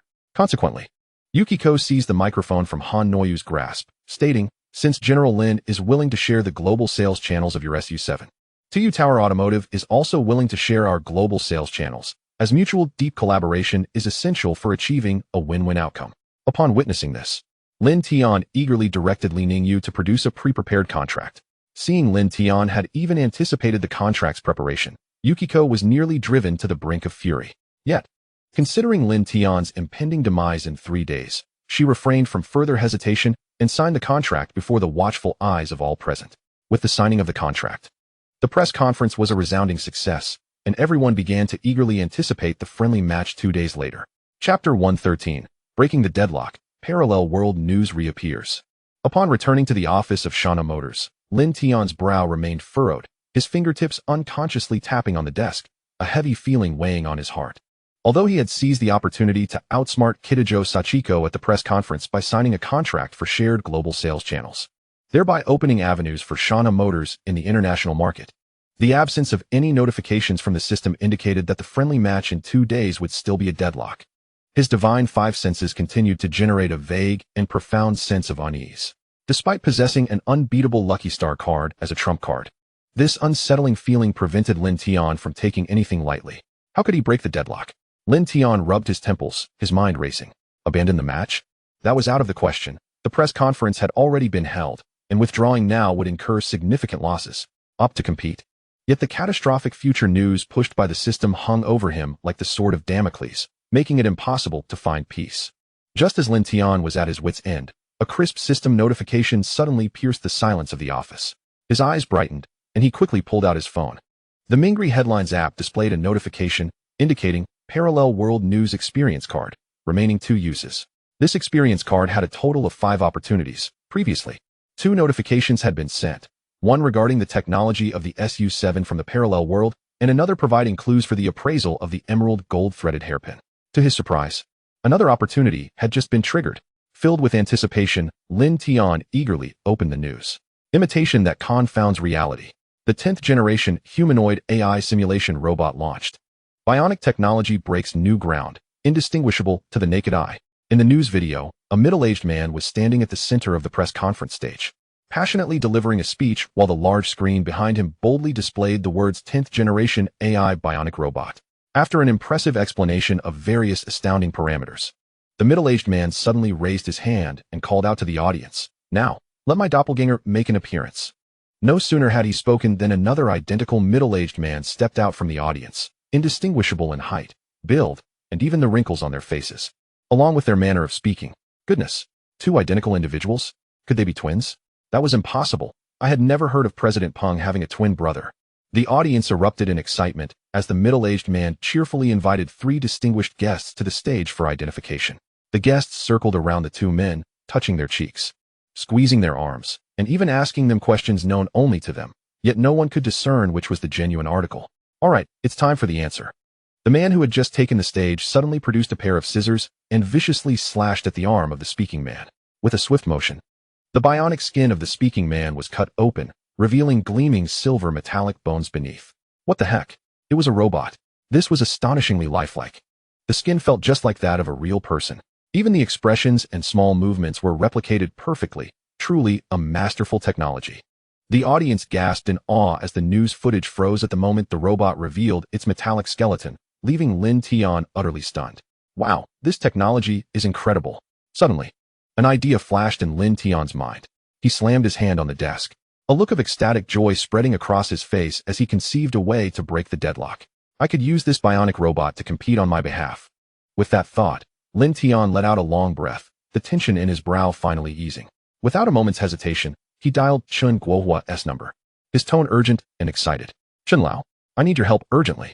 I've just received another technology offered by a patriotic overseas Chinese, and I require the assistance of your 303 Research Institute. What technology? Upon hearing that it was another offering from the same overseas Chinese, Chen Guohua's voice brimmed with anticipation. After all, the design of the Su-7 had already surpassed their current technology by at least 30 years. With new technology on the horizon, how could Chen not be excited? I've just sent it to your email. Lin Tian transmitted the technical blueprint extracted from the system via email. Although he could directly extract a bionic robot, the system's limitations meant he could only choose one, either a robot or the technology. After much deliberation, Lin Tian opted for the technology. After all, conjuring a robot out of thin air would present a challenge in explanation, and dismantling a robot to extract technology might not yield immediate success. However, possessing a technical blueprint to manufacture the robot would be far simpler. Please take a look at the blueprint. I'm heading to the 303 Research Institute shortly. There's another small favor I need your assistance with. With that, Lin Tian hung up the phone and set off toward the 303 Research Institute. Meanwhile, after ending the call, Chen Guohua promptly opened the email to review the blueprint. Gazing at the detailed technical parameters, from the molecular structure of the bionic skin to the circuit design of the superbrain chip, as well as the algorithms for motion simulation, everything was clear and straightforward. With just a welding tool, one could practically assemble a robot by hand. My goodness, this technology is extraordinarily advanced, Chen Guohua exclaimed, his hands trembling with excitement as he immediately gathered the core team of the 303 Research Institute for collaborative study. Half an hour later, Lin Tian arrived at the 303 Research Institute. The laboratory was packed with researchers, each fixated on the computer screens, their eyes wide with shock and exhilaration. Lin Xiaoyu, the material formula for the bionic skin and the algorithms for the superbrain chip are simply revolutionary, Chen Guohua exclaimed, gripping Lin Tian's hand in excitement. If given the chance, please introduce me to this mysterious overseas Chinese. Absolutely, absolutely. Lin Tian responded casually before tentatively inquiring. Chen Lao, do you think our team could manage to produce this bionic robot within 2 days? What? 2 days? Chen Guohua's expression turned troubled upon hearing this. Observing the look on Chen Guohua's face, Lin Tian felt a twinge of disappointment, internally lamenting that he should have directly extracted a sample from the system. Noticing Lin Tian's disappointment, Chen Guohua quickly explained, Lin Xiaoyu, we can indeed manufacture this robot according to the blueprint, but there are many aspects we have yet to verify, so we cannot hastily proceed with production. After hearing Chen Guohua's explanation, Lin Tian breathed a sigh of relief and smiled as he clarified, Chen Lao, while formal mass production of this robot will indeed require extensive experimentation, I urgently need a sample right now. Upon hearing Lin Tian's request, Chen Guohua laughed heartily. If it's just a matter of obtaining a sample, 2 days should be quite feasible. With that, Chen Guohua began assigning tasks to his research team. Shaoli, you lead the team responsible for fabricating the superbrain chip. Lao Wang, you gather the team to finalize the synthesis of the bionic skin. Xiao Zhang, you're in charge of the 3D printing of the robot skeleton. A race against time in the realm of research and development has commenced. Lin Tian remains in the laboratory, diligently inputting data into specialized equipment. He instructs the apparatus to scan his entire being, capturing every detail from his height and weight to the contours of his face. even the fine lines at the corners of his eyes and the calluses on his hands with remarkable precision, repeating his frequently used phrases. He prompts the voice recognition system to replicate his tone, pace, and even the sounds of sneezing and coughing. The research team pours every ounce of their effort into the task at hand. The laboratory is ablaze with light, and instant noodle cups are stacked high. Yet no one complains of fatigue or takes a break. Finally, 1 hour before the official commencement of the friendly competition, they complete the core components of the robot. As the researchers embed the superbrain chip into the chassis and cover it with biosynthetic skin, adorning it in a black racing suit akin to Lin Tian's, the entire team is left in awe. Before them stands Lin Tian, grinning widely, his smile mirroring the real Lin Tian's down to the slightest degree. His voice perfectly mimicking, "Hello, Mr. Chun." My heavens, it's astonishingly lifelike. A young researcher cannot restrain his desire to reach out and touch it, only to be halted by Chun Guohua. "Do not touch. Be careful not to damage the biosynthetic skin." Chun Guohua, brimming with excitement, circles around the robot twice before turning to the real Lin Tian and asking, "Lin, my friend, is there anything that needs adjustment?" Lin Tian steps forward, scrutinizing the creation. The robot's height, physique, and appearance are flawlessly replicated. Even his habitual eyebrow-raising gestures are captured with exquisite detail. Perfection. Lin Tian nods in satisfaction. "Now implant a remote control module so I can monitor it in real time from the background and take over if necessary to avert any mishaps." Absolutely. The technicians spring into action, and within half an hour, the remote control module is installed. Lin Tian retrieves his phone, connects to the robot's signal, and attempts to command the robot to lift its hand, smile, and speak. Everything operates flawlessly. Just as all checks are completed, a call from Li Ningyu comes through. "Mr. Lin, the competition is set to begin in an hour. Where are you?" "Miss Li, rest assured, I shall arrive at the venue on time." The biosynthetic robot replies in Lin Tian's tone. Chapter 114. The race begins, the heart and mind lockdown array. Within the Han Mountain Automobile Club, the venue is packed to the brim, bustling with a sea of humanity. Journalists from various media outlets wield their cameras, vying for the best positions, while flashes of light flicker, dazzling the eyes. The online live broadcast has surged to a staggering 30 million viewers, with the barrage of comments scrolling at a pace so rapid that the words blur together. The makeshift viewing platform at the center of the arena is fully occupied, with Han Noyu, Kitagawa Sachiko, and Zhao Yanran seated in the front row. The three frequently cast glances toward Li Ningyu's direction, their brows furrowing as Lin Tian is notably absent, a sense of concealed anxiety lurking in their eyes. "Miss Yanran, could it be that Lin Tian sensed something amiss and is too afraid to show up?" Han Noyu whispers, unable to contain her concern. Zhao Yanran smirks disdainfully. "Our plan is known only to you, me, team leader Kitagawa, and Xiao Zhou. There is no possibility of a leak from me or Xiao Zhou. If there is any information that gets out, the suspicion would undoubtedly fall on the two of you. Miss Yanran, how could we dare to let anything slip?" Han Noyu's expression shifts dramatically, hastily defending herself. "What I fear is that Lin Tian is quite the enigma. He might possess abilities akin to Mr. Zhou, foreseeing danger in advance." "How absurd." Zhao Yanran scoffs, her disdain palpable. "Neither Xiao Zhou nor I have ever revealed ourselves to him. Even if he possesses extraordinary insight, he could not possibly deduce our setup." Kitagawa Sachiko, silent until now, coolly interjects, "He wouldn't dare not to show up. The press conference has already been held. The entire internet is watching. If he were to forfeit, the reputation of Shanha Automobile would be utterly ruined." At that moment, a deafening roar of engines pierces the air, eclipsing all other sounds. The crowd turns towards the source, witnessing a red Shanha SU-7 racing towards the starting line like an arrow released from a bow. Coming to a steady halt, the car door swings open, and a figure clad in a black racing suit steps out. Sharp brows and piercing eyes. Who but Lin Tian could it be? "He.S. here. Mr. Lin has arrived. I knew he wouldn't miss it. Go SU-7. Crush Mouto 3. Do not underestimate him." His opponent, this time, is none other than the legendary Fujiwara Kokai. "You must be living under a rock. Mr. Lin has never lost on the Han Mountain winding track. Being a boss is merely a hobby for him. Racing is his true calling." The atmosphere ignites as the audience cheers, their excitement nearly toppling the roof. Unbeknownst to them, in the shadowy corner of the audience stands a figure wearing a baseball cap and black mask, the true Lin Tian. He lowers his hat brim, his gaze piercing through the crowd, landing on Zhao Yanran and her companions in the front row. Although he does not know Zhao Yanran, he observes her seated between Han Noyu and Kitagawa Sachiko, her demeanor haughty, clearly indicating an elevated status. However, as his gaze sweeps past the Xiao Zhou standing behind Zhao Yanran, his heightened senses suddenly trigger an alarming warning. an intense unease and chilling dread washing over him, as if locked onto by some lethal threat. Instinctively, Lin Tian focuses his gaze, attempting to scrutinize Xiao Zhou's true nature. Just then, Xiao Zhou seems to sense his scrutiny, abruptly turning her head, her cold, sharp eyes locking onto him. That glance, devoid of any emotion, exudes a suffocating pressure, as if it could pierce through his disguise and strike at his very soul. Lin Tian freezes in fear, hastily diverting his gaze, his heart racing as if it might burst from his chest, gasping for breath as cold sweat drenches his clothing. Beads of perspiration trickling down his spine. He is certain that, in that moment, had Xiao Zhou wished him dead, he would have stood no chance of retaliation. No longer daring to covertly observe Xiao Zhou, Lin Tian forcibly suppresses his rising panic, his mind racing to decipher the origins of this mysterious woman and her bodyguard.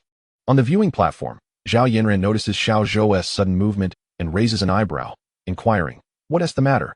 "Nothing," Xiao Zhou replies, returning her gaze with a proud demeanor. "Someone is observing me from the shadows, but just an ordinary person, no cause for concern." Zhao Yinran nods, then asks, "Is everything in place for the plan?"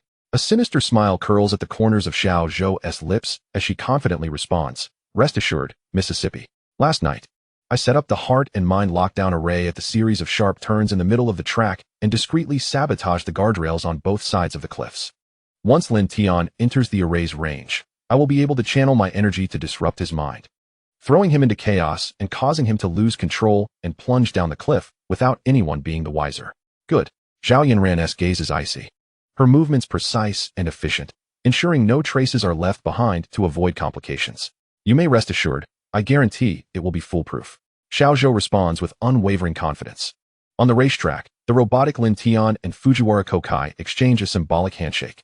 Fujiwara Kokai wears a smug smile, evidently dismissive of this newcomer, a mere car company owner. Meanwhile, the robotic Lin Tian maintains a stoic expression, executing his movements with precision as he dons his safety helmet and returns to the driver's seat of his SU-7. As the strikingly beautiful female referee raises her signal gun, the sharp crack of the gunshot slices through the air. The two racing cars spring forth like bolts of lightning. The performance of the SU-7 unequivocally eclipses that of the Moto 3 in every conceivable aspect. Moreover, the reaction speed of the robotic doppelganger is a staggering 100 times faster than that of a human, propelling it forward and leaving the Moto 3 far behind in an instant. The crimson silhouette of the vehicle streaks across the racetrack like a fleeting phantom. Charge forth. SU-7 is magnificent, leading by such a margin, Lin is assured. The spectators, witnessing this spectacle, erupted in excitement, rising from their seats to cheer, their voices crescendoing in an exhilarating wave. On the viewing platform, Han Noyu and Beijiao Xingzi watched as their Moto 3 was left in the dust. Yet their expressions bore no trace of disappointment. In their eyes, this friendly match was merely a trap set for Lin Tian, rendering the outcome entirely inconsequential. As long as Lin Tian remained here, their objective would be achieved. On the racetrack, the robotic Lin Tian piloted the SU-7 at breakneck speed, swiftly approaching the segment ensnared within Xiao Zhou's heart monkey locking illusions formation. Xiao Zhou's gaze sharpened, a slight smirk gracing his lips as he whispered to Zhao Yinran, "Miss." The show was about to commence. As his words fell, he swiftly formed intricate hand seals, muttering an incantation in a low, cryptic tone, inaudible to ordinary ears. In the next moment, a faint veil of black mist, invisible to the untrained eye, enveloped the sharp bends of the racetrack, concealed in a corner of the audience. The true Lin Tian dared not glance at Xiao Zhou again, focusing his attention solely on the race, observing the robotic doppelganger's impeccable maneuvers. With each turn's angle and acceleration timing executed flawlessly, Lin Tian marveled internally. Even if he were to compete himself, he would be no match for it. At the very moment Xiao Zhou activated the formation, an intense wave of unease washed over the true Lin Tian, akin to being doused with icy water, causing the hairs on his body to stand on end. Yet, as he scanned the racetrack, he detected no anomalies. The SU-7 continued its stable and rapid pace, and the surroundings remained undisturbed. Had something just transpired? Lin Tian furrowed his brow, muttering to himself, "Why do I feel such overwhelming unease?" Unbeknownst to him, the invisible black mist had already enshrouded the SU-7 on the racetrack. Only Zhao Yinran and Xiao Zhou were privy to the fact that the SU-7 had ventured into this obscurity. Maintaining his intricate hand signs, Xiao Zhou's incantation flowed incessantly. He could distinctly sense the arcane energy within the formation surging towards Lin Tian, who, as an ordinary human, could not possibly withstand such an onslaught. However, in the next instant, Xiao Zhou's confident demeanor faltered, replaced by incredulity. How is this possible? He hissed under his breath, eyes riveted on the racetrack. Within the black mist, the SU-7 exhibited no signs of losing control. It neither deviated from its path nor slowed down, maintaining an exquisitely precise rhythm through the turns. The ominous black fog seemed inconsequential to it. Xiaozhou, what's happening? The SU-7 is about to escape the formation's control, Zhao Yinran remarked. Her brows furrowed as she observed the SU-7 nearing the edge of the black mist. In a panic, Xiaozhou intensified the formation's output, his hand seals transforming rapidly, thickening the black mist, even conjuring vague, terrifying silhouettes upon the racetrack. Yet, the SU-7 remained undeterred. The robotic Lin Tian appeared entirely oblivious to the surrounding strangeness, deftly maneuvering the steering wheel, accelerator, and brakes as if transforming the series of tight turns into a personal showcase. Unmatched. Impossible. The heart monkey locking illusions have never failed. Xiaozhou's face flushed crimson, a surge of blood nearly escaping his lips. It could disturb the mind and conjure terrifying illusions. Even the most steadfast soldier would be affected. How could an ordinary person like Lin Tian possibly endure it? Doubt etched across Xiaozhou's face. He could not comprehend it. He was certain Lin Tian was merely an ordinary individual. Yet, why did his meticulously laid formation prove ineffective against Lin Tian? Could it be that Lin Tian possessed some ancient artifact that granted him calm and focus? Xiaozhou was compelled to entertain such speculation, for otherwise, it remained utterly inexplicable. I don't care how you do it. Lin Tian must die today, Zhao Yinran declared. Dismissing Xiaozhou's analysis, she demanded results. Yes, miss. As a devoted servant to Zhao Yinran, Xiaozhou could only acquiesce to her command. Thus, upon hearing her insistence that Lin Tian must perish, Xiaozhou disregarded the restrictions of their circle and prepared to strike at Lin Tian directly. With a swift motion, he formed his hand seals anew, pointing towards the racetrack. An invisible force pierced the SU-7's tire. Boom! A resounding explosion reverberated through the air. What just happened? Was that thunder? Is it raining? Hurry home and gather your laundry. Look, the SU-7 seems to have blown a tire. Observant spectators noted the high-speed SU-7 beginning to tremble violently, soon realizing that one of its tires had gone completely flat. Goodness, it actually blew a tire. This is bad. Lin is in danger. At such high speeds, a blown tire, especially before a series of sharp turns, could easily lead to catastrophe. It's over, it's over. I can't bear to watch. Among the audience, some timid spectators covered their eyes, unable to continue watching. In a corner, Lin Tian observed the SU-7's blown tire without displaying any shock. Instead, a subtle smile crept across his lips. Future news had foretold his demise in a car crash, though the specific cause had not been detailed. It was likely some sabotage of the vehicle's components. However, he had safeguarded this car at the 303 Research Institute. Tampering with its parts was impossible. The only way to interfere would be on the racetrack itself, resulting in a blown tire. But Lin Tian was already prepared for such an eventuality. What perplexed Lin Tian was that he could share the real-time perspective of the robotic Lin Tian. There were no obstacles on the road. How could this tire have been damaged? Though he could not ascertain the cause, Lin Tian chose not to dwell on it excessively. For the true spectacle was only just beginning.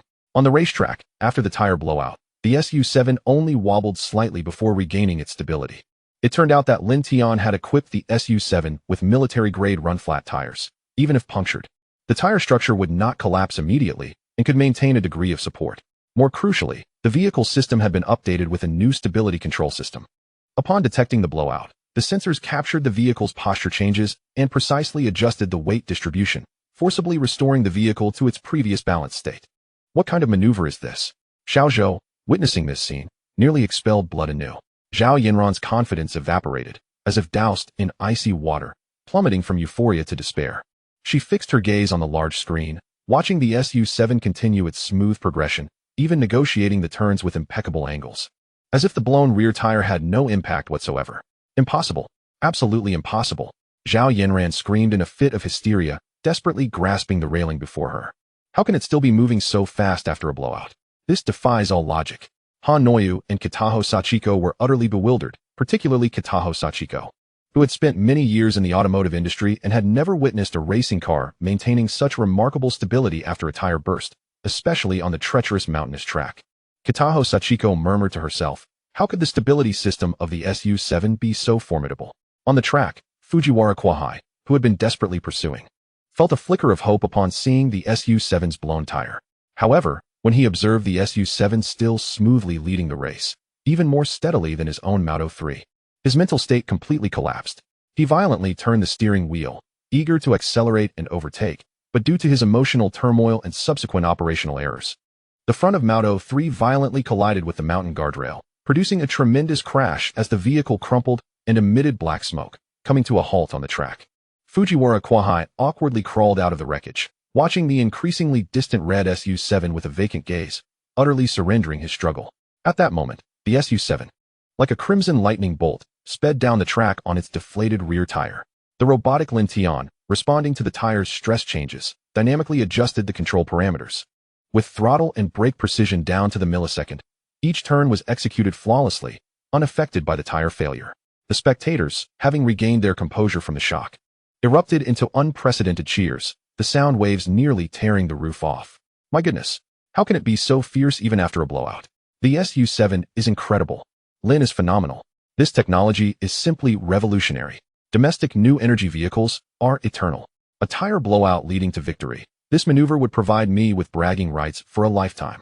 The number of online viewers surged past 60 million as the SU-7 triumphed despite the blowout. Terms like domestic automobile quality benchmark shot to the trending topics.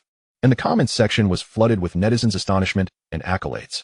Xiao Zhou, witnessing the SU-7 cross the finish line, felt utterly drained, collapsing to the ground as his mental state crumbled, resulting in a mouthful of blood spewing forth, staining the ground before him. He could not fathom how Lin Tian, an ordinary individual, could withstand his shaman techniques.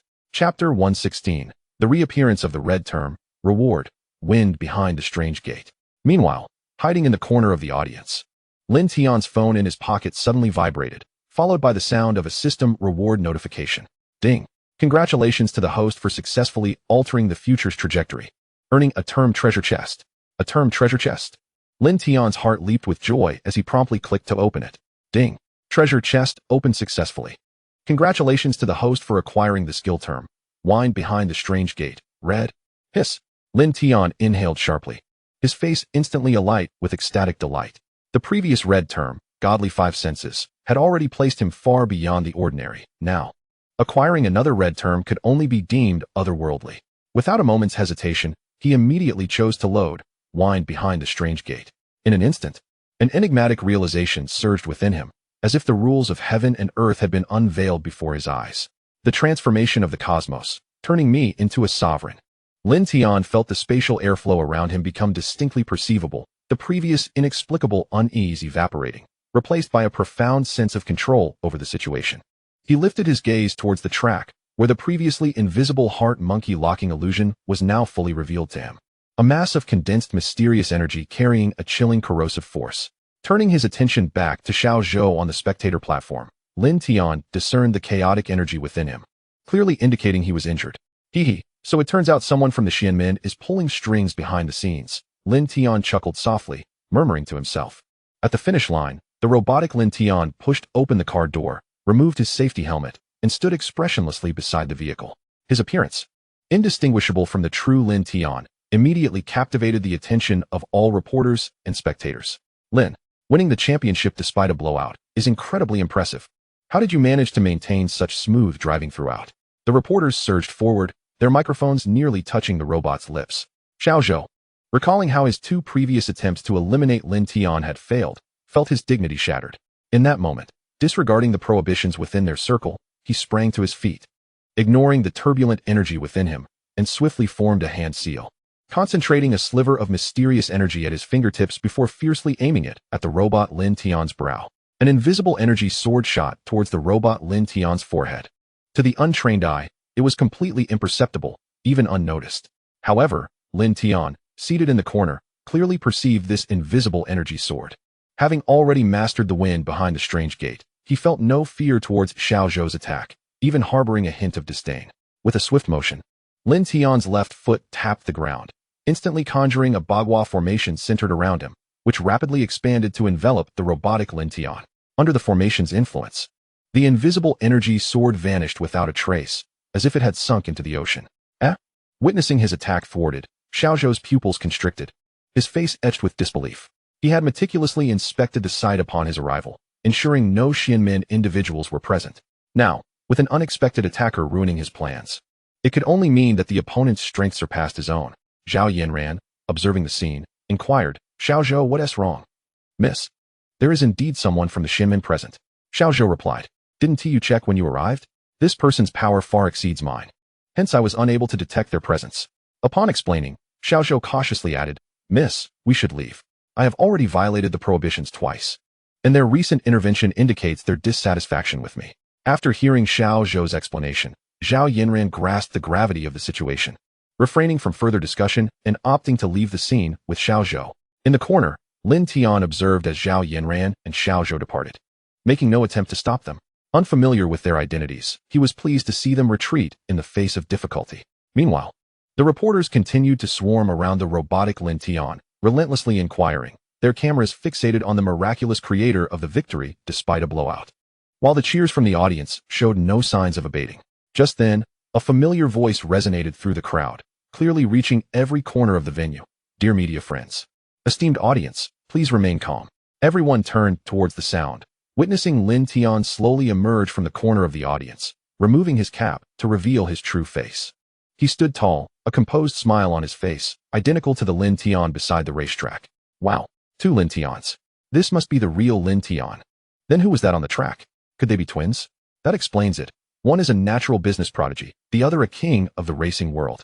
The venue plunged into a momentary silence, quickly followed by an uproar even more intense than before. The reporters redirected their cameras, swarming towards the true Lin Tian. The sound of shutters clicking in rapid succession as the number of online viewers surged past 80 million, with the barrage of comments scrolling at a dizzying pace. Dear media friends, we are not twins. Lin Tian approached the robot, patting its shoulder with a smile. Allow me to introduce. This is the bionic driving assistant developed jointly by the 303 Research Institute and Arshana Automotive. It was he who drove the SU-7 to victory on my behalf. In order to gain the confidence of the audience, Lin Tian deftly sliced through the robotic arm with a pair of scissors. With a sharp sound, the bionic skin of the robot Lin Tian was neatly cut, revealing the gleaming silver metallic skeleton and the circuit board pulsating with blue light, instantly captivating the onlookers. It was indeed a robot. Such technology is astonishingly lifelike, indistinguishable from a real human. The robot's triumphant performance after a tire burst propelled it to victory, while phrases like domestic bionic robot and black technology rapidly surged to the top of trending topics, flooding the comment section with netizens' awe and applause.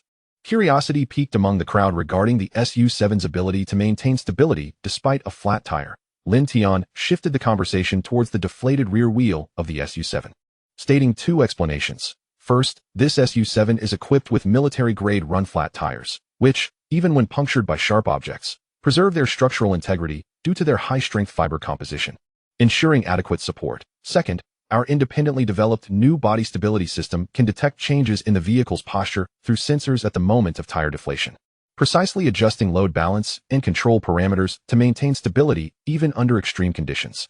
As he spoke, Lin Tian gestured for the staff to project close-up footage of the SU-7's run-flat tire and an animation demonstrating the functioning of the stability system onto the big screen. In the visuals, the run-flat tire continued to support the vehicle even after being punctured, and the data curves indicating real-time adjustments from the stability system were clearly visible, eliciting gasps of admiration from the audience. These two technological advancements will gradually be incorporated into the mass production models of the SU-7, ensuring the safety of every owner's journey. Lin Tian's words resonated powerfully, earning him a thunderous round of applause. Mr. Lin, when can we expect the driving robot to hit the market? A reporter inquired eagerly about the bionic robot. That may still take some time. The reason for its appearance today was to test our body stability system. It will need to undergo a series of assessments before its official launch. But I am confident it won't be too far off. Lin Tian replied with conviction. His statement ignited excitement in the crowd, dispelling concerns about the inaccessibility of such advanced technology and elevating Shana Automobile's brand image from that of an automotive manufacturer to that of a technological pioneer. The livestream comments overflowed with calls to reserve the mobility robots, and the SU-7's order volume surged in real time, exceeding 200,000 in a single day. Chapter 117. The Arrival of the 749 Bureau, the World of Extraordinary Beings. The cheers from the racing competition still resonated in the air above the Han Mountain Automobile Club as Lin Tian exited the club with Li Ningyu. Suddenly, a black police vehicle came to a steady halt before them. The window rolled down, revealing the familiar face of Li Ming. Just as Lin Tian intended to greet him, he noticed Li Ming's expression was more serious than ever. Mr. Lin, please come with me. Taken aback, Lin Tian hesitated. Officer Lee, this isn't a very funny joke. Mr. Lin, I assure you, I am not joking. I have received instructions from above to take you back to the municipal bureau. I am not privy to the specifics. Li Ming replied earnestly. Observing the seriousness in Li Ming's demeanor, Lin Tian realized he was not jesting. He turned to Li Ningyu and instructed. You head back to the company first. I'll be back shortly. Concerned, Li Ningyu cautioned, be careful, and keep in touch if anything arises. Settling into the police vehicle, Lin Tian leaned against the backrest, his fingertips unconsciously tracing his phone. The insights from the wind behind the mysterious doors still lingered in his mind.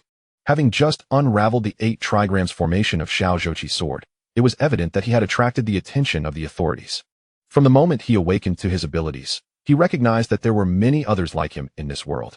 However, ordinary people remained oblivious to such phenomena, indicating that the authorities were discreetly managing the existence of these extraordinary beings. Half an hour later, the police vehicle arrived at the municipal bureau's compound. Li Ming led Lin Tian into a secure conference room where 2 middle-aged men were already seated. One, dressed in traditional Tang attire, possessed sharp eyes and exuded a calm aura. The other, clad in a black uniform with distinctive insignia, was clearly not an ordinary law enforcement officer. Mr. Lin, please. Li Ming gestured for Lin Tian to enter while he remained at the door. Upon entering the room, Lin Tian felt as though he had stepped into a different realm. However, he maintained his composure and took a seat across from the 2 men. Mr. Lin, greetings. This is Chen Feng, the head of the East China Division of the 749 Bureau, and I am Zhao Gang, the leader of the Extraordinary Operations Group in Han City. Zhao Gang introduced himself and Chen Feng. Lin Tian nodded politely in acknowledgement. Chen Feng offered a slight smile and motioned for Lin Tian to sit down before directly addressing him. Mr. Lin, we have summoned you today regarding the extraordinary incident that occurred at the racetrack. After our investigation, we confirmed that the individual who attacked you was from the Qin family of Lingnan. He violated the regulations governing extraordinary beings, and we will certainly impose appropriate sanctions on him. However, Mr. Lin, since you are also an extraordinary being and have concealed this information, you too have violated the same regulations. Extraordinary being? What does that mean? Lin Tian inquired, confusion etched across his face. Director Chun, I don't quite understand what you are referring to. Seeing Lin Tian feign ignorance, Zhao Gang produced a document and slid it across the table towards him. Mr. Lin, there's no need to play coy. We detected 2 fluctuations of mysterious energy at the scene. One was from the Zhou energy of the Qin family, and the other originated from you. Mysterious energy? What is that? Lin Tian scratched his head, continuing to pretend ignorance. Mr. Lin, at this stage, we sincerely hope you can cooperate with us. Zhao Gang's tone grew stern. Realizing he could no longer evade the issue, Lin Tian explained, Gentlemen, I genuinely do not know what an extraordinary being is. During the competition today, I felt a persistent sense of unease, and when our company's SU-7 encountered a mishap, I suddenly experienced a profound sensation, allowing me to perceive some peculiar phenomena. After Lin Tian's explanation, Chen Feng and Zhao Gang exchanged glances, a hint of exasperation flashing in their eyes. They had previously investigated Lin Tian's background, noting his humble origins and unremarkable past until his recent emergence in various fields such as appraising antiques, racing, and car manufacturing, prompting their covert observation of him. Only today, with Lin Tian demonstrating extraordinary abilities, did they become convinced of his awakening, yet they could not ascertain when it had occurred, prompting them to test him. However, it was apparent that Lin Tian was far more astute than they had anticipated, not falling into their trap. They could not determine the veracity of his claims. Lacking substantial evidence, and considering Lin Tian's current social standing and contributions to technology, they could not exert undue pressure. Since Mr. Lin is unwilling to elaborate, we shall not press further. Chen Feng suddenly shifted the conversation, but there are certain rules you must be made aware of.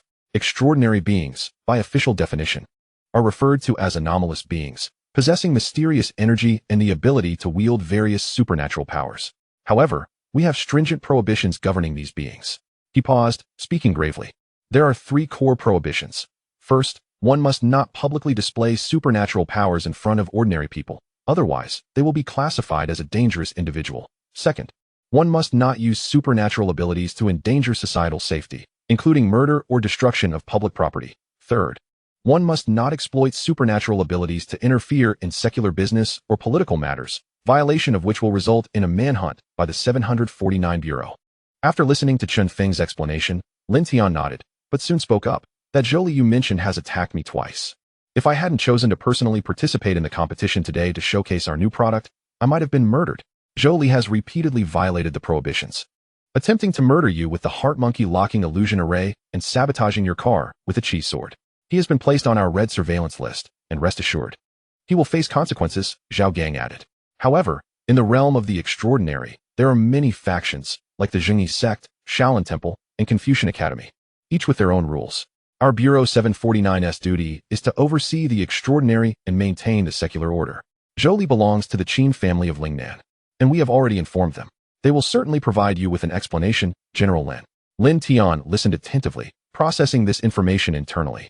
It turned out that those of the Xianmen were referred to as the extraordinary, and the official Bureau 749 was merely a broad administrative body.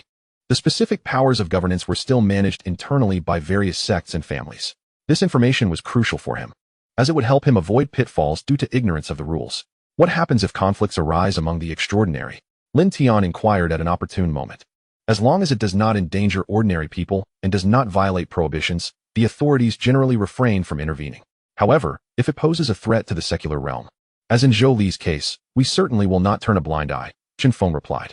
General Lin, based on the techniques you exhibited today, we ascertain that you have become a sorcerer after awakening your potential. This type of situation is not uncommon in the extraordinary world. We will register you. And as long as you adhere to the regulations governing the extraordinary, we will not take any action against you. Subsequently, Chen Feng assisted Lin Tian in registering his identity as an extraordinary being. Upon completion of the registration, Chen Feng presented Lin Tian with a simplified manual of the extraordinary world. Lin Tian accepted the manual, exchanged a few pleasantries with the two before departing. Chapter 118, Zhao Ruilong's Madness. Meanwhile, in the oppressive atmosphere of the Rabbit Oil Tower's headquarters, in the general manager's office, the tension was palpable, akin to frozen ice. Zhao Yanran and Xiao Zhou sat before a large screen, while Han Noyu operated the equipment, replaying the live broadcast of the car race. When the image froze on the moment when the robot Lin Tian's synthetic skin was sliced open, revealing metallic bones, Xiao Zhou felt a surge of blood rise in his chest, and he nearly spat out blood again. He clenched his fists tightly, knuckles turning white, nails digging into his palms. So it was a robot. No wonder the heart monkey locking illusion array had no effect on him. Xiao Zhou's eyes brimmed with resentment as he ground his teeth in anger, cursing, I went to great lengths to set this trap, only to be defeated by a heap of metal.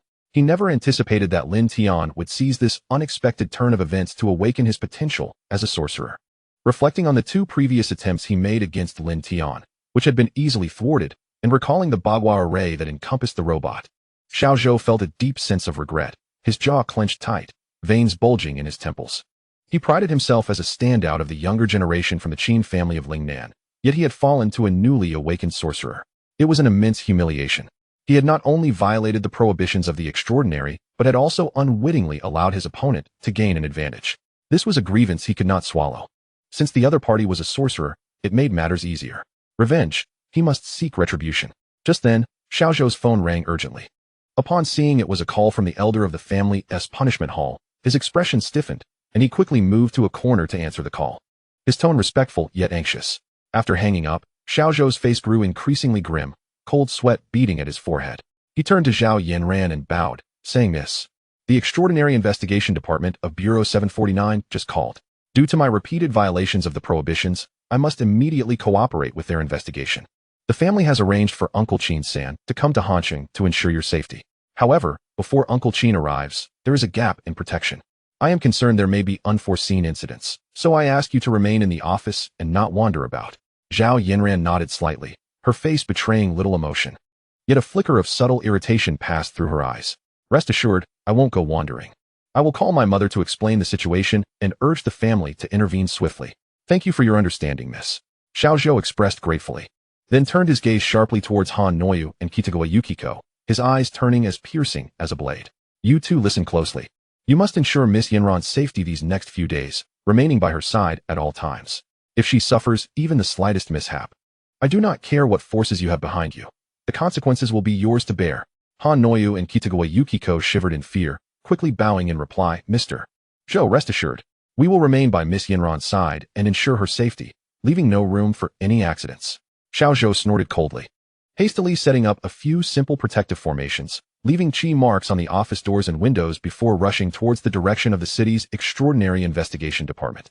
Inside the office, only Zhao Yanran, Han Noyu, and Kitagawa Yukiko remained, the air once again falling into silence. Zhao Yanran watched the screen displaying Lin Tian surrounded by reporters. Her gaze icy as she took out her phone and dialed her mother's number. Meanwhile, in the Qilin society of Yangcheng, chaos reigned. Zhao Ruilong, having learned that Xiaozhou not only failed to deal with Lin Tian, but was also summoned by Bureau 749 for violating the prohibitions, trembled with rage. Feeling darkness encroaching upon his vision, nearly collapsing. The situation worsened upon hearing that Lin Tian had also become extraordinary. He lost control. Seizing a crystal cup and a cigar box from the table, smashing them to the ground in a cacophony of shattering glass. They always boast about how these extraordinary individuals can resolve anything with their powers. Zhao Ruilong kicked over the coffee table beside him, yelling curses. And what happened? Not only did they fail to eliminate Lin Tian, but they also brought this upon themselves. It seems these extraordinary beings are just a bunch of empty names. After smashing things for a while, Zhao Ruilong leaned against the wall, panting heavily, his eyes clouded. Just then, a sinister thought slithered into his mind like a venomous snake, causing him to abruptly cease his actions, a nefarious smile creeping upon his lips. He turned to the remaining people in the room and waved his hand imperiously. Get out. No one is allowed to enter without my command. The subordinates, seeing this, did not dare to say more and bowed deeply as they exited. In the end, only Zhao Ruilong and his confidant, Azu, remained in the room. Zhao Ruilong leaned closer to Azu, his voice low and filled with sinister intent. Azu, disable all the surveillance equipment in this room. Leave no trace behind. Yes. Azu did not dare to delay and quickly sat down at the computer, his fingers flying over the keyboard as data streamed rapidly across the screen. Moments later, he looked up to report, Young Master Long, it's done. I've taken control of all the electronic devices in the room. No one can listen in or record. Very well. Zhao Ruilong nodded in satisfaction, his eyes growing increasingly malevolent. Azu, help me contact a top assassin from the dark web. Azu was taken aback, quickly reminding him, Young Master Long, Lin Tian is an extraordinary being. Ordinary dark web assassins are no match for him. Hiring one would be a futile endeavor. Who said I wanted to deal with Lin Tian?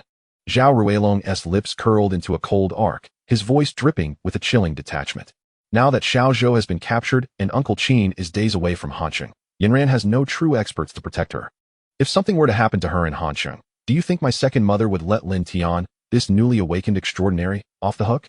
A sudden pallor washed over Azu's face, his pupils constricting in disbelief as he gazed at Zhao Ruilong. Young Master Long, Miss Yanran is, after all, your own sister. Humph. Azu, have you forgotten the principles of our Qilin society? Zhao Ruilong's icy demeanor and seductive tone belied his ruthless intent. To achieve our goals, even kin may be sacrificed. It is an honor for Yanran to contribute to the grand cause of our Qilin society. The price of eliminating Lin Tian with the help of Nyang and the Qin family is but a trivial matter. A flicker of struggle crossed Azu's face. On one side lay years of companionship, while on the other stood the unyielding ironclad laws of the Qilin society. Ultimately, he gritted his teeth and lowered his head in acquiescence, replying, I understand. I shall place the order on the dark web at once, ensuring it is executed flawlessly. Leaving no trace, Zhao Ruilong, satisfied, patted his shoulder, a sinister triumph glimmering in his eyes. He envisioned Lin Tian being hunted by the Qin family, wanted by the 749 Bureau, while he himself reaped the rewards, gradually seizing the core power of the Qilin society. Chapter 119. Future News achieves success by unveiling conspiracies. At the headquarters of Shana Motors, dusk descended, and the lights of Han City gradually flickered to life. Lin Tian sat behind his desk, his fingertips gliding over the manual of extraordinary individuals provided by the 749 Bureau, the Jingyi sect, the Wudong sect, the Northeast Ma Xian, the Shaanxi witchcraft, and the Ling Ninqin family. Lin Tian committed these highlighted sects to memory. Just then, his phone in his pocket vibrated violently, accompanied by the system's exclusive alert tone. Lin Tian paused momentarily, hastily retrieving his phone to check the notifications. Tragedy of the aristocracy. Young Miss Zhao Yanran of the Guangdong province's first family found dead in Han City. On September 20th, Zhao Yanran, the heiress of the Zhao family, was discovered deceased in the depths of Silver Ginkgo Mountain in Han City. The scene was chaotic, the victim's clothing tattered, indicating she had likely faced humiliation before her death. And the murder weapon has yet to be found. The police have initially classified it as a revenge killing and have established a special task force for investigation. Upon reading the news, Lin Tian furrowed his brow slightly. He realized that this Zhao Yanran was the very woman who had sat between Han Noyu and Kitagawa Sachiko at the racing event. Zhao Yanran was Zhao Ruilong's sister.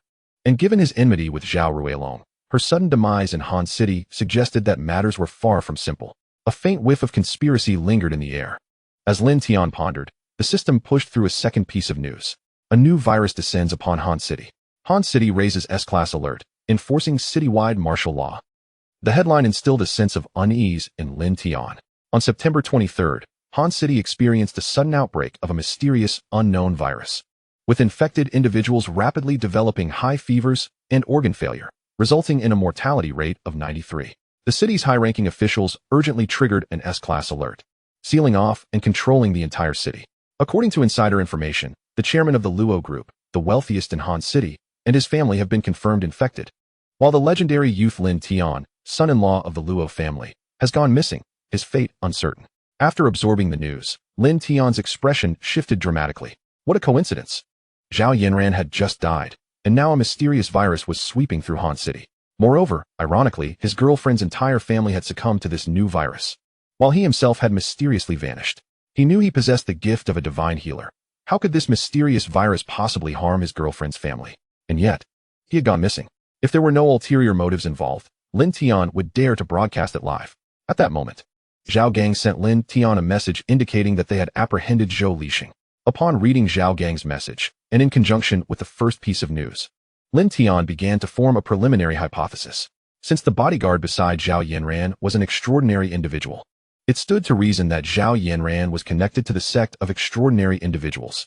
What a coincidence that Zhao Yanran's extraordinary bodyguard had just departed when she encountered misfortune.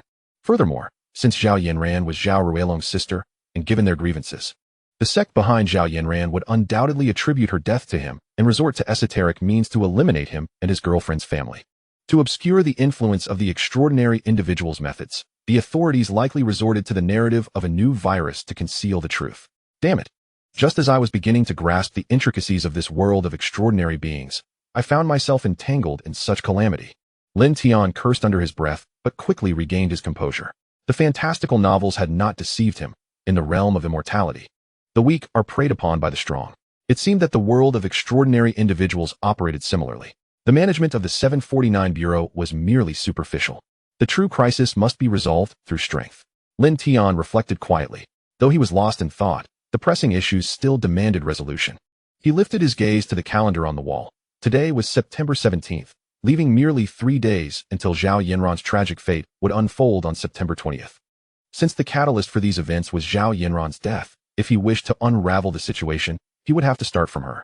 Lin Tian revisited the news of Zhao Yanran's demise, seeking to uncover any overlooked details. He noted the precision of the wounds on Zhao Yanran's body, which were clearly the work of a professional assassin. This led him to immediately recall the dark web's assassin rankings. Without delay, Lin Tian accessed the dark web, monitoring the movements of the notorious assassins listed on the rankings.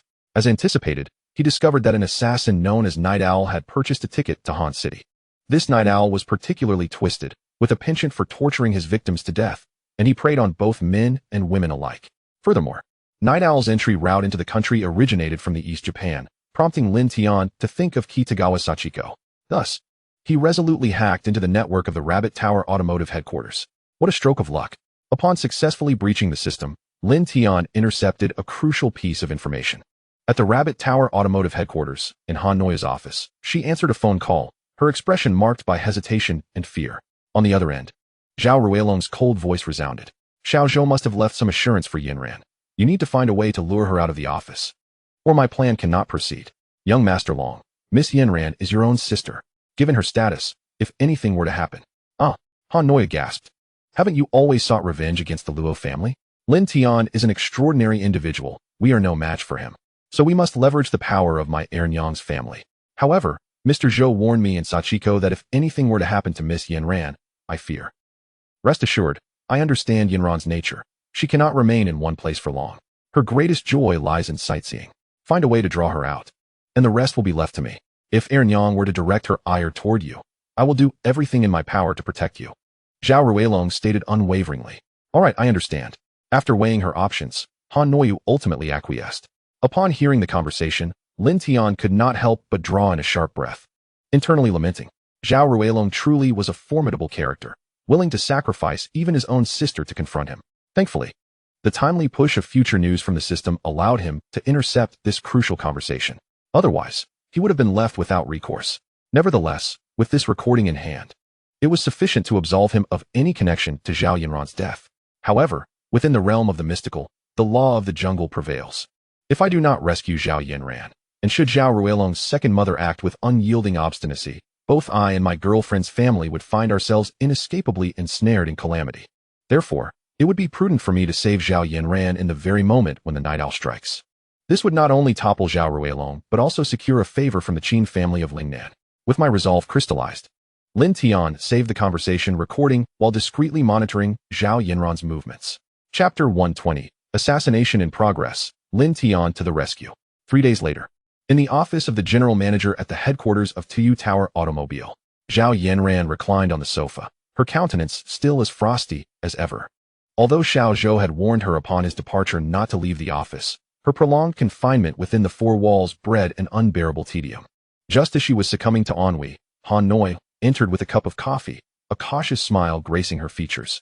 Miss Yinran, I have noticed your spirits have not been high these past few days. Would you like to take a stroll to refresh your mind? Take a stroll? Zhao Yinran cast her a glance, her tone laced with impatience. I would indeed like to go out, but Xiao Zhou has advised me against leaving this office. Oh, I almost forgot. My sincerest apologies. How about this, Miss Yinran? I shall send you a few articles to peruse. Consider it a form of diversion. With that, Han Noyu sent Zhao Yinran a soft article titled The Falling Ginkgo Leaves. Miss Yinran, look. The ginkgo mountain is one of the hallmarks of our Han city. Each early autumn, when the ginkgo leaves turn yellow, it becomes a breathtaking sight. Zhao Yinran's gaze fell upon the images in the article, a flicker of intrigue igniting within her. She had always cherished the opportunity to admire splendid landscapes. Gazing at the ethereal ginkgo mountain, she could no longer contain herself and exclaimed, Sister Han, could you take me to Ginkgo Mountain to see it? Han Noyu, sensing the hook had been set, tactfully retreated, but Mr. Zhou has warned us that if Miss Yinran were to leave this place, and any mishap were to occur, I could never bear the consequences. Zhao Yinran, somewhat exasperated, retorted, Xiao Zhou and the others are far too cautious. I am no mere lamb, prone to mishaps. Besides, with you, Sister Han, accompanying us, we can simply bring along a few more bodyguards. Miss Yinran, that may not be prudent. Han Noyu feigned hesitation. Yet Zhao Yinran decisively countered, what could possibly be wrong? Let us make this delightful decision. If anything were to happen, it would be my own choice, and you would bear no responsibility. Very well then. I shall not dampen your spirits, Miss Yinran. I will make the arrangements at once. At 2 p.m., 3 black sedans departed from the Tuyu Tower headquarters, heading toward Ginkgo Mountain. The first vehicle contained Zhao Yinran, Han Noyu, and Kitagawa Sachiko, while the following 2 cars carried 8 bodyguards. Unbeknownst to them, a golf cart stealthily trailed behind the trio of vehicles, with Lin Tian at the wheel. Lin Tian activated his extraordinary senses, absorbing every movement of the convoy into his awareness. The wind after Qi Min technique enveloped him, rendering his vehicle nearly indistinguishable from the air itself, allowing him to follow without detection by the vigilant bodyguards ahead. His gaze pierced through the windshield, fixating intently on the lead car, his acute hearing capturing the dialogue within. Miss Yinran, look, we are approaching Ginkgo Mountain. Isn't it magnificent? Han Noyu exclaimed, her voice brimming with excitement. Zhao Yinran followed her finger to the horizon, where a golden expanse of ginkgo trees unfurled like a gilded carpet, sunlight dancing upon the leaves and casting a dazzling glow. A faint smile graced her lips at last. It is indeed beautiful, even more so than in the photographs. The convoy swiftly arrived at the base of Ginkgo Mountain. Han Noyu disembarked first, addressing the bodyguards. The path ahead is rather narrow. The vehicles cannot ascend. We shall proceed on foot. Leave a few behind to guard here, and the rest will accompany us. With that, she led Zhao Yinran and Kitagawa Sachiko into the depths of the ginkgo grove. Lin Tian parked the vehicle in a concealed spot at the mountain's foot, emerging like a specter to follow stealthily behind. Employing the wind after Qi Min technique, he tread upon the fallen leaves without making a sound, blending into the surrounding shadows. Unnoticed even by passing tourists, the scenery of Ginkgo Mountain was indeed breathtaking. The golden leaves fluttered in the wind, resembling a swarm of golden butterflies. A thick carpet of fallen leaves cushioned his steps, soft beneath his feet. Zhao Yinran's spirits visibly lifted as she paused intermittently to catch the drifting ginkgo leaves, her face radiating a rare, innocent joy. Han Noyu walked alongside her, subtly guiding their path deeper into the less traveled areas of the forest. Kitagawa Sachiko lingered at the rear, her complexion pale, clearly gripped by fear at the unfolding conspiracy, yet too intimidated to utter a word. Han Noi, led Zhao Yanran to a scenic clearing at the heart of the ginkgo grove, a spot renowned for its beauty, yet secluded from prying eyes. With a smile, she remarked, "Miss Yanran, this location offers the finest scenery. Please, take some photos while I make a quick phone call regarding company matters." Without a second thought, Zhao Yanran nodded. "All right." Not long after Han Noyu departed, Kitagawa Sachiko also excused herself to find a restroom, leaving Han Noyu's side. In that fleeting moment, only Zhao Yanran and 4 bodyguards remained. Zhao Yanran raised her phone, capturing images of the swirling golden butterflies, a long-lost ease washing over her features. The 4 bodyguards formed a protective semicircle around her, their vigilant eyes scanning the surroundings, hands poised on their weapons beneath their sleek black suits, maintaining a state of heightened alertness. They were specially selected by Han Noyu, seasoned ex-special forces, agile and experienced. In the instant Zhao Yanran pressed the shutter, a barely perceptible whisper of wind brushed past her ear. It was not the gentle breeze of the forest, but the ominous sound of a lethal presence slicing through the air, moving with an almost supernatural swiftness. "Watch out!" The lead bodyguard's pupils constricted, and he shouted as he instinctively lunged toward Zhao Yanran. But it was too late. A shadow erupted like a wraith from behind the ginkgo trunk to the right, moving with such velocity that it left only an afterimage in its wake. Clad in a skin-tight, pitch-black suit, and wearing a grotesque owl mask that revealed only his cold, bloodthirsty eyes, he was none other than the dark web assassin, Night Owl. In his grasp, he wielded 2 short blades that gleamed with an eerie blue light, their edges coated with a deadly green toxin. Without a moment's hesitation, he flicked his wrist, and the blade sliced through the air like the scythe of death, aimed directly at the throat of the nearest bodyguard. With a sickening sound, the blade effortlessly pierced flesh, and blood erupted forth in an instant, splattering against the golden ginkgo leaves, a horrific tapestry of red and white. The bodyguard had no time to utter a scream. His body slumped lifelessly to the ground, eyes wide with disbelief and terror. The chaos unfolded in the blink of an eye. The remaining 3 bodyguards reacted swiftly, drawing their sidearms, ready to fire. Yet Night Owl's speed far surpassed their expectations. He evaded their gunfire with an almost teleportational grace, and in a flash, he closed the distance to the second bodyguard. The second bodyguard raised his arm in defense, but Night Owl's blade sliced through with ease, severing his arm and sending blood spraying. With no hint of emotion, Night Owl reversed the blade, driving it through the man's heart. The third bodyguard aimed his firearm at Night Owl, only to be struck in the wrist by a poison dart flicked from Night Owl's fingers. The gun clattered to the ground as he felt a numbing sensation course through his wrist, a chilling toxin rapidly spreading through his veins, rendering him immobile. Night Owl swiftly delivered a kick that shattered his ribcage, causing him to lose consciousness. The last bodyguard, witnessing the instantaneous downfall of his 3 companions, was struck by sheer terror and turned to flee with Zhao Yanran. However, Night Owl would not grant him such an opportunity. With a push off the ground, he surged forward like an arrow released from its bow, a short blade piercing through the guard's shoulder blade, pinning him against a ginkgo tree. A piercing scream escaped the bodyguard's lips before silence enveloped him. In the span of mere 10 seconds, all 4 seasoned Special Forces operatives lay lifeless in a pool of blood. The entire sequence unfolded with a breathless swiftness. Night Owl's movements were ruthless, precise, and efficient, devoid of any hesitation. Each strike was lethal, his gaze cold and bloodthirsty, reminiscent of a demon emerging from the depths of hell. Zhao Yanran stood frozen, her phone in hand. She bore witness to the gruesome scene, the metallic scent of blood mingling with the fresh fragrance of ginkgo leaves, assaulting her senses. Her complexion turned as pale as a sheet, devoid of color, her lips quivering as her phone slipped from her grasp, shattering upon impact with the ground. Who are you?" Zhao Yanran's voice trembled violently, her legs weak, nearly buckling beneath her. She instinctively recoiled, her back colliding with the ginkgo tree. There was no retreat left for her. Night Owl slowly turned, his eyes, concealed beneath the owl mask, locking onto her with an emotionless stare, void of any humanity. Only a chilling murderous intent and a hint of perverse excitement.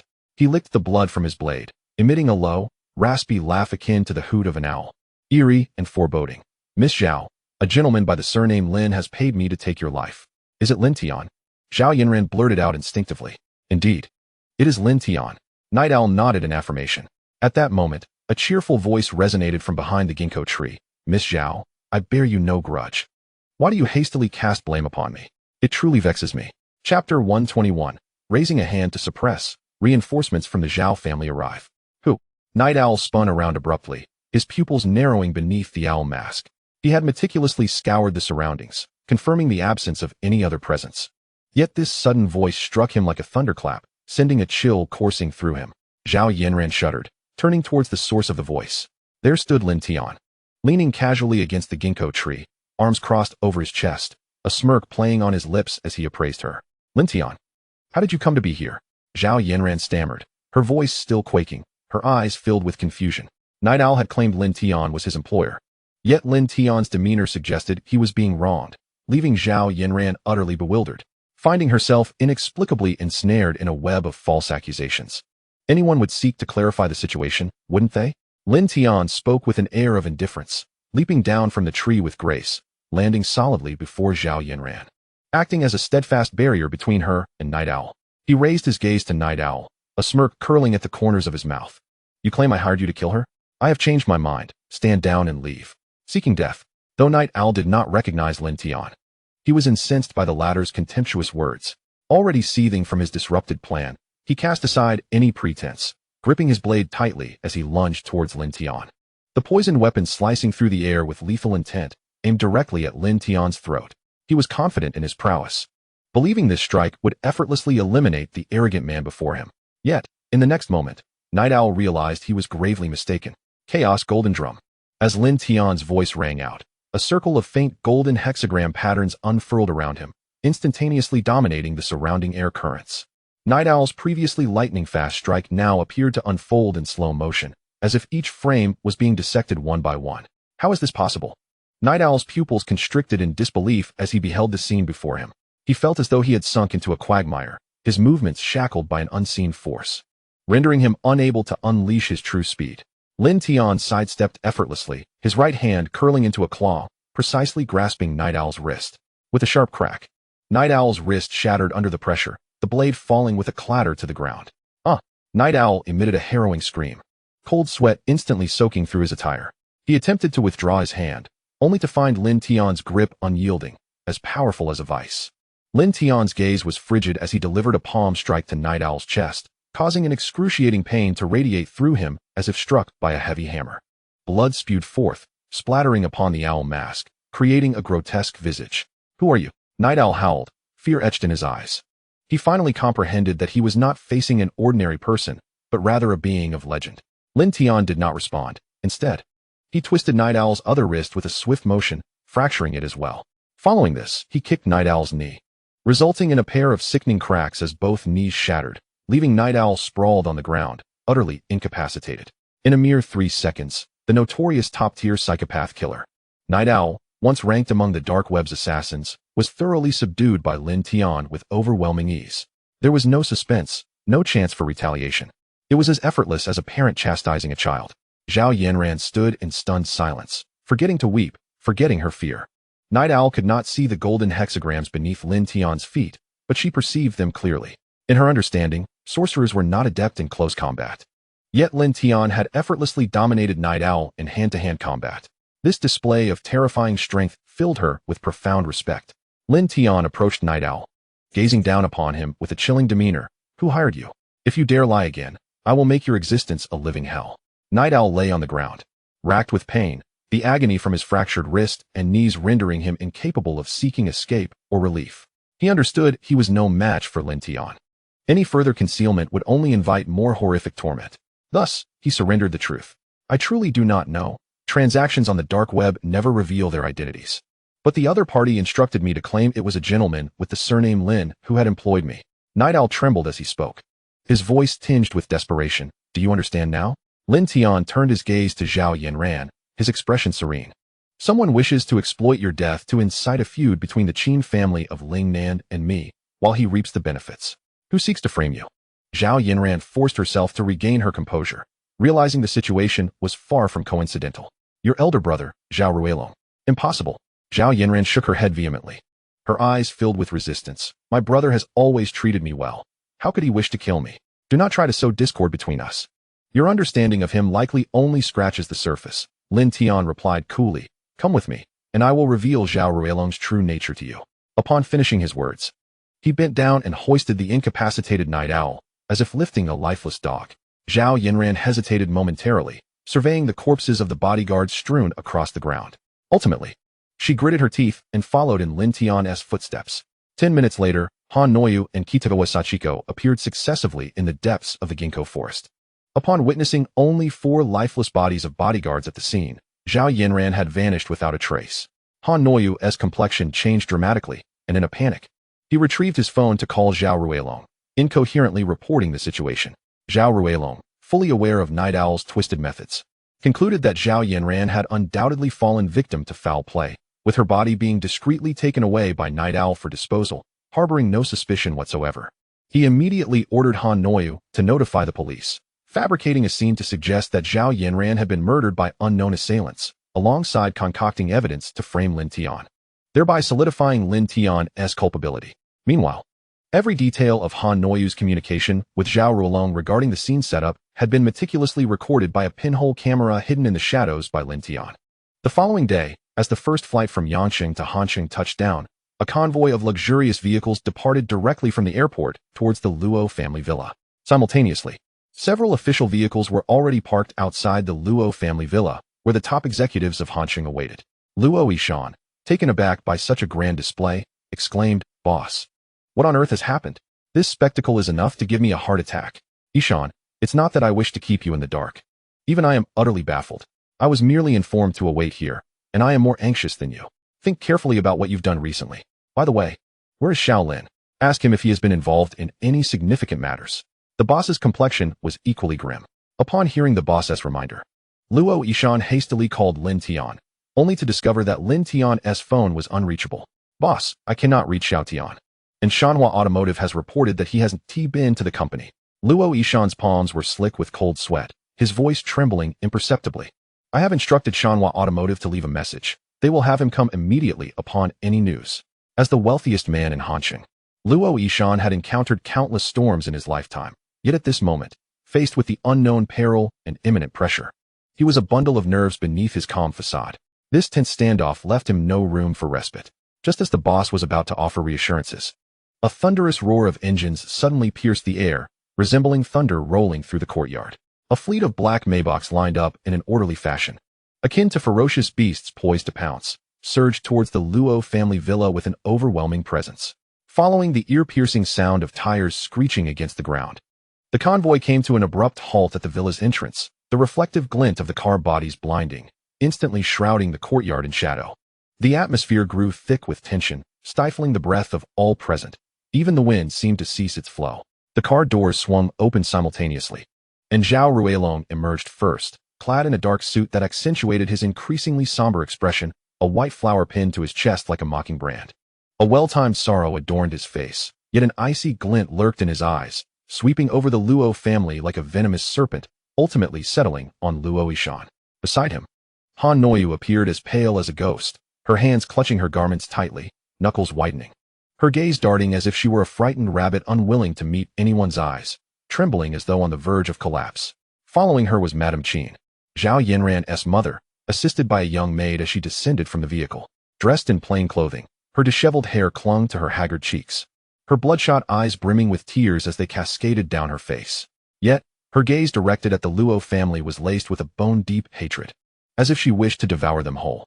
Next to step out was Zhao Yanran's uncle, Qin San. Originally, he had come to replace Xiao Zhou to protect his niece, but before he could reach Hanqing, he had already received the devastating news of her disappearance, which left him engulfed in profound guilt, believing he had failed to protect her. With a darkened expression, Qin San exuded an oppressive aura. In an instant, the air thickened, making it difficult for everyone to breathe. Even the grass beneath them bowed under an invisible pressure, while Luo Yishan and the others felt as though a colossal stone had lodged itself in their chests, their faces paling. Qin San, Chen Feng, and Zhao Gang stepped forward, positioning themselves in front of Luo Yishan to mitigate the suffocating pressure. "We are still investigating the matter. Let us first calm down and ascertain the truth." "Truth?" Qin San scoffed, his imposing presence surging, causing Chen Feng and Zhao Gang to stagger back, their chests tightening. His gaze was as cold as steel as it swept over Luo Yishan, his tone brooking no argument. "Hand over Lin Tian immediately. If anything has befallen my niece Yanran, I will level the Luo clan to the ground, leaving not a single soul alive." Luo Yishan, struggling against the terrifying pressure, maintained a facade of calm, unyieldingly querying, "Qin San, is there some misunderstanding here? The Luo group has never had any enmity with the Zhao family. Please clarify what has transpired." "Misunderstanding?" Qin Sanyi sneered. There is no misunderstanding. Hand him over now. Seeing this, Zhao Gang quickly intervened, his voice tinged with helplessness. Chairman Luo. We received a report yesterday that Miss Zhao Yinran of the Zhao family has gone missing in the Ginkgo Mountains. The evidence left at the scene indicates that her disappearance is related to Lin Tian. What? Luo Yishan's complexion shifted dramatically, disbelief washing over him as he shook his head repeatedly. Impossible. How could Xiao Tian harm Miss Zhao? Director Zhao, there must be some mischief afoot. Could we have a little more time to find Xiao Tian and clarify things face to face? Clarify? Madame Qin suddenly let out a heart-wrenching scream. My daughter is missing. You still wish to delay? Luo Yishan, did you know of Lin Tian's scheme all along and are deliberately shielding him? Her wails were piercingly shrill, mingled with hatred, intensifying the already stifling atmosphere. Zhao Ruilong stepped forward at the opportune moment, extracting a stack of documents from his briefcase and slamming them onto the ground. Papers scattering like shattered evidence. Luo Zong, hand Lin Tian over obediently. This matter is beyond your family's capacity to bear. This is Han Noyu's handwritten testimony. The initial report from Bureau 749's investigation, Lin Tian's anonymous transaction records on the dark web, and a recording left by my sister at the scene, ironclad evidence. Do you still wish to protect him? Luo Yishan gazed at the scattered evidence before turning to the trembling Han Noyu, wishing to argue. Yet the oppressive weight from Qin Sanyi bore down again, rendering him speechless. His back was already drenched in cold sweat as he recalled attending a gathering of powerful figures, where a billionaire from a first-tier city had once drunkenly remarked that their wealth and status were worth nothing in the face of absolute power. Previously, Luo Yishan had been unable to grasp the meaning behind those words. Now, he finally understood the implication of that powerful man's statement. In the face of absolute might, their wealth and status truly amounted to nothing. It's not Tiangu.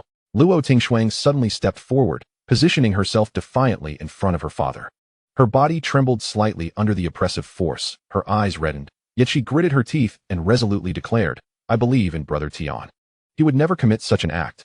These are all fabrications, a plot against him. Despite the overwhelming evidence pointing towards Lin Tian, and his current disappearance suggesting a guilty flight, Luo Qingshuang remained unwaveringly loyal to her brother. Frame him? Madame Qin scoffed coldly, her eyes brimming with murderous intent as a chilling aura surged towards Luo Qingshuang. What status does the Qin family of Lingnan hold to conspire against mere merchants like you? As her words fell, the terrifying pressure coiled around Luo Qingshuang like a venomous serpent. She felt an immediate constriction in her chest, her breathing becoming labored, her complexion as pale as parchment, yet she resolutely refused to yield even an inch. She longed to retort, to scream, but her throat felt as if it were clogged. No sound escaping her lips. Instead, she clenched her fists tightly, her nails digging into her palms. Madame Qin. Chun Feng hurriedly channeled his energy, positioning himself protectively in front of Luo Qingshuang, dissipating the dreadful pressure. Miss Luo is merely an ordinary person.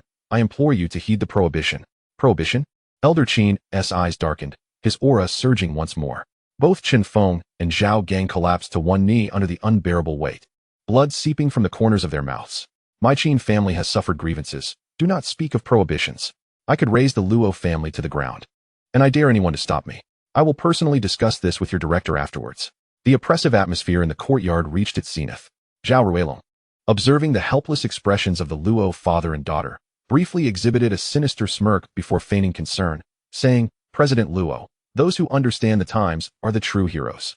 Lin Tian is currently fleeing in guilt. If you hand him over, my second aunt's family may show you some leniency. Otherwise, when we strike, the Luo family will truly be beyond redemption. Just then, an indignant voice echoed from afar, Is that so?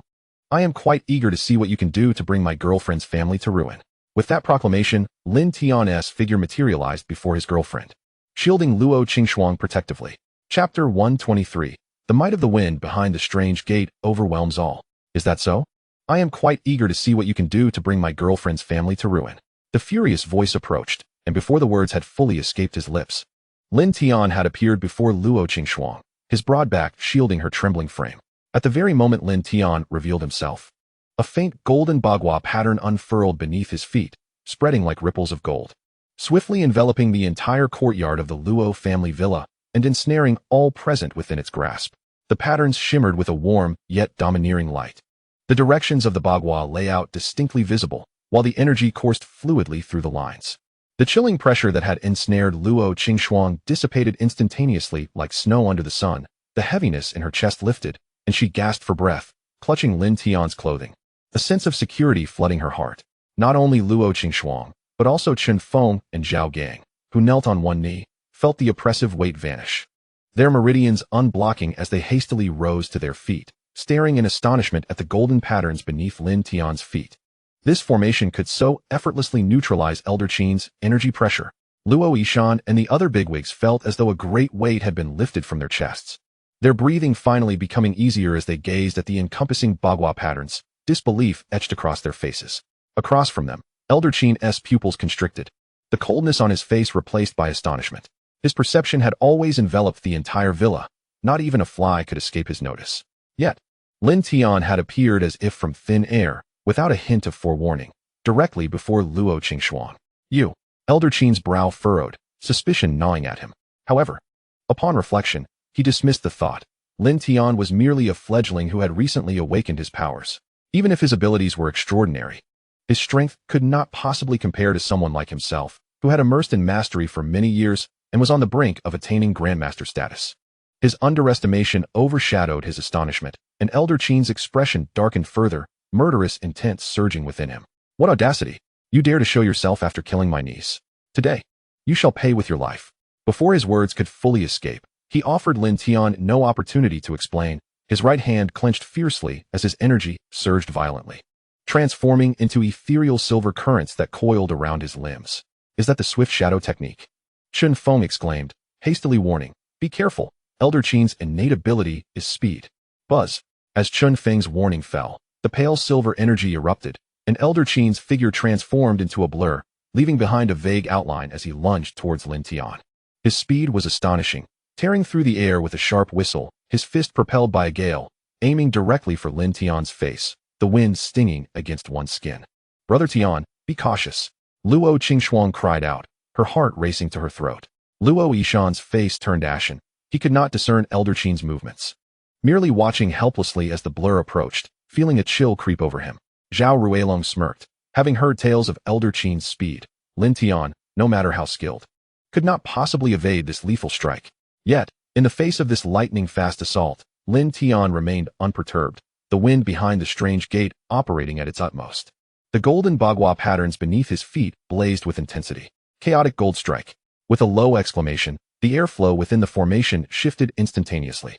Elder Qin's extraordinary speed, within the confines of the formation, felt as though he had plunged into a viscous mire. His once blurred figure slowed dramatically, each motion painstakingly dissected, as if he had been placed in slow motion. All present could see Elder Qin's form momentarily halt in midair, his previously instantaneous speed drastically reduced. His fist slowly inching towards Lin Tian's face, moving even slower than an ordinary person's punch, the fierce wind having vanished without a trace. What sorcery is this? Elder Qin's eyes widened, incredulity written all over his face. He could distinctly sense that his swift shadow technique was still active, the pale silver energy still surging. Yet his body was inexplicably slowing, as if invisible hands were tugging at his limbs, rendering him incapable of achieving his normal speed. Standing at the center of the formation, Lin Tian remained still, merely tilting his body slightly to effortlessly evade Elder Qin's fist. Observing Elder Qin's movements akin to a snail, he remarked nonchalantly, Elder Qin, your speed is indeed impressive, but unfortunately, you have met your nemesis. In my wind behind the strange gate, speed holds no sway. Impossible, Elder Qin roared, his inner energy erupting in a frenzy, the pale silver currents intensifying as he struggled to break free from the formation's grasp.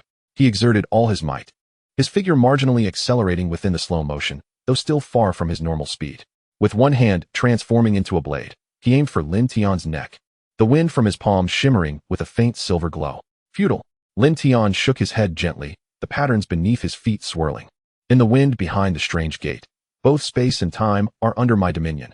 The speed you pride yourself on is rendered as stillness before me. Before his words could fade, Elder Qin's palm strike again decelerated, while Lin Tian, like a specter, appeared before Elder Qin, launching a counterstrike towards his arm. Crack! Elder Qin felt a jolt in his wrist, the pale silver energy instantly destabilizing. A mix of shock and fury surged within him as he poured every ounce of energy into his technique, struggling within the formation. His movements alternating between bursts of speed and being dragged back into slow motion, akin to a comical dance, yet he could never escape the formation's control. The onlookers were left utterly astonished, with Luo Qingxuang covering her mouth, her eyes brimming with admiration. It turned out that Brother Tian's extraordinary abilities were so formidable. Luo Yishan let out a long sigh of relief, the cold sweat on his back dried by the wind. As he gazed at Lin Tian with eyes full of shock and satisfaction, it dawned on him that his son-in-law was indeed a person of absolute power. Chen Feng and Zhao Gang exchanged glances, both recognizing the astonishment reflected in each other's eyes. Hadn't Lin Tian just recently awakened his powers? How could he possess such overwhelming strength? Was it possible that his awakened abilities were of SSS grade? Zhao Ruilong's sinister grin instantly froze, replaced by profound terror. He never anticipated that the renowned Master Qin San would be so easily vanquished before Lin Tian. After struggling for a moment without being able to break through the formation, a fierce glint flashed in Qin San's eyes.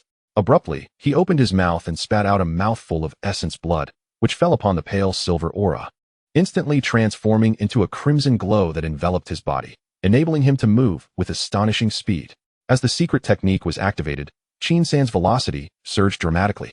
Although still hindered by the formation, he was now several times faster, his figure morphing into a blurred afterimage as he charged towards Lin Tian, his hands claw-like, generating a wind that threatened to rend the air as he evidently sought a decisive blow. Stubbornly unyielding, Lin Tian's gaze sharpened, and the bagua patterns beneath his feet began to whirl violently, the soft golden light growing ever more radiant as he invoked the chaotic golden drum. The formation tightened instantaneously, the pressure in the space escalating sharply. Just as Qin San's blood shadow reached its peak velocity, it was suppressed by an even greater spatial force, causing his figure to slow once again, the crimson afterimage flickering in the air as if frozen in time. With a swift motion, Lin Tian appeared behind Qin San as if teleporting, his right hand curling into a claw, precisely grasping the back of Qin San's neck. Crack! A soft sound echoed as Qin San felt a numbing sensation in his neck, the essence within him abruptly sealed, the pale silver aura and crimson glow dissipating simultaneously. His body lost control, his legs buckling beneath him as he knelt on the ground, the fierceness in his expression swiftly replaced by fear. Who are you? What kind of extraordinary skill is this? Qin San gasped, struggling to rise, only to find himself utterly powerless, forced to gaze up at Lin Tian with incredulity. Lin Tian looked down upon him, his tone frigid. Who I am is of little consequence. What matters is your intent to kill without distinction, and your desire to trample my girlfriend's family while disregarding the regulations governing extraordinary individuals. Isn't that a bit too tyrannical? Humph. In the world of extraordinary beings, strength reigns supreme. Whether to kill or maim is entirely at your discretion. Qin San retorted defiantly. Observing this, Madame Qin interjected hastily, Lin Tian, you were the one who killed my daughter first. Our Qin family from Ling and merely came seeking revenge. Who says I killed your daughter? Lin Tian turned to face Madame Qin, countering her accusation. Chapter 124, The Drama Unfolds. Just as the atmosphere thickened with tension once more, Zhao Gang hurriedly stepped forward, his tone earnest as he implored, Mr. Lin, Master Qin, Madame Qin, there must be some misunderstanding here. Mr. Lin is always discerning and never one to resort to indiscriminate killing. Master Qin was merely acting out of concern for his nephew in a moment of impulsiveness. Why not resolve this misunderstanding together and avoid falling into the schemes of those with ulterior motives? Lin Tian nodded slightly at his words. He had initially intended to merely demonstrate his abilities to intimidate the Qin family, not to engage in outright conflict. After all, the Manual of Extraordinary Individuals from Bureau 749 explicitly stated that the Qin family from Lingnan had a legacy spanning centuries, with masters emerging from their ranks, including several grandmasters whose power was comparable to that of the top extraordinary forces like Zhengyi sect and Shaolin Temple. He had only recently awakened his powers. Despite possessing the Wind and Hound secrets, he was still at a disadvantage, and it would be unwise to provoke the Qin family prematurely. His original intention was to intimidate them, not to irreparably sever ties. Moreover, he had prepared a splendid performance for Zhao Ruilong, which he was now eager to present. Since Zhao Gang had offered him an avenue for de-escalation, it aligned perfectly with his intent. Lin Tian relaxed his wrist slightly, retracting his aura as the pale golden bagua patterns slowly dissipated and the oppressive atmosphere enveloping the courtyard gradually lifted. Since Captain Zhao has stepped in to mediate, I shall extend a courtesy, and we can all work together to uncover the truth. Regaining his freedom, Qin San staggered back a few steps, clutching his neck, his expression still grim but no longer reckless. He could distinctly sense that Lin Tian had shown mercy, otherwise his neck would have been shattered by now, and he felt a heightened wariness towards Lin Tian's prowess. The truth? The truth is that he killed Yanran. Zhao Ruilong interjected, eager to stoke the flames of conflict. Pointing a finger at Lin Tian. Miss Han witnessed Lin Tian ascend Inqing Mountain. There's also the audio recording left by Yan Ran at the scene. Irrefutable evidence. What more can you say in your defense? As he spoke, he exchanged glances with Han Niu. Miss Han, please tell Master Qin and my mother. Did you not see Lin Tian that day? Han Niu trembled, her complexion as pale as a sheet. The power Lin Tian had just displayed instilling terror within her. Had she known Lin Tian possessed such formidable strength, she would have never consented to Zhao Ruilong's scheme to frame him. Yet now, retreat was not an option. And gritting her teeth, she pointed at Lin Tian under the scrutiny of the crowd, saying, when we ascended the mountain that day, I did indeed see Lin Tian's car parked there. Later, we discovered the body of the bodyguard and found Miss Zhao's phone at the scene. After she spoke, Zhao Gang played the audio recording from Zhao Yinran's phone. The recording captured Zhao Yinran's voice. Who are you? And what do you want? Ha. I am the Night Owl, having received the order placed by Lin Tian on the dark web. Here to take good care of you. Kikik. Ah no. With Zhao Yinran's scream, the recording abruptly ceased. Lin Tian, you have both witness and material evidence. What do you have left to say? Zhao Ruilong launched the first attack. Is that so? Lin Tian replied with a bemused expression as he pulled out his phone, opening an audio file. Young Master Zhao, I happen to have several pieces of evidence as well. Perhaps you should listen to this first. Immediately, Zhao Ruilong's cold voice emanated from the phone's speaker. Rest assured. I understand Yinran's nature. She could never remain in one place for long. She loves to explore scenic spots. Find a way to lure her out. And I'll handle the rest. If my mother places blame on you afterward, I will do everything in my power to protect you. The recording revealed the entire conspiracy between Han Niu and Zhao Ruilong. As the recording concluded, Master Qin and Madame Qin's expressions changed dramatically, turning to Zhao Ruilong with eyes full of skepticism. This is false. It must be a fabrication. Zhao Ruilong's face turned ashen as he hurriedly defended himself. Mother, that recording is definitely forged. Not to mention my feelings for Yanran. I would never dare to take advantage of her status. And how could a recording of my conversation with Han Niu end up in Lin Tian's possession? Han Niu also quickly chimed in. Indeed, Madame Qin. Neither young Master Zhao nor I were aware of this conversation. How could such a recording materialize in Lin Tian's hands? I knew you wouldn't admit it, but fortunately, I possess more than just this evidence. Lin Tian grinned, beginning to play another video. The footage clearly showed Han Niu secretly retrieving a so-called phone belonging to Zhao Yinran from her bag after discovering the bodyguard's corpse, then placing the phone beside the body to stage the scene. The entire process was captured on camera without omission. How do you have this video? Han Niu asked. Panic-stricken, upon witnessing Han Niu's reaction, the expressions of Master Qin and Madame Qin simultaneously darkened. Master Qin, gritting his teeth, cast a furious glance at Zhao Ruilong and demanded, Ruilong, what on earth is happening? Where's Yinran? Speak clearly. Observing Lin Tian presenting irrefutable evidence one after another, even the typically composed Zhao Ruilong felt a twinge of panic, yet he understood that he must maintain his composure at all costs. Otherwise, the consequences would be dire. Thus, Zhao Ruilong stubbornly retorted, Master, Madam, this is all fabricated by Lin Tian. He seeks to sow discord among us. Truly, his obstinacy knew no bounds. Lin Tian chuckled lightly, shaking his head in resignation. Considering the time, they should be arriving shortly. No sooner had he spoken than another luxurious Maybach pulled up to the Luo family villa. Subsequently, two striking figures emerged from the vehicle. One was Lu Ruobing, betrothed to Zhao Ruilong, and the other was the missing Zhao Yinran. At that moment, Zhao Yinran appeared somewhat pale, yet her eyes were clear and resolute as she stepped forward, her gaze icy as it settled upon Zhao Ruilong. Yinran, you're safe. Madame Qin exclaimed joyfully, rushing forward to embrace her daughter tightly, tears streaming down her face. Thank heavens you are unharmed. Master Qin also exhaled in relief. Yet his eyes turned increasingly frigid as they fixed upon Zhao Ruilong. Ruilong, do you have anything left to say? Zhao Yinran broke free from her mother's embrace and confronted Zhao Ruilong, her voice thick with disappointment and fury. Brother, why would you do this? I am your own sister. Yinran, you mustn't fall under Lin Tian's influence. He clearly seeks to sever our sibling bond. Zhao Ruilong attempted to feebly resist. Do you still wish to deny it? Zhao Yinran retorted, producing her phone and revealing a chat history. This is your conversation with Azu, where you instructed him to hire a night hawk to kill me and frame Lin Tian. The chat history contained both a video of Zhao Ruilong conversing with Azu and records of Azu posting tasks on the dark web. Chapter 125. Zhao Ruilong captured SSS class abilities. The chat logs displayed on Zhao Yinran's phone screen seared into Zhao Ruilong's last flicker of hope like a heated branding iron.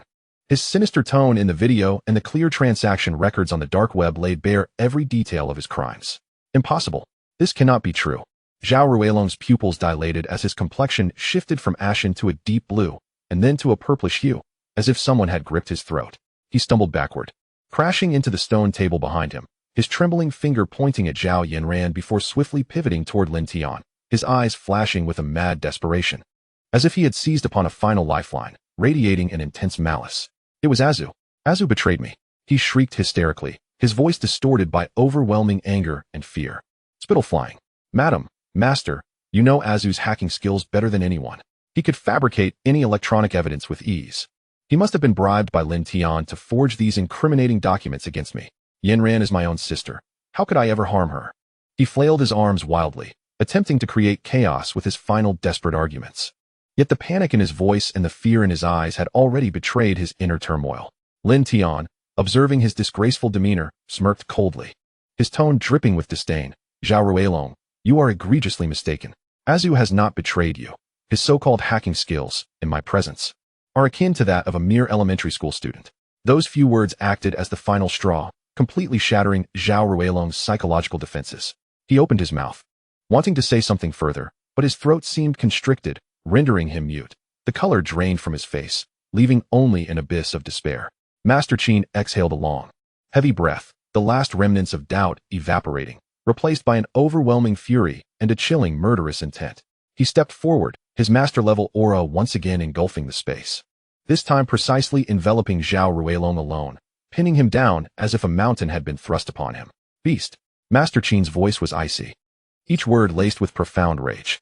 In your quest for power, you dared to inflict harm upon Yanran and sought to frame others, nearly dragging the Qin family into irreversible ruin. What more do you have to say for yourself? Under the terrifying pressure, Zhao Ruilong's legs buckled, and with a thud, he collapsed to the ground, his knees hitting the floor with a dull thud. He opened his mouth, seemingly attempting one last struggle. But in the face of such irrefutable evidence and Master Qin's unmasked intent to kill, the last vestiges of his strength and cunning were utterly drained. He lowered his head in defeat, his shoulders sagging as if his very spine had been wrenched from him, leaving behind none of his previous arrogance. Madame Qin clung tightly to her regained daughter, tears streaming down her face, her gaze towards Zhao Ruilong filled with sorrow and loathing, as if she were looking at a stranger. Zhao Yanran turned her face away, unwilling to look at the brother who once adored her but had now become so alien and terrifying, her eyes reddening with disappointment and desolation. Take him back to the family and await his fate. Master Qin commanded in a solemn tone to the bodyguards behind him.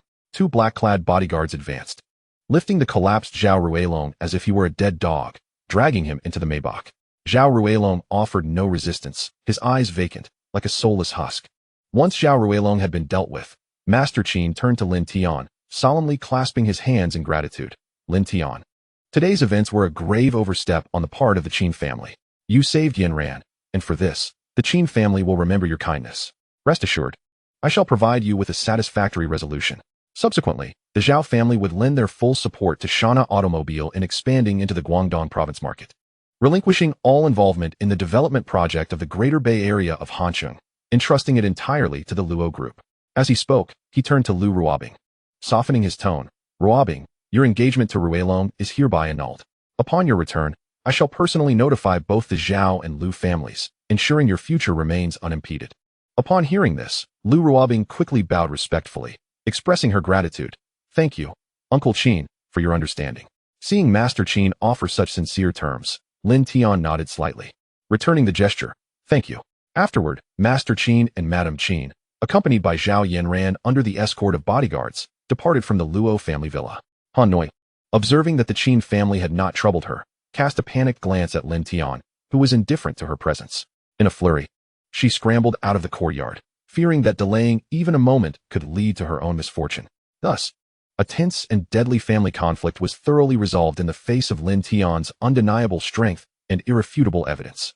The oppressive atmosphere in the courtyard gradually dissipated, and Luo Yishan sighed in relief, his back soaked with cold sweat. He approached Lin Tian and patted his shoulder, his voice filled with both dread and gratitude. Xiao Tian, we owe you our thanks. Otherwise, the Luo family would have faced utter ruin. Uncle, I sincerely apologize for arriving late and causing you and Shuang'er distress. Lin Tian replied apologetically.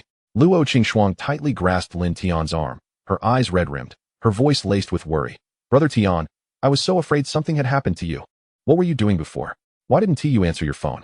Chun Feng and Zhao Gang looked curiously at Lin Tian, equally intrigued as to why he had suddenly gone silent at such a critical moment when the Qin family had surrounded the Luo family, and why he had only appeared at the most perilous juncture. Lin Tian gazed at the concerned expressions of those around him and smiled, explaining, this story must begin with Azu. Azu, is that not Zhao Ruilong's confidant? Chun Feng immediately reacted, a flicker of curiosity crossing his eyes. I have heard that his hacking skills are renowned in the underworld, capable of breaching even minor security systems. Precisely, Lin Tian nodded, gradually unfolding the intricate narrative. That day at Ginkgo Mountain, after rescuing Zhao Yinran, I took her to Lu Ruobing's residence, allowing Miss Lu to reveal Zhao Ruilong's true nature to Zhao Yinran. Meanwhile, I was collecting further evidence. I managed to take control of Ye Xiao and discovered transaction records between him and his employer through his dark web devices, tracing the IP back to Azu. I initially intended to directly hack his account to acquire incriminating evidence against Zhao Ruilong, but to my surprise, Azu's firewall proved far more formidable than I had anticipated. Lin Tian reminisced about that moment, his tone laced with a hint of nostalgia. His firewall had reached a military-grade standard, embedded with 3 layers of reverse tracking programs. The instant I attempted to breach it, he could pinpoint my location and even counter-invade my devices. Luo Qingxuang listened intently, her expression tense. That day, brother, were you not in great danger? Indeed, Azu's hacking prowess is exceptional, Lin Tian acknowledged.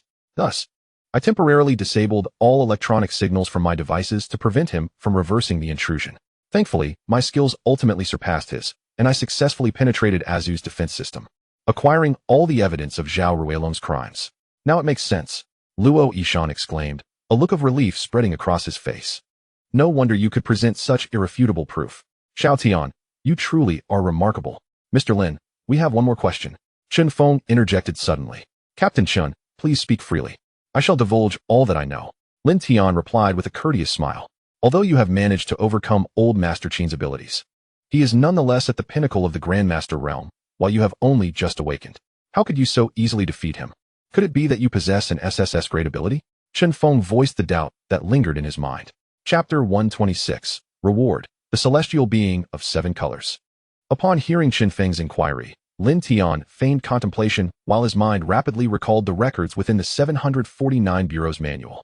Ordinary individuals awaken a unique talent when they elevate to the realm of extraordinary beings, classified from F to SSS in terms of potency, with higher ranks being exceedingly rare and more formidable. To fully harness these abilities, one must master the art of Xuanqi manipulation. Yet these methods are largely monopolized by various sects, inaccessible to outsiders. According to the proficiency in Xuanqi control, the extraordinary realm is distinctly categorized into postnatal, great postnatal, master, grandmaster, innate, and great innate, culminating in the legendary realm of the celestial being, said to touch upon the rules of heaven and earth, its power unfathomable. After rescuing Zhao Yinran, the system promptly rewarded me with the talent entry, Celestial Being, 7 Colors. Presently, my command over Xuanqi has reached an unprecedented level, making it effortless to contend with a grandmaster like old Master Qin. However, he had no intention of revealing the full truth. Instead, he donned a look of feigned ignorance, shaking his head slowly. The ability I awakened is a set of techniques known as the wind behind the mysterious gate. I am uncertain of its precise rank, only knowing that it allows me to manipulate both time and space within the formation. Perhaps that is why I managed to defeat old Master Qin by sheer luck. Manipulating time and space. Chun Feng and Zhao Gang's pupils dilated simultaneously, their breaths caught in astonishment, their faces etched with incredulity. As members of the 749 Bureau, they had encountered countless extraordinary beings, yet had never heard of anyone capable of simultaneously controlling time and space. It is well known that abilities pertaining to either space or time begin at a minimum of S rank, and to master both is undoubtedly the stuff of legends, an SSS grade ability. Such a level of power is scarcely seen in the extraordinary realm for centuries. Mr. Lin, your ability is simply astounding. It is likely an SSS grade talent. Zhao Gang swallowed hard, his voice betraying his overwhelming shock. An SSS grade ability is exceedingly rare in the entire extraordinary realm. You have awakened such a talent, truly a prodigy. Captain Zhao, you flatter me. Whether my wind behind the mysterious gate is indeed SSS grade remains to be seen, Lin Tian humbly replied with a smile. Chun Feng regained his composure, a strong desire to recruit evident in his gaze. Mr. Lin, whether or not it is an SSS grade ability, A simple test at the 749 Bureau will clarify everything. As the official agency for extraordinary beings, we possess the most comprehensive intelligence and abundant Xuanqi resources, alongside a dedicated team for ability development. Should you choose to join us, we can provide you with unwavering support, accelerating your growth and assisting you in navigating the myriad risks of the extraordinary realm. An SSS-grade time-space manipulator would be invaluable for maintaining order in the mundane world and confronting extraordinary crises. Thus, Chen Feng was keen to seize this opportunity. However, Lin Tian remained lukewarm to the idea. Despite Chen Feng's grand claims about the 749 Bureau, a single old Master Qin had subdued both him and Zhao Gang with ease, displaying a complete disregard for their authority. This led Lin Tian to genuinely question the Bureau's true capabilities. Resolute in his decision, Lin Tian shook his head, his tone gentle yet firm. I appreciate Captain Chen's generous offer, but as I have only just begun to explore the extraordinary world, I still have much to learn. For now, I do not intend to join any organization. Once I grasp the rules of the extraordinary realm, I shall reconsider. Chen Feng's face flickered with disappointment. Yet he understood Lin Tian's caution. An SSS-grade extraordinary being would naturally possess their own pride, and it was reasonable to approach the situation with care, given his recent awakening and considerable power. After a moment of contemplation, Chen Feng retrieved a golden medal from his pocket, intricately engraved with complex patterns.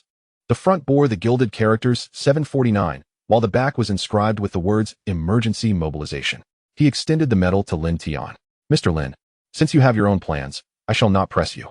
Take this medal. It grants you the authority to mobilize military forces anywhere in the country during emergencies.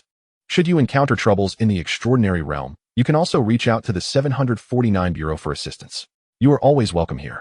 Feel free to seek me out at any time. Lin Tian accepted the medal, its cold touch hinting at the special energy it contained, clearly not an ordinary item. He clasped his hands in gratitude. Thank you, Captain Chen. I shall remember this favor. It is we who should be thanking you, Chen Feng smiled. You have made it easier for Zhao and me to resolve a troublesome task. Zhao Gang stepped forward to bid farewell. Mr. Lin, Chairman Luo, Miss Luo, we shall take our leave now and report back. We will be in touch when time permits. With that, Chen Feng, Zhao Gang, and the other officials departed. After seeing them off, Luo Yishan was in high spirits, grasping Lin Tian's hand and declaring, Xiao Tian, it is time to come clean. You are indeed the Supreme Dragon King of the Dragon King Hall. Huffed, Lin Tian nearly spat out his soda, utterly taken aback by his father-in-law's sudden bout of chinibyu.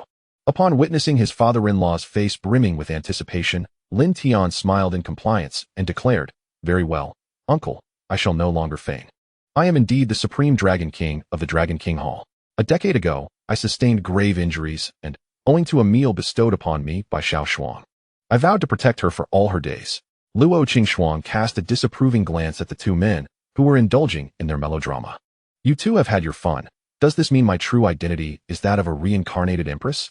Indeed, Xiao Shuang. You have finally awakened the memories of your past life. Lin Tian responded in agreement. Luo Yishan, succumbing to the same whimsical fervor, proclaimed, My daughter possesses the bearing of a great empress. The family rejoiced in laughter within the villa. After the meal, Lin Tian returned to his rented apartment. The moment he entered, he eagerly closed the door behind him and retrieved his phone to check the system notification. Ding. Congratulations, host, for altering the trajectory of the future and obtaining a word entry treasure chest. He clicked to open it. Ding. The treasure chest has been successfully opened.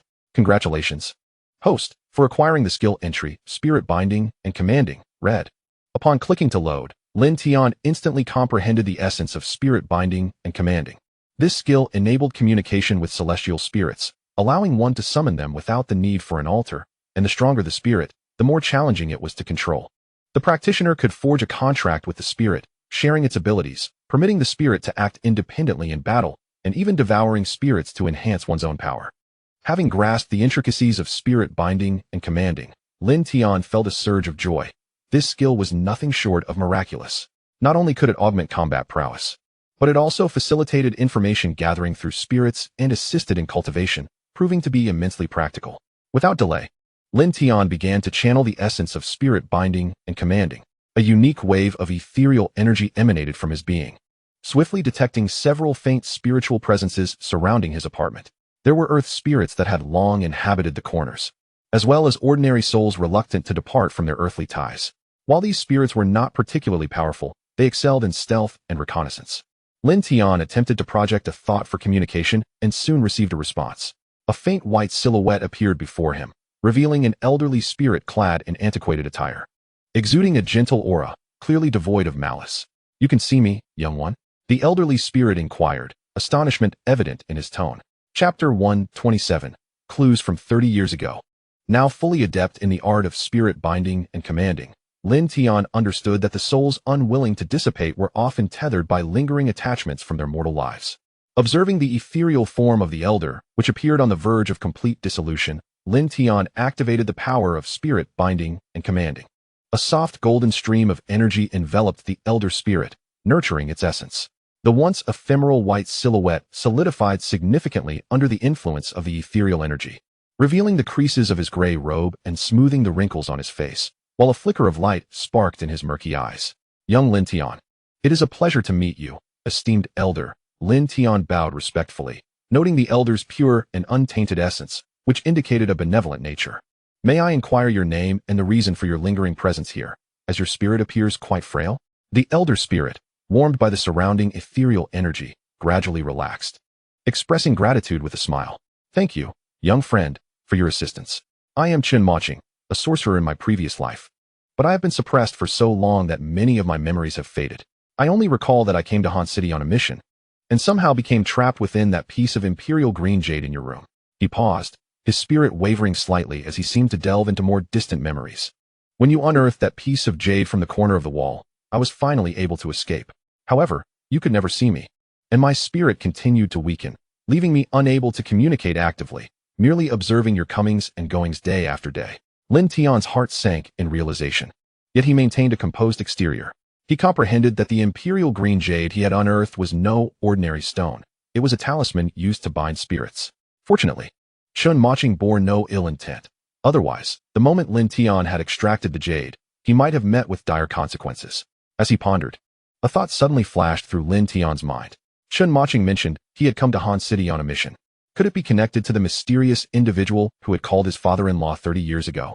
With this thought, Lin Tian urgently inquired, "Elder, is the mission you referred to related to events from 30 years ago?" Upon hearing this, Chen Maching's brow furrowed deeply, a flicker of anguish passing through his murky eyes. He strained to summon the remnants of his consciousness, yet his spirit began to fade once more, the edges shimmering with tiny motes of light, as if on the brink of vanishing into thin air. No, Lin Tian's heart raced, and he immediately intensified the output of his ethereal energy. The soft golden aura formed a protective barrier around Chen Maching's spirit, allowing the errant motes of light to gradually recede. "Elder, do not overexert yourself. Your spirit is already fragile, and forcing a recollection will hasten your dissolution." Chen Maching sighed, shaking his head with a deep sense of regret. "I apologize, young friend. That memory is shrouded in a thick fog, and I cannot grasp it. All I know is that my unwillingness to dissipate seems tied to a certain treasure and a lingering grievance, yet the specifics elude me." Observing the elder's despondent demeanor, Lin Tian made a decisive resolution. He channeled his ethereal energy, summoning a faint golden contract symbol at his fingertips. "Elder, I have a proposal. My awakened ability, spirit binding and commanding, not only allows for communication with spirits, but also enables me to forge a contract with you, transforming you into my spiritual general. Once you become a spiritual general, your essence will be fortified by my ethereal energy, preventing your dissolution, and as the contract flourishes, your memories may gradually return." At this juncture, Lin Tian's tone became earnest. "However, I must be forthright. Upon becoming my spiritual general, you will be bound to obey my commands without question, and your existence will be entirely under my authority. Would you, esteemed elder, be willing to accept this?" Chen Maching was taken aback, his spirit hovering in the air, his gaze complex as he regarded Lin Tian. Although his memories were hazy, he vaguely recalled being a formidable sorcerer in his previous life, a figure of some renown in the realm of extraordinary beings. Now he was to submit to a lad barely in his 20s. How utterly absurd. Yet, upon reflection, he recognized that he was merely a remnant of a once vibrant will. If he refused Lin Tian's offer, he would soon dissipate into nothingness, leaving his unresolved attachment unfulfilled. "Young friend, if I become your spiritual general, will I retain my consciousness?" Chen Maching asked in a grave tone, for this was his foremost concern. "Of course," Lin Tian affirmed. The contract symbol glimmered with a gentle radiance. "The contract solely governs betrayal and obedience. Your consciousness and memories will remain intact. Furthermore, I can utilize my ethereal energy to nurture your spirit, aiding you in regaining your former strength. Chen Maching remained silent for a moment, the light surrounding his spirit flickering as he wrestled with his decision.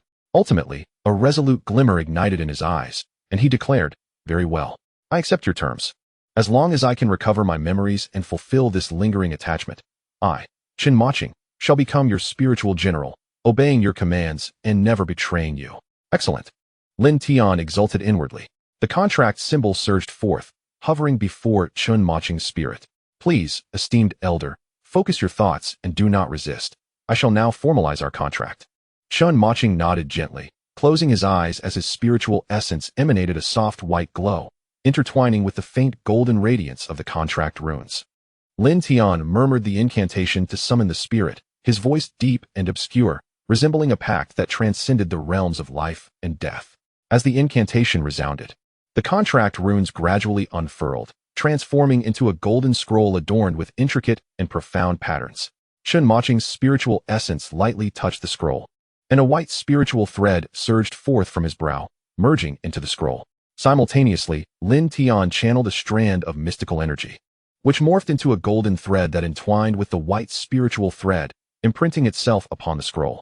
The contract was established, Lin Tian exclaimed, and the scroll transformed into a beam of light, merging into the bodies of both Lin Tian and Chen Maching.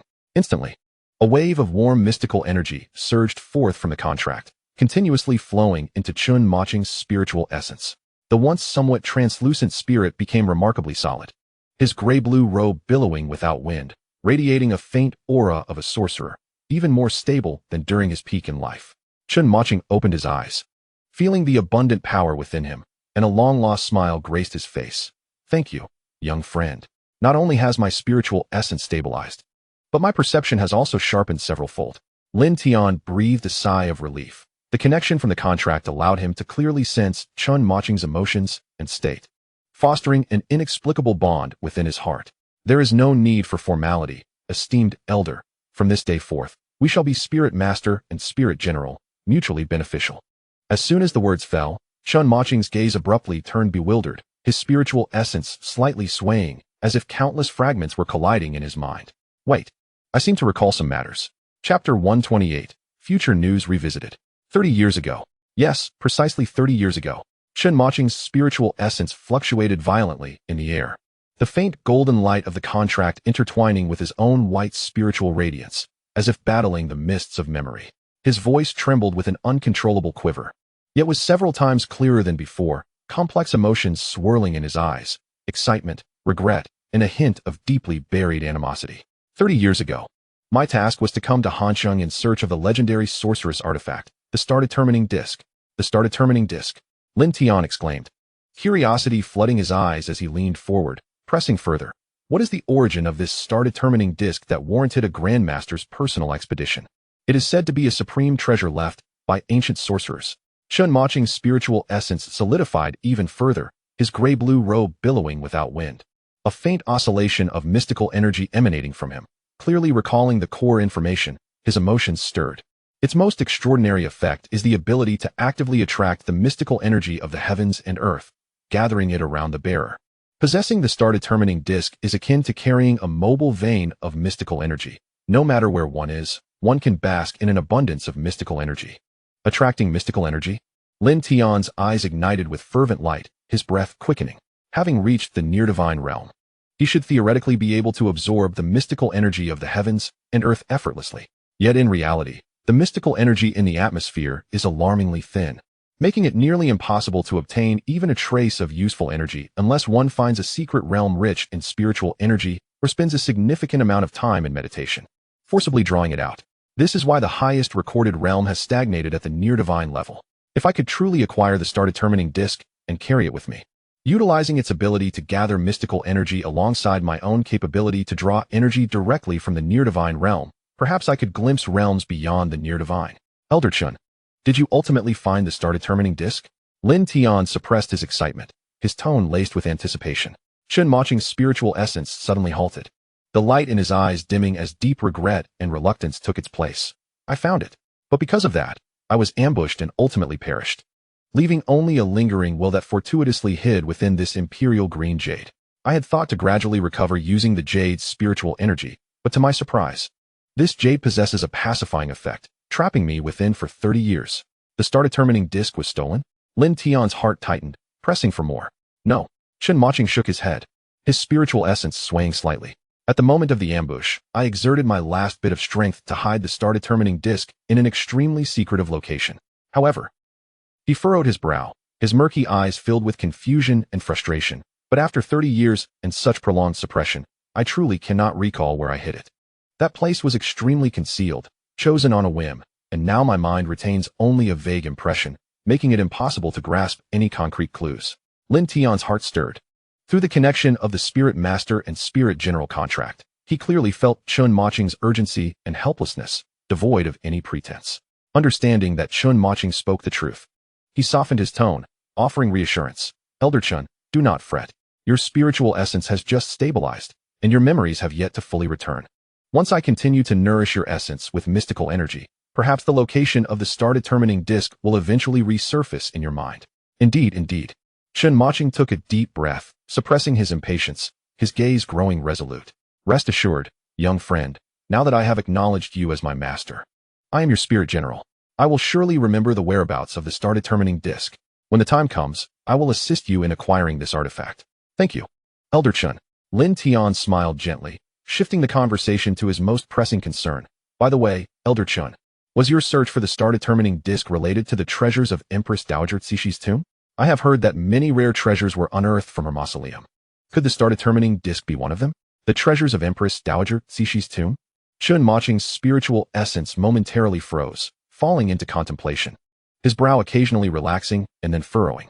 My memory remains somewhat hazy, but I vaguely recall that to obscure my intentions, I indeed disguised myself as a tomb raider and infiltrated a group heading to Hanqing in search of the star-determining disc. As for whether it is related to Empress Dowager Cixi's tomb, there seems to be some connection, but I cannot recall the specific details at the moment. Lin Tian understood. It seemed the whereabouts of the star-determining disc were indeed intricately linked to the ancient tomb and its treasures. He pressed on. Do you know Han Batian? The patriarch of the Han family in Hanqing 30 years ago. Chen Maching shook his head, his tone resolute. I do not know him. Not a single impression. What about Luo Yishan, the chairman of the Luo Corporation? Do you have any recollection of him? Lin Tian inquired further about a key figure. Luo Yishan. Chen Maching murmured the name, the light on his spiritual essence flickering, as if desperately dredging up buried memories. This name seems somewhat familiar. I feel as though I have heard it before, but I cannot recall what sort of person he is or how we are connected. Lin Tian felt a slight disappointment, but did not press further. Observing Chen Maching struggle to remember without success, he realized that continuing to inquire might harm the stability of his recently solidified essence. Thus, he stated, Elder Chen, do not dwell on these matters for now. The priority is to rest and stabilize your essence. Once you feel better, we can slowly untangle the events of the past. I believe that once your memories fully return, the whereabouts of the star-determining disc will surely come to light. Very well, I will heed your advice. Chen Maching nodded, no longer forcing himself. As his spiritual essence transformed into a gentle white light, merging into the contract runes upon Lin Tian's wrist. The contract rune emitted a gentle warmth, continuously channeling Lin Tian's profound energy to nourish the spirit of this newly ascended spiritual general. Lin Tian gazed at the rune adorning his wrist, his mind swirling with myriad thoughts. Although he had not immediately unraveled the enmity between the Luo and Han families, he had at least unearthed crucial clues and acquired a master-level sorcerer as an ally, which could certainly be deemed a significant gain. Just as he intended to sit down and organize all the current leads, his phone in his pocket suddenly vibrated violently, the familiar sound of a system notification ringing urgently. A prominent future news alert popped up on the screen. Regrettably, natural disasters frequently strike Han City, leading to the cancellation of the Maritime Moonlight Music Festival across the 2 coasts and 3 regions. Lin Tian's heart jolted in surprise. Frequent natural disasters? He hastily opened the news. The Maritime Moonlight Music Festival, originally scheduled for November 24th in the Greater Bay Area of Han City, had been cancelled due to an unprecedented surge in tsunamis and earthquakes, which far exceeded historical norms. In the interest of public safety, the authorities of Han City had urgently announced the cancellation of the festival. It was reported that the festival had been in preparation for an extended period, attracting dozens of renowned artists from the 2 coasts and 3 regions, with expected attendance surpassing 50,000. The cancellation sparked extensive discussions among netizens. To soothe public anxiety, The Han City authorities decided to hold a large-scale blessing ceremony on November 28th in the Greater Bay Area to pray for peace in heaven and earth. As Lin Tian quickly skimmed through the news, his brow gradually furrowed. Situated at the intersection of inland and coastal regions, Han City occasionally experienced minor earthquakes. But the occurrence of frequent tsunamis and earthquakes was unprecedented. This situation seemed rather suspicious. Instinctively, he enlarged the preparation photo of the blessing ceremony, scrutinizing the details within the image. Suddenly, his gaze fixed upon an inconspicuous totem in the corner of the picture, an ominous black symbol carved into the base of the altar. Depicting a twisted worm entwined with eerie dark red runes, its lines sinister and foreboding, exuding an aura of malevolence. This was Lin Tian's heart sank, instantly recalling the entries in the manual from Bureau 749, the emblem of the Xiangxi witchcraft sect. The manual explicitly stated that the core totem of the Xiangxi witchcraft sect was the twisted worm paired with dark red runes, an essential symbol for their witchcraft rituals. This totem was identical to the pattern in the photograph. There could be no mistake. In an instant, Lin Tian experienced a moment of clarity, a bold hypothesis forming in his mind. The tsunamis and earthquakes mentioned in the news were likely not natural phenomena, but rather man-made calamities. What concerned Lin Tian even more was whether the sudden emergence of the Xiangxi witchcraft sect was related to the astrolabe mentioned by Chen Maching. The astrolabe was a movable vein of profound energy, a treasure that would undoubtedly attract the covetous eyes of various supernatural factions. Chapter 129, Xiangxi Witchcraft and Northeast Exorcists. Lin Tian fixated on the totem of the Xiangxi witchcraft sect displayed on his phone screen, his mind still unraveling the connection between the astrolabe and the natural disasters. At that moment, his phone vibrated violently once more, the system's distinctive notification sound shattering the brief silence, as a new future news alert abruptly appeared. Heaven's jealousy of talents. Top-tier star Zhao Shi tragically falls to her death while intoxicated. On October 15th, the star Zhao Shi, who had regained her status as a top-tier celebrity through the short drama My Girlfriend is a Wealthy Heiress, accidentally fell from a window of her room on the 23rd floor of the Qingshuang Grand Hotel after drinking excessively.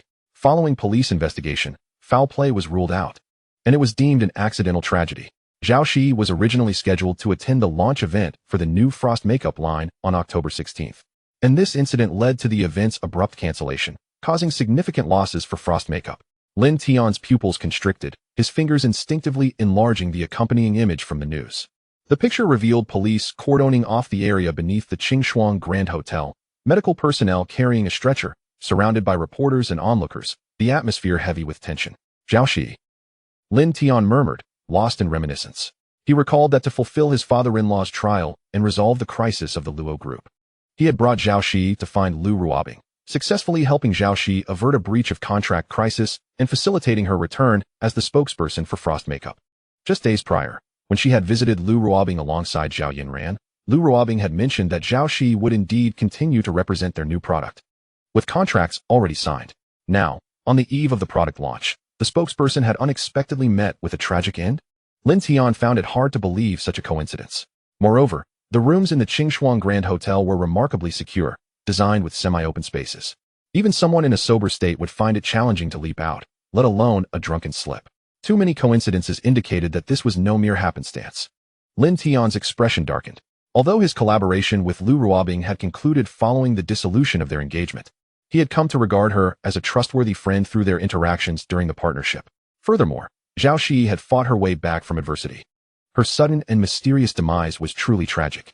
Thus, no matter what, he felt compelled to lend them a hand. Having resolved his thoughts, Lin Tian turned to gaze out the window, the night scene of Han City still vibrant. Yet he understood that beneath the calm surface, darker currents were converging. At the same time, 1,000 miles away in the depths of the Xiangxi Mountains, another scene was unfolding. Surrounded by towering peaks and swirling mists, an ancient Miao village lay hidden within the valley, its houses constructed entirely of blue stone slabs, with totemic pillars adorned with twisted worm patterns, the core stronghold of the Xiangxi witchcraft sect. At the center of the village, a grand altar blazed with a roaring bonfire, the flickering flames illuminating an elderly man clad in a black, priestly robe. His hair and beard were as white as snow, his face etched with ancient runes, and his murky eyes glowed with a strange brilliance, surrounded by an ethereal chill. He was the high priest of the Xiangxi witchcraft sect. He pressed his hands upon a bronze cauldron at the altar's center, where several animal bones were inserted, the burning herbs releasing a pungent aroma. Suddenly, the old man trembled. his previously murky eyes snapping open, emitting two piercing beams of light. The seal of the Worm King has weakened. His voice was hoarse, filled with barely contained excitement. Quick! Summon the Saintess to see me. Soon, a slender figure swiftly emerged from the village, stepping onto the altar bathed in firelight. Dressed in traditional Miao attire. Her indigo skirt embroidered with patterns of poisonous insects, her silver ornaments shimmered in the firelight, contrasting with her fair skin. The young woman, in her early 20s, possessed delicate features yet bore an aura of icy aloofness, her profound energy radiating with a steady and sharp intensity, unmistakably a peak master-level cultivator. Mere steps away from the innate realm, she was none other than the current saintess of the Xiangxi witchcraft sect, Zhao Ling. I have come to see the high priest. Linger knelt on one knee, her tone respectful yet confident. Saintess, do you know why I summoned you? The high priest slowly inquired, his gaze fixed upon Linger, filled with anticipation. Disciple is unaware. I beseech the high priest to enlighten me. The Worm King has awakened. The high priest's voice trembled with emotion. The battle of Year had left the Worm King grievously injured and sealed within Han City. For many years, the sect had spared no effort in nurturing you, providing you with the finest resources, aiding you to reach the pinnacle of master-level cultivation by the age of 20, all in hopes of reclaiming the Worm King today. Linger shuddered, a flicker of fervor igniting in her eyes. She had grown up within the witchcraft sect, raised on tales of the Worm King. That is the sacred artifact of the witchcraft sect, capable of commanding all manner of goo, and with the Goo King, the sect can assert its supremacy over all other supernatural factions. The disciple understands. Linger raised her head, her gaze resolute, declaring that in the quest to retrieve the Goo King, she would not flinch even if it meant her body would be shattered into pieces. Excellent. The high priest nodded in satisfaction, retrieving an ancient wooden box from within his robes. Upon opening it, a small black centipede, no thicker than a pinky finger, coiled inside. Its body adorned with golden patterns, emanating a faint, chilling aura. This is the offspring of the Goo King, capable of sensing its presence. It will guide you to Hanqing. Linger accepted the wooden box without hesitation, opening its lid and swallowing the black centipede whole. The moment the centipede entered her body, Linger's brow furrowed slightly, but soon regained her composure. The offspring established a connection with her bloodline, a subtle sensation emanating from her abdomen, pointing toward the distant southeast. Precisely where Hanqing lay. The sect has established hidden stakes in Hanqing, and you may freely draw upon all its resources. The high priest added, his tone turning icy. Remember, regardless of the obstacles encountered, at any cost, you must bring back the Goo King. Should there be any resistance, show no mercy. The disciple acknowledges the command. Linger bowed once more, rising with a chilling absence of warmth in her eyes. She turned and leapt from the altar, her figure swiftly vanishing into the vastness of the night, leaving behind a sharp trail of mystical energy racing towards Hanqing. The high priest observed her retreating silhouette, a peculiar smile curling at the corners of his mouth, as he once again formed seals with his hands. The bronze cauldron upon the altar began to tremble violently, exuding a dense, malevolent energy that enveloped the entire valley. Simultaneously, in the depths of the greater Xing'an range to the northeast, a vast expanse of forest and snow lay beneath a howling cold wind, where an ancient temple nestled atop the snowy peaks. The temple, though modest, housed 5 sacred statues, Hu, Huang, Bai, Lu, and Hui, serving as the core sanctuary of the northeast's Ma Xian. Whereas the temple was usually a bastion of tranquility, today it was steeped in an unusual tension. Suddenly, the statue of Lu Xian began to tremble violently, fissures appearing across its surface. The once smooth wooden grain now dry and darkened, a faint malevolent energy seeping from the cracks. Alarm bells rang out, as a white spectral figure materialized before the statue of Hu Xian, transforming into an elderly woman clad in white, none other than the true form of Hu Xian, grandmother Hu. Her gaze was grave as she focused on the statue of Lu Xian, speaking in an urgent tone. Lu Sherngyang's foundation has been compromised. Even the statue is beginning to fracture. Following her, the true forms of Huang Xian, Bai Xian, and Hui Xian also appeared, manifesting as a lean middle-aged man, a pale young woman, and a diminutive old man, respectively. How could Sherngyang, with her cultivation, fail to suppress that vile creature? Huang Xian furrowed his brow, his tone laced with confusion. Is it not due to the incident 30 years prior? Bai Xian sighed, her voice tinged with regret, stating that in her efforts to thwart the struggle for the otherworldly treasure, she had divided her focus, ultimately repelling the enemy, but suffering a sneak attack from that vile creature, leaving her with a hidden affliction. Even so, that creature's strength could not possibly match Sherngyang's. Could it be due to that otherworldly treasure from 30 years ago? What kind of treasure could have allowed that creature to experience such a rapid surge in power within just 30 years? Regardless of the reasons, we must send someone to Hanqing to investigate. If Shenyang encounters trouble and that creature breaks free from its seal, it would be a tremendous disgrace for us Ma Xian of the Northeast. Furthermore, with the Centennial Pact approaching, it is time for the younger generation to venture forth and gain experience. Does grandmother, who have a suitable candidate? Huang Xian inquired. Grandmother, who slowly began to speak, a glimmer of approval in her eyes, suggesting that the Ma family had recently produced an extraordinary talent, a prodigy who, before turning 20, had already reached the pinnacle of a grandmaster, merely a step away from entering the innate realm. Sending her to Hanqing would serve two purposes: to ascertain Lu Shenyang's situation and to provide her an opportunity to break through her bottleneck, an advantageous dual endeavor. Excellent. The other three immortals nodded in agreement, confident in Xiao Ling's exceptional talent and temperament. They entrusted her with this task.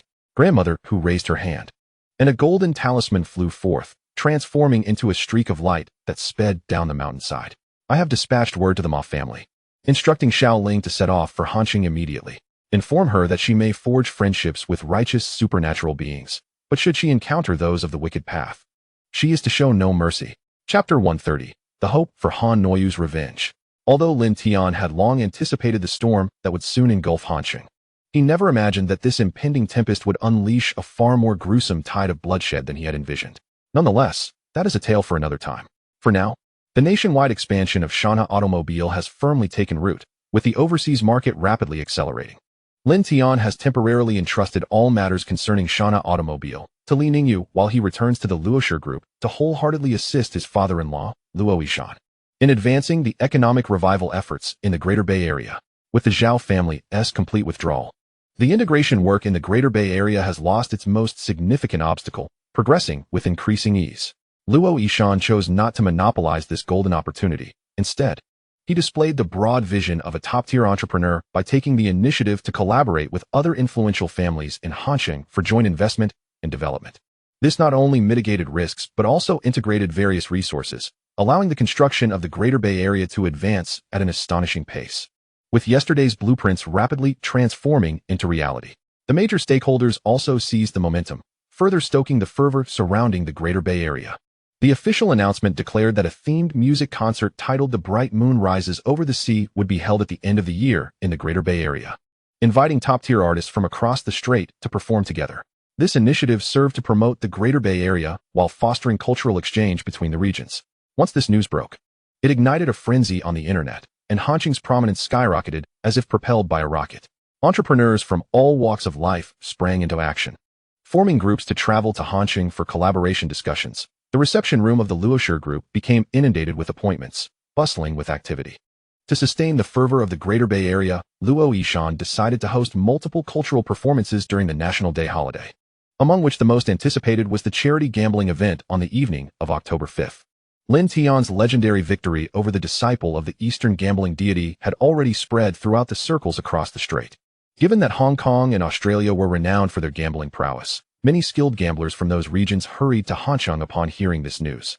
They aimed not only to participate in the charity gambling event to build connections, but also to catch a glimpse of this folk gambling deity.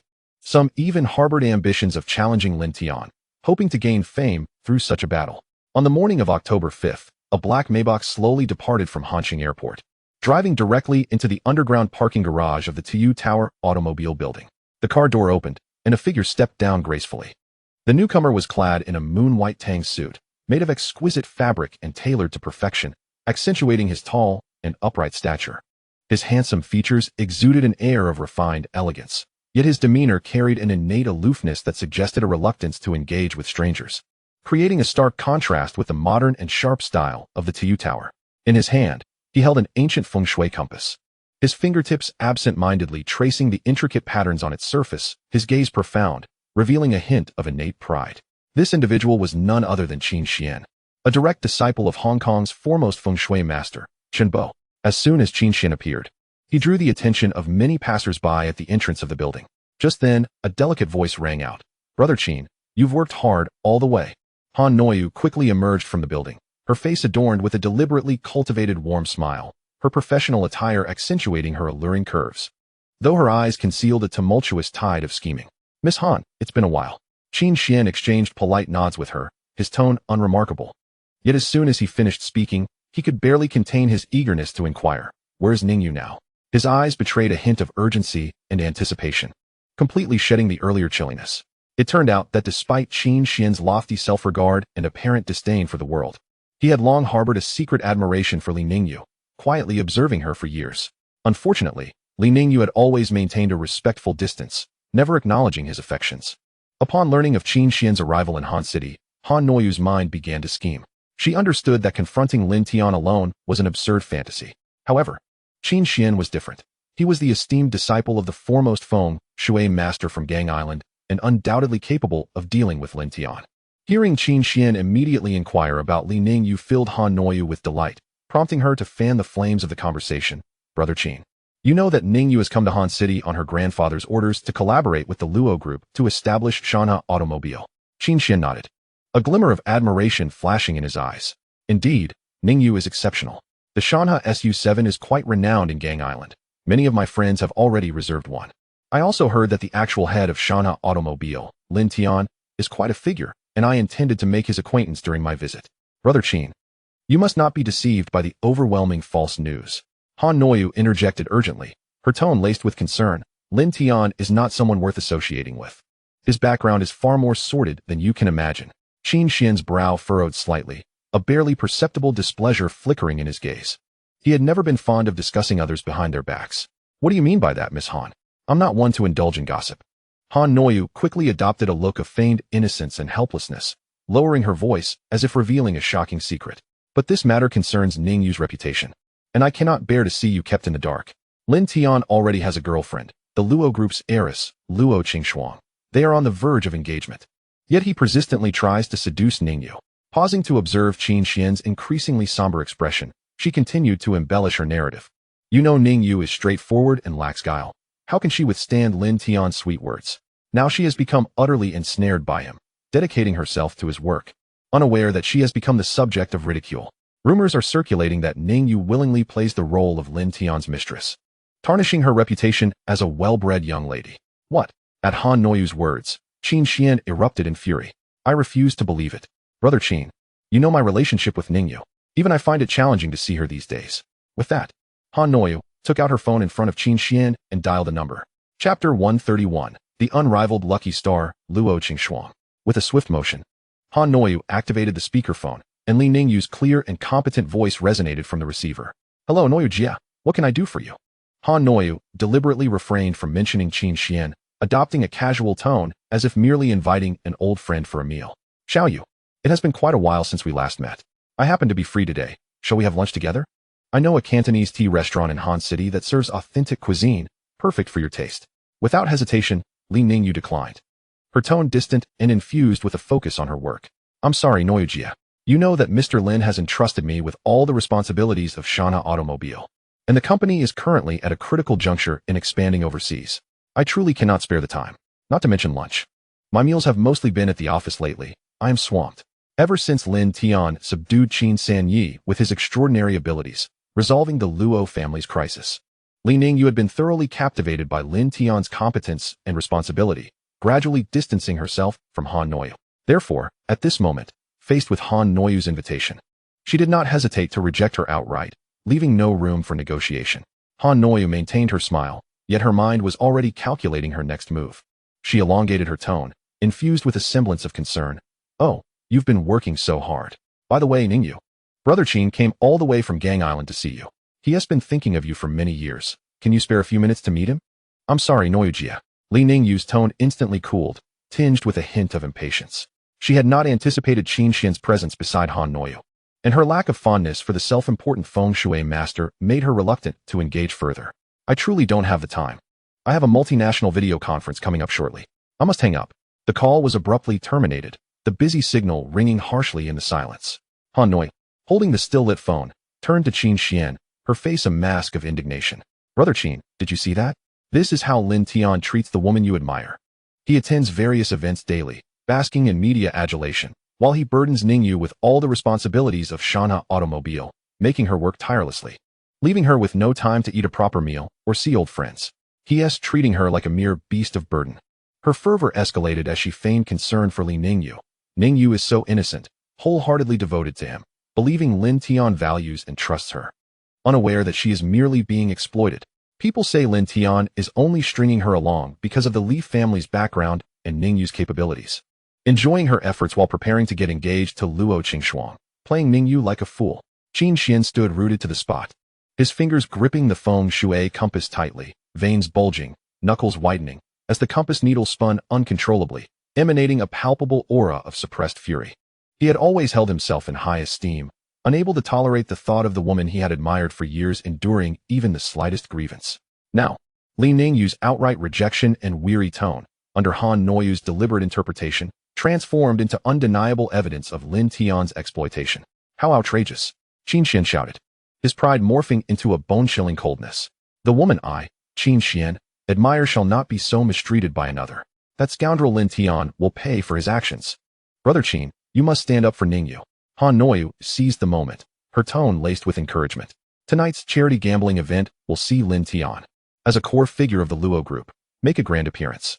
You, as the foremost feng shui master from Gang Island, are well versed in the art of gambling and metaphysics. Why not teach him a lesson at the event, humiliate him publicly, and help Ningyu see his true colors?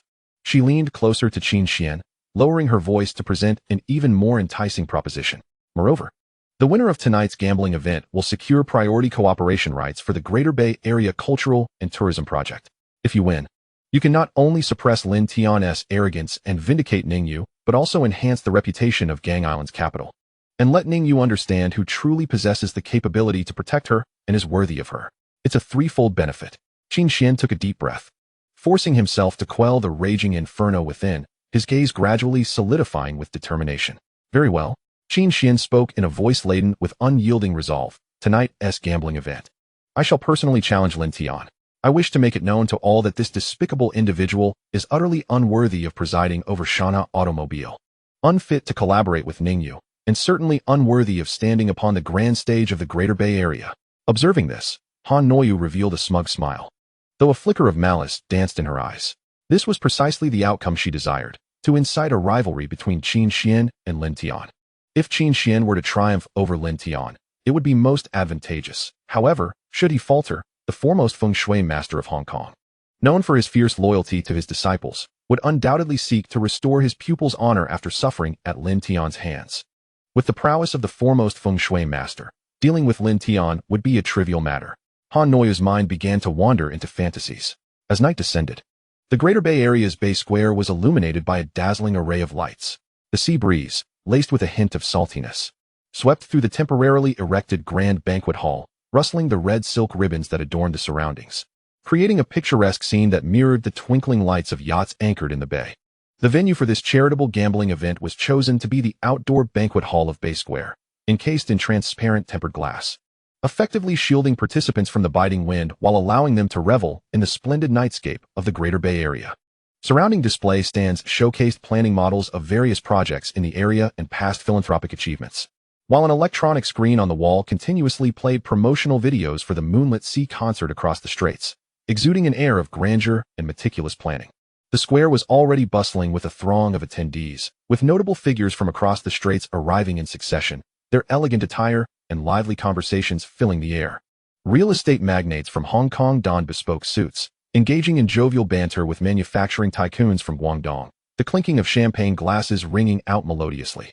Business elites from Han City accompanied their partners, pausing before the planning models to discuss the investment prospects within the Greater Bay Area. Numerous celebrities from the entertainment industry and media reporters flitted through the crowd, their camera shutters clicking in a rhythmic chorus, capturing the essence of this grand cross-regional gathering. Unexpectedly, the scale of the event was vast, with several prominent figures from Hong Kong in attendance. After all, the economic revival project of the Greater Bay Area had been personally endorsed by the titans of the capital. Who wouldn't want to join in the festivities? I am chiefly here to meet Lin Tian. Shana Automobile has been on fire these past 6 months, rising from the brink of bankruptcy to a nationwide presence. Such tactics are simply phenomenal. Not only is he a commercial powerhouse, but I've also heard that his gambling skills are unparalleled, having bested the eldest disciple of the Eastern gambling deity to the point of making him kneel and call him father. Is that true?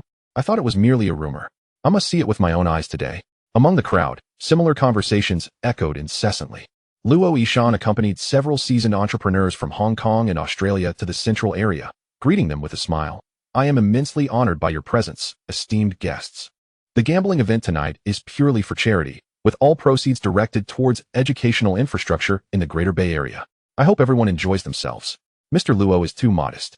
It is our privilege to partake in such a grand occasion, responded Mr. Chun, an Australian entrepreneur, smiling as his gaze wandered curiously around. By the way, we have a small expectation during our visit. We wish to meet your son-in-law, Mr. Lin Tian, rumored to be quite an extraordinary talent at such a young age. Haha, he will be arriving shortly, Luo Yishan replied, pride gleaming in his eyes. Just then, a commotion arose in the crowd, with many eyes drawn towards the entrance. Lin Tian, clad in a deep gray suit, stood tall, accompanied by Luo Qingxuang, who was wearing a delicate lavender gown, her long hair elegantly styled, revealing her slender neck. The pair walked side by side, their striking presence captivating all. Lin Tian wore a subtle smile, occasionally leaning towards Luo Qingxuang to whisper, his eyes radiating warmth, embodying both youthful exuberance and seasoned composure. Luo Qingxuang linked her arm through his, beaming brightly and responding graciously to the greetings around them, exuding the elegance of a distinguished young lady. The moment they appeared, they instantly became the focal point of the event, with reporters swarming to capture the enchanting image of this golden couple.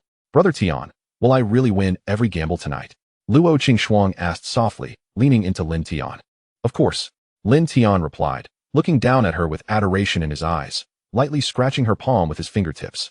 His tone was playful yet fervent. Tonight is the domain of my exceptionally beautiful empress. Awaken, my personal goddess of fortune. Luo Qingxuang giggled, her eyes sparkling as she playfully punched him, covering her mouth in laughter. All right then, this empress shall conquer the night for you. With that, she suddenly shifted her tone, gazing at Lin Tian with a mischievous glint. But if anyone dares to undermine me tonight, Brother Tian, you can expect to kneel and type in despair. Rest assured, Lin Tian assured her confidently. With me by your side, no one shall cause my empress any distress. Tonight, just focus on winning. I will take care of the rest. Onlookers could not discern their conversation, merely assuming the two were engaged in flirtatious banter, evoking envy from those around.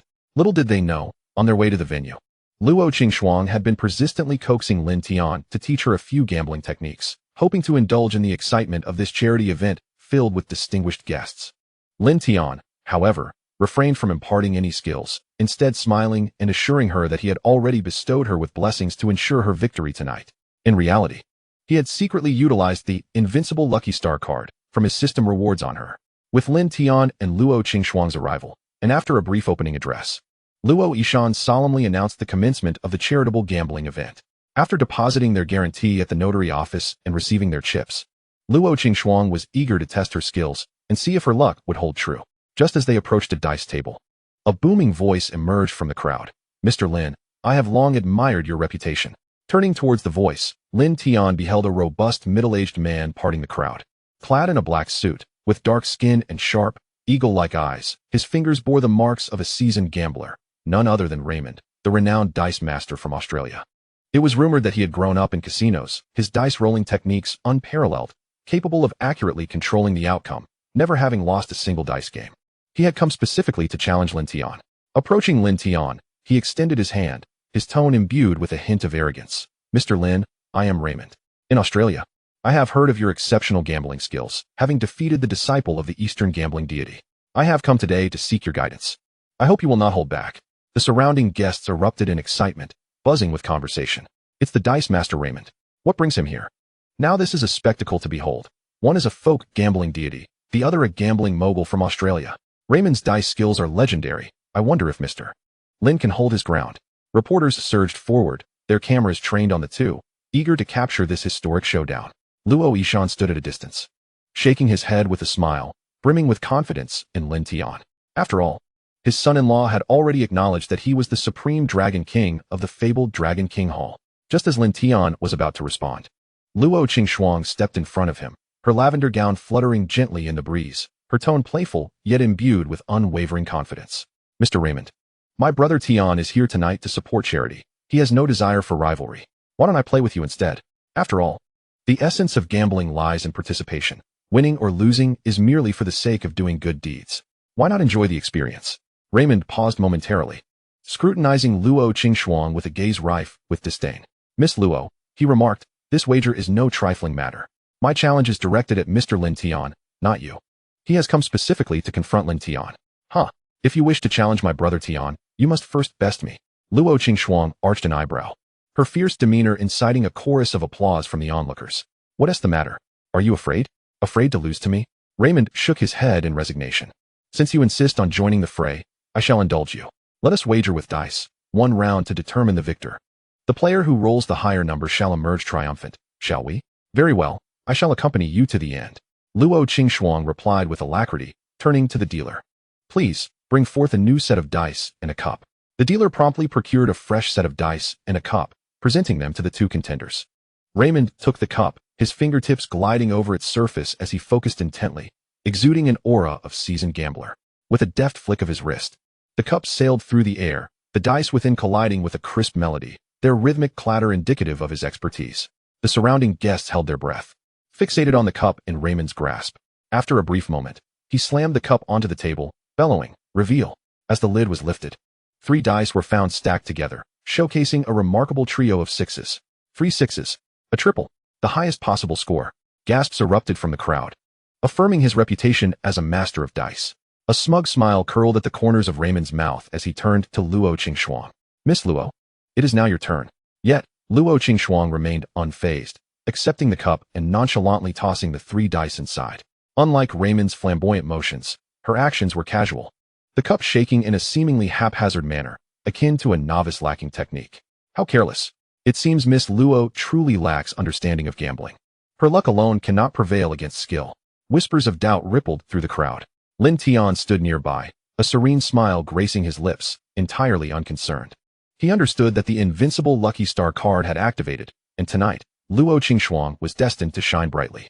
After shaking for several seconds, Luo Qingxuang flipped her wrist and forcefully slammed the cup onto the table. Upon hearing the score she rolled, Raymond's brow furrowed slightly. Despite her apparent lack of skill, she had also rolled 3 6s. Such extraordinary luck.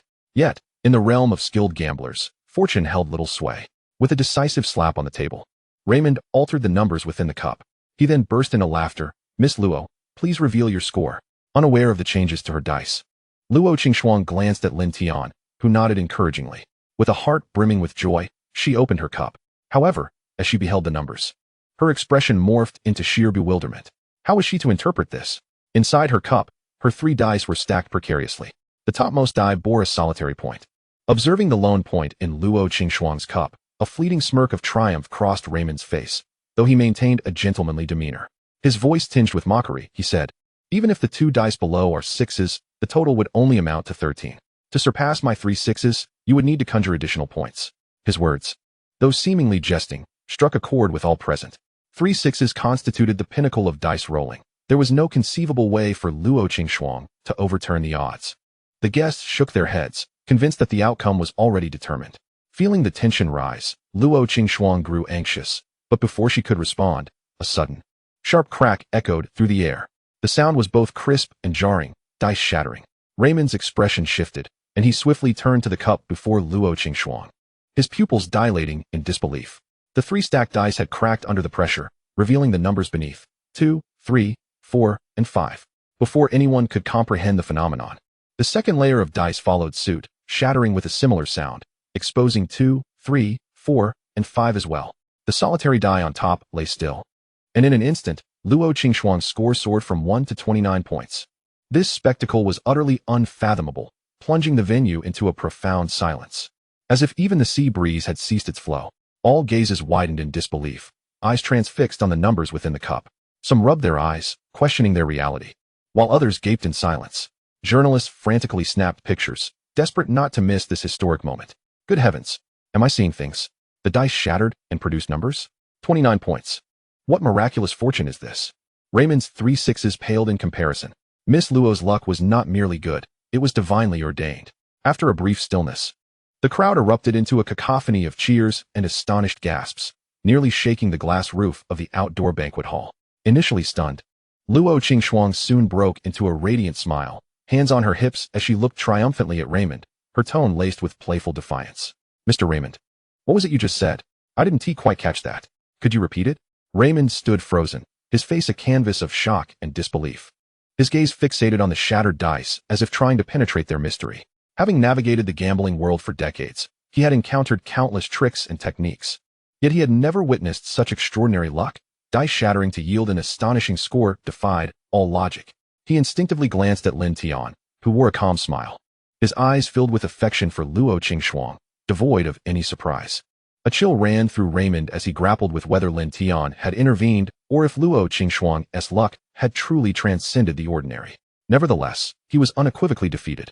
After a prolonged pause, Raymond, his complexion pale, inhaled deeply and bowed respectfully to Luo Qingxuang, his tone sincere. Miss Luo, I concede. I am defeated and accept it wholeheartedly. Without hesitation, he placed 5 million in chips on the table and turned to leave the bay square, not daring to look back. He understood that this contest would be the most ludicrous entry in his gambling career. Remaining would only lead to further humiliation. With Raymond's departure, the cheers crescendoed to a fever pitch. After the gamble, Miss Luo is the true gambling deity. The legendary couple of the gambling world lives up to their name. As the applause surged, Luo Qingxuang found herself enveloped by the crowd's enthusiasm, her cheeks tinged with crimson. She turned to Lin Tian, her voice a soft query. Brother Tian, what just transpired? How did the dice shatter and yield scores? I mentioned it before, Lin Tian replied, ruffling her hair affectionately, his gaze warm with affection. My empress is blessed with unparalleled luck tonight, destined to win every gamble. This is all the work of fortune. Ah, so that is how it is. Luo Qingxuang suddenly experienced a moment of enlightenment, her excitement causing her to clench her fists. Then tonight, I shall triumph over all the masters from both sides of the strait and donate all my winnings to charity. Humph. What is there to boast about with such a trivial sorcerer's method of fortune-telling? A voice of derision echoed from the crowd. As people turned to locate the source, they saw a path parting in the throng. Qin Xian, clad in a pale moon-white tang suit, approached with an ancient feng shui compass in hand. His stature was tall and imposing, yet his expression was cold and severe. An aura of unapproachability surrounded him, and his proud demeanor seemed to radiate from between his brows.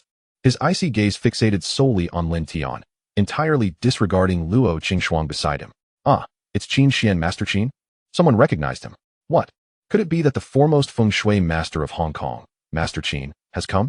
What did Master Qin mean by his earlier words? Could it be that Miss Luo's luck tonight is due to a Master-S intervention? However, judging by Master Qin's demeanor, it seems he is at odds with President Lin. This is going to be entertaining. Han Nguyen, lurking in the shadows of the crowd, watched as Qin Xian made his entrance, a sinister smile curling at her lips. She anticipated seeing Qin Xian teach Lin Tian and Luo Qingxuang a lesson, hoping to witness their public humiliation to alleviate her own grievances. Although Han Nguyen had retreated into the crowd the moment Qin Xian spoke, Lin Tian still caught sight of her. In an instant, Lin Tian comprehended that this so-called Master Qin harbored hostility toward him, undoubtedly linked to Han Nguyen. It seemed that allowing her to leave last time was a grave error. Lin Tian shrugged, choosing not to dwell on it, and instead scrutinized the figure of Qin Xian before him, just entering the master realm, yet capable of perceiving Xiaoshuang's overflowing luck. Indicated a considerable accomplishment in the arts of sorcery and feng shui. After utilizing the invincible Lucky Star card on Luo Qingxuang, Lin Tian discovered that her luck had reached an unprecedented level. Thus, during the recent wager between Luo Qingxuang and Raymond, Lin Tian had not intervened in any underhanded manner. It was entirely Luo Qingxuang's fortune that allowed her to easily defeat Raymond. Now, Qin Xian could discern the hidden intricacies at a glance, proving his exceptional prowess in the arts of sorcery and feng shui. Since this Master Qin came with ill intent, Lin Tian naturally did not mind teaching him a lesson. With a smile, Lin Tian clasped his fists toward Qin Xian. Ah, Master Qin, it is a pleasure to finally meet you. Might you be interested in a game? Of course, since President Lin is also a sorcerer, I would like to seek your guidance. Qin Xian replied without a hint of hesitation. Just then, however, Luo Qingxuang unexpectedly stepped in front of Lin Tian, stating, This Master Qin must first defeat me if he wishes to challenge my brother Tian. Chapter 134, Bet vs. Sorcerer. Qin Xian's footsteps faltered slightly, his ice-cold gaze finally shifting from Lin Tian to the obstruction before him, Luo Qingxuang. A smirk of undisguised disdain graced his lips, as if he had just heard the greatest of jokes. Miss Luo, Qin Xian's voice was frigid, carrying an air of superiority. You cannot hope to win against me. Heh. The so-called best in Australia said the same, but I believe the results speak for themselves. Luo Qingxuang raised her chin, a glint of cunning and confidence sparkling in her bright eyes. Her tone playful yet sharp. Do you know who I am? Qin Xian arrogantly lifted his chin, his pride nearly palpable. I am the sole disciple of Master Chen Bo, the foremost feng shui master of Hong Kong. I have studied the intricacies of sorcery, feng shui, and the mysteries of the heavens since childhood. You, Miss Luo, are merely an ordinary person, relying on a paltry method of fortune-telling, and you dare to compete with me? As his words fell, the ancient compass in his hand began to rotate slightly, its needle glinting with a faint silver light, while the air around him grew thick with an almost suffocating aura, causing nearby guests to instinctively step back. Yet Luo Qingxuang remained undeterred, raising her chin defiantly, her bright eyes shimmering with unwavering confidence. Is that so? If Master Qin is as formidable as you claim, why not accept my wager? Are you afraid of losing to a mere girl and tarnishing your esteemed reputation? Her words dripped with provocation, yet were delivered with an innocent charm, as if she were playfully teasing. Laughter erupted around them, and many guests regarded Qin Xian with a newfound amusement. No matter how powerful a master may be, it was undeniably humorous to see a young girl put him in such a predicament. Qin Xian's expression darkened, the frost of his arrogance crystallizing into palpable disdain. He had always been the center of admiration, unable to tolerate such provocation, especially from someone he deemed an outsider. Very well, Qin Xian huffed coldly, pausing with the compass in hand, its silver glow dimming. Since Miss Luo is interested, I shall indulge you in a game. However, what will happen if you lose? If I lose, then I lose, Luo Qingxuang shrugged, her demeanor entirely nonchalant. This is a charitable wager. My winnings will be donated, and should I lose, so too will my stake. It is merely a contribution to the Greater Bay Area. She had no intention of wagering anything beyond that. Her tone light, as if discussing the pleasant weather. You.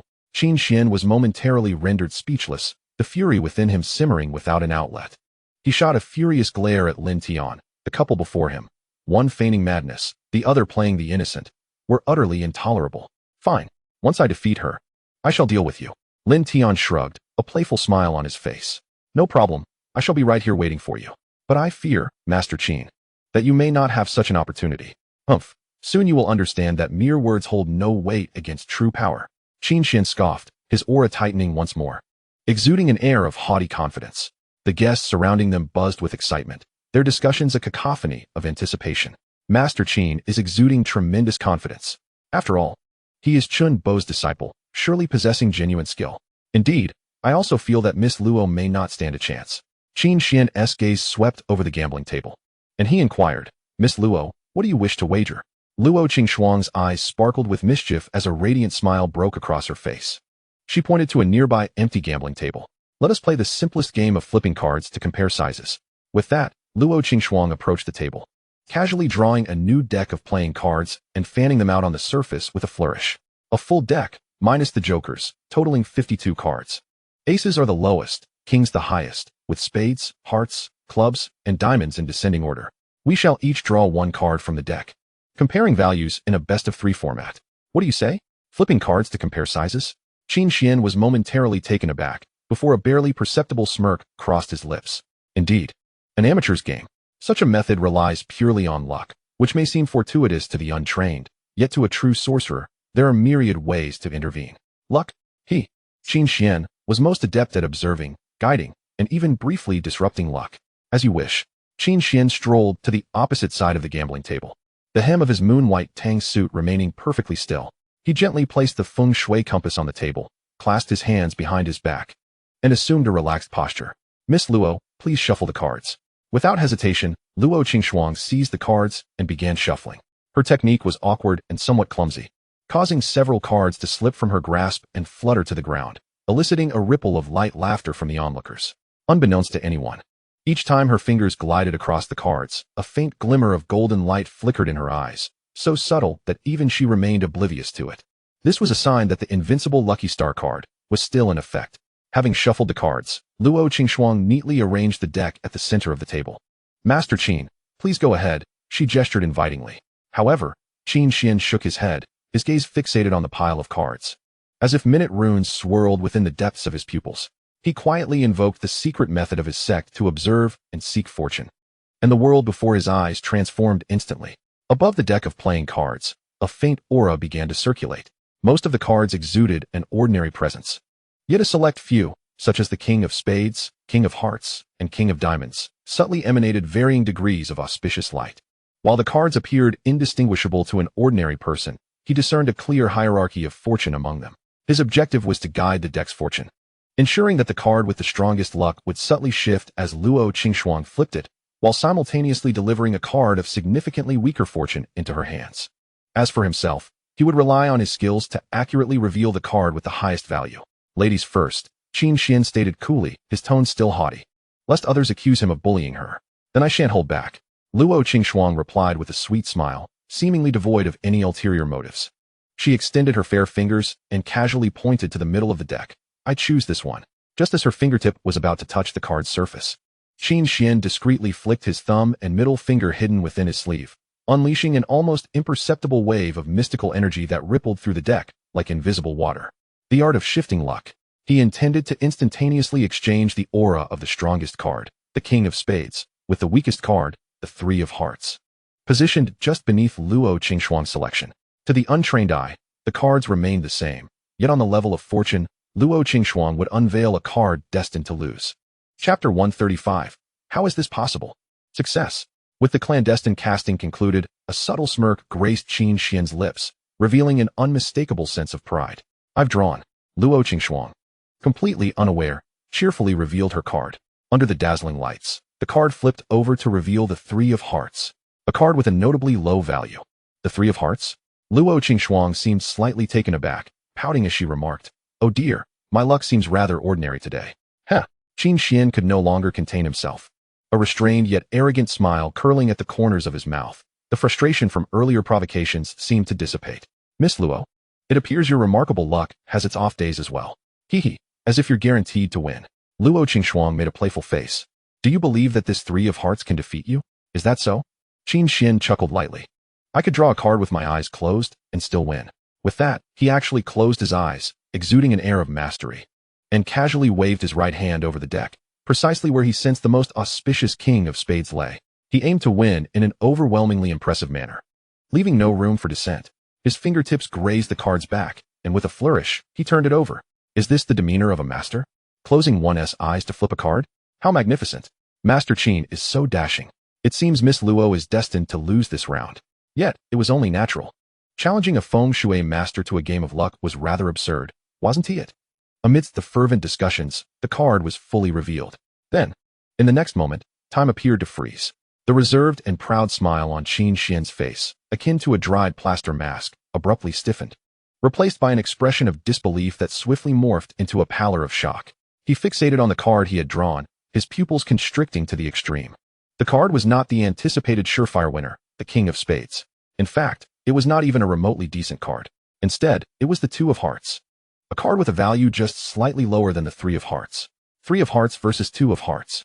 The first round, Luo Qingxuang wins. Hiss. The entire venue, following an eerie moment of silence, erupted into a fervor more intense and incredulous than any prior. The Two of Hearts. Master Qin drew a 2 with his eyes closed. My heavens, just a tad lower than Miss Luo's 3. This is utterly ridiculous. What happened to the demeanor of a master? What happened to the feng shui and luck? Is this some sort of joke? Ha! I can't breathe from laughing. The slap to the face came too swiftly. Miss Luo's luck, my goodness, even her opponent, with his eyes closed, could draw something smaller. Gasps, laughter, and incredulous murmurs nearly threatened to topple the roof. Journalists, as if electrified, clicked their cameras in unison, capturing every facet of Qin Xian's expressive face. From pride to shock to a deepening pallor, perfectly documenting the moment. Luo Qingxuang was also taken aback, blinking her large eyes as she glanced between her Three of Hearts and Qin Xian's glaring Two of Hearts, before bursting into laughter, her brows and eyes curving like crescent moons. Master Qin, your closed-eye draw was indeed, well, quite unexpected. Thank you for the game. You. Qin Xian felt a surge of blood rush to his head, his vision darkening, and a throbbing pain in his chest. An overwhelming sense of humiliation felt like a scorching iron branding his pride. He had successfully executed the art of shifting luck, delivering a weak card into Luo Qingxuang's hands. He had also accurately sensed the position of the strong card. How is it possible that he drew the smallest 2? Could it be that his perception had faltered? No, absolutely not. His perception was undoubtedly flawless. Then, it dawned on him. He abruptly turned to Lin Tian, only to find Lin Tian sitting calmly to the side, emanating no trace of mystical energy, clearly having made no move. Qin Xian's gaze returned to Luo Qingxuang, and he sensed the terrifyingly powerful aura of luck surrounding her. Could it be that her fortune not only sustained her luck but also suppressed his? The realization struck him with immense shock. This was nothing short of unprecedented. It seemed he had truly underestimated the art of fortune manipulation. One unexpected round was hardly significant. Qin Xian forced himself to swallow the metallic taste in his throat. His voice dry as he struggled to maintain the last remnants of his composure, but anyone could detect the stiffness underlying his tone. Shuffling, second round. Luo Qingxuang readily complied, once again shuffling the cards with clumsy yet cheerful enthusiasm. The second round commenced. Qin Xian entirely shed any semblance of disdain, his expression grave as if facing a formidable adversary. He no longer attempted to subtly manipulate the card fortunes. That was simply no match for Luo Qingxuang's overwhelming luck. This time, he would set the stage. With a formal arrangement, he would alter the very dynamics of luck. Hold on. Qin Xian spoke again, drawing a puzzled look from Luo Qingxuang as he solemnly placed an ancient feng shui compass at the center of the gambling table. His fingertips brushed over its surface as he murmured a deep and arcane incantation, his steps rhythmically aligning with the mystical patterns of the I Ching. As he moved, an invisible domain unfurled around the compass, enveloping the entire gambling table. Observing Qin Xian's maneuvers, Luo Qingxuang could not help but stifle a chuckle. Master Qin, what are you up to? Do you truly believe that your rhythmic leaps and bows will outmatch me? My brother Tian has proclaimed that tonight. Victory shall be mine in every gamble. Soon enough, the rudimentary Qiankuan gathering array was successfully set up.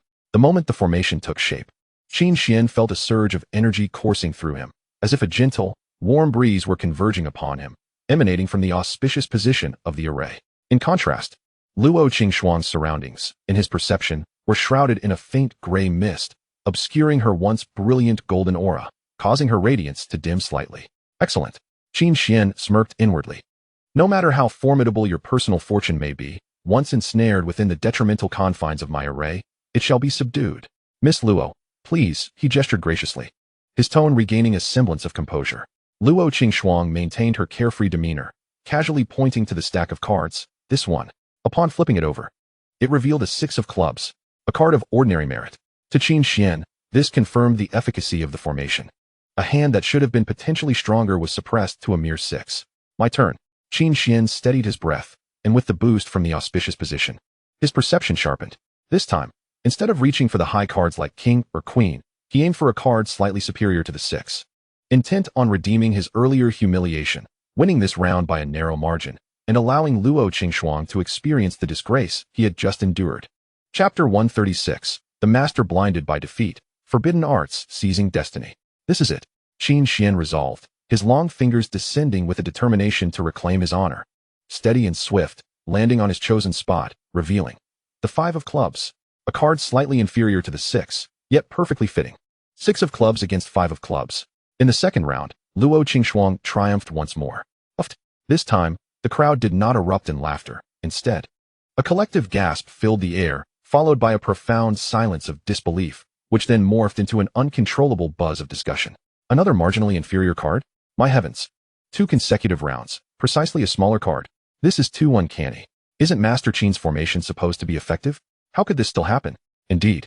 Are all the predictions and calculations mere deceptions? If it were truly that miraculous, why is he experiencing such misfortune? Brother, refrain from such reckless talk. Fate and fortune come in threes. It is merely that Miss Luo's luck is too fortuitous, rendering Master Qin powerless. The expression on Qin Xian's face completely unraveled. Initially overflowing with confidence and anticipation, witnessing the card before him felt like being struck by a sledgehammer, leaving him in a state of blankness. Soon engulfed by a tide of shock, disbelief, and a profound sense of absurdity. His lips quivered slightly, fixated on the glaring 5 of clubs, as if he could bore holes into it with his gaze. No, this cannot be. It's utterly impossible, he murmured, his voice dry like sandpaper. I was clearly positioned in the auspicious realm. I had pinpointed a fortune superior to the 6. How could it be a 5? How could it be a 5 again?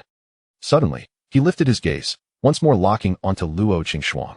The young woman tilted her head, observing his 5 of clubs. Her expression a blend of just the right amount of surprise, which quickly transformed into a radiant smile. Oh dear, Master Qin, it seems your formation isn't quite effective. Is it? Another marginal card. Surely, you are not trying to let me win, are you? That would be rather embarrassing. Let you win. Qin Xian nearly choked on his indignation, a blend of shame, humiliation, and an inkling of fear, one he was reluctant to admit, gnawed at his heart like a venomous serpent.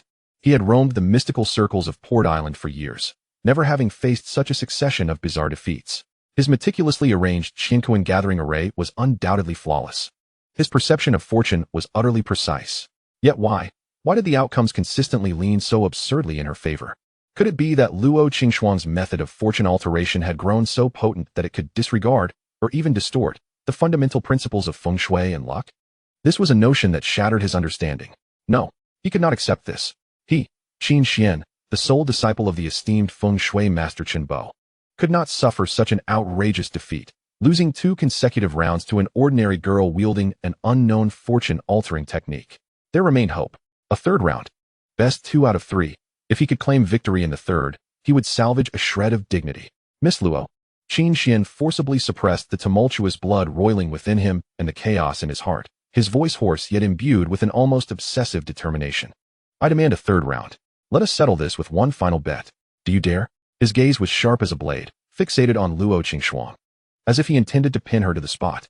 However, Luo Qingxuang merely blinked her large eyes, innocently shrugging her small shoulders. Master Qin, didn't we agree on a best 2 out of 3? I have already won 2 rounds. By the rules, I am the victor. Why would I gamble again?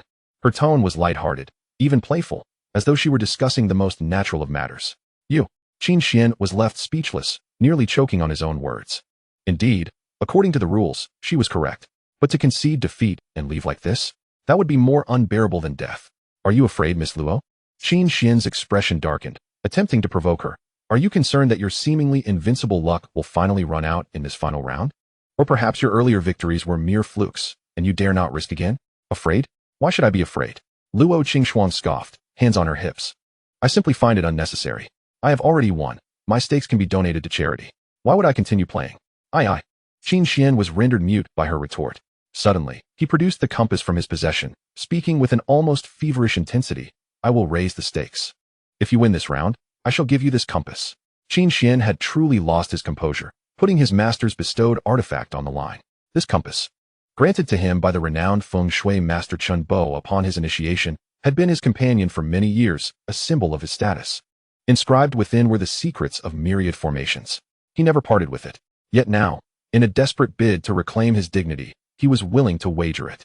Luo Qingxuang, unaware of the compass's true value, continued to shake her head. I don't want that. However, Lin Tian, observing the compass in Qin Xian's hand, recognized its significance and interjected, Qingxuang, I rather fancy that compass. Hearing Lin Tian's voice, Luo Qingxuang relented. Since my brother Tian has taken a liking to your trinket, I shall begrudgingly agree to one last round. But let it be known, this is the final showdown. Shuffle. Qin Xian forced the words through clenched teeth. His gaze locked onto Luo Qingxuang's shuffling motions, his mind racing. The lessons of the previous 2 rounds had taught him that whether through minor adjustments of energy or the alteration of patterns via formations, none seemed capable of genuinely unsettling Luo Qingxuang's exceedingly peculiar streak of fortune. In the presence of her formidable aura, conventional methods seemed to falter, even backfiring with unintended consequences. Thus, he was left with but one final recourse, the most audacious and perilous course of action, to forcibly seize her fortune. While he had contemplated this possibility, usurping another's destiny was a taboo in the realm of geomancy and metaphysics, fraught with the risk of severe backlash. Yet, faced with the dire circumstances, he had no alternative. Victory was imperative, regardless of the cost. Qin Xian quietly adjusted his breathing, his hands once again weaving a complex and ancient sigil akin to the one he had previously employed to intercept fortunes. This time, he intended to invoke the more forbidden technique inscribed in his master's teachings, the seizing of heavenly secrets. Upon its successful execution, he could forcibly borrow the fortune that enveloped his target, momentarily bestowing it upon himself. Although the duration was fleeting and the repercussions terrifying, it was sufficient to determine the outcome of a single hand. The atmosphere around the gambling table grew increasingly oppressive, influenced by Qin Xian's grave demeanor and the subtle aura of danger emanating from him. Even the oblivious bystanders felt their heartbeats quicken. Yet, Luo Qingxuang appeared entirely unfazed, continuing to hum a tune as she meticulously organized the cards. This is the final round, Master Qin. Would you like to go first? She asked with a cheerful smile. Qin Xian offered no reply. His entire focus was riveted upon Luo Qingxuang. He could perceive the vast, resplendent golden fortune radiating from her, akin to an unapproachable sun, blinding in its brilliance. Now was the moment. The instant her words fell, Qin Xian's gaze ignited with fierce intensity as he inwardly roared, seize the heavenly secrets. Bring forth the fortune. In that moment, an invisible yet overwhelming force erupted from his palm, akin to a black hole, tearing towards the radiant golden currents of fortune surrounding Luo Qingxuan. Time itself seemed to freeze around the gambling table. Qin Xian's eyes blazed. He witnessed the once massive, almost tangible golden fortune that enveloped Luo Qingxuan being forcibly torn apart by his forbidden technique. Threads of dazzling golden light were snatched away by an unseen hand. Rushing into his being with reckless abandon, triumph surged within Qin Xian, his pores expanding as an unprecedented sense of power coursed through him. The borrowed fortune surged through his meridians, instilling a delusion that, at this moment, he was destined for greatness, and all would align in his favor. Conversely, at the precise moment Qin Xian unleashed his technique, Luo Qingxuan felt a sudden emptiness in her heart, as if something that had enveloped her in warmth had quietly dissipated. She instinctively furrowed her delicate brows, pressing her hand against her chest. The overwhelming confidence that had accompanied her since the onset of the gambling match seemed to wane slightly. She murmured softly, a hint of confusion in her voice. Yet, this sensation was fleeting, dissipating as quickly as it had arrived, like a momentary daze. Shaking her head to dismiss the odd feeling, she donned a radiant smile once more, gazing at Qin Xian. Master Qin, why are you lost in thought? It's your turn to reveal your card. Beside them, Lin Tian observed that Qin Xian did not intervene as he unleashed his fortune-seizing technique on his girlfriend. At that very moment, the ultimate luck effect of the invincible Lucky Star card bestowed upon Luo Qingxuan had just expired, restoring her luck to normalcy. Moreover, under the influence of Qin Xian's microcosmic luck-absorbing formation, Luo Qingxuan found herself in a position of extreme misfortune. Without the effect of the invincible Lucky Star card, she was now shrouded in profound bad luck. Had Qin Xian been calm enough to scrutinize the situation, he would have noticed this subtle transformation. Unfortunately, in his fervor, he had become utterly blinded by desire, focusing solely on executing his forbidden technique, oblivious to the fact that Luo Qingxuan's fortune had shifted from abundance to scarcity. He was seizing not golden fortune, but rather the shadows of misfortune. Yet Qin Xian remained entirely unaware, convinced he had successfully claimed her strong luck. In that moment, he felt invincible, certain of his victory. He would emerge as the most dazzling victor, suppressing the tumultuous excitement and the faint pain from the backlash of his technique. He forced a visage of composure and confidence, even more assured than before. Miss Luo, this round must come to a conclusion, he declared, his voice hoarse yet resolute. With his right hand extended, he no longer required any sensory perception. Under the influence of the fortune he believed he had appropriated, he felt as if he were the very epicenter of luck. With a mere flick of his hand, he would surely reveal the greatest card. His gaze swept across the pile of cards. Without further consideration, he drew one, for with his current fortune, even the smallest card would guarantee victory. As he unveiled the card, it was the Diamond 2, the smallest card aside from the Ace of Diamonds. The Diamond 2. Gasps of shock erupted around the room. Every onlooker rendered speechless. Master Qin had exuded such confidence, employing formations and incantations, only to reveal a card even smaller than before. Is Master Qin here to amuse us? They chuckled. He even put his compass on the line, and yet he only drew a Diamond 2. Fear not, for didn't Miss Luo win with the Heart 3 against the Heart 2?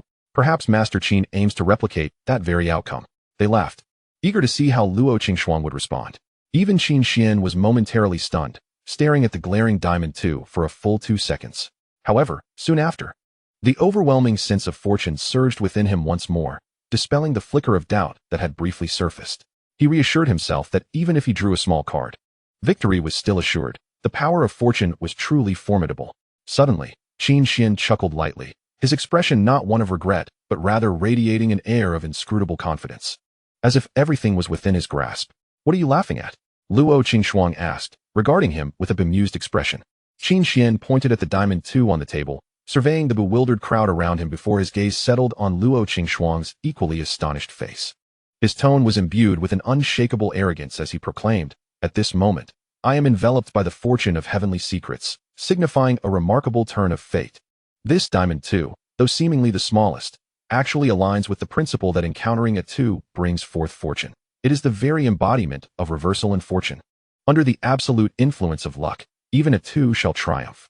Miss Luo, the stage is yours, Qin Xian proclaimed, hands clasped behind his back, chin slightly raised, exuding an air of utmost composure, as though he awaited the inevitable conclusion of a preordained drama, inviting all present to witness the true essence of fate's dominion. Luo Qingxuan blinked at Qin Xian's confident demeanor, glancing at the substantial pile of cards before her, and softly murmured, "Is this Master Qin perhaps a bit unhinged?" She discreetly tapped her temple with her fingertip. Yet, it was her turn, and without hesitation, she casually selected a card from the edge of the pile, maintaining a nonchalant demeanor as if completely unaware of the tension or the gravity of fate's influence. With a delicate flick of her fingers, she revealed the card's edge. All eyes were riveted upon the slowly turning card, including Qin Xian's gaze, which radiated a blend of unwavering confidence and subtle mockery. As the card finally revealed itself, time seemed to stretch infinitely in that moment.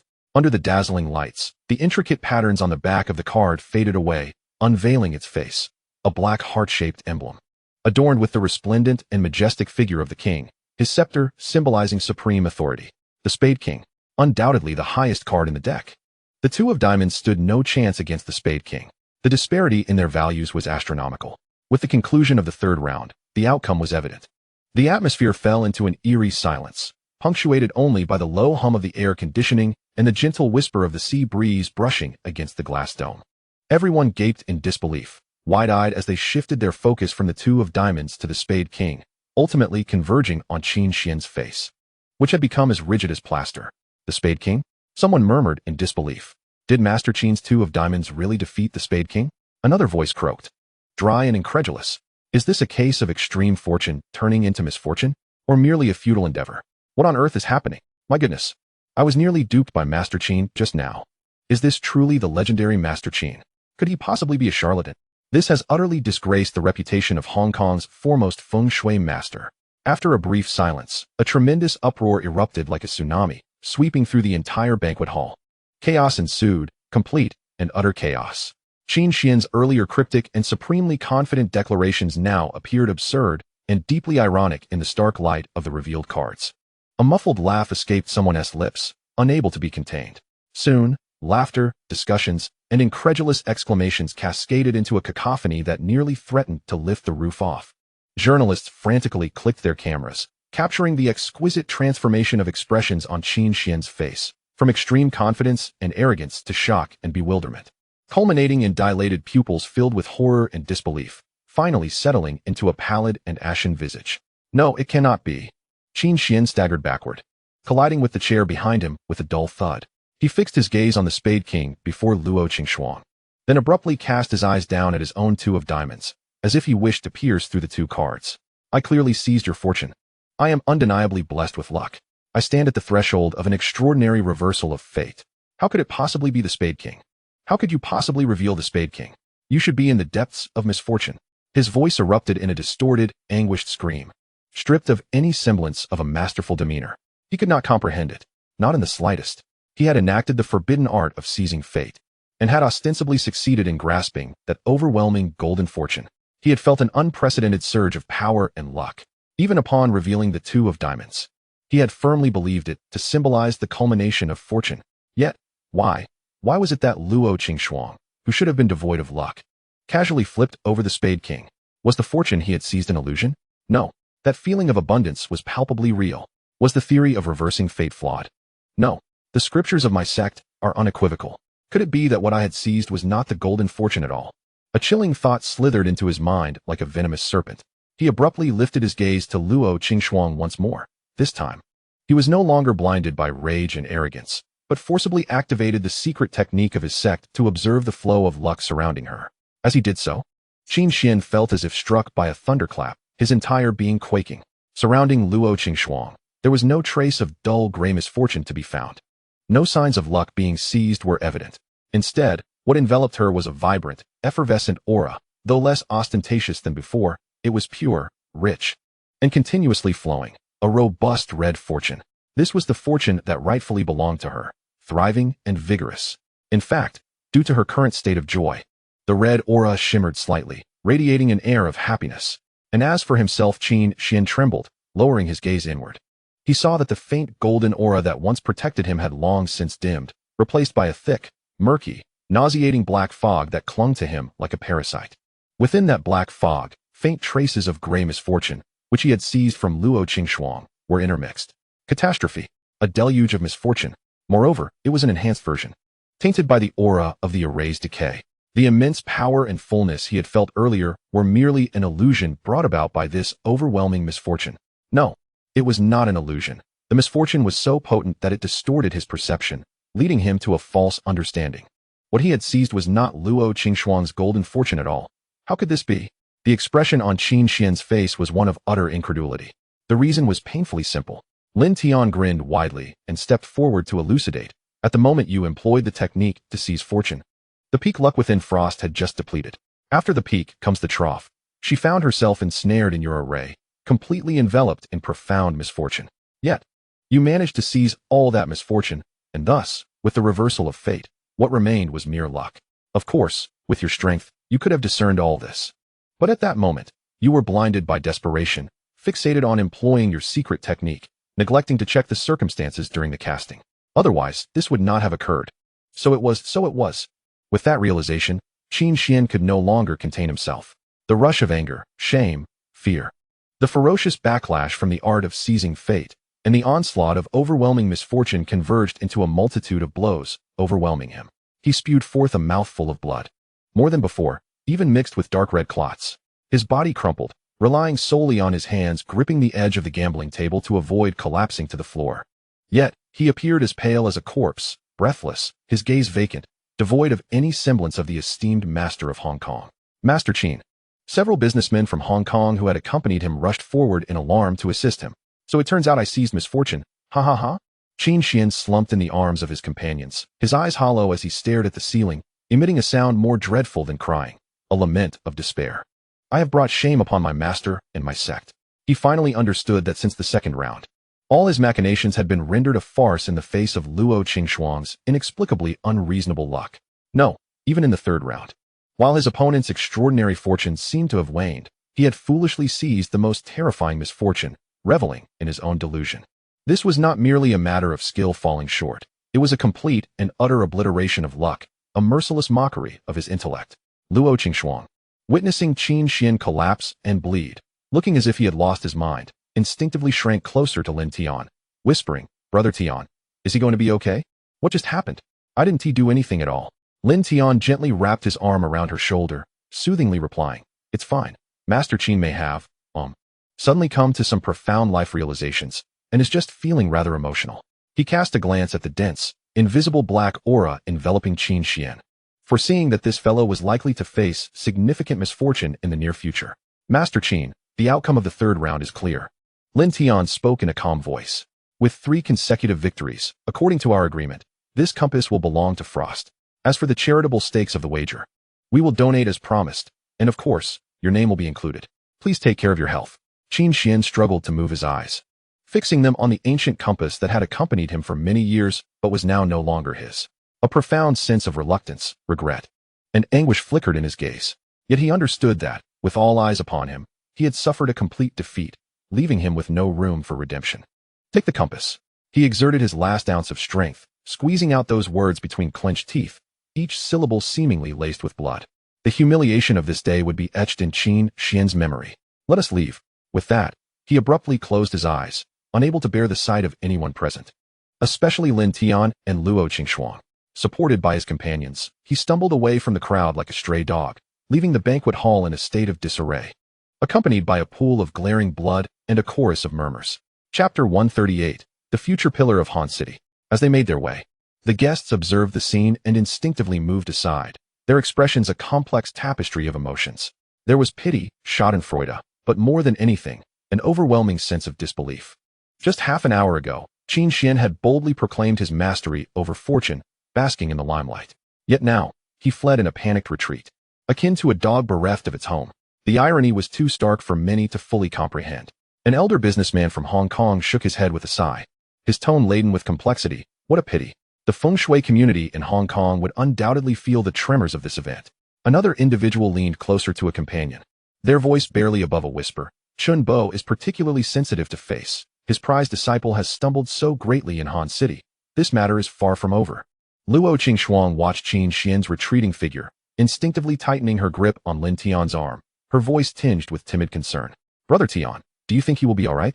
He coughed up so much blood, and his face was as pale as a sheet. "Self-inflicted misfortune is inescapable," Lin Tian replied coolly. he employed forbidden techniques, which entail severe backlash. Furthermore, he forcibly transferred his misfortune onto himself. He will likely be bedridden for at least 3 months. Luo Qingxuang nodded, though her eyes still held a trace of sympathy. Lin Tian recognized her soft-heartedness and promptly shifted the topic, leaning closer to her ear and speaking softly. Frost. Tonight you are the star. Cheer up. Look, the reporters are eager to capture your moment. No sooner had he finished speaking than several journalists surged forth. Cameras aimed squarely at the dazzling duo of the gambling arena. Miss Luo, could you share your thoughts on your consecutive victories over Master Qin? Mr. Lin. Rumors suggest you are well-versed in gambling techniques. Did you secretly guide Miss Luo? Having heard that the two of you are soon to wed, would you mind revealing the date? Questions cascaded like a tide. Luo Qingxuang quickly regained her composure, donning a radiant smile as she adeptly addressed inquiries about charity and fortune, deftly avoiding any mention of feng shui or esoteric matters. Lin Tian stood calmly beside her, occasionally adding a word or two, neither overshadowing her nor neglecting his manners. They were a striking pair, their synergy in front of the camera almost idyllic. Meanwhile, the atmosphere at the gambling table had not cooled with Qin Xian's departure. Rather, it grew increasingly animated. A group of young, affluent heirs gathered around the table, one silver-haired youth leading the charge with a loud cheer. Miss Luo, shall we have another round? Let us see if your luck is truly that extraordinary. Yes, we have a plethora of chips, ready for charity. Miss Luo, do us the honor. Luo Qingxuang turned to Lin Tian, her eyes questioning, with an unmistakable spark of eagerness. Lin Tian smiled and nodded, whispering in a voice only she could hear. Fear not. Tonight you shall win every bet, my empress. All right. Luo Qingxuang playfully winked, turning towards the gambling table, her clear voice resonating. Then I shall gather more funds for charity. Absolutely. The crowd cheered in unison. Luo Qingxuang opted for the simplest game of guessing high or low, where the dealer shook the dice cup, and players predicted the outcome based purely on luck, devoid of any skill. In the first round, the dealer skillfully shook the cup, and once the clattering ceased, looked at Luo Qingxuang. Miss Luo, please place your bet. Without a moment's hesitation, she declared, high. The reveal showed a 4, 5, and 6, a total of 15 points, high. Her opponent, the silver-haired youth, had guessed low and let out a lamenting wail as he promptly pushed his chips forward. In the second round, Luo Qingxuang again casually guessed, I'll go with high again. The reveal displayed a 5, 6, and 6, 17 points, still high. Another victory. The third round shifted to 21 points.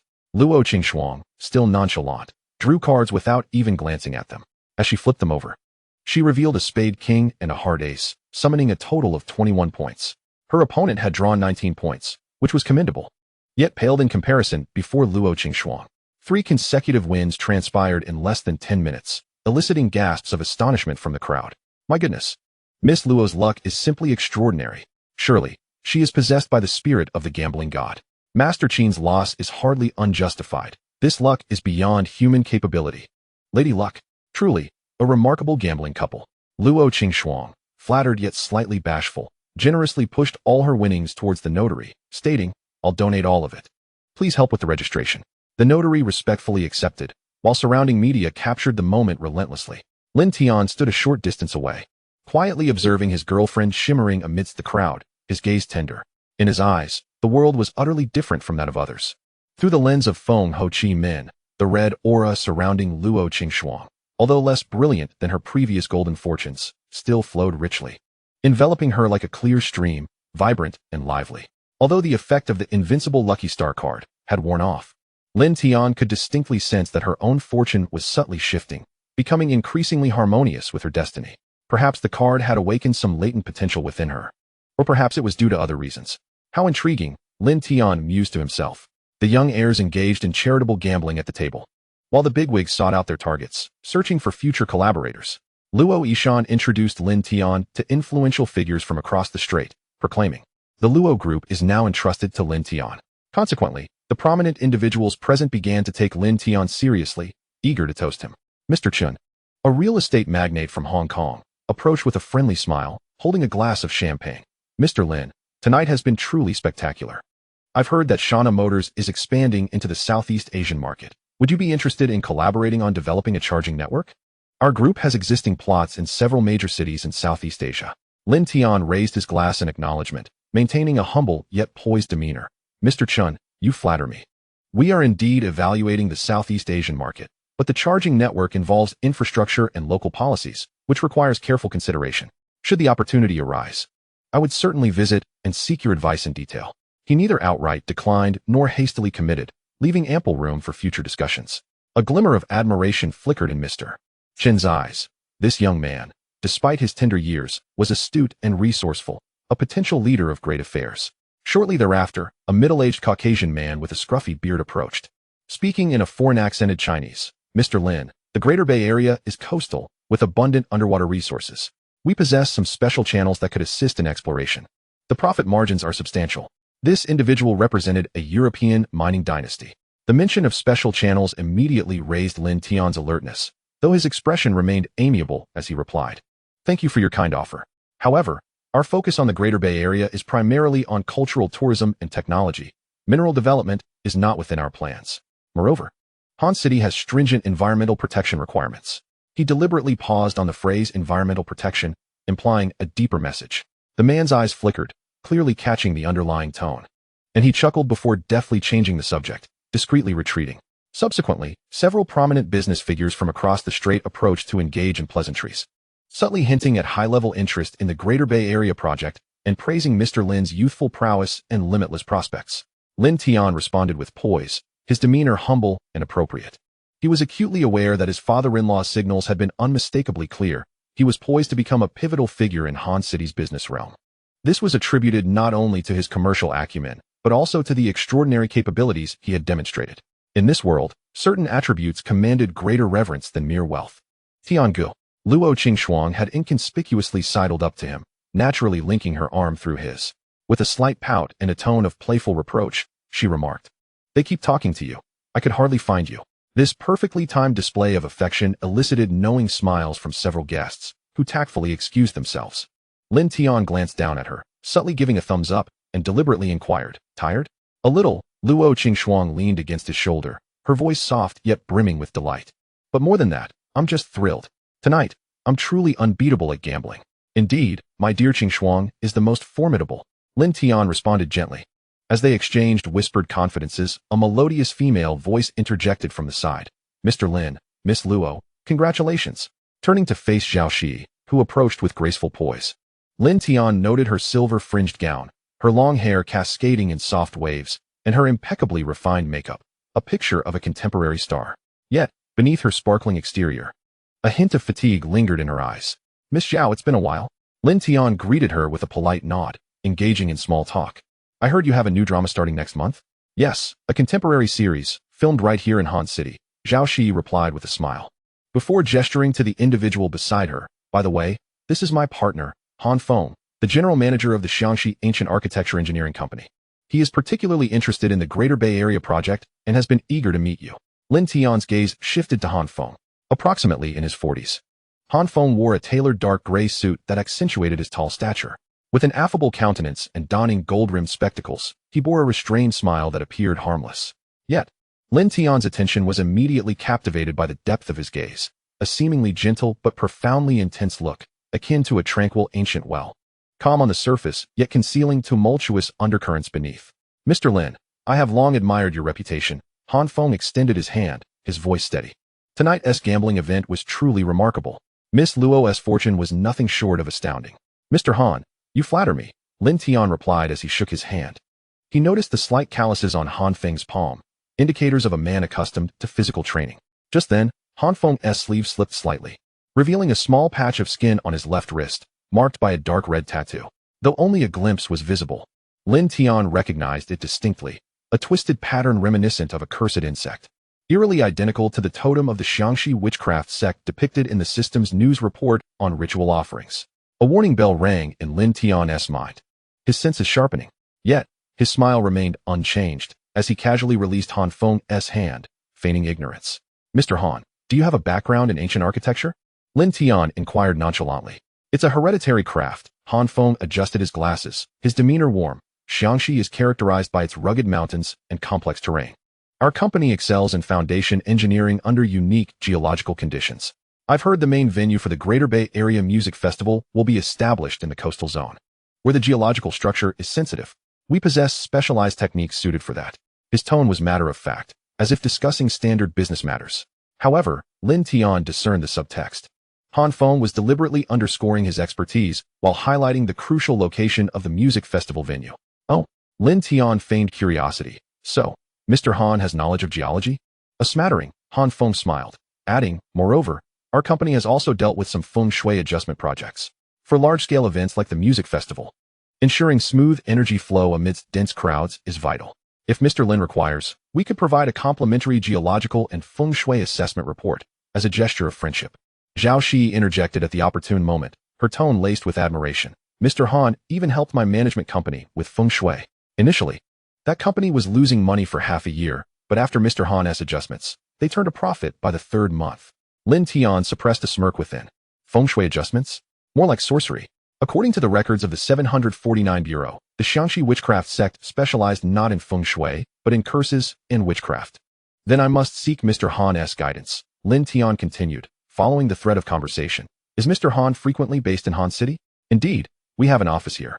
Han Feng produced a business card from his suit pocket, presenting it with both hands. If Mr. Lin is amenable, I would like to arrange a time to visit the music festival site for a thorough assessment. The preliminary investigation will be at no cost. The business card was elegantly designed, with a weighty texture merely bearing the company name, Han Feng's name, and a mobile number, strikingly minimalist. Lin Tian accepted the card, glanced at it, and nodded decisively. Certainly. I will have my secretary contact you, and we can finalize the specifics. I await your favorable reply. Han Feng slightly inclined his head, his demeanor impeccable. After exchanging a few more pleasantries, he politely excused himself, stating he needed to meet with several other acquaintances. Zhao Shi followed suit, moving toward another group of entertainment industry figures. Lin Tian stood still, his fingertips gently caressing the business card, his expression gradually becoming contemplative. In another corner, shrouded in shadow, Han Noyu sat alone on a high stool, cradling a glass of champagne that remained largely untouched. Her gaze was fixated on Lin Tian, absorbing every moment of his conversation with Han Feng, the exchange of the business card, and Zhao Shi's departure, each detail clear in her mind. The resentment boiling within her was palpable, her fingers gripping the glass so tightly they turned pale, knuckles nearly cracking. The screen of her phone glowed. Paused on a chat window labeled Chun Bo's assistant. The latest messages she had just sent read. Master Qin was publicly humiliated by Lin Tian using dark sorcery, causing him to bleed and faint, even losing his compass. Lin Tian boldly proclaimed that the feng shui community of Hong Kong is mediocre, asserting that even if Chun Bo were present, nothing would change. Everyone present witnessed the complete discrediting of Master Qin. Moments later, a brief message arrived. The master is aware. He will emerge from seclusion soon. These succinct words elicited a frigid, piercing smile from Han Noyu. She lifted her gaze once more towards Lin Tian, then cast a glance at Luo Qingxuang, who was surrounded by admirers and radiating joy not far away. In a low voice, filled with malice, she muttered, "Laugh. Go ahead and laugh. Let's see how long you can keep it up." After speaking, she drained her glass, the icy liquid doing nothing to extinguish the hatred simmering within her. Chapter 139. Undercurrents. At the top floor of an inconspicuous office building in the eastern district of Han City, the main lights were off. Only a few dim blue spotlights in the corners illuminated the space in vague shadows. The air was laced with a subtle herbal fragrance, mingled with an indescribable sweet, metallic scent. As Han Feng entered, Zhao Linger sat cross-legged before a ritual altar in the center of the room, clad in a deep indigo traditional Miao outfit. Her silver jewelry glimmered coldly in the dim light. Her long, unbound hair cascaded down to her waist, framing a face as delicate as porcelain. When she raised her eyes to meet Han Feng's, the golden patterns swirling in her gaze instinctively compelled him to lower his head. "Saintess." Han Feng bowed respectfully to Zhao Linger, his tone imbued with deference. "My subordinates have already made contact with Lin Tian." Zhao Linger did not respond immediately. Before her, a thumb-sized golden beetle crawled slowly across the altar, its intricate, bizarre patterns glowing as it moved, causing barely perceptible ripples in the air. "Elaborate," she commanded, her voice cool and devoid of emotional fluctuation. Han Feng recounted the events of the evening's banquet, adding that, as a precaution, his subordinates had placed a tracking curse on Lin Tian's business card. "Is it possible for your curse to be discovered?" Zhao Linger interrupted suddenly. "It should be undetectable," Han Feng replied, adjusting his glasses with conviction. "I employed a concealment curse on the card, its aura exceedingly faint. Unless one is a grandmaster specializing in curses, it would be nearly impossible to detect. Lin Tian is merely an ordinary person, and thus, he could never uncover it." Given Han Feng's capabilities, he was oblivious to the fact that Lin Tian was, in truth, an extraordinary individual, He merely assumed Lin Tian to be an average man. Zhao Linger fell silent for a few seconds, her fingertip gently resting upon the golden beetle's back. The beetle halted its movement, and the patterns on its shell suddenly brightened, casting a phantasmagoric map of Han City into the air. Among its features, a conspicuous red in the southeastern coastal area pulsed ominously, flickering in tandem with the beetle's breath. Do you know why I required you to connect with Lin Tian? Zhao Linger asked abruptly. Han Feng shook his head, acknowledging his ignorance. I am dim-witted. I humbly request the saintess to clarify. Because this, she indicated towards the red dot, is the location where the King of Curses is sealed. Han Feng's pupils constricted at her revelation. Although he was aware that the saintess had come to Han City to retrieve the King of Curses, he had not anticipated such a precise location, particularly situated directly beneath the main venue for the upcoming Greater Bay Area Music Festival. A month ago, I was dispatched to Han City on the orders of the High Priestess. Zhao Linger continued, rising slowly to approach the floor-to-ceiling window, her back to Han Feng. The sensing of the child curse has been intermittent. I could only ascertain a general direction in the southeastern coastal area. Until 3 days ago, she turned to face him, her eyes ablaze with golden lines. Construction began at the music festival's main venue, and the vibrations from the pile driver awakened the King of Curses. Though it was merely a momentary awakening, the resonance between the child curse and the king allowed me to pinpoint his exact location. Realization dawned upon Han Feng. So, your insistence on securing the rights for the stage construction was to prevent excessive attention from other factions, Zhao Linger interjected. Simultaneously, we need a legitimate identity that allows us to operate within the venue over an extended period. The Xiangxi Ancient Construction Company would be perfectly suited for this purpose. Han Feng proposed. However, what about the Luo Group? That is precisely why we need Lin Tian. Zhao Linger returned to the altar, her fingers caressing the golden beetle. He is the future head of the Luo Group and the founder of Shanha Automotive, possessing significant influence over the Greater Bay Area project. If we can forge a partnership with him, we will gain rightful access to the venue to conduct geological exploration and feng shui adjustments. Han Feng pondered, but saintess, Lin Tian may prove to be a difficult individual to handle. From our interaction tonight, I sensed a depth to his thoughts that suggests he is not easily dealt with. Thus, we require an opportunity, Zhao Linger replied, her eyes glinting with cold intent, an opportunity that allows him to witness our strength. What do you imply? Zhao Linger turned her gaze towards the southwest, where the neon sign of the Qing Shuang Hotel shone brightly in the night sky. Qing Shuang Hotel. A faint smile played on her lips. I have heard that the Ice and Frost Cosmetics will host a new product launch next week, and the venue happens to be the Qing Shuang Hotel. Han Feng immediately grasped her intention. Saintess, you wish to orchestrate a supernatural event. Zhao Linger replied coolly. There is no need for harm, but it must be sufficiently bizarre to capture the Luo family's attention, compelling them to seek professional assistance. She looked at Han Feng. Does your company not provide feng shui adjustment services? After the incident garners attention for a couple of days, you should proactively contact the Luo family, offering your assistance in resolving the matter. Thus, we can naturally secure the Greater Bay Area partnership. Han Feng bowed deeply. I understand, and I shall make the arrangements forthwith. Remember, the methods must be discreet. Leave no trace, Zhao Linger added. Utilize conventional haunting techniques. Places like hotels are ideal breeding grounds for rumors. Understood. After Han Feng departed, Zhao Linger resumed her position before the altar, closing her eyes and forming a complex hand seal. The radiance emanating from the golden beetle intensified, ultimately transforming into a thread as fine as a hair, penetrating through layers of flooring and dozens of meters of earth, directing itself towards the depths of the southeast. Something there was gradually awakening. Meanwhile, Lin Tian, upon returning to the entrance of his rented apartment, did not ascend immediately. Instead, he retrieved the business card given to him by Han Feng from the inner pocket of his suit, studying it closely in the glow of the streetlight. It was made of ordinary copperplate paper, with dark golden lettering, its design unpretentious. Yet, as Lin Tian's fingers glided over the surface, he sensed an exceedingly faint wave of energy, an aura not inherent to the paper itself, but rather something affixed to it. A tracking curse? Lin Tian mused quietly, a glint of amusement flashing in his eyes. In truth, he had noticed the curse the moment he accepted the card. Reflecting on Han Feng's tattoo of the Xiangxi witchcraft sect on his wrist, the subtle aura of the curse on the card, and the seemingly warm yet scrutinizing gaze of his counterpart, everything became glaringly evident. However, Lin Tian chose not to expose it immediately. He was intrigued to discover the true intentions of this suddenly emerging Xiangxi Ancient Construction Company and the evidently skilled Han Feng in the art of curses.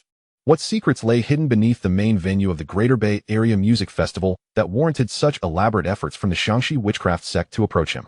Were the frequent natural disasters hinted at in future news reports genuinely connected to the Xiangxi witchcraft sect? Shaking his head, he resolved to observe the unfolding events. With the business card tucked away, Lin Tian turned and entered his apartment. He removed his suit jacket and retrieved the ancient compass belonging to Qin Xian from his briefcase. The compass felt slightly heavy in hand, its brass material gleaming with a warm luster under the light. The face of the compass was intricately engraved with the primordial 8 trigrams, the 24 mountains, and the 28 lunar mansions. The needle, crafted from rare magnetic meteorite, trembled ever so slightly, as if it sensed something. Elder Chun, Lin Tian called softly. The contract runes on his wrist glowed with a faint golden light, and a grayish-blue ethereal figure slowly materialized, ultimately coalescing into the spirit of Chun Maching. The elder appeared much more corporeal today than during their last encounter. The creases of his grayish-blue robe were distinctly visible, and his face bore a hint of color, evidently a testament to the nourishing effects of the contract's mystical energy. Elder Chun, in the gambling match, you insisted that I must win this compass. Is there some profound secret within it? Lin Tian inquired, scrutinizing the compass with curiosity. Chun Maching took the compass from Lin Tian's hands and examined it closely. Indeed, this is a remarkable piece, no doubt the work of Hong Kong's foremost feng shui master. The fixed star stone within this compass is exceptionally well nurtured. The fixed star stone? That is the pointer of the fixed star compass, Chun Maching elucidated. Legend has it that in ancient times, a meteorite fell from the heavens, imbued with the power of the stars. Skilled artisans extracted and refined it into the fixed star compass, enabling the summoning of celestial energies and the convergence of worldly mystic forces. Consequently, all compasses crafted by practitioners thereafter were modeled after the fixed star compass, utilizing their own mystical energy to nurture the compass's needle, granting it the properties of the fixed star stone. Moreover, the fixed star stones can sense one another, thus requiring only a modification of this compass. Once altered, as long as the fixed star compass is within a 100-mile radius, this compass's needle will point toward its location. Chun Maching asserted. However, I am currently in the form of a spirit and cannot perform the modification myself. Thus, I must rely on you, my young friend, to complete this task. Not a problem, Lin Tian replied with a nod. Chun Maching acknowledged him before beginning to recite the ancient incantation. Lin Tian sat cross-legged, his hands gently cradling the compass, and followed Chun Maching's guidance to circulate his mystical energy. A soft golden energy flowed from his palms, wrapping around the compass like a living entity, gradually permeating the brass material. First, we must erase the original owner's mark, Chun Maching instructed. The spiritual imprint left by Qin Xian is located at the compass's center. It can be disrupted with mystical energy. Lin Tian closed his eyes and concentrated, his mystical energy transforming into fine needles that pierced the compass's core. With a hum, the compass began to vibrate violently, revealing a multitude of silver runes on its surface. These were the seals left by Qin Xian's sect. Yet, Lin Tian's cultivation had reached a near-divine level, making the dissolution of these seals a trivial matter. The golden energy surged forth like a tide, and within 3 breaths, it scattered all the silver runes into disarray. Excellent, Chun Maching praised. Now, repeat the incantation after me. An intricate and ancient cadence resonated through the living room. Lin Tian meticulously echoed each word. With every syllable he uttered, a golden rune appeared out of thin air, imprinting itself onto the surface of the compass. The design of the primordial 8 trigrams began to rotate. The scales of the 24 mountains glimmered faintly, and the stars of the 28 lunar mansions lit up sequentially. As the final incantation was pronounced, the compass erupted with dazzling golden light. The radiance persisted for a full 10 seconds before gradually receding. Upon inspecting the compass again, its appearance seemed largely unchanged, yet the needle no longer merely quivered. It began to move slowly, as if endowed with life. After several rotations, it finally steadied to point southeast.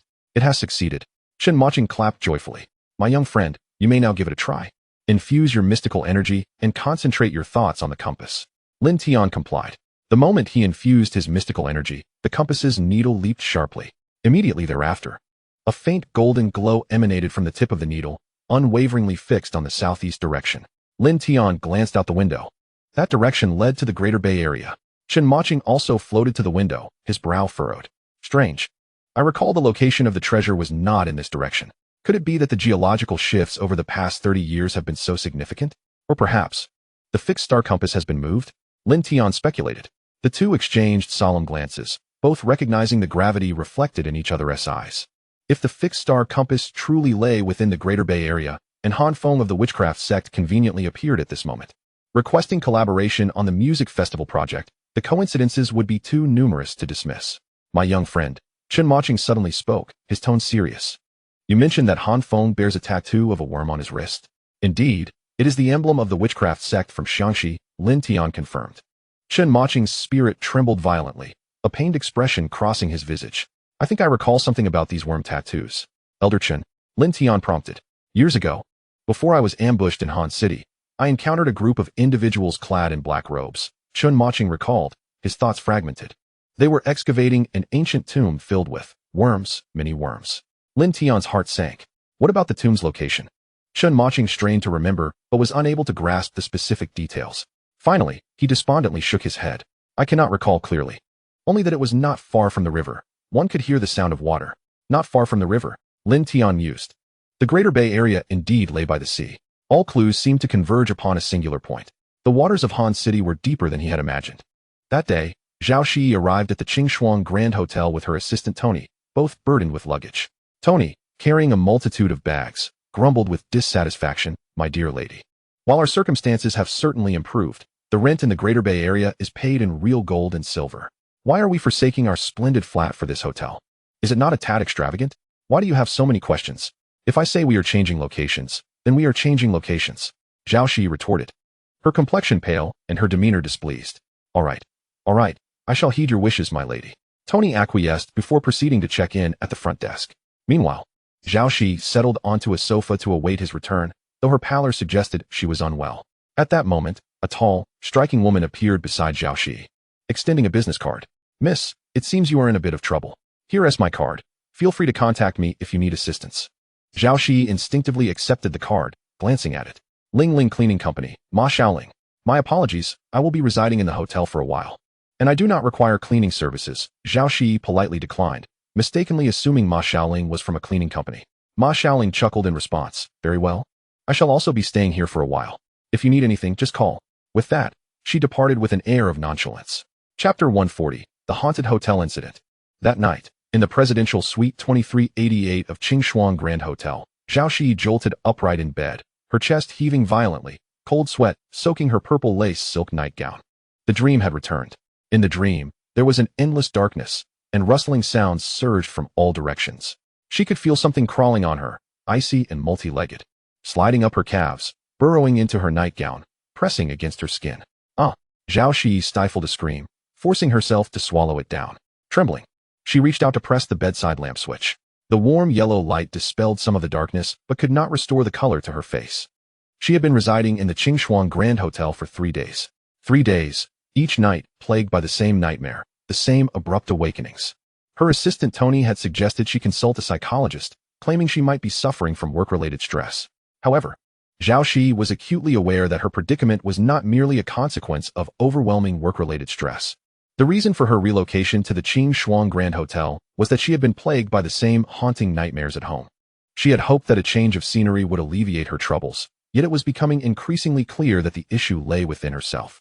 She tossed aside the covers and stepped out of bed, her bare feet sinking into the plush carpet as she made her way to the floor-to-ceiling windows.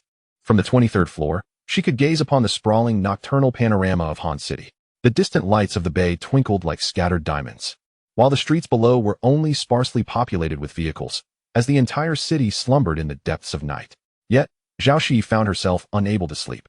She turned around, surveying the opulent presidential suite, touted as the most luxurious in Han City, spanning 300 square meters, adorned with European decor, antique furnishings, and a complete suite of smart home technology. The exorbitant price of 88,000 yuan per night had yielded nothing but nightly terror. What on earth was happening? She murmured, approaching the small bar to pour herself a glass of water. Just as the cool glass touched her lips, her movements suddenly froze. The reflective surface of the bar mirror revealed more than just her own visage. Behind her, in the shadowy expanse of the living room, a figure seemed to loom in the doorway of the bedroom. Zhao Shi spun around. The living room was empty. Only the wall sconces emitted a dim glow, casting mottled shadows upon the luxurious Persian carpet. Her heart raced, and her hand trembled slightly around the glass. Taking a few deep breaths, she summoned her courage and stepped cautiously towards the living room. Each footfall on the soft carpet produced a faint rustle. Her eyes meticulously scanned every corner of the room, the back of the sofa, the gaps in the curtains, the entrance to the study. Nothing was there. Perhaps she was simply overreacting. Zhao Shi exhaled in relief, just as she was about to return to her bedroom when something caught her peripheral vision. On the coffee table lay the script she had perused before bed. Now, however, the cover bore a black handprint.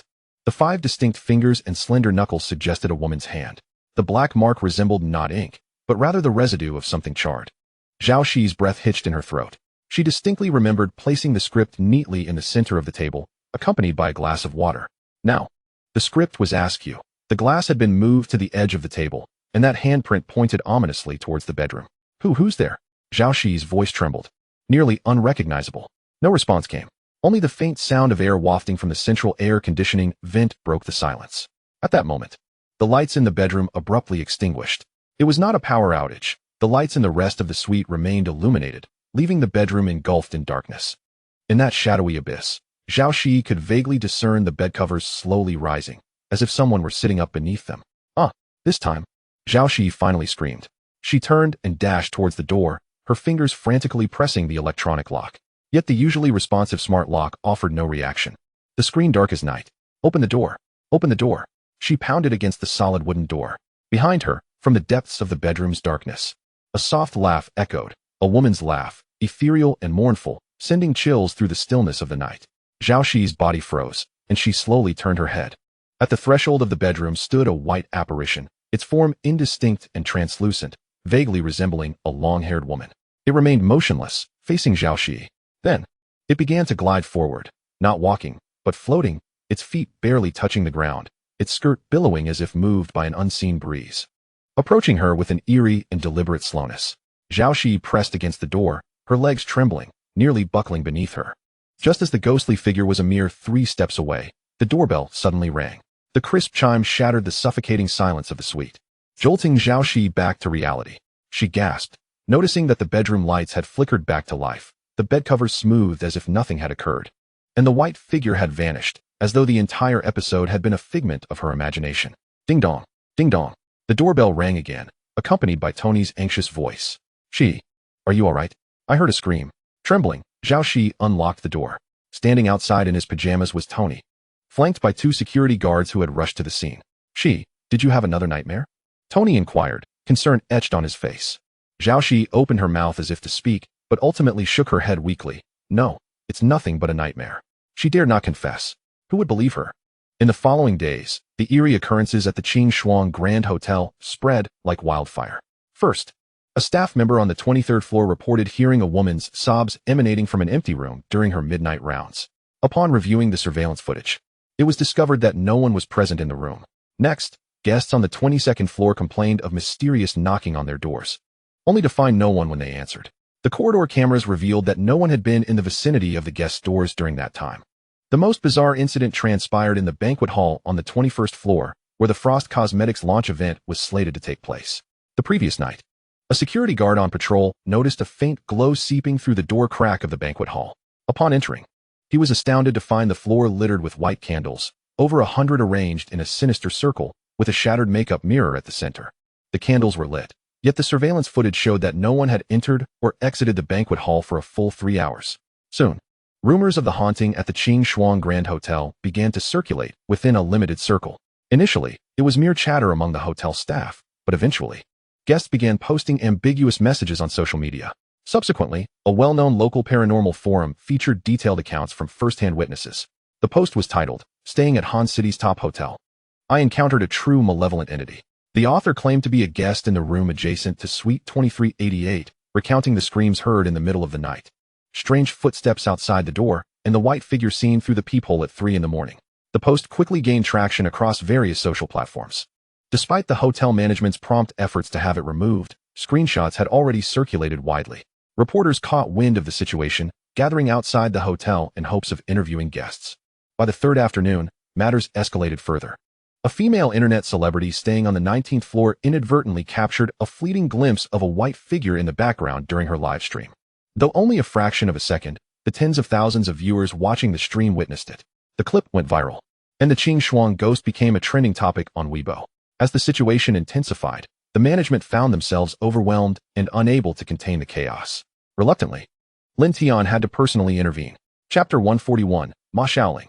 Lin Tian pushed open the door to the hotel manager's office, and a thick cloud of smoke enveloped him. Inside, the air was hazy, and Zhang Qiming, the general manager of the hotel division of the Luo Group, stood by the window, chain-smoking, with the ashtray at his feet overflowing with cigarette butts. Upon the arrival of Lin Tian, Zhang Qiming appeared as though he had encountered a savior, hastily extinguishing the half-burnt cigarette in his hand and advancing with hurried strides. "Mr. Lin, you have finally arrived." Zhang Qiming's voice trembled, beads of perspiration glistening on his forehead. Lin Tian nodded, settling into the guest's sofa with an air of calmness. "Mr. Zhang, please take a seat. What is the current situation?" Wiping the sweat from his brow, Zhang Qiming quickly presented a tablet. "Mr. Lin, I have had the technical department conduct a thorough investigation. All hotel wiring is in order, and there are no signs of intrusion in the surveillance system. However, the occurrences are quite peculiar." Lin Tian accepted the tablet, his fingers gliding over the screen.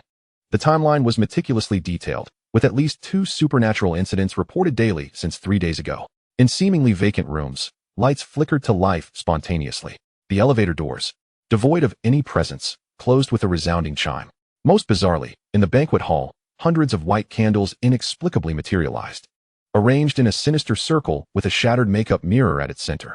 None of the surveillance footage captured any human presence, as if these events unfolded of their own volition. "When did the first supernatural incident occur, and where?" Lin Tian inquired, his gaze sharp. Zhang Qiming swallowed hard. "It began in the presidential suite 2388.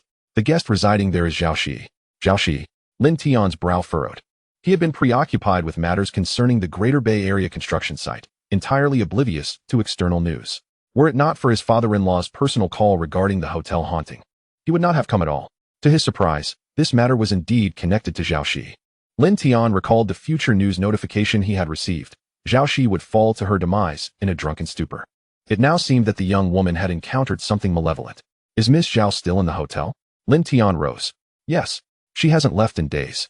Zhang Qiming replied promptly. "Come, take me to see her." "Yes." At the entrance of suite 2388, Zhang Qiming pressed the doorbell, and moments later, the door opened a crack. It was Zhao Shi's agent, Tony, who initially wore a grim expression, but upon seeing Lin Tian, his eyes brightened. "Mr. Lin." Tony's voice rose an octave as he called out to the room. "Shi. Mr. Lin has come to see you." He hastily opened the door wide, stepping aside with courtesy. "Mr. Lin, please come in." Entering the suite, Lin Tian noted that Zhang Qiming remained outside, waiting. In the living room, Zhao Shi sat on the sofa, her eyes swollen and red, clearly having just wept. Yet, to Lin Tian's discerning eye, her distress was far more profound. Her brow was darkened, and shadows coiled around her head, a classic sign of misfortune. Silently, Lin Tian activated his spiritual sensing ability, scanning the entire room. Oddly, there were no spirits or lingering souls present. "Mr. Lin," Zhao Shi stood, her voice still quivering. "Is this about the hotel?" Her fingers clutched the cushion tightly, knuckles widening. Her tone laced with regret. "I apologize, I truly do not know how to explain. I have been having nightmares every night." "Nightmares?" Lin Tian settled into the opposite sofa, maintaining a calm demeanor. "But they are not merely nightmares, are they?" Zhao Shi bit her lip, seemingly unable to hold back her tears once more.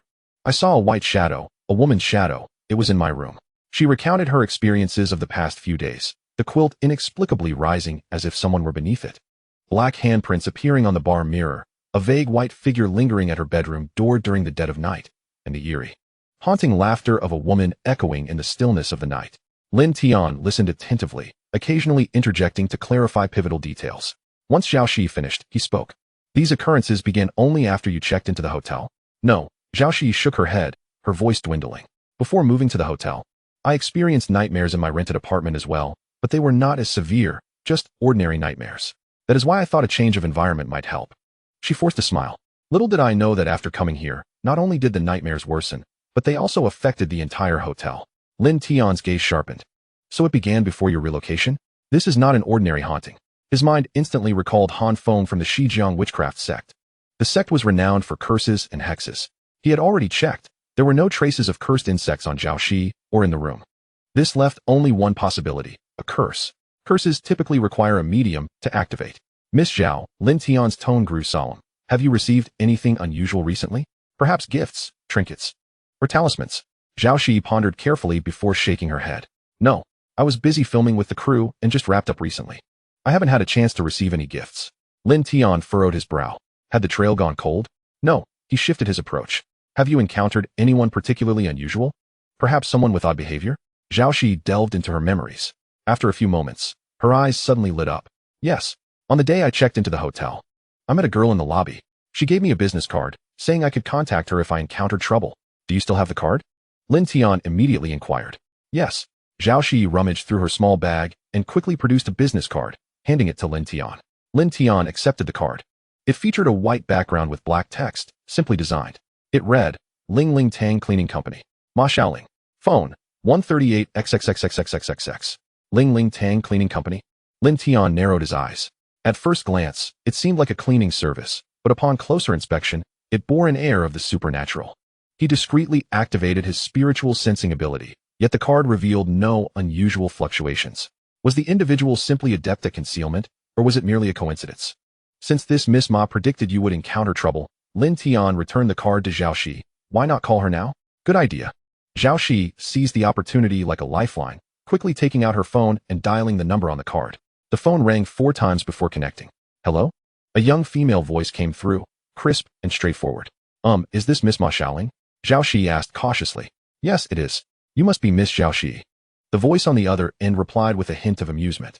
Zhao Shi was taken aback. How did you know it was me? I have been waiting for your call for several days. Ma Xiaoling's voice was relaxed. Are you still at the hotel? Yes, I'm in room 2388. All right. I will come over right away. We can discuss everything in person. With that, the call ended. The busy signal echoed starkly in the quiet suite as Lin Tian and Zhao Shi exchanged a glance. This Ma Xiaoling was indeed an intriguing figure. Chapter 142. Unraveling the mystery before the busy signal could fully dissipate in the suite, clear footsteps approached from outside. Unlike the muffled sound absorbed by the hotel corridor carpet, these footsteps were brisk and decisive, imbued with an inexplicable assurance, drawing nearer until they halted at the door of suite 2388. Tony hurriedly stepped forward to open the door. As it swung open, a graceful figure entered with a certain flair. The newcomer wore a cream-colored trench coat, casually cinched at the waist, accentuating her tall stature. She appeared to be in her early 20s, her long hair styled into a high ponytail that revealed a smooth forehead and a pair of lively eyes. Most striking was the pink toolbox she carried, reminiscent of a makeup artist's case. Yet Lin Tian could sense a profound wave of mystic energy emanating from it. Could it be the peak of a grandmaster? Lin Tian marveled inwardly. Having reached a near-divine state, his perception far exceeded that of ordinary individuals, allowing him to discern Ma Xiaoling's level with a mere glance, while she remained oblivious to the mystic energy surrounding him. As Lin Tian assessed Ma Xiaoling, she too scrutinized him. Though she could not ascertain his extraordinary identity, she recognized him immediately. Oh, Mr. Lin is here too. How fortuitous. I needn't bother Miss Zhao to contact you, Ma Xiaoling said with an air of familiarity. Miss Ma knows me. Lin Tian inquired, maintaining an unruffled demeanor. Who in Han City doesn't know Mr. Lin? Ma Xiaoling laughed heartily, her voice bright and melodious, akin to a mountain stream. The future helmsman of the Luo Group, founder of Shanha Motors, and a legendary figure among the younger generation of Han City. Your remarkable achievements are frequently reported in the news, even as a non-local. I have long heard of your illustrious name. Lin Tian, upon hearing her words, shrugged non-committally and refrained from further comment. He glanced at Zhao Shi, who still bore a tense expression, then returned his gaze to Ma Xiaoling, a hint of curiosity gracing his smile. I heard from Miss Zhao that you noticed she might encounter trouble the day she checked into the hotel and even left a business card. This suggests you perhaps anticipated the supernatural events at the Qingshuang Hotel? Ah, Mr. Lin, that cannot be said. Ma Xiaoling quickly waved her hands. Her expression, one of feigned innocence. Her tone was urgent yet coherent. I was waiting in the hotel lobby to check in when I noticed Miss Zhao had darkened features and a faint aura of black energy around her, a typical sign of being afflicted by malevolent entities. As I run a cleaning company dedicated to exorcising such impurities, I thought this was a fortuitous opportunity for business that could yield significant rewards. Hence I approached her with my card.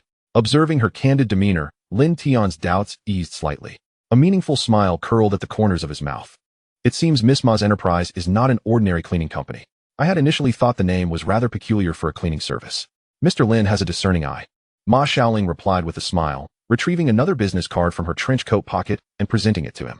This card was of a denser material than the one she had given to Zhao Shi, adorned with a deep navy background and embossed in gold lettering with the name Ling Tang Cleaning Company and below it, a line of small seal script stating Exorcism Dragon Clan, Northeast Ma family.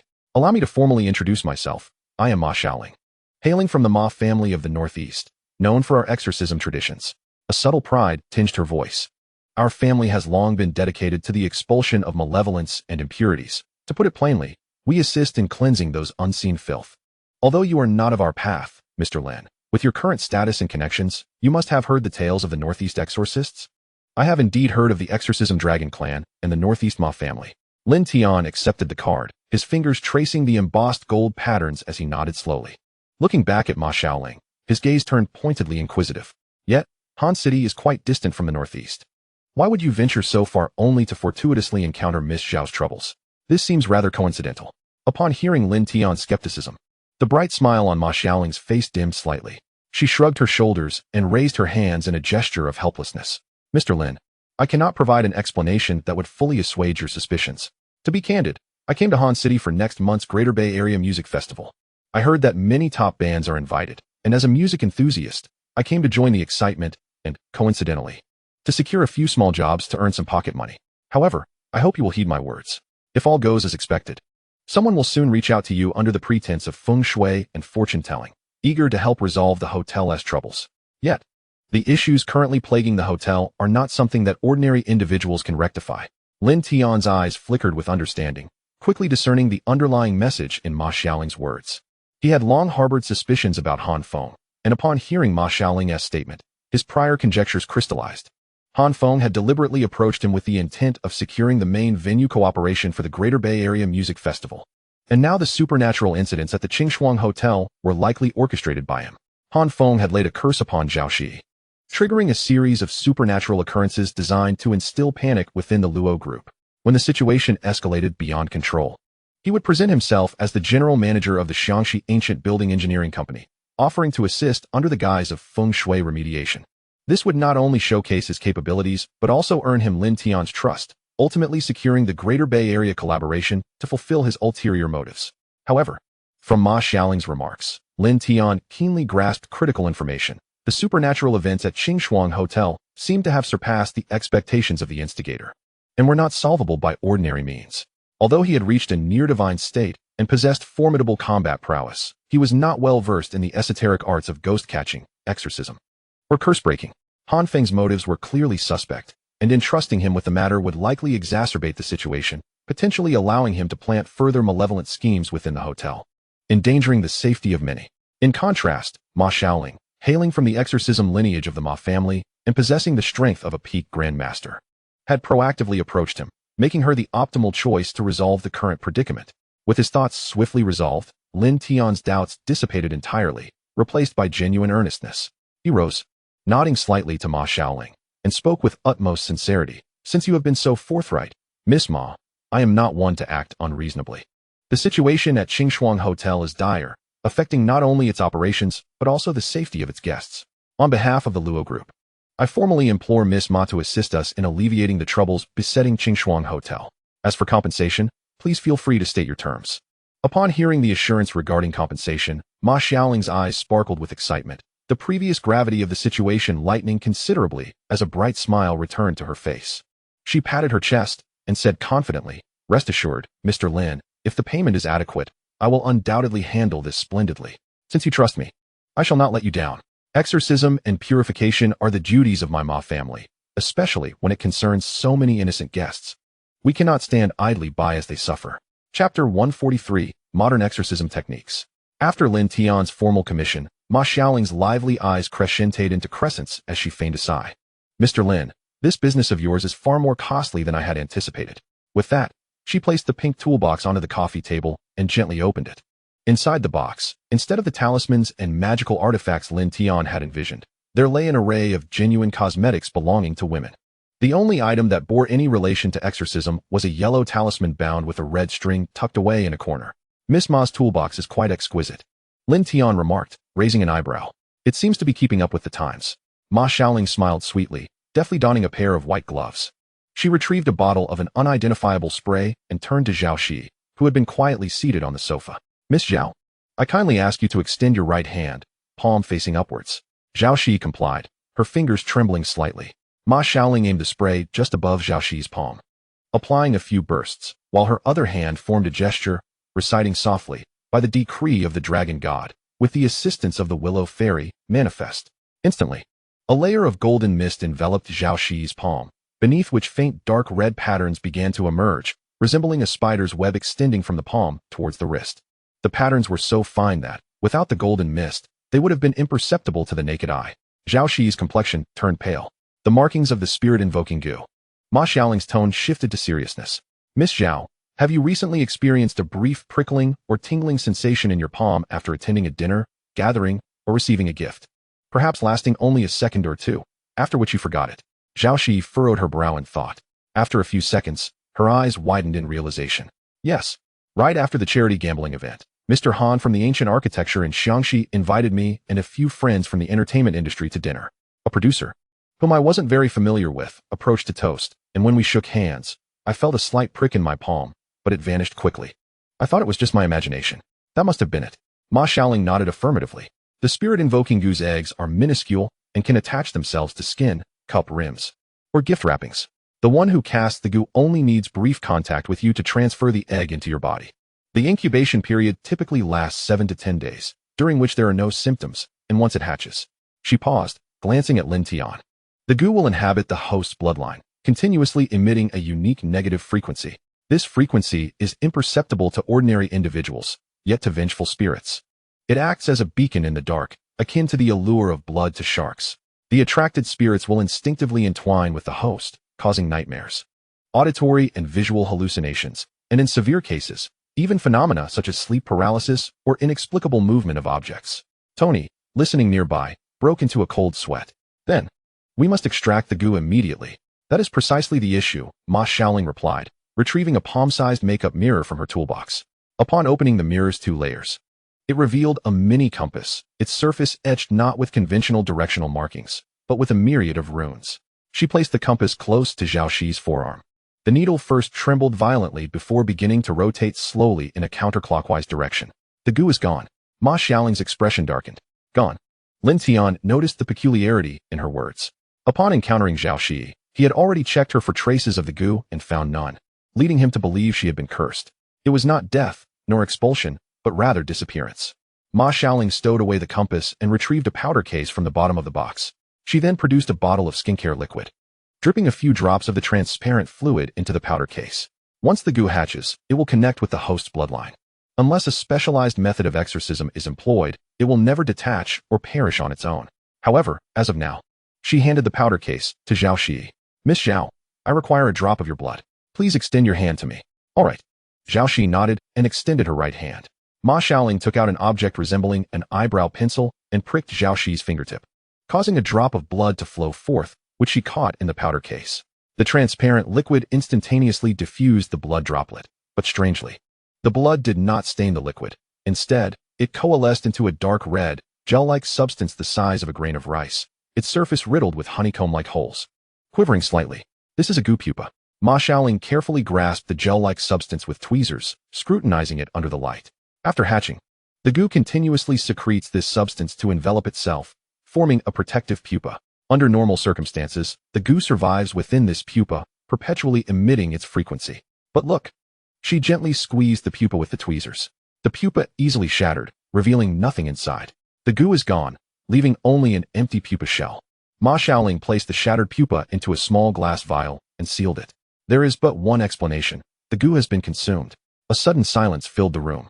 Consumed by what? Zhao Shi's voice trembled. By something far more powerful. Ma Xiaoling turned her sharp gaze towards Lin Tian. Mr. Lin, the spirit-invoking goo attracts vengeful spirits, but they typically only cling to the host, instilling fear. They lack substance and cannot devour an actual goo.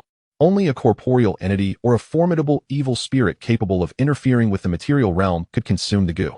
She approached the window, gazing down at the hotel courtyard. I have conducted covert investigations into the Qingshuang Hotel these past 2 days. This hotel was established 30 years ago, on the site of an old district. And prior to its demolition, there were no significant supernatural rumors. Since its completion until this year, there have been no records of hauntings. However, ever since Miss Zhao's arrival, there has been a concentrated outbreak of supernatural events. Lights turning on by themselves, elevators closing, candle formations, and broken mirrors. While these phenomena are bizarre, they still fall within the realm of low-level spiritual disturbances, consistent with the behavior patterns of ordinary vengeful spirits attracted by the spirit-invoking goo. Ma Xiaoling turned back, her gaze sweeping over Lin Tian and Zhao Shi. However, The existence of the empty pupa indicates that matters have spiraled out of control. A formidable entity has been attracted by the spirit-invoking goo. It has not only driven away other vengeful spirits, but has also consumed the goo, seizing control of this area. The current supernatural occurrences in the hotel are likely no longer instigated by the goo, but rather by that formidable entity. Lin Tian pondered, Miss Ma, you mentioned earlier that your investigations have not uncovered the hiding place of the evil spirit? Indeed, Ma Xiaoling nodded, a rare hint of frustration crossing her face. I employed the compass to survey the entire hotel. The area with the densest energy is in the banquet hall, but there are only residual grievances there, devoid of any core spirit entity. I also attempted to track it using a spirit-scented incense, which permeated the entire hotel underground, yet I could not pinpoint its exact source. It is as if the entire foundation is saturated with the essence of that evil spirit. She returned to the coffee table, beginning to pack away her toolbox. An evil spirit capable of such feats is either long deceased, burdened with deep grievances, and already linked to the ley lines, or it has been nurtured here by someone through special means. Whichever the case, it is exceedingly difficult to deal with. Tony, in a state of alarm, exclaimed, then, could she be in danger? Not for the time being. Ma Xiaoling shook her head. The goo has been consumed, and the effects of the spirit-invoking goo have actually diminished. The attention of that evil spirit may no longer be on Miss Zhao, but rather on the entire hotel as its domain. However, this also heightens the danger. It is not content to entangle a single person, but rather seeks to dominate the entire space. She turned to Lin Tian, speaking gravely. Mr. Lin, this matter is more troublesome than I anticipated. What I thought would be a routine exorcism process now requires us to prepare for a tough battle. That evil spirit can consume the goo, disperse other vengeful spirits, and remains hidden from me. Its power is undoubtedly formidable. Lin Tian remained silent for a moment before asking, what does Miss Ma require? 3 items. Ma Xiaoling raised her finger, stating, firstly, I require the architectural blueprints of the hotel, particularly the subterranean structures and the construction records from when the foundation was laid. I suspect the source of the malevolent spirit lies beneath. Secondly, I need a tranquil room to set up a formation and prepare some talismans to deal with the formidable entity. Thirdly, she paused, revealing a knowing expression. There will be an additional fee. For spirits of this magnitude, our Ma family typically charges a minimum of 800,000. Subject to fluctuations based on the level of danger. Given our fortunate connection and your willingness to cooperate, I will extend a friendly price of 1 million, with a 50,000 deposit required up front. Upon hearing Ma Xiaoling's third condition, Lin Tian raised an eyebrow. Miss Ma, with your designer attire, you hardly seem in need of money. Mr. Lin, you are not a practitioner, thus you cannot fathom the financial demands of our craft. Ma Xiaoling immediately donned a woeful expression, counting on her fingers. Cultivation is a bottomless pit. Talismans require special crafting. Artifacts need nurturing. Summoning a spirit demands offerings. As the saying goes, the poor are learned in literature, the rich in martial arts, which encapsulates our profession. 1 million is indeed a friendly price. Inquire around. For jobs of this caliber, our Ma family's starting fee is 1,500,000. She blinked and added, this is still considering your good looks and our auspicious connection. Amused, Lin Tian waved his hand. All right, 1 million it is. However, I have a condition. Not an issue. As long as the payment is secured, not just one condition, but 100 will do. Ma Xiaoling's eyes sparkled with excitement, resembling a kitten that had spotted a fish. I wish to observe while you exorcise the spirit, Lin Tian declared. Despite Lin Tian's formidable power, he was utterly inexperienced in the art of exorcism. Although he possessed the divine skill of summoning spirits, he was unable to locate the hotel's malevolent entity, which prompted his desire to learn from Ma Xiaoling's methods firsthand. Upon hearing Lin Tian's request, Ma Xiaoling's smile stiffened. Mr. Lin, that is a malevolent spirit. Very dangerous. One misstep. She made a slashing motion across her neck. 200,000. Lin Tian replied succinctly, holding up 2 fingers. Deal. Ma Xiaoling nearly leaped in joy, grabbing Lin Tian's hand and shaking it vigorously. Rest assured, Mr. Lin, even if that malevolent spirit were to swallow me whole, I would not allow it to lay a finger on you. With that, she turned and extracted a pink spray from her makeup case, spritzing Zhao Shi and Tony a few times. Miss Zhao, this calming spray will ensure you sleep soundly tonight. Free from nightmares. Zhao Shi nodded gratefully but cast a concerned glance at Lin Tian. Mr. Lin, you must be cautious. With me around, Mr. Lin is absolutely safe. Ma Xiaoling patted her chest, exuding confidence as if she were issuing a military order. That night, in the conference room on the 19th floor of the Qingshuang Grand Hotel. Although it was called the 19th floor, it was effectively the 18th, as domestic hotels often avoided the number 18 due to its association with hell. The conference room had been transformed by Ma Xiaoling into a temporary altar. 4 bronze lotus lanterns were positioned at the 4 cardinal directions, their wicks lit with specially crafted soul-attracting incense. The blue smoke rose vertically, coalescing in the air to subtly outline the runes. The aroma of the incense was unique, imbued with a faint sandalwood scent and a certain herbal freshness, instilling tranquility in the mind. Dressed in an indigo exorcist robe adorned with intricate dragon patterns, Ma Xiaoling crouched on the floor, skillfully painting the formation with ink mixed with cinnabar. Leaning against the door, Lin Tian observed before suddenly inquiring, "Need any assistance?" No. Mr. Lin, please just sit back and relax." Ma Xiaoling replied without looking up, rummaging through her box to extract 4 small apricot-colored flags, which she carefully placed beside the lotus lanterns. This was a technical task, and one misstep could ruin everything. After completing the last stroke, she stood and wiped her brow, then took out a compass and began to wander around the conference room. The compass needle quivered slightly before settling in the northwest corner. "This is the spot." Ma Xiaoling rummaged in her bag for 4 palm-sized jade tokens, their surface smooth and engraved with intricate symbols. She positioned the jade tokens on the ground around Lin Tian, then pricked her fingertip to let a drop of blood fall onto each token. As her blood seeped into the jade, the tokens simultaneously emitted a faint golden glow. The light connected, forming a 2-meter diameter circle beneath Lin Tian's feet. "This is the 4 symbols spirit protection formation," Ma Xiaoling explained. "With the azure dragon, white tiger, vermilion bird, and black tortoise guarding the 4 corners, as long as you remain within this circle, ordinary malevolent beings cannot approach, even if that spirit dares to attack. This formation can withstand 3 strikes, giving me ample time to react." Lin Tian sensed the profound energy fluctuations within the formation and nodded with a smile. "You are quite diligent. Once I've received payment, I must deliver results." Ma Xiaoling grinned and turned towards the center of the altar. "Oh, Mr. Lin," she suddenly turned back, her expression becoming serious. "No matter what you see or hear, as long as I don't call for you, please do not step outside this circle. This malevolent spirit is no ordinary foe. I fear it may attempt to deceive us." "Understood," Lin Tian signaled with an okay gesture. Taking a deep breath, Ma Xiaoling formed hand seals and began to chant an ancient summoning incantation, unique to the exorcists of northeast China, its syllables obscure yet imbued with a peculiar rhythm. As the incantation echoed, the temperature in the conference room began to plummet. It was not the chill of air conditioning, but a bone-deep cold, as if winter had suddenly burst through an open window. The flames of the 4 lotus lanterns surged, their color shifting from orange-yellow to a ghostly blue, casting an eerie glow throughout the room. The incense's blue smoke no longer ascended straight, but began to twist and spiral, gradually coalescing into a humanoid silhouette. The outline was vague, barely discernible as that of a long-haired woman. What demon dares to linger here, avoiding the path of the underworld while remaining in the realm of the living? Today, Ma Xiaoling, descendant of the Ma family, stands before you. Do you dare to reveal yourself for a conversation? The moment the words fell, all the lights in the conference room extinguished simultaneously. It was not a power outage, but as if some force had abruptly drained the electricity.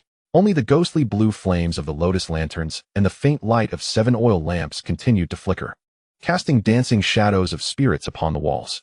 The temperature plummeted below freezing. Lin Tian's breath crystallized in the air, and he observed a thin layer of frost forming on the conference table, spreading at a visible pace. Then, the apparition manifested. 3 meters in front of the altar, it appeared without warning. The figure was a woman clad in an old-fashioned hotel uniform, in her 20s, with waist-length hair and a face as pale as paper. Her eyes, large yet hollow, reflected flickering lights from within, resembling the static of an old television. Strangely, her body was solid from the chest down, the details of her uniform clear. But from the neck up, including her entire face and hair, she exhibited a semi-transparent quality, akin to a poorly projected image, with edges flickering and distorting.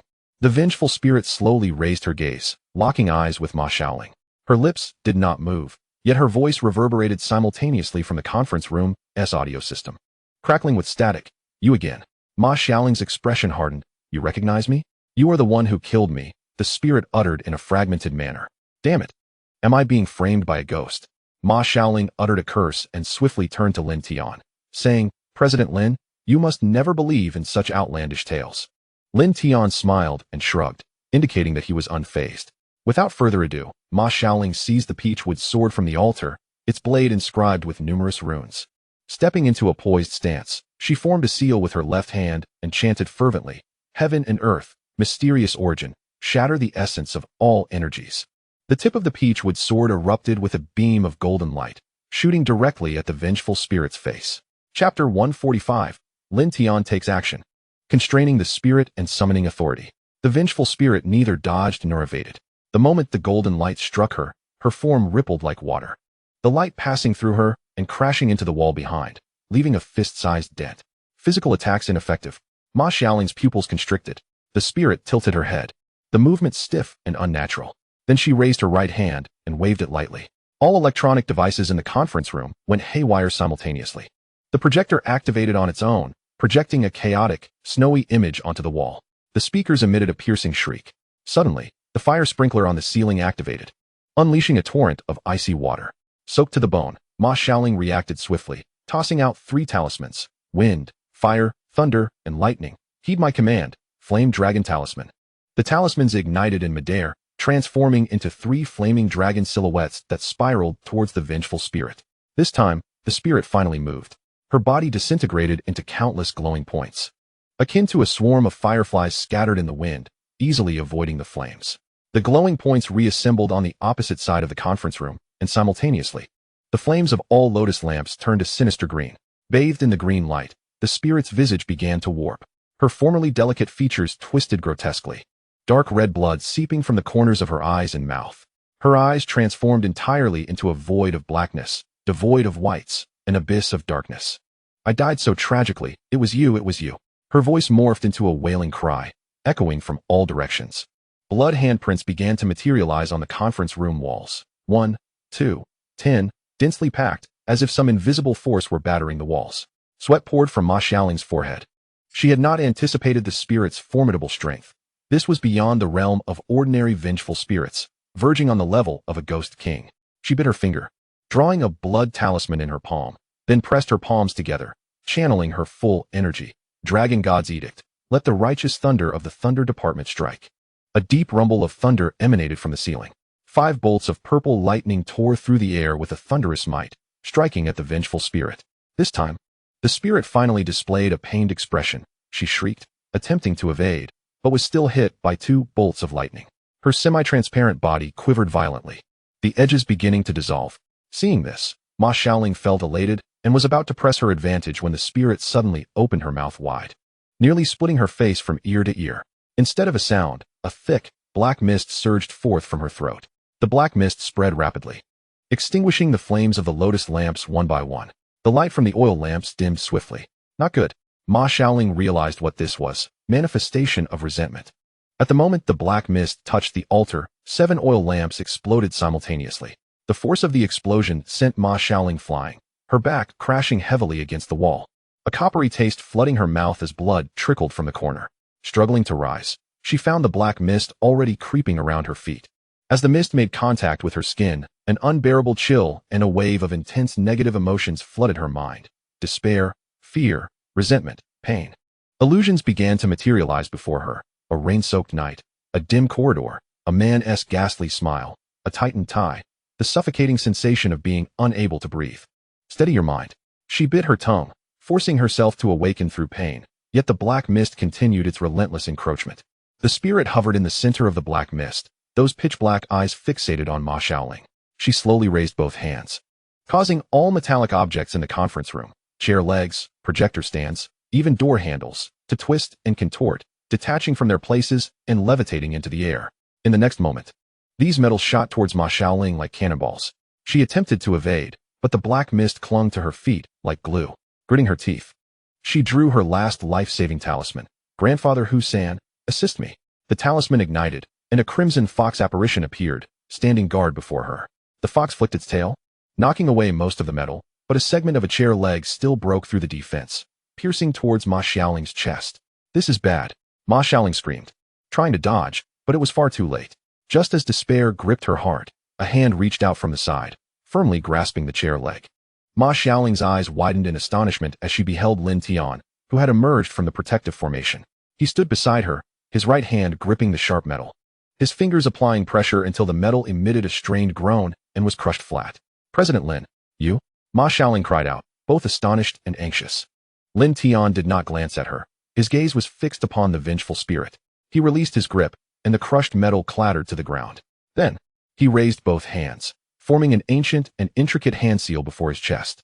A faint golden energy surged from within Lin Tian, emanating not from any method familiar to Ma Xiaoling, but from a power far more ancient and imposing. The energy coalesced in the air, transforming into countless fine golden chains, each adorned with rotating runes that radiated the authority to suppress all spirits. For the first time, the spirit displayed a look of terror. She attempted to flee, but it was too late. Heaven and earth, the myriad beings heed my command. Lin Tian's voice was calm, yet imbued with an undeniable force. Constrain. 13 golden chains shot forth with astonishing speed. The chains ensnared the spirit's neck, limbs, and waist in the blink of an eye, especially around her neck, where a distinct purple-black mark, her fatal injury in life, was tightly gripped by one of the chains. The spirit emitted a piercing scream. Not human, but rather a high-pitched electronic screech mixed with the crackling of electric surges. All glass objects in the conference room shattered simultaneously, and the blood handprints on the walls flickered wildly. The black mist began to dissipate. The spirit's body writhed violently under the chain's restraint, but with each struggle, the chains tightened further. Her semi-transparent form began to grow thin. Ma Xiaoling watched in awe. What kind of technique is this? To be able to directly capture a spirit. Lin Tian's right hand closed into a fist, and the chains began to slowly retract, dragging the spirit closer to him. Just as the spirit was on the verge of being completely subdued, her body suddenly froze. She then lifted her head, her pure black eyes locking onto Lin Tian. A grotesque smile spread across her lips. You cannot capture me. As her words fell, her body erupted, not in an explosion, but into countless glowing points, resembling a reverse rain of light, shooting off in all directions. The points penetrated through walls, ceilings, and floors, disappearing into the depths of the building. The golden chains grasped at emptiness. Lin Tian withdrew the chains, his brow furrowing slightly. He could still faintly sense the spirit's presence. But that energy had already dispersed throughout every corner of the hotel, akin to a drop of ink in the sea, still existent, yet utterly untraceable. Ultimately, the vengeful spirit's presence dissipated entirely. The lights in the conference room flickered back to life, the temperature rose, and the dark mist vanished without a trace. Everything seemed as if it had never transpired, save for the chaos strewn across the floor and the slowly fading bloodstains on the walls. Ma Xiaoling leaned against the wall to rise, wiping the blood from the corner of her mouth, her gaze fixed upon Lin Tian, her eyes reflecting a complex array of emotions. Mr. Lin, you too are an extraordinary being? Her voice was somewhat hoarse from her injuries, yet the astonishment was unmistakable. Just moments ago, Lin Tian had gathered his mystical energy into form, manifesting a faint golden chain that appeared out of thin air, its runes swirling and emanating an overwhelming pressure that made even her, a peak grandmaster, feel a sense of dread. That malevolent spirit, fierce to the extreme, had been utterly powerless before Lin Tian, subdued without resistance. Had it not been for its strange escape at the end, it might have been completely annihilated by him. This was no ordinary individual. He was undoubtedly a top-tier master masquerading as an innocent. Observing Ma Xiaoling's expression of shattered beliefs, Lin Tian casually pulled a tissue from the table and handed it to her, saying, "Wipe yourself." Ma Xiaoling accepted the tissue, mechanically dabbing at her mouth. Her eyes still fixed on him. "Mr. Lin, you've concealed your abilities remarkably well. I clearly investigated you during the day, and there wasn't a trace of mystical energy emanating from you." "That's quite normal," Lin Tian replied, moving to the window to gaze at the brightening sky. "My strength exceeds yours by a slight margin. It's only reasonable that you were unable to detect it." "A slight margin? More like a billion margins." Ma Xiaoling's lips twitched. As a peak grandmaster herself, she was merely a step away from the innate realm. To elude her senses, Lin Tian had to be at least a grand innate master.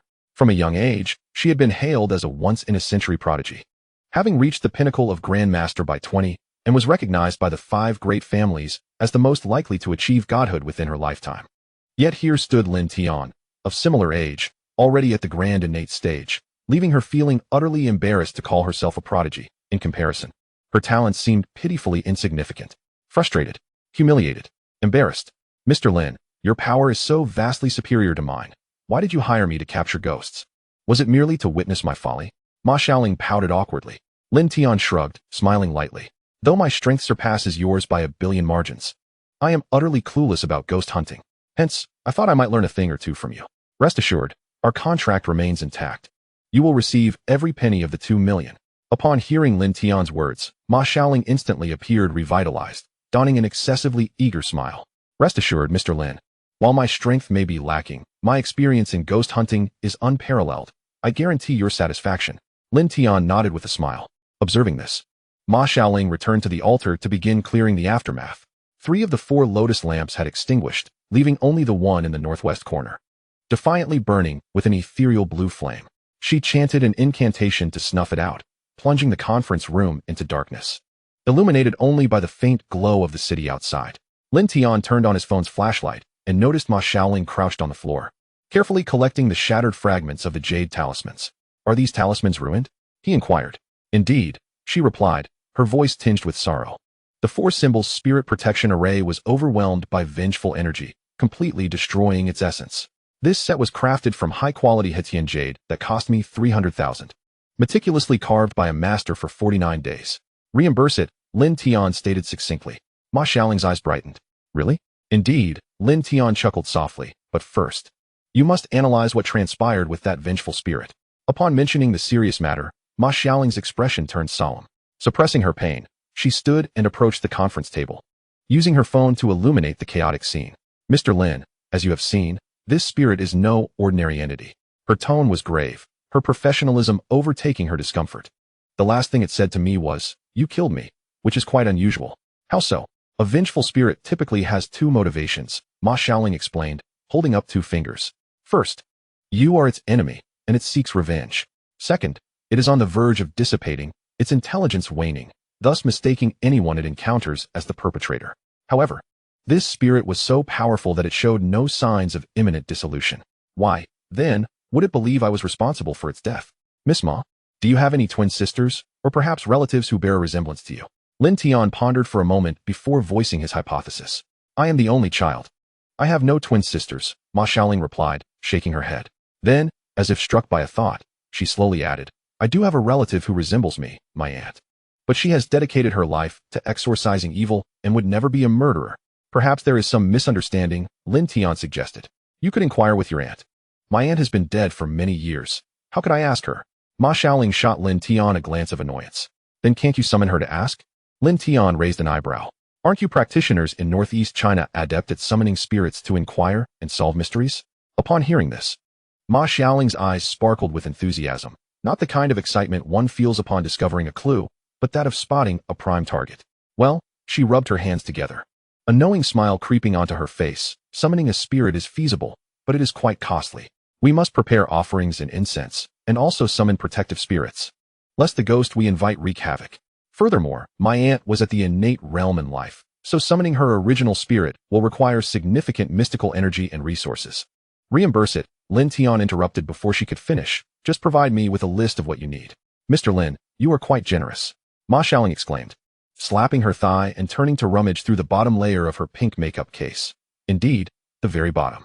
Lin Tian observed as she opened a compartment and retrieved an object wrapped in red cloth. As she unveiled it, a palm-sized purple clay teapot emerged, its surface smooth and glossy, clearly well-loved over the years. The lid was intricately engraved with a vividly lifelike fox's head. A sudden feeling of foreboding washed over Lin Tian. This is the resting place of my aunt, Ma Dana's spirit, Ma Xiaoling explained matter-of-factly. She had unfulfilled wishes in life, refusing to enter the cycle of reincarnation after her death. My father sought the help of Master Husan to seal her within this teapot, preserving her intellect while allowing us to consult her at any time. Lin Tian gazed at the teapot, then back at Ma Xiaoling's expression that seemed to say, I assure you, I am not deceiving you, and suddenly felt as though he had been ensnared in a trap. Miss Ma, he spoke slowly. You didn't happen to have that teapot prepared in advance, waiting for me to offer reimbursement, did you? Oh, Mr. Lin, how could you say that? Ma Xiaoling immediately adopted a look of feigned innocence. I merely noticed your earnest desire to solve the case. Moreover, summoning my aunt does indeed require resources. I didn't quote you excessively. As she spoke, she began her preparations, pulling out 3 specially crafted black incense sticks, a small dish of glutinous rice, and a stack of yellow paper. Watching her deft movements, Lin Tian smirked. All right then, how much do you require? To summon the innate spirit. The complete process will cost 500,000, Ma Xiaoling stated without a hint of embarrassment, including the incense, protective spirits, and offerings for her aunt afterwards. Rest assured, it will be worth every penny. My aunt has dealt with many intricate cases in her lifetime. Lin Tian pulled out his phone. Account details. 5 minutes later, the notification of a successful transfer chimed. Ma Xiaoling's smile was radiant enough to bloom flowers. Mr. Lin, just a moment, it will be ready shortly. She inserted 3 black incense sticks into a dish of glutinous rice, and with a gentle twist of her fingertips, the tips ignited without flame, releasing 3 straight wisps of azure smoke. The aroma was peculiar, reminiscent of sandalwood intertwined with an elusive herbal essence, tinged with a faint hint of tea. Ma Xiaoling cradled the teapot in her hands, murmuring incantations. This was the ancient and melodious spell used by the shamans of northeast China to summon spirits. As the incantation resonated, the teapot began to tremble slightly. The fox statue atop the lid emitted a faint crimson glow from its eyes. The temperature in the conference room dropped further, not the bone-chilling cold associated with vengeful spirits, but rather a crisp, solemn chill. The azure smoke ceased its vertical ascent, swirling instead around the teapot. Before long, a translucent specter floated out from within the teapot. Chapter 147, Digital Phantom. The outline of the spirit solidified at a visible pace.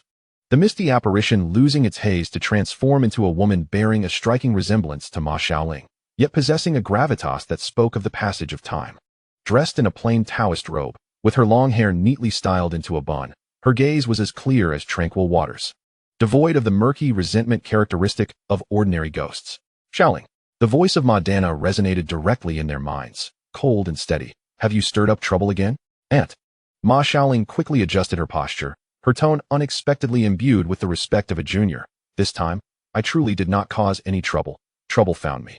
She swiftly recounted the evening's events, emphasizing the vengeful spirit's final accusation of "you killed me," as well as its bizarre disappearance without a trace.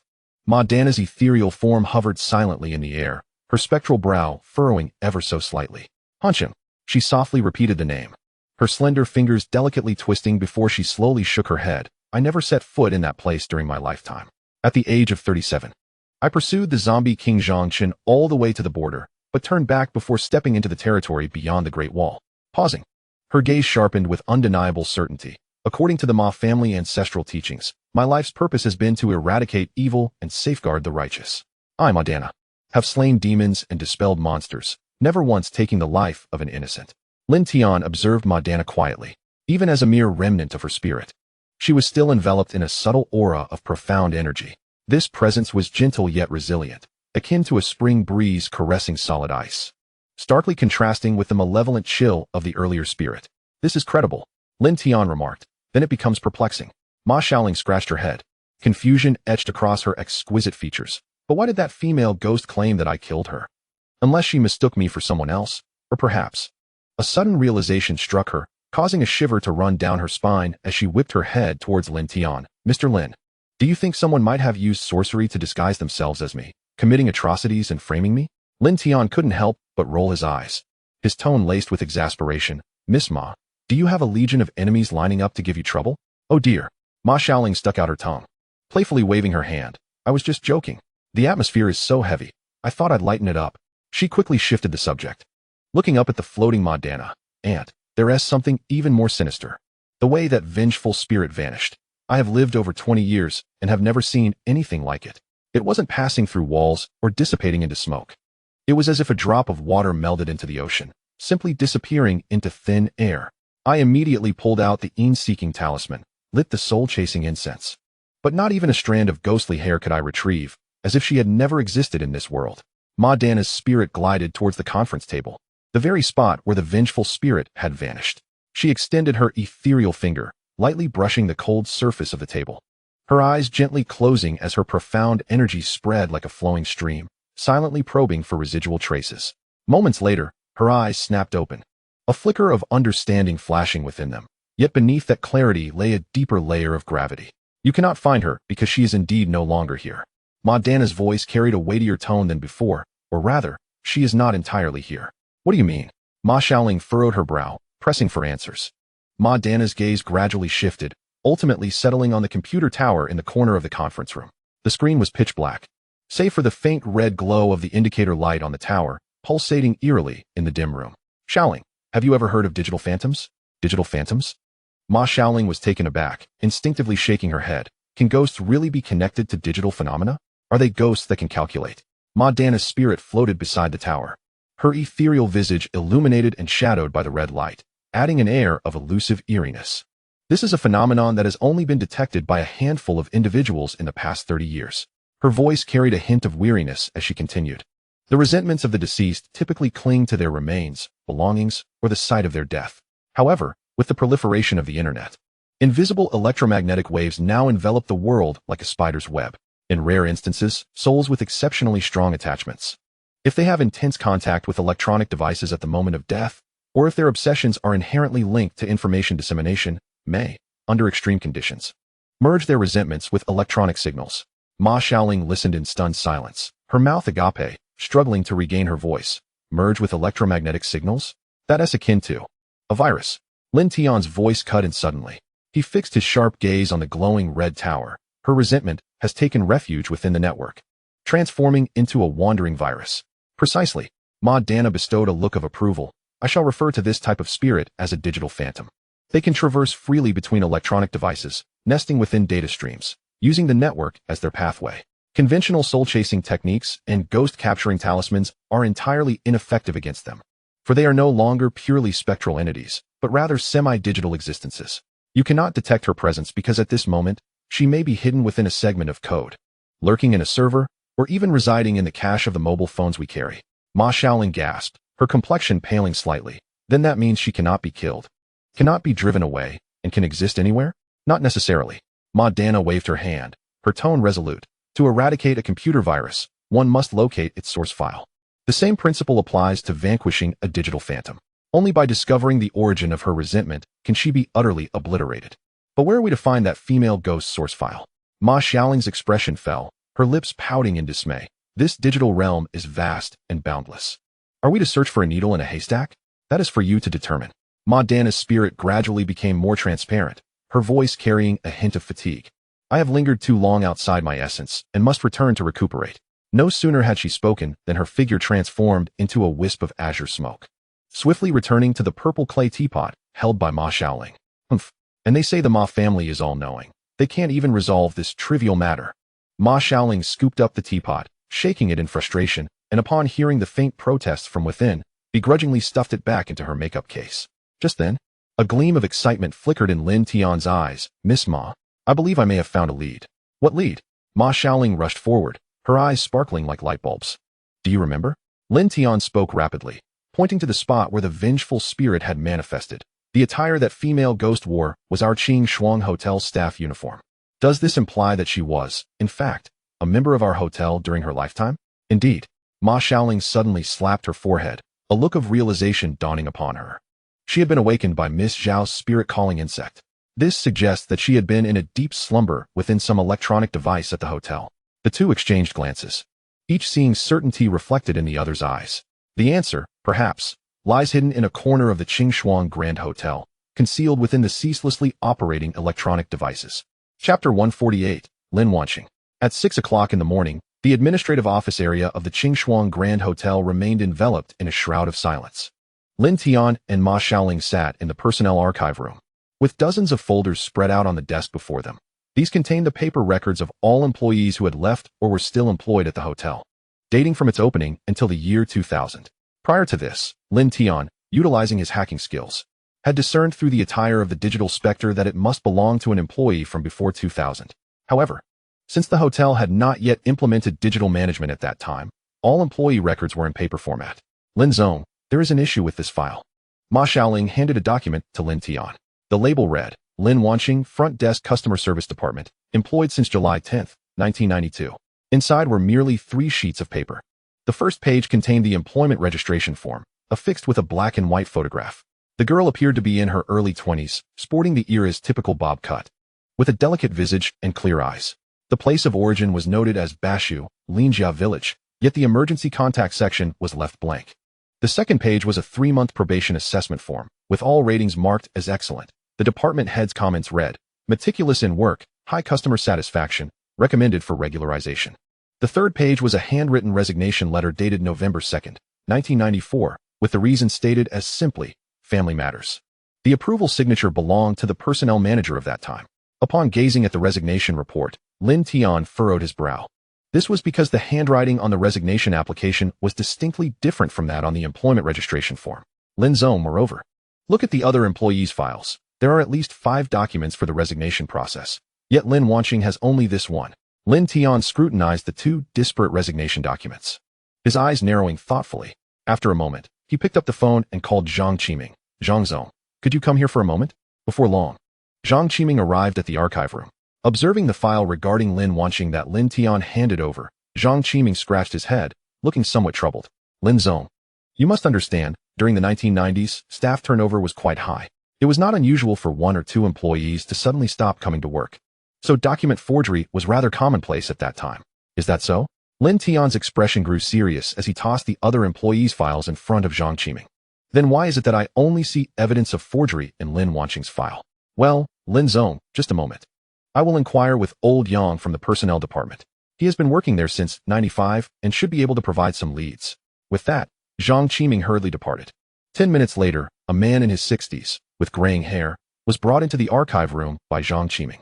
Old Yang had been rehired as a consultant after retirement, primarily responsible for employee training and etiquette guidance. Lin Zong, this is Yang Bo, a veteran of our hotel, Zhang Qiming introduced. Lin Tian stood to shake hands with Yang Bo and promptly delved into the matter at hand. Yang Bo, do you recall if there was an employee named Lin Wanqing who suddenly resigned at the end of 1994? Lin Wanqing? Old Yang adjusted his reading glasses, furrowing his brow in concentration. That name sounds somewhat familiar. Wait, was she the little girl at the front desk? Short hair, dimples when she smiled, spoke softly? Yes, that's her. Ma Xiaoling eagerly handed over the photo from the file. Old Yang studied the photograph for a long moment, his expression growing increasingly complex. Yes, I recall her now. She was quite a nice girl, diligent in her work, though a bit introverted. It seems she just stopped coming. What do you mean by stopped coming? Lin Tian pressed. Quite literally, Old Yang sighed. I remember it was autumn of 1994, around the end of October. She was on the night shift that day, but she failed to appear for the morning shift the following day. The supervisor called her dormitory, but no one answered. They sent someone to check, and her personal belongings were still there, but she was nowhere to be found. Did the hotel report this to the police? No, Old Yang shook his head. At that time, employee turnover was so high that many would simply not show up anymore, leaving their personal belongings behind. It was quite normal. So the hotel didn't take it to heart. And her family? Did anyone come looking for her? Lin Tian continued. It seems she had no family, Old Yang replied, shaking his head. I heard she was raised by her grandmother in the countryside, and her parents had long since passed. After processing her resignation, the hotel reached out to her village committee, but they said her grandmother had passed away the 2nd year after she was employed, leaving no immediate relatives. Was her salary settled after her resignation? I'm not sure about that, Old Yang pondered. But I remember there were rumors circulating at the front desk that she might have eloped with someone, as some claimed to have seen her with, well, never mind. Just idle gossip. With whom? Lin Tian keenly grasped the crux of the matter. Old Yang hesitated, lowering his voice. She was quite close to the customer service department manager at the time, Wang Chong. However, Manager Wang later explained it was merely professional guidance. At that time, he had just gone through a divorce, and people began to gossip. Where's Wang Chong now? He left Hanqing long ago, Old Yang stated. It seems he resigned shortly after Lin Wanqing's departure, and I heard he went south for business. His uncle, Li Guofu, was the hotel's general manager back then, and he too retired not long after. The clues appeared clear yet were imbued with an air of peculiarity.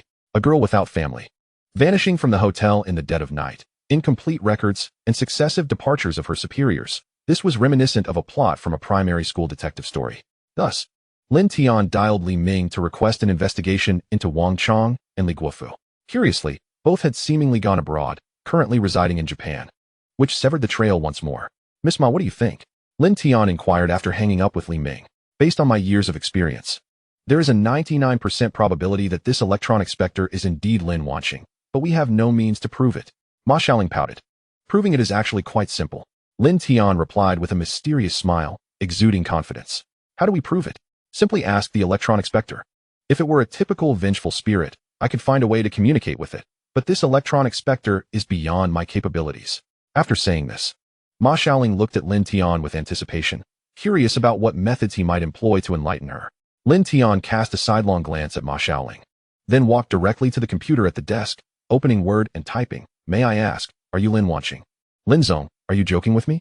Upon witnessing Lin Tian's actions, Ma Xiaoling's eyes widened in disbelief, staring at him as if he were a fool. Lin Tian ignored her and continued to gaze at the computer. However, after a long while, there was no response. Seeing this, Lin Tian proceeded to type again. Do you wish to know how Wang Chong and Li Guofu are faring now? After a prolonged silence, there remained no response. They are now living quite lavishly. Wang Chong once promised to take you to the land of the rising sun, but he deceived you, played with your affections. You are nothing but a mistress. At that moment, the computer screen abruptly transformed into a snowy display, and the temperature in the room plummeted sharply. Chapter 149, The Countdown to Zhao Shi's Demise. The temperature in the room instantly dropped to freezing point. Ma Xiaoling's expression changed drastically. Her hands began to form intricate seals like fluttering butterflies. And she recited urgently, Dragon God's decree, Fire God Zhu Rong, lend me the divine fire shield. With a thunderous roar, a circle of crimson flames emanated from her feet, swiftly enveloping the entire room, containing the cold wave within. The flames clashed with the frigid air, producing a hissing sound as vaporized water rose in white clouds, which then crystallized mid-air, cascading down like ice shards. Lin Tian fixed his gaze intently upon the computer screen. Deep within the snowy display, a vague figure gradually solidified. It was the electronic specter he had encountered the previous night, now appearing in the more distinct form of Lin Wanqing. Her semi-transparent body glowed with a ghostly azure light, her long hair flowing without wind, each strand resembling a collection of pixelated points. She raised her hand, pointing towards Ma Xiaoling. Simultaneously, the audio equipment around the room emitted a piercing electrical static, reminiscent of an old radio tuning in, mingled with the sound of countless hushed sobs. You are just as unreasonable as she is, maintaining the divine fire shield. Ma Xiaoling shook her head repeatedly, her tone unexpectedly earnest. Lin Wanqing, you have truly mistaken me. I, Ma Xiaoling, am a paragon of reason.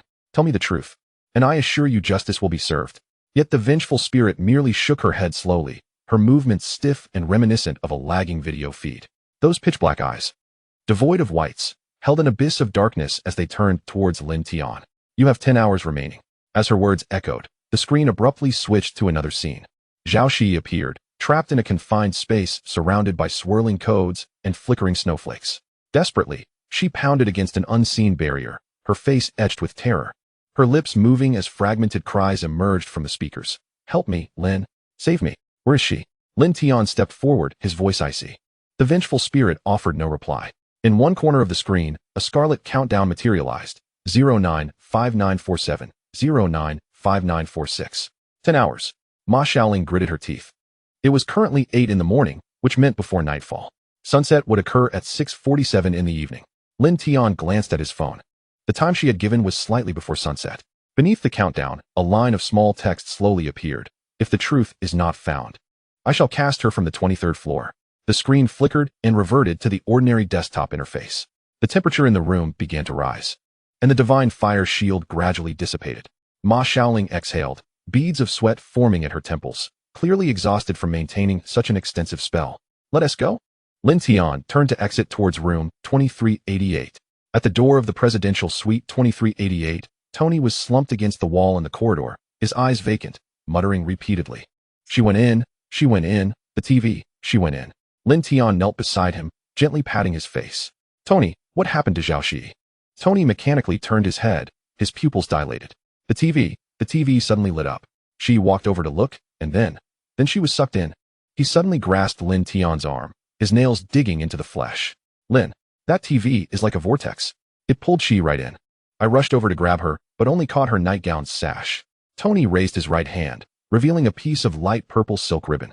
By now, Ma Xiaoling had already pushed the door open and rushed inside. The living room appeared normal, save for the 75-inch LCD television, which was completely dark. However, upon closer inspection, faint points of light seemed to swirl within the depths of the screen, resembling a rotating nebula. She produced a yellow talisman and affixed it to the television. The paper moved without wind, its edges quickly curling and charred. The residual malevolent energy was heavy. Ma Xiaoling's expression darkened. It wasn't merely passing through walls. She had truly been drawn into the electronic device.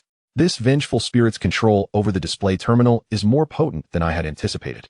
Lin Tian approached the television, his fingers grazing the surface. It was frigid, not merely cool, but a bone-chilling cold that penetrated deep into his marrow. Strangely, as his finger lingered on the screen for over 3 seconds, a blurry visage emerged from the pitch-black depths, Zhao Shi's face. Her mouth opened and closed as if in a silent plea for help, yet no sound emerged. The image flickered away in an instant. Lin Tian furrowed his brow and checked the date on his phone. It was precisely the date forecasted in the news alert regarding Zhao Shi's death. It became apparent that her demise was caused by a malevolent spirit, and he had evidently failed to save her, leading to her death. Ultimately, to placate the public, the authorities reported it as a fall from a height. Lin Tian's expression hardened, a silent vow forming within him. He must rescue Zhao Shi. There are only 10 hours left. We must act swiftly. Ma Xiaoling nodded, turning to the still-dazed Tony at the door. Stay here, do not go anywhere. And do not say anything. We have a way to save Miss Xiao. Tony nodded blankly. Upon returning to the administrative floor, they found Yang Bo waiting. The elder visibly relaxed upon their arrival. Mr. Lin, Miss Ma, are you both unharmed? Just now, the lights on the entire floor flickered. Yang Bo appeared shaken. Yang Bo, we need to know more about Lin Wanxing, Lin Tian stated directly, particularly regarding the places she frequented in the hotel and the devices she interacted with. Yang Bo strained to recall. That girl, Xiao Lin, was very diligent. Due to her introverted nature, she often found herself assigned tasks others were reluctant to undertake. Such as? For instance, cleaning the server room, Yang Bo replied. At that time, the hotel had just introduced a computer management system, and the server room was located in the far corner of the 5th floor, hot, noisy, and filled with radiation. No one liked to go there, but Xiao Lin never complained. And every Wednesday afternoon, she would go to clean it. Ma Xiaoling and Lin Tian exchanged a glance. The server room could very well be one of the digital specter's lairs. Is the server room still on the 5th floor? Lin Tian inquired. It has been moved. Yang Bo shook his head. In 2005, the hotel underwent renovations, and the new server room was established in the basement. The old room was converted into a storage space. However, he hesitated. Some old equipment from the previous server room was never removed. They said it was still usable, just kept as a backup. I went there last year to look for something and saw those old machines still powered on, their indicator lights flickering. It was quite eerie. Take us there. Chapter 150. Not only the king of hackers, but also a sorcerer. Soon, under Yang Bo's guidance, they arrived at the storage room on the 5th floor. The iron door emitted a grating groan as Yang Bo pushed it, the rusty hinges seemingly untouched for 30 years. Dust cascaded from the doorframe, swirling in the beam of the flashlight like mist. This is it. Yang Bo took a breath, wiping the sweat from his brow. After the old server room was converted into a storage area, these items have remained untouched for years. The flashlight pierced the darkness, illuminating an approximately 80 square meter rectangular space. The air hung thick with dust, mildew, and the metallic scent of antiquated electronic devices. A chaotic accumulation of miscellaneous items lay strewn about. Broken wooden tables and chairs were haphazardly stacked, while an old mattress with exposed springs leaned precariously against the wall. A mountain of discarded cathode ray tube televisions formed nearby, surrounded by tangled bundles of yellowing electrical wires, abandoned light bulbs, and the remnants of several antiquated fax machines. In the farthest corner, 6 beige vintage server cabinets stood neatly against the wall. Their design, a relic from the 1990s, presented a boxy and cumbersome silhouette. Each cabinet enshrouded in a thick layer of dust. All indicator lights had dimmed, and the power cords snaked across the floor like lifeless serpents, their plugs long withdrawn from the sockets, with rust marring the metallic contacts. Mr. Yang, you may return now, Lin Tian said, turning to the elderly man. We can handle the investigation ourselves. A fleeting expression of relief washed over Mr. Yang's face. The recent strange occurrences at the hotel had already spread among the staff, and individuals of his age were particularly inclined to believe such tales. He rubbed his hands together, lowering his voice. Lin, Miss Ma, please be cautious. This place always gives off an unsettling vibe. After exchanging polite remarks, Mr. Yang nearly fled, his footsteps echoing rapidly down the corridor before vanishing towards the elevator. The iron door slowly closed, sealing off the last sliver of light from the hallway. What do you think? Lin Tian inquired, turning back. Ma Xiaoling, with her left hand cradling a miniature compass and her right forming a gesture of focus, murmured incantations. The compass needle quivered slightly, oscillating between various directions, but maintaining a modest range. She furrowed her brow and shook her head. The presence of negative energy is faint, almost imperceptible, unlike that of a nest. If the digital specters indeed originated from here, their grievances should be far more potent. Let us venture inside and take a closer look. Lin Tian produced a compact, high-intensity flashlight from his pocket and activated it. The beam pierced the darkness as he approached the row of server cabinets, dust swirling in the illumination. Bending down, Lin Tian meticulously examined the leftmost cabinet. Its casing, typical of the 1990s, exhibited rust at the corners, while the side label was barely legible. Qing Shuang Grand Hotel Management System, Main Server 1, deployed in 1993. He reached out to touch the cabinet's surface. It was cold and silent, devoid of the slightest tremor of electrical current or the hum of a hard drive, resembling an electronic sarcophagus. All power had been cut. Lin Tian inspected the 6 cabinets in succession, drawing the same conclusion. The power had been physically severed, and no one had touched them in over a decade. Lin, it appears we require a professional, Ma Xiaoling remarked, gazing at the servers with a sense of overwhelm. Lin Tian did not respond, but instead surveyed the clutter around them, ultimately gravitating toward a pile of debris. A few minutes later, he unearthed a dilapidated toolbox containing several screwdrivers, a multimeter, and a few rolls of faded insulating tape. Lin, what do you intend to do? Ma Xiaoling asked, her expression one of confusion. Lin Tian brandished a Phillips screwdriver from the toolbox, grinning at Ma Xiaoling. Did you not say you needed a professional? Allow me to formally reintroduce myself. If I rank second in computer technology, no one in Han City would dare claim the top spot. With that declaration, Lin Tian knelt before the first cabinet, aware that the hard drives within could preserve data for centuries. Even if the drives had sustained physical damage, he could still recover the data contained within. He deftly unscrewed the side panel, the rusted screws emitting a harsh grating sound. Once the panel was removed, the internal components were revealed: a motherboard, a power supply, and 4 35-inch hard drive bays, 3 of which were empty, while the 4th housed a gray-black hard drive, roughly the size of a hand, its surface label noticeably yellowed. Lin Tian carefully extracted the hard drive, its weight substantial, indicative of the old, all-metal encapsulation. Flipping it over, he read the label. Quantum Fireball 43 gigabytes, produced in 1993. 43 gigabytes. Quite a substantial capacity for its time, Lin Tian murmured, sufficient to store a wealth of information. Ma Xiaoling watched in bewilderment as Lin Tian connected the extracted hard drive to his laptop, swiftly commencing a series of operations. Physical bad sectors detected. Sector 0102-3 unreadable. Human-written overwrite traces detected. Approximately 87 data sectors overwritten with random data. Someone has deliberately attempted to destroy the data. Lin Tian chuckled lightly, and with a skilled touch. No less. This is no simple formatting, but a meticulous overwriting with random data, aimed at rendering the original information irretrievable. Ma Xiaoling's heart sank at his words. Is there no way around this? Even the top hackers would be powerless against it.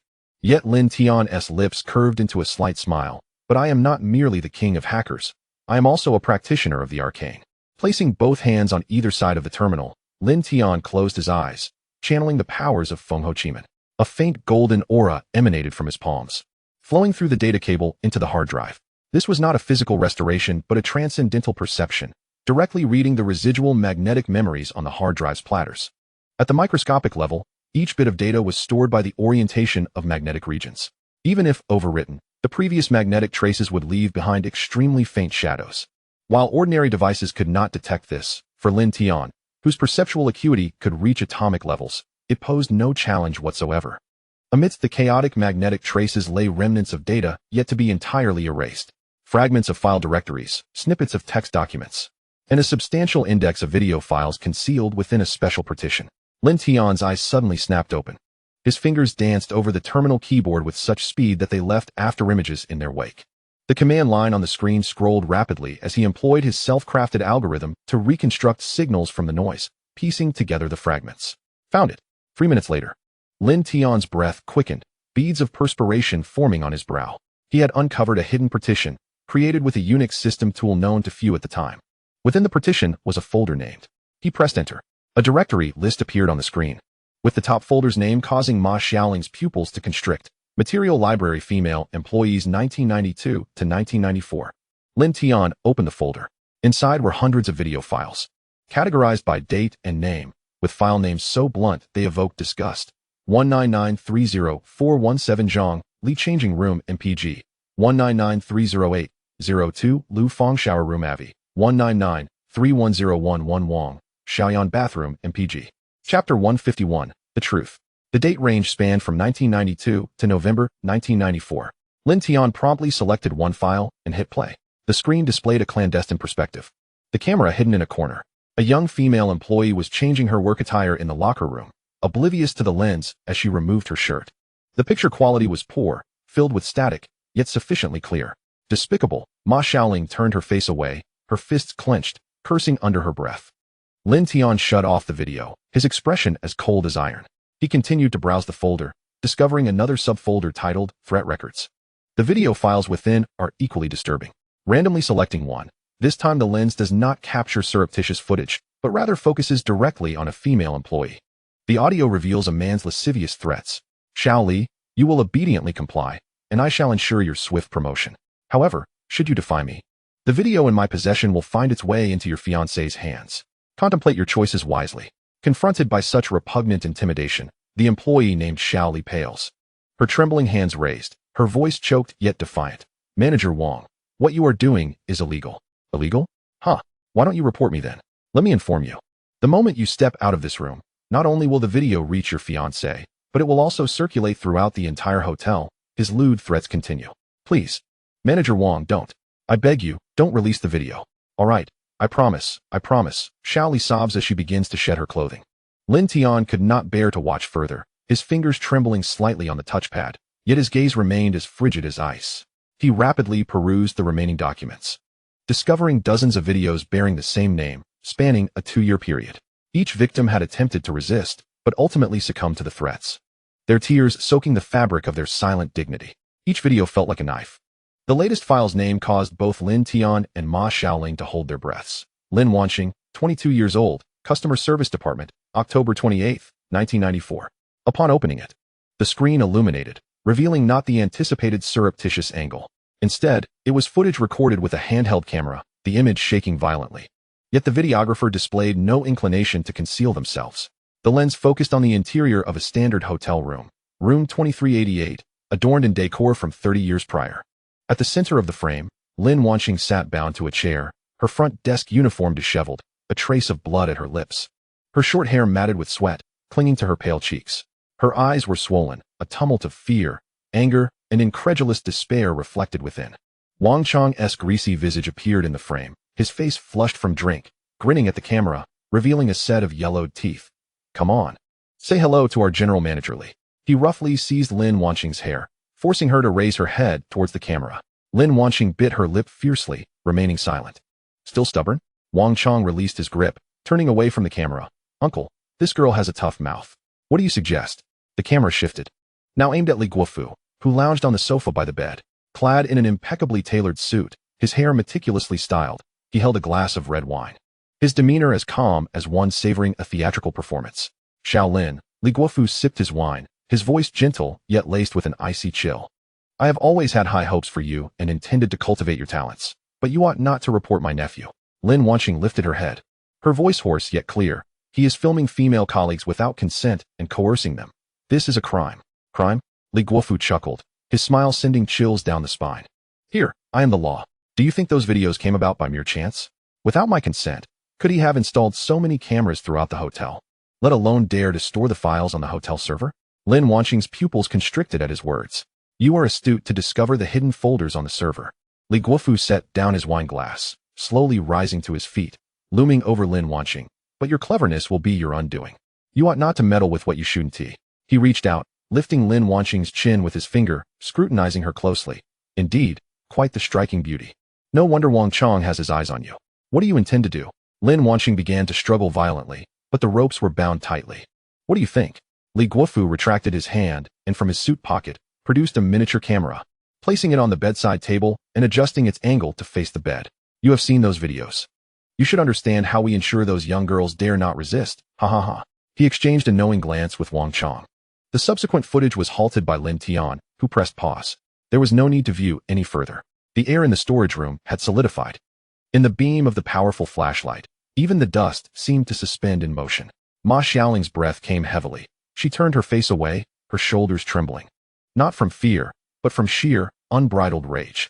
The yellow talisman in her hand ignited spontaneously, instantly turning to ash, a manifestation of her emotional turmoil, causing her energy to leak. Lin Tian remained silent, his fingers gliding over the touchpad. He did not continue the playback but swiftly skimmed through several subsequent video files. The dates all fell between the night of November 2nd, 1994, and the early hours of November 3rd. The location was consistently room 2388. The content was a descent into hell. The final video file bore the title, The Consequences of Disobedience. Upon opening it, the screen displayed the hotel's back alley in the early morning hours, captured from a blurred surveillance perspective. Two men dragged along sheet-wrapped object towards the trunk of a black sedan. The vehicle headed towards the foundation area of the hotel annex, which was still under construction. The video concluded. The screen's glow cast a cold pallor across Lin Tian's face. So, Ma Xiaoling's voice was hoarse, brimming with suppressed fury. She was not merely missing, she was silenced. Her body is buried beneath the hotel, perhaps right beneath our feet. Lin Tian shut down all interfaces, encrypting and backing up the hard drive data entirely. His movements were steady and swift, yet the coldness swirling in his eyes surpassed even the chill of the storage room. It is not merely a matter of silencing. His voice was low. They have obliterated everything she held dear. Her reputation, her innocence, her life, and even in death, she is to be slandered as having eloped. The resentment she harbored has permeated these servers, not solely due to her demise here, but because of her despair and rage resonating with the heinous data she uncovered. He gestured towards the aged cabinets surrounding them. This is not only her place of suffering, but also the sole sanctuary for preserving the truth. Buzz. No sooner had he spoken than the indicator lights on the 6 servers erupted in blinding red. This time, it was no longer an erratic flicker. The lights on the 6 cabinets flashed in perfect synchronization, the red glow merging into a singular entity, transforming the entire storage room into what resembled a pool of blood. The cabinet exteriors emitted a tortured metallic groan, dust pouring forth from the crevices. Chapter 152, The Data World. The crimson light surged like a tide, engulfing the entire storage room. The 6 server cabinets trembled violently, emitting a metallic wail as their shells melted away like wax candles, transforming into a viscous stream of black data. This liquid substance, composed of countless zeros and ones, rapidly spread, crawling up the walls, devouring the ceiling, reconstructing the entire space. The floor beneath Lin Tian and Ma Xiaoling vanished, replaced by an abyss of darkness, within which floated countless fragmented images. The hotel corridor of 1994, the front desk, the employee changing room, and the closed door of room 2388. She intends to pull us in. Ma Xiaoling swiftly formed a seal, casting a pale blue protective aura around them. Yet, the corrosive power of the data stream exceeded their expectations. Fine cracks appeared on the surface of the shield, hissing as if corroded by acid. Stay calm. Let us observe her true intentions. Lin Tian's voice remained composed, his gaze sharp as a blade. As soon as the words fell, the surrounding darkness abruptly illuminated. They found themselves in a chamber entirely composed of data. The walls cascaded with flowing lines of code, while the floor was a mosaic of ever-refreshing surveillance footage. Above them sprawled a vast celestial map, where each star represented a digital clock, its hands frozen at 23:47 on November 2nd, 1994. At the center of the room floated a silhouette of a woman, formed from light and shadow, Lin Wanqing. Yet at this moment, she bore no resemblance to the vengeful spirit they had previously encountered. Gone was the grotesque visage, the contorted form. Instead, she stood there quietly, clad in a pristine front desk uniform, her short hair impeccably styled, and her face adorned with the bashful, yet innocent expression she had worn in life. However, her eyes, those eyes held no pupils, only an abyss of darkness. Within that darkness flickered countless shattered images, the very heinous scenes Lin Tian had just witnessed on the hard drive, each frame pulsating like an unending nightmare. You have found the truth, Lin Wanqing spoke softly, her voice reverberating through the entirety of the data space. Yes. Lin Tian stepped forward, standing shoulder to shoulder with Ma Xiaoling. We are aware of everything Wang Chong and Li Guofu have done to you, as well as their actions towards other female employees. And then, Lin Wanqing lifted her gaze, those dark eyes locking onto Lin Tian's. What do you intend to do now? We will help you seek vengeance. Ma Xiaoling interjected, her voice brimming with righteous indignation. I will hand over this evidence to the police and ensure that the law holds them accountable. Law? Lin Wanqing's body trembled slightly, her tone laced with profound irony. If reporting to the police were effective, we would have done so while we were alive. How could we have met our untimely ends here? As her emotions surged, the surrounding data space began to destabilize. The flow of code on the walls accelerated, the surveillance footage on the floor flickered erratically, and the clock's hands began to rotate counterclockwise, producing a mechanical ticking sound. I will personally deal with Wang Chong and Li Guofu, Lin Tian stated in a deep, unwavering tone, in my own way. And I assure you, apart from the two of us, those videos will not be seen by anyone else. Upon hearing Lin Tian's vow, Lin Wanqing's demeanor seemed to stabilize somewhat. The tremors in the space lessened, and the flow of the code waterfall slowed. She fell silent for a moment before slowly raising her hand. A monitor materialized against the wall. On screen, Zhao Shi huddled in a corner of a pure white electronic room, her face ashen, arms wrapped around her knees, trembling uncontrollably, her gaze vacant, clearly on the brink of a mental breakdown. Bring Wang Chong and Li Guofu to the hotel. Lin Wanqing's voice was icy. Present them before us. Fulfill this, and we will release her. All right, I agree, Lin Tian immediately responded, gesturing towards the monitor. But please, first release Miss Zhao.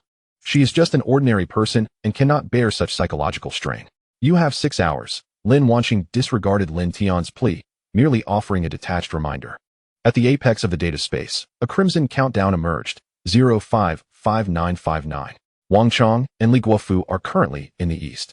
Lin Tian's tone grew urgent. Regardless of whether I could locate them, a mere round trip would undoubtedly take more than 6 hours. I don't care. Lin Wanqing's voice remained impassive. When the countdown ends, if I do not see those two, I will kill her. She is innocent. Ma Xiaoling could not restrain her outcry. Innocent? Lin Wanqing laughed. A smile so sorrowful it was heart-wrenching. What of those female employees who were secretly filmed and threatened by Wang Chong? Were they not innocent? Was I not innocent? But did anyone come to our rescue? Her voice suddenly escalated, shaking the entire data space. The hotel management feigned ignorance. Colleagues chose silence. Even when the police arrived, it was merely a formality. Everyone opted for silence, preferring to avoid trouble. In her furious outburst, the surrounding walls transformed, morphing into countless monitors, each displaying the visage of a woman. Clad in uniforms identical to Lin Wanqing's, their ages varied, yet each face bore the same mark of resentment and fury. Do not waste words with them. Eliminate them. Indeed, they are no different from those indifferent bystanders. This woman is the accomplice that brought about our demise. She revels in the peace we paid for with our lives. Amidst the collective roar of the vengeful spirits, Lin Wanqing's expression began to shift dramatically. At times grotesque like a malevolent specter, at times fragile as a young girl, sorrowful, yet filled with an uncontrollable rage. Her form flickered in the data stream, as if countless versions of her were struggling within. Silence! Lin Wanqing suddenly bellowed, thrusting her hands outward. The tumultuous data surged forth like a tidal wave, obliterating all the monitors in an instant. The walls reverted to their original state of a cascading waterfall of code, and the anguished cries of the spirits were abruptly silenced. She gasped for breath, her figure now more transparent than before, clearly exhausted from the recent outburst. When she looked back at Lin Tian, fatigue had crept into her gaze. Yet her tone remained resolute. There is no room for negotiation. 6 hours. With that, her form began to dissipate, transforming into countless motes of light that melded into the surrounding data stream. The entire data space began to collapse, disintegrating as swiftly as the retreating tide. In the next moment, the world spun wildly. Lin Tian and Ma Xiaoling felt solid ground beneath their feet once more, having returned to the storage room floor. Surrounding them were the same piles of clutter, 6 server cabinets standing silently against the wall, all indicator lights extinguished, as if the preceding events had been nothing but a fleeting illusion.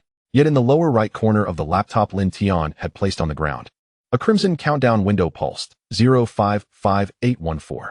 Time was slipping away, second by second. Chapter 153, The Paranormal Brain Machine Interface. She is not alone. Lin Tian stared at the countdown ticking on the laptop screen, his voice low and assured, as though declaring an undeniable truth. Ma Xiaoling, just retracting the compass she had used to survey their surroundings, turned her head, confusion etched across her brow. What do you mean? Did you notice anything in that data space? Lin Tian rose, slowly approaching the 6 silent server cabinets, his voice resonating clearly in the vast storage room. Lin Wanqing consistently referred to us. Initially, I thought it was merely a designation, but now I comprehend. He paused, his fingertip hovering over the cold metallic surface of the case, yet not making contact. It was a literal us. Ma Xiaoling's breath caught slightly. The female employees who were secretly filmed and threatened by Wang Chong and Li Guofu. There may be as many as 100. Lin Tian turned, his profile sharply outlined in the shadows. Some chose to endure in silence and left quietly. Others were forced into submission and continued to work in a daze. While some may have encountered horrors far worse than mere video threats, regardless of their fates, they all harbored the same intense negative emotions: fear, shame, anger, and the deepest despair. He returned to the laptop, his fingers flying over the keyboard with such speed that they were nearly indistinguishable. And a complex, three-dimensional program interface sprang to life on the screen. Over the protracted span of 30 years, these emotions, intertwined with the anguished resentment that erupted at Lin Wanqing's tragic demise, resonated peculiarly through the hotel's antiquated server system. Their sentiments were unwittingly transformed into data, stored, and ultimately amalgamated. Ma Xiaoling's complexion shifted dramatically. Her pupils contracted, and disbelief trembled in her voice. Mr. Lin, are you suggesting that the digital specter is actually a collective embodiment of all the victims' grievances? To be precise, it is a conglomerate of resentments centered around Lin Wanqing. Lin Tian nodded, his gaze still fixed on the screen, for Lin Wanqing was the sole victim who had been directly murdered. Her resentment was the most potent and enduring. Thus, The primary manifestation of this collective was her. Yet during moments of intense emotional upheaval, as witnessed earlier, the consciousness of other victims would surface, vying for dominance. He struck the return key, and the program interface commenced an intricate algorithmic analysis. This explains why she suddenly spiraled out of control. It was not merely her fury, rather. It was the simultaneous eruption of nearly 100 grievances, accumulated over 3 decades, akin to a flood breaching its banks. On the screen, the crimson countdown pulsed relentlessly, 051433. Time was visibly slipping away. Mr. Lin, what should we do? Ma Xiaoling's voice revealed genuine urgency. Even if we could make a round trip in 6 hours, it would be utterly impossible to locate Wang Chong and Li Guofu, who are far away in the east. Indeed, Lin Tian's response was succinct and composed. Therefore, fulfilling Lin Wanqing's conditions is utterly unattainable. We must devise an alternative strategy to rescue Zhao Xi. What strategy? A direct assault. A direct assault? Ma Xiaoling was momentarily taken aback, but if they remain concealed within the digital realm, we have no means to confront them. Miss Ma, you seem to have forgotten. Lin Tian suddenly turned to her, revealing an almost audacious smile. Before you stands the king of hackers. His fingers returned to the keyboard, the clicks resonating like a torrential downpour.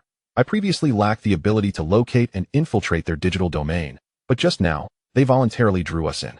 Ma Xiaoling had yet to fully comprehend, but Lin Tian continued to elucidate. This is akin to granting me open-source access. In the digital realm, every interaction leaves a trace, and each connection exposes an interface. The moment they pulled us in, they had already opened the gateway to their world.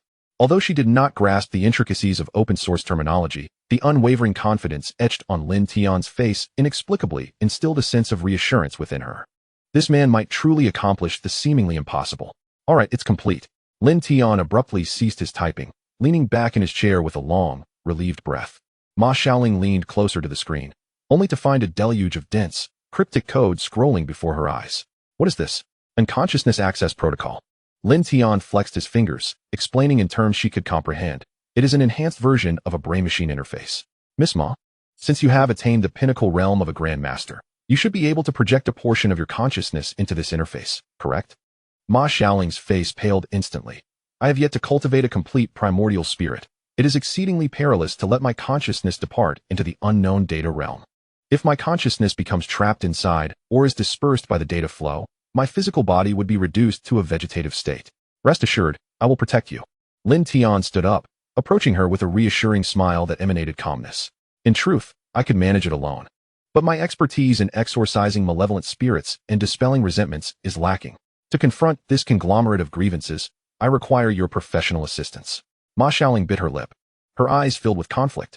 Very well.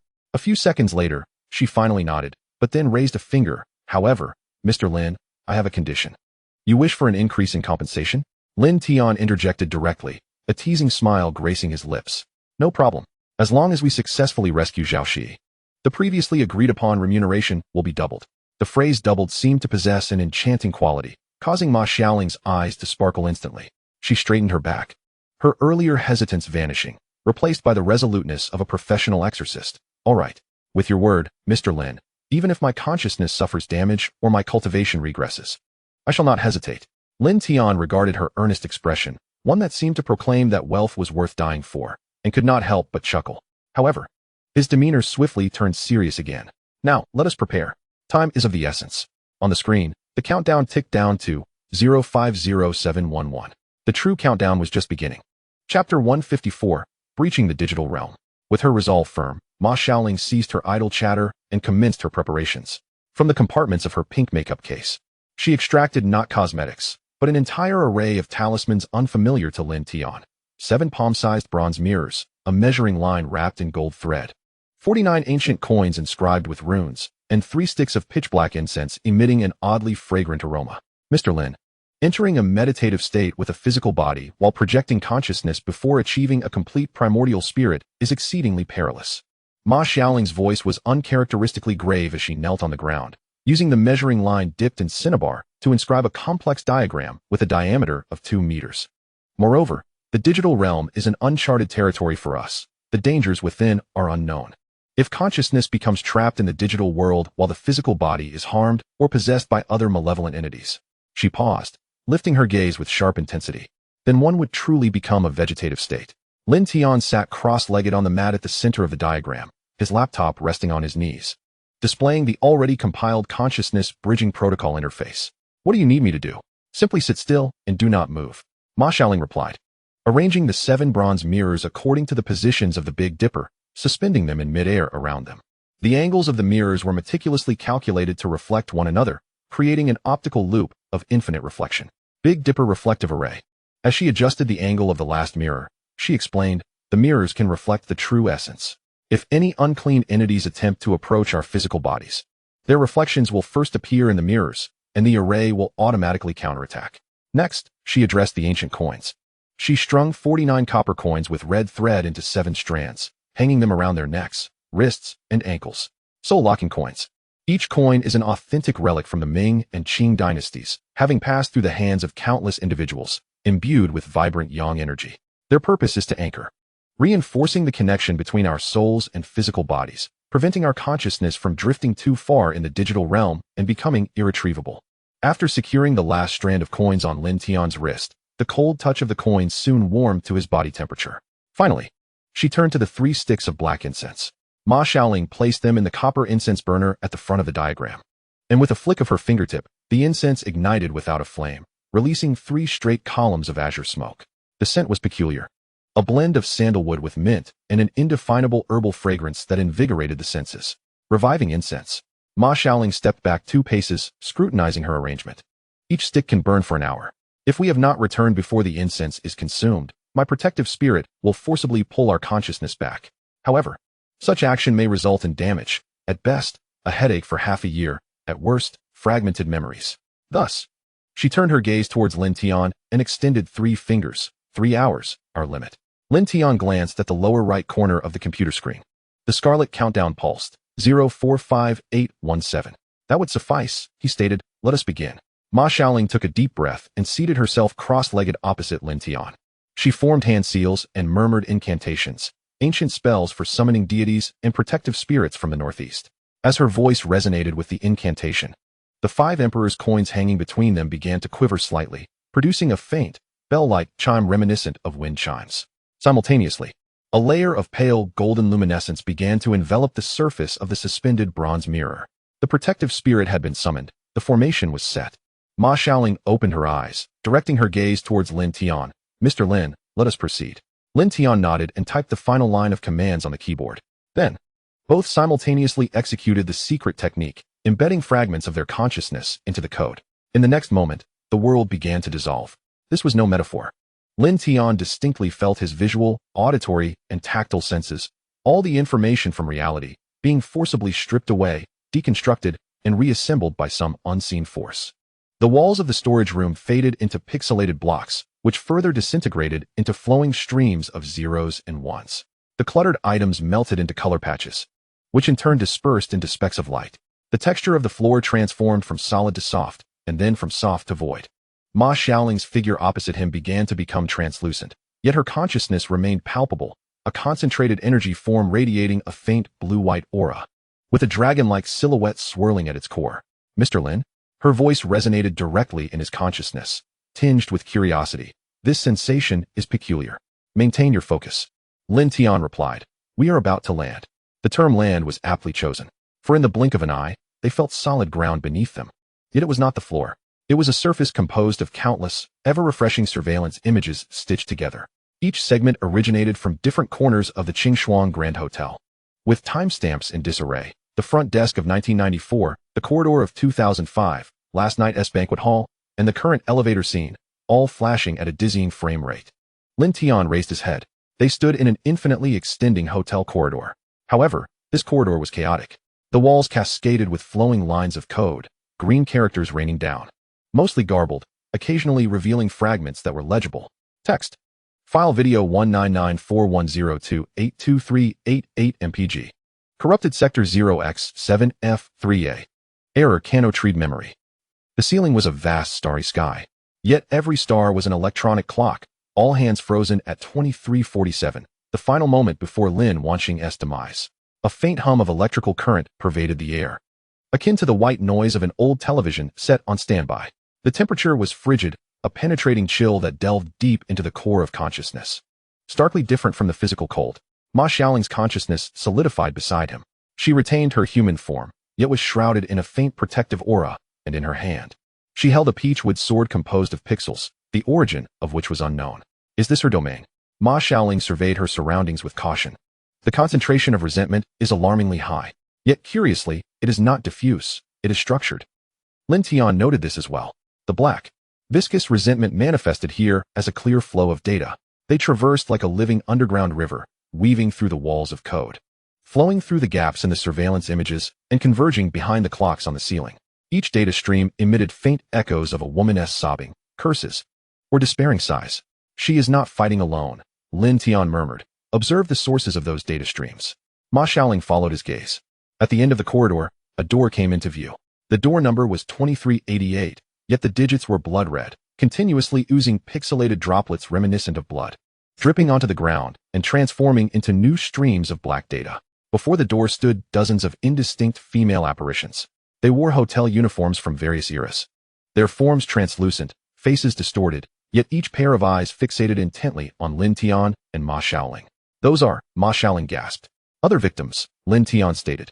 Their resentments were attracted to Lin Wanxing, fused with her, yet here they retained their independent existence. This is not mere possession, it is a collective consciousness. No sooner had he spoken than the electrical hum in the corridor surged. All surveillance images froze simultaneously. In that frozen moment, every image morphed into the same face, Lin Wanxing's face. In her 20s, with short hair framing a delicate visage, yet her eyes were entirely black, devoid of whites. A bottomless abyss of darkness. Within that darkness reflected countless shattered images, clandestine angles from the dressing room, lecherous smiles during coercion, the bloodied sheets of room 2388. Then, all the images began to melt away. Lin Wanxing's face streamed forth from the screens, like wax melting from a candle, the dripping wax converging mid-air, reconstituting, ultimately coalescing into a complete figure in the center of the corridor. She wore the old-fashioned front desk uniform, standing upright, hands folded in front of her, as if perpetually prepared to serve guests. Yet around her neck lay a distinct purplish-black ligature mark. Dried blood lingered at the corners of her mouth. Her eyes locked onto Lin Tian. Indeed, you wish to kill us just as she did. I should never have held hope for you. May you all perish. Lin Wanxing's expression began to shift violently. In an instant, she was the shy and delicate girl, her gaze perplexed. In the next, she transformed into a ghastly visage. Her lips stretched wide to her ears. Then, tears streamed down her face, trembling helplessly. In the blink of an eye, she reverted to a cold, vengeful spirit. Her pure black eyes filled solely with hatred. Chapter 155. Lin Wanxing's Methods, a terrifying deluge of memories. Lin Wanxing's voice echoed throughout the corridor, harmonizing with the voices of the hundreds of women, forming a resonance that sent shivers through the soul. May you all perish. No sooner had the words left her lips than the digital realm erupted in chaos. The flow of the code waterfall on the walls surged tenfold. Green characters transformed from a vertical descent into a torrential downpour, akin to a data tsunami. The celestial clockwork in the starry sky above began to whirl madly in a counterclockwise direction, emitting a cacophony akin to machine gun fire. Every sound akin to a needle piercing the consciousness. The surveillance images on the ground, which had been constantly refreshing, suddenly all melted away. Viscous black liquid flowed from the edges of the images, merging and reconstituting, no longer individual surveillance windows, but coalescing into a colossal, sprawling scroll of memories that covered the entire corridor floor. The scroll flowed, like a river woven from anguish. Ma Xiaoling instinctively looked down, and with just a glance, her consciousness trembled violently. The scroll contained not coherent images, but fragmented, jarring, unprocessed raw sensory memories. Frame 1. A youthful hand trembles as it unfastens the first button of the front desk uniform. The background resonates with the heavy breaths of a man. Frame 2. In the mirror of the changing room, terrified pupils magnify, while a reflection flickers briefly in the corner. Frame 3. A printed candid photo lies discarded on a desk, a hand adorned with a golden watch pointing at the image. You choose.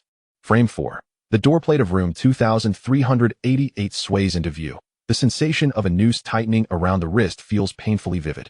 Frame 5. Darkness, suffocation, ultimately. The vision reveals an antiquated chandelier on the hotel ceiling, a lifeless moth resting upon the lampshade. Frames 6, 7, 100, not arranged chronologically, not categorized by characters. They encapsulate the moments of demise of all victims, fragments of the most agonizing memories, the deepest despair, shattered, intermingled, and then explosively surging into the consciousness of Ma Xiaoling. Look at them. The voice of Lin Wanqing seeps through every ripple of the river. Look at us. The torrent of memories has officially arrived. As the first wave strikes, Ma Xiaoling stifles a groan and kneels on one knee. Her protective aura is instantly riddled with web-like cracks. This is not the result of physical assault, but rather a direct assault on her psyche. Each fragment of memory colliding with her aura bursts forth a cloud of darkness, laden with potent negative emotions: fear, shame, anger, numbness. Dragon God-s decree, water goddess-s shadow, let the heart be as clear as ice. Ma Xiaoling grits her teeth, forming a seal to forcibly channel her incantation. Striving to calm herself, the ethereal image of her peachwood sword radiates a brilliant golden light, ancient runes densely appearing along the blade. The golden glow unfurls like an umbrella, barely shielding her from the first, most concentrated wave of memory fragments. Ma Xiaoling's consciousness begins to turn transparent. In this digital realm, the solidity of one's consciousness directly reflects the strength of the spirit. Each fragment of memory she endures weakens her presence. More terrifyingly, those fragments she has deflected do not vanish. They linger in the air, beginning to reorganize and reassemble, forming more complex scenes of memory. Zzz. Amidst the static of electrical noise, a translucent shadow of a room emerges before Ma Xiaoling. A hotel office decorated in 1994. A young girl in work attire stands with her back to the camera, her shoulders trembling. Behind the desk, Wang Chang's oily visage is clearly visible, a USB drive swaying in his hand. Xiaoli, do you think your fiancé will still marry you if he finds out about this? The girl's sobs burrow directly into Ma Xiaoling's consciousness. Manager Wang, please delete the video. Delete it? Sure. Wang Chang rises, approaching the girl. Resting a hand on her shoulder. Then you'll stay and work overtime tonight? The scene abruptly halts, as if the tape has been cut. Yet the pain and despair pierce through Ma Xiaoling's consciousness like tangible thorns. Ugh! Ma Xiaoling cries out in agony, the aura around her left shoulder shattering completely. At that spot, a breach appears in her consciousness. Black data particles begin to seep in. Miss Ma, Lin Tian immediately transmits a warning. Do not gaze directly at the memory scenes. They are traps. I know, Ma Xiaoling grits her teeth, sweeping her peachwood sword to shatter the office shadow. But these things will actively burrow into your mind. The second wave, the third wave of memory scenes burgeon throughout the corridor. Candid angles from the changing room. Shots taken through the crack of a restroom door. Coercion in the night shift room. And at the center, the most vivid reenactment of the homicide in room 2388. Each scene is not a complete narrative, but an infinite loop of the most agonizing moment. The girl named Xiao Li is eternally unbuttoning the first button. The employee caught in the changing room is forever frozen in terror as she turns. Lin Wanqing is perpetually fixated on the chandelier in the last moment before the noose tightens around her neck. An infinite loop, infinite suffering, infinite despair. These cyclical scenes begin to resonate. The identical frequency layers in the corridor, forming a psychological noise capable of tearing the structure of consciousness asunder. The cracks in Ma Xiaoling's protective aura multiply. This cannot continue. She won tea last 10 minutes. Gasping, she turns to Lin Tian. Do you have any solutions, Mr. Lin? This is not a battle. It is sheer mental torture. Lin Tian has been observing. His state is significantly more stable than Ma Xiaoling's. Not because he is stronger, though he is indeed stronger, but because his consciousness structure is entirely different. As the king of hackers, his consciousness functions like a computer. When memory fragments surge forth, his mind automatically initiates a classification protocol, activating a buffering isolation layer, segregating the torrent of negative emotions. Therefore, in Lin Tian's perspective, what he sees is not merely a human tragedy, but a series of data structures. He perceives the source data embedded within each memory fragment. Victim ID 014. Timestamp 1993081122217. Emotional tags: fear 087, shame 092, anger 045. Associated subjects: Wang Chang, Li Guofu. Anomaly mark: memory continuity disruption. Content of the 37th second overwritten. This is it. A spark of insight ignites in Lin Tian's eyes. Miss Ma, hold on. I have identified the issue. Chapter 156, Uncovering the Conspiracy. What issue? Ma Xiaoling shatters another memory scene that is beginning to form. The light of her peachwood sword has dimmed to the point of near invisibility. These memories have been tampered with. Lin Tian transmits quickly, not all of them, but crucial parts, especially those pertaining to the identity of the perpetrator and the object of vengeance, have been artificially implanted with repeated, reinforced erroneous tags. He points to the nearby loop of the 2388 homicide scene. Lin Tian's gesture triggers a certain privilege. A faint golden stream of data emanates from his fingertip, slicing into the looped scene like a scalpel. The scene freezes. It halts at the moment when Lin Wanqing is being strangled, her gaze directed towards the doorway.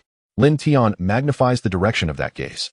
The doorway is empty, yet on the data layer, Lin Tian perceives the second layer of imagery superimposed upon the original memory, a blurred silhouette of a woman clad in a robe, coldly observing from the entrance. Miss Ma. Lin Tian's voice bears gravity. Someone has implanted you, or rather, an image strikingly similar to you, into the critical frame of Lin Wanqing's death memory. This is not limited to her. Similar implantation traces exist in the memories of other victims. Ma Xiaoling is taken aback. What? Look at this. Lin Tian gestures. The golden stream of data extends like tendrils into several surrounding memory scenes. In the aftermath of the candid scene from the changing room, a blurred female profile appears in the background. In the coercion scene of the office, the outline of a robed woman is reflected outside the window. All of these implanted images possess identical data characteristics. They originate from the same source file. Is this the memory goo? After observing the data source demonstrated by Lin Tian, Ma Xiaoling finally comprehended why Lin Wanqing accused her of murder. She had indeed been framed. The forbidden techniques of the Xiangxi witchcraft sect. They can extract the living's physical traits, refine them into memory goo worms, and implant them into others' memories. It seems that not only the spirit guide goo was planted in Miss Zhao, but also the memory goo. No, if Miss Zhao possessed a memory goo, I would have detected it. Could it be that the sorcerer's skills far surpass mine? Ma Xiaoling was increasingly perplexed. Miss Ma, do the Northeast shamanic practitioners have a feud with the Xiangxi witchcraft sect?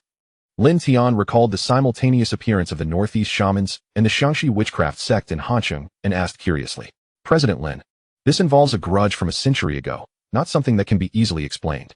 Let us first resolve the current predicament, and I shall recount the entirety of the events once we are outside. Ma Xiaoling exclaimed anxiously, feeling her endurance waning. Simultaneously, Lin Wanqing's body began to undergo terrifying transformations. Lin Tian's dissection of the memory scene seemed to have enraged her. No, it was not anger. It was fear. Lin Wanqing clutched her head, emitting inhuman shrieks. Her body twisted violently within the data stream, at times elongating like a serpent, and at others compressing into a sphere. Those black data streams surged from the walls, ceiling, and floor, frantically rushing towards her, invading her every orifice. Blood began to flow from her eyes, not red blood, but black. A data blood composed of error codes. Do not look. Lin Wanqing's voice was intermittent, interspersed with the cries of countless women. Do not tear us apart. Who am I? Who are they? Who killed me? Was it you? She suddenly lifted her head, her eyes streaming with data blood, fixating intensely on Ma Xiaoling. Then, she extended her hand. That translucent hand reached out towards Ma Xiaoling, trembling at the fingertips. From within her arm erupted dozens of distinct voices. Kill her. She is the one who caused our demise. Avenge us. Avenge us. No, it's not her. I remember incorrectly. Such agony. Let me die? Die, die, die, die, die. The arm exploded. Not a physical explosion, but a data overload collapse. Her arm disassembled into hundreds of black data tendrils, each tendril manifesting a distorted female visage, all screaming in unison. The tendrils shot towards Ma Xiaoling like a frenzied python emerging from its lair. This time, the tendrils' attack patterns were exceedingly bizarre. Some lunged directly, while others circled around. Some displayed frost runes on their surfaces, while others flickered with lightning. A few even imitated the golden light of the cleansing heart spell that Ma Xiaoling had just cast, attempting to resonate at the same frequency to shatter her protective barrier. She is learning. Ma Xiaoling gasped. No, it's not them learning. Each tendril is an independent vengeful consciousness, sharing perception and analytical results. She swung her sword to block, but there were too many tendrils, too swift, too cunning. One tendril circumvented the sword's edge and viciously pierced her right leg. Hiss. It was not the sound of flesh being penetrated, but the corrosive noise of data being tainted. Its structure dismantled. Ma Xiaoling's right leg instantly turned transparent, the edges beginning to disintegrate into pixels. The intense pain nearly caused her to faint. President Lin. She cried hoarsely. I can't hold on any longer. These tendrils are devouring my existence. Lin Tian had already sprung into action. The moment Ma Xiaoling was struck, he formed an exceedingly complex hand seal in front of his chest. It was not a traditional Taoist hand gesture. Rather, it was a programming sign. He was coding the foundational rules of this digital realm.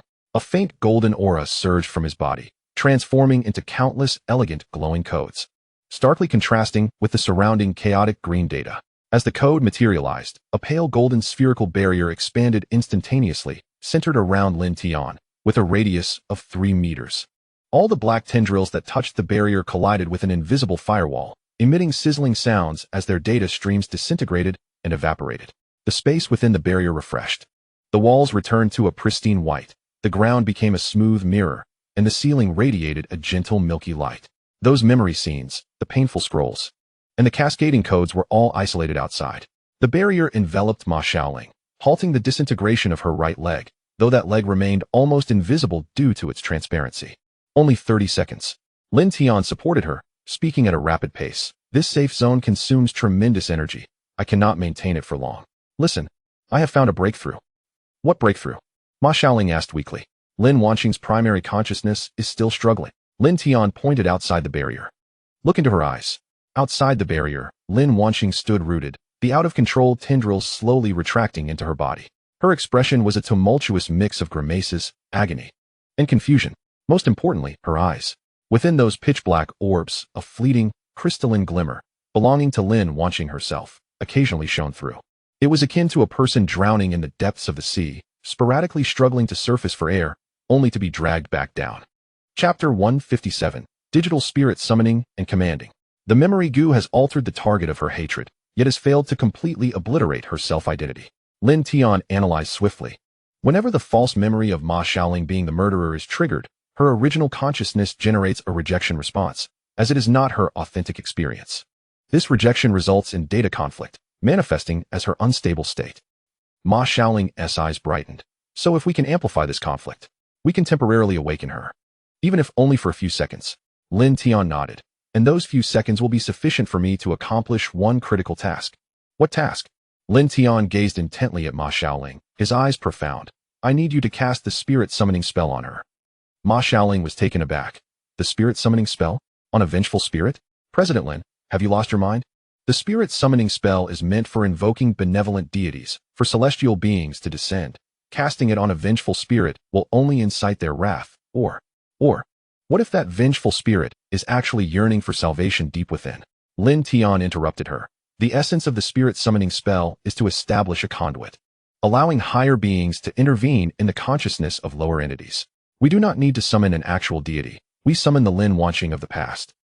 Ma Xiaoling's pupils constricted. You mean? A temporal anchor point. Lin Tian enunciated deliberately, using the spirit summoning spell to construct a passage. Then leveraging my hacking privileges to extract the Lin Wanqing from the depths of her memory data from November 2nd, 1994. At 2346, the one who had not yet been murdered, who had not yet been consumed by resentment. We will summon her, allowing her to converse with her present self. How could that possibly be accomplished? It is impossible in the real world. Lin Tian glanced at the increasingly chaotic data storm outside the barrier. But here, in the digital realm, memories are data. Data can be backed up, copied, or reverted to a previous version. He took a deep breath. Miss Ma, I need you to buy me 10 seconds. Can you do that?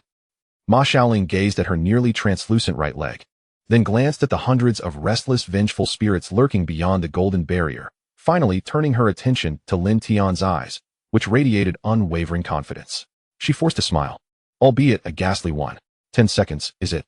Struggling to stand upright, she swiped her left hand across the transparent portion of her right leg.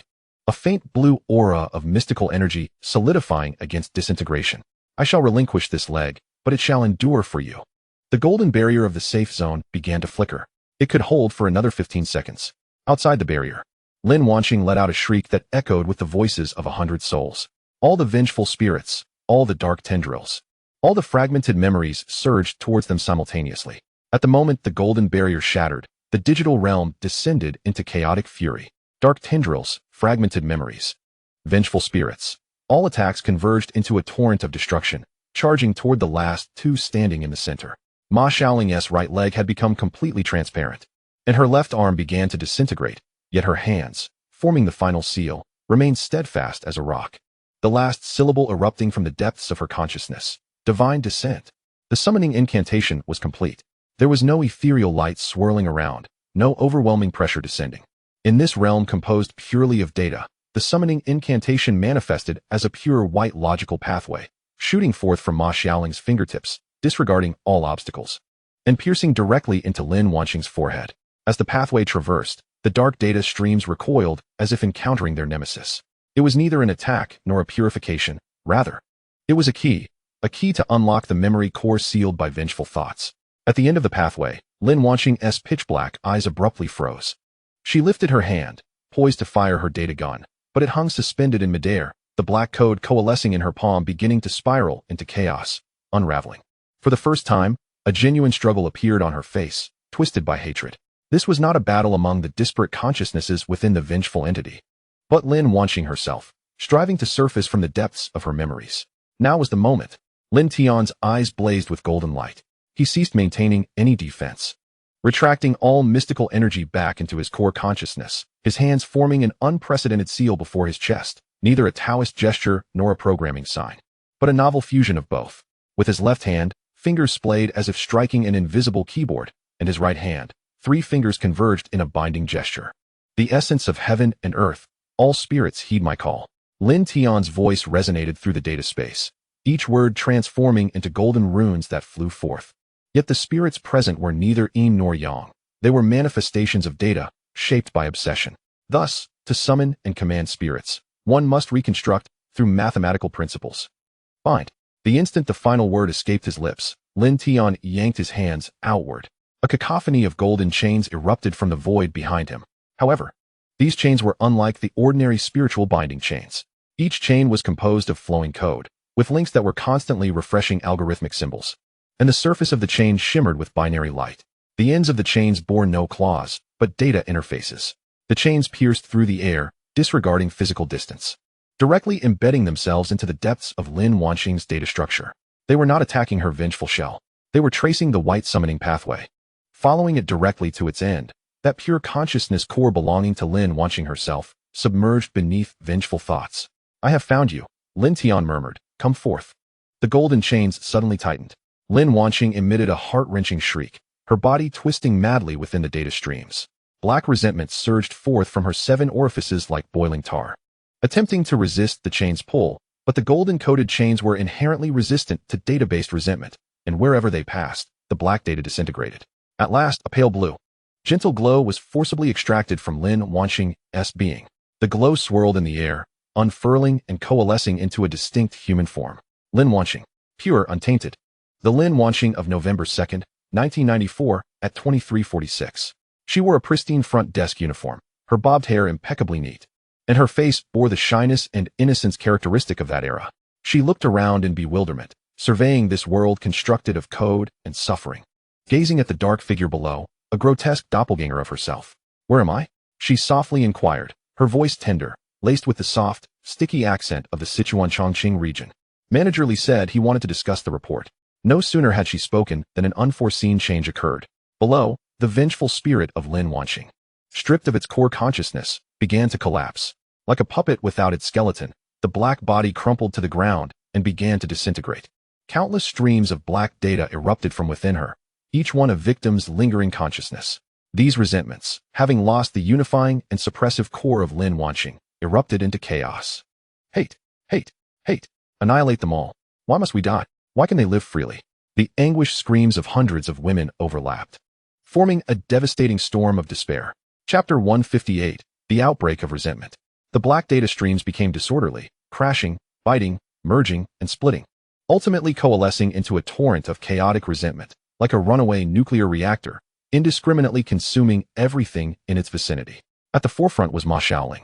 A torrent of resentment collided violently with her fractured consciousness. Spurt. Ma Shaoling expelled a breath of faint golden consciousness fragments, her primal, mystical energy disintegrating. Her left arm vanished entirely, her body's transparency exceeding 70%, on the verge of dissipating within the data space. Ma Shaoling. Lin Tian swiftly pulled her behind him, raising a golden barrier with one hand. Yet, the torrent of resentment was too powerful, untethered from Lin Wanqing's restraint. These accumulated grievances of 30 years surged forth like wild stallions, their strength not diminished, but rather amplified exponentially by their complete release. The golden barrier trembled under the onslaught, its surface riddled with cracks. These resentments were akin to the sovereign of a realm. Even though Lin Tian possessed a near-divine level of power, he was merely a consciousness in this moment, and in the digital world, he could not exert the full extent of his abilities. Had it not been for his innate talent as the king of hackers, allowing him to perceive the rules of the digital realm, he might have been unable to withstand the assault of this chaotic resentment. Even more terrifying was the fact that the chaotic resentment began to grow. It devoured the surrounding coated walls, consumed fragments of memories, absorbed the clockwork stars on the ceiling, rapidly expanding in size, gradually transforming into a colossal monster composed of countless twisted human faces. This monster morphed into an enormous centipede, each limb adorned with a human visage. Every face screamed in agony, each scream carrying an attack that tore at the very fabric of consciousness. At the head of the centipede, hundreds of pure black eyes simultaneously locked onto Lin Tian, and the pristine consciousness of Lin watching behind him. Core, return it to us. Merge together in suffering. The centipede, its tentacles formed from human faces, began to elongate, reaching out towards the pure-hearted Lin watching. Upon witnessing this, Lin Tian's countenance darkened, and he summoned all his inner energy to withstand this terrifying assault. However, with a series of resounding impacts, bang, bang, bang, the golden barrier ultimately faltered, shattering with a thunderous roar. Lin Tian stifled a groan as his consciousness became increasingly translucent, nearly vanishing into utter clarity. Yet, he did not retreat. Instead, he stepped forward, resolutely shielding Ma Xiaoling and the pure-hearted Lin watching behind him. Just as the tentacles were about to make contact with the three, Lin Wanqing suddenly spoke. Wait. Her voice, though soft, remarkably overshadowed the cacophony of anguished wails. The tentacles halted midair. Hundreds of eyes at the heart of the monster turned towards her in unison. Lin Wanqing slowly floated forward, standing shoulder to shoulder with Lin Tian.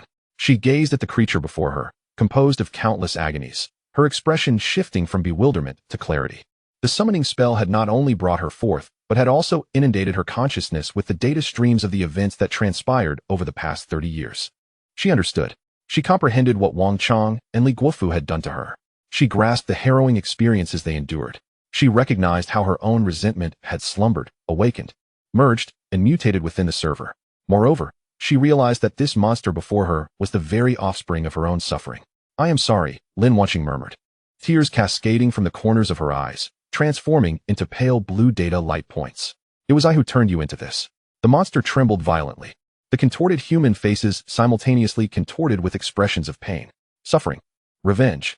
Kill them. Lin Wanqing shook her head. And then what? After avenging yourselves? Will that lead to your liberation? The monster fell silent. Amidst the chaotic resentment, countless whispers emerged. I don't know. I just want them dead. My son should be starting college this year. Mother is still waiting for me to come home. It's so cold down here. The essence of resentment had never been hatred. Rather, it was a refusal to accept injustice. It was the unwillingness to see innocence tarnished, lives taken, dreams shattered, and evildoers thriving. As the colossal centipede quieted, Lin Wanqing turned to the nearly transparent Lin Tian. Mr. Lin, can you fulfill the promise you made earlier? Lin Tian nodded. Rest assured, I shall personally aid you in eliminating Wang Chang and Li Guofu, bringing their heads as offerings to console your spirits in the afterlife. I believe in your promise, Mr. Lin. Lin Wanqing endeavored to use Lin Tian's vow to dispel the resentment, yet the specters harbored no trust towards him. We have heard too many promises from the living. In the heart of the resentful creature, dozens of faces roared in unison, their voices resonating like thunder. The hotel management said they would investigate, yet the very next day, we were dismissed. The police claimed they would file a case, only to lock the evidence away, citing insufficient proof. The reporters vowed to expose the truth, but after accepting Li Guofu's bribe, they declared we left voluntarily. Why should you be any different? Just because you speak so sweetly. Core, do you intend to betray us? One of the faces inquired. At this utterance, a thunderous shockwave reverberated, reigniting the already subdued resentment into a fervor. She has betrayed us. We no longer need her. Killing the intruder's core will restore us. Kill, kill, kill. The giant centipede surged forth once more, unleashing torrents of black data streams that surged towards Lin Tian like a tsunami. Bang, bang, bang, bang. Lin Tian crossed his arms, bracing himself against the onslaught, steadfastly protecting Ma Xiaoling behind him. He let out a muffled groan as his consciousness was hurled backward, its transparency surging past 90, nearly dissolving into the data stream. Had he not been on the verge of divine transcendence, with a consciousness far surpassing that of ordinary beings, this blow would have shattered his very soul. Yet, even as he endured, the situation teetered on the brink of catastrophe.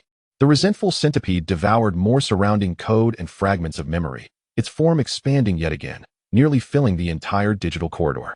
It was adorned with a myriad of black runes, representing the unpurified essence of resentment. Each rune encapsulated a tale of blood and tears. Disbelief. All shall perish. Join us. At the heart of the monster, hundreds of pitch-black eyes locked onto Lin Tian, then unleashed a cataclysmic wave of psychic energy simultaneously. This time, even the data space itself began to unravel. The code waterfall on the walls reversed its flow, the ceiling clock spun wildly in reverse, and the surveillance screens on the floor shattered into a flurry of black snowflakes. This was indiscriminate, self-destructive aggression. The collective of resentment had gone utterly mad. It no longer sought revenge, but aimed to obliterate the entire digital realm. Chapter 159, Lin Wanqing's Choice. The centipede, born of the collective of resentment, attacked not only Lin Tian's consciousness, but also reached into the realm of reality. In the storage room, the 7 bronze mirrors suspended in the air sensed the intruder and quaked violently. The reflections in the mirrors did not depict the corporeal forms of Lin Tian and Ma Xiaoling, but rather a surging, viscous mass of black data. Dingling, dingling. The soul-binding coins tethered to their wrists and ankles clanged wildly as the red threads visibly darkened and carbonized. The 49 coins, touched by countless hands and infused with the chi of myriad families, rapidly became encased in a layer of chilling frost, soon followed by cracks that spread. Crack, crack. The first coin shattered, then the second and the third. In front of the array, the 3 soul-reviving incense sticks in the bronze incense burner burned at an alarming rate. What was once capable of lasting an hour was reduced to mere seconds, the blue smoke twisting chaotically, no longer rising straight, but swirling erratically, emitting a strange hissing sound, as if battling an unseen force. Zizizi. Bang bang bang. The ceiling lights in the storage room exploded one after another, shards raining down like a storm. Following this, the lights along the entire 5th-floor corridor extinguished sequentially, darkness surging like a tide from the corridor's end, consuming all sources of light. Thud, thud, thud. A dull thud echoed from below, accompanied by the terrified cries of employees. The power is out. The entire building is in darkness. What about the backup generator? Why hasn't it activated? No, it's not a power outage. Look, the emergency lights are going out too. Panic spread like a contagion. Starting from the old server room on the 5th floor, darkness and chaos swept downwards, engulfing the entirety of the Qing Shuang Grand Hotel. In the presidential suite on the 23rd floor, Zhao Shi suddenly found herself huddled in a corner of the room's sofa, terrified. On the 19th floor, a high-ranking executive preparing for a meeting was thrown into disarray. In the lobby on the 1st floor, the front desk frantically called the engineering department. But all they received in response was a cacophony of static. It was as if an unseen, malevolent giant hand had gripped the electrical lifeline of the entire building, brutally severing it. Yet this darkness was not merely the absence of light. In the eyes of an ordinary person endowed with a certain degree of heightened senses, they can vaguely perceive thin, yet distinct strands of black mist seeping from the wall sockets, the data interfaces in the ceiling, and even from the crevices of electronic device screens. It is chilling, despairing, suffused with resentment. Within the storage room, the formation teeters on the brink of collapse. The 7 bronze mirrors of the 7-star reflection array begin to reveal intricate fissures, from which a viscous, black liquid oozes forth, reminiscent of blood. Reflected in the mirrors, Lin Tian and Ma Xiaoling's physical forms become increasingly blurred and distorted, as if they might be engulfed by the darkness within the mirrors at any moment. The final barrier safeguarding their corporeal bodies is gradually disintegrating under the onslaught of vengeful thoughts spilling forth from the digital realm. Madonna, too, voluntarily emerged from Ma Xiaoling's makeup box, addressing the void with urgency. Guardians, this digital specter is far more terrifying than anticipated. Shouldn't you swiftly pull their consciousness back from the digital world? At that moment, a fox-like figure materialized within the formation.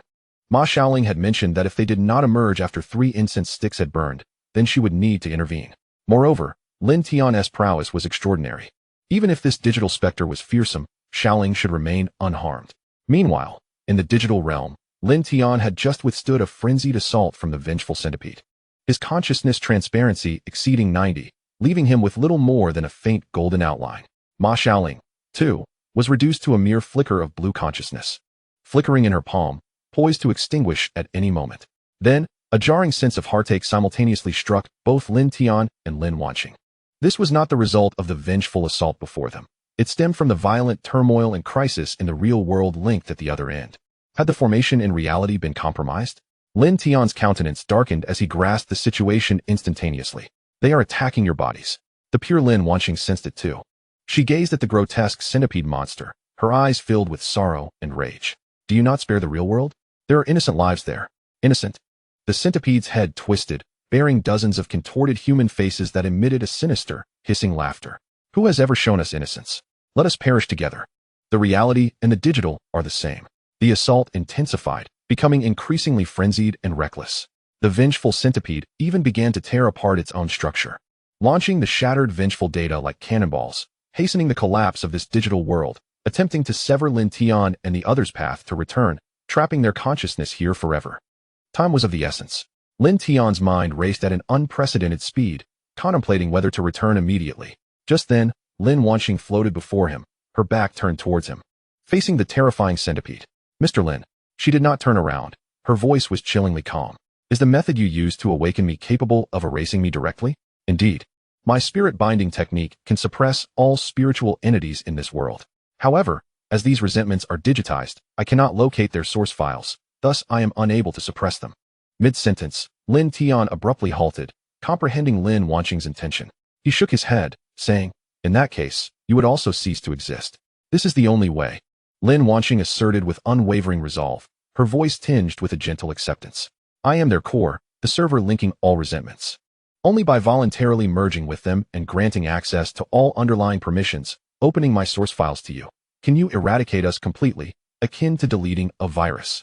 And there is no time left. They have already begun to destroy the Grand Hotel in the real world. We cannot afford to wait. With that, Lin Wanxing did not await Lin Tian's response, but opened her arms. The pale blue pure consciousness erupted with an unprecedented soft radiance. This light, though not blinding, possessed an undeniable penetrating quality, illuminating the vengeful centipede. Sisters, I am sorry, and I thank you for enduring so much suffering alongside me. Now, let me bear the final responsibility. In the name of the original core, Lin Wanxing. Consciousness-based protocol, fully open. Data interface permissions, all transferred. Targeting, Lin Tian. Buzz. The entire digital realm trembled. The vengeful centipede emitted a shriek mingled with rage and an instinctive desire to devour, frantically surging toward the willingly opened blue radiance, engulfing her once more, merging with her.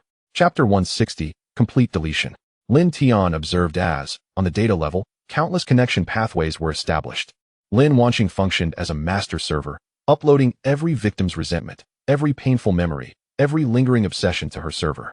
The centipede's body began to swell and twist, the once disparate faces gradually aligning in expression, all morphing into Lin Wanxing's visage. Countless faces of Lin Wanxing, each shedding data tears. Just then, Lin Wanxing's final words flowed to Lin Tian through the data stream. Mr. Lin, now is the time. Delete me along with them. A golden light surged in Lin Tian's eyes. No longer hesitating, he began to channel the last remnants of his profound energy, invoking the cosmic forces. Heaven and earth. Heed my command. Lin Tian spoke, each word morphing into golden code that flew forth, inscribing themselves in the void. Thus, the spirit here, neither yin nor yang, is formed of data, shaped by obsession. Therefore, the spirit binding technique must be reconstructed using numerical principles, with Lin Wanxing as the source file path, with 1994110223347 as the deletion key. Target, all data nodes of the vengeful entity. Execute. The moment the final word was uttered, Lin Tian forcefully pulled his hands apart. The sound was not that of chains, but rather the cascading sound of code pouring forth. Countless lines of pale golden code erupted from the void behind Lin Tian. These codes not chaotic, but forming an extraordinarily complex data deletion algorithm. The core of the algorithm was precisely the source file path Lin Wanxing had voluntarily opened. The golden code spread like a virus, swiftly traversing all connection pathways established by Lin Wanxing, precisely infecting each node of resentment. The centipede let out an unprecedented, heart-wrenching wail. The tentacles composed of human faces began to collapse, each face's expression shifting from grotesque to bewildered, and finally to a state of acceptance. You have betrayed us. So it was like this. She did not betray us. Lin Tian, do not let us down. The black data stream began to fade, transforming from a viscous, tar-like substance to a transparent gray, and then to specks of light. Lin Tian observed as, on the data level, the file attributes of each node of resentment were being rewritten. File name, Li Xiaoying's resentment 199300811. File size, 47 gigabytes. File status, deleting. Deletion progress, 3768100. Deletion complete. File name, Zhang Li's reluctant obsession 199310051 by 1. Hundreds and thousands of vengeful files were precisely located and utterly eradicated. The body of the centipede swiftly dissipated. Those tentacles transformed into specks of light, scattering into the ether, and the expressions of those faces, before vanishing, bore an unexpected smile, authentic, liberating smiles. At the core, Lin Wanqing's visage turned towards Lin Tian, her lips subtly moving. Thank you. And, do not forget your promise. As her words fell silent, her countenance too dissolved into shimmering particles. The entire vengeful centipede disintegrated completely, transforming into a torrent of data, a reverse flow of luminous rain. Drifting towards an unseen recycling station in the void, the digital realm began to regain its tranquility. The waterfall of code on the walls slowed. The green characters re-establishing their order. The clock on the ceiling, resembling a starry sky, ceased its counterclockwise rotation, gradually resetting. The surveillance feeds on the ground halted their refresh, ultimately fading to black, extinguishing one by one. The corridor returned to an expanse of emptiness and silence. Only Lin Tian and Ma Xiaoling's consciousnesses remained there. Alongside a curled figure at the corridor's end, Zhao Shi. She sat on the ground, hugging her knees, her form nearly invisible, her gaze hollow, her consciousness teetering on the brink of dissolution. Miss Zhao. Lin Tian, suppressing the weakness of his impending vanishing consciousness, hurried forward. He knelt, forming hand seals, infusing the last remnants of his mystic energy into Zhao Shi's consciousness. A pale golden glow enveloped her, as her almost transparent body began to regain solidity. Gradually, her vacant eyes began to focus. Lin. Zhao Shi stared at him in bewilderment, then glanced around. Where am I? Just now. A woman in white kept telling me to die. It's over, Lin Tian softly assured. She will not appear again. I will take you back. Ma Xiaoling stumbled over, her consciousness barely faring better than Lin Tian's, her right leg and left arm entirely transparent. We must hurry back, she gasped. The array in the real world cannot hold much longer. Lin Tian nodded, supporting Zhao Shi with one hand and Ma Xiaoling with the other. He closed his eyes, commencing the reverse operation of the consciousness bridging protocol. The coordinates of the real world surfaced in his mind. The storage room on the 5th floor of the Qingshuang Hotel, the center of the 7 stars reflection array, preparing to return. As his words fell, the 3 consciousnesses simultaneously transformed into streams of data, swiftly retracing their steps. In the real world, the situation in the storage room had reached a critical juncture. All 7 bronze mirrors were covered in cracks, black viscous liquid oozing from their surfaces. 2 of them had already shattered, fragments scattered across the floor. Out of 49 ancient coins, over 30 were broken, while the remaining were riddled with fissures. On the verge of collapse, the 3 soul-reviving incense sticks in the bronze incense burner had burned down to the last inch, the blue smoke dwindling to a feeble wisp, almost extinguished. Ma Xiaoling's physical body was as pale as paper, blood seeping from her lips. Lin Tian's exterior appeared unscathed, yet the veins on his forehead bulged, clearly enduring immense pressure. Ma Danna's spirit hovered anxiously outside the array, her expression grave, as if contemplating whether to forcibly retrieve the 2 consciousnesses. Just then, a thunderous explosion. All electronic devices in the storage room erupted in a shower of sparks. The fluorescent lights shattered completely, debris flying. Computer screens blacked out, the main unit emitting smoke. Yet, simultaneously, the remaining surfaces of the 7 bronze mirrors suddenly reflected 2 indistinct silhouettes, those of Lin Tian and Ma Xiaoling's consciousnesses. They're back. Ma Danna's eyes brightened. She immediately formed hand seals, reciting protective incantations, infusing faint white mystic energy into the array, stabilizing the crumbling 7 stars reflection array. Within the array, Lin Tian and Ma Xiaoling's physical bodies trembled simultaneously. Their eyes flew open. Puffed. Ma Xiaoling coughed up a mouthful of blood, her body collapsing. But Lin Tian caught her just in time.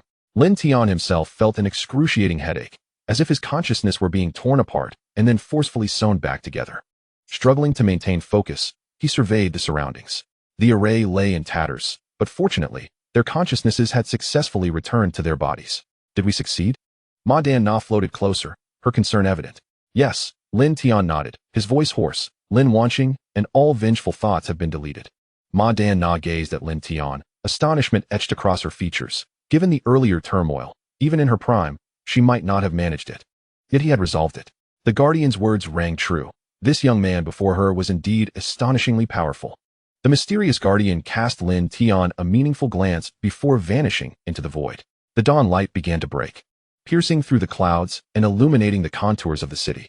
Chapter 161. The conspirator emerges as the power in the entire Qingshuang Hotel abruptly ceased.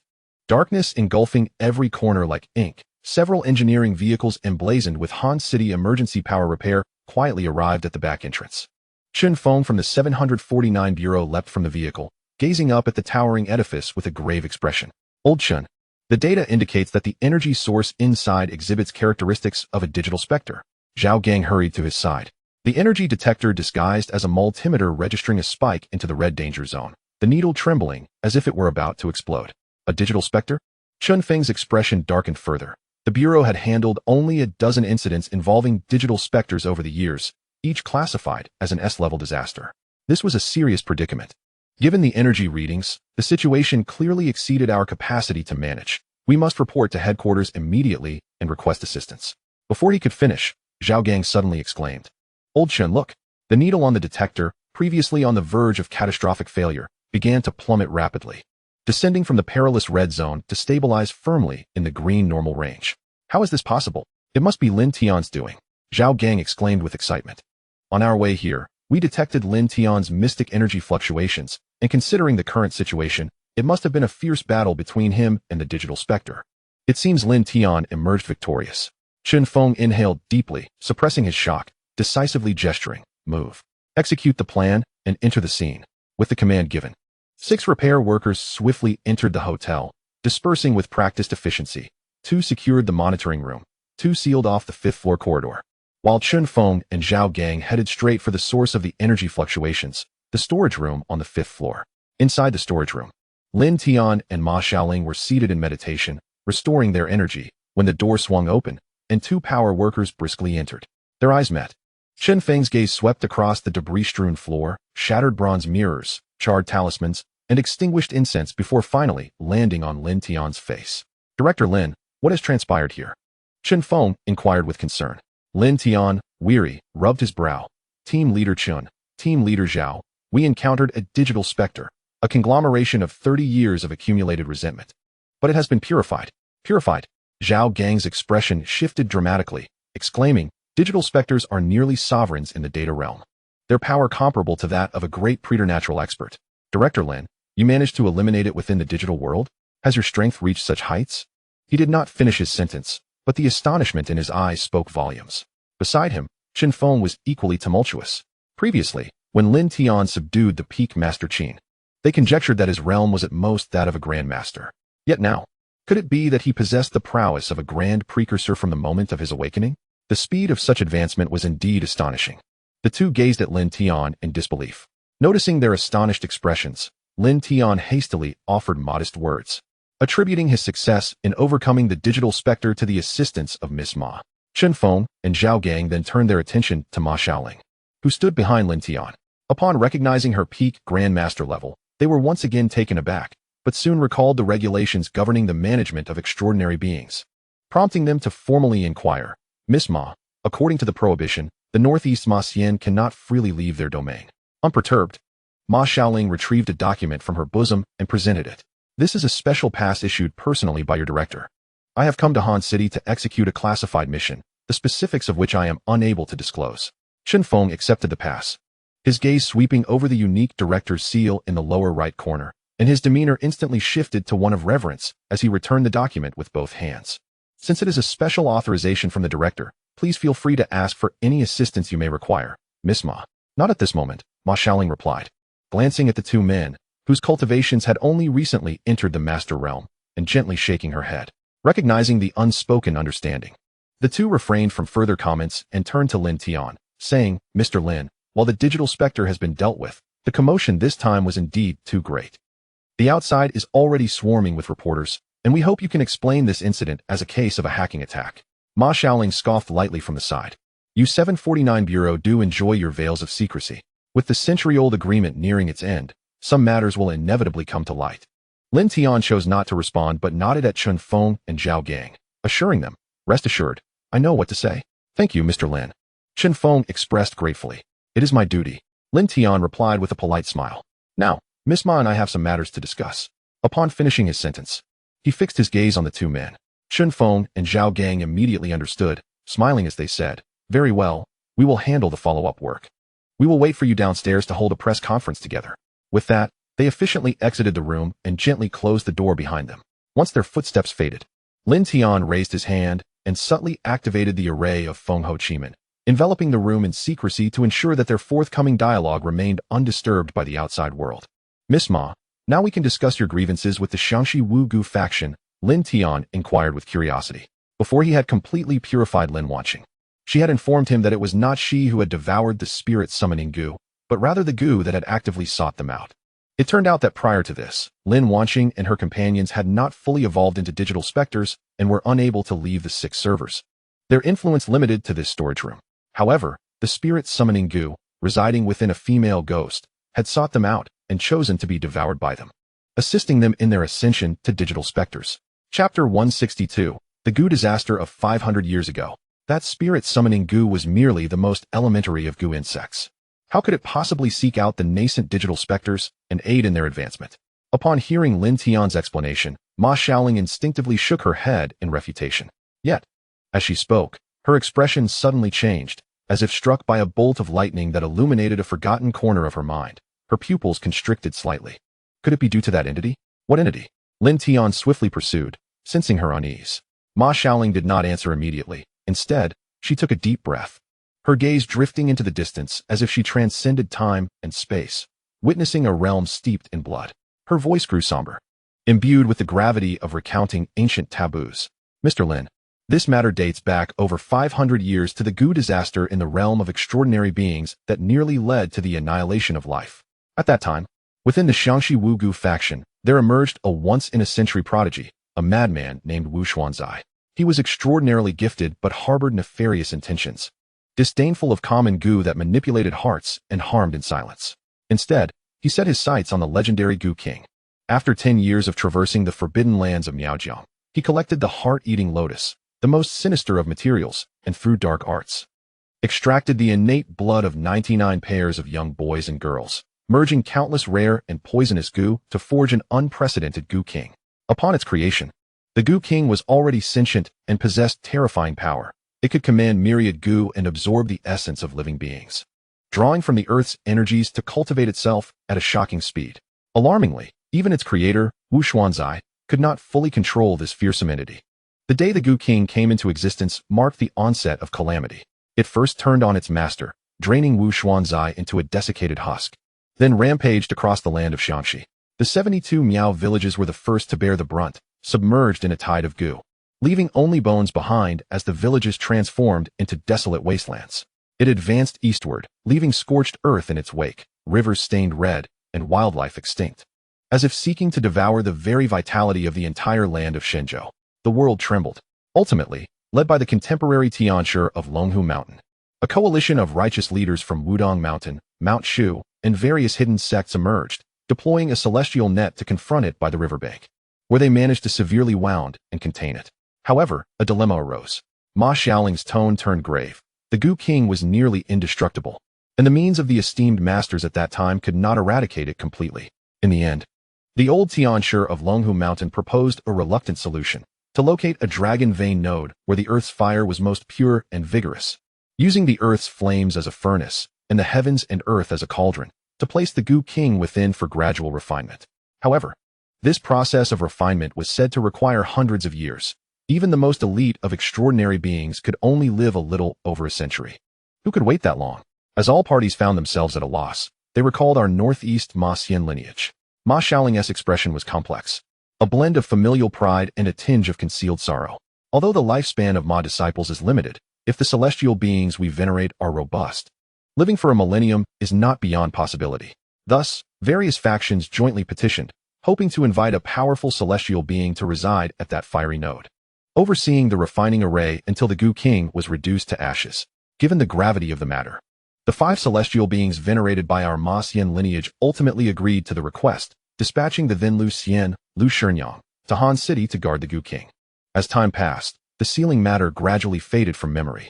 Except for the core sects involved at the time, nearly no one remembered this event, especially after the century-old agreement was established, as many sects faced near extinction of their legacies, let alone remembering the sealing.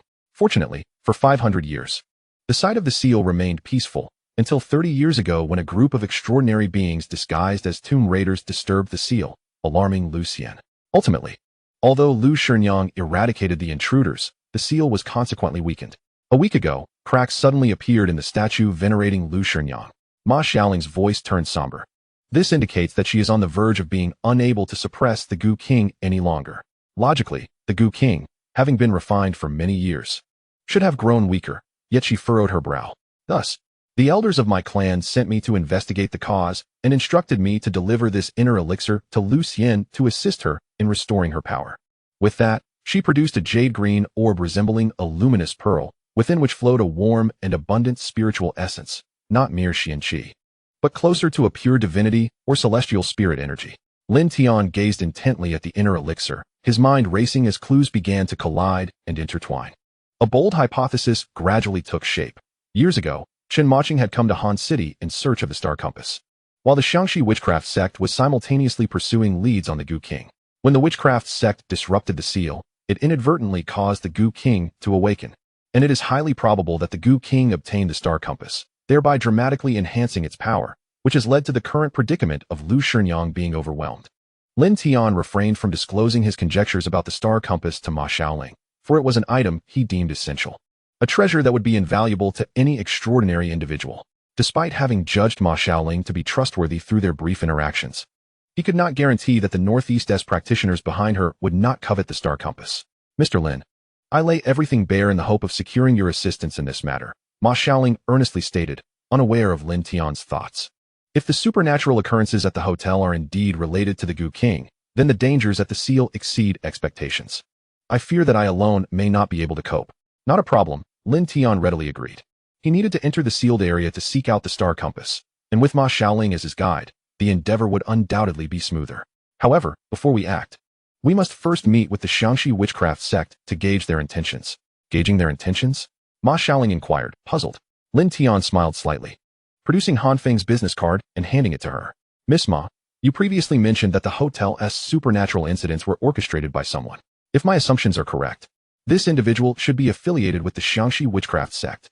With a mere glance, Ma Xiaoling sensed the deeply concealed trace of tracking Gu energy emanating from the business card. The Xiangxi witchcraft sect? She exclaimed, astonished. After all these years, do they still cling to the hope of the Gu King? Are they not afraid of inciting another catastrophe? Chapter 163. Healing Zhao Shi in the brightly lit conference hall on the third floor of the Qingshuang Grand Hotel. Lin Tian stood before a makeshift podium, flanked by the logo of the Luo Group and a schematic of the hotel's security system. Below him, reporters from over 20 media outlets trained their cameras on him. In summary, Lin Tian's voice resonated clearly through the microphone, following thorough analysis by our technical team. We have confirmed that the recent anomalies at the Qingshuang Grand Hotel are the result of a malicious cyber attack by the foreign hacker organization Shadow Spider, targeting our cultural and tourism industry. The reporters diligently took notes, their flashes illuminating the room. A bespectacled journalist raised his hand. Mr. Lin, there are rumors of supernatural phenomena at the hotel. How do you respond to that? Lin Tian's expression remained unchanged. Online rumors spread faster than a virus. We have submitted the complete technical analysis report to the Cybersecurity Department and law enforcement. The methods employed by the Shadow Spider organization have precedence overseas. The Luo Group will invest $30 million for a comprehensive system security upgrade and establish long-term cooperation with top domestic cybersecurity firms. Another female reporter pressed on. It is said that a guest saw a white figure in their room. That was a visual deception created by hackers through the intrusion of projection equipment. Lin Tian indicated for the technical director to elaborate. We have reconstructed the attack code and discovered it contains exploit scripts targeting specific models of projectors used in the hotel. The press conference continued for 40 minutes, during which Lin Tian adeptly addressed all inquiries, presenting meticulously prepared technical evidence from the 749 Bureau without a hitch. As the last journalist lowered their microphone, he noticed Chen Feng in the corner of the room, nodding slightly. Once again, I thank all media friends for their attention. The Luo Group places customer safety above all else, and this incident serves as a wake-up call for us. We will adopt a more open approach to oversight and implement more robust measures to ensure safety. As the conference concluded, Lin Tian stepped out of the hall, heading towards the elevator when a frantic figure rushed around the corner. Mr. Lin! Mr. Lin! Wait! Turning around, Lin Tian recognized Tony, who appeared haggard. Dark circles under his eyes, and his suit wrinkled, completely lacking his usual polished demeanor. Upon seeing Tony, Lin Tian was instantly reminded that Zhao Shi's consciousness was still in his possession. Mr. Lin, you must hurry to see Shi. Tony grasped Lin Tian's arm, his voice trembling. Since the bizarre events ended, she has indeed returned, but she remains in a coma. I asked Miss Ma to check on her, and she said she might become a vegetative state. Tony, do not panic. I have a solution. Lin Tian reassured him. Where is she now? Still in room 2388. We dare not move her, Tony replied, his forehead glistening with sweat. Inside the presidential suite 2388, the atmosphere was oppressive. Zhao Shi lay quietly on the large bed in the master bedroom, her complexion pale as paper, her breathing weak yet steady, as if merely asleep. Various monitoring devices on the bedside table indicated that her heartbeat, blood pressure, and blood oxygen levels were all within normal ranges, yet she remained unconscious. Ma Xiaoling gently touched Zhao Shi's forehead with her finger, her eyes closed in concentration. Hearing footsteps, she opened her eyes and shook her head. One of her 3 souls has been lost, which is why she is in a comatose state, she whispered. I have tried several methods to summon her soul back, but to no avail. At the time when Lin Tian rescued Zhao Shi's consciousness, Ma Xiaoling's own consciousness had weakened to a mere flicker, leaving her unaware that Zhao Shi's consciousness was in Lin Tian's possession. Lin Tian approached the bedside, retrieving an ancient jade pendant with a coiled dragon design from his pocket. The pendant felt warm to the touch, its surface shimmering with a faint golden glow. It was a protective barrier he had set with Xuanqi. Through the barrier, he could see the curled, almost transparent outline of a human form within the jade pendant. Zhao Shi's consciousness had solidified somewhat since a few days prior, yet remained as fragile as a flickering candle in the wind, poised to extinguish at any moment. Her consciousness is here. Lin Tian held up the jade pendant. Both Tony and Ma Xiaoling stood in stunned silence. That day in the digital realm, her consciousness was severely eroded by resentment. So I could only temporarily extract it for nurturing, Lin Tian explained. In the midst of so many subsequent events, I forgot to return it promptly. Can it be returned now? Tony's voice quivered. Absolutely. Lin Tian turned to Ma Xiaoling. Miss Ma, please set up a soul-requiting formation to prevent any disturbances when the consciousness is reinstated. Tony, you step out of the bedroom, draw the curtains, and maintain absolute silence. All right. Tony quickly pulled down the heavy blackout curtains. The bedroom was plunged into darkness, illuminated only by the warm yellow light of a small night lamp by the bedside. Ma Xiaoling retrieved 7 small bronze oil lamps from her pink makeup case, arranging them around the bed according to the positions of the Big Dipper. She pricked her fingertip, allowing a drop of blood to fall onto each wick while reciting an ancient incantation. With a whoosh, the 7 oil lamps ignited without fire, producing pale blue flames. The flames burned quietly, unwavering, as if time had frozen in that moment. Lin Tian could feel a gentle, yet solid energy field enveloping the entire bed, isolating it from any potential external disturbances. All set, Ma Xiaoling took 2 steps back, forming hand seals to maintain the formation. Lin Tian nodded and approached the bedside. With his left hand cradling the jade pendant, he brought his right index and middle fingers together and pressed them against Zhao Shi's forehead. Her consciousness sank into the protective space of the ancient jade pendant. A hazy, pale golden halo enveloped the space, with Zhao Shi's consciousness curled up at its center. Resembling an infant, Lin Tian gently reached out with his thoughts. Miss Zhao, it is time to return home. The consciousness flickered slightly, but offered no further response. She was exceedingly frail, having even lost the capacity for self-awareness. Lin Tian channeled his Xuanqi, a wisp of pale golden energy flowing from his fingertips into the jade pendant space, tenderly enveloping the fragile figure. He guided her as one would handle a delicate porcelain artifact, carefully directing her along the invisible pathway connecting his fingertip to her brow, slowly facilitating her return to her corporeal form. This process required utmost slowness and steadiness. The reintegration of her consciousness with her physical body was akin to pouring water back into a perfectly shaped vessel. Any haste or deviation could lead to irreversible harm. Seconds ticked by. Beads of sweat dotted Lin Tian's forehead. Ma Xiaoling maintained the soul requiem array, equally focused. Outside, Tony paced anxiously, his nails nearly digging into his palms. Inside the bedroom, subtle changes began to manifest in Zhao Shi's body. Her pallid cheeks gradually regained their color, her shallow breaths deepened and steadied, and the eyeballs beneath her eyelids began to move slowly. Finally, at the moment Lin Tian sent the last flicker of consciousness into her brow, Zhao Shi's eyelashes fluttered. Subsequently, her fingers curled slightly. Then, her eyes slowly opened. The once vacant and unfocused gaze became sharp once more. She stared blankly at the ceiling before slowly shifting her gaze to Lin Tian and Ma Xiaoling by the bedside. Mr. Lin? Her voice was hoarse, frail as a whisper. She is awake. She has awakened. Tony, hearing the sound from outside, nearly burst in, only to be halted by a glance from Ma Xiaoling. How do you feel? Lin Tian inquired softly, retracting his fingers. Zhao Shi blinked, seemingly struggling to recall. I had a long dream filled with people weeping. And there was a woman in white who kept watching me. It's all in the past now. Lin Tian reassured her gently. You are safe now. Ma Xiaoling stepped forward, offering Zhao Shi a small cup of specially prepared calming elixir. After consuming it, Zhao Shi's complexion visibly improved, and her gaze became much clearer. Thank you both. She looked at Lin Tian and Ma Xiaoling, her eyes glistening with unshed tears. You've just awakened, you need to rest. Ma Xiaoling tucked the blanket around her, assuring her that Mr. Tony would take care of her. If you experience any discomfort, do not hesitate to contact me or Mr. Lin. With that, the two exited the bedroom, leaving the space for Tony and Zhao Shi. As soon as they stepped away, Lin Tian's phone emitted a long-awaited system notification sound. Chapter 164. Reward, 7 colored word strip, Eye of Breaking Illusions. Realizing a system reward had arrived, Lin Tian felt a stir of excitement. He glanced at Ma Xiaoling, who was tidying up the magical instruments, and suddenly placed a hand on his forehead. His voice tinged with fatigue. Miss Ma, the previous consciousness restoration was quite taxing. I find myself a bit parched. Could you kindly prepare 2 cups of coffee? There's freshly ground coffee in the sweets kitchen. Ma Xiaoling, showing no suspicion, nodded. Of course, Mr. Lin, please wait a moment. As she turned to head towards the kitchen, Lin Tian swiftly moved to the corner of the living room and retrieved his phone from his pocket. He opened the Tomorrow Headlines app. Ding. Congratulations to the host for altering the course of the future. Reward. 1 word strip treasure chest. Ding. Would you like to open the word strip treasure chest immediately? Open. Ding. Opening word strip treasure chest. Ding.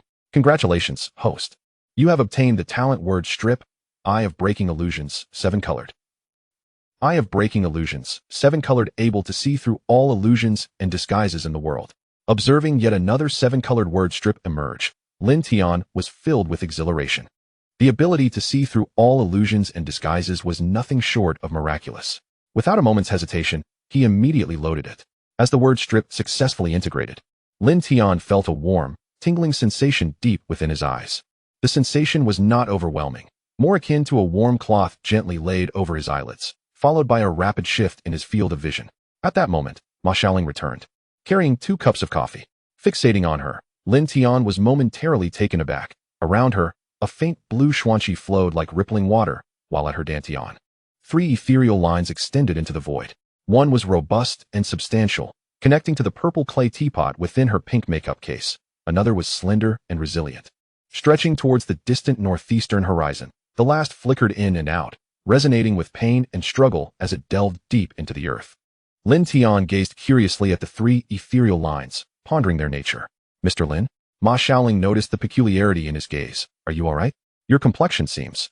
I'm fine, perhaps just a bit fatigued from earlier. Lin Tian swiftly closed the Eye of Breaking Illusions, restoring his vision to normal, allowing that newfound ability to settle within his consciousness. The two departed Suite 2388, just stepping into the elevator when Lin Tian's phone rang. The caller ID displayed an unfamiliar number, but the last 4 digits were all 8s, suggesting the caller's significant status. Hello, Mr. Lin, I hope I am not intruding. The voice on the other end was that of Han Feng. I am Han Feng from the Shaanxi Ancient Architecture Engineering Company. I just watched your press conference. And let us be forthright, this must be the official draft prepared for you. Lin Tian switched to speaker mode, pretending not to comprehend the conversation, and retorted, Mr. Han, what are you talking about? I don't understand. Mr. Lin, have you forgotten? Our company also handles feng shui adjustments. And the recent anomalies at the Qingshuang Hotel are undoubtedly feng shui-related issues. I'm not sure if the authorities have resolved them for you, but if you trust me, our company is willing to provide a free feng shui adjustment for the Qingshuang Hotel. Lin Tian feigned silence, appearing to contemplate, and after a few seconds, sighed. Well then, I appreciate it, Mr. Han. I will be waiting for you at the Qingshuang Hotel tomorrow at 10. After hanging up, Lin Tian exchanged a knowing glance with Ma Xiaoling, both eyes reflecting a glimmer of understanding. It seemed the fish was eager to take the bait. Lin Tian chuckled softly. We shall play along and see what scheme they are plotting. The following day, Han Feng arrived punctually at the Qingshuang Hotel, accompanied by 2 young assistants, all clad in well-tailored suits, carrying professional surveying equipment, appearing no different from ordinary engineering technicians. Yet, Lin Tian's Eye of Breaking Illusions quietly activated, revealing the truth beneath the facade. The 2 assistants were shrouded in a faint grayish-black aura, their dantian areas subtly pulsating with the shadowy forms of wriggling insect spirits, unmistakably practitioners of witchcraft. After a round of pleasantries, Han Feng commenced the so-called feng shui adjustment, leading his 2 assistants around the hotel, compass in hand, intermittently recording data. Occasionally pointing out areas with obstructed energy recommending adjustments to plans or alterations to certain decorations, speaking with the authority of a seasoned feng shui master. Were it not for Lin Tian's own expertise in feng shui, he might have been easily deceived. After the inspection, Han Feng returned to the lobby and addressed Lin Tian. Mr. Lin, the hotel's layout is quite commendable, though it has previously suffered from some external disturbances. However, it is now largely serene. Yet, he shifted his tone.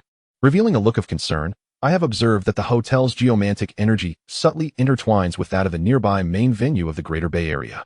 Construction is currently underway there, with piles being driven into the ground, which may disrupt deeper layers of the Earth's energy.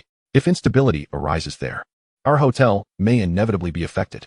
To ensure utmost safety, I propose a thorough feng shui assessment and adjustment of the foundation area of the main venue. With that, Han Feng finally divulged his true intention. Lin Tian understood implicitly, yet he feigned a look of seriousness and hesitation. The main venue is a key project that is under tight deadlines. It may not be convenient to allow outsiders for assessment. Mr. Lin, Han Feng lowered his voice. Speaking earnestly, the more critical the project, the more stable its foundation must be. We are merely conducting geological and feng shui evaluations to provide a report, and we will not interfere with normal construction. Furthermore, we can sign a confidentiality agreement, prioritizing the project's success. If we uncover any geological hazards or feng shui flaws, addressing them in advance is far superior to dealing with issues post-factum.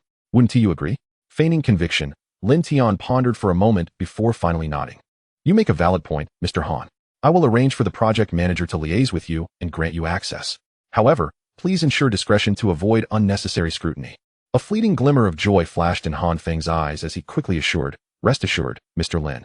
We are utterly professional and will not cause any inconvenience to the project.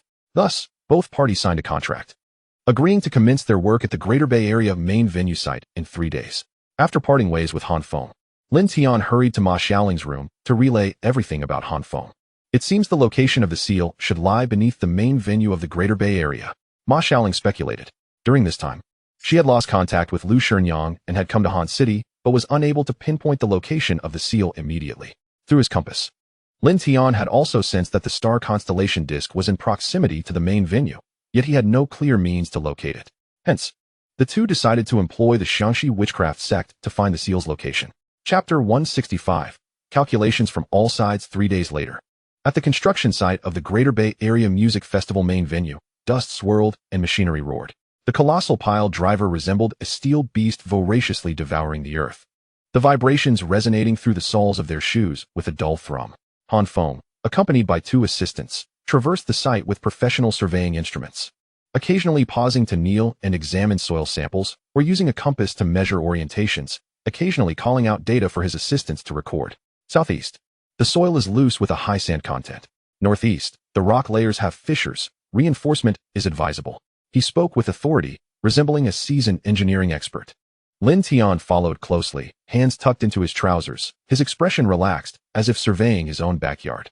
Yet, his eyes remained glued to Han Feng and his 2 assistants, the phantom eye quietly at work. In Lin Tian's gaze, the gray-black aura enveloping Han Feng appeared denser than the previous day, and the shadowy figures of the goo worms in the assistants' stanchions seemed to wriggle subtly, as if sensing something. Mr. Han, your expertise is commendable. Lin Tian praised at an opportune moment. With your team overseeing, I feel assured about the foundation of the venue. Indeed, Han Feng adjusted his gold-rimmed glasses, his smile warm. In large-scale projects, the most critical aspect is a stable foundation, especially in coastal areas, where the groundwater level is high and geological structures are complex. As he spoke, the compass in his hand suddenly began to tremble violently, not merely a typical directional shift, but as if being manipulated by an invisible hand, ultimately pointing steadfastly towards the southeastern corner of the site, where a pile driver was operating. Han Feng's expression shifted slightly, but he quickly regained his composure. Mr. Lin, there seems to be some abnormality in the geomagnetic field over there. Shall we investigate? Certainly. Lin Tian nodded, a glint of keen interest flashing in his eyes. The group made their way to the southeast corner. The pile driver was driving a half-meter diameter steel pile into the ground, each impact producing a dull thud. Several pile holes had already been drilled, their depths unfathomable. Han Feng approached one of the holes, crouching down to take a palm-sized metal detector from his assistant. As the detector neared the edge of the hole, the readout went haywire, emitting a sharp alarm. Is it empty below? Lin Tian feigned surprise. Han Feng's expression grew grave as he stood. Assistants, bring over the geological radar and sweep this area. The two assistants promptly retrieved a device from their equipment box, set it up, and began scanning. The screen soon displayed a cross-section of the underground structure. At approximately 15 meters deep, there was a vast, irregularly shaped sealed space. Its edges distinctly defined, evidently not a natural formation. This is Han Feng stared at the screen, his fingers trembling slightly. Lin Tian leaned in to take a look, understanding that this must be the entrance to the seal. Yet, he feigned confusion. Could it be an air raid shelter? Or perhaps an old underground warehouse? Not quite. Han Feng inhaled deeply, adjusting his glasses. His tone became enigmatic. Mr. Lin, do you not think the outline resembles that of an ancient tomb? An ancient tomb? Lin Tian raised an eyebrow. Indeed, Han Feng lowered his voice. Han City, being a coastal trade hub since ancient times, is not unusual for ancient tombs to be buried underground. If it indeed is an ancient tomb, it might contain artifacts. He paused, gauging Lin Tian's expression. Of course. According to regulations, any discovery of an ancient tomb should be reported to the relevant authorities for protective excavation. However, that would delay the project by at least 3 months, causing us to miss the Greater Bay Area Music Festival. Lin Tian frowned, appearing troubled. Indeed, the music festival is a focal project closely monitored by the capital. We cannot afford delays. Thus, I have a suggestion. Han Feng leaned in closer, lowering his voice further. Let us descend and take a look. If it is truly an ancient tomb, we can assess its value. Should there be nothing of particular significance, we can discreetly handle it, without anyone being the wiser. If there are precious artifacts, we can safeguard them until the project is completed, ensuring neither the timeline is disrupted nor the artifacts harmed. His reasoning was sound, and his gaze sincere. Lin Tian scoffed inwardly at how meticulously prepared Han Feng was, clearly setting a trap for him. He feigned hesitation, but, isn't it illegal to handle an ancient tomb privately? Mr. Lin, rules are rigid, but people are adaptable. Han Feng patted Lin Tian's shoulder. A glimmer of business acumen in his smile. Consider this. If the music festival is delayed, the losses incurred far exceed that of a few artifacts. Moreover, if we report it, the layers of approval and excavation would mean it could take half a year to resolve. By then, even if we uncover something, it would be handed over to the state, and we would gain nothing. He paused, casting out a tempting bait. However, if we investigate first and find treasures, we can negotiate a fair distribution. I know several overseas collectors who would offer a price that would undoubtedly satisfy you. Artifacts, when displayed in a museum, are merely sitting idle. It is far better to let those who truly appreciate them possess them. What do you think? Lin Tian remained silent for a few seconds, seemingly swayed at last. Mr. Han makes a valid point, but if artifacts are indeed found, they must be reported to the state. We cannot entertain any ulterior motives. Upon witnessing Lin Tian's unwavering stance, a fleeting look of disdain flickered across Han Feng's eyes, swiftly replaced by a congenial smile as he nodded repeatedly. Indeed, indeed. I was merely jesting before. The discovery of artifacts undeniably belongs to the nation. Lin Tian nodded in agreement, but soon expressed his concern. However, we lack expertise in archaeology. If we were to inadvertently damage the relics, it would be detrimental. That's a simple matter, Han Feng replied, already prepared. I am acquainted with an archaeological expert who is currently conducting research in Han City. I can invite her to assist with the appraisal. Is she reliable? Lin Tian inquired. Absolutely trustworthy. She is an old friend of mine, Han Feng assured as he retrieved his phone. I will contact her immediately. Wait, Lin Tian interjected suddenly. Since this concerns us, I shall also invite someone. My girlfriend has a cousin who is a graduate student in the archaeology department at Han City University. She is currently writing her thesis and requires fieldwork materials. Allowing her to accompany us would also provide her with valuable experience. Han Feng paused, clearly taken aback by Lin Tian's sudden inclusion of another person. However, he quickly composed himself and replied with a grin. That would be even better. A young individual with specialized knowledge is always a boon. Then I shall reach out to her, Lin Tian said as he stepped aside to call Ma Xiaoling. When the call connected, Ma Xiaoling's voice came through. Mr. Lin, has there been any movement on Han Feng's side? Yes, we have located the entrance, Lin Tian whispered. You need to come to the construction site in the Greater Bay Area immediately, specifically the southeast corner of the piling area. Han Feng has mentioned that there is an ancient tomb, and he wishes for me to join him in treasure hunting. I recommended you, saying you are my girlfriend's cousin and a graduate student in archaeology. All right, I'll be there right away. Ma Xiaoling responded eagerly. But don't rush to let me out of the car when I arrive. I'll come in for you. Given the incident involving Lin Wanqing, I suspect they should recognize you, so I plan to help you disguise yourself. Sounds good, came her enthusiastic reply. Chapter 166, Lin Xiaoling. Less than 20 minutes later, a white MPV pulled into the temporary parking lot on the outskirts of the Greater Bay Area construction site. Ma Xiaoling, seated in the driver's seat, gazed out the window at the dust-laden site. She had changed into a practical dark blue work jacket, her long hair tied back in a neat high ponytail. And she wore a pair of brown sunglasses that concealed half her face. Her phone vibrated, and Lin Tian's text appeared. "Don't get out of the car. Wait for me." Ma Xiaoling replied with a simple, "Okay," turned off the engine, and retrieved her signature pink makeup case from the passenger seat. From the trunk, she also took out a rather professional-looking archaeological toolkit containing a compass, a Luoyang shovel model, specimen bags, brushes, and other items she had borrowed on short notice from the archaeology department at Han City University after Lin Tian's call. 5 minutes later, Lin Tian's figure appeared at the edge of the parking lot. He approached the MPV, opened the door, and took a seat inside. "Are all the items ready?" Lin Tian glanced at the toolkit beside her. "Professional tools, absolutely convincing," Ma Xiaoling replied. She removed her sunglasses, revealing a delicate yet spirited face. "However, Mr. Lin, do you truly believe that a disguise can fool Han Feng? The practitioners of the Xianxi witchcraft are particularly sensitive to aura. They may recognize the spiritual traits of the Ma Xian I possess. It seems a reintroduction may be in order." Lin Tian grinned, displaying an air of unshakable confidence. "Standing before you is not only the king of hackers, but also a master of disguise. Once I am done, even those at the pinnacle of mastery, let alone the innate peak, will be unable to discern the truth." With that, Lin Tian produced a set of tools and began to operate. The first transformation was her visage. Her cheekbones subtly receded, the line of her jaw softened, the angles of her eyes adjusted, and even her complexion lightened a shade. Her features remained beautiful, yet they shifted from a striking allure to a more scholarly elegance. Her long hair unraveled and was rebraided into a slightly rustic fishtail braid that hung over her shoulder. Finally, the most critical step, the disguise of her aura. Lin Tian formed hand seals, and a faint golden aura emerged from his palms as he pressed them against Ma Xiaoling's lower abdomen. He could distinctly perceive her 3 spiritual lines and the condensed, mercury-like blue aura indicative of a grandmaster's peak. "Suppress," he commanded softly, and with that, the fluctuations of Ma Xiaoling's aura began to diminish rapidly, not through genuine weakening, but by overlaying a layer of disguise. The frequency of her aura was adjusted to the early stage of mastery, and the sheen of her blue aura was tempered to a more common pale cyan, even deliberately mimicking a sense of instability, as if she had only recently broken through and her foundation was not yet solidified. The unique fluctuation of the spirit contract specific to the Ma Xian also needed to be concealed. Lin Tian lightly tapped Ma Xiaoling's forehead, momentarily isolating her invisible connection to the 5 great masters with an aura barrier, obscuring it. The entire process lasted approximately 3 minutes. When Ma Xiaoling opened her eyes again, the reflection in the rearview mirror revealed a completely unfamiliar face. This as she touched her cheek, feeling the tangible reality of her altered features, though the skeletal contours had indeed transformed. What astonished her further was that when she circulated her aura, she sensed its intensity to be only at the early stage of mastery.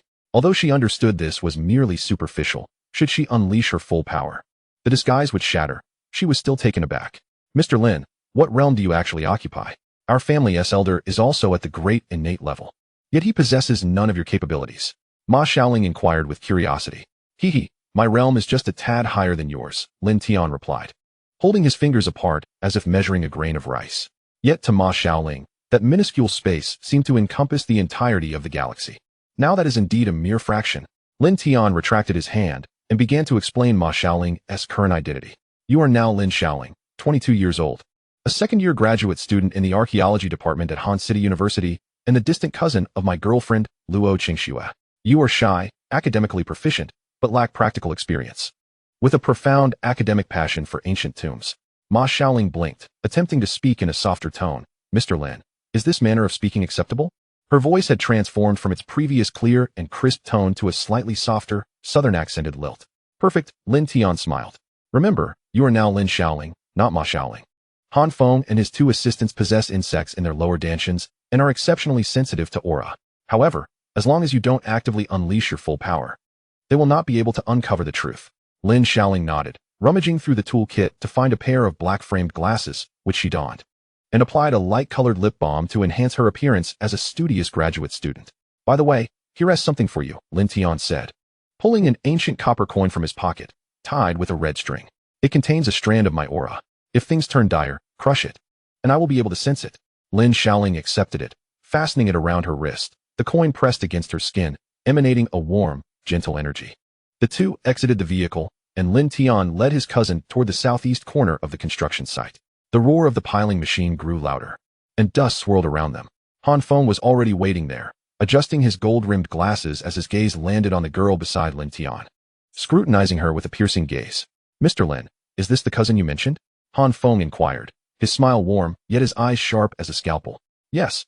This is Lin Xiaoling, a graduate student in archaeology," Lin Tian introduced, stepping aside. "Xiaoling, this is Mr. Han, an engineering expert in ancient architecture from Xinxi, and the lead on this exploration." Lin Xiaoling timidly nodded, her voice soft as a whisper. "Hello, Mr. Han. I am here merely to learn." As my teacher emphasized the importance of integrating theory with practice. Han Feng's gaze lingered on her face for a few seconds before sweeping over the faint azure aura surrounding her, which appeared somewhat insubstantial. As a practitioner at the early stage of the Master Realm, her level of cultivation was commendable for someone so young, yet still rather unremarkable. Though her features were pleasing, they left no lasting impression, making her the type one would struggle to recognize in a crowd. He did not realize this was Ma Xiaoling, merely assuming that Lin Tian, lacking faith in his abilities, had sent an outsider to supervise him. Therefore, Han Feng did not regard Ma Xiaoling as a threat. Thinking instead that today he could acquire significant knowledge, he adopted a theatrical demeanor, stating, "We suspect there may be an ancient tomb structure below. Since Miss Lin is a professional, I would appreciate your assistance in assessing the situation shortly." Of course. Lin Xiaoling's eyes sparkled with excitement. Lin Tian observed silently from the side, his eyes discreetly employing his unique vision. To Han Feng, Lin Xiaoling appeared utterly ordinary. However, through Lin Tian's perception, he could distinctly see the phantasm of a goo worm subtly writhing in Han Feng's dantian, seemingly sensing the surrounding energies. As the goo worm's sensory tendrils brushed against Lin Xiaoling, they merely encountered the thin veneer of her disguised azure aura, hesitating for a moment before gliding away without raising any alarms or abnormal feedback. The disguise was successful. Han Feng turned to beckon his two assistants to commence preparations for the descent, a barely perceptible smile gracing his lips. An early-stage master posed no threat to him. Although Lin Tian was mysterious, he was, after all, an ordinary person, and appeared more intrigued than vigilant regarding the ancient tomb. Everything was proceeding according to plan. Unbeknownst to him, true hunters often enter the scene disguised as prey. Lin Tian and Lin Xiaoling exchanged a glance, both harboring a flicker of understanding in their eyes. The gates to the sealed land were about to swing open. Chapter 167, Entering the Sealed Land. The air was thick with heat, as it carried the scent of dust from the edge of the hole. The half-meter-wide opening descended vertically, seemingly an abyss, like a dark eye of the earth staring back at them. The engineering team had erected a simple hoisting frame, with a depth of approximately 30 meters. Han Feng glanced at the readings from his laser rangefinder before turning to Lin Tian, stating earnestly, "Mr. Lin, the situation below remains uncertain. Perhaps I should lead one assistant down to scout ahead, ensuring safety before notifying everyone?" His tone was sincere, projecting a professional demeanor concerned for the safety of his employer.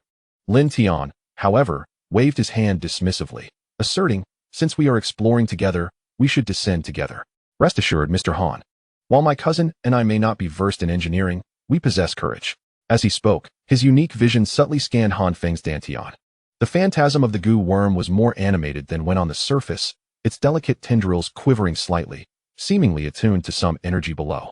Han Feng, barely registering this, frowned slightly, then adjusted his glasses, maintaining his smile as he replied, "Mr. Lin, your boldness is commendable. In that case, let us descend together." Consequently, the group sequentially boarded the hoisting platform, the winch emitting a low hum as it began to lower them slowly. Light was swiftly consumed by the encroaching darkness, save for the beams of their helmet spotlights dancing upon the rock walls. The walls were not natural soil, but were composed of neatly arranged basalt blocks, their surfaces etched with a myriad of intricate grooves, weathered by time and largely obscured by moisture. "This is not a tomb passage," Ma Xiaoling suddenly interjected, her voice echoing in the shaft. She pointed to a relatively clear pattern on the rock wall, exclaiming, "Look at this cloud and thunder pattern, along with the honeysuckle vine relief over here, characteristic of the architectural decorative style of the Tang dynasty." However, official underground construction records from the Tang dynasty in the coastal areas of Hanqing are scarce. As she spoke, she adjusted her glasses, the light illuminating her focused profile, reminiscent of a graduate student engrossed in academic contemplation. Han Feng internally scoffed, yet outwardly praised, "Miss Lin, your expertise is evident. Does this imply that what lies below may not be an ancient tomb?" "It is highly probable," Lin Xiaoling nodded, her tone betraying a barely contained excitement. "If it is a remnant from the Tang dynasty, its value could surpass that of an ordinary tomb." My professor has mentioned that underground projects from the Tang era and southern regions are often associated with water management, rituals, or special purposes. She paused, leaving an air of suspense. Lin Tian listened attentively, mentally awarding Ma Xiaoling a perfect score for her performance. Meanwhile, Han Feng's eyes glinted with coldness as he discerned that Ma Xiaoling was subtly hinting at her awareness of certain truths. Simultaneously, he began to calculate that Ma Xiaoling could no longer be allowed to remain. An accident must occur during the exploration. The hoisting platform continued its descent, and the temperature began to rise, not from geothermal warmth, but rather from waves of scorching air laced with the scent of sulfur seeping through the crevices of the rock walls. The air grew heavy, and breathing became slightly uncomfortable, with a dryness creeping into their nostrils. "We are nearing the subterranean depths," one of the assistants remarked. Fixated on the depth gauge, a slight jolt interrupted their descent as the hoisting platform came to a halt. The light shone downward, revealing that below was no longer a vertical shaft, but rather a basalt passage extending downward at an angle. The passage stood about 3 meters high and was wide enough for 3 individuals to walk side by side, its floor paved with severely worn bluestone slabs. More striking were the walls, which featured symmetrical recesses every 5 meters, each housing a pair of oxidized bronze lamps. The lamps were archaic in design, resembling lotus flowers, yet their petal edges were inscribed with intricate symbols. Approaching to examine the symbols, Han Feng brushed his fingers lightly over the lamp's surface, noting, "These appear to be some form of exorcistic symbols. Miss Lin, do you recognize them?" Ma Xiaoling leaned closer for a better view, then shook her head. "I do not. These are not the common Taoist or Buddhist symbols, but rather resemble an esoteric system of lost practices. I need to take photographs for comparison," she said, pulling out her phone with utmost seriousness. Lin Tian, however, perceived more clearly. With his unique vision fully engaged, he noticed that the dim symbols were emitting an exceedingly faint, almost dissipating spiritual light. The flow of this light was not random. It converged along the passage towards the depths, akin to a dried riverbed that once coursed with immense energy. More importantly, the essential structure of the symbols was laid bare before him: fire as the bone, wind as the network, earth as the foundation, a standard framework for earth-fire refining formations. Each symbol served as a node in the formation network. And although the connections between nodes were damaged, the ingenuity of the original designer was still discernible. "Be cautious," Lin Tian spoke, deliberately shivering. "I sense something is amiss here. It feels rather eerie." His performance elicited a sense of satisfaction in Han Feng, further confirming his belief that Lin Tian was merely an ordinary individual, posing no threat to their forthcoming actions. At that moment, another assistant suddenly exclaimed softly. He retrieved a palm-sized transparent plastic box from his toolkit, within which several rice grain-sized, dark red-shelled insects lay. "Mr. Lin, this is a scouting goo, a tool we utilize in feng shui adjustments," Han Feng quickly explained to Lin Tian. "In our engineering surveys, we sometimes employ these little creatures. They can be more effective than modern radar in certain aspects." "I see. Indeed, this is enlightening." Lin Tian feigned astonishment, expressing his admiration. The assistant then opened the box and blew a soft whistle. The goo insects took flight, darting toward 3 diverging paths ahead in the passage. The goo worm flew steadily, its dark red shell glimmering faintly with each flap of its wings. 10 seconds. 20 seconds. Suddenly, the goo worm veering towards the left fork stiffened. Its wings ceased their rhythmic motion, and it plummeted to the ground with a soft thud. Immediately, wisps of pale green smoke began to emanate from its surface, its shell rapidly turning black and carbonizing, disintegrating into a small heap of ashes within mere seconds. "Hiss!" The short-haired assistant gasped in shock. Almost simultaneously, the goo worms heading towards the right fork and the main path also lost control in succession. The one on the right spontaneously combusted in midair, erupting into a small burst of green sparks, while the one on the main path spun wildly before crashing into the wall, similarly turning to ash. The corridor fell into an eerie silence, broken only by a distant, muffled sound reminiscent of magma bubbling. Clearly, there were extraordinary mechanisms ahead. Han Feng's expression darkened, realizing that this mechanism was designed for living beings. This place was no ordinary ancient tomb. He turned to Lin Tian, his gaze grave. "Mr. Lin, the situation is more perilous than we anticipated. I suggest we retreat for the time being and deliberate further." Chapter 168, A Display of Exaggerated Talent. Han Feng spoke earnestly, yet his eyes subtly scanned Lin Tian and Ma Xiaoling, evidently intending to first dismiss these two hindrances before leading the Wugu faction in a separate endeavor. Lin Tian smirked internally. He was acutely aware of Han Feng's intentions, but how could he allow him to have his way? Thus, Lin Tian took a deep breath, as if resolutely making a decision. "Mr. Han," he stepped forward, his gaze steady upon Han Feng, From the moment you handed me that business card, I knew you were no ordinary individual. Han Feng's pupils imperceptibly contracted, yet his smile remained unaltered. What do you mean by that, Mr. Lin? Mr. Han, Lin Tian continued. Conducting business at the scale of my father-in-law's operations undoubtedly grants a deeper understanding of this world. I am aware that extraordinary individuals exist, and you, Mr. Han, are one of them. Xiaoling is also exceptional, and I aspire to become an extraordinary individual like you. His words, a blend of truth and artifice, revealed his ambition and desire unmistakably. Han Feng scrutinized Lin Tian's eyes, seemingly assessing the veracity of his statement. After a few moments, he suddenly chuckled lightly. How intriguing.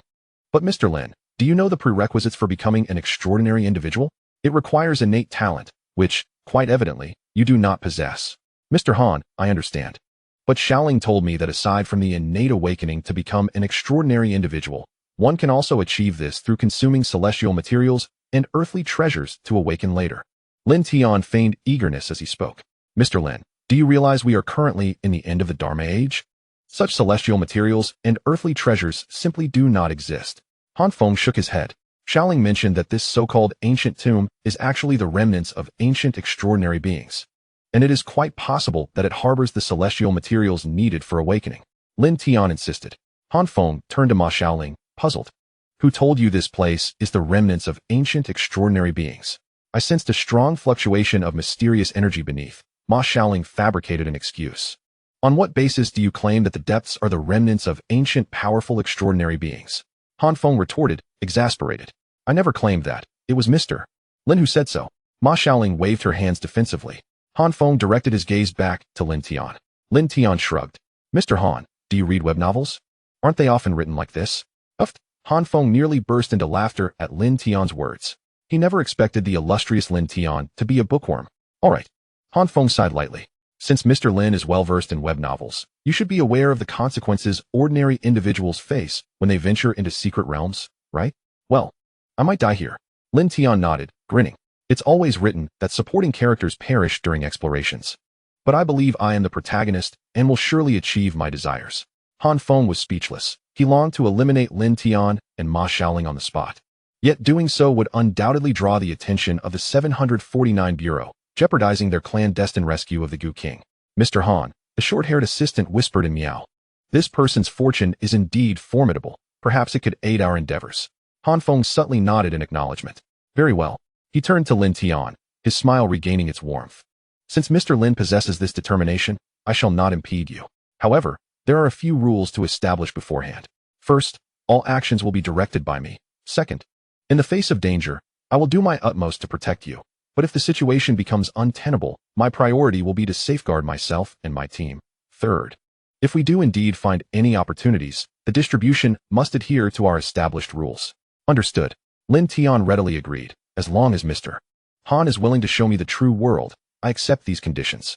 After reaching an accord, based on the previous results from the scouting Gu, they opted to proceed down the central path. Han Feng retrieved a small jade vial from his pocket, uncorked it, and poured out 3 beetles, each the size of a yellow bean, entirely emerald in hue. This is the advanced version of the scouting Gu, the barrier-breaking green beetle, Han Feng explained. They are more sensitive to energy flows and can identify most formation nodes and trap triggers. Their downside is that once they trigger a lethal trap, they will instantly perish. Providing limited feedback. Chanting a brief incantation, the 3 green beetles took flight, forming a line as they ventured deeper into the main path. This time, the green beetles flew steadily, their shells emanating a soft green glow, illuminating the corridor ahead for about 20 meters. The group followed closely behind, moving cautiously 10 meters back. Lin Tian activated his eye of illusion to its fullest extent, and within his vision, the energy structure of the corridor became clear. Beneath the blue stone slabs lay a network of spirit pattern conduits, akin to the blood vessels of a human body, continuously channeling geothermal energy deeper below. The rune nodes on the walls resembled capacitors on a circuit board, storing the power of the formations, ready to unleash attacks at any moment. The 3 green beetles appeared as 3 green dots within the energy field, their flight paths deftly avoiding all visible energy traps. Mr. Han, these Gu worms are indeed impressive, Lin Tian praised at an opportune moment. Just a trivial skill, Han Feng replied nonchalantly. However, Mr. Lin, since you wish to enter this field, I can impart some foundational knowledge.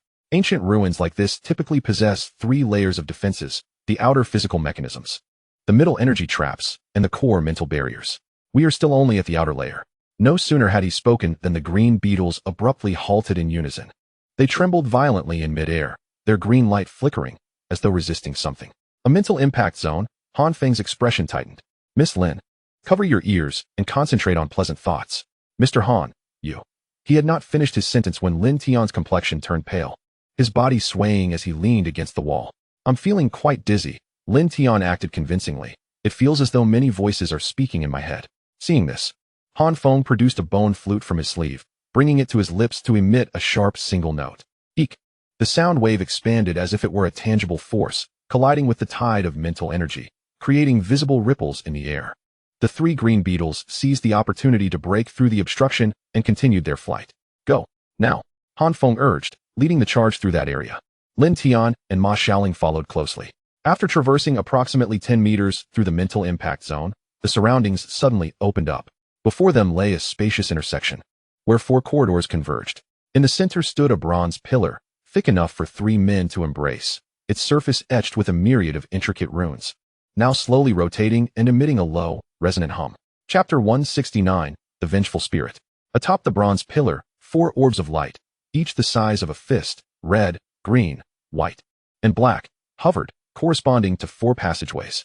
The pillar was adorned with various complex runes, and Ma Xiaoling stepped forward to study them. Miss Lin, have you discerned any insight? Han Feng inquired, smiling as he approached. This should be the legendary Earth Fire Refinement Array. Ma Xiaoling feigned excitement, her eyes shimmering with an unmistakable thrill. This could be an ancient adept refining some extraordinary treasure. Is that truly the case? Lin Tian expressed his own fervor upon hearing her words. Han Feng smiled faintly. Miss Lin, are you not concerned that this might be an ancient being attempting to refine some formidable ancient demon? Even if it were an ancient demon, so many years have passed, it must have been refined by now. Moreover, a place that suppresses a great demon surely holds precious treasures. Ma Xiaoling replied, her tone dripping with insatiable greed. Observing the avarice in Ma Xiaoling and Lin Tian's eyes, Han Feng couldn't help but chuckle internally, his vigilance towards them easing somewhat. Miss Lin raises a valid point. What path do you believe we should take? Han Feng asked, still smiling. These 4 orbs symbolize the 4 cardinal guardians. It must be a 4 symbols array. Ma Xiaoling began her analysis. The azure dragon, white tiger, vermilion bird, and black tortoise. The passage we just entered corresponds to the vermilion bird, which represents fire and is primarily defensive, hence the various traps and mechanisms we encountered. As she spoke, Ma Xiaoling pointed towards the passage corresponding to the black orb. This one is the black tortoise position, associated with water and sealing. If there are indeed treasures, they must lie within this path. However, Han Feng shook his head. Miss Lin only knows part of the story. This array has been operating for centuries, and its attributes have long since changed. The Earth Fire Refinement Array is fire-based, and after hundreds of years of Earth Fire influence, the black tortoise's water vapor has likely evaporated, transforming it into a position of fire. It may appear safe, but it could very well be a vent for the Earth Fire, leading straight into a pool of lava. He then pointed towards the passage associated with the white orb. The white tiger position, linked to metal and primarily focused on slaughter, but metal can generate water. In this fiery domain, it is perhaps the most likely to retain a trace of moisture, possibly offering a safe route. Listening to their analysis, Lin Tian, with his eye of illusions, perceived the truth. All 4 paths were dead ends. The true passage lay beneath the bronze pillar. At the base of the pillar, a circle of extremely concealed runes was slowly activating. This was the position of the central earth, not belonging to the 4 symbols, hidden at the center. Lin Tian shook his head in disbelief. Both were well prepared, yet failed to comprehend the array's intricacies. If allowed to explore independently, they would undoubtedly suffer significant losses. With no other choice, Lin Tian feigned curiosity, Xiaoling, why is the bronze pillar continuously rotating? The array's nexus must operate to sustain itself, Han Feng remarked dismissively. Yet, Ma Xiaoling recognized that Lin Tian would not ask without reason. He had undoubtedly discerned something and was subtly alerting her. Thus, she began to scrutinize the bronze pillar closely. Wait, everyone look. These runes form different patterns as they rotate. Seeing this, Han Feng also stepped closer to examine. As the bronze pillar turned slowly, certain runes aligned at specific positions, creating fleeting, complete patterns. These changes occurred rapidly, hardly noticeable unless one observed carefully. This is a shifting of positions. Ma Xiaoling and Han Feng exclaimed simultaneously. Indeed, the ancient beings are truly cunning. Han Feng could not help but comment. They use a false 4 symbols defense to mislead us. If I am correct, Any path we choose will lead to a dead end. Exactly. Ma Xiaoling nodded in agreement, glancing at Lin Tian. Thus, the true route to the refining site lies beneath this bronze pillar. As long as the nexus rotates to a specific angle, the hidden passage will be revealed. With that, Han Feng crouched down, carefully inspecting the concealed runes beneath the pillar. He stared intently for 2 minutes, and at the moment a flash of light occurred, he formed a seal with his hands and chanted an incantation. A wisp of grayish-black energy shot forth from his fingertips, precisely striking the core of the runes. With a click, the bronze pillar halted its rotation. The pillar split apart, sliding to the sides to reveal a spiraling staircase leading downward. The staircase was wide enough for a single person, descending into an unfathomable abyss. A chilling wind billowing up from below, carrying the scent of decayed earth and a faint trace of blood. This is the true path to survival. Han Feng stood up, casting a meaningful glance at Lin Tian, expressing gratitude as he said, "Mr. Lin, it appears you truly are the protagonist of a web novel, the child of destiny. Without you, we might have suffered grievous losses. Rest assured, Mr. Lin, should there be any treasures in the refining site, I shall ensure you receive the finest among them." Han Feng began to spin grandiose promises. Simultaneously, his wariness towards Lin Tian completely dissipated. He now appeared to wish to keep Lin Tian as a good luck charm. "Very well, let us descend." Han Feng signaled for his assistants to proceed first. The two assistants entered the staircase one after the other, with Han Feng following closely behind. Lin Tian and Ma Xiaoling also ventured in. The spiraling staircase was lengthy, and after approximately 5 minutes, they had descended at least 30 to 40 meters. The temperature gradually dropped, the scent of sulfur replaced by a damp, moldy odor. At last, a glimmer of light appeared at the end of the staircase. It was a ghastly green phosphorescence emanating from a half-open stone door. Behind the door, the sound of flowing water could be faintly heard, along with an exceedingly faint sound of a woman weeping. "Is someone inside?" Lin Tian feigned terror as he inquired. "Mr. Lin, be cautious," Han Feng whispered, cautioning. "Since this is a treasure site, there must be fearsome guardians within." The two assistants each took out a piece of bone, gripping it tightly in their hands. The bone inscribed with twisted runes. The group cautiously pushed open the stone door. Inside lay a vast natural cavern, its vaulted ceiling towering approximately 20 meters high, adorned with luminescent phosphorescent stones that cast an eerie green light throughout the space. In the center of the cavern was a dark pool, the water black as ink, with a dozen white, skeletal remains floating upon its surface, their attire reminiscent of ancient styles. On the opposite shore of the pool stood a stone platform, upon which sat a figure. A woman clad in the attire of a Tang dynasty lady, her back to the group, her long hair cascading to her waist, softly weeping. Her form appeared somewhat translucent in the phosphorescent light, surrounded by a faint grayish-black mist. It turned out to be a corporeal vengeful spirit. Han Feng's expression turned solemn. She was at least a century-old malevolent ghost. "Mr. Lin, Miss Lin, please step back." Observing the scene, Lin Tian shouted in a haughty tone, "Who are you, spirit? Why do you weep here?" The ghost's sobs paused, and she slowly turned her head. Her face was pale yet beautiful, her features exquisitely painted, though her eyes were hollow and devoid of life, tears of blood streaming from the corners. Chapter 170. The Vengeful Spirit of Grandmaster Level. At the moment the ghost turned her head, the temperature within the cavern plummeted. Her hollow, lifeless eyes wept blood as her gaze swept across the intruders, finally settling on Lin Tian, who had just shouted, "This place is forbidden. Those who trespass shall die." The voice did not emanate from her throat, but resonated directly within the minds of the onlookers. Hoarse, fragmented, like the strings of an ancient zither worn down over centuries. Han Feng's expression grew grave as he inwardly berated Lin Tian for his recklessness. Had it been earlier, he would have allowed the vengeful spirit to extinguish Lin Tian's life without hesitation. However, in the present moment, he deemed Lin Tian's existence to be of greater value to them. Thus, he hastily formed a complex talisman, from which a grayish-black aura seeped forth, coalescing into a semi-transparent barrier that shielded Lin Tian behind him. "President Lin, the strength of this vengeful spirit is unknown. We should." Before he could finish his warning, the spirit launched an attack, raising its hand with alarming speed. A swirling mass of pitch-black mist lashed out like a tangible whip, tearing through the air and aiming straight for Lin Tian's face. "Retreat!" Han Feng shouted fiercely, pushing his hands forward as the talisman barrier suddenly blazed with a dark crimson light. Boom! The black mist struck the barrier with a resounding crash akin to the clash of metals. The surface of the barrier instantly became riddled with spiderweb-like cracks, and Han Feng let out a muffled groan as he felt the ground beneath him shatter, sliding back 3 steps before narrowly regaining his balance. The two assistants reacted with remarkable speed, Almost simultaneously with the ghost strike, they pressed bone fragments onto the ground, chanting hurried incantations. The twisted glyphs inscribed on the bones glowed with an eerie green light, sending forth two beams that intertwined in the air to form a large net aimed at the ghost. Without even glancing at the net, the ghost simply waved a hand dismissively. The green net collided with an invisible barrier in midair, disintegrating into countless shimmering particles. The two assistants staggered as if struck by a heavy blow, simultaneously spitting out blood, their bone fragments shattering in their hands. President Lin, Miss Lin, quickly retreat to the upper level. Han Feng turned back, urgency evident in his voice for the first time. Lin Tian had already pulled Ma Xiaoling back to the edge of the stone door, his face portraying just the right amount of fear expected from an ordinary person. Yet, in reality, his broken illusion eye was working tirelessly to scrutinize every detail of the ghost and the surrounding environment. To his eyes, the gray-black mist enveloping the ghost was not evenly distributed. Rather, it surged continuously from the depths of the pool, resembling invisible roots burrowing into the bottom.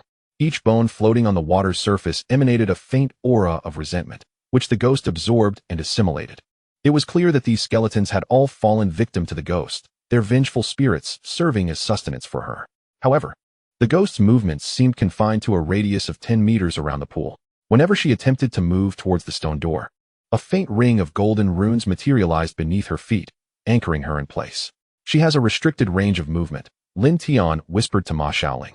As long as we don't go in, she cannot come out. Ma Xiaoling nodded slightly, revealing a yellow talisman in her hand, though its glow was exceedingly dim, indicative of a novice in the early stages of mastery. In the center of the cave, the battle raged on. The ghost's second strike was even more terrifying than the first. With both hands raised, the dark water in the pool began to boil, and several skeletons slowly sank to the bottom. Subsequently, massive arms formed from the bones emerged from the pool, each finger sharp as a blade, reaching towards Han Feng and the others.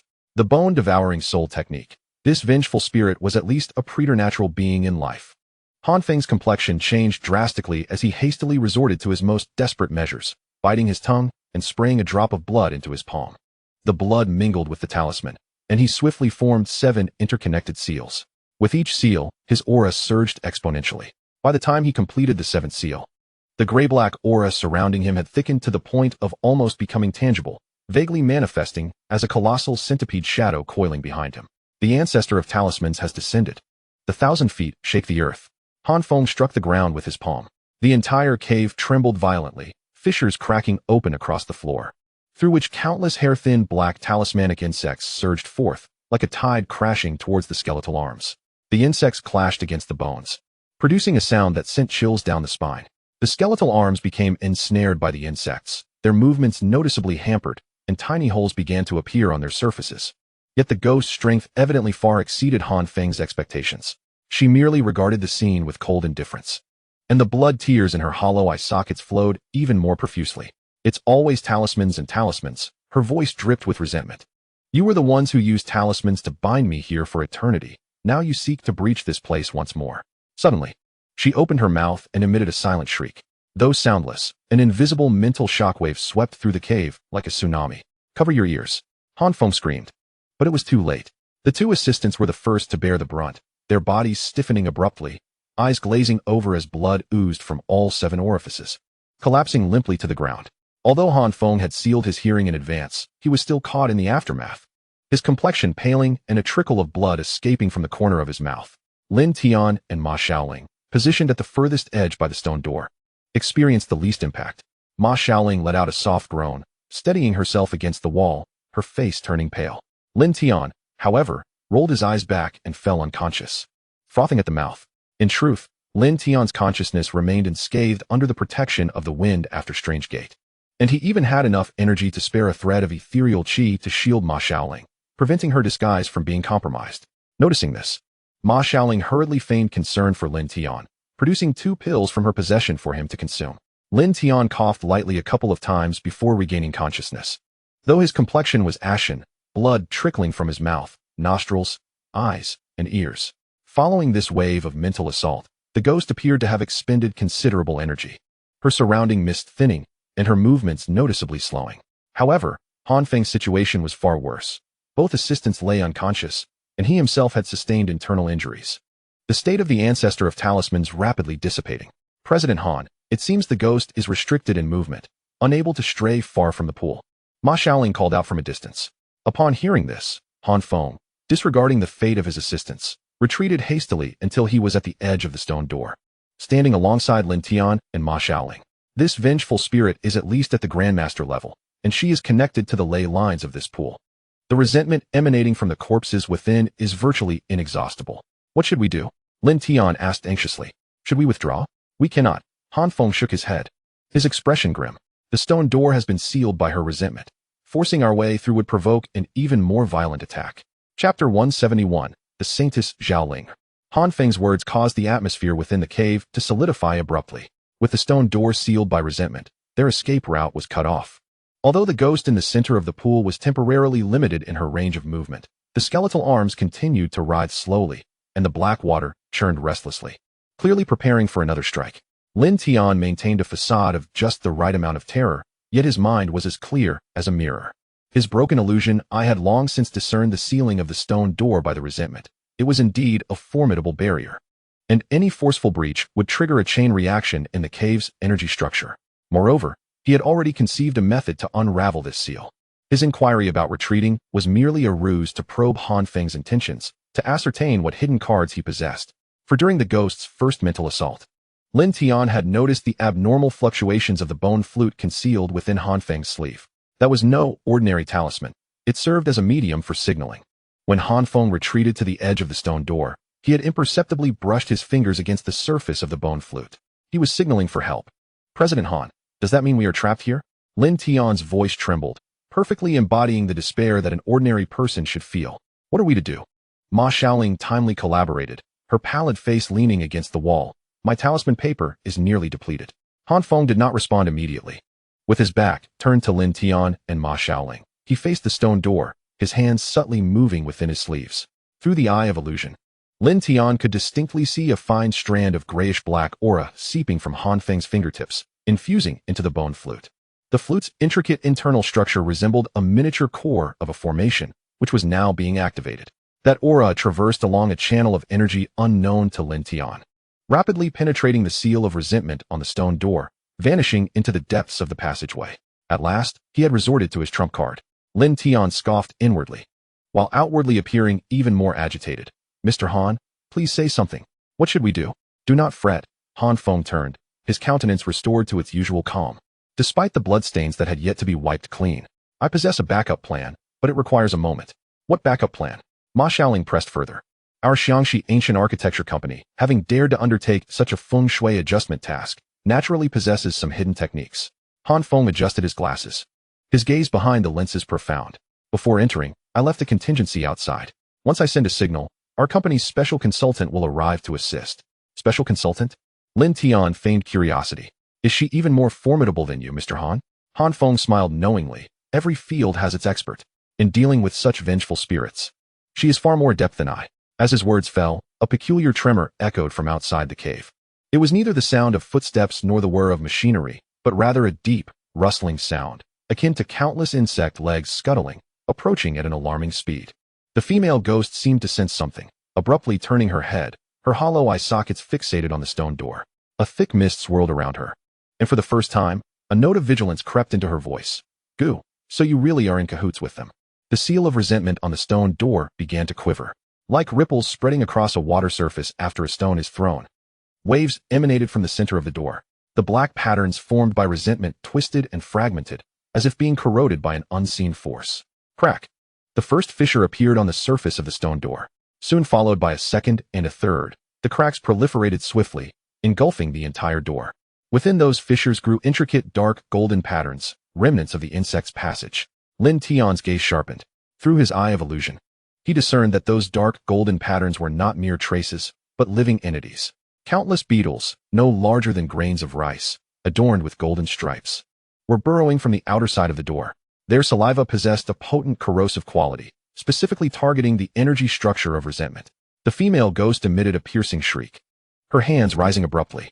The water pool erupted once more, and more skeletal arms extended, but this time, their aim was not at Han Feng and the others, but towards the stone door, attempting to thwart the invasion of the goo insects.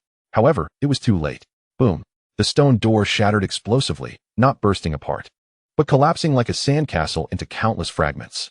Before the debris could hit the ground, they were engulfed by a swarm of golden-striped beetles, devoured completely, leaving not a trace behind. Amidst the swirling dust, a slender figure slowly entered the cave. The newcomer donned a deep indigo traditional Miao attire. Intricate patterns of venomous insects embroidered on her skirt, silver ornaments glinting with a cold radiance in the phosphorescent glow of the cave. She appeared to be in her early 20s, her features exquisitely doll-like, yet her eyes bore a chilling aloofness. Most striking were her eyes, deep within her pupils. Golden patterns swirled, signifying her mastery of profound gu arts. Both Lin Tian and Ma Shaoling gasped in astonishment, the pinnacle of the Grand Master. Moreover, not merely an ordinary Grand Master, but one who had already won foot in the realm of the innate Grand Master. The aura exuding from this woman was terrifyingly dense. A mass of rich, gray-black energy coiling at her dantian, its essence sharing a source with the resentment of the female ghost, yet purer and more ferocious. It was the aura of the Gu King. In an instant, Lin Tian comprehended. The Xiangxi witchcraft sect's audacity to break the seal of the Gu King and retrieve it stemmed from their development of methods to fully control the Gu King. The woman before them was the vessel, or rather the host, of the Gu King, a saintess. Upon sighting the newcomer, Han Feng immediately bowed in respect. His tone imbued with a hint of relief. You have arrived. The woman referred to as the saintess nodded subtly, her gaze sweeping across the cave. Her eyes lingered momentarily on Lin Tian and Ma Shaoling, a trace of imperceptible scrutiny flashing within, but she quickly diverted her attention, evidently dismissing them as inconsequential. Ultimately, her focus settled on the female ghost at the center of the water pool. The female ghost glared intensely at Zhao Ling'er, her mist swirling violently. You are the saintess of the Xiangxi witchcraft sect? Indeed. Zhao Ling'er stepped forward, a circle of dark golden runes materializing beneath her feet. I am Zhao Ling'er, the current saintess of the Xiangxi witchcraft sect, here by the Grand Priest's command to retrieve the Gu King. Not a chance. The female ghost bellowed. The former saintess commanded me to guard this place forever. Whoever seeks to release the Gu King must be killed without mercy. With that, the female ghost clasped her hands together forcefully. The entire cave began to tremble violently. All the bones in the water pool surfaced, merging and stitching together, swiftly transforming into a towering 5-meter-tall skeletal giant. The giant's eye sockets burned with ghostly green flames, its arms composed of dozens of entwined limbs, each bony finger sharp as a spear. Chapter 172, Slaying the Vengeful Spirit. Stubborn and obstinate, Zhao Ling'er gently shook her head, raising her right hand. In her palm lay an entirely black scorpion, its stinger raised, glimmering with an eerie purple light. Go. With a flick of her finger, the black scorpion darted toward the skeletal giant. Mid-flight, the scorpion swelled in size, and upon reaching the giant, it had grown to the size of a calf. Its stinger plunged precisely into the ghostly flame in the giant's eye socket. Sizzle. The ghostly flame extinguished instantly, not snuffed out, but devoured. The purple light surged through the stinger, and the ghostly flame visibly darkened, shriveling until it completely dissipated. Devoid of the ghostly flame's support, the skeletal giant faltered, then began to collapse. Hundreds of bones clattered as they fell back into the water pool, splashing a deluge of black water. The female ghost emitted a chilling, heart-wrenching wail.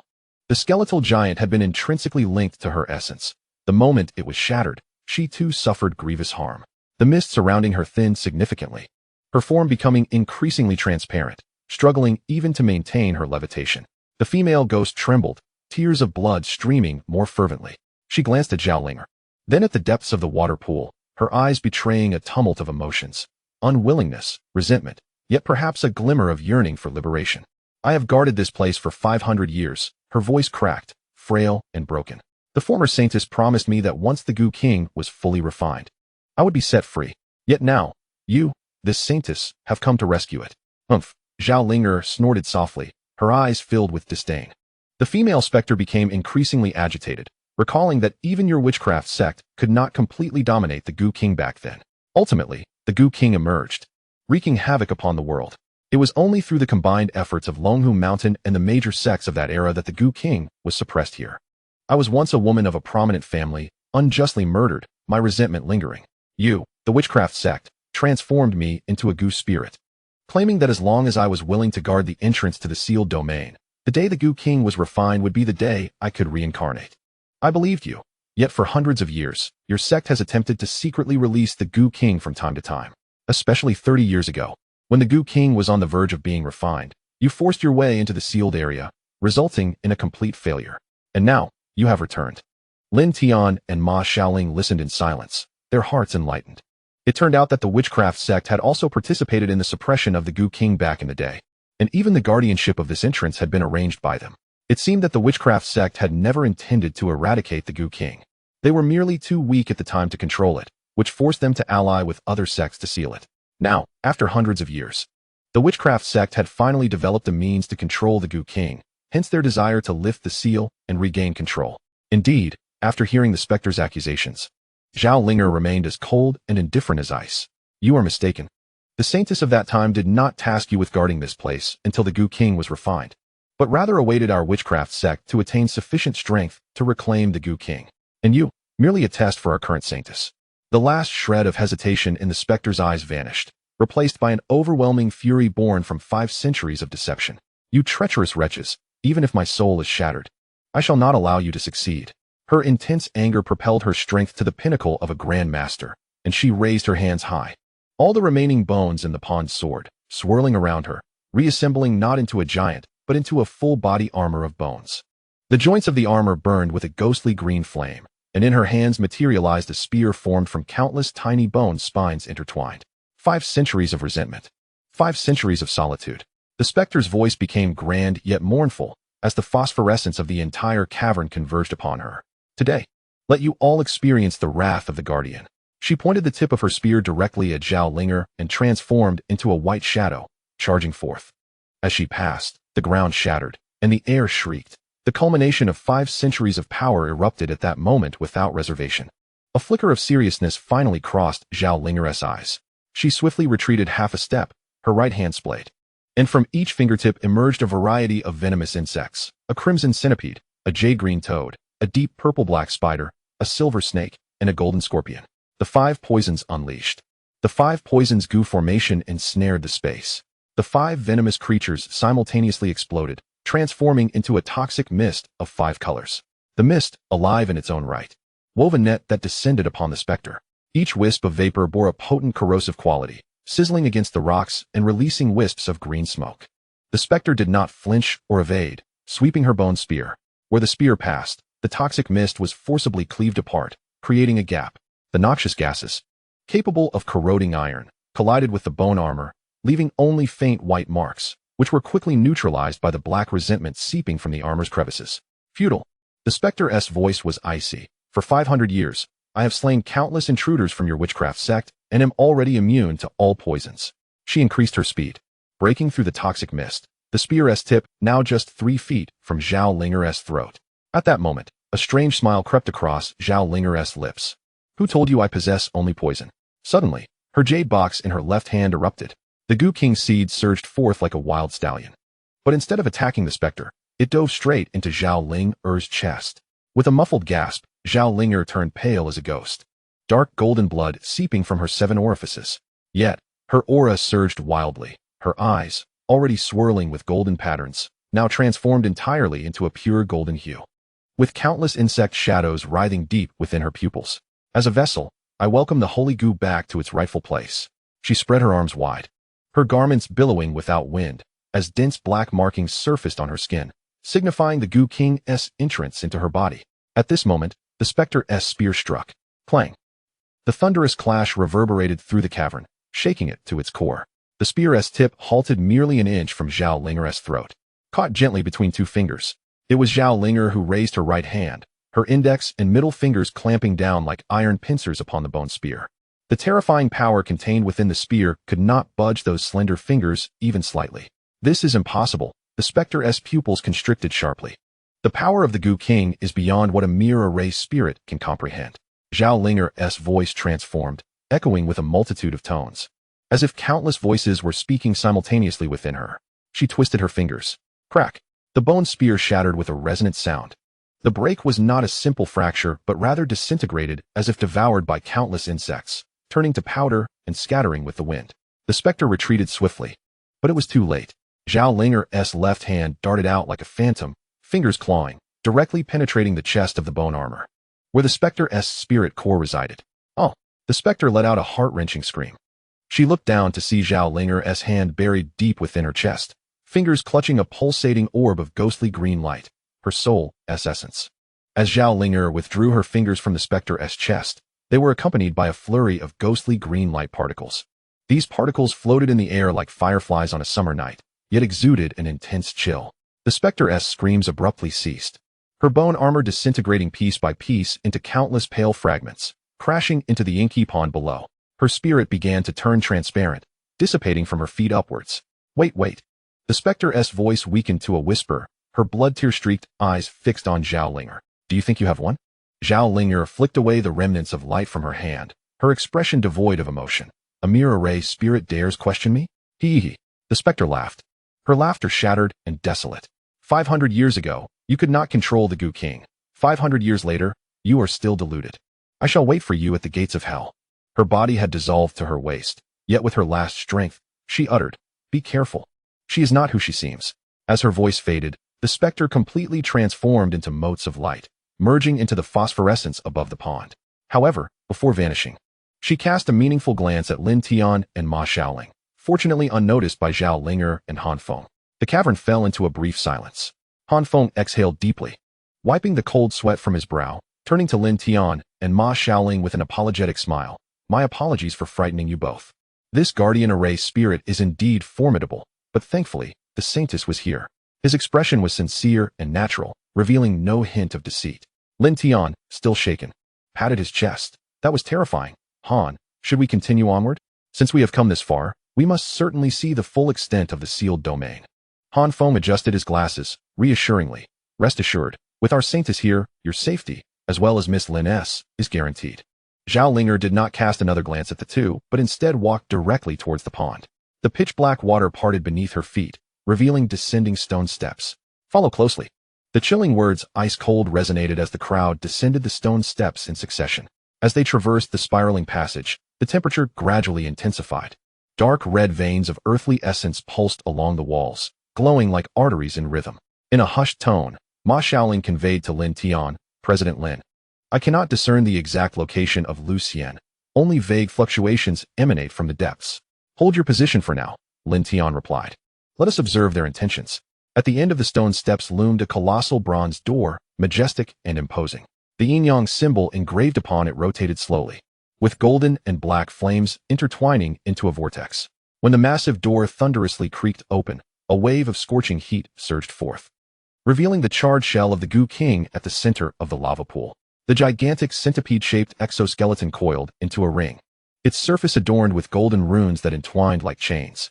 Below, the lava churned violently, while the essence of the earth dripped from the dome above, saturating the entire space with a stifling and ancient aura. Is this the Gu King? Lin Tian asked, astonished. Zhao Ling'er stood at the edge of the lava pool, gazing up at the shell, golden patterns swirling in her eyes, her voice brimming with uncontrollable excitement. After 500 years, it's finally here. She turned to Han Feng. Prepare the ritual. Han Feng nodded, retrieving a bone flute from his bosom.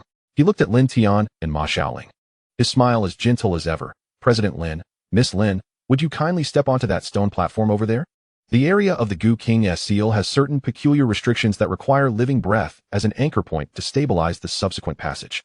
He gestured toward a protruding circular stone platform on the left side of the lava pool. The surface of the platform was etched with runes, resembling a node of some array. Anchor point. Ma Xiaoling feigned hesitation. Isn't there any danger? Absolutely safe, Han Feng assured emphatically. We merely require the vitality you possess. It will not harm you in the slightest. Once the Saintess completes her exploration, we shall be free to depart. His gaze was earnest, and his tone sincere. Lin Tian and Ma Xiaoling exchanged glances. President Lin, Ma Xiaoling transmitted. They clearly intend to sacrifice us. I am aware, Lin Tian replied, his eyes growing cold. Have you found Lu Xianyang? No. The fluctuations are too chaotic. It's as if she exists everywhere, yet nowhere to be found. Let us wait a moment longer. The two hesitated for a few seconds before ultimately complying and stepping toward the stone platform. The instant their feet touched the surface, a resonating hum erupted. All the runes on the platform ignited simultaneously. It was not a gentle radiance, but a blinding crimson light. The runes writhed as if alive, coiling up their ankles. Lin Tian felt a powerful binding force attempting to restrain his movements, yet he did not resist. Ma Xiaoling mirrored his calmness, even as she exclaimed in panic, President Han, what is this? Apologies. Han Feng's smile finally faded. revealing his true frigid demeanor. He blew a shrill note into the bone flute, and 4 gray-black light screens rose from the edges of the stone platform, ensnaring both individuals within. President Lin, Miss Lin, we require your lives for a brief moment. Zhao Linger had approached the altar directly in front of the lava pool. She bit her fingers, allowing her blood to drip into the altar's recesses. The blood flowed along the runes, resonating with the lava pool, causing the magma within to boil violently. The golden runes on the surface of the charred Gu King shell began to flicker erratically, invoking the soul with essence and using blood as a medium. Zhao Linger recited ancient incantations. With each utterance, her vitality waned, yet her fervor intensified. I humbly beseech the holy Gu to break the seal and return. From the depths of the lava pool came a deep, resonant hum, as if some slumbering giant was awakening. Han Feng, what is the meaning of this? Lin Tian bellowed, striking the light screen furiously. We are partners. Partners? Han Feng chuckled lightly. President Lin, from the very beginning, you were merely sacrifices. A stroke of luck for an ordinary man, and a somewhat skilled archaeology student, serve as the perfect sustenance for awakening the Gu King. He had failed to see through Lin Tian's disguise, nor did he uncover Ma Xiaoling's true identity. In his eyes, they were nothing more than tools at his disposal. Ma Xiaoling secretly attempted to sense again. Her primordial spirit trembled within her, and the unique shamanistic contract of the Ma family activated with all its might. Attempting to contact Lu Shinyang, yet the feedback was only chaotic fluctuations, as if Lu Shinyang's consciousness had been shattered, scattered throughout the space. Or perhaps she simply did not exist. This one do. I can't find her at all. Ma Xiaoling transmitted anxiously. If this continues, the blood sacrifice formation will indeed activate. Lin Tian turned his gaze toward the lava pool. The eye of breaking illusions penetrated the magma, gazing into the depths below. He beheld it. At the very bottom of the lava, a faint green light was entangled by countless black chains. That light was dim, yet exuded a familiar celestial aura, Lu Shinyang. But she was bound by some force at the pool's depths. More alarmingly, Lin Tian discerned a dark golden shadow writhing within Lu Shinyang's form. Miss Ma, I found Lucien. It appears she has been grievously wounded by the Gu King and is now being suppressed deep within the lava. Lin Tian hurriedly transmitted to Ma Xiaoling. What? Ma Xiaoling gasped, astonished. President Lin, it seems our charade must come to an end. We must quickly prevent them. Chapter 174, Lu Shinyang. The two exchanged a knowing glance before simultaneously shedding their pretense. President Han, Lin Tian slowly straightened his posture. The blood-red runes binding his ankles began to shatter piece by piece, producing a sound akin to breaking glass. What did you just say we were? Han Feng's cold smirk abruptly froze. He witnessed the emergence of profound energy fluctuations emanating from Lin Tian, whose realm began to ascend rapidly. Postnatal, great postnatal, master, grandmaster. As Lin Tian's aura swelled, the gray-black light screens burst apart under the pressure of his profound energy. Stumbling back, Han Feng struggled to maintain his grip on the bone flute. Terror etched across his face. Who are you? Those who seek your life. Ma Xiaoling stepped off the stone platform, her surrounding profound energy igniting like blue flames, unleashing the unrestrained pressure of a grandmaster at its peak.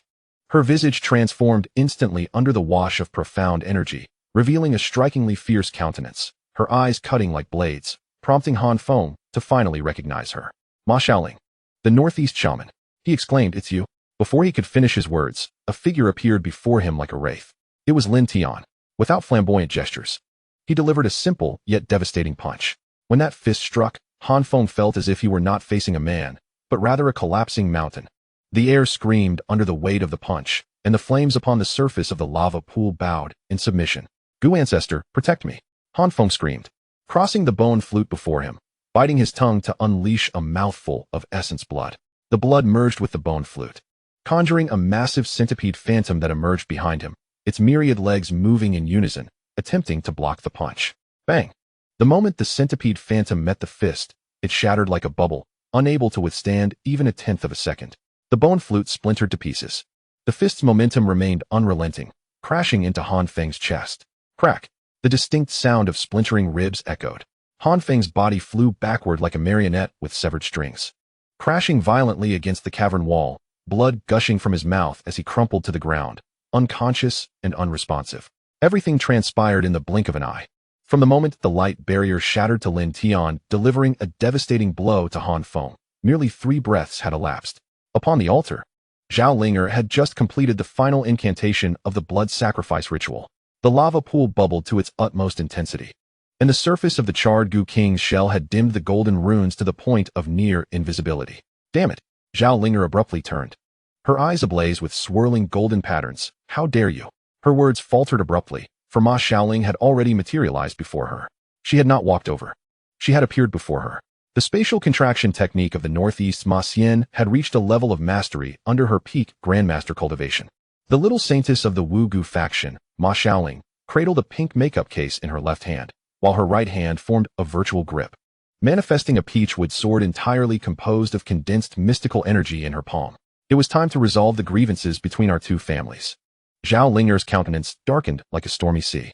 She could sense that the mystical energy emanating from Ma Xiaoling was no less potent than her own, perhaps even more solid. Just you?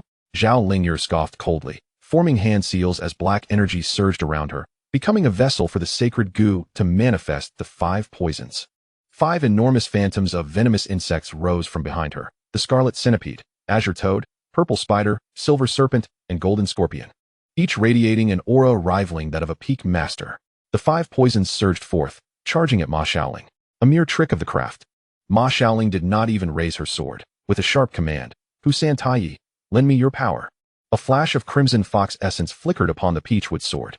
5 bolts of crimson lightning erupted from the sword's tip, striking precisely at the foreheads of the 5 poisons phantoms.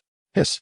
The phantoms disintegrated without even a scream, melting away like ice and snow. Zhao Linger let out a muffled groan.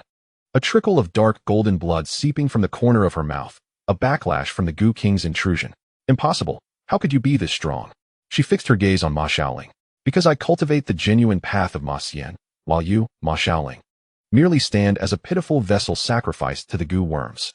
On the other side, Lin Tian paid no heed to the confrontation between Ma Xiaoling and Zhao Linger. His focus remained locked on the bottom of the lava pool. They had agreed beforehand that Ma Xiaoling would restrain Zhao Linger while Lin Tian would investigate Lu Shinyang's condition. The Eye of Illusion operated at full capacity, penetrating the churning magma to gaze directly at the mass ensnared in black chains, glowing with a ghostly green light.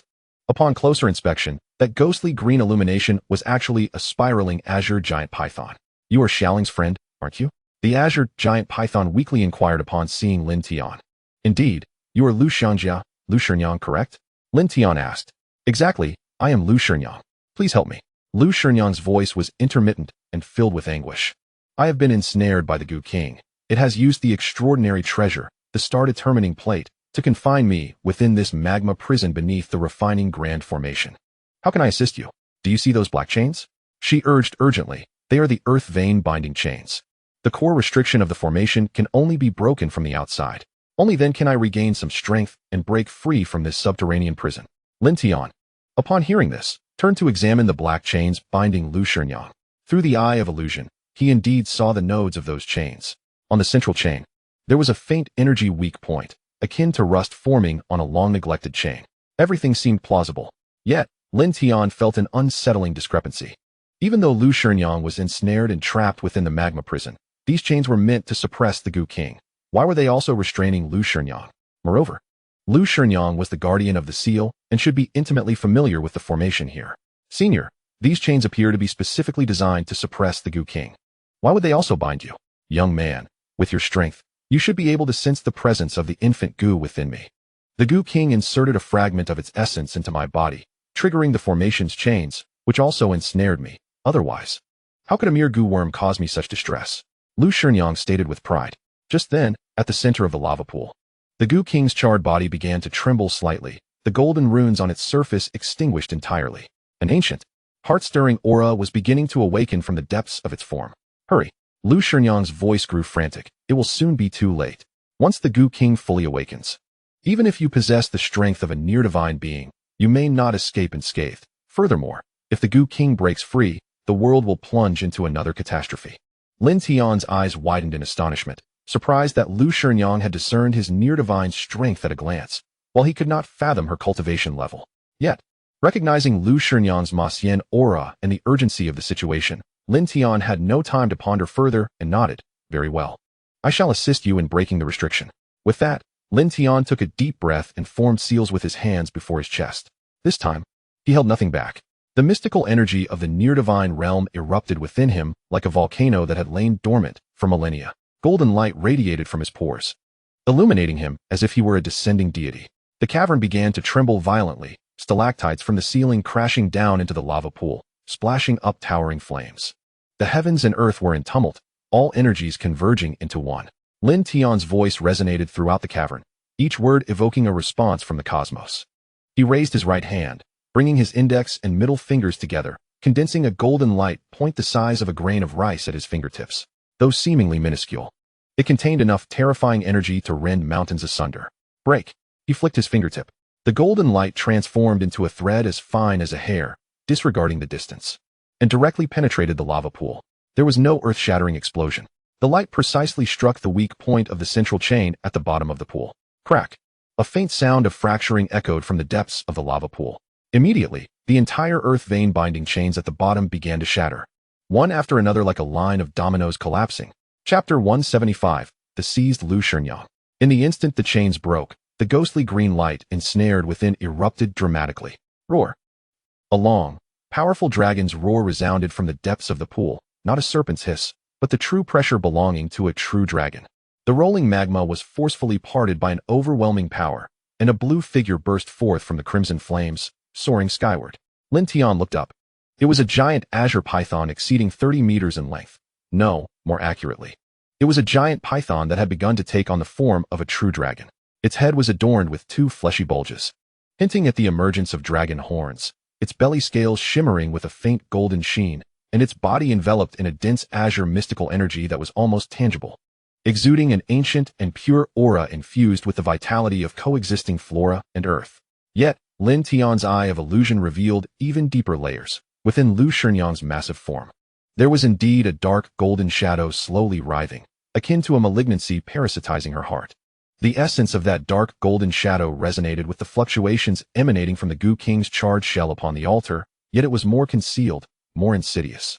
Senior Lu, Ma Shaoling exclaimed in delight. Lu Shinyang's imposing form hovered above the lava pool, her gaze fixed upon Ma Shaoling. A glimmer of satisfaction flickered within her emerald vertical pupils. Another gifted daughter had emerged from the Ma family, astonishingly a pinnacle grandmaster at such a tender age. Her voice remained feeble, yet it possessed a newfound steadiness compared to when she was underground. As soon as her words fell, Lu Shinyang abruptly turned her attention towards the altar, her slit pupils narrowing in alarm. This is dire. Upon the altar, the battle between Zhao Linger and Ma Shaoling was nearing its climax. Ma Shaoling's peachwood sword was poised at the base of Zhao Linger's neck, a crimson fox apparition swirling around the blade. Just a mere inch further, and it could sever the life of this priestess of the witchcraft sect. Yet, there was no trace of fear on Zhao Linger's face. Instead, a wild, resolute smile graced her lips. The reputation of the Northeast Ma Xian was indeed well-deserved. Dark, golden blood trickled from the corner of her mouth, her voice hoarse. But did you think you were assured of victory? Ma Shaoling furrowed her brow, sensing something amiss. Just as her sword was about to plunge down, it was too late. Zhao Linger suddenly tore open her chest garment. On her fair skin, a multitude of black goo patterns writhed like living creatures, spreading from her chest throughout her body. More alarming was the dark golden light swelling at her dantian, as if something was about to burst forth. As my body is the offering, and my soul the guide, Zhao Linger howled towards the heavens. Her voice intermingled with overlapping echoes, as if countless goo insects within her were simultaneously shrieking. I beseech the holy goo, break the seal, and return. With a splatter, her body exploded from within. It was not a scene of blood and flesh flying, but rather transformed into a myriad of dark golden specks filling the air. These specks did not dissipate. Instead, as if summoned, they surged madly towards the charred shell of the Gu King at the center of the lava pool. Stop her! Lu Shinyang commanded, her massive serpentine tail sweeping in an attempt to intercept the luminous particles. However, there were too many, moving too swiftly, and still, a majority melded into the Gu King's shell. Boom! At the heart of the lava pool, the long silent charred shell stirred for the first time in 5 centuries. Initially, the once dim golden runes on its surface flickered back to life, but this time, they glimmered not with the light of suppression, but rather with an eerie dark golden hue. Subsequently, the shell began to swell and expand, the coiled centipede-like exterior unfurled segment by segment, each joint emitting a grating sound that made one's teeth ache. The essence of the ground fire within the lava pool seemed to respond to some call, surging towards the shell, greedily consumed. An ancient and malevolent aura, 100-fold more potent than before, erupted from the depths of the shell, akin to a reawakening volcano. This is bad. Ma Shaoling's face turned ashen, The Gu King was about to awaken. She had not anticipated that the priestess of the witchcraft sect would be so ruthless as to sacrifice herself. Lu Shinyang transformed into human form, landing on the ground. She appeared as a woman clad in a flowing turquoise ancient dress, seemingly in her 30s, with a gentle and graceful visage, yet her brow was furrowed with urgency. She extended her hand towards Ma Shaoling, saying, "Shaoling, quickly give me the inner Dan. Once I restore my full power, leveraging the residual might of the ground fire's refining array, I can forcibly suppress the Gu King once more." Without a moment's hesitation, Ma Shaoling retrieved the verdant inner Dan from her bosom and handed it over. Upon seeing the inner Dan, Lu Shinyang's eyes shimmered with an unmistakable glint of greed.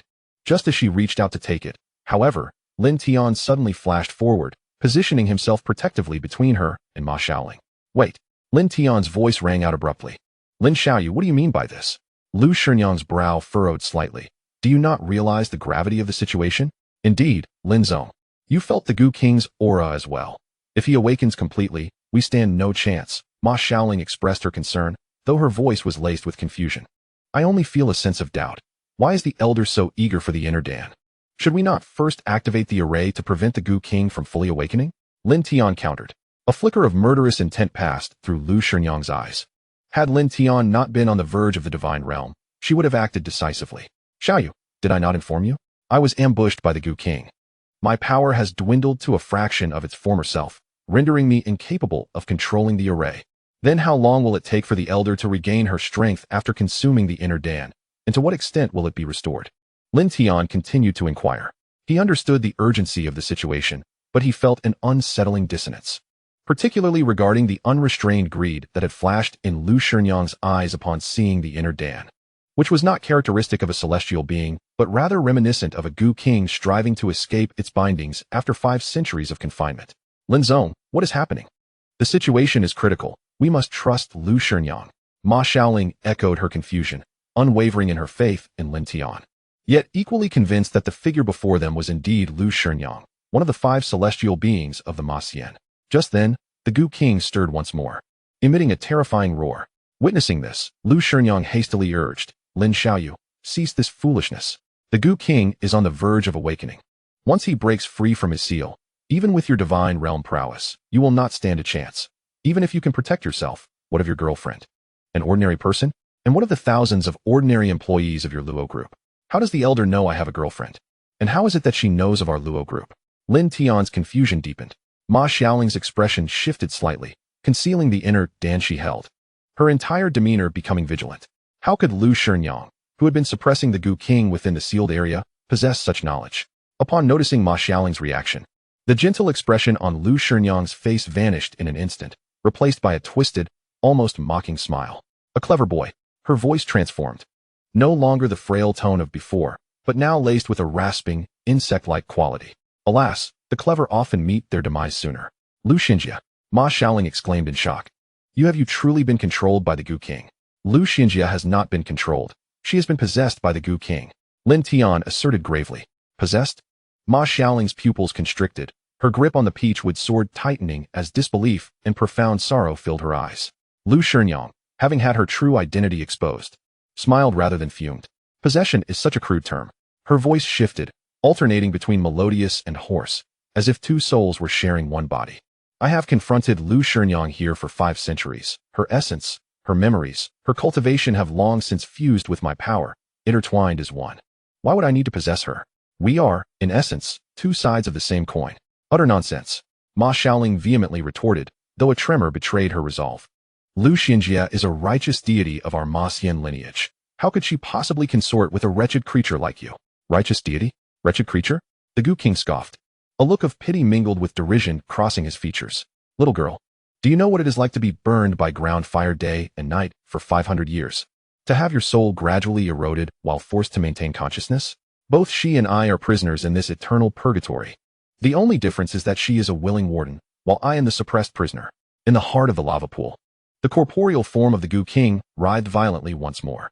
The dark golden radiance intensified, and the luminous specks that had transformed from Zhao Ling seamlessly melded into it, as if delivering a final surge of vitality to the slumbering titan. Large patches of the charred exterior began to peel away, revealing beneath a fresh, grotesque body adorned with flowing dark golden patterns.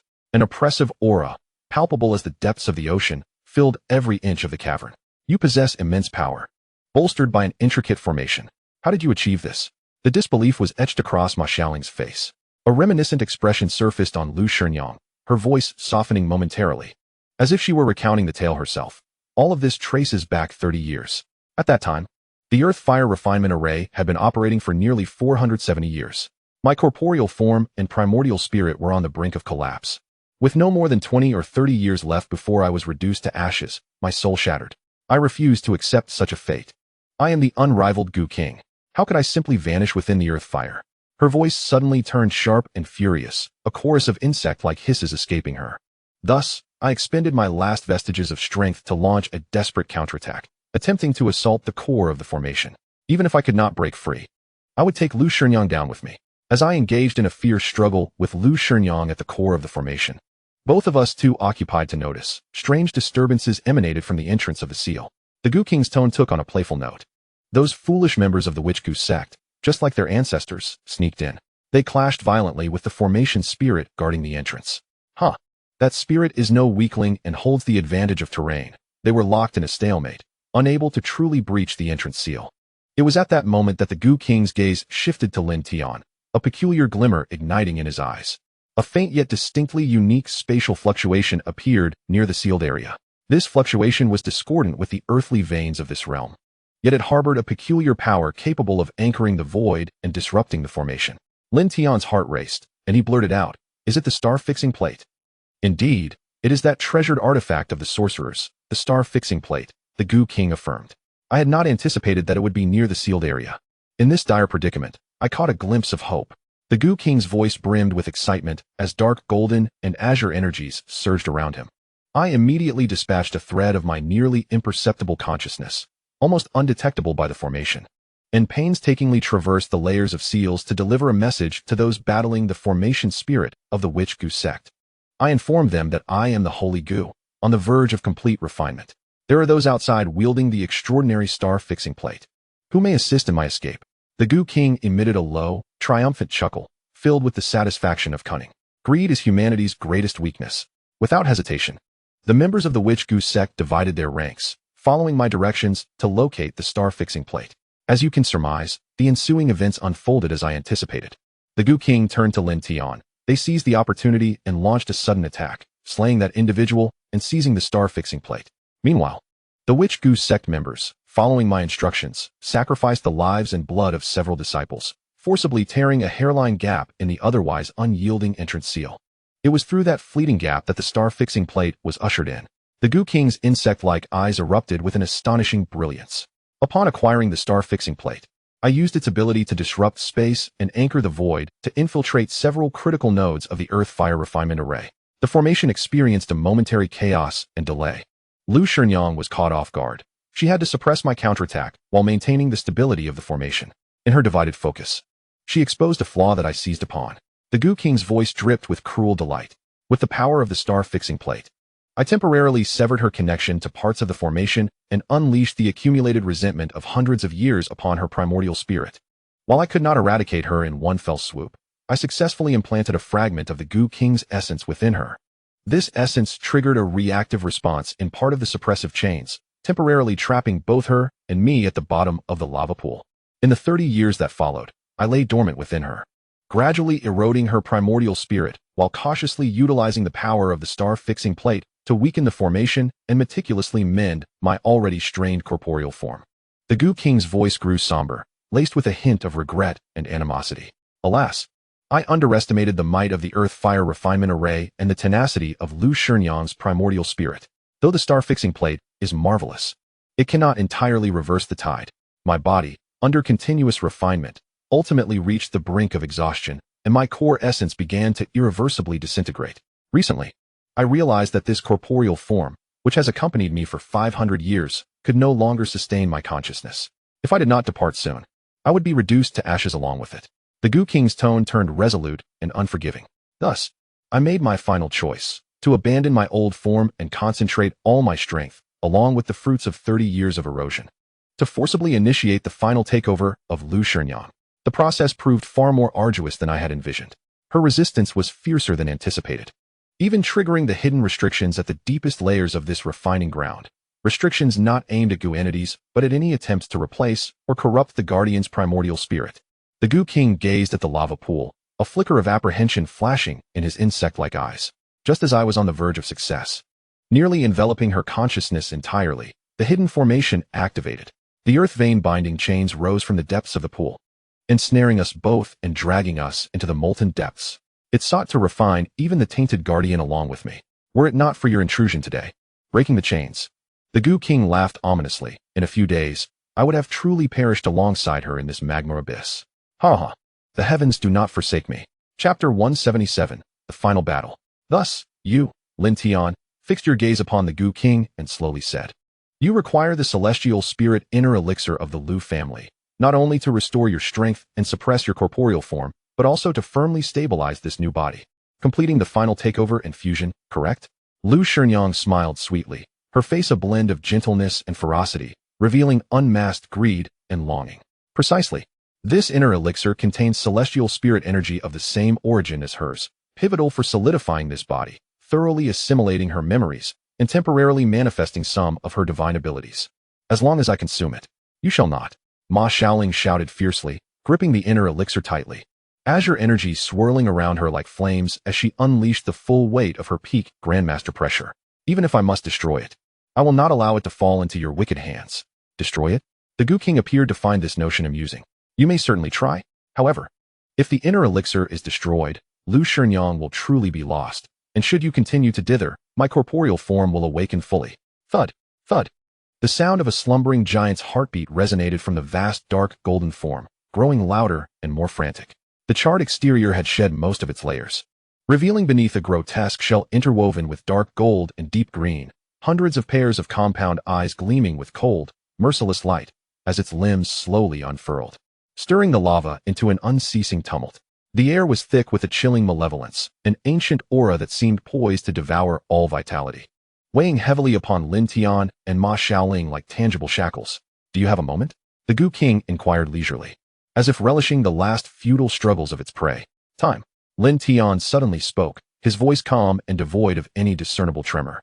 He stepped forward, positioning himself protectively in front of Ma Shaoling, his gaze sweeping over the Goo King's vessel, which was on the verge of fully awakening, before returning to Lu Shinyang.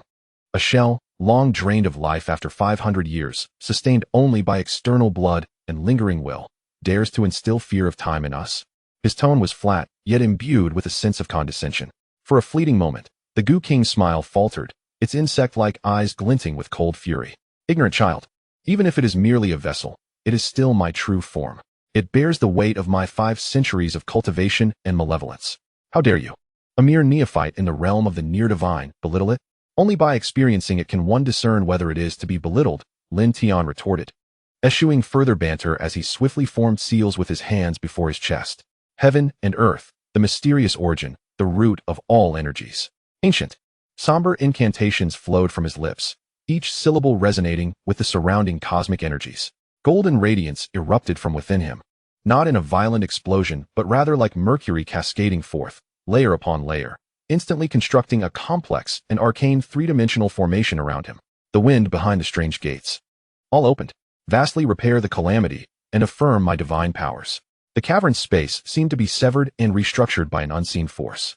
The fiery glow of the lava pool, the stalactites hanging from the ceiling, and the sulfurous and poisonous aura permeating the air all underwent subtle transformations beneath the shroud of the formation, the weight of the rules quietly shifting. For the first time, Lu Shinyang, the Goo King's manifestation, wore a grave expression. It sensed that its connection to the earth's veins, the lava pool, and even its awakening true form, had become sluggish and indistinct. The space was being forcibly redefined by the young man before it. In all realms, I alone reign supreme. As Lin Tian uttered the final word, his eyes flew open, gleaming with a golden brilliance that seemed almost tangible. I am the sovereign of the transformations of heaven and earth. Boom. The space within a 30-meter radius of Lin Tian seemed to be twisted violently by an invisible hand. The direction of gravity abruptly altered, and the fiery waves erupting from the lava pool bizarrely splashed sideways, while countless stones did not fall, but rather plummeted toward the cave walls. Taken by surprise, the Goo King stumbled, its body yanked by the contorted gravitational field. Yet, it reacted swiftly, raising a hand to form a radiant seal. The Lucian secret art. 10,000 trees in spring. Boom. The ground, enveloped by Lin Tian's formation, erupted as the solid basalt frantically sprouted numerous robust green vines. These vines were not physical entities, but rather condensed from pure wood energy, imbued with immense vitality and a binding force. Twisting against the distorted gravity as they surged toward Lin Tian, wood conquers earth, and can thus interfere with the earth-based formation of the strange gates to a certain extent. Quite intriguing, Lin Tian mused, his expression unchanged, his steps in the intricate dance of the vines as fluid as a fish traversing water, narrowly avoiding entanglements with mere fractions of a moment to spare. Simultaneously, he directed his right hand skyward, slicing through the air as golden sword energies erupted forth, severing the encroaching vines. Yet, the Gu King's assault was far from over, transforming fully into a half-human, half-insect monstrosity. It bore the visage of Lu Shinyang on one side, while the other morphed into that of a Gu worm. Kill! With a thunderous roar. The monstrous limbs elongated like the sharpest scythes, rending the air and delivering a foul stench of Gu poison accompanied by a piercing shriek. Striking from an incredibly devious angle toward Lin Tian's back. This strike was swift, brutal, cunning, and venomous, a stark departure from Lu Shinyang's dignified style, revealing the Gu King's sinister nature. Lin Tian, seemingly possessing eyes in the back of his head, did not glance back as he pressed his left hand backward. Wind-binding ropes. Whoosh! A frenzied blue wind rope materialized from thin air, not to block, but to coil like a spiritual serpent around the attacking limb, diverting its trajectory just enough to allow it to graze past Lin Tian's side, leaving a scorched, corrosive mark upon his clothing. The first round of confrontation was explosive and perilous, with both sides appearing evenly matched. Yet, Lin Tian's heart sank slightly, as he had surmised. His opponent had not fully unleashed Lu Shinyang's complete power at her zenith. The remnants of her spirit's resistance caused occasional sluggishness in her moves. Nevertheless, this half-human, half-insect creature wielded its strength with remarkable expertise, blending Lu Shinyang's orthodox celestial techniques with the Gu King's deviousness, making it exceedingly troublesome to contend with. Meanwhile, roar. The earth-shattering roar shattered Lin Tian's concentration. In the center of the lava pool, the Gu King's vessel had fully awakened. The massive dark golden centipede body stood upright, its front half towering over 10 meters, hundreds of metallic legs moving with a glimmering sheen. Its head, composed of countless compound eyes, turned toward Ma Shaoling, a chilling murderous intent surging like a tidal wave.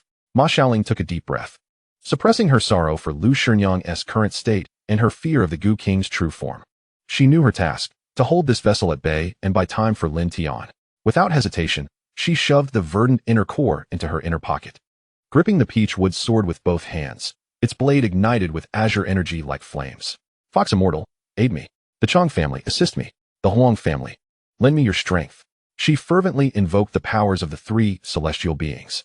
The pink makeup box opened automatically, unleashing 3 beams of various hues that fused into her being. Ma Shaoling's aura surged once more. Although she had yet to break free from the confines of the Grand Master Peak, her solidity and pressure now brushed against the threshold of the innate realm. A mere parlor trick, the Gu King's vessel rumbled, its voice deep and thunderous, dripping with disdain. It did not even employ divine abilities, merely using its massive scythe-like mandibles to strike down toward Ma Shaoling's position with brutal force. Simple, crude, yet imbued with overwhelming power and speed. The air was torn apart, creating a piercing sonic boom as the mandibles approached. Even before contact, the fierce wind pressure left Ma Shaoling gasping for breath, her protective energy fluctuating violently. Grandmother Huang, assist me, Ma Shaoling shouted, her voice ringing clear as the ground beneath her erupted, a sturdy earthen wall springing up before her. Splat! The dark golden mandibles struck the wall with the ease of a hot knife slicing through butter, splintering it into fragments without encountering any resistance. Continuing their relentless descent toward Ma Shaoling. Her expression shifted dramatically as she hastily retreated, simultaneously unleashing a flurry of azure sword energies from her peachwood sword. Yet they merely sparked against the mandibles, leaving no mark whatsoever. The disparity in power was insurmountable. Lin Tian, Ma Shaoling narrowly evaded the second strike, the mandibles grazing her hair and the fierce winds stinging her cheeks. She could not help but call out for Lin Tian's help. He was locked in fierce combat with Lu Shinyang.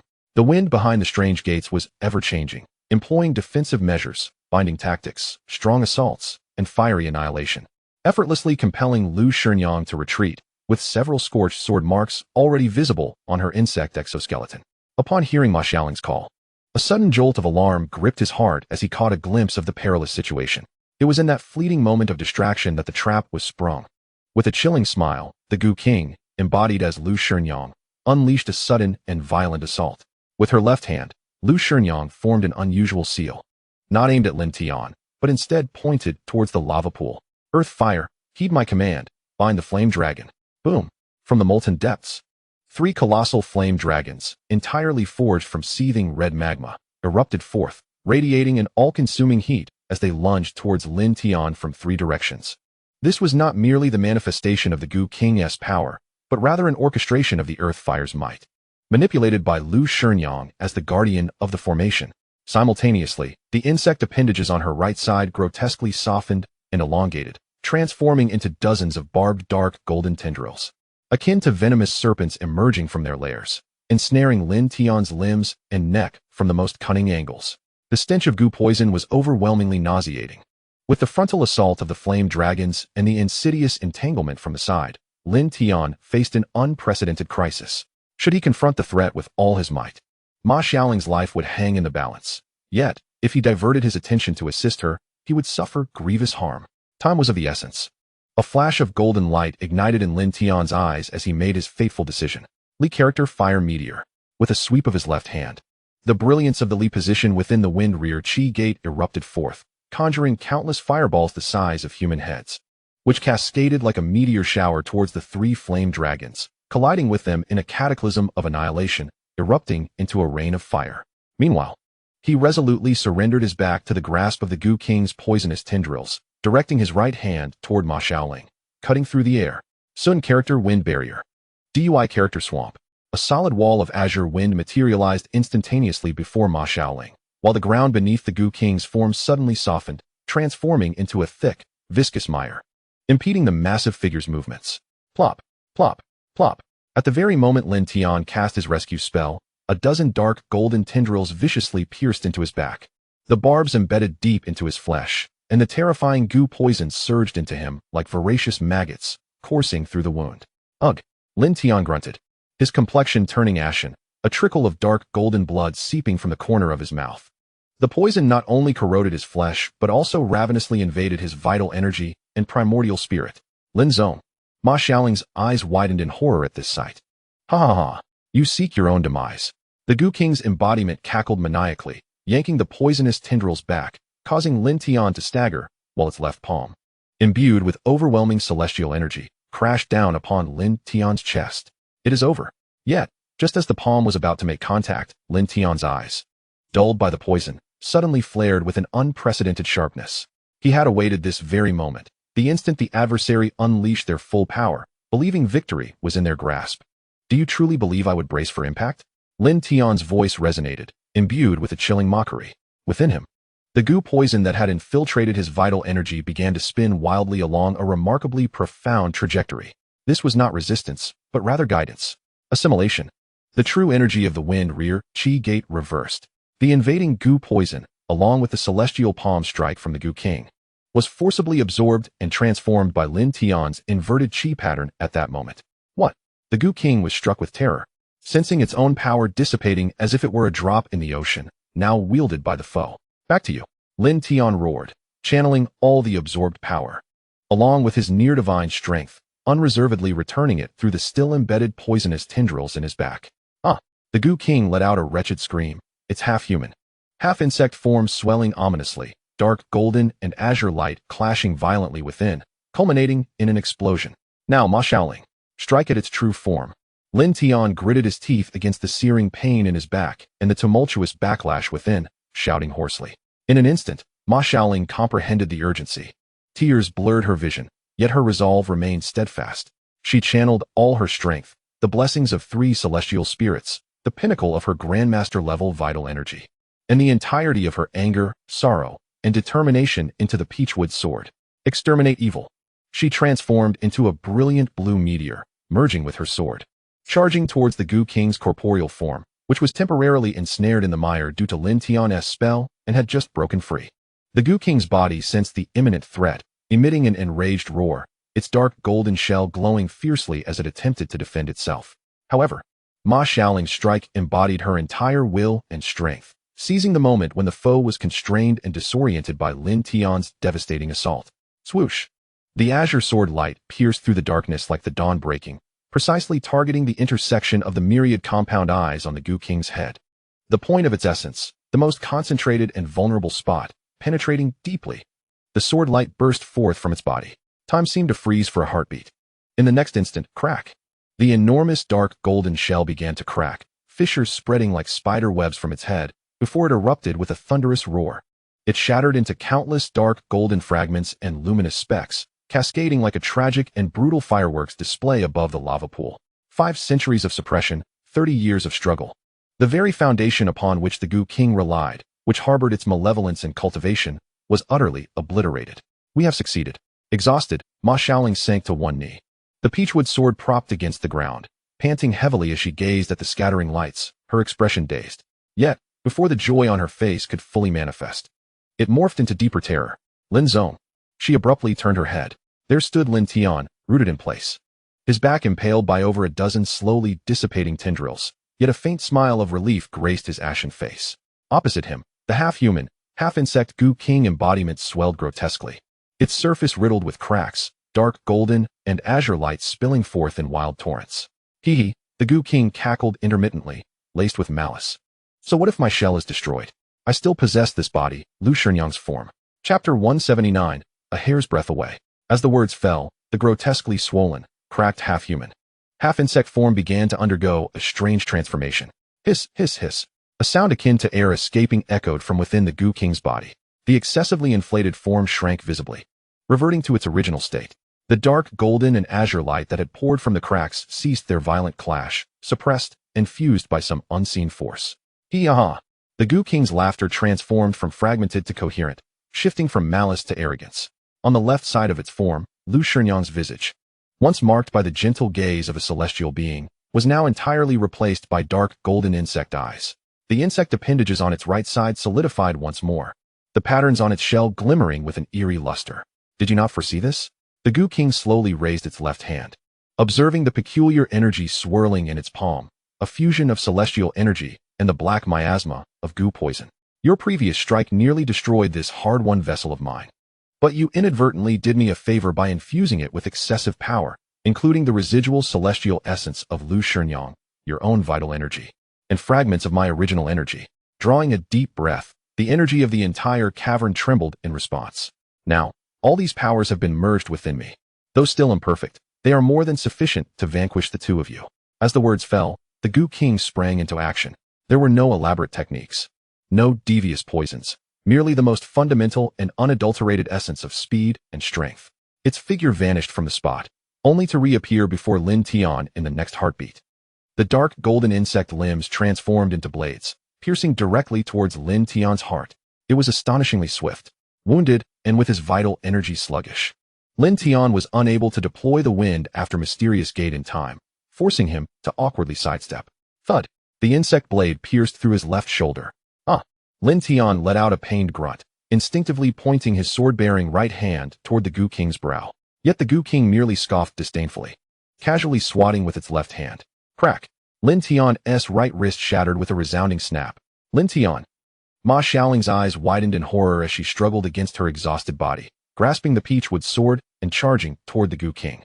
Get lost! The Gu King did not even glance back, simply sweeping a single insect limb behind it. Bang!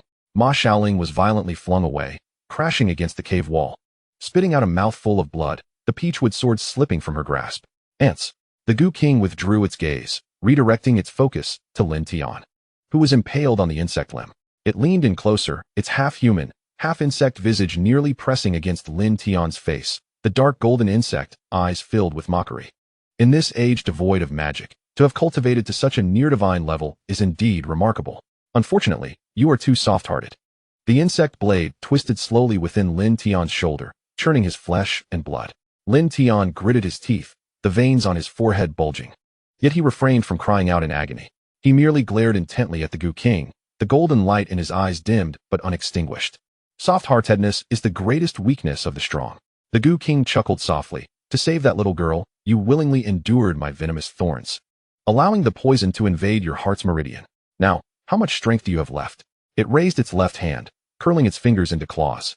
A swirling sphere of gray-black energy coalescing in its palm. Within that energy sphere, the essence of celestial spirits, goo poison, the essence of earth fire, and the mysterious energy Lin Tian had infused during his counterattack fused together in a bizarre and perilous amalgamation. One final strike to send you on your way. Then I shall make good use of Lu Shinyang's body, reclaiming my place in the world with her identity, using her celestial status to gradually transform your human realm into a paradise of goo. The energy sphere began to swell, its oppressive aura causing the cave's lava to bubble violently. Lin Tian could sense that should this strike land, his demise would be inevitable. He attempted to circulate his mysterious energy, but his dantian felt as if pierced by 1,000 needles, the goo poison raging through his meridians, rendering the wind after mysterious gate utterly ineffective. Is this the end? Just as the situation grew dire, the Goo King's expression suddenly froze. The left side of its face, belonging to Lu Shinyang, slightly furrowed its brow. Though it was but a fleeting moment, Lin Tian caught it. This was Lu Shinyang's consciousness. Its left hand began to tremble, the energy sphere in its palm wavering precariously. No, impossible. The Goo King's voice betrayed a hint of panic for the first time. I had clearly suppressed your consciousness completely. How can you? Because I am Lu Shinyang.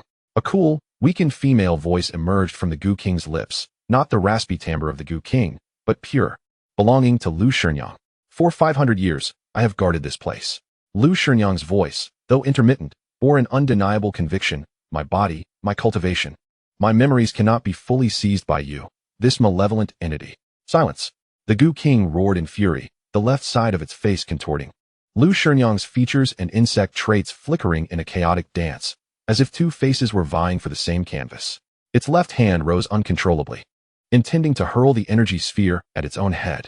You wish to perish together. Madness. The Goo King shrieked in terror. If I could eliminate you in a mutual demise, then so be it. Lu Shinyang's voice was resolute. Two consciousnesses clashed fiercely within the same vessel. The Goo King's power was evidently superior, swiftly regaining control over its left hand's movements. Yet the energy sphere consequently dissipated much of its potency. Seizing the opportunity, Lin Tian jerked backward with all his might. Squelch. The insect blade was pulled from his shoulder, spraying forth a spurt of blood. Lin Tian staggered back, clutching the wound with one hand, blood seeping through his fingers. He gazed upon the constantly twisting form, alternately humanoid and insectoid, his mind racing with thoughts. Lu Shinyang's consciousness was still present. However, she was clearly at a disadvantage, on the brink of being completely suppressed once more. What to do? He could feel Lu Shinyang's consciousness flickering like a candle in the wind, poised to extinguish at any moment. The sudden resurgence of her strength likely stemmed from the brief gap that had appeared when the Goo King forcibly merged various powers. Lin Tian. Suddenly, Lu Shinyang's voice resonated directly in his mind, not through his ears, but as a direct transmission of thought. After being devoured by the Goo King, I shared consciousness with it. Previously, it attempted to ensnare you and Shaolin using the digital specter, yet you utilized your unique abilities to erase that specter. I can barely hold on.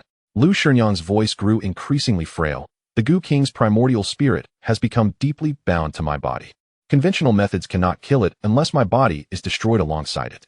However, should that occur, this great formation would spiral out of control, inciting catastrophic geological disasters. Yet if you employ the method you used against the digital specter to transform me into your spirit general, I could utilize your spirit summoning to directly obliterate the Goo King's primordial spirit. Therein lies a flicker of hope. Lu Shinyang's words were fragmented, yet Lin Tian understood. She wished to become his spirit general. In the form of a spirit general, she would re-enter her own body and engage the Goo King in a battle of primordial spirits. Chapter 180. The Demise of the Goo King. As Lu Shinyang and Lin Tian devised their strategy, the Goo King's primordial spirit gradually suppressed Lu Shinyang's essence. Lu Shinyang, you cannot hold on. You might as well submit to me now, for I might just spare your two juniors. The Goo King's raspy voice emerged from deep within its throat, the left half of Lu Shinyang's face being gradually eroded by dark golden patterns. As it appeared that Lu Shinyang's primordial spirit was on the verge of being entirely consumed by the Goo King, Lin Tian suddenly spoke up. Wait, Goo King. We are willing to surrender the inner core, but you must release Lu Shinyang's primordial spirit and hand it over to us. Ma Shaoling was taken aback, confusion flooding her eyes. Lin Tian, if we allow her to take the inner core, humanity will suffer a cataclysm. Miss Ma, even if we do not surrender the inner core, this catastrophe is unavoidable. It would be wiser to retrieve Lu Xian's primordial spirit, comprehend the Goo King's traits, and enhance our chances for the forthcoming battle. Upon hearing Lin Tian's words, despair etched itself across Ma Xiaoling's face. Indeed, given the current circumstances, they could hardly prevent the Gu King's emergence.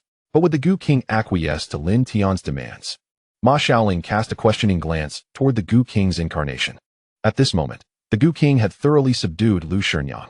Hearing Lin Tian's proposal, the Gu King erupted into a maniacal laughter. Ha ha ha, clever boy. Very well. I shall grant you this favor. Just hand over the inner Dan and allow Lu Shinyang's primordial spirit to exit my body, and I shall let you go. However, once I break free from this seal, your demise is inevitable. Consider this merely a brief respite. Lin Tian articulated his conditions. The Gu King's manifestation did not refute him. Instead, it addressed Lu Shinyang's primordial spirit. Lu Shinyang, these young ones provide you with your final chance. Hurry and vacate my body. With that, the Gu King's primordial spirit retreated, releasing Lu Shinyang's essence. With a sigh of relief, Lu Shinyang wasted no time and soared out of her corporeal shell, transforming into a spiritual form before Ma Xiaoling. Xiaoling, give her the inner Dan. Yes. Ma Xiaoling complied without hesitation, handing the inner Dan to the Gu King's manifestation. Ha! Foolish creatures. The Gu King cackled as it received the inner Dan, its right half suddenly swelling as dozens of dark golden tendrils shot forth like living serpents, instantly ensnaring and imprisoning Lin Tian, Ma Xiaoling, and the ethereal shadows of Lu Shinyang's primordial spirit. Did you truly believe I would allow your escape? The Gu King sneered, gazing at the inner Dan pulsating with immense celestial energy in its palm. Lu Shinyang, your spirit has departed from your body, making you exceedingly vulnerable. These two insignificant ants shall serve as my sacrificial offerings while I refine the inner Dan. It opened its maw and devoured the inner Dan whole. A terrifying surge of celestial energy erupted from within the Gu King, intertwining azure and dark golden hues of poison. As the geothermal energy within the cavern was stirred into a colossal vortex, the Gu King sat cross-legged, surrounded by a plethora of refining runes. It intended to refine the inner Dan on the spot, fully solidifying this corporeal form and achieving a perfect usurpation of the body. At this critical juncture, the primordial spirit of Lu Shinyang, now imprisoned, emitted a faint ripple. Lin Tian's eyes ignited with determination. This was the moment he had awaited. The Gu King's focus was entirely consumed by the refinement of the inner Dan, resulting in a fleeting lapse in its control over the body. Spirit binding contract, activate. Lin Tian commanded, channeling the unique trajectory of the spirit binding contract within his essence. A pale golden contract rune erupted from his brow, swiftly embedding itself into the primordial spirit of Lu Shinyang. With no resistance, Lu Shinyang willingly relinquished all defenses, allowing the power of the contract to penetrate her spiritual core. In the name of Lu Shinyang, I pledge to be a spiritual general, serving Lin Tian as my master, through life and death, never to betray. The ancient vow reverberated at the level of her primordial spirit. The instant the contract was established, boom, Lu Shinyang's primordial spirit solidified abruptly. The pale azure light transformed into a resplendent golden azure, and her previously frail aura surged, even surpassing her peak vitality during her lifetime. The spirit general contract not only mended her imperfections, but, aided by Lin Tian's near-divine essence, elevated her primordial strength to unprecedented heights. What?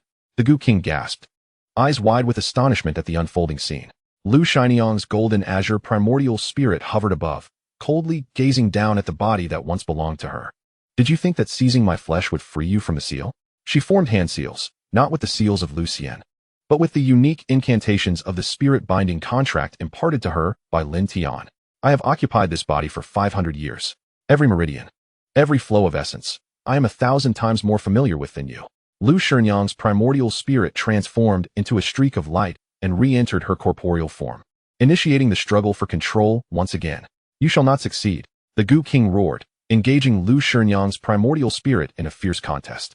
But this time, it faced not the frail and broken Lu Shinyang, but a spiritual general nourished by the essence of near divinity, armed with the specialized techniques to counter spiritual entities.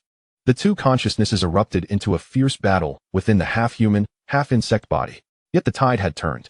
Spirit binding contract, primordial spirit prison. Lu Shinyang's voice resonated from within her body, accompanied by an ancient and formidable wave of loss. The Gu King, in terror, realized that its primordial consciousness was being enveloped and compressed by an unseen force. This was not a contest of strength, but a suppression at the level of rules. The spirit binding contract was indeed the nemesis of all spiritual entities. No, this cannot be. What manner of technique is this? The Gu King's consciousness screamed in despair. This is the spirit binding contract. Lu Shinyang's voice was icy, golden light erupting from every pore of her body. The dark golden insect features began to fade, the patterns on her shell shattering piece by piece, and the insect-like eyes on the left side of her face transformed back into the gentle gaze of a celestial being. The grievances of 500 years shall be resolved. Lu Shinyang completely regained control over her body. She raised her left hand, and a swirling pale golden vortex materialized in her palm. No, I am willing to submit. I wish to become your Gu's servant. The Gu King's consciousness howled in desperate anguish. You are unworthy. Lu Shinyang clenched her fingers. The spirit-binding contract obliterated the Gu King. A shriek transcending the limits of sound erupted from the depths of her being, the sound of her primordial spirit completely disintegrating. Dark golden light, akin to shattered glass, seeped from Lu Shinyang's 7 apertures, transforming into countless motes of light in the air, only to be consumed by the geothermal energy of the cavern, incinerated entirely. The Gu King, revered by the witchcraft sect as a divine entity for 5 centuries, was finally obliterated in both form and spirit. The cavern fell into a sudden silence. The tumult of the lava pool gradually subsided, and the upheaval of geothermal energy came to a halt. Lu Shinyang, having regained mastery over her body, slowly opened her eyes. Within those eyes resided the gentle compassion of Lu Xian, now illuminated by a touch of pale golden divine radiance possessed by the spiritual general. She turned to face Lin Tian and Ma Xiaoling, who were ensnared by the tendrils, and gently waved her hand. The dark golden tendrils shattered into fine ash. Lin Tian stumbled to the ground, while Ma Xiaoling hurried to support him. Senior Lu. Ma Xiaoling's voice trembled with emotion. Yes, Xiaoling, you have worked hard. Lu Shinyang smiled faintly, a smile imbued with tranquility after having faced life and death. She approached Lin Tian, kneeling on one knee. Spiritual General Lu Shinyang pays homage to the spiritual master. Thank you for granting me new life and aiding me in vanquishing the Gu King, thus concluding 500 years of entanglement. Lin Tian promptly assisted her to her feet. Lu Xian, please rise. Our contract signifies mutual assistance and benefit. Lu Shinyang stood and gazed towards the center of the lava pool, where the charred remains of the Gu King were being reduced to ashes by the flames of the earth. Moreover, the Gu King's manifestation, which had devoured her inner Dan, now saw the inner Dan slowly drifting from its mouth, returning to Lu Shinyang's hands. My inner Dan, after this tribulation, has unexpectedly become a blessing in disguise.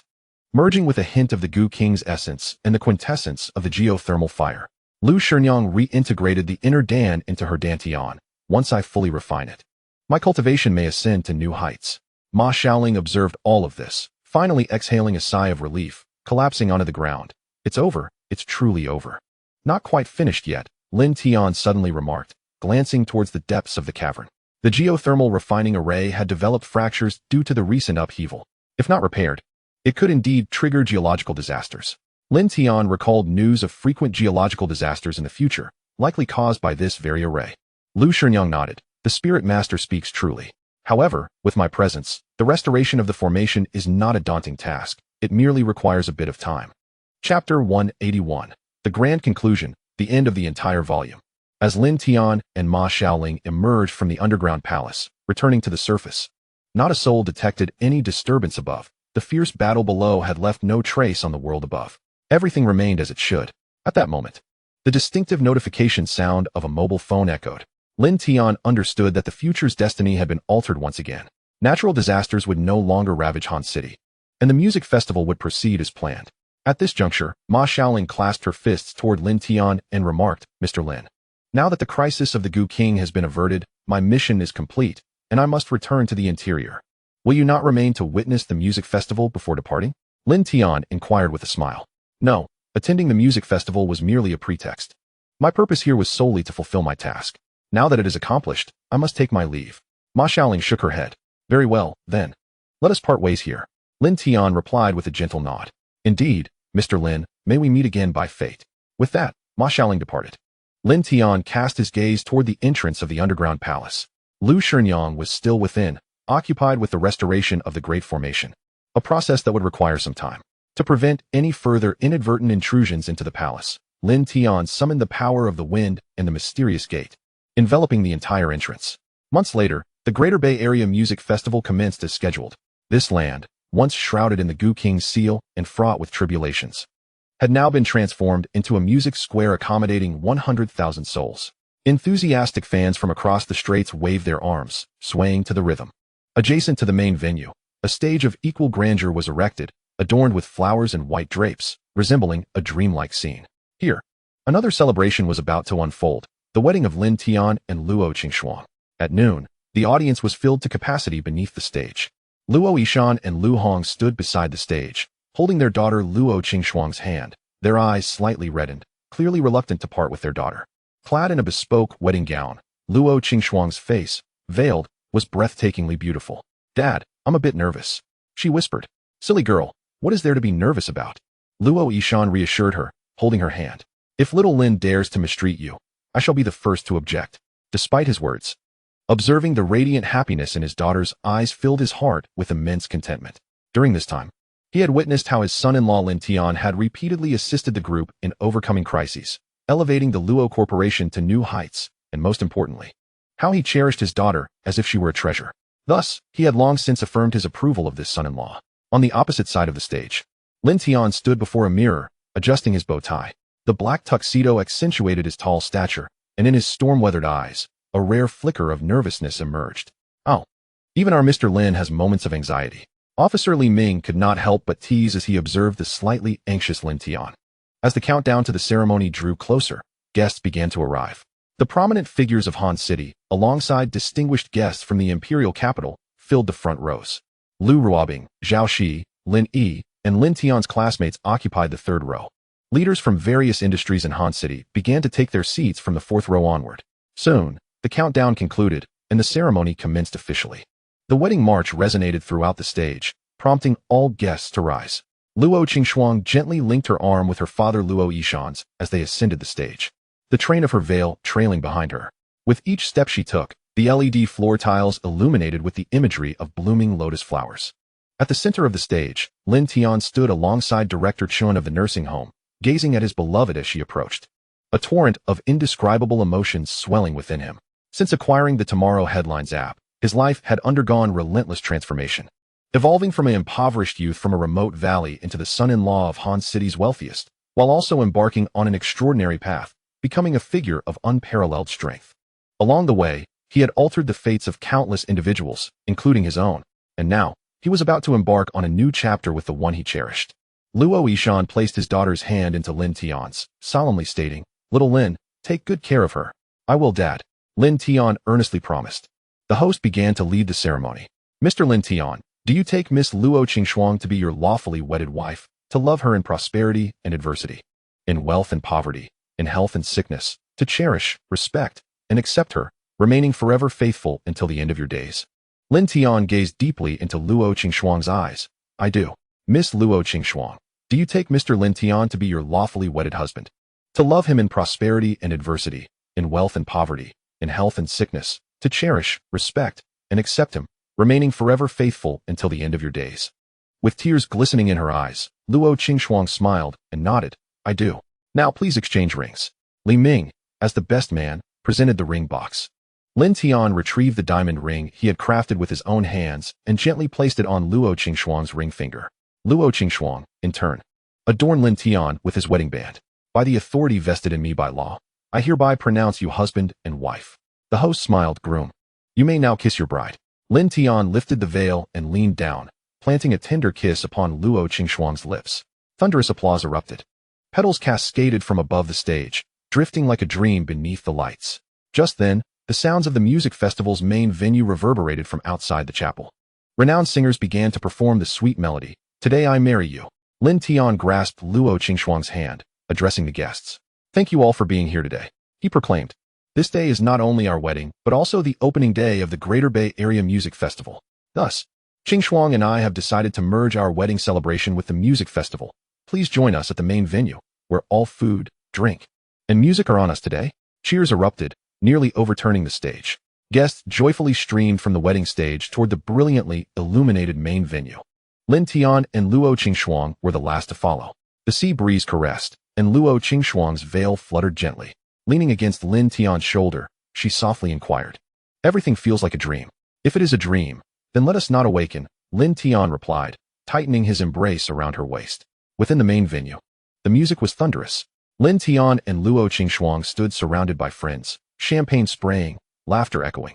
Zhao Shi took to the stage to serenade the newlyweds with a love song. Lu Ruobing approached, offering 2 glasses of red wine to the couple. Amidst the well-wishes, Lin Tian and Luo Qingxuang sipped from the ceremonial cup. As time passed, nightfall began to descend, the rhythm of the music festival mellowing. The guests, understanding, ceased to intrude upon Lin Tian and Luo Qingxuang, granting the couple precious moments of solitude. Lin Tian held Luo Qingxuang as they walked to the shore, gazing out at the vast expanse of the sea. He knew the road ahead would be long. The system would continue to deliver news of future events, and countless mysteries remained to be unraveled, while the undercurrents of the extraordinary realm still surged. Yet, he was no longer alone. He possesses a beloved, cherished friends, and steadfast companions with whom he fights side by side. No matter what lies ahead, they shall confront it together. For destiny is never a predetermined path. It is a journey forged by each choice made. He has learned how to alter his fate and to treasure the present moment. I love you, he whispers into Luo Qingxuang's ear. I love you too, Tiangu, she replies. As the music fades, fireworks burst forth one last time in the night sky, illuminating the entire beach and casting a radiant glow upon their intertwined figures. At that moment, Lin Tian's phone emitted the familiar notification sound of the system once more. The end of the narrative. If you enjoyed this, please like, comment, and subscribe. Your support is greatly appreciated.